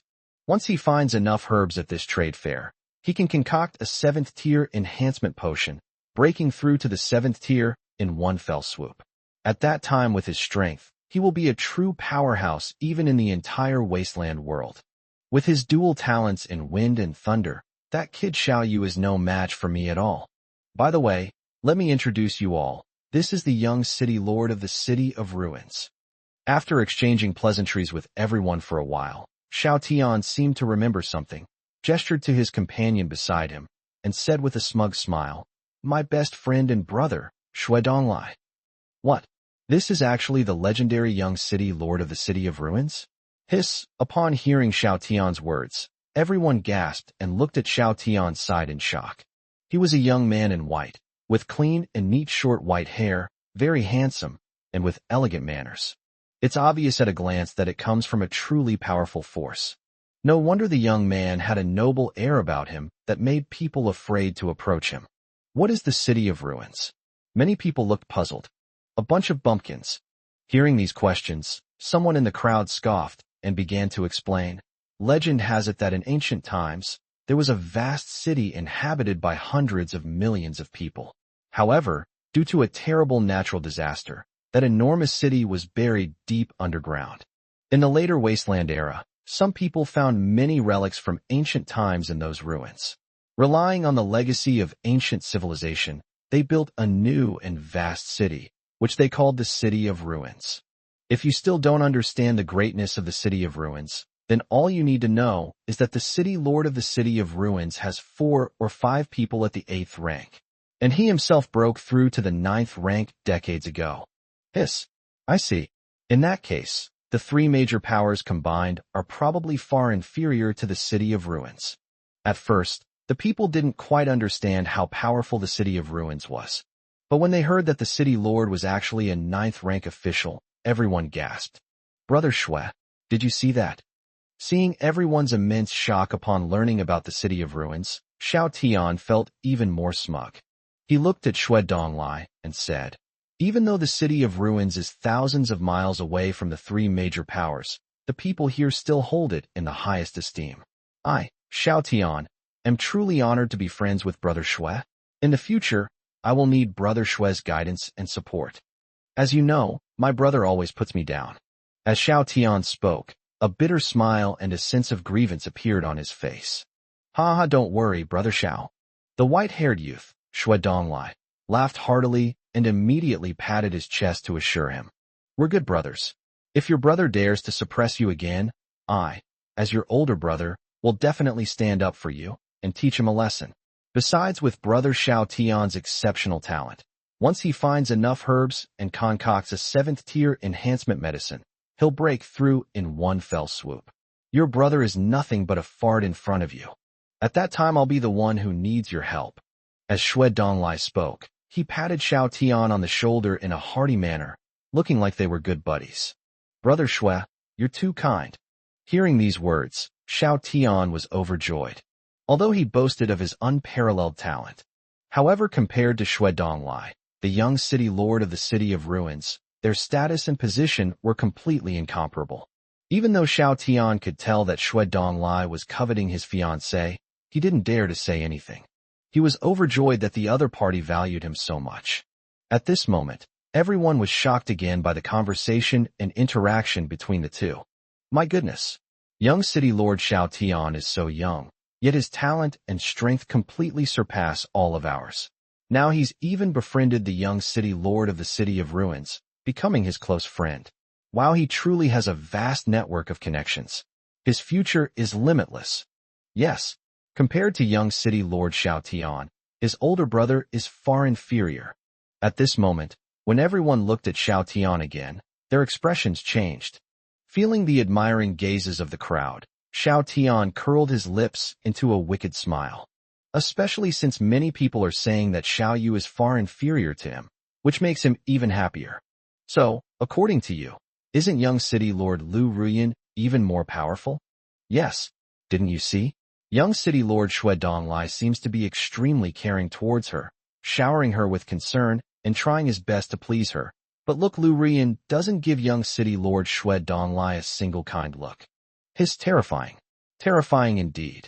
As everyone followed Shui Donglai up the mountain, they saw him take out strange fruits or water bags from time to time and offer them to Lu Ruyan with a fawning expression.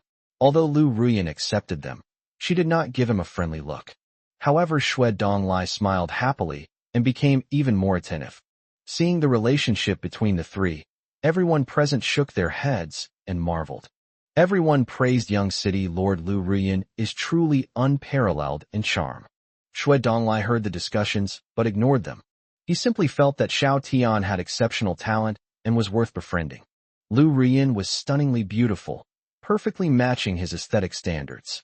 Especially those sexy, thin lips, so luscious and tempting, almost made him unable to resist kissing them forcefully.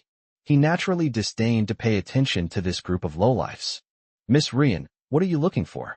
Let me help you find it. At this moment, Shui Donglai noticed that after Lu Ruyan went up the mountain, she kept looking into the distance, as if she was looking for something. He immediately shamelessly came over and asked her, "Umph, the trade fair is about to begin, and Long Chung hasn't arrived yet. I wonder what that bastard is up to." Lu Ruyan snorted coldly and turned her face away. Although Shui Donglai is very handsome, has a much higher social status than Xiao Yu, and treats her very well. But she still prefers Xiao Yu's type, who is neither humble nor arrogant, and has more of a masculine charm. Humph, this simp, whoever wants him can have him. Dragon City? Upon hearing this name, Xiao Tian sneered. First he stole the Night Shining Tree. Then he annihilated the Black Demon tribe. And then he abducted the young city lord of Divine Weapon City. Now that the experts of the three major forces are gathered here, does he really dare to come? Upon hearing this, a group of leaders eager to curry favor with Xiao Tian immediately nodded and said, "Yes, we've heard about it too. A small dragon city has repeatedly snatched treasures coveted by the three major powers. It's really too much. Compared to the three major powers, Dragon City is nothing." That's right. Knowing that young city lord Xiao Tian is here, he's probably too scared to come. Wait, look. There's a huge mountain moving. What kind of mountain is that? It's clearly a moving continent. Oh no, it's charging towards us. Chapter 153, The Mobile Continent. A stunning debut. On the other side, inside a huge cave spanning hundreds of square meters. Hey, I'm so lucky this time. I got 2 spirit beasts right away. Taking them back to present to the city lord will definitely be a great achievement. Then my ranking will go up a level, and I won't be overshadowed by that good-for-nothing anymore. The 4 leaders, Poison Madman, sized up the 2 spirit beasts, extremely pleased with themselves. But haven't we arrived at Dragon City yet? After a brief moment of smugness, Du Feng turned to his subordinate and asked, "The trade fair is about to begin. Have the people from Dragon City arrived yet?" "The scouts haven't returned yet, which means Longqing hasn't arrived yet," the subordinate said with a wry smile. "If that kid doesn't come, how can the city lord complete his mission?" Poison Madman frowned slightly. He is the person in charge of this trade conference. One of the orders given to him by the city lord was to take advantage of the chaos to enter Dragon City and reclaim the Night Shining Tree. Therefore, Du Feng had been waiting for Long Chung to arrive so he could find an opportunity to strike. But it was already afternoon, and the trade fair had already started. The men sent out by Black Soil City didn't even see a shadow of Dragon City. Could it be that Xiao Yu is scared? The subordinate whispered tentatively. That's quite possible. A brat who's barely out of his teens might be able to act arrogantly in a small place, but in a place like a trade fair, he probably wouldn't dare to utter a single word. This place is for a major power like Black Earth City to have fun. Poison Mad nodded in agreement. If he were Xiao Yu, he definitely wouldn't dare to come. Having offended multiple forces, including Divine Weapon City, Flame City, and Black Soil City, how dare they still come? But if that happens, where will he get the glowing tree back? Thump. The earth suddenly trembled. What happened? Du Feng was drinking water when he choked and immediately frowned. Thump. Thump. The ground trembled twice more. Could it be an earthquake? Damn it. Du Feng walked out of the cave, cursing and swearing. Even if an earthquake occurs, he can fly and will be fine, but the trade fair will be ruined. Black Earth City has been preparing for this trade fair for a long time. If an earthquake were to occur and destroy the Sunset Mountains, Black Earth City would suffer enormous losses. As soon as I stepped out of the cave, I heard many people sighing and lamenting. It's all over. All the goods that my Gale tribe prepared over 3 months have been destroyed here. All hope for the survival of my Dongyang tribe is gone. Many people thought an earthquake had struck, and they were all terrified, their faces pale and filled with despair. If the trade fair cannot proceed smoothly, the 3 major powers will at most suffer some economic losses. These small tribes are different. They lack resources, and food and water are extremely scarce. If the trade cannot be completed successfully, enough food and water cannot be brought back to the tribe, and the people may not survive. Therefore, this trade fair is a matter of life and death for most tribes. Fourth Chief, we've arrived at Dragon City. At that moment, a scout returned to report. What? Xiao Yu from Dragon City is here. Upon hearing this, Poison Madman instantly perked up, overjoyed. Great. Xiao Yu from Dragon City, Obediently return, my knight shining tree. Ha ha. Du Feng laughed loudly and immediately led his men out of the cave, flying towards the mountain peak. Compared to that glowing tree in Dragon City, the trade fair wasn't even that important. Anyway, Black Soil City has him, and also the Great Chief, a half-step 8th level powerhouse. With them around, would Dragon City dare not obediently hand over the Night Shining Tree? As soon as he reached the top of the mountain, he discovered that hundreds or even thousands of people had already gathered there. Look, that's Dragon City, someone with sharp eyes shouted. Who the hell said this is a mountain? This is practically a moving continent. Everyone stared intently and saw a colossal creature slowly approaching the Sunset Mountains. In the past, the fog was so thick that you couldn't see anything more than a few kilometers away. But now, even with the thick fog, the monster's outline is still clearly visible. The behemoth was so large that it resembled a mountain, piercing the clouds. No, to be precise, it's more like a moving continent. With each step taken, the entire Sunset Mountain range trembled, as if an earthquake had struck. The surrounding low-altitude clouds were also scattered by it, turning into raindrops that fell. Holy crap, that bastard, third brother. Didn't he say he was 100 meters tall and 300 to 500 meters big? The poison madman who had been arrogantly shouting that he would deal with Longcheng was now staring wide-eyed with his mouth agape, unable to close it for a long time. He could only see the earth dragon turtle clearly when it was 2 or 3 kilometers away. The information about Dragon City given by the 3 leaders was complete nonsense. It is about 1,000 meters long, wide, and high. At first glance, you can't see the whole thing. Every time the monster moved, the earth trembled, and the Sunset Mountains seemed to be on the verge of collapse.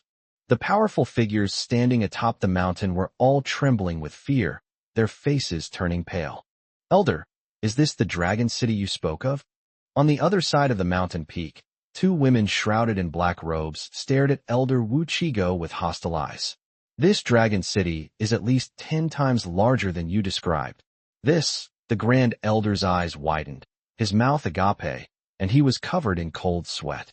Originally, the elders of Divine Weapon City, along with 3 elders and 2 temple envoys, came here with the intention of selling off their stockpiled weapons and armor. Their main objective was Dragon City. With Longqing's arrival delayed, the elders and temple envoys concluded that Xiao Yu was definitely afraid. After all, Longqing has offended most people along the way. Most importantly, Dragon City has too many treasures, and too many people are eyeing them.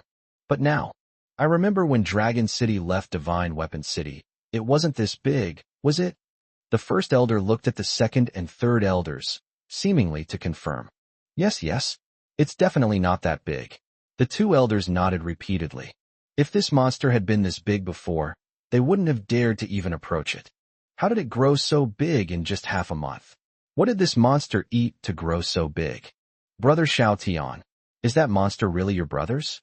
Glug, although Xue Donglai was the young city lord of the City of Ruins, he was no better off than the others, staring dumbfounded at the giant monster. As he spoke, he even swallowed hard. This is fucking ridiculous. Although he was a 7th level expert, given the size of this monster, a single slap from him would be a slap that blotted out the sky. He estimated he wouldn't be able to hold out much longer, and he didn't even know where to hide. I can't reach it. Xiao Tian shook his head with a wry smile and a dazed expression. At that moment, he felt a burning sensation on his face. He just brazenly said that Xiao Yu must be too scared to come to the trade fair. But now look at the hundreds or thousands of people on the mountaintop. Even though the 2 sides are still several kilometers apart, everyone is terrified by the monster's terrifying aura. Even the young city lord of the ruined city is so frightened that his face turns pale and his breathing becomes rapid. This is real style. Chapter 154, I am Honglian, the deputy city lord of Dragon City. At this moment, at the highest point of Dragon City, stands a watchtower. Brother, the people below are watching us. They seem quite frightened. Uft. Honglian poured Xiao Yu a cup of night dew, looked down at the Sunset Mountains below, and couldn't help but laugh. Yes, even from this distance, I can feel them trembling. Xinglan covered her mouth and laughed. Although the Sunset Mountains are also 400 or 500 meters high, However, it was still too short compared to the Earth Dragon Turtle. Imagine a monster nearly 1,000 meters tall and 1,000 or 2,000 meters long and wide looking down at you.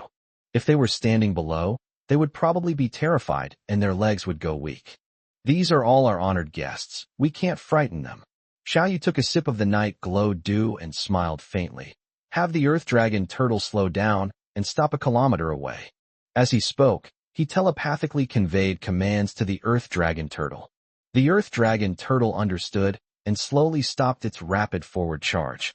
We stopped 1 kilometer from the Sunset Mountains. All right, let's get ready to receive our guests. Brother, the term entertaining guests isn't very appropriate. Then let's get ready to be suckers. Hee. Yes, Lord City Lord. Sunset Mountains, atop the mountain peak. Everyone, what is Dragon City trying to do? Does it intend to ruin the entire trade fair? Yes, it's less than 2 kilometers away. Every step this monster takes causes the earth to tremble. You can imagine how terrifying its strength and weight are. If it charges straight at us, the entire Sunset Mountain range will be destroyed, and the trade fair will never be able to be held again. That's right. We've been preparing for months. Isn't this all for today? We absolutely cannot let Dragon City be destroyed. As the Earth Dragon Turtle drew ever closer, the group of powerful figures felt both tense and somewhat angry. They all came here with their own purposes, and none of them wanted to be destroyed by Dragon City. But despite saying that, no one dared to make a move. They didn't know that Dragon City had grown so big before, which is why they dared to speak so arrogantly and flirtatiously. But now these people have all swallowed their words. It is still unknown what Longqing's purpose is in coming here. Taking action rashly will only anger Longqing. If that monster charges straight at them, they're truly doomed. Just as a group of powerful individuals were nervously discussing what to do, the Earth Dragon Turtle suddenly stopped, stopping about 1 kilometer away from the Sunset Mountains. It's finally stopped. Everyone breathed a sigh of relief. Look over there, someone exclaimed. Everyone looked in the direction of the sound and saw a stone house, 100 meters high, slowly descending from the right side of the Earth Dragon Turtle. A few minutes later, the rising stone house finally landed, and several figures walked out of it. Everyone, don't be nervous. A clear and melodious voice rang out. It was Honglian who spoke. At this moment, she had changed into a fiery red dragon armor, looking both beautiful and elegant. Beside Honglian was her younger sister, Xinglan, dressed in a light blue battle armor. I am Honglian, the Deputy City Lord of Dragon City. We from Dragon City have no ill intentions here. Like everyone else, we are here to participate in the trade fair. As a peak 5th-tier expert, Honglian's voice was instantly transmitted through her mental power, and almost everyone in Sunset Mountain Range heard it. Dragon City is just here to trade? Phew, thank goodness. I knew it. We have no grudge against Longqing. Hearing this, everyone breathed a sigh of relief. These smaller factions are all counting on this trade fair. Now that everyone knows there was no earthquake and that Dragon City meant no harm, everyone is relieved. So is this a way to give us a hard time? Those from smaller factions felt as if they had been granted a pardon, but people of high status like Shui Donglai were somewhat displeased. However, looking at this enormous monster, I silently endured it. Everyone. Seeing that everyone had relaxed their guard, Honglian smiled slightly and spoke again. I'm so sorry for scaring you all just now. To express my apologies on behalf of the Dragon City Lord, I would like to invite you all to visit Dragon City. As he spoke, he gestured for the crowd to enter. What? You're inviting us to visit Dragon City? Upon hearing this, everyone was stunned for a moment, and then they all became somewhat suspicious. The crowd was both curious and somewhat afraid of Dragon City. Even the elders of Divine Weapon City, who had dealt with Dragon City before, didn't know what was on Dragon City. Once you go to someone else's territory, you're at their mercy, and you might even lose your life there. Is no one coming? Honglian stood at the foot of the Earth Dragon Turtle, looking at the group of people on the mountaintop discussing amongst themselves, but no one came down. She couldn't help but frown slightly. He sighed inwardly, thinking that those people might not have been so afraid of the Earth Dragon Turtle before. But now it's really terrifying. If she were in those people's shoes, she probably wouldn't dare to come up. A bunch of cowards, a haughty sneer rang out. Lu Rian glanced at the crowd and said disdainfully, "If you don't dare to go, I will." With that, she leaped off the cliff, which was hundreds of meters high. Even before setting off, she had used a 6th tier enhancement potion to successfully break through to the 6th tier. In addition, she has wind-type talent, which allows her to fly at the 5th level and fly freely at the 6th level. She transformed into a streak of azure light and flew straight toward the Earth Dragon Turtle, covering over 100 meters in the blink of an eye. "Miss Rian, this trade fair is of great importance, and Lu Rian's personal guards have long been replaced by 2 peak 7th tier experts, who are also the 2 leaders of Hurricane City." However, before the 2 could react, Xue Donglai had already flown away. Originally, Xue Donglai didn't want to go because he felt the power of the Earth Dragon Turtle. After all, he had seen a lot of the world and could better appreciate the monster's terror. It definitely reached the terrifying strength of the 8th rank. In addition, it possesses a terrifying size, immense strength, and exceptional defense. All the people here combined might not be a match for him. He didn't want to go there because of that monster. But since Lu Rian went, he has to go too. "Miss, young city lord." Seeing that both of them had flown away, their guards also flew away. Xiao Tian. He felt like he had been kicked out of the small team. His fiancée and his newly made best friend. Where are the 2 of them going without even asking him? Now everyone is looking at him strangely. Chapter 155, Xue Donglai's Shock. Young city lord. At this moment, the chief of Yin City, who had come with him, leaned close to Xiao Tian's ear and whispered, "Don't forget, one of the main tasks the city lord sent you to the trade fair was to have you take those 100,000 energy stones to apologize to Xiao Yu and get him to return to Yin City." "What?" Xiao Tian's eyes widened instantly. "I felt like I'd swallowed a fly. I was extremely frustrated. Young city lord, this matter is of utmost importance. I hope you will stop acting like a child," the second leader beside him said with a stern face and serious tone. After Xiao Yu left, life became difficult for the leaders of Yin City. They lacked everything. They came to the trade fair in person this time because they wanted Xiao Tian to apologize to Xiao Yu. Looking at the 2 leaders, Xiao Tian's face turned red with anger, and he gritted his teeth. Just now, Lu Rian and Xue Donglai completely ignored him, which made him lose face. Now the 2 leaders are using his parents' orders to pressure him, forcing him to apologize to Xiao Yu. While he was ostensibly in charge of the trade conference, he still had to listen to the 2 leaders on important matters. Now that both leaders have spoken, he simply cannot refuse. "Let's go." Xiao Tian roared and jumped off the cliff. Like Lu Rian, she flew towards the Earth Dragon Turtle. "Let's go."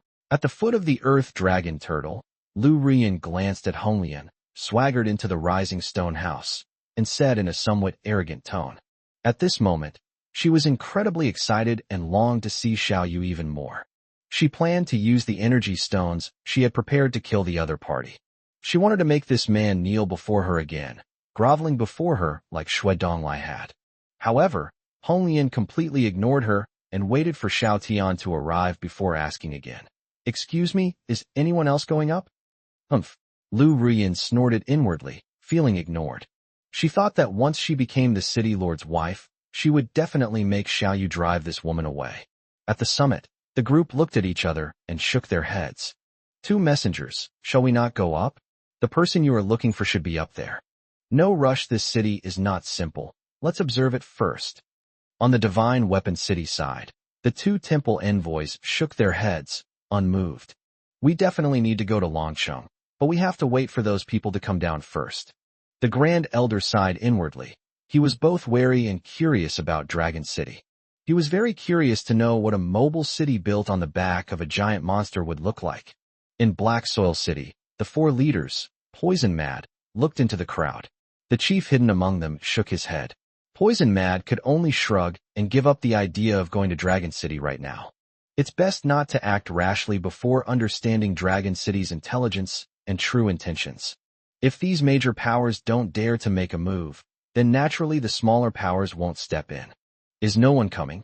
Honglian waited for a while, but no one came. She could only shrug and look at the people in front of her.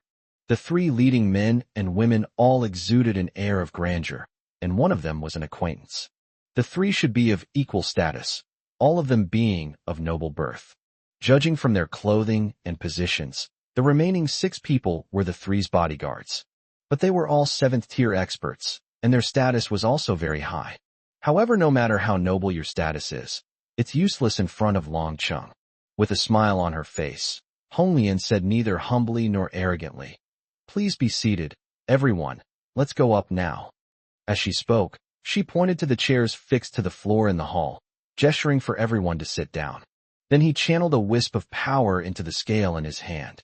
Immediately, the Earth Dragon Turtle received the command, and the hundreds of meters high rising stone house began to slowly ascend. "Hiss, these walls, this floor are so smooth." As the stone house rose, everyone was still a little nervous and gripped the chair armrests tightly. Suddenly, Shui Donglai exclaimed excitedly. Lu Ruyan looked around the house and exclaimed in astonishment, "Yes, it's a work of art." From the outside, this rising stone house doesn't look particularly special. She didn't look at it carefully when she came in. But now looking around the room, I found that the walls and floors were extremely smooth. Lu Ruyan glanced at Honglian, thinking, it would be better if this red-haired woman weren't around. Seeing all this, Xiao Tian felt an overwhelming pang of bitterness in his heart. Even a small room that allows people to get in and out is 100 times better than the Yin City Lord's mansion. Ahem. Young City Lord, our ruined city also has smooth walls. Don't make such a fuss. Seeing their young city lord's exaggerated expression, the 2 guards couldn't help but facepalm and whisper a reminder. The young city lord from a top-tier city was startled by someone from a small place. It's a little embarrassing to say it out loud. Get lost. You guys don't know anything. Shui Donglai glanced disdainfully at the 2 guards and continued to comment. Every corner of this house has no unnecessary edges or corners. The entire house is a single, unified whole. Hiss. Upon hearing this, the people present gasped, realizing what was happening. Everyone has also witnessed the strength of some powerful earth element awakened individuals. However, it's simply impossible to build a house that's comparable to a work of art. The fact that Dragon City can build such houses demonstrates its perfect control over the power of Earth. They're pets, someone else exclaimed. Why are you making such a fuss? Shui Donglai glared at his 7th-rank guard with displeasure. The 7th-tier guard looked aggrieved and pointed at Honglian and Xinglan. Shui Donglai looked over and saw that the 2 women were wearing Tier 5 top-grade armor and Tier 5 top-grade divine weapons and longswords. He was somewhat surprised by the equipment, but didn't think much of it. After all, as the young city lord of the City of Ruins, his weapons and armor were all divine weapons. But the next second, his eyes widened instantly, and he blurted out, "Holy crap!" His father, a 9th-tier expert, had only managed to raise 1 spirit beast. In order to raise that spirit beast to adulthood, his father spent tens of millions of energy stones to bring it to the 8th tier. With the help of that 8th-tier spirit beast, his father's position became increasingly unshakable. At that moment, a small ferret was perched on Honglian's shoulder. Xinglan, on the other hand, was holding a sky-blue, semi-transparent pet. At first, no one noticed. But now upon closer inspection, it turns out that both of these pets are at least Tier 6.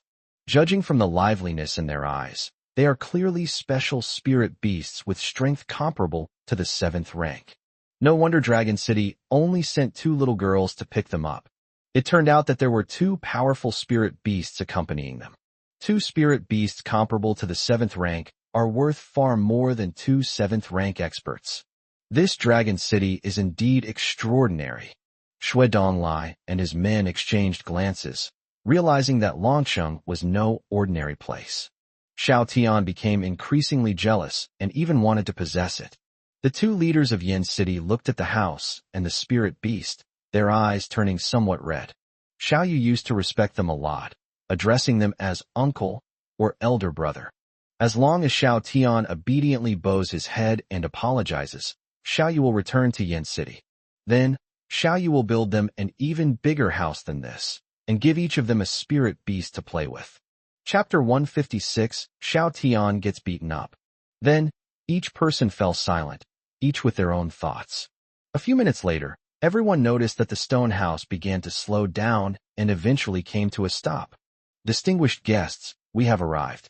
Please follow us. Hong Lian nodded politely, making an inviting gesture, and then led the way with Xinglan. These were the first people to enter Dragon City, and they were all of extraordinary status. That's why she, as the deputy city lord, personally received them. The group looked around carefully before cautiously stepping out of the stone house. Although 7th-tier experts can fly, most of them can only fly at low altitudes. After all, the air pressure is low and the air is thin at high altitudes, which greatly reduces stability. Now, reaching heights of hundreds or even thousands of meters, even maintaining balance is difficult, so it's natural to feel a bit tense. If we encounter another battle, it's very easy to lose. After leaving the rising stone house, the group saw a checkpoint several tens of meters high blocking their way. The plaque hanging high above reads, Jiebing Tower. At the entrance to the checkpoint, a dozen fully equipped soldiers, each wielding a halberd, blocked the way. The leader, clad in silver armor, was none other than Tai Nan, the deputy commander of the outer city. Tai Nan not only had no objection to being asked to guard the gate, but actually took it very seriously. After all, he knew very well that this was the most important checkpoint in Dragon City. The city lord's decision to entrust him with guarding this place is the greatest trust he can place in him. Xue Donglai glanced at everyone, his expression shifting slightly, and he became respectful. This team has a unified image, cold eyes, and synchronized movements. They're no ordinary team. Dear guests, please take a look at the prohibitions of my Dragon City. If you can accept them, then you can go in. Hong Lian said, pointing to the 1-meter wide and 2-meter high black stone tablet in the lower right corner of the building. Ban. Everyone looked at the dark stone tablet, whose contents were roughly as follows. Those who commit assault in Longsheng will be imprisoned for 1 to 15 years, depending on the severity of the offense. Those who commit murder in Longsheng will be imprisoned for more than 5 years, depending on the severity of the crime, and may face the death penalty. Anyone who harms Longsheng staff or residents will be punished even more severely. Dragon City is still in its early stages. Too many restrictions will deter people from entering. We just need to prevent violent incidents. Once Dragon City gains wider recognition, Xiao Yu will gradually add more features. Distinguished guests, fighting is forbidden in Dragon City, so before entering the city, please leave your weapons here. Hong Lian smiled gently, gesturing for everyone to hand over their weapons. No. If Longsheng attacks us, won't we be completely powerless to fight back? Before anyone else could speak, Xiao Tian instantly flew into a rage. The young lord of Yin City came to Long City to give Xiao Yu face, yet he wants to disarm himself? After all, this is the foundation of my livelihood. Screech. Just then, a sharp, piercing bird cry rang out.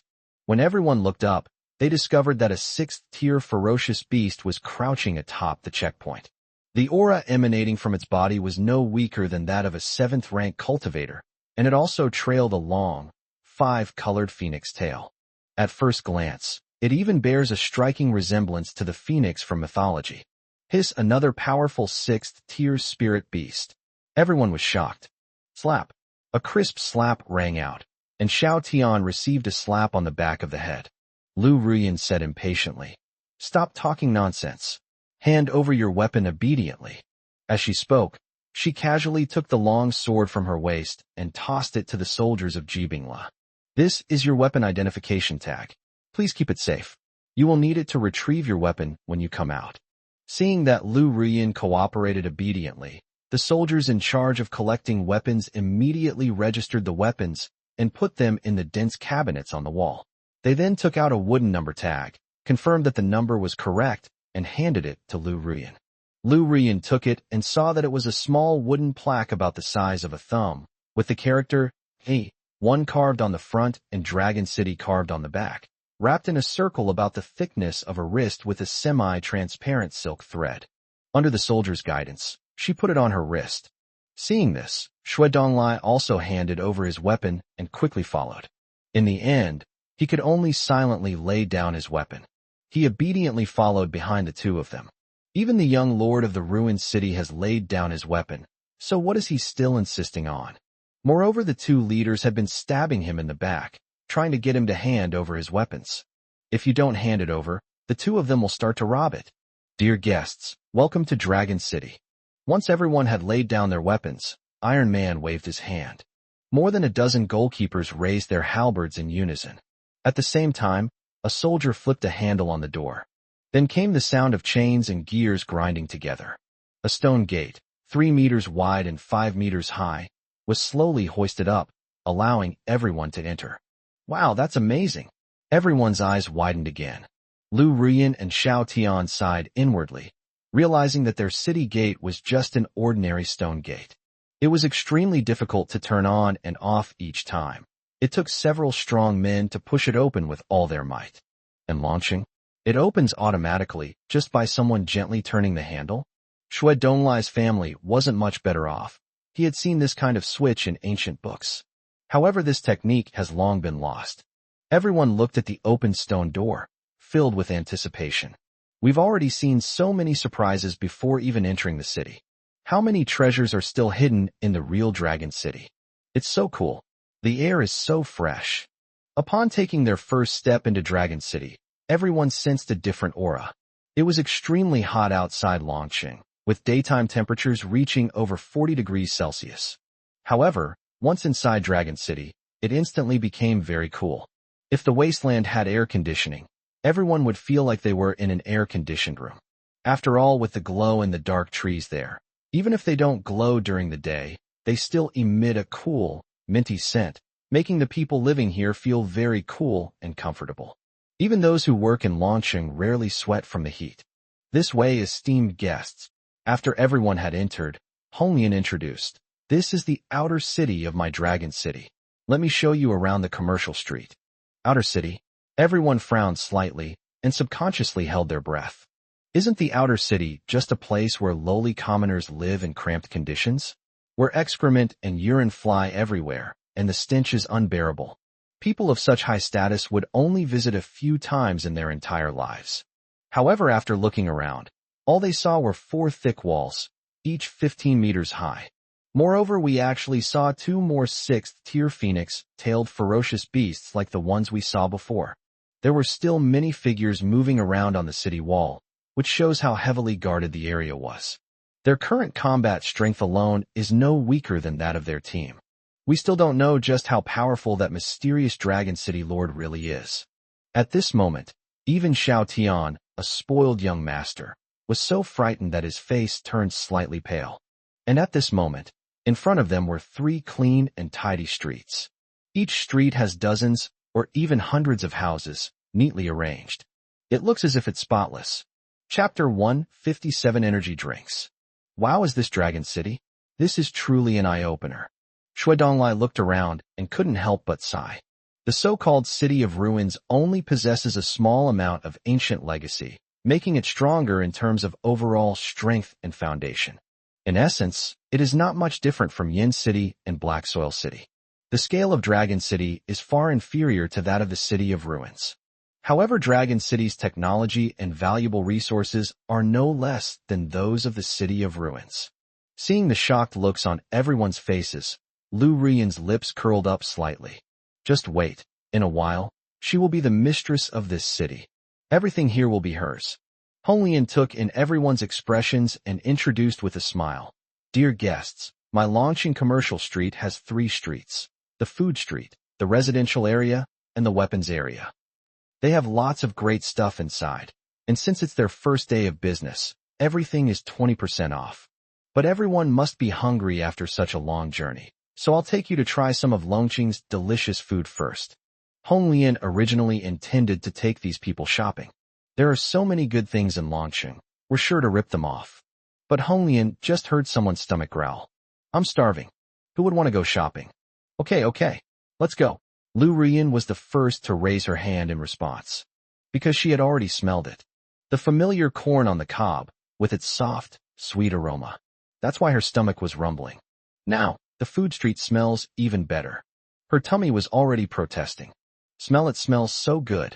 Shui Donglai also sniffed without any regard for his image. He certainly ate corn. However, the corn grown normally is far inferior to that of Longqing. This was something Honglian had prepared long ago to lure everyone. As soon as these people entered the food street, he ordered someone to bring out the cooked corn. As soon as the aroma of corn filled the air, these people's stomachs started growling loudly. Deputy City Lord Honglian, may I ask where we can have a meal? As the young city lord of a major city, Shui Donglai still found it hard to accept the idea of walking around eating a corncob on the street. If the two guards report this to his father, he will have his legs broken. They said he was too inelegant and brought shame to the city of ruins. That's right. Take us to the restaurant, Lu Rian said seriously. She's a fairy, she definitely can't eat on the street. Then let's go to the food court, Hong Lian suggested after thinking for a moment. She thought these young city lords from powerful factions were just being pretentious. But that's even better. The food court has even more amazing options, and the prices are even higher. The food court. Following the direction Hong Lian pointed, everyone saw a tall building, over 10 meters high, standing in the center of the food street. It was exquisitely decorated and elegantly grand. Xiao Yu divided the food street into 2 levels. Ordinary people who buy it on the street can only eat it on the street. The food court, however, is completely different. It brings together all the delicacies of the entire city of Longcheng, as well as various dining services. But once you get there, you still have to pay a tea fee even if you don't eat anything. A moment later, the group arrived at the food court. Welcome. At the entrance of the food court, 2 beautiful young women bowed respectfully. These are receptionists specially trained by Xiao Yu. Even Lu Ruyan couldn't find fault with these 2 beautiful girls with sweet smiles. Shui Donglai smiled slightly at the 2 girls, his attitude humble and polite. The restaurant has 3 floors, divided into 3 areas: the commoners area, the wealthy area, and the VIP private rooms. Each floor has a different level of service and a minimum spending requirement. May I ask which floor you would like to dine on? Hong Lian told everyone, smiling as she explained the different treatments on the 3 floors of the restaurant. Of course, we want the best, the VIP suite. Xiao Tian blurted out. 3rd floor, minimum charge 20,000 energy stones. Hong Lian said with a smile. My brother once said that people's favorite thing is to compare themselves with others. The more you divide people into different classes, people who like to compare themselves to others tend to buy expensive items rather than good ones. Now it seems just as I expected. Upon hearing this, everyone looked at Xiao Tian with blank expressions. Hee, Brother Shui, this meal is on me. Xiao Tian's lips twitched, and he gave an awkward laugh. Although Yin Cheng is wealthy, he still feels the pinch if a meal costs tens of thousands of energy stones. Never mind. I'll do it, Shui Donglai said, waving his hand as he strode into the food court. He always felt that Xiao Tian had become a bit out of his mind after entering Dragon City. Everyone shook their heads and immediately followed Shui Donglai. Only Xiao Tian's expression grew increasingly grim. The stronger Xiao Yu's power became, the more jealous he became. Jealousy drove him mad. It caused his plasmolysis. After entering the food court, the group discovered that although the lobby on the 1st floor was the lowest grade, the decoration was still very grand. The lobby, which covered several thousand square meters, had walls as smooth as mirrors and a light fragrance. Dining here would surely be a wonderful experience. The 2nd floor is also very large and more exquisitely decorated, but there are 10 times fewer seats. Upon reaching the 3rd floor, everyone's eyes widened in surprise. It's so big. It even has a bathroom and a toilet. When I saw that the area was about the same as the 2nd floor, over 1,000 square meters, there were only 10 rooms. Each room is no less than 100 square meters. You can even shower, sleep, and flush toilets here. Moreover, the toilets are far more luxurious and high-end than those in their city lord's mansion. Honorable guest, your complimentary drinks have arrived. Please enjoy. Before everyone could react and begin to marvel, a well-dressed, pretty young woman walked in, carrying a wooden tray with 10 cups of translucent, emerald green beverage on it.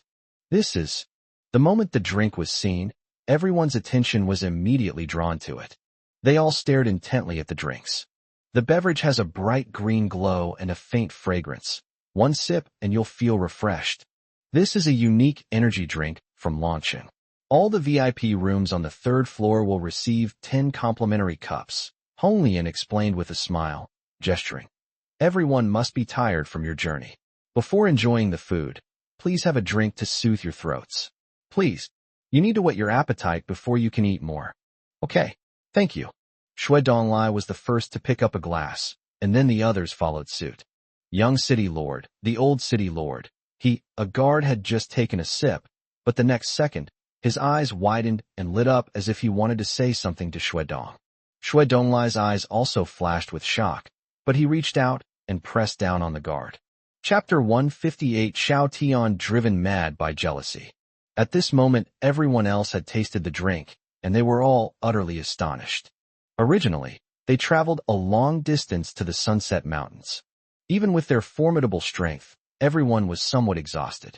But now after drinking this energy drink, all 9 people felt a gentle energy surge through their bodies, instantly sweeping away most of their fatigue. Moreover, even the hidden injuries caused during previous training or combat have been slightly healed. At this moment, everyone felt that the threshold of 20,000 energy stones on the 3rd floor was a great deal. Red Lotus Deputy City Lord. Shui Donglai finished his drink, licked the rim of the glass, and then looked at Honglian, tentatively asking, "Excuse me, may I ask what this energy drink is made of?" "It's okay if you can't say." At this moment, Shui Donglai's tone was no longer as arrogant as before. Instead, they became somewhat cautious. In his view, every single treasure that Dragon City possesses is extraordinary. Moreover, Long Chung didn't try to hide the fact that he possessed these treasures. Such a bold spirit further demonstrates that the power wielded by the Lord of Dragon City is definitely not simple. Even he had to be extremely careful in the face of such a fearless Dragon City. As for his previous promise to Xiao Tian that he would help Xiao Tian teach his brother a lesson, when did Shui Donglai say that? Why offend Dragon City for the sake of a mere Xiao Tian? He'll be beaten to death by his own father. Raw materials? Honglian smiled slightly, thinking to herself, as expected. She spread her hands and said, "The raw materials are night shining dew, unique to my Dragon City, mulberry fruit, and Bodhi tree leaves all boiled together with plain water." Night shining dew, mulberry fruit, Bodhi tree.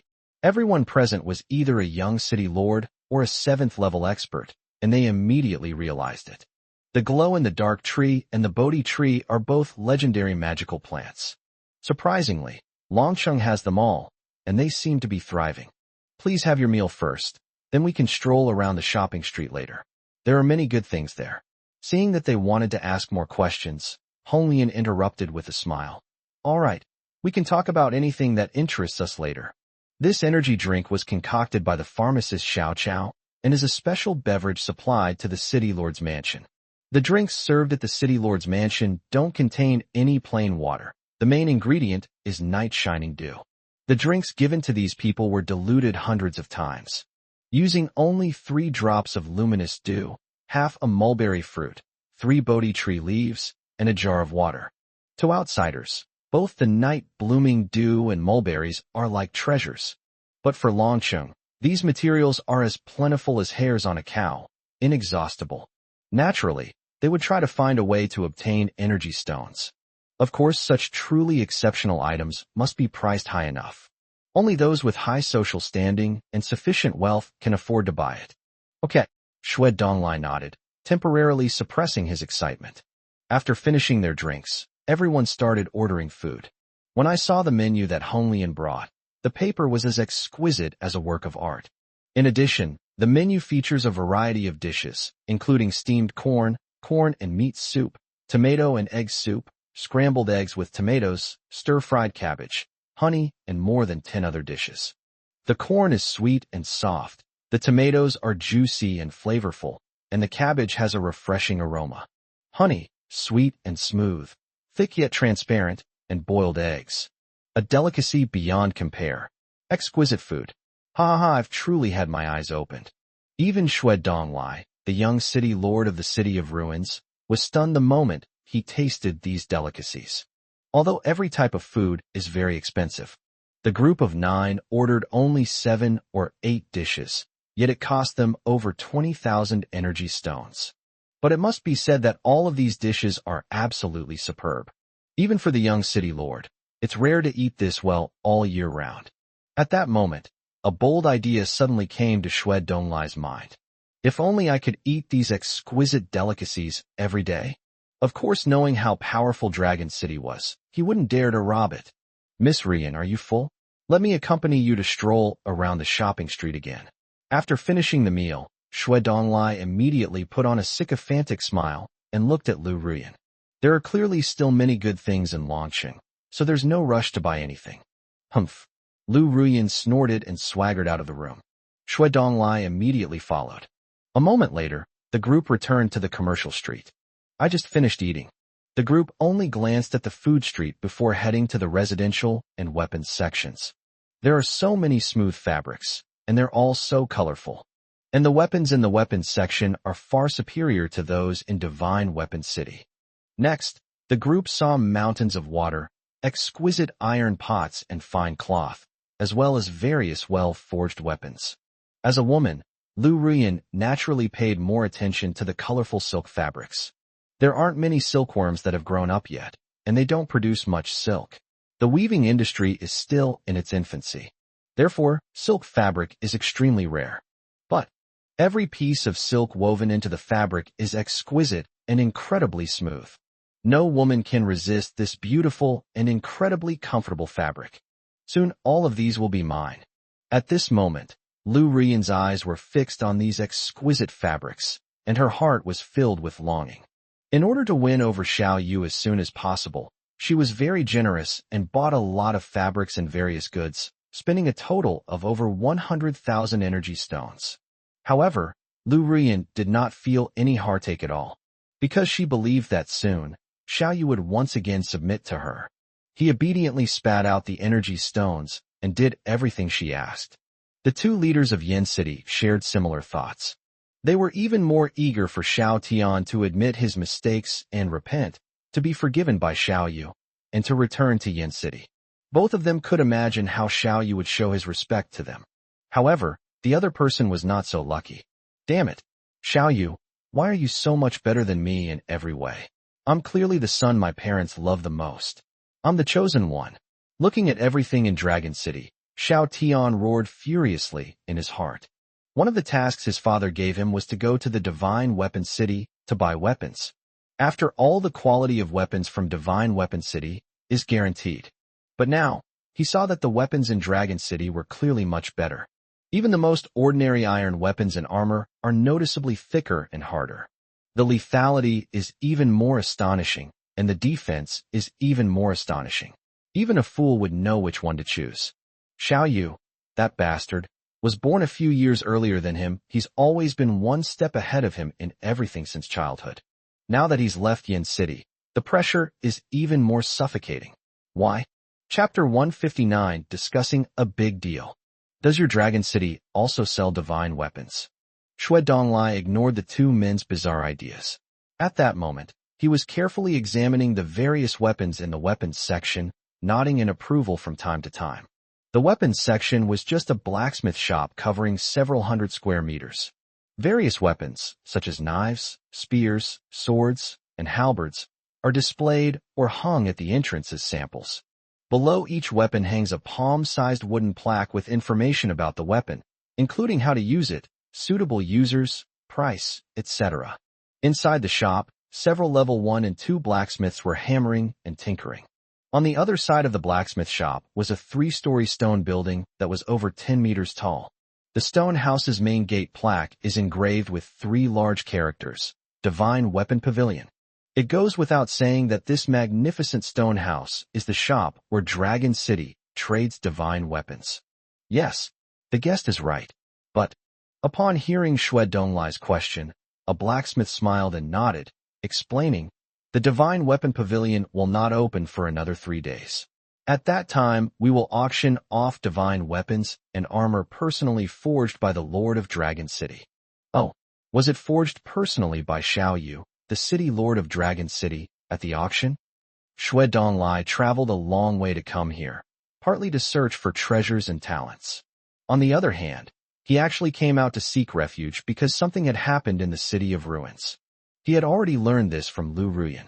This Dragon City lord, Xiao Yu, is actually an exceptionally skilled blacksmith. The City of Ruins is a massive city far exceeding the combined might of the 3 major powers. Naturally, they have their own master blacksmiths, whose skill level is absolutely no less than that of the former master blacksmiths of Divine Weapon City. However, Xue Donglai had never even heard of a forging master as young as Xiao Yu. Let's go? Let's find Deputy City Lord Honglian first. Upon learning that the Divine Weapon Pavilion would not open for another 3 days, Xue Donglai laughed heartily. The trade fair is a long event. We're supposed to stay here for 10 days to 2 weeks. There are hotels in the residential area of Longqing.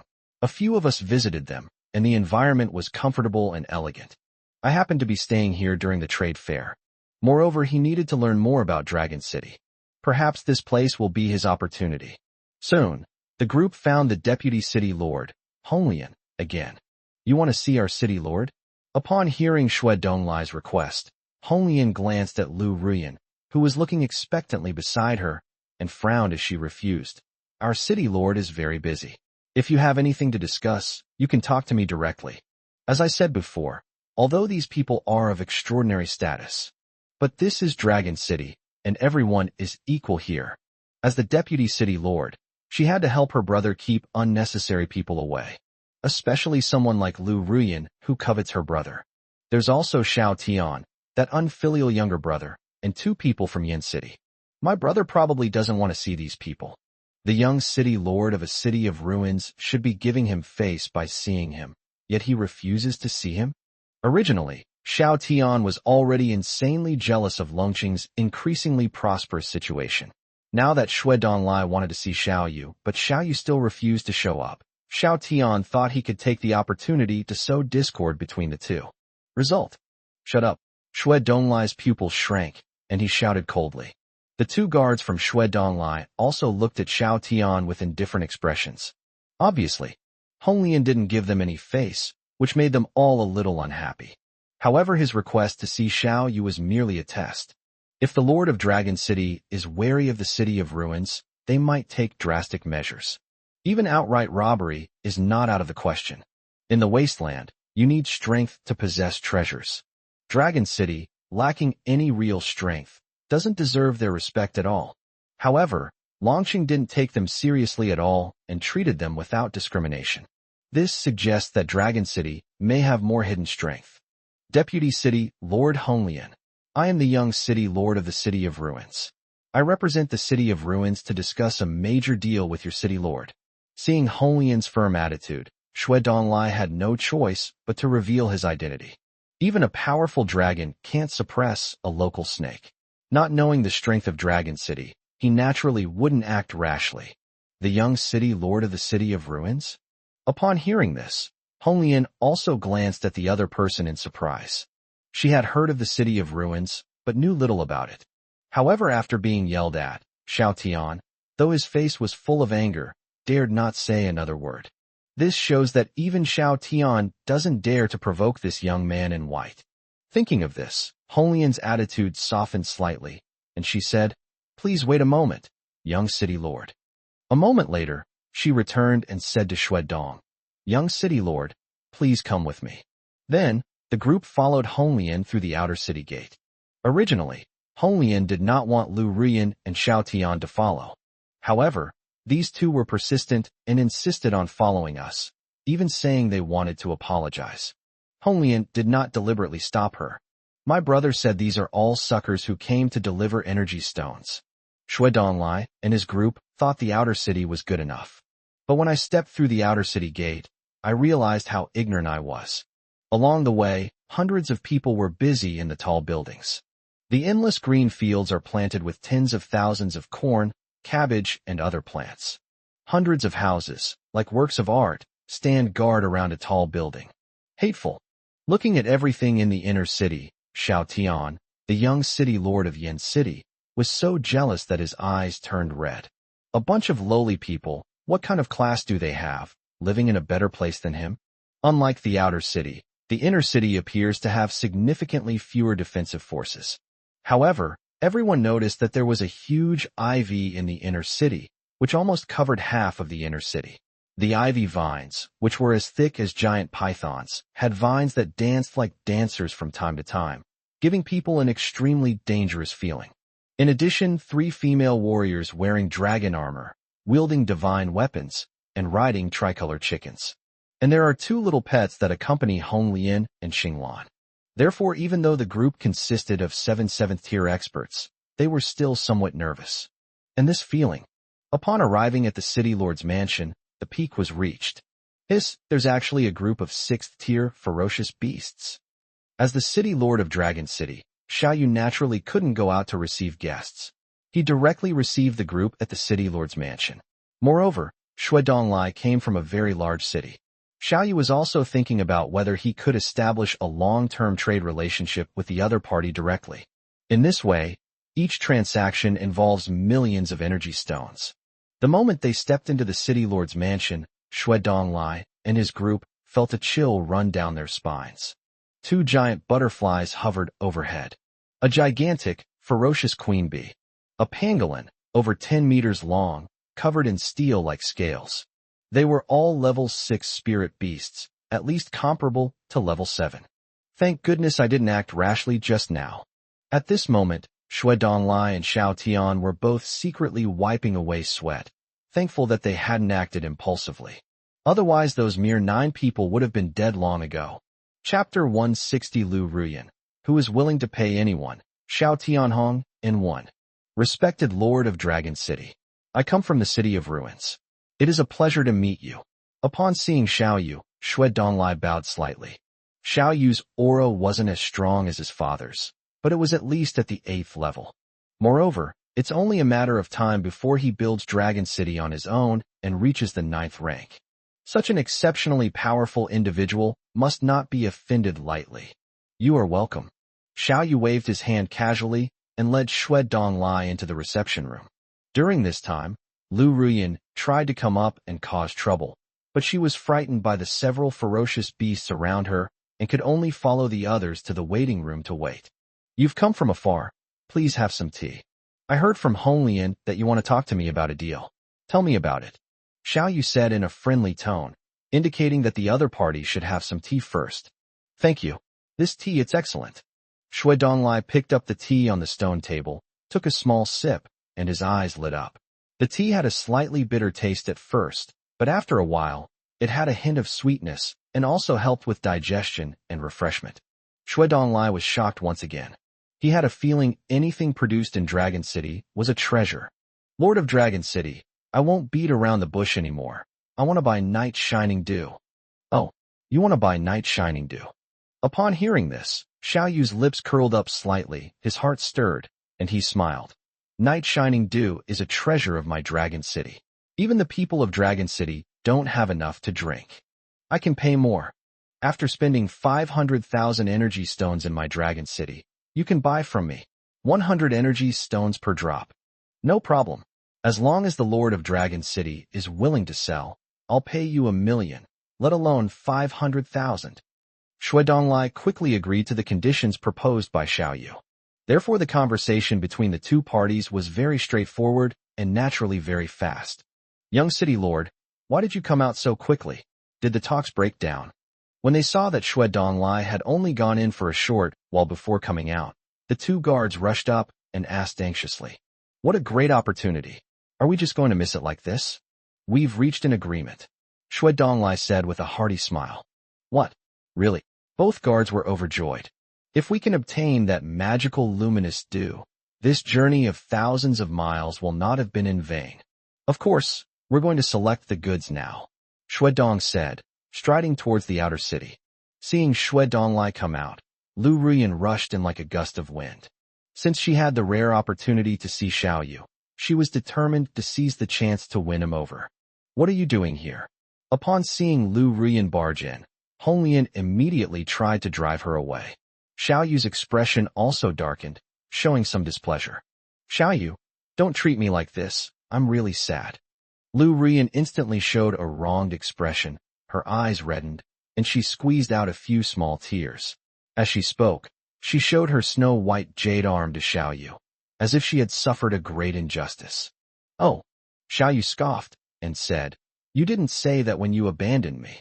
They were wrong, Lu Ruyan said with a resentful look in her eyes. I was just young and didn't understand. Ever since we broke up, I've realized who treated me the best.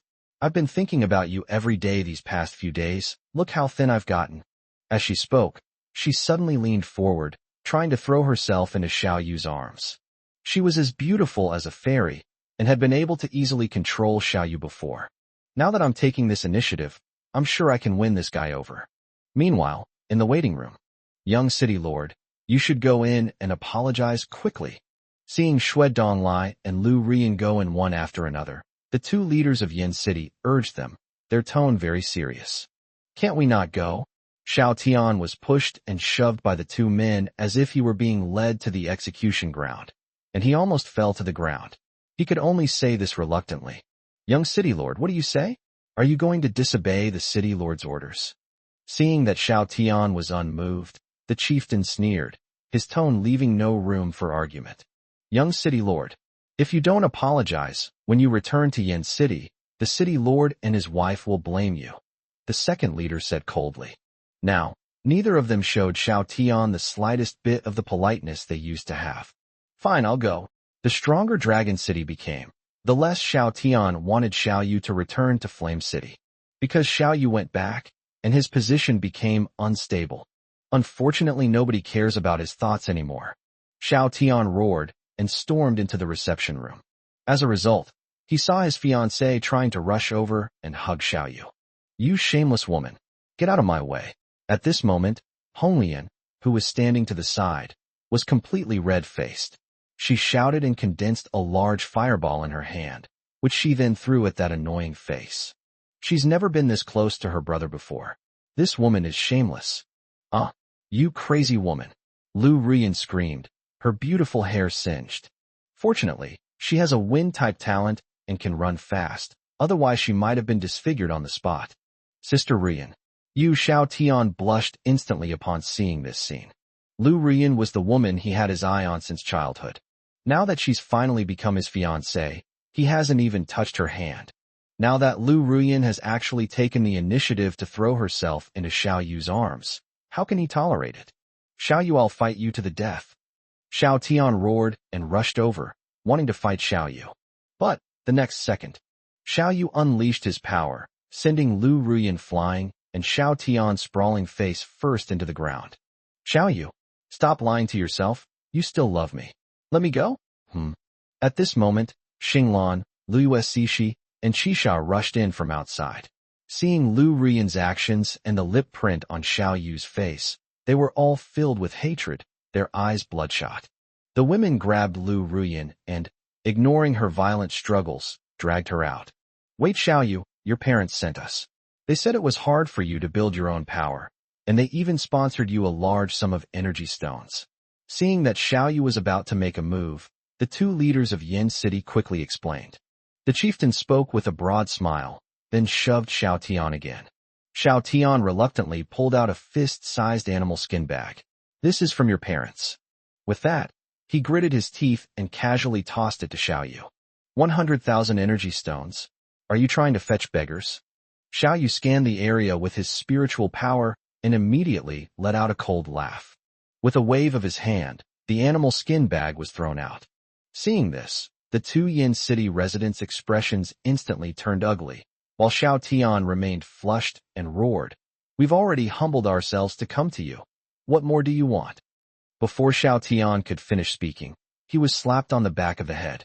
His handsome face slammed directly onto the stone table, knocking out several teeth on the spot. The two leaders did it on purpose, both to teach Xiao Tian a lesson and to appease Xiao Yu. Of course, they were truly fed up with Xiao Tian's incompetence and life without Xiao Yu. In the past, with Xiao Yu around, every leader had a very relaxed job, but now they have to do everything themselves. Thinking of this, the chieftain chuckled and said, what happened in Yin City before was our mistake, but so much time has passed, you should calm down now. After all, we're family. There's no such thing as holding a grudge overnight. The city lord said, as long as you're willing to go back, you'll still be the young city lord. What? Xiao Tian glared at the chief, his eyes bloodshot with rage. However, the second leader held him down firmly, preventing him from speaking. At this moment, Xiao Tian felt an overwhelming sense of regret. If I had known, I shouldn't have come along, and I shouldn't have come to this trade conference. Chapter 161. Lu Rian is beaten up by a group. Huh, you want my forgiveness. Seeing the two leaders who had once been greedy and demanding of him now fawning over him, he felt humiliated as his once arrogant and domineering younger brother was being held down by them. Xiao Yu's lips curled into a playful smile. If you do something for me and do it well, I might consider it. What is it? We'll do our best to help, as long as it's within our capabilities. Meanwhile, in the courtyard of the city lord's mansion. Bah! How dare you seduce the city lord? You have no shame. I'll slash your face to pieces. You crazy women. Let me go. Once I become the city lord, I'll definitely make Xiao Yu teach you a lesson. Ouch! Don't pull my hair. Why, I'll fight you. Oh. As Xiao Tian and the two leaders of Yin City stepped out of the reception room and into the courtyard, they suddenly heard a woman's screams and cries of agony. One of the voices sounded quite familiar. Sister Rian. Ah, stop it, all of you. Xiao Tian instantly recognized her as the woman he loved. He roared and charged straight at them. What they saw was 4 or 5 women dressed in armor surrounding a woman and beating her violently, specifically slapping her face, punching her chest, and using shameless tactics like pulling her hair. Brother Xiao Tian, please save me. Wah, Lu Rian cried out. Stop. Let her go? Ah, Xiao Tian's face flushed again, and he tried to intervene. But just then, bah! A sharp scream rang out. Immediately afterwards, the group saw 2 giant butterflies, a giant queen bee, a steel monster, a lightning ferret, slimes, and more. A large group of 6th-tier ferocious beasts surrounded them. Xiao Tian and his 2 companions, along with Lu Rian's 2 7th-level guards, were all surrounded by the ferocious beasts. The group didn't dare to move an inch. That's all. This one-on mini duel lasted for 15 minutes before finally stopping. The whole process, Xiao Yu simply watched from a distance, showing no intention of calling a halt. After all, this was something Lu Rian brought upon herself. Finally, when Lu Rian left, her original beautiful face was completely gone. His hair was disheveled, and his eyes were dark. Her beautiful face was bruised and battered, looking like a pig's head. The nose was bleeding profusely. As we walked, little pearls flowed all the way.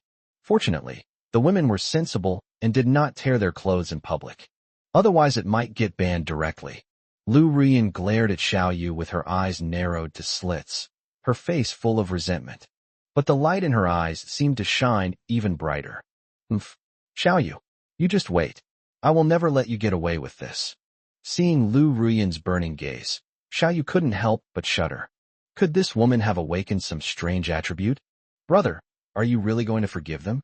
After beating Lu Rian, Honglian's flushed face had subsided, and she felt much better. She looked at Xiao Yu and asked, ignore them. Get ready.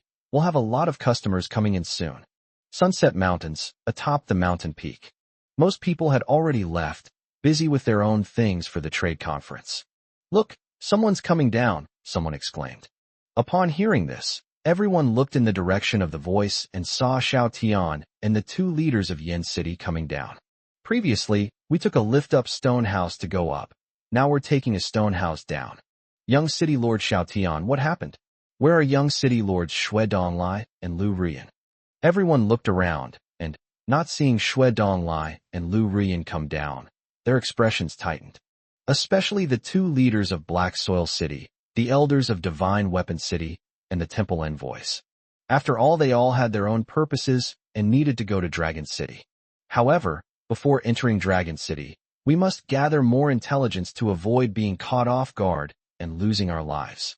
But now Xiao Tian's expression was blank and numb, his face showing utter despair. As for the 2 young city lords, Xue Donglai and Lu Rian, they did not come down.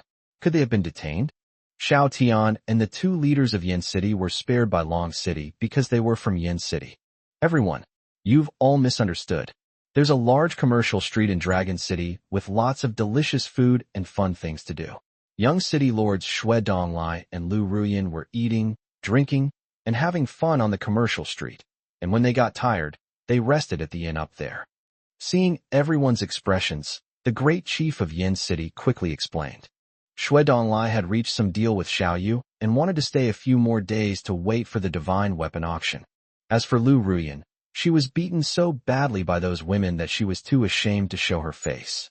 At the same time, she had her own ulterior motives, which is why she continued to stay in Dragon City. As he spoke, the chieftain glanced at Xiao Tian, whose face was blank, and couldn't help but shake his head slightly. Since arriving at the trade fair and entering Dragon City, Xiao Tian has been constantly bombarded by Xiao Yu's achievements, and even witnessed his fiancée taking the initiative to kiss Xiao Yu. This blow was hard for Xiao Tian to accept. Sigh, if only I had known this would happen, I wouldn't have done it in the first place. The second leader shook his head and sighed, too lazy to bother with it anymore. Because at this moment, everyone had already gathered around. What did you say? There really is a city on Dragon City, and a very bustling commercial street, and a large vegetable garden. A group of people who were very interested in Dragon City immediately gathered around. The only people who had dealings with Dragon City were the elders of Divine Weapon City and Lu Ruyan. But none of them had ever gone up there, so they had no idea what was inside. Now that I finally know some of it, I naturally want to learn more. That's right. The two leaders of Yen City nodded with smiles and began to speak. What Xiao Yu asked them to do was to promote the good things in Dragon City. Let more people come to Dragon City. The result was indeed better than expected. Really? There really is such a place in the Wasteland? Are the weapons in Dragon City really that good? No. I have to go up and check it out later. Yes. I want to see this city that's even more incredible than Divine Weapon City. After learning about the environment and various wonders of Dragon City, everyone expressed their desire to go up and take a look. Not good. On the other side, the three elders of Divine Weapon City all changed their expressions drastically. Each faction attending this trade fair has its own purpose, the exchange of goods. After all, many people are buying weapons. In the past, these people would definitely have gone to Divine Weapon City. After all, Shinbing City's reputation and quality are guaranteed. But now, it's said that the weapons in Dragon City are better than those in Divine Weapon City, and many people are interested in going there to take a look. If you can buy a higher quality product for the same price, everyone knows which one to choose. Damn Dragon City. The Grand Elder gritted his teeth in anger, but there was nothing he could do. The people from Divine Weapon City came to the trade fair to sell the weapons they had forged in exchange for other resources. But now, selling those weapons might be a bit of a hassle. Chapter 162, Millions of Energy Stones. Everyone, is anyone going to Dragon City? Just then, a pleasant voice rang out. We're about to return to Dragon City. Anyone who wants to go up to Dragon City, come on over. Seats are limited. The one speaking was Hong Lian, who had just come down from the mountain. Upon hearing this, the crowd exchanged glances, and many nodded in agreement. Soon, many people approached the Earth Dragon Turtle. Let's go up.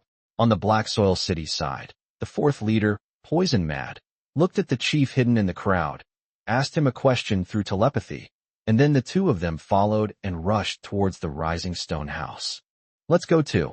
From the Divine Weapon City side, the elders and the two envoys also rushed over. Soon, the high-ranking officials from various major forces arrived. There were dozens of people, almost all of whom went to the Rising Stone House. However, the stone house is big enough and spacious enough. Even with dozens of people, the Earth Dragon Turtle felt no pressure and slowly sent them up. What? You want us to lay down our weapons? On what grounds? Exactly. Longsheng is too domineering and unreasonable. No weapons allowed in Dragon City. Anyone who dares to force their way in will be killed without mercy. With so many of us, how could Dragon City possibly kill us all? After the group came out, they learned that if they wanted to enter Dragon City, they had to hand over their weapons. Naturally, the group of rough and unruly men were unwilling and immediately got angry, and had a fierce argument with Tai Nan and the other gatekeepers. But then a series of sharp bird cries rang out. Everyone could see that a group of Tier 6 phoenix-tailed chickens were standing on top of the checkpoint. Each one possesses an aura of at least the 6th rank. There were actually 6 of these powerful and ferocious beasts. The group of dozens that came up this time was mainly composed of 2 7th-tier leaders from Black Soil City, along with the elders of Divine Weapon City, 2 temple envoys, and more than 10 6th-tier powerhouses. In short, those who came up this time were all high-level experts from several major forces. These people, relying on their strength and numbers, wanted to give Longcheng a hard time. Unfortunately, Xue Donglai and Lu Rian purchased goods worth hundreds of thousands of energy stones, and in order to strengthen the defense of Dragon City, Xiao Yu upgraded the 4 tricolor chickens to the 6th rank, evolving them into 6th rank phoenix-tailed chickens. At this moment, the outer city is guarded by 7 or 8 6th-tier ferocious beasts. It's important to know that the pheasant's attack method is its powerful area of effect attack. Faced with so many powerful and ferocious beasts, these people instantly wilted, becoming like quails. Everyone lined up obediently and handed over their weapons. A bunch of scoundrels. Tainan sneered as he looked at the group. Faced with his mockery and disdain, no one dared to refute him. They were deliberately provoking the situation to test the strength and weakness of Longqing. Now that we've tested them, Dragon City is terrifyingly strong, capable of absolutely crushing any of the 3 major powers. This made many people give up the idea. After all, it's said that Dragon City has many treasures, and many people want to rob or steal them.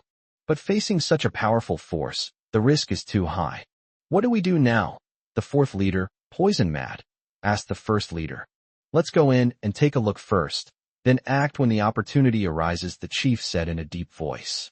He was very thin, with a jet black scorpion tattooed on his neck. He looked extremely ferocious and menacing. The strength that Longqing has shown so far is not much inferior to that of Black Soil City. After all, even their city lord might not be able to defeat this terrifying monster right under their feet. Therefore, it's impossible to rob openly. The 2 of them simply can't do it. But it's always the Black Earth City that steals from others, never others stealing from the Black Earth City. The glowing tree belongs to Black Soil City. We must take it back. With their 7th tier, or even half-step 8th tier strength. If we steal it, there's still a good chance. Meanwhile, on a watchtower in the outer city not far away. It's that person, Poison Madman. Yes, that damn bastard. I must kill him. See she, June 7th. And the 3 women stared intently at the Poison Madman in the crowd, gritting their teeth. It was this bastard who kept chasing them. They killed their companions, forced them to live in hiding, and they still wouldn't give up. Don't rush. Let's take a look first. A gentle voice rang out. Xiao Yu patted the girls on the shoulders, reassuring them. Don't worry, I'll give you a chance to take revenge yourselves. As he spoke, he completely ignored the 2 leaders of Black Earth City and looked at everyone below. Suddenly Xiao Yu narrowed his eyes and looked in one direction. The 2 temple messengers looked toward the outer city's watchtowers. Their pupils contracted, and they exchanged a glance. There is a very powerful aura in that direction. I sensed it too. It's extremely dangerous. It's probably at least an 8th tier weapon. After exchanging a few words in hushed tones, the 2 handed over their weapons without making any rash moves. Inside the watchtowers of the outer city. Such keen senses. Who exactly are these 2 people?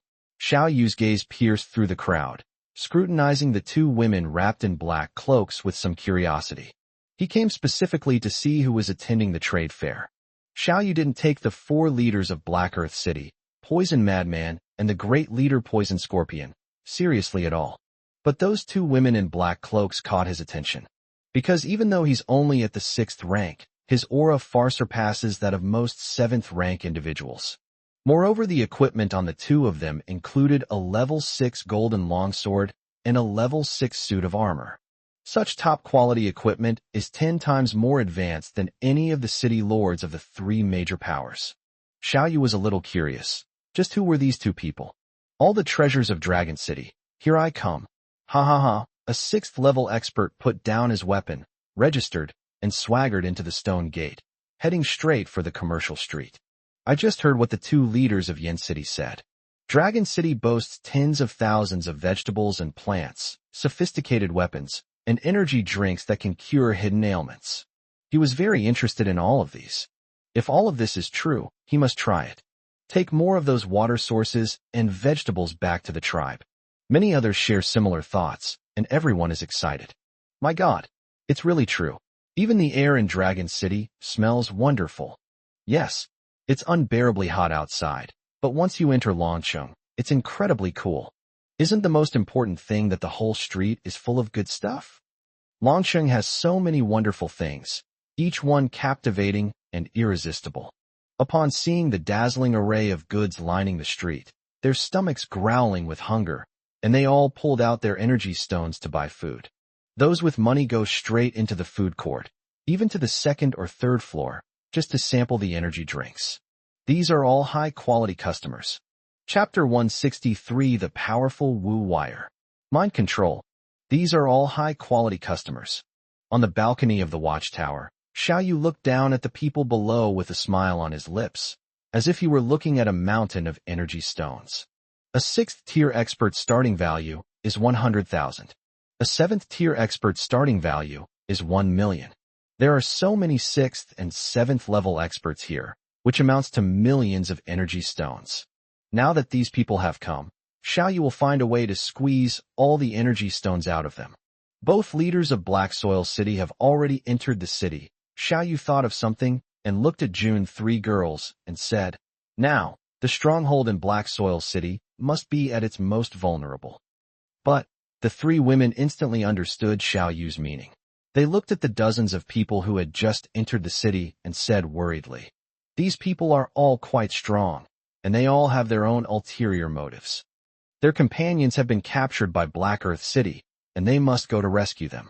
Now that the 2 most powerful leaders of Black Earth City are away, this is the best opportunity. Don't worry, they're just a bunch of clowns." Xiao Yu shook his head dismissively and waved his hand, saying, "Hurry up and go. If it's too late, and these 2 go back, we'll miss our chance. Your companion is waiting for you to rescue him." "Okay, we'll get back as soon as possible." After the 3 women finished speaking, they immediately left the watchtower. They went straight down through the passage used by the city's garrison. They were once relentlessly pursued by the Black Soil City, with nowhere to turn but to heaven and earth. But now, the 3 of them are completely different from what they used to be. These past few days, all 3 women have been practicing archery relentlessly, driven by their desire for revenge and to save their companions. Xiao Yu had specifically tested it yesterday, and the 3 women's original novice archery skills had a range of over 100 meters. It's now close to 200 meters. Once you break through 200 meters, you've entered the threshold of intermediate archery skills. With the combined strength of the 3 of them, plus the dragon armor's ability to burrow underground and its invincible defense, they could achieve their goal. Even if they encounter a 7th-tier expert, they still have a certain ability to protect themselves. Not to mention, both of Black Soil City's 7th-tier experts are in Dragon City. "Wait for us, little Linger, we're coming to save you." At the same time, the Sunset Mountains, deep within the massive cave where Black Earth City is located. These are 3 iron cages, each 2 meters long, wide, and high. Inside the iron cage, 1 orc was imprisoned. One of them was an 11 or 12-year-old girl with snow-white hair and a pair of rabbit ears. She has a delicate, doll-like face, making her look very fragile and charming. The remaining 2 beast men were Wu Wire, the fox-eared girl, and Arya, the red-haired horned beast woman. Hey bro, come here quick." At that moment, a captivating and alluring voice rang in the ears of the 2 guards. "What are you doing?" Upon hearing this cry, the 2 guards, both at the 5th level of strength, felt their bodies go weak and almost couldn't stand up. The sound was like a demonic chant, drawing them involuntarily deeper into the cave. As they approached the depths of the cave, the 2 guards could only see 2 pink lights flashing in the darkness. Their pupils dilated for a moment, and then, as if they had lost their spirit, their eyelids drooped. "Open the cage." An unquestionable command echoed in their minds. Without the slightest hesitation, the 2 guards took out keys from their waists and opened the iron cages one by one. And just as the iron cage at the deepest part of the cave was opened, a figure burst out of the cage and appeared before the 2 people in the blink of an eye. "It's over." The same thought arose in the minds of both guards at the same time. They wanted to rebel. Unfortunately, the opponent was too fast. Click, click. 2 sounds of necks being snapped rang out. The 2 men collapsed to the ground. Along with the 2 who fell, a small figure also fell. "Wu Wire, how are you?" "Sister Wu Wire, are you alright?" 2 urgent voices rang out, and Arya had already darted forward to catch Wu Wire, who had fallen headfirst. "Umph, he's not going to die yet." Wu Wire snorted softly and said coldly. "Only." Arya noticed that there was blood trickling down the corner of her eye. "You used too much power, and you're in terrible shape now. We have to get out of here immediately," Arya said, hugging the white-haired rabbit-eared girl beside her with one hand and reaching for Wu Wire with the other. "You should leave." Wu Wire shook her head and said with a bitter smile. "Even if we escape, my body can't hold on any longer. Perhaps we should kill Poison Madman here." As she finished speaking, a resolute glint flashed in her eyes. Normally, Wu Wire almost never participates in combat, but only offers advice and strategies. Few people in the entire team have ever seen her use her abilities, simply because her abilities are completely different from everyone else's. Each of them has their own unique talent and is very strong. Arya doesn't have any special talents. Her main strength lies in her physical body, which is extremely powerful. He possesses immense strength and is invulnerable to swords and spears. See, she is fast, can jump high, and is good at escaping. In June, it can hide in the darkness and move nimbly. Sha can transform into a werewolf, possesses self-healing abilities far exceeding those of ordinary people, and is the strongest in combat. Only Wu Wire showed very little improvement in her physical enhancement, with no significant changes. On the contrary, it is her spirit. Her power is entirely spiritual, and her spirit is incredibly strong, terrifyingly strong. Her main ability is to charm and create illusions. Wu Wire has already reached the 5th rank. At the 4th tier, she was able to use her abilities to control 5th tier enhanced individuals. Now that it's at level 5, most level 5 units can't resist it. Even Arya and the others were powerless against Wu Wire. If Wu Wire wanted to, she could control their consciousness with a single thought.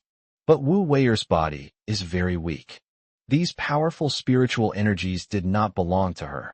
They belonged to the monster, carrying its hatred for humanity, and were completely beyond her control. They are confined within a fragile body.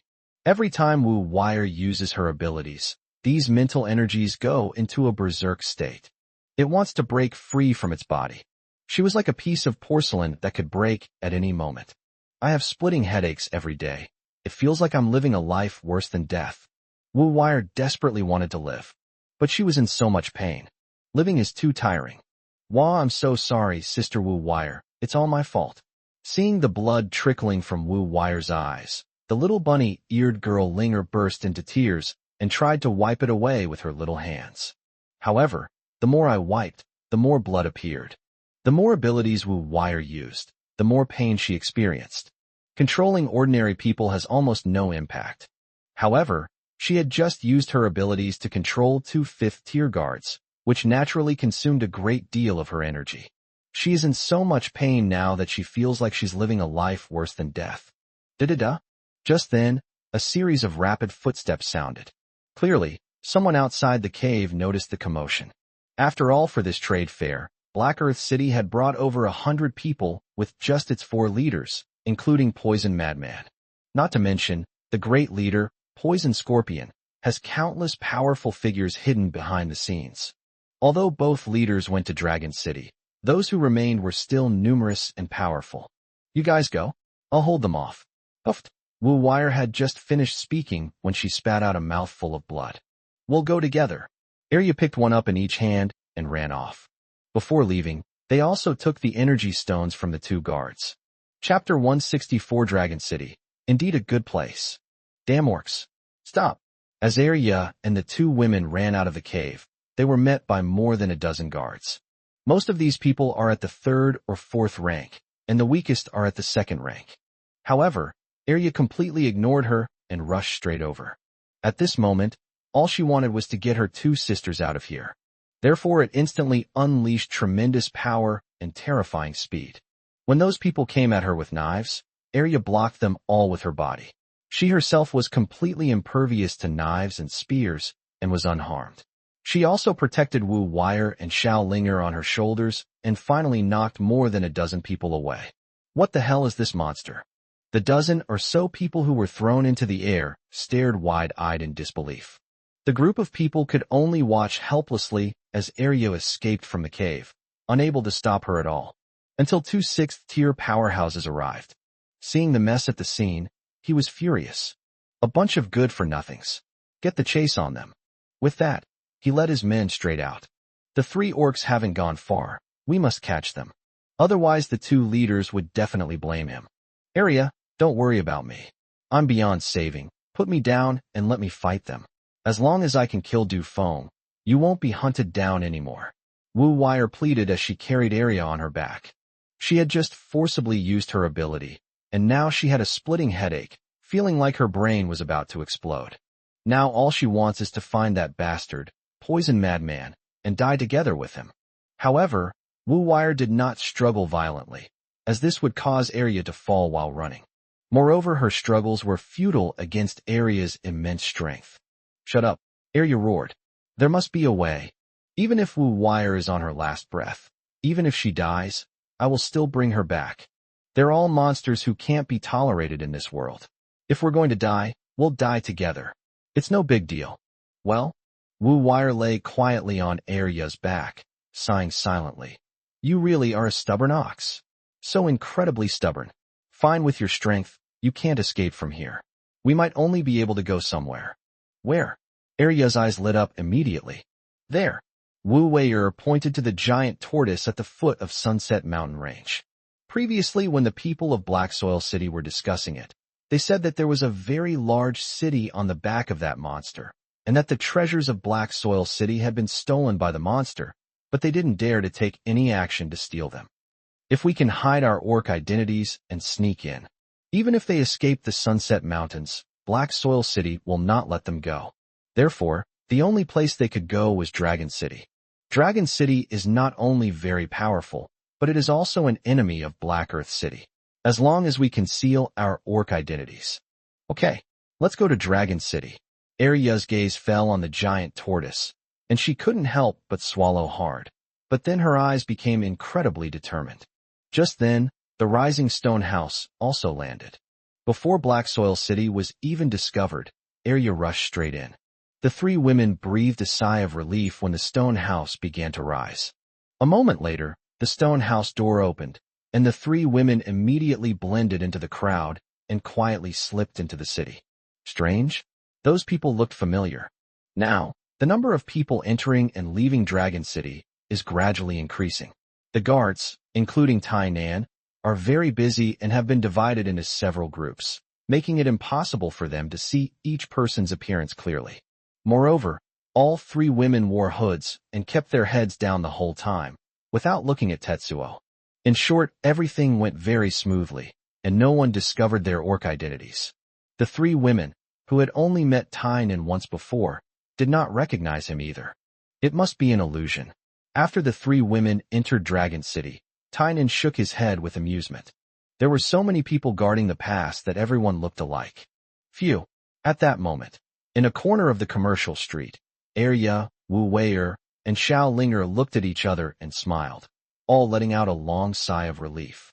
Having successfully infiltrated Dragon City, they were temporarily safe. Huh? It's so cool here, and my physical condition has improved. As soon as she stepped into the city gate, Wu Wire suddenly exclaimed, carefully sensing the changes in her physical condition. In order to save her two sisters from their predicament, she used her abilities to control the two fifth-tier powerhouses. Excessive use of mental energy has brought his body to the brink of collapse. But now the cool air of Longsheng seems to be good for her body, making her feel very comfortable. Yes, I feel the same way. Arya was also invigorated upon hearing Wu Wire's words. The first generation of orcs experienced severe side effects every time they used their abilities.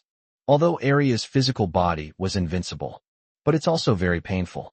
But now Arya can feel that she feels very comfortable all over. Dragon City, it really is a great place. Wu Wire couldn't help but praise herself, admiring her own intelligence in finding such a good refuge. Sniff, what's that smell? It smells so good. Yes, it's sweet and sticky, Sister Wu Wire. Sister Arya, I'm so hungry, little Linger said pitifully, rubbing her rumbling tummy. Let's get something to eat first. I'm starving too, Arya said with an awkward smile. Although her physique was incredibly strong. However, Their appetite is also astonishing. Normally, to be full, you need to eat the equivalent of at least a dozen people's worth of food. However, because there is often not enough food, so Arya was almost never full. Now, as soon as they entered Longcheng, they smelled the incredibly fragrant aroma of delicious food. In addition, Wu Wire and Arya had just gone through a battle and were in dire need of replenishing their energy. Okay, let's eat something and rest first. Wu Wire nodded. After discussing it, the three of them headed straight to the corn shop on the food street. Although this place is called a food street, the variety and quantity of food available here are still quite limited. Therefore, each store only serves one type of dish. For example, a corn shop only sells corn and offers 3 cooking methods: steaming, boiling, and roasting. The three women first cautiously scanned their surroundings and noticed that the food street was bustling with people.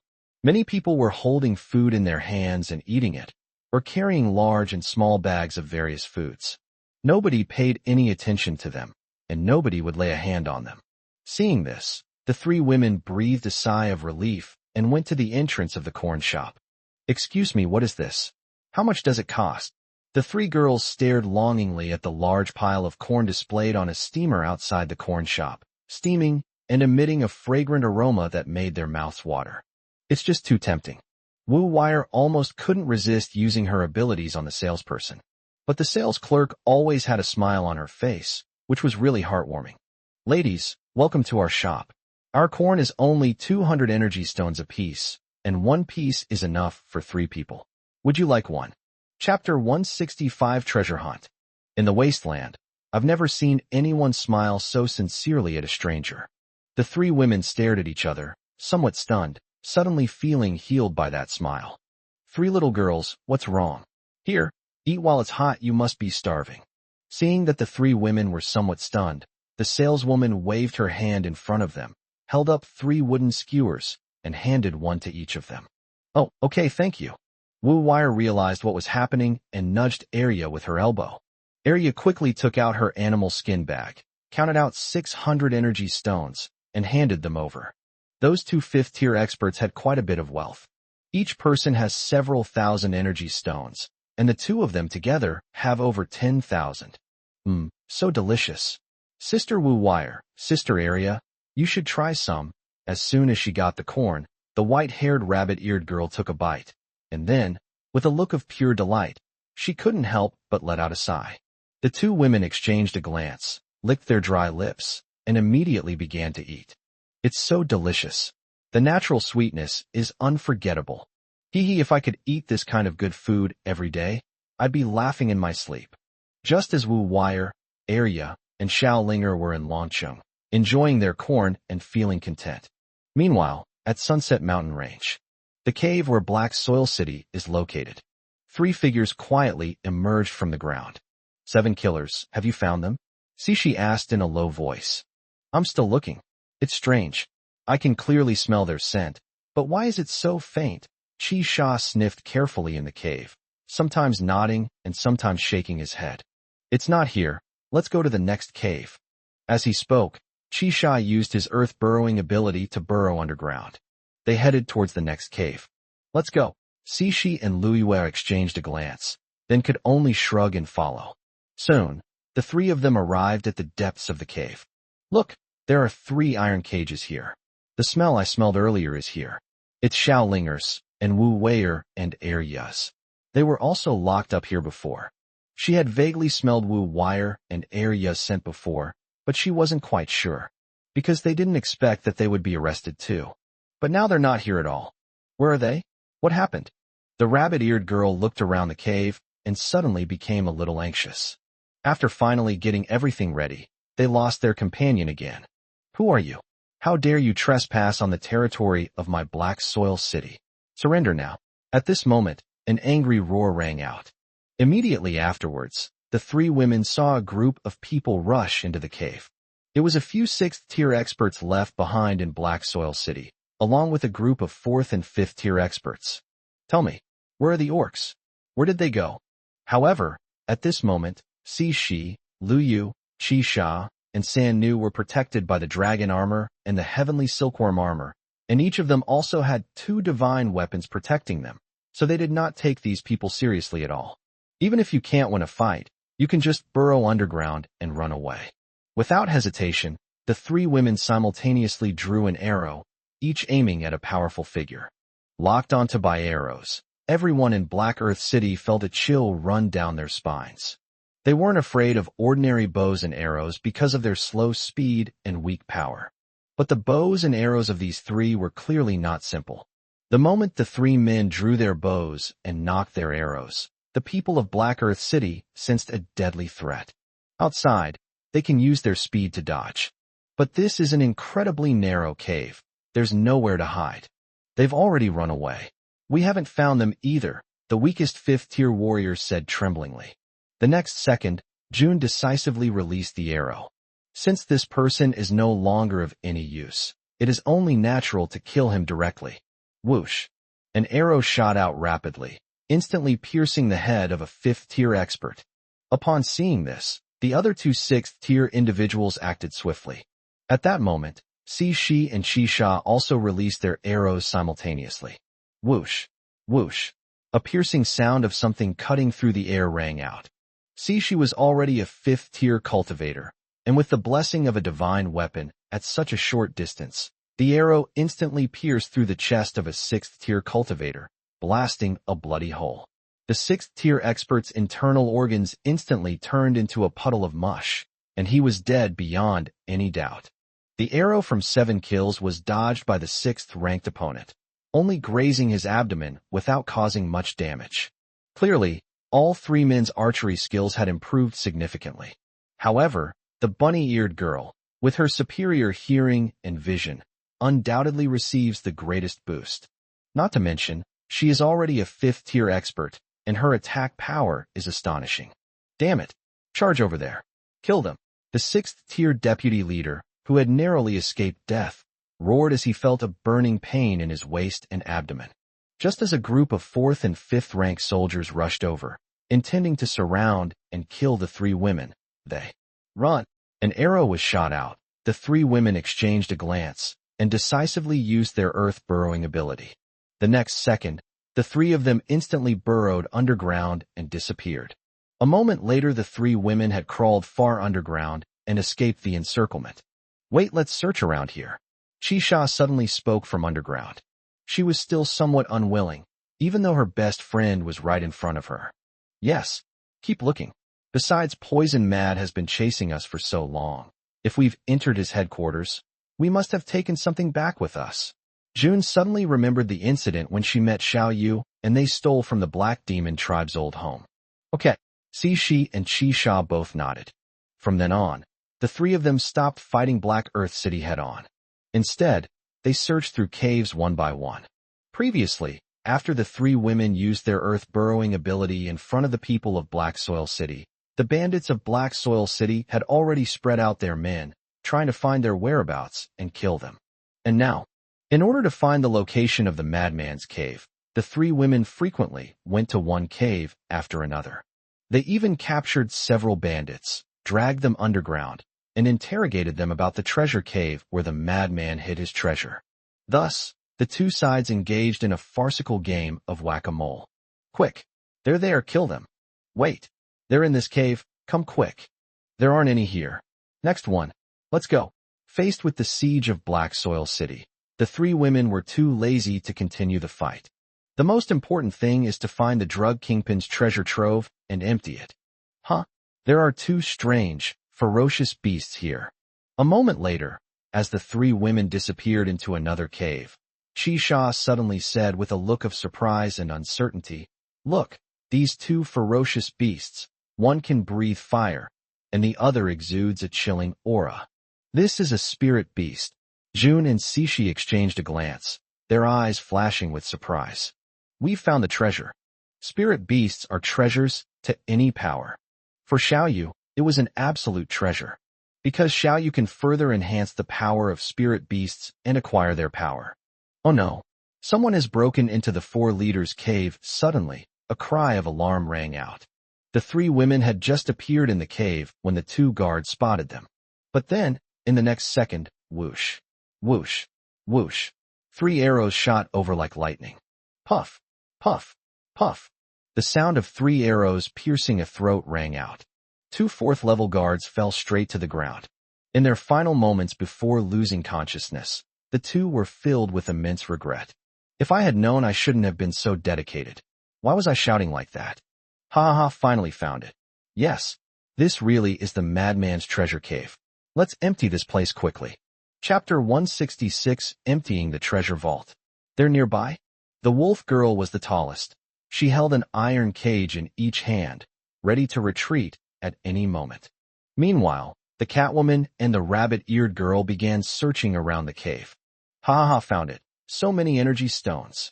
The Catwoman's fingertips sprouted sharp claws, and with one claw, she tore open a leather bag, revealing colorful, crystal-clear energy stones inside. At a glance, it amounts to at least several 100,000. What a huge haul. This madman is really rich. Let's see if there's anything else good. The wolf girl and the rabbit-eared girl were also very excited to see so many energy stones. I searched around again. The 2 deputy leaders are right here. At that moment, another loud shout rang out. A small team from Black Earth City rushed over and quickly blocked the cave. They knew exactly how much the 4 leaders valued the 2 spirit beasts they had obtained. We absolutely cannot let the other party take it away. There's nothing good here anymore. Let's hurry up and leave. Hearing the commotion outside, the 3 women made their decision without hesitation. Having received these good things is enough. Now we must return to Dragon City immediately and hand the treasure over to Xiao Yu. Walk. The 3 women immediately used their ability to burrow underground. The wolf girl carried an iron cage in each hand, but that didn't prevent her from using her ability to burrow underground. Because once the dragon armor's ability to burrow underground is activated, it condenses a thin film around the body. With this film, not only can the person breathe underground and in rocks, but they also won't get dirty from the soil. Moreover, this thin film can also cover 2 cages. However, the larger the coverage area of this thin film, the stronger its power. The greater the burden on the user. Fortunately, the 3 women only traveled 1 or 2 kilometers underground before emerging directly from the ground. Then it rushed towards the Earth Dragon Turtle. The Earth Dragon Turtle was very close to the Sunset Mountains. It arrived in the blink of an eye. Few were finally here. After rushing into the Rising Stone House, the 3 women all breathed a sigh of relief. It's Xinglan on duty. Quick, take us upstairs right away.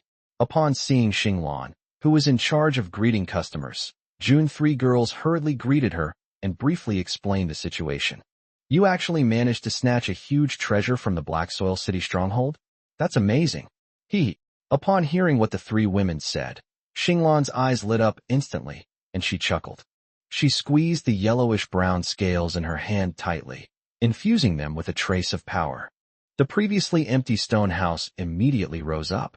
Meanwhile, the bandits of Black Earth City had searched the cave inside and out, but still could not find any trace of the 3 women. As a result, the 3 women rushed into the Rising Stone House leading to Dragon City. These idiots think they'll be safe once they get to Dragon City? Let's chase after them. A group of bandits from Black Earth City rushed over frantically, wanting to capture the 3 women and tear them to pieces. If they didn't snatch back those 2 spirit beasts, they couldn't even imagine what Poison Mad would do to them. But just as the group rushed to the stone house, they saw the 3 women. Before they could even rush inside, the stone house closed its doors and ascended directly. What's going on? Weren't they supposed to be picking someone up? They just came down and left. The 6th-tier deputy leader was completely bewildered. Deputy Chief, these 3 are equipped with divine weapons. Only Dragon City has the strength and resources to support them. Moreover, Dragon City is now completely disregarding the rules and directly protecting them, a subordinate said with a grim expression. Huh, what a Dragon City. The deputy leader's pupils contracted, and he sneered. Previously, Xinglan would wait half an hour each time until enough customers came up before returning. Now we're not waiting for them, we're going straight up. Even a fool could see that. Let's go back and gather our men. We'll figure something out when the 4 leaders return. Meanwhile, inside the stone house, June 3rd girl was laughing loudly, constantly mocking him. Ha ha ha, these people look like dogs in their fury. The three women put down 2 iron cages and saw the Black Soil City crowd chasing after them through the window. Seeing these people looking up at the stone house rising up, yet helpless, they couldn't help but feel extremely relieved. Previously they felt this same sense of powerlessness when facing Black Soil City. Completely crushed and powerless to resist, they were hunted down to the point of despair. Now with Dragon City's protection, Black Soil City could only watch helplessly as they swaggered away. Strange, why do I smell Wu Wire and the others? At this moment, the wolf girl Chi Sha, who had calmed down, suddenly sniffed around the rising stone house. She felt that this place had a familiar taste. Could it be that Wu Wire and the others came to Dragon City after escaping? How could that be? They've been hurt by humans and will only stay away from people, Catwoman said firmly. Humans have only brought them harm. Wu Wire and the others had no desire to interact with people anymore. Of course, except for Dragon City. Yes, there are so many people in launching now, they'll just keep their distance. The rabbit-eared girl also spoke with certainty, stroking her chin as she came up with a reason for the wolf girl. In my opinion, the smell here is very likely from the people of Black Earth City. That makes sense. The wolf girl thought about it carefully and nodded. There were so many people coming and going in this stone house, and so many smells, that the smells she detected weren't very accurate. Moreover, if Wu Wire and the others stay here for too short a time, it will be difficult for her to tell. We've arrived. Sister June, you should take the things to your brother first. As they were talking, Xinglan reminded them as the rising stone house came to a smooth stop. Let's go right now. Hurry up and stop smelling it. Okay, I know, stop pulling. Her werewolf instincts told the werewolf girl that her companions were very close, and she wanted to look around some more. As a result, the Catwoman and the rabbit-eared girl wanted to take credit from Xiao Yu, so they dragged her away.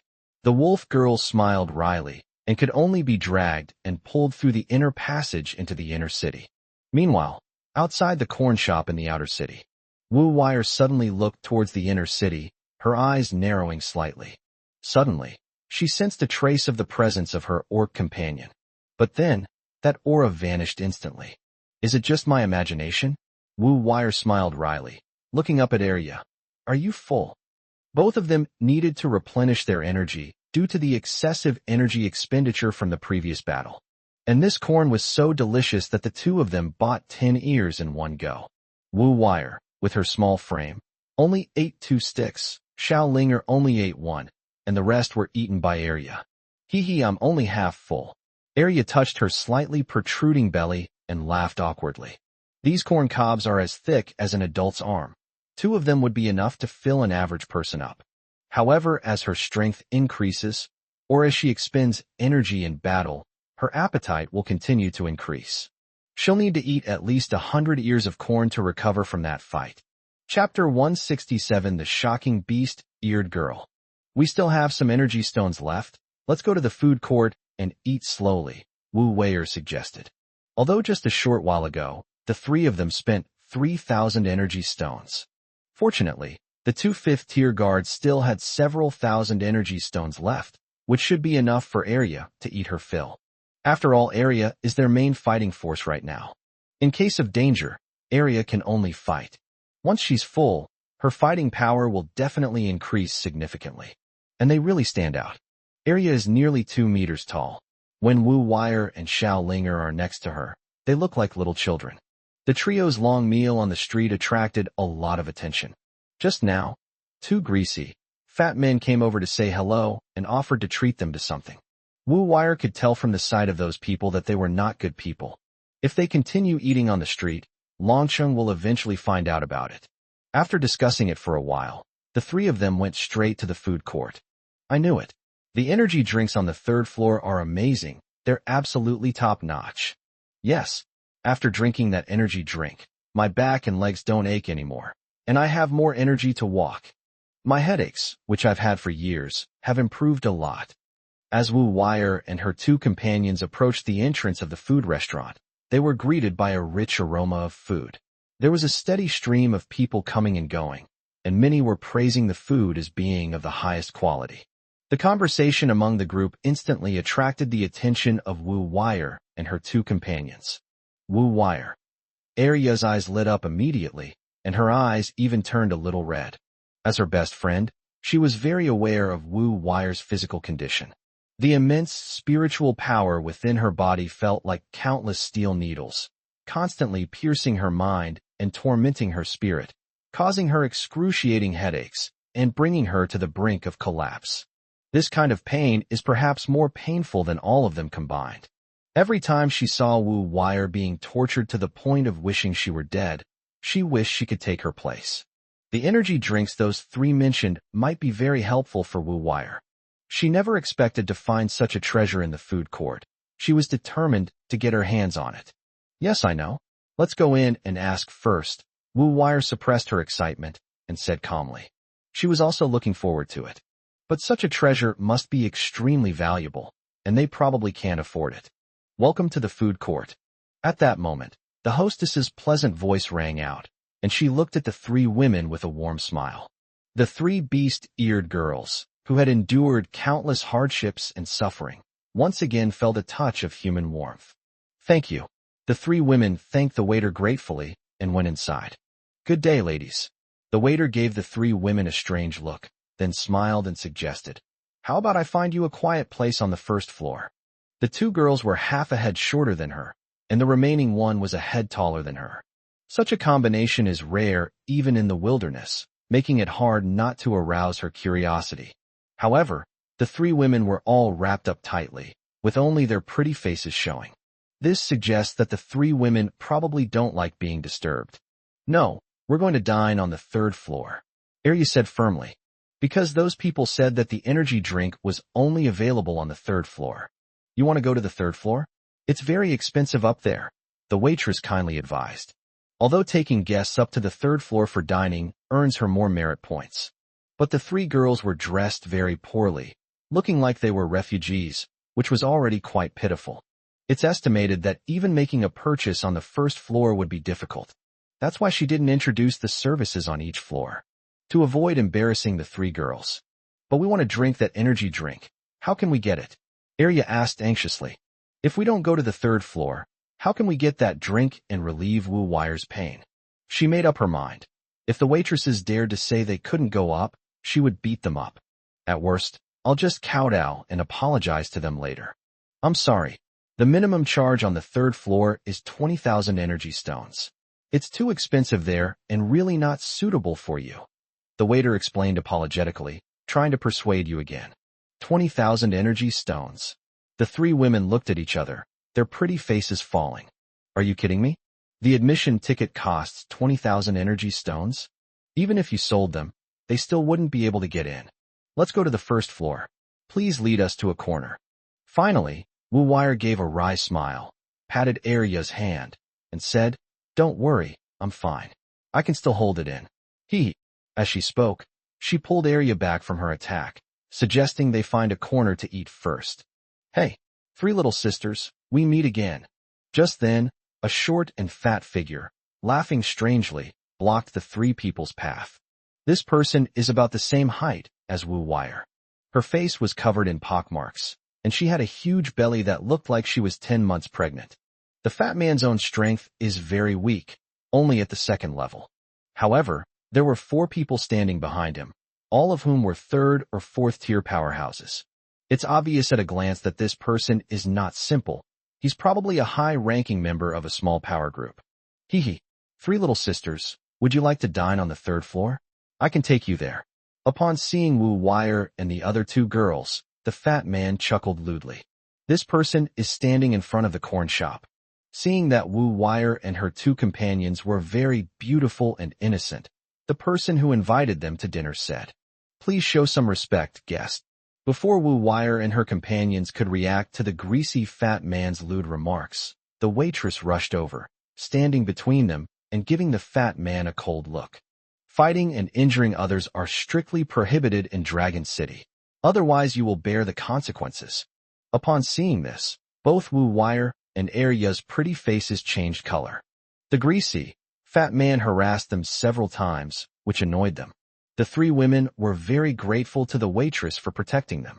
However, he felt that the fat man had 4 3rd or 4th tier guards, and that his obstruction was simply courting death. Wu Wire and Arya exchanged a glance and decided to step in to save the waiter. But the next second something unexpected happened. The fat man instantly dropped his lewd smile, replaced it with a warm one, and repeatedly bowed to the waitress, saying, "Miss Waitress, you've misunderstood. We're good people. We would never cause trouble in Dragon City. I've known these three young ladies for a long time. You can ask them if you don't believe me." As he spoke, he looked around in fear, then awkwardly smiled and waved to Wu Wire and the other two women. The waiter turned to look at Wu Wire and her two companions and smiled gently. "Is that so?" They were completely dumbfounded. "I don't understand it at all. Why was this fat guy so terrified by the waiter when he had so many bodyguards? Could this waiter be a hidden master? Why couldn't they see it at all?" Chapter 168. Read my eyes and do what I say. Wu Wire the freeloader. Wu Wire and the other two women naturally had no idea. Long before the greasy fat man, someone had already made a move in launching. The result was predictable. An arrow immediately flew from the surrounding walls. The expert with the strength of the 5th rank was instantly hit by the arrow and collapsed to the ground. Now that person has been unilaterally sentenced by Longqing to 5 years of labor reform in Longqing. You should know that man was the chief of a small tribe. It is still a vassal force under the Black Soil City. Black Soil City negotiated with Dragon City in order to rescue the chief of the small tribe. As a result, Longqing completely ignored high-touching. Fatty dared not provoke such a powerful and assertive city as Dragon City. We don't know each other." Upon hearing the waiter's question, Arya snorted coldly and was about to say that she didn't know him. However, Wu Wire spoke first. "Yes, we've known each other for a long time. It was all a misunderstanding." "Huh?" Arya and Xiao Linger were completely bewildered again. "Do you want to listen to what you're actually saying?" "Don't speak, read my eyes, and do as I say." Wu Wire winked at the two of them. Oh, the two girls obediently shut up. "Do you really know him? If he dares to threaten you, we in Longqing will protect you." The waiter looked the fat man and Wu Wire and the other girls up and down with a suspicious expression. She felt that the three girls were frail and looked pitiful, which aroused her protective instincts. She certainly couldn't protect these three girls from the outside world. But this is Dragon City, and the city lord will protect them all. "You've really misunderstood. We really do know each other," the fat man explained again, cold sweat dripping from his forehead. He was afraid that the three girls would say that he had made suggestive remarks to them. Then he'll be imprisoned in Dragon City for several years. "Yes, we know each other. Lead the way," Wu Wire immediately testified. As she spoke, she waved to the greasy fat man to lead the way to the restaurant on the 3rd floor. "Well, all right then." The waiter watched helplessly as the greasy, disgusting fat man led Wu Wire and the other two women up the stairs triumphantly, as if they were heading into a hellish abyss. Sigh. She shook her head and sighed, her pretty face full of regret. What a good child. He was so easily tempted by money. Wu Wire and her two companions were naturally unaware of the waiter's thoughts. A moment later, when he saw the three women enter the VIP room and their shocked expressions upon seeing everything in the luxurious room, a smug smile appeared on the greasy fat man's lips. "Three little sisters, what would you like to eat? It's on me." "Really? We're so hungry." Wu Wire's pretty face was full of innocent expression as she tapped her chin with her finger and said playfully, "Order whatever you like." Seeing that the three girls looked so easy to fool, the fat man immediately patted his chest and assured them, "In that case, we won't stand on ceremony. Corn and meat soup, corn patties, scrambled eggs with tomatoes, tomato and meat soup, honey cabbage, boiled eggs. In short, give us 3 of everything on this menu." Greasy fat man. Can I take back what I just said? Consuming all of these things would probably cost over 30,000 energy stones. He was very reluctant, but thinking of the three women's beauty, he gritted his teeth and agreed. After all, if the three women had said he had flirted with them, that would have been troublesome. Now she's followed me up to the 3rd floor on her own initiative. It seems she's attracted by my wealth. Although it's a bit pricey, I can easily win them over once I treat them to a good meal. If the 3 girls still dare to refuse, I'll tell them they're just freeloading. Then let's see how Longqing will protect them. Hee hee. Thinking of this, the greasy fat man grinned wickedly and looked at Wu Wire and the other 2 women. But he found that Wu Wire was also looking at him, and a wicked smile seemed to have flashed across her lips as well. Was that just my imagination? The greasy fat man wondered, then shook his head. Impossible. They were just three silly, naive little girls who had never seen the world. Once you've eaten your own food, you're one of us. Guests, your drinks are here. At that moment, the waiter brought over several drinks. Upon seeing the energy drink, Wu Wire and the other two girls' eyes widened instantly. Is this the energy drink? Wu Wire, quickly try it and see the results. Just smelling the light green energy drink, the three women couldn't resist the urge to pick it up and drink it all in one gulp, because they felt that the energy drink would be good for them. However, neither Arya nor Xiao Linger made a move, but instead let Wu Wire try first. Okay. Wu Wire nodded gently, picked up her glass, and took a small sip. Wow, what an amazing drink. The moment she swallowed the fruit drink, she felt the excruciating, tearing pain in her head rapidly subsiding. She rubbed her throbbing head and exclaimed excitedly, "Ha, I feel like that raging mental energy has calmed down." Really? That's great. Upon hearing this, both women were extremely excited. You should try it too. It will be good for you as well. No, you drink it. There are 10 cups here. If you don't drink them, that fat guy will. Oh, okay. Let's hurry up and grab it first. It really worked. I used up a lot of energy just now, but I've recovered quite a bit. I feel the same way. Arya and Xiao Linger drank a cup one after the other, both of them very excited. Glug. The three of them quickly finished 10 drinks. I felt much more comfortable all over. The one who had the best effect was Wu Wire, because she drank 8 cups by herself. At this moment, her mental state has improved significantly, and even her severe headache has been greatly reduced. After all the luminous dew and mulberries in this energy drink, both have the effect of improving physical fitness. For orcs like Wu Wire, whose physique is relatively weak, the effect is quite obvious. With her physique strengthened, her condition naturally improved significantly. The fat guy was completely bewildered the whole time. I paid for this and I didn't even get a single drink. Is there no justice left? Is there no law left? Dragon City, what a wonderful place. Wu Wire smacked her lips and exclaimed. It boasts a refreshing and comfortable environment, a variety of delicious foods, and incredibly amazing energy drinks. The greasy, fat man was clearly not someone to be trifled with, yet he was quite frightened by a junior waiter at the restaurant. This shows that Dragon City is definitely not simple. Yes, I wish I could stay here a little longer, Arya remarked. Unfortunately, they can only lay low here for now. Once Black Earth City stops chasing them, or Dragon City leaves the trade fair, then that will be the time for them to leave. They are orcs, and once their identities are exposed, they will be hunted down by countless humans. Chapter 169. Play a game with your uncle. Smell, it smells so good. Before the three could finish their exclamation, they suddenly smelled a rich aroma, including sweet and soft corn, refreshing and sweet tomatoes, cabbage, honey, and more. In short, the waiters have started serving the dishes, bringing out all sorts of food. Soon there wasn't enough room on one table, so the rest were placed on the small table next to it. Each dish comes in 4 portions. Wu Wire, thank you. Looking at the hundreds of dishes, Arya swallowed hard and said. She knew that Wu Wire ordered so many dishes for her. Since that's the case, she won't stand on ceremony. After all, they don't have to pay. Without further ado, Arya began to wolf down her food, devouring it in a whirlwind. Wu Wire and Xiao Linger had been starving for years and had started eating like crazy. The corn I ate outside was delicious, but it was noticeably inferior to what I had at the food court, especially the 3rd floor, which truly lived up to its reputation as the VIP private room.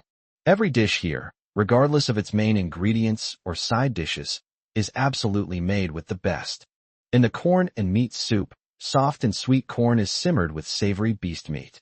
It boasts a multi-layered taste with its delicate fragrance, sweetness, and soft, chewy texture, and is also rich in vital energy.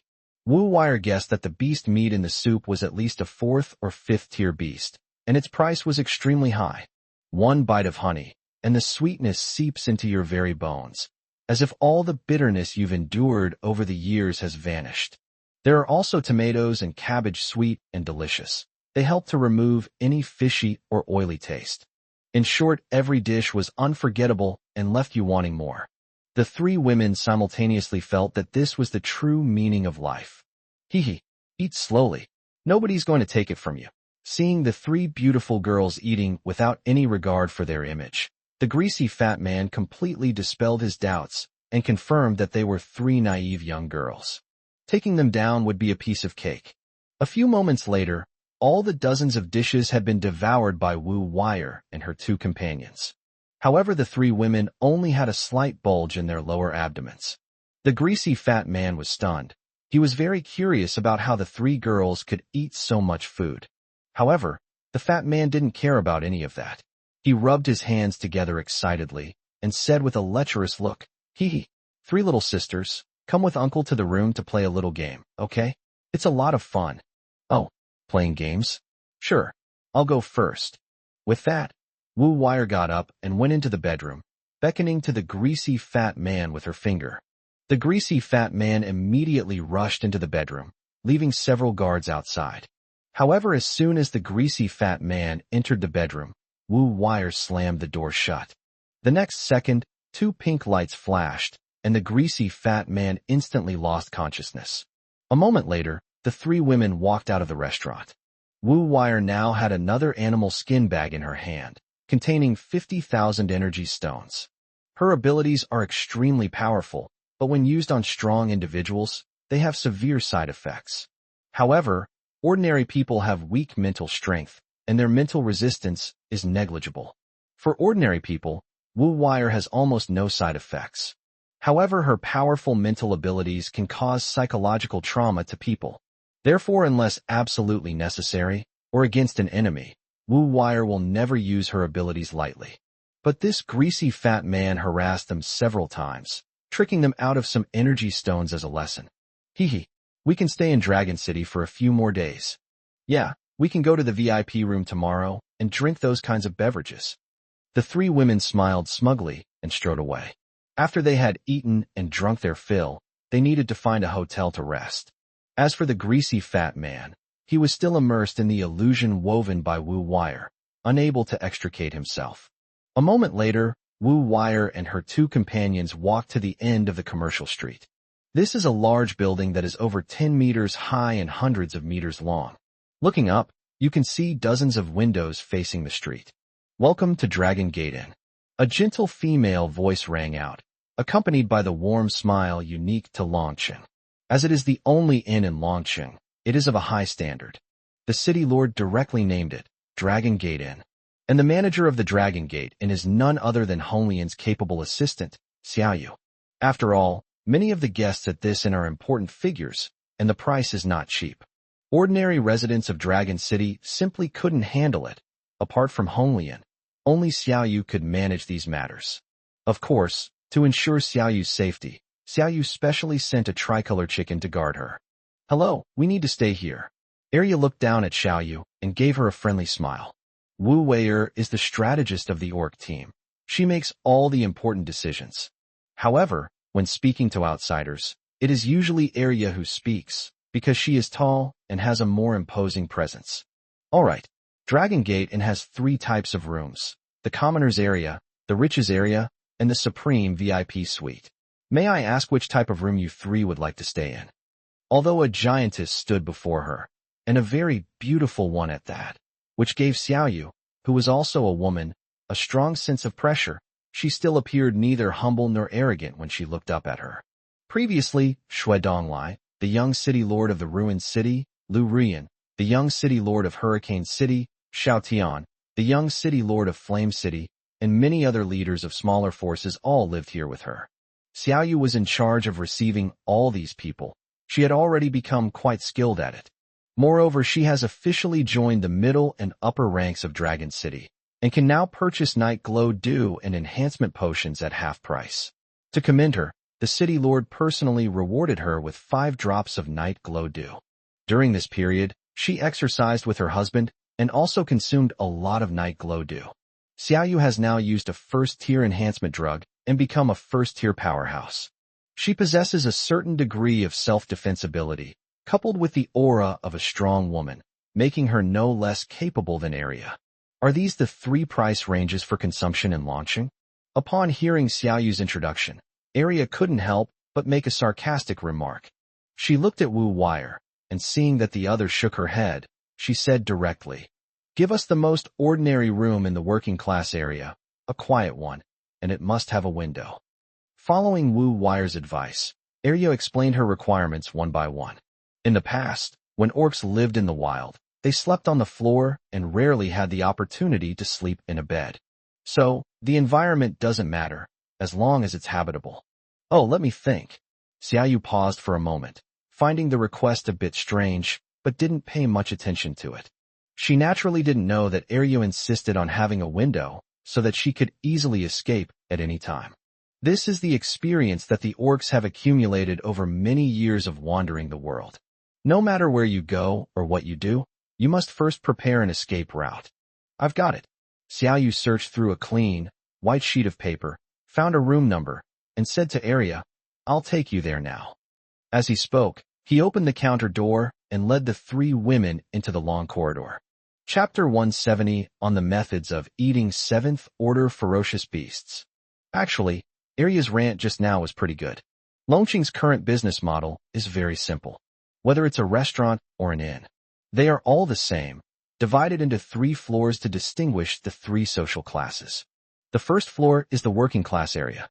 It has the most rooms, is the most crowded, and is also the cheapest. 100-200 energy stones per room. The second floor is the affluent area. It is relatively spacious, but also relatively expensive. 500-1000 energy stones per room. The third floor is the VIP suite. There are very few rooms available, costing 5,000-10,000 energy stones per room. Currently, only Shui Donglai, Lu Rian, and Xiao Tian are staying in the VIP suite on the 3rd floor. A moment later, the room was ready. It was a very ordinary room with 2 beds. 100 energy stones per night. For the 3 women who now hold a huge sum of 50,000 energy stones, it's nothing. As expected of Dragon City, you can take a bath with water and flush the toilet. But the commoners area is nothing compared to the VIP area. The room conditions here are far inferior to those on the 3rd floor of the gourmet building. After taking a comfortable bath, Wu Wire rolled around in her animal skin blanket, spread out in a starfish shape, and muttered some complaints. There's so much water here that you can't drink it all, and you can even take a bath with it. And they can even use precious water to flush the toilet.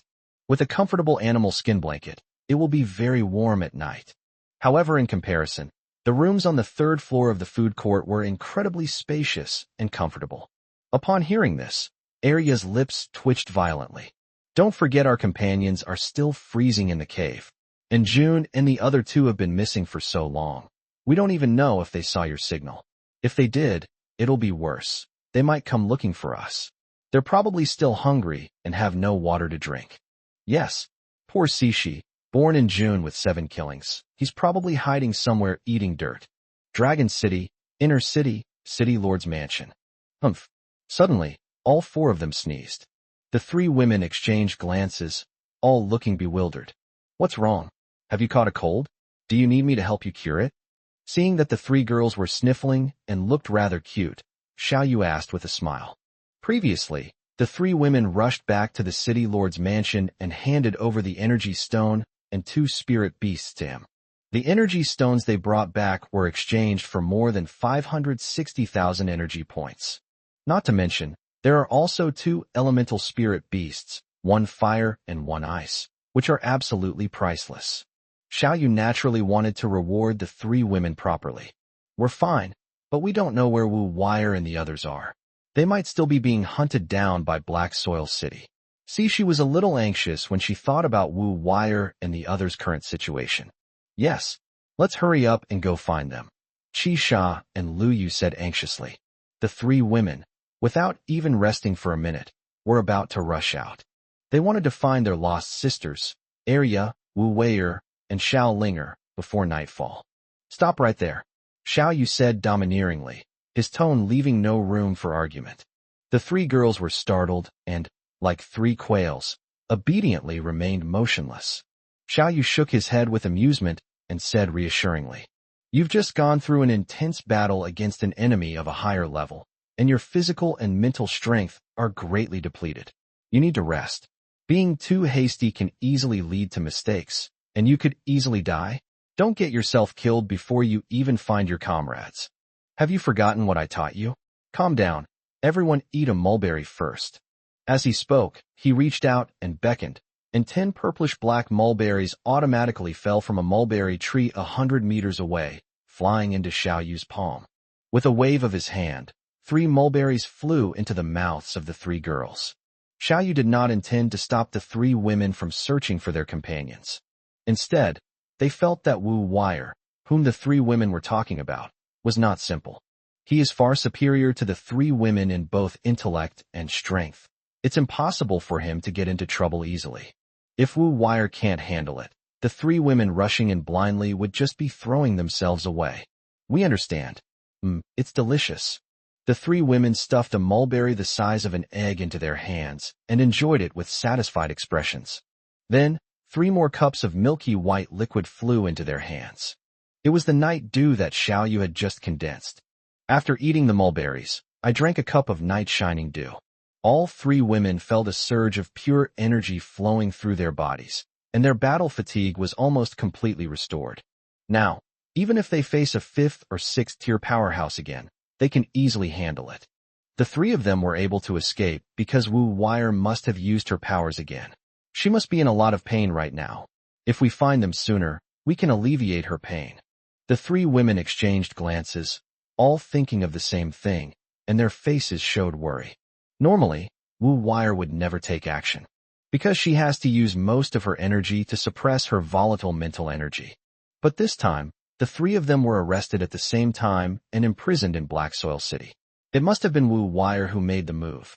Given the other person's frail physical condition, one can only imagine how much pain they are in right now.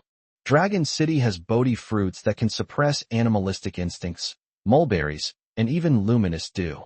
In short, as long as Wu Wire can join Longsheng, it can not only relieve pain, but also completely solve the problem and take control of that powerful force. Sister Cixi, Sister Luiyue, Sister Qixia, dinner is ready. Please have some first. At this moment, Xinglan, who had just returned from get-off work, had already prepared the meal and called the 3 women to eat. Wow, it smells so good. The 3 women subconsciously licked the corners of their mouths. They both smelled it at the same time, a deadly fragrance. This tastes like pan-fried steak. The 7th tier bull that Xiao Yu killed earlier was enormous, weighing tens of thousands of kilograms. The main source of meat for the city lord's mansion now is that wild bull. Eating level 7 barbarian beef every day will rapidly strengthen everyone's physique. The blood of 7th tier ferocious beasts can also be used to make medicinal baths and create high-level enhancement drugs. Moreover, in order to enjoy this cow properly, Xiao Yu invented all sorts of tableware and cooking methods. For example, today's main dishes are 2 exquisite delicacies, tomato fried steak and pissing beef balls. Go on. You can only help your companions after you've eaten your fill. I'll evolve your mounts first so you can ride them to find your companions. And, Xiao Yu said with a gentle smile, raising an eyebrow, don't you want to see the 2 spirit beasts you brought back evolve with your own eyes? Good. The 3 women's eyes lit up, and they immediately nodded. A moment later, at the dining table. If you ask me, this 7th tier ferocious beast meat is still better when pan-fried as steak. The pissing beef balls are definitely the best. The 3 women happily ate their steaks and beef balls, talking about their favorite way of eating them. Immediately, I felt a surge of pure blood and qi flowed through his entire body. His whole body was filled with explosive power. Chapter 171 Ice Fox. Eating this kind of 7th tier beef every day, I reckon my physical strength will eventually surpass that monster areas. The 3 women exchanged a smile, all a little carried away with their pride. However, that's not entirely untrue. They had only eaten the meat of 7th tier ferocious beasts for a few days, and their physical bodies had become noticeably stronger. Not only that, everyone's strength increased by several hundred kilograms, and their physique became much stronger. If he were to devour this entire 7th tier ferocious beast, he might very well reach the level of Arya. Moreover, even if they had actually hunted down high-level ferocious beasts in the past, they could only roast them and eat them, which tasted very ordinary. But when he's with Xiao Yu, he always comes up with all sorts of delicious ways to eat. At this moment, the three women wiped their mouths contentedly and looked at Xiao Yu expectantly. They waited for him to tame the two spirit beasts, ice and fire. Now that we've finished eating, let's begin. Xiao Yu wiped the grease from the corner of his mouth and smiled gently. They simply had little Shii create a clone to clean up the mess after the meal. He then led the women to the courtyard. System, evolve this ice-type spirit beast. That ice attribute spirit beast looked like a small fox, about the size of a kitten. He was clearly weak because he had been imprisoned for too long and had been hungry for a long time. Seeing Xiao Yu approach, its cunning eyes were full of vigilance, and it immediately released a chilling aura. However, the chill disappeared without a trace as soon as it approached Xiao Yu. Ding! Successfully tamed the ice fox, consuming 1 taming point. Ding! Copying Ice Fox's Talon Ice Power. Fusion in progress. Fusion complete. As soon as the system notification sounded, the Ice Fox instantly became docile. It no longer wanted to freeze Xiao Yu, but instead stuck out its pink tongue and licked Xiao Yu's hand, its face full of flattery and obedience. Xiao Yu also instantly felt something new within his body. He had gained a new ability. With a thought, a hexagonal ice crystal appeared at his fingertips. Not bad. Xiao Yu felt a slight surprise after experiencing it. He now possesses the power to control the ice element. System, directly evolve the Ice Fox to Tier 6. Ding! 111,110 energy points consumed. Ice Fox advances to Tier 6. The system notification tone ended. A surge of icy blue energy appeared out of nowhere and enveloped the little fox. Oh whoa! The little ice fox roared to the sky. The next second, its small body began to expand rapidly. Originally the size of a kitten, it grew to the size of a tiger in the blink of an eye. And this is just the beginning. Soon, it grew to be 5 or 6 meters tall and nearly 10 meters long. Wow, it's so pretty and cute. At this moment, the ice fox's body seemed to have transformed into an ice sculpture. Like crystal glass, it is translucent, and you can vaguely see the sky blue ice attribute power flowing in the blood vessels inside its body. In short, it is extremely beautiful and cool. What's most unique is that it originally only had 1 tail. But now 5 more tails have grown, making a total of 6 tails. The girls watching nearby all had their eyes light up when they saw it. They liked it very much. However, none of the women dared to approach. The reason was that the aura emanating from the ice fox was becoming increasingly icy, and ice spikes had formed within a radius of more than 10 meters, with sharp ice thorns growing on the ground, each one filled with a deadly aura. Not to mention, none of the girls dared to get close. Even the other pets, which were also at the same level 6, retreated more than 10 meters away. After all, they are both 6th order. Most of them are of impure blood, while this ice fox is a spirit beast born with the power of ice. Their bloodline is extremely noble. Among beasts of the same level, its strength absolutely crushes most ferocious beasts. Fortunately, Xiao Yu had anticipated this and brought the ice fox to an open area. This place is more than 100 meters away from the plantation of the city lord's mansion. Otherwise, all the plants in the plantation would have frozen to death instantly. Can you control your size and aura? Xiao Yu looked up at the giant ice fox. He had a feeling that the ice fox was different from other pets. Master. A soft, sweet voice rang in Xiao Yu's mind. The ice fox seemed to be quite intelligent, as it could communicate with Xiao Yu telepathically.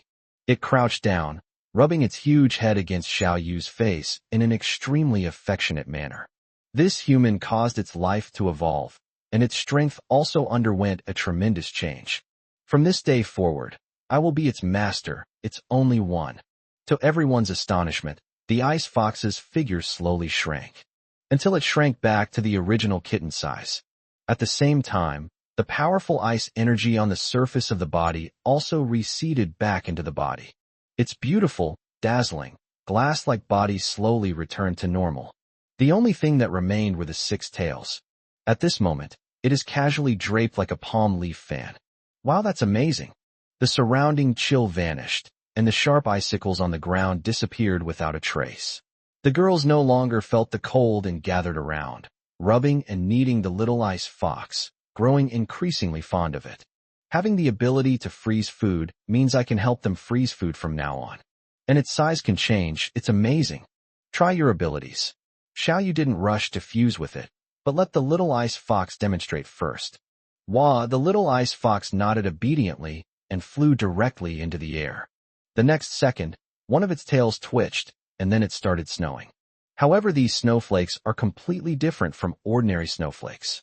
Where the snowflakes passed, sharp ice spikes grew, and the surrounding temperature dropped sharply to below zero. The lower the surrounding temperature, the stronger the ice fox will undoubtedly be. Then, its tails moved again, displaying different abilities. For example, when the ice fox opens its mouth, it can exhale a vast expanse of icy air. Wherever the cold air passed, it instantly turned into an ice storm. Those who are weak will be instantly frozen into ice sculptures by the ice storm. When a powerful person is attacked by an ice storm, their blood is frozen, and they are unable to exert their strength. Furthermore, countless ice spikes materialized out of thin air, their power comparable to a group attack from a 6th-tier phoenix-tailed chicken. The 6 tails represent the 6 ice attribute abilities that the ice fox possesses. In short, this is the current strength of the 6th-tier ice fox. Among all of Xiao Yu's pets, he is definitely in the top tier. Very good. He was very satisfied with Ice Fox's performance. System, copy Ice Fox's talents. Ding. Copying Ice Fox's talent mastery of ice power. Fusion in progress. Fusion complete. Oh, what a wonderful feeling. During the fusion process, even though he was only at the 6th rank, Xiao Yu still felt a significant improvement. And he also understood why the Ice Fox's body could change size. Xiao Yu felt that he could do a lot of things now. Because the Ice Fox is an elemental spirit beast, and once its strength reaches the 6th rank, it can transform into an element. In other words, as long as its ice attribute remains. Even if its body is cut in two, the Ice Fox can regenerate. Chapter 172, Fire Qilin. Now, Xiao Yu has perfectly replicated the Ice Fox's talent and can also elementalize. As long as the soul controlling the ice element remains, it can be restored almost quickly. In this way, his strength and ability to survive have undoubtedly increased more than tenfold. As for the various abilities to manipulate ice elements, things like wind, snow, and avalanches are nothing to worry about. The Ice Fox is very powerful. We must make good use of it. As Xiao Yu pondered this, he waved his hand, and an iron cage flew over from 100 meters away. It was another cage used to imprison fire attribute spirit beasts. Ding. 1 taming point consumed. Fire Spirit Hound successfully tamed. Ding. Copying the Fire Spirit Hound talent flame. Fusion in progress. Fusion complete. System, directly evolve the Fire Spirit Hound to Tier 6. Ding. Consuming 111,110 energy points. The Fire Spirit Hound has advanced to Tier 6. The Fire Spirit Hound has evolved into a Fire Qilin. New talent gained. Qilin True Fire. Ding. Copying the Fire Kirin's new talent True Fire of the Kirin. Fusion in progress. Fusion complete. The system notification tone ended. The Fire Spirit Hound, originally only slightly larger than the Ice Fox, rapidly grew to 10 or even 100 times its original size. 2 dragon horns slowly grew from the top of its head, and fiery red, ferocious scales grew all over its body. Similar to the little Ice Fox, this Fire Spirit dog is born with the ability to control fire. After Xiao Yu copied the Fire Spirit Hound's talent, he naturally also gained the ability to control fire. After experiencing it for a while, he was pleasantly surprised. This feeling is truly indescribable. The current Fire Qilin is more than a meter taller than the Ice Fox in its normal state, and its aura is significantly stronger. After all, in terms of sheer power, fire has always been superior to ice. Now, the Fire Spirit Dog has evolved into the Fire Qilin. In addition to controlling normal flames, such as attacks like fireballs and firewalls similar to those used by mages, it has also acquired a black flame, the Qilin True Fire. Xiao Yu retrieved a piece of meteorite iron from outer space and let the Fire Qilin try it out. As a result, the Fire Qilin easily melted it and burned away all the impurities inside. In other words, even without being hammered, This piece of meteorite iron is already a top-grade material after being burned by the fire Qilin. Its power to easily burn away all the impurities in meteorite iron is unimaginable and terrifying. According to Xiao Yu's estimation, a 5th or 6th tier expert would instantly turn into nothingness upon encountering the fire Qilin. Moreover, just thinking about riding a fire unicorn that's 6 or 7 meters tall and 10 meters long is incredibly cool. Great. From now on, you two, one ice and one fire, will be the guardian beasts of my dragon city. Also, Little Ice, help me build a few large ice houses to store food. Little Fire, help me smelt iron first. Xiao Yu reached out and petted the two pets, smiling as he spoke. Dragon City has developed too fast recently, and now there's a bit too much food left over. Now that we have Ice Fox, we can build a few large ice storage facilities and store food for a long time. The responsibility of guarding the ice cellar naturally falls to the Ice Fox. After all, no other person or pet can withstand the extreme low temperature of the Ice Fox. Like the Ice Fox, the Fire Kirin, possessing powerful fire elemental abilities, can also change size. Of course, for the two pets to unleash their full power, they still need to use their normal size. When not fighting, it can shrink its size and stay in Xiao Yu's City Lord's mansion. The Fire Qilin's powerful fire control ability is perfect for Xiao Yu to temper steel and forge divine weapons. With just a few words, Xiao Yu made arrangements for the two divine beasts. 4 joys, June 7 kills, bring your pets and mounts over. After evolving the Ice Fox and Fire Qilin, Xiao Yu looked at the 3 beast-eared girls and smiled. Since you want to find companions, I'll help your pet mounts evolve first. Okay, call them over right away. Upon hearing this, the 3 women exchanged glances, all secretly delighted. The previously evolved phoenix-tailed chickens were all responsible for guarding the outer city. The 3 of them mainly circled around the inner city, so Xiao Yu didn't rush to evolve his mount. If they evolve into 6th-tier phoenix-tailed chickens, they will be comparable to 7th-tier chickens. With the help of 3 6th-tier phoenix-tailed chickens, the chances of finding Wu Wire and the others are much greater. Whoosh! The 3 girls whistled, and 3 tricolor chickens flew over. Ding! Consumed 100,000 energy points. The 3-colored chicken bloodline has undergone a transformation, evolving into a Tier 6 phoenix-tailed chicken. Talent gained 100 feather flying knife. Ding! Copying the phoenix tail chicken talent 100 feather flying knife. Fusion in progress. Fusion complete. Ding! Consumed 100,000 energy points. The 3-colored chicken bloodline has undergone a transformation, evolving into a Tier 6 phoenix-tailed chicken. Talent gained 100 feather flying knife. Ding! Copying the phoenix tail chicken talent 100 feather flying knife. Fusion in progress. Fusion complete. Several consecutive beeping sounds rang out.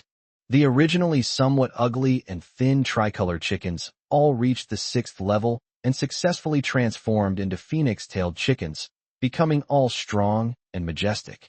The colorful phoenix tail at the end looked dazzling and extremely radiant. Screech! X3. 3 excited shouts rang out. Go and come back quickly. Xiao Yu smiled and waved, signaling the 3 women to hurry back. Okay, we'll definitely be back as soon as possible. Sunset Mountains, inside the Black Soil City Cave. Damn it! Damn it! Damn it! A series of angry roars and howls rang out. After the 4 leaders, Poison Madman and the great leader Poison Scorpion, went to Dragon City. Originally, I wanted to gather enough information to go to Dragon City that night and seize the Night Shining Tree. However, after searching around, they only managed to gather very little information. Because there's practically no useful information in the outer city. However, there was absolutely no way to enter the inner city. The 2 had no choice but to return to Sunset Mountain Range for the time being, deciding to go to Dragon City that night to find out more. However, what the 4 leaders, Poison Madman, didn't expect was, it had just returned to its den when it saw a complete mess. The blankets and bundles had all been torn to shreds by sharp claws, as if it had been robbed. Well, it really had been robbed. The 3 orcs that he had painstakingly captured were rescued. His own cave was also looted by the 3 thieves. His entire fortune of hundreds of thousands of energy stones was stolen. Most importantly, these are 2 spirit beasts that I prepared to offer to the city lord, They are priceless. Now it's been stolen too. Meanwhile, his own trusted subordinates, a 5th tier and a 6th tier, were both killed by an arrow. Many of the 4th and 5th level experts brought this time were killed or injured. A bunch of trash. Speak. Who did this? Poison Madman glared at the group of bandits with their heads down, his eyes practically spitting fire, wishing he could chop them all to pieces with a single blow. However, everyone kept their heads down and dared not reply. Big head, you tell me. Finally, Poison Madman's cold gaze fell on the 6th rank man, and he said in a cold voice, "What exactly happened?" "It's 3 female thieves. They entered Dragon City," the 6th rank man called Big Head said tremblingly. Next, he recounted everything that had happened before, in its entirety. Chapter 173, The Enraged Poison Madman. A great harvest in Dragon City. After hearing everything, Du Feng's pupils contracted, and his eyelids twitched uncontrollably. Go, find out if any of the other factions have had anything stolen. Du Feng thought of something and immediately sent someone out to investigate. He wanted to see the situation of the other factions. He would feel better if other factions were also stolen from. However, his subordinates returned quickly and reported the situation. The 3 female thieves only stole from Black Earth City. They didn't steal from any other forces. Great. What a wonderful Dragon City. Absolutely fantastic. First, they pretended to lure us away from our camp, and then they sent people to infiltrate. Not only did they release the orcs that I had painstakingly captured in Black Earth City, but they also stole so many of my treasures. You don't steal from any other factions, but you specifically target my Black Soil City. Is that it? This is an irreconcilable hatred. An irreconcilable hatred. At this moment, Du Feng hated Long Chung to the core. He felt that all of this was part of Longqing's plan. First, they lured all the powerful figures from Sunset Mountain Range to Dragon City, and then they stole Black Soil City's home. Now the trade fair has just begun, and he has already suffered heavy losses. This is an irreconcilable grudge. Immediately gather all troops and, after nightfall, launch a night raid on Dragon City. As the sun sets and darkness falls, the sky gradually darkens. Damn it! Why haven't we found it yet? 3 birds sped across the night sky, while 3 figures carefully searched the ground. They were none other than 6 joys, 6 months, and 7 kills, 3 beast-eared girls. In search of their best friend, they flew over 100 miles. However, they still couldn't find any trace of Wu Wire and the other 2 women. It's getting dark. Catwoman suddenly looked at the gradually darkening night sky and frowned. Tonight is the first day of the trade fair. Someone will definitely try to cause trouble. We have to go back and help him. Yes. So many people came today, especially from Black Earth City. At least 1,000 people entered launching today. Many of them weren't there to shop in the commercial street. They were there to gather information. It's obvious without even thinking that they're eyeing Dragon City's treasures. Although Xiao Yu is extremely powerful, just in case. The 3 women decided to return to Dragon City temporarily to help Xiao Yu. The matter of finding Wu Wire and the other 2 can only be dealt with slowly. As night slowly fell, the rising stone houses of Dragon City ceased operation. Afterwards, Hong Lian visited each shop on the commercial street to tally the day's revenue. A moment later, in the inner city, at the city lord's mansion. "Brother, are you busy?" Hong Lian asked, carrying a large pile of animal skin bags, which she placed on Xiao Yu's table. I saw that the other person was drawing and doodling on several sheets of paper, their fingers covered in black ink. Even his handsome face was covered in marks, making him look like a big, messy cat. "Brother, you've turned into a big cat." Hong Lian covered her mouth and laughed, reaching out to wipe Xiao Yu's face with her sleeve, gently removing the black ash. Xiao Yu smiled and did not resist, letting the girl wipe his face. He tossed aside the thick black charcoal pencil he was holding and laughed. These days, everyone uses charcoal pencils for writing. Not only do they get your hands really dirty, but they're also so inconvenient. I wanted to try and see if I could make a pencil. Oh, by the way, this is... As he spoke, he looked at the large pile of animal skin bags. Hong Lian exclaimed happily. "These are the energy stones we collected today? Brother, hurry up and check them. This day's income is more than 10 days' worth in Divine Weapon City." "Good. Seeing a large pile of energy stones, Xiao Yu was in a very good mood. With a flick of his hand, he exchanged all the energy stones. Ding! You have gained 414,879 energy points. Great! Another big sum of money, Xiao Yu said with satisfaction. Tell me, from which industries do these energy stones mainly come? Previously in Xinbing City, the highest daily sales were only a little over 60,000. Selling over 400,000 units a day is already incredibly impressive. However, Xiao Yu knew very well that this was nothing at all. I've already compiled the statistics, brother. Please take a look. As Honglian spoke, she handed over a form detailing all the shops on launching Commercial Street, including how much merchandise each shop sold that day, its profit, total revenue, and so on. Oh, so the restaurant has the highest revenue after all. Xiao Yu's mental strength is now terrifyingly strong. Although the form is densely packed with text, there are quite a few shops on it. However, he recognized it at just one glance. Surprisingly, the restaurant had the highest turnover. You should know that at this restaurant, you eat and leave on the same day. Besides these, there's also the Food Street and the Dragon Inn, both of which have very high revenue. I was just saying I'd put those vegetables in the freezer, but now we don't need to. Xiao Yu shook his head and smiled, looking at Hong Lian with approval. Excellent. You did a great job. He taught Hong Lian and Xiao Yu some methods he used in his previous life to clear out excess inventory in large warehouses, and the two of them did a really good job. Today is our opening day, so we're offering 20% off the normal price, and even items that have been stored for 4 or 5 days are only 30% off. Taking advantage of the good business today, the two have cleared out all their old stock. The warehouse currently stores fresh vegetables harvested within the last day or two. As long as the Food Street is doing this well every day, Longsheng will never have vegetables that need to be stored for too long. Unless absolutely necessary, it's best not to store vegetables in a freezer. Unfortunately, most of the people who came today ate and left without buying much. Or perhaps they felt the environment of Dragon City was so good that they stayed at the Dragon Gate Inn. The prices at Longmen are high, but still acceptable for high-level experts. After all, many services in Dragon City can't be bought outside even if you have money. For many, the Wasteland world is too harsh, and they are willing to indulge in a little luxury once in a while. Besides the Food Street, the water and weapons shops sell the most items. However, the two industries did not sell many goods, with a total value of only 150,000 energy stones.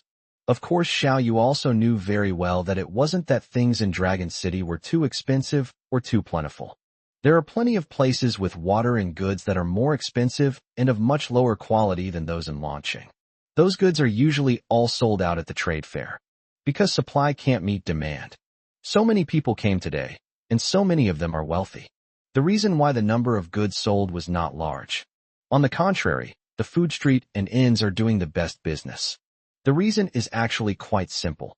The trade conference has just begun. I'll decide what to buy after I've browsed through all the shops at the trade fair. The sheer number of people who came today and spent so many energy stones at the Food Street can only mean that they really love Dragon City's food, and they'll definitely take all sorts of delicious food with them when they leave. But the trade fair had just started, and they hadn't decided what to buy yet. Brother, the food court and Dragon Gate Inn are doing so well because of your level strategy, Hong Lian explained, tapping her slender fingers lightly on the table. For example, in the food court, because the young city lord of the ruined city had dined on the 3rd floor, many people who weren't actually very wealthy also went to the 3rd floor to eat, just to save face. The same thing happened at the Dragon Gate Inn. Most people, upon learning the price, would choose the 1st floor. However, for the sake of face and to show off their status, even the poorest leaders all stayed on the 2nd floor. Hong Lian couldn't help but laugh as she spoke. She heard from Xiao Yu that Lu Ruyan originally planned to live on the 1st floor. However, Xue Donglai insisted on inviting her to stay on the 3rd floor. Then Xiao Tian was not convinced and insisted on spending 10,000 energy stones to live on the 3rd floor. In short, these people are obsessed with comparing themselves to others, spending tens or hundreds of thousands of energy stones on it. Chapter 174 Black Soil City Attacks. These energy stones are nothing. Wait 2 more days for the peak of the trade fair. Xiao Yu shook his head and smiled, then casually glanced through the list again, not taking it seriously. After all, he'll be auctioning off the divine weapon in 2 more days. At that time, it will definitely ignite the entire trade conference. However, these words are written too poorly. Xiao Yu flipped through the pages again and couldn't help but sigh. Except for the first page, which is well done, the rest of this table is very difficult to understand. Brother, you know most of them are illiterate, Hong Lian said with a wry smile. Commercial streets need to serve customers and make money, so they need too many salespeople and service staff. This only allows these illiterate people to fill the ranks. In fact, Hong Lian also knew that this was not a long-term solution. But there are very few literate people in launching now, so there's nothing she can do. Well, let the paper mill speed up paper production. I'll start literacy classes as soon as possible. Xiao Yu waved his hand, no longer dwelling on these things, and then looked at the charcoal pencil on the table. If we want to promote literacy, the issues of paper and writing pens need to be resolved as soon as possible. It's getting dark. The glow-in-the-dark trees are starting to glow. At this moment, Hong Lian looked into the courtyard and saw that the towering tree, whose treetop was hundreds of meters high and covered most of the Dragon City, was once again emitting a bright green light that made people feel extremely comfortable. However, Hong Lian's expression turned serious. Yes, it might be quite lively tonight. Let's prepare to welcome our guests, Xiao Yu said with a smile. Perfect timing. I just received over 400,000 energy stones. He directly evolved the remaining 3 tricolor chickens into 6th-tier phoenix-tailed chickens. Now, Dragon City's fighting strength has increased significantly once again. At this moment, beneath the feet of the giant earth dragon turtle, a group of men in black clung to the earth dragon turtle like ants. The leader, whose body was covered in black poison spots, was none other than the 4th leader of Black Soil City, Poison Madman. His palms turned pitch black, piercing directly into the rock wall as he rapidly climbed upwards. Beneath him, countless men in black were using their abilities to climb upwards at top speed. 4th leader, the glowing tree is starting to glow. At this moment, a visual mutant reminded them. Everyone, speed up.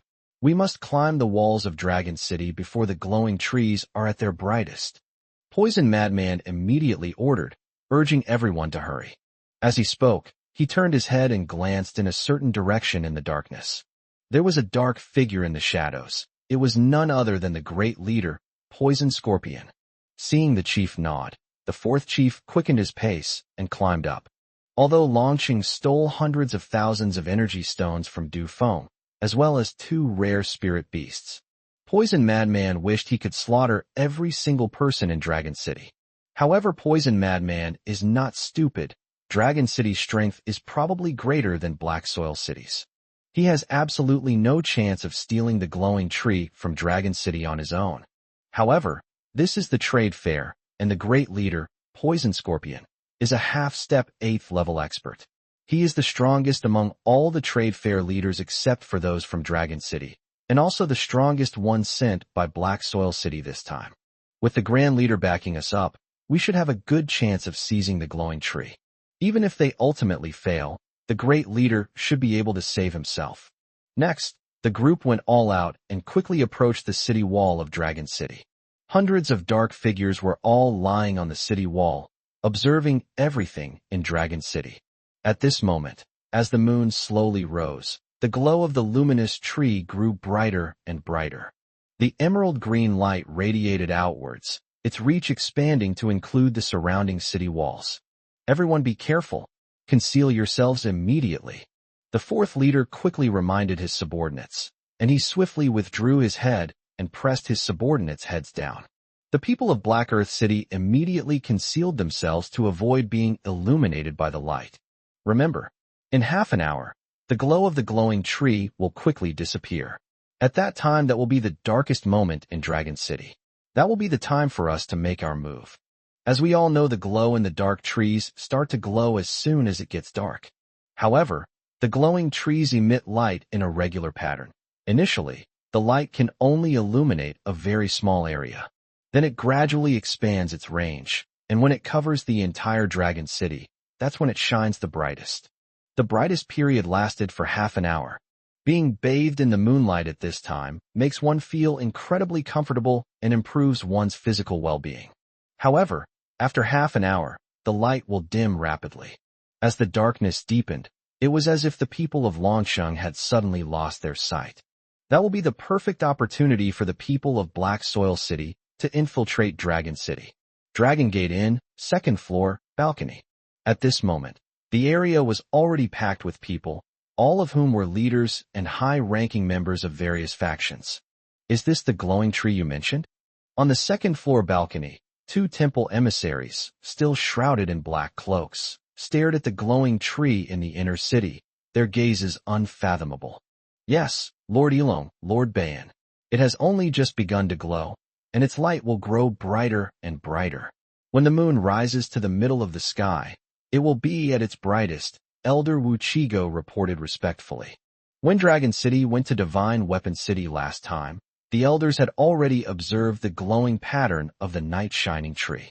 And this matter is no longer a secret. Many people know about it. But even the Grand Elder didn't expect this. As the glow of the luminous tree gradually spread, it almost enveloped the entire Dragon City.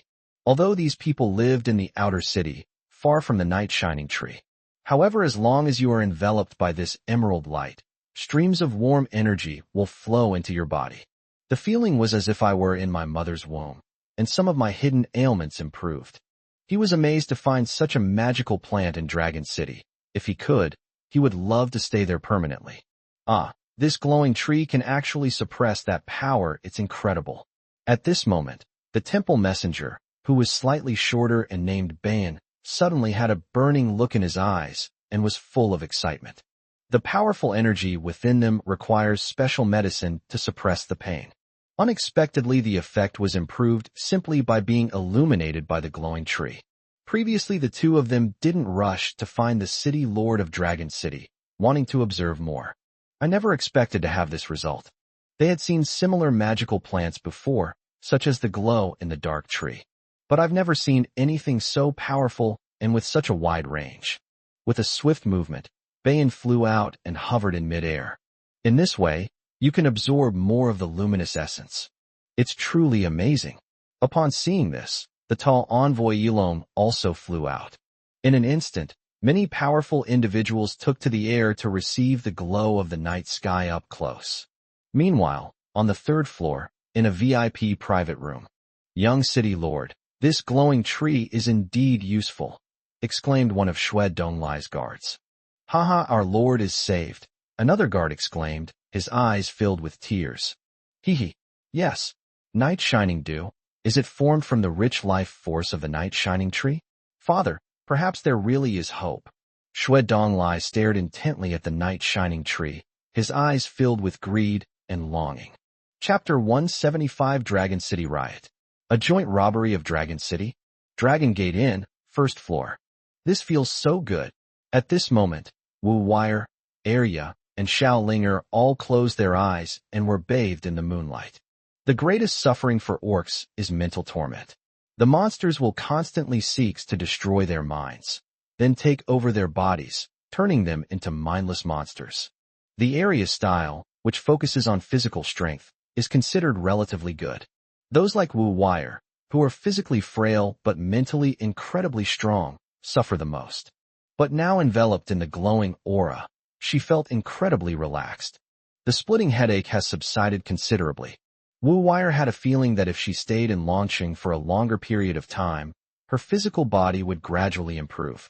As the physical body becomes stronger, one can gradually learn to control that spiritual power. Then it won't be that terrifying mental force tormenting her anymore. Instead, she completely integrated this power into herself, transforming it into her own strength. With a powerful physical body and mental strength that can sweep away opponents of the same level, she is absolutely invincible among those of the same level. Meanwhile, Lu Rian and Xiao Tian on the third floor, along with the outsiders living in Dragon City, were all enjoying the comfort and physical enhancement effects brought by the luminous field. Almost everyone had the same idea at the same time. If only I could stay in Dragon City forever. Inside the inner city, within the city lord's mansion. Lord City Lord, we're back. A clear and urgent voice rang out. Immediately afterwards, 3 figures jumped down from midair and came to Xiao Yu's side. Then, 3 giant birds with tails over a meter long descended. You're finally back. Did you find your companions? Xiao Yu asked with a smile. Not yet. We haven't found any trace of them at all, June said with a wry smile. It's okay. Not finding them at least means they're still alive. Xiao Yu stroked the Catwoman's drooping ears and comforted her. Now that so many people have gathered in Dragon City, I'll draw their portraits for you all so we can search together.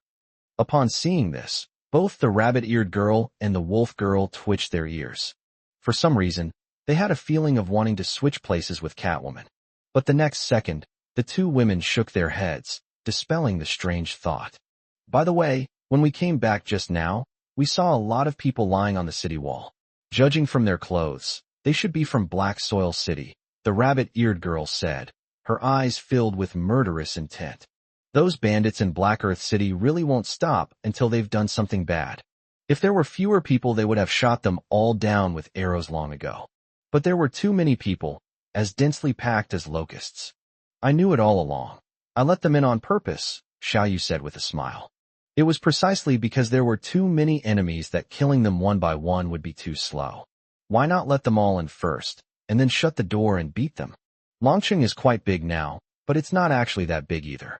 It is only 1 or 2,000 meters long and wide. Ever since he guessed that someone would break in tonight, Xiao Yu had started making preparations. A battle will break out later. Honglian and Xinglan will guard the city lord's mansion. Shi, Lu Yu, Qisha, you're in charge of sniping the enemy. Yes. Half an hour passed quickly. The glowing area began to slowly recede. Is it over? Almost at the same time, everyone opened their eyes, all with expressions of regret. If there were just a little more of this incredibly unique light of life, I might just break through to the next level. Outside the city walls, everyone in Black Soil City was highly focused. Everyone, wait for the signal, the 4 leaders whispered a reminder. Outer City, Longman Inn, 2nd floor balcony. Damn it, you old dog from the Luoxia tribe. You killed my brother. I'll fight you to the death. Help. Someone's trying to kill me. A middle-aged man suddenly drew his knife and seriously injured an elderly man. The 2 chased and fled until they reached the 1st floor. How dare you injure people in Dragon City? You've met your end. Soon, the forging soldiers patrolling the outer city's commercial street arrived quickly. At the same time, a giant bird with a wingspan of over 3 meters swooped down, instantly snatched the middle-aged man, flew straight out of Dragon City, and threw him off the cliff. All that was heard was a shrill scream, and everyone turned pale with fright. The middle-aged man from earlier, although a peak 4th-tier expert, still couldn't fly. Falling from a height of thousands of meters will absolutely result in being smashed to pieces. Hideaki Tojo, you stole my Pingu tribe's water source. I'll kill you. No. Help. Meanwhile, somewhere in the commercial street, the same thing was happening. Several figures chased each other, and 2 of them actually possessed the ability to control fire. They threw out several balls of flame, setting several shops ablaze, and instantly burning several people. In short, the situation in the outer city is becoming increasingly chaotic. The forging department only had 100 people responsible for guarding checkpoints, patrolling the streets, and watching over the city walls, among other things. With frequent chaos, a few dozen people with limited resources simply cannot cope. In response to these disturbances, the inner city has sent reinforcements. At that moment, the 4 leaders on the city wall saw this and immediately waved their hands. Attack! At Du Feng's command, hundreds of bandits jumped down from the 4 walls and quickly entered the inner city. At this moment, the glow of the glowing tree was still very bright, but it was shrinking rapidly. Ultimately, the emerald light could only envelop the entire city lord's mansion, becoming a guiding light for the people of Black Soil City. But what these people didn't notice was, in the darkness, countless blood-red vines, like tentacles, slowly twisted and writhed, gradually approaching them, seemingly weaving a giant net to devour them all. At the same time, one after another, enormous creatures slowly emerged from the darkness. Outer City, Dragon Gate Inn. Is it finally about to begin? Many high-level experts turned their attention to the inner city. They all noticed the changes happening in the inner city. At that moment, a figure appeared like lightning outside the balcony of the VIP suite on the 3rd floor. Great Chief of Black Soil City, Poison Scorpion, what are you doing here? Upon seeing the other party's attire, Xue Donglai frowned slightly, while 2 guards immediately shielded him in front of them, looking wary. Black Earth City has always been unscrupulous, disregarding even its own rules, which they find equally repulsive. Young City Lord Xue Donglai, I have long admired your name. I would like to discuss a deal with you. The newcomer was none other than the great leader of Black Soil City, Poison Scorpion. The scorpion mark on his neck and his powerful strength at the half-step 8th level made him stand out from the rest of the trade fair. Aside from Dragon City, he is the strongest among all the participants in the trade fair. At this moment, the scorpion hovered outside the balcony and said bluntly, I know that the young city lord wants Night Dew. If we cooperate and join forces to seize the Night Tree, we will have an inexhaustible supply of Night Dew. With the meticulous preparations of my Black Earth City and the support of the young city lord, we can definitely take it easily. Given high-touching style, it's impossible for them to share profits with others. However, when facing such a powerful and mysterious dragon city, any degree of caution is warranted. Oh, joining forces to seize the glowing tree? Sounds good. Chapter 176, The Crisis of the City of Ruins. A powerful counterattack. But I refuse. Greed flashed in Xue Donglai's eyes, but he instantly regained his composure and decisively shook his head. Why? Scorpion frowned slightly, sensing that something was amiss. His figure also began to slowly retreat. Huh? Why so many questions? Since you're here, don't leave. Xue Donglai sneered, and with a wave of his hand, 2 7th-level guards immediately blocked Poison Scorpion's path. You think these 2 can stop me? Besides, what benefits did the Dragon City Lord give you? Why are you helping them? Poison Scorpion couldn't understand. To conquer Dragon City, the fortress, Poison Scorpion made multiple preparations. Before coming to find Xue Dong, he went to the 2nd floor first. They successively found the elders of Flame City, Hurricane City, and Divine Weapon City, as well as the 2 temple envoys. In short, they searched for all the experts with 6th or 7th level strength, and used both threats and inducements. If we can win over a dozen or so 7th-tier experts from several factions, we could potentially destroy the entire Dragon City. To the chief's surprise, all of them refused. Xue Donglai, the young city lord of the ruined city, even stepped in to help Longqing hold him off. Oh! Suddenly, a scream rang out from the inner city. The chieftain's expression suddenly changed, realizing that something had gone wrong. He had to get there immediately and seize the glowing tree amidst the chaos.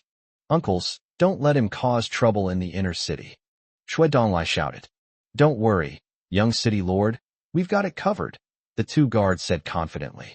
Seeing the 2 of them holding off the scorpion, Xue Dong looked towards the inner city with a helpless smile on his lips. Everyone assumed he came from the great city of ruins.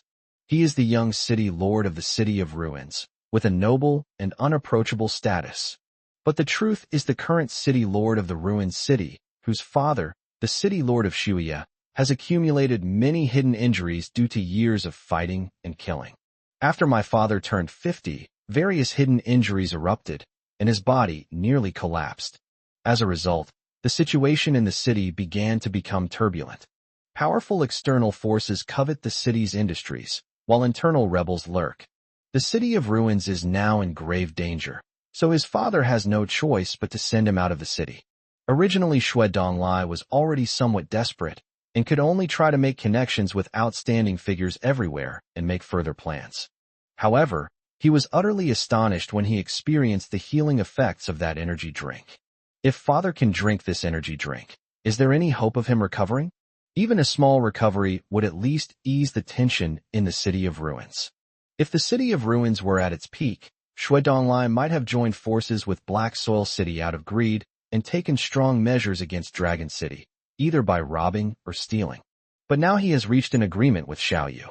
He buys goods worth 500,000 in Longqing, and Xiao Yu will sell him Night Glow Dew. However, like everyone else, Xue Donglai would be staying here for many days since the trade fair had just begun. Moreover, his main goal was to buy divine weapons, so he wasn't in a hurry to shop. I mainly wanted to see how effective the glow in the dark tree was. Now bathed in this emerald light, he felt his physique strengthen.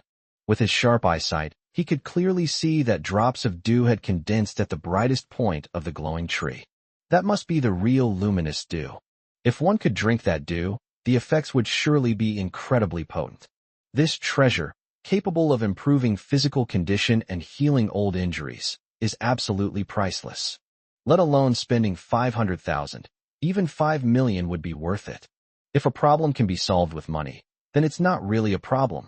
On one side are notorious, utterly unruly bandits and robbers. On the other side is the Lord of Dragon City, who possesses numerous treasures and whose strength is still completely unknown. Even a fool knows which choice to make. Lord of Dragon City, all I can do for you is hold off Poison Scorpion to prevent him from destroying the inner city. As for the other scum, let me see the true power of Dragon City. Two temple messengers from the wealthy district shared similar ideas with Shui Donglai. Black Soil City only saw the glowing tree as a treasure and wanted to steal it. But all they saw was the Lord of Dragon City. The real treasure was the Lord of Dragon City. It would be foolish to offend the Lord of Dragon City for the sake of a glowing tree. However, the two simply stood by and watched the show, choosing not to take sides. If the Lord of Dragon City can't even handle some petty thieves, he doesn't deserve those treasures. Ha, Dragon City, it's nothing special. In the inner city, led by Poison Madman, a group of men in black jumped off the city wall and headed for the city lord's mansion. At first, after witnessing the defenses of the outer city, they assumed that the inner city was even more heavily fortified. But now it seems that Dragon City's strength may be a facade, or perhaps Dragon City has too few strong individuals, all of whom are used to guard the outer city, leaving the inner city quite empty. In addition, the chieftain arranged for people to incite riots in the outer city, and the guards in the inner city were also transferred out. Therefore, they easily infiltrated the area with hundreds of people, and no one noticed. As long as we successfully steal the glowing tree, we'll all be rich. A short, skinny bandit looked at the endless plants and vegetables, his eyes filled with greed. With the glow in the dark trees, Black Soil City will soon have an endless expanse of plants and vegetables. All the people who participated today are heroes, and their status has risen accordingly. This plant vine can actually move? Hiss, the short, skinny bandit was walking along when he suddenly felt his ankle get tangled in a plant vine. He was curious and wanted to get closer to take a look. As a result, I got pricked by something. A sharp, piercing pain shot through him, and before the short, thin bandit could even utter a sound, he collapsed to the ground. He was instantly paralyzed, his eyes wide open, his mouth agape as if he wanted to shout, but he couldn't make a sound at all. He could only watch in despair as the vines entangled him, dragging him little by little into the depths of the plant. Rat, where are you? Noticing his companion was missing, another bandit nearby called out in confusion. He took a few steps closer, then also felt something prick him, and that was the end of it. Similar situations are occurring in many parts of the inner city. Something's not right. How come so many people are gone all of a sudden? Somewhere in the inner city, Poison Madman tried to contact his men using gestures and code words, but found that far fewer people were responding to him. Everyone, be careful. The madman immediately used a coded message to warn him. However, his response was, "Oh." Several screams rang out. Immediately afterwards, Du Feng saw that, from the city wall hundreds of meters away, a burst of flames suddenly erupted. He could vaguely see several figures in the firelight, which were his own men. A 5th-tier expert and 2 4th-tier experts vanished in the blink of an eye. Not good. There are still terrifying experts in Dragon City. Upon seeing this, Poison Madman's expression changed drastically. At this moment, he understood perfectly well that Dragon City was far stronger than he had imagined. Chapter 177, A One-Sided Massacre. Meanwhile, throughout the inner city, one-sided massacres were taking place. Any bandits who get close to the ivy's cover will be entangled and easily dealt with. However, the ivy is only at the 6th level, and it only covers less than half of the inner city. However, in areas where the ivy can't reach, there are other pets guarding the area. It's a fire spirit hound. Quick, grab it. In a corner, A dozen people jumped off the city wall and encountered a small dog burning with flames. The group of bandits were instantly excited. They never expected that the fire spirit dog, which had been stolen from Longqing, would actually escape. If they can be captured and brought back, the four leaders and the city lord will surely reward them handsomely. A group of bandits were overjoyed and were about to pounce. But the next second, this little dog, which was originally no bigger than an arm, it instantly grew 100 times larger, transforming into a terrifying behemoth. Roar! The fire Qilin roared to the sky, spewing flames that instantly devoured several people. The bandits opened their mouths in terror, instinctively wanting to call for help or shout in fear. However, their flesh and blood vaporized almost instantly, and their vocal cords disappeared without a trace. It couldn't make a sound at all before turning into black smoke and a pile of ashes. When the wind blows, it will drift away. How is this possible? We have no choice but to fight it. Seeing this, the remaining bandits all stared in horror, but the few remaining of them were all at the 4th or 5th level. With gritted teeth, they drew their knives and charged forward. But the next second, ding ding ding, the sharp blade struck the fire Qilin, but only sparks flew out. It couldn't even damage its scales in the slightest. Before the bandits could react, the fire Qilin unleashed another burst of flames. Ah! A shrill scream rang out, and several bandits were all reduced to charred remains in terror. With a gust of wind, it was completely reduced to ashes. On the other side, what are these things? A group of bandits were walking along when they suddenly saw 10 translucent water spheres, each larger than a human head, bouncing around on the ground. Their red heart-shaped eyes blinked, making them look quite cute. But before the bandits could react, SHI? 10 slimes flew straight at them. Watch out. Kill them, a 5th-tier expert said coldly. Although the others didn't know the slime's origins, they were all very wary. A dozen or so people immediately drew their swords, intending to kill the strange creature. One of them slashed the slime with a knife, cutting it in half. However, no blood flowed from the slime. Instead, it transformed directly into a pale blue liquid that wrapped around the blade, and then flowed rapidly toward the person like water. In an instant, the pale blue liquid covered his entire body. The next second, the person's skin instantly ulcerated. Then, the flesh and blood simply vanished. In the blink of an eye, the person's flesh and blood were completely melted and decomposed, leaving only a skeleton. Until the very end, even the skeleton completely disappeared. My God, what kind of monster is this? Upon seeing this scene, all the bandits stared wide-eyed in terror. They had been roaming the wilderness for many years, but had never seen such a bizarre and terrifying creature. Run! The remaining people looked terrified and tried to escape. This was the most painful way they had ever seen to die. But whoosh, whoosh, whoosh. One by one, slimes pounced on them and attached themselves to them with lightning speed. Just like before, it instantly turned into a liquid and covered these people. Like maggots clinging to bones, it instantly melts and decomposes the skin, flesh, and bones of these people. In less than a minute, more than a dozen bandits vanished. They disappeared completely. Slimes rarely fight, but they are still incredibly powerful. After all, its strong acidity is difficult for even high-level experts to resist, and it has yet to reach its limit. Moreover, slimes have no fixed form, and they can't be killed no matter how you hit them, making them practically immortal. Xiao Yu even conducted a special test. With the strength of a 6th-order slime, it can split into 1st, 2nd, and 3rd-order slimes, numbering in the hundreds. However, the maximum number of clones that can be split into 4th or 5th tiers is only 10. Of these 10, the weakest is at the peak of the 4th rank, and the strongest is at the early stage of the 5th rank. Faced with 10 terrifying slimes, the dozen or so people were instantly wiped out. In terms of combat power alone, it is probably second only to the Fire Qilin and Ice Fox, which are specifically designed to counter it. Meanwhile, fierce battles were breaking out in every corner of the inner city. In one corner, a blanket of snow covered the area, freezing a group of bandits into ice pops. Even though several 4th or 5th tier experts could still move, their blood was mostly frozen, rendering them unable to exert their full strength. As the Ice Fox's second attack landed, 2 4th-tier and 1 5th-tier soldiers were completely turned into ice sculptures. Not far away, colorful butterflies fluttered in the air, their crystal-clear wings beating.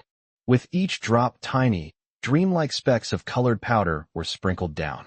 It fell into the mouths, eyes, and noses of the bandits below. Then these people started killing each other, and eventually they all perished together. A steel monster, 14 or 15 meters long and weighing several thousand kilograms, rampaged through the area. Wherever it went, a group of bandits were turned into mincemeat, leaving no trace of their bodies. The most remarkable part was that the queen bee shot out 4 poisonous stingers in succession, accurately hitting the 4 bandits. Then the minds of the 2 5th-tier and 2 6th-tier beings were destroyed, turning them into puppets. From then on, the queen bee had 4 powerful puppet warriors. However, controlling puppets requires a lot of mental energy, and the stronger the puppet, the fewer puppets there are. However, these 4 are the strongest among their peers in this group, thus supplementing Dragon City's mid to high-end combat power. How is this possible? What kind of hellish place is this? Poison Madman held his head in his hands, questioning the meaning of life. He is a peak 7th-tier expert. How powerful are his hearing and eyesight? At this moment, all around him were scenes of his subordinates being slaughtered.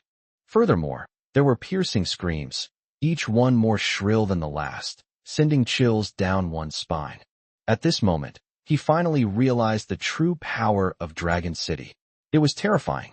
He suddenly recalled what the 3 leaders had said when he left Black Soil City. Never provoke Dragon City. Otherwise you'll die. No, Dragon City is too dangerous. The rest of you evacuate. Poison Madman snapped out of his thoughts, glanced at the scene, and saw that most of his subordinates had been killed or wounded, with only a few remaining. He made a quick decision, waving his hand as if to lead the remaining men to retreat. Now that you're here, you think you can just run away. Inside the city lord's mansion, Xiao Yu looked down at everything, snorted coldly, and looked at Shi, Lu Yu, and Qi Sha beside him. Go. Avenge your companions and yourselves, and take care of him. Yes, Lord City Lord. The 3 women nodded and immediately mounted their mounts. The next second, 3 giant birds soared into the sky and rushed towards the fleeing Poison Madman and his companions like lightning. At the same time, the 3 women immediately drew their bows and shot arrows as soon as they approached within 200 meters. Swoosh, swoosh, swoosh, swoosh. A series of whooshing sounds rang out as arrows flew in, piercing the chests of several bandits in succession. In the blink of an eye, there was no one left beside Du Feng.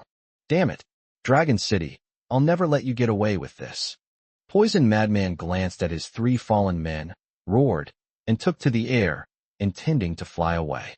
But no matter how fast a person flies, how can they compare to a bird? Several more arrows were shot at. The poisoner narrowly dodged 2 arrows mid-air, but the last one pierced his calf in an instant. Chapter 178 7th Order Puppet. That's my little kitten girl. Great Chief, save me. Poisonous Madman crashed heavily to the ground, completely powerless to fight back. The only one who can save him now is the Great Chief. However, all that awaited him were 3 figures with murderous intent on their faces. You never thought you'd end up like this, did you, you madman? Ha ha. As Poison Madman collapsed to the ground, severely injured, the 3 women slowly approached, their faces full of unrestrained smiles. How long has it been? After escaping from that place, although they fled in all directions, the only person who brought them the threat of team annihilation on several occasions was the person in front of them, the 4th leader of Black Soil City, Poison Madman. This person is as eccentric as his name suggests, utterly insane. People of Dragon City, you've gone too far. I'll take you all down with me. After shouting several times, but still not seeing the leader, Poison Madman's eyes were filled with despair and madness. The next second, he directly lifted the black robe he was wearing. The poisonous spots covering his entire body writhed rapidly, as if they were about to burst forth. At the same time, a stench of decay spread rapidly. Watch out! Upon seeing this, all 3 women's pupils shrank. The 3 women had dealt with the madman many times, so they never got too close. They were always more than 100 meters apart. At this moment, They saw that Poison Madness had gone mad and seemed to be unleashing his most terrifying trump card. Without the slightest hesitation, the three women leaped onto the back of the pheasant. Then, the three pheasants spread their wings and flew hundreds of meters away. The next second, my deadly poison was extracted from an 8th-tier poisonous monster. Even 6th or 7th-tier monsters would die instantly if poisoned by it. You lot just die, and Dragon City be destroyed. The poisonous creature laughed maniacally, and the dense, dark poison spots on its body flew out like locusts, spreading in all directions. Any plants and land touched by those dark poison spots emitted wisps of eerie green smoke and a nauseating stench of decay. The Poison Madman's ability is to be immune to all poisons and to control highly toxic substances. If he can control this 8th-tier poison, he will be invincible among the 7th-tier poisons. However, this poison is far too potent. The poison is completely uncontrollable. It can only exist within the body and gradually transform into one's own power. Unexpectedly, the first time he used it, it was to perish together with the enemy. This guy actually hid poison in his body. He really is a drug fanatic. Xiao Yu, who was watching all this from the city lord's mansion, also narrowed his eyes, sighed, and ordered, "Little Shi, take care of it." "Shi? Shi."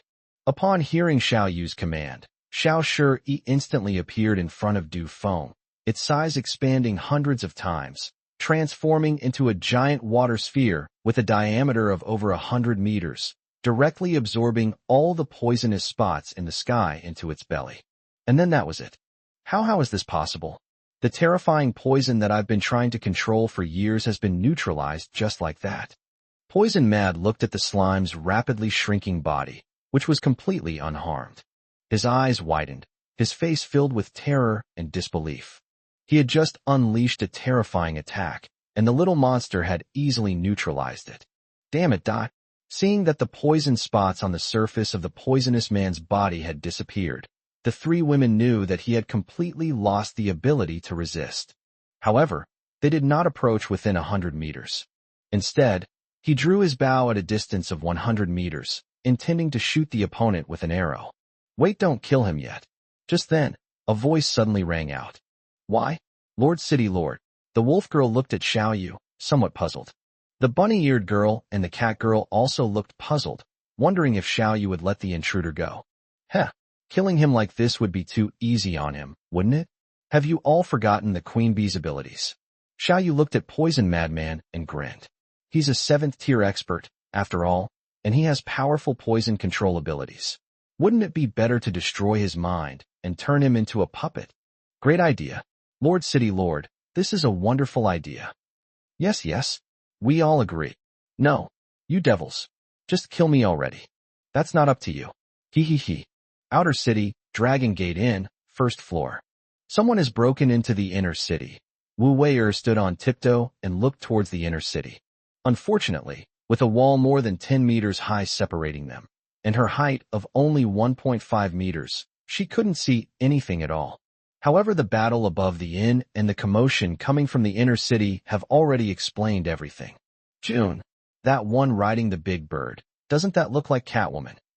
Suddenly, Arya pointed to the sky above the inner city and exclaimed in surprise. Her pretty face was filled with shock and disbelief. Just now, Shi, Lu Yu, Qi Sha, and San Nu rode down from the sky on phoenix-tailed chickens. Arya saw June's figure, even though the dragon armor had a mask on.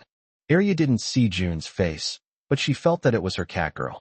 As for the other two figures, Arya couldn't see them clearly because they were too far away. What? How could a kitten be here, especially in the inner city of Dragon City? Upon hearing this, Wu Wei'er quickly looked around, but still couldn't see anything. After all, she was only 1.5 meters tall, and her view was completely blocked by the high wall. Really, I feel that the figure riding the big bird looks a lot like June. Arya is tall, so she can see far from the top. She always felt that the figure was the white-haired Catwoman. Let me see.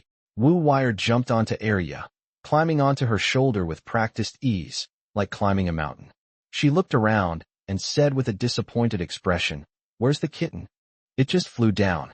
Arya shook her head and gave a wry smile. Did you see her face? Wu Wire asked suspiciously. No. Then what makes you say it's June? It really does look like it. Like you my foot. This is the inner city of Dragon City, and that big bird is a 6th-tier ferocious beast. Do you think a big bird can be a mount for June? Why don't you just say you're a reincarnation of a god? Wu Wei'er poked the red-haired beast-woman's forehead with her jade finger. She didn't believe the other woman's words at all. Ferocious beasts are very proud. How could a 6th-tier bird possibly let June Rider ride it? He's only at the 4th rank in June. If he were to encounter that 6th-rank bird, he'd probably be eaten in an instant. Could it be that I really saw it wrong? Arya touched her forehead, which was a little sore from being poked, and felt somewhat dazed. She only saw the back of that figure as it rode the giant bird into space. At first glance, she looks a lot like her cat girl, but what Wu Wire said also makes a lot of sense. However, Wu Wire, the red-haired beast woman, seemed to have thought of something, and suddenly looked at the fox-eared girl on her shoulder, asking, Wu Wei'er, the battle in the inner city is getting more and more intense. Are we really not going to get involved? What's wrong with you today? Are you really confused? Upon hearing this, Wu Wire poked her with another finger. This time, the red-haired beast woman learned her lesson and dodged to the side. Then, Wu Wire lost her balance and fell directly off her shoulder. Chapter 179 Life is full of unexpected encounters. Ouch, that hurts. Don't you love me anymore? Wu Wire rubbed her bottom, pouted, and said with tears in her eyes. Ignoring the fox-eared girl's antics, Arya lifted her by the neck with one hand, like a chick, and spoke again. The inner city must be in chaos right now. With my strength, I still have a chance if I can withstand a few blows and tear off a small branch from the glowing tree. The treetops of the glow-in-the-dark trees are hundreds of meters in diameter, with hundreds of branches, covering an area that is too large. The closest one to the outer city is only 200 or 300 meters away. Climb up while it's in disarray, break off a branch, and you can collect a lot of luminous dew. By then it will definitely help Wu Wire recover her physical condition significantly. No, Wu Wire said sternly, then looked at the red-haired beast woman and warned. I'm telling you, don't do anything reckless. Otherwise, you'll lose your life. The fact that Longxing dares to openly display so many treasures means it must possess formidable strength. Blindly following the crowd will lead to your demise. And just then, oh, a series of shrill screams echoed from the inner city. It makes your teeth ache and your hair stand on end. Soon, the fighting became increasingly intense, and then quickly subsided. It's clear the fighting in the civil war has stopped, and the intruders should have been dealt with. I told you, Dragon City is not as simple as it seems. Seeing that Arya was quite frightened by the screams, Wu Wei'er put her hands on her hips and said with a smug look on her face. Yes, you're right. I'll listen to you, Arya said, rolling her eyes. Then, the 3 beast-eared girls prepared to return to their rooms to rest. But the next second, all 3 of them froze, staring in shock at the ceiling. Oh no, why am I so unlucky? I actually ran into them. At this moment, Wu Wire and the other 2 women had just been bathed in the nightlight field, and all 3 of them were full of energy. It was as if a heavy burden had been lifted off my shoulders, leaving me feeling incredibly relaxed. But now all 3 women were staring intently at the sky, their faces pale, as if facing a formidable enemy.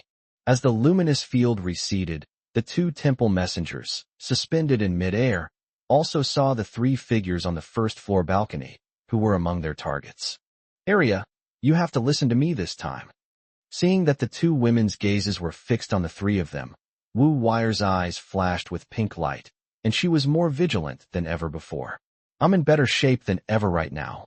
When I unleash my full power, I should be able to hold them off. Get ready and take Xiao Linger and escape immediately. Arya looked at the 2 people above her, her face also tense. However, she hadn't yet spoken a rebuttal. They discovered that the 2 temple messengers merely glanced at them indifferently before returning to their rooms. How is that possible? They're gone already. Arya was completely bewildered. Isn't the temple's duty to capture these escaped orcs? They won't make a move tonight. Seeing the 2 leave, Wu Wire instantly understood. She quickly pulled the 2 women back to the room before explaining. This is Dragon City. They were afraid that taking force would anger Dragon City. Thank goodness we didn't rob anything in the inner city. At this moment, Wu Wire felt relieved once again that she hadn't let Yu make a move. However, they have already been targeted by 2 temple messengers. Wu Wire guessed correctly. The 2 were just about to make a move. However, because 3 women suddenly appeared in Dragon City, the 2 temple envoys didn't understand the relationship between Wu Wire and the other 2 women and launching. In the past, we would have taken action immediately. But now, the formidable strength that launching has displayed has made them somewhat wary. Let's talk about it tomorrow when we see the City Lord of Dragon City. They can't escape anyway. Not far away, above the Dragon Gate Inn. Thud, thud, thud. 3 figures crossed paths several times, producing loud collision sounds. Poisonous Scorpion, I advise you to tuck your tail between your legs and run away. You are very strong, but entering the inner city will only lead to your death. From the 3rd floor balcony, Shuedong looked down at the poisonous Scorpion in midair and continued to mock him. Damn it! Hearing the screams and cries for help from the inner city, Poison Scorpion roared in anger. He devised multiple plans, ensuring success even if only Black Earth City intervened. First, create a large-scale riot in the outer city as a feint attack. Then Poison Madman leads a large force to hold back the inner city. He, at the half-step 8th level, was the real main force in seizing the Night Shining Tree. Even if this mission fails, we must at least cut our losses and save Du Feng first. However, the 2 guards from Shui Donglai tried their best to stop them. The 2 were at the peak of the 7th rank, and they were no match for Poison Scorpion, who was only half a step away from the 8th rank. He was knocked away by the scorpions several times, but the 2 of them kept attacking him, relentlessly holding him back. Shui Donglai, have you gone mad? Are you really going to fight to the death with Black Soil City for the sake of Dragon City? As the screams of his men grew fewer and fewer, and Poison Madman's cries for help seemed to disappear, Poison Scorpion was furious, his eyes bloodshot and his teeth clenched. He felt that Shui Donglai was even crazier than Du Feng. Is it worth fighting so hard for a force you don't even know? I really want to just kill this bastard. Scorpion, surrender obediently. Just then, a loud shout rang out, and a group of people rushed over. The person in the lead was none other than Chu Ling Shuang, the commander of the outer city.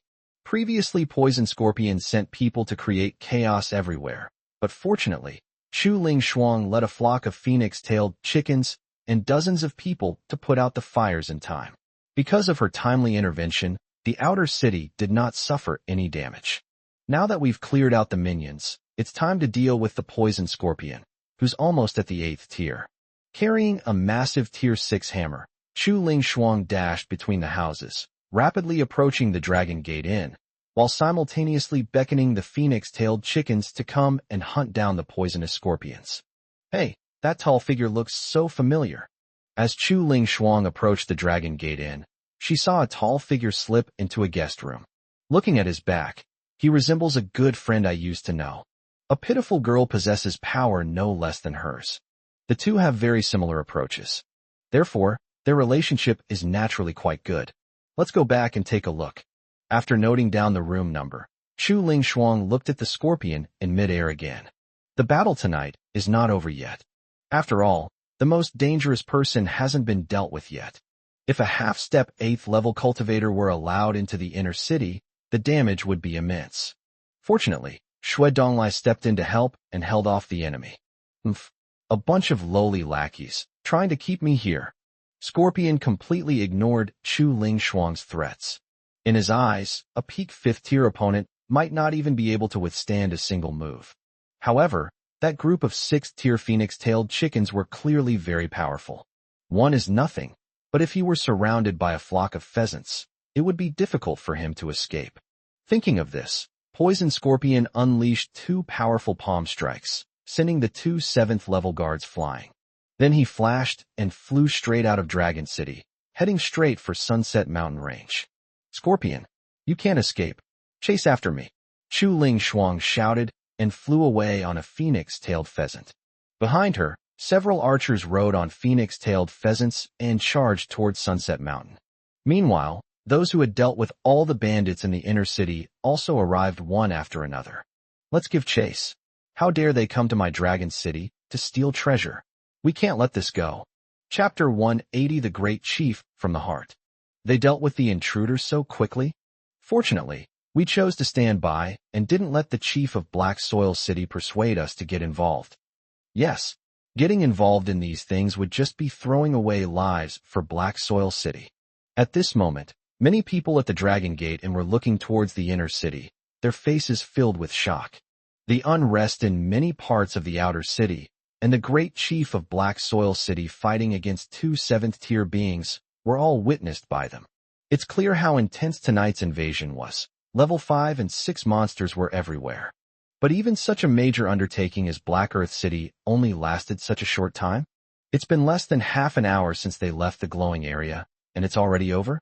In such a short time, all the intruders were dealt with. The Lord of Dragon City has already proven his strength with his power. Anyone who dares to offend Dragon City will only face death. Wu Wire, we've been caught up by the temple's envoys. Our identities will be exposed sooner or later. What should we do? Inside the room, Arya looked at Wu Wire with a worried expression. I don't know either. Wu Wire shrugged and gave a wry smile. Those two are too strong, and they're watching us too closely.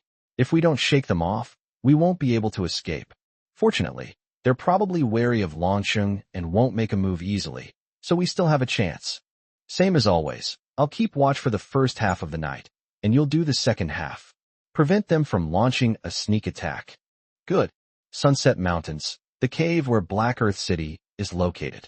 Everyone, evacuate immediately. Upon returning to his cave, Poison Scorpion immediately gathered the remaining dozens of people and prepared to retreat. Fortunately, he had already made preparations before sneaking into Dragon City at night.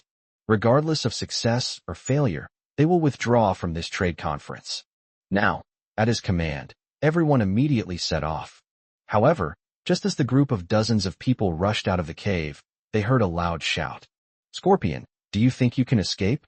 4 6th-tier phoenix-tailed chickens hovered in mid-air, surrounding the Sunset Mountains. The leader was Chu Ling Shuang, along with several archers. A little brat like you dares to chase after me. Who gave you the courage? Seeing Chu Ling Shuang chasing after him with only 5 phoenix-tailed chickens, Poison Scorpion sneered. Get out of my way right now, and I might mercifully spare your life. Otherwise, as he spoke, he waved his hand, and dozens of people made a move to attack. He has now gathered all his remaining men, numbering 40 or 50. These are the true elites of Black Soil City. The weakest are at the 3rd or 4th rank, and there are 3 at the 6th rank and 7 at the 5th rank. In terms of combat strength alone, they far surpass the hundreds of people who infiltrated Dragon City. With so many powerful subordinates, they are fully capable of killing Chu Ling Shuang and the 4 phoenix-tailed chickens. Otherwise what? At this moment, a cold laugh rang out. Then several more large birds flew over. For chickens with phoenix tails again. All 4 were dressed in dragon armor and wore face shields. 3 of them were Si Shi, Lu Yu, and Shi Sha.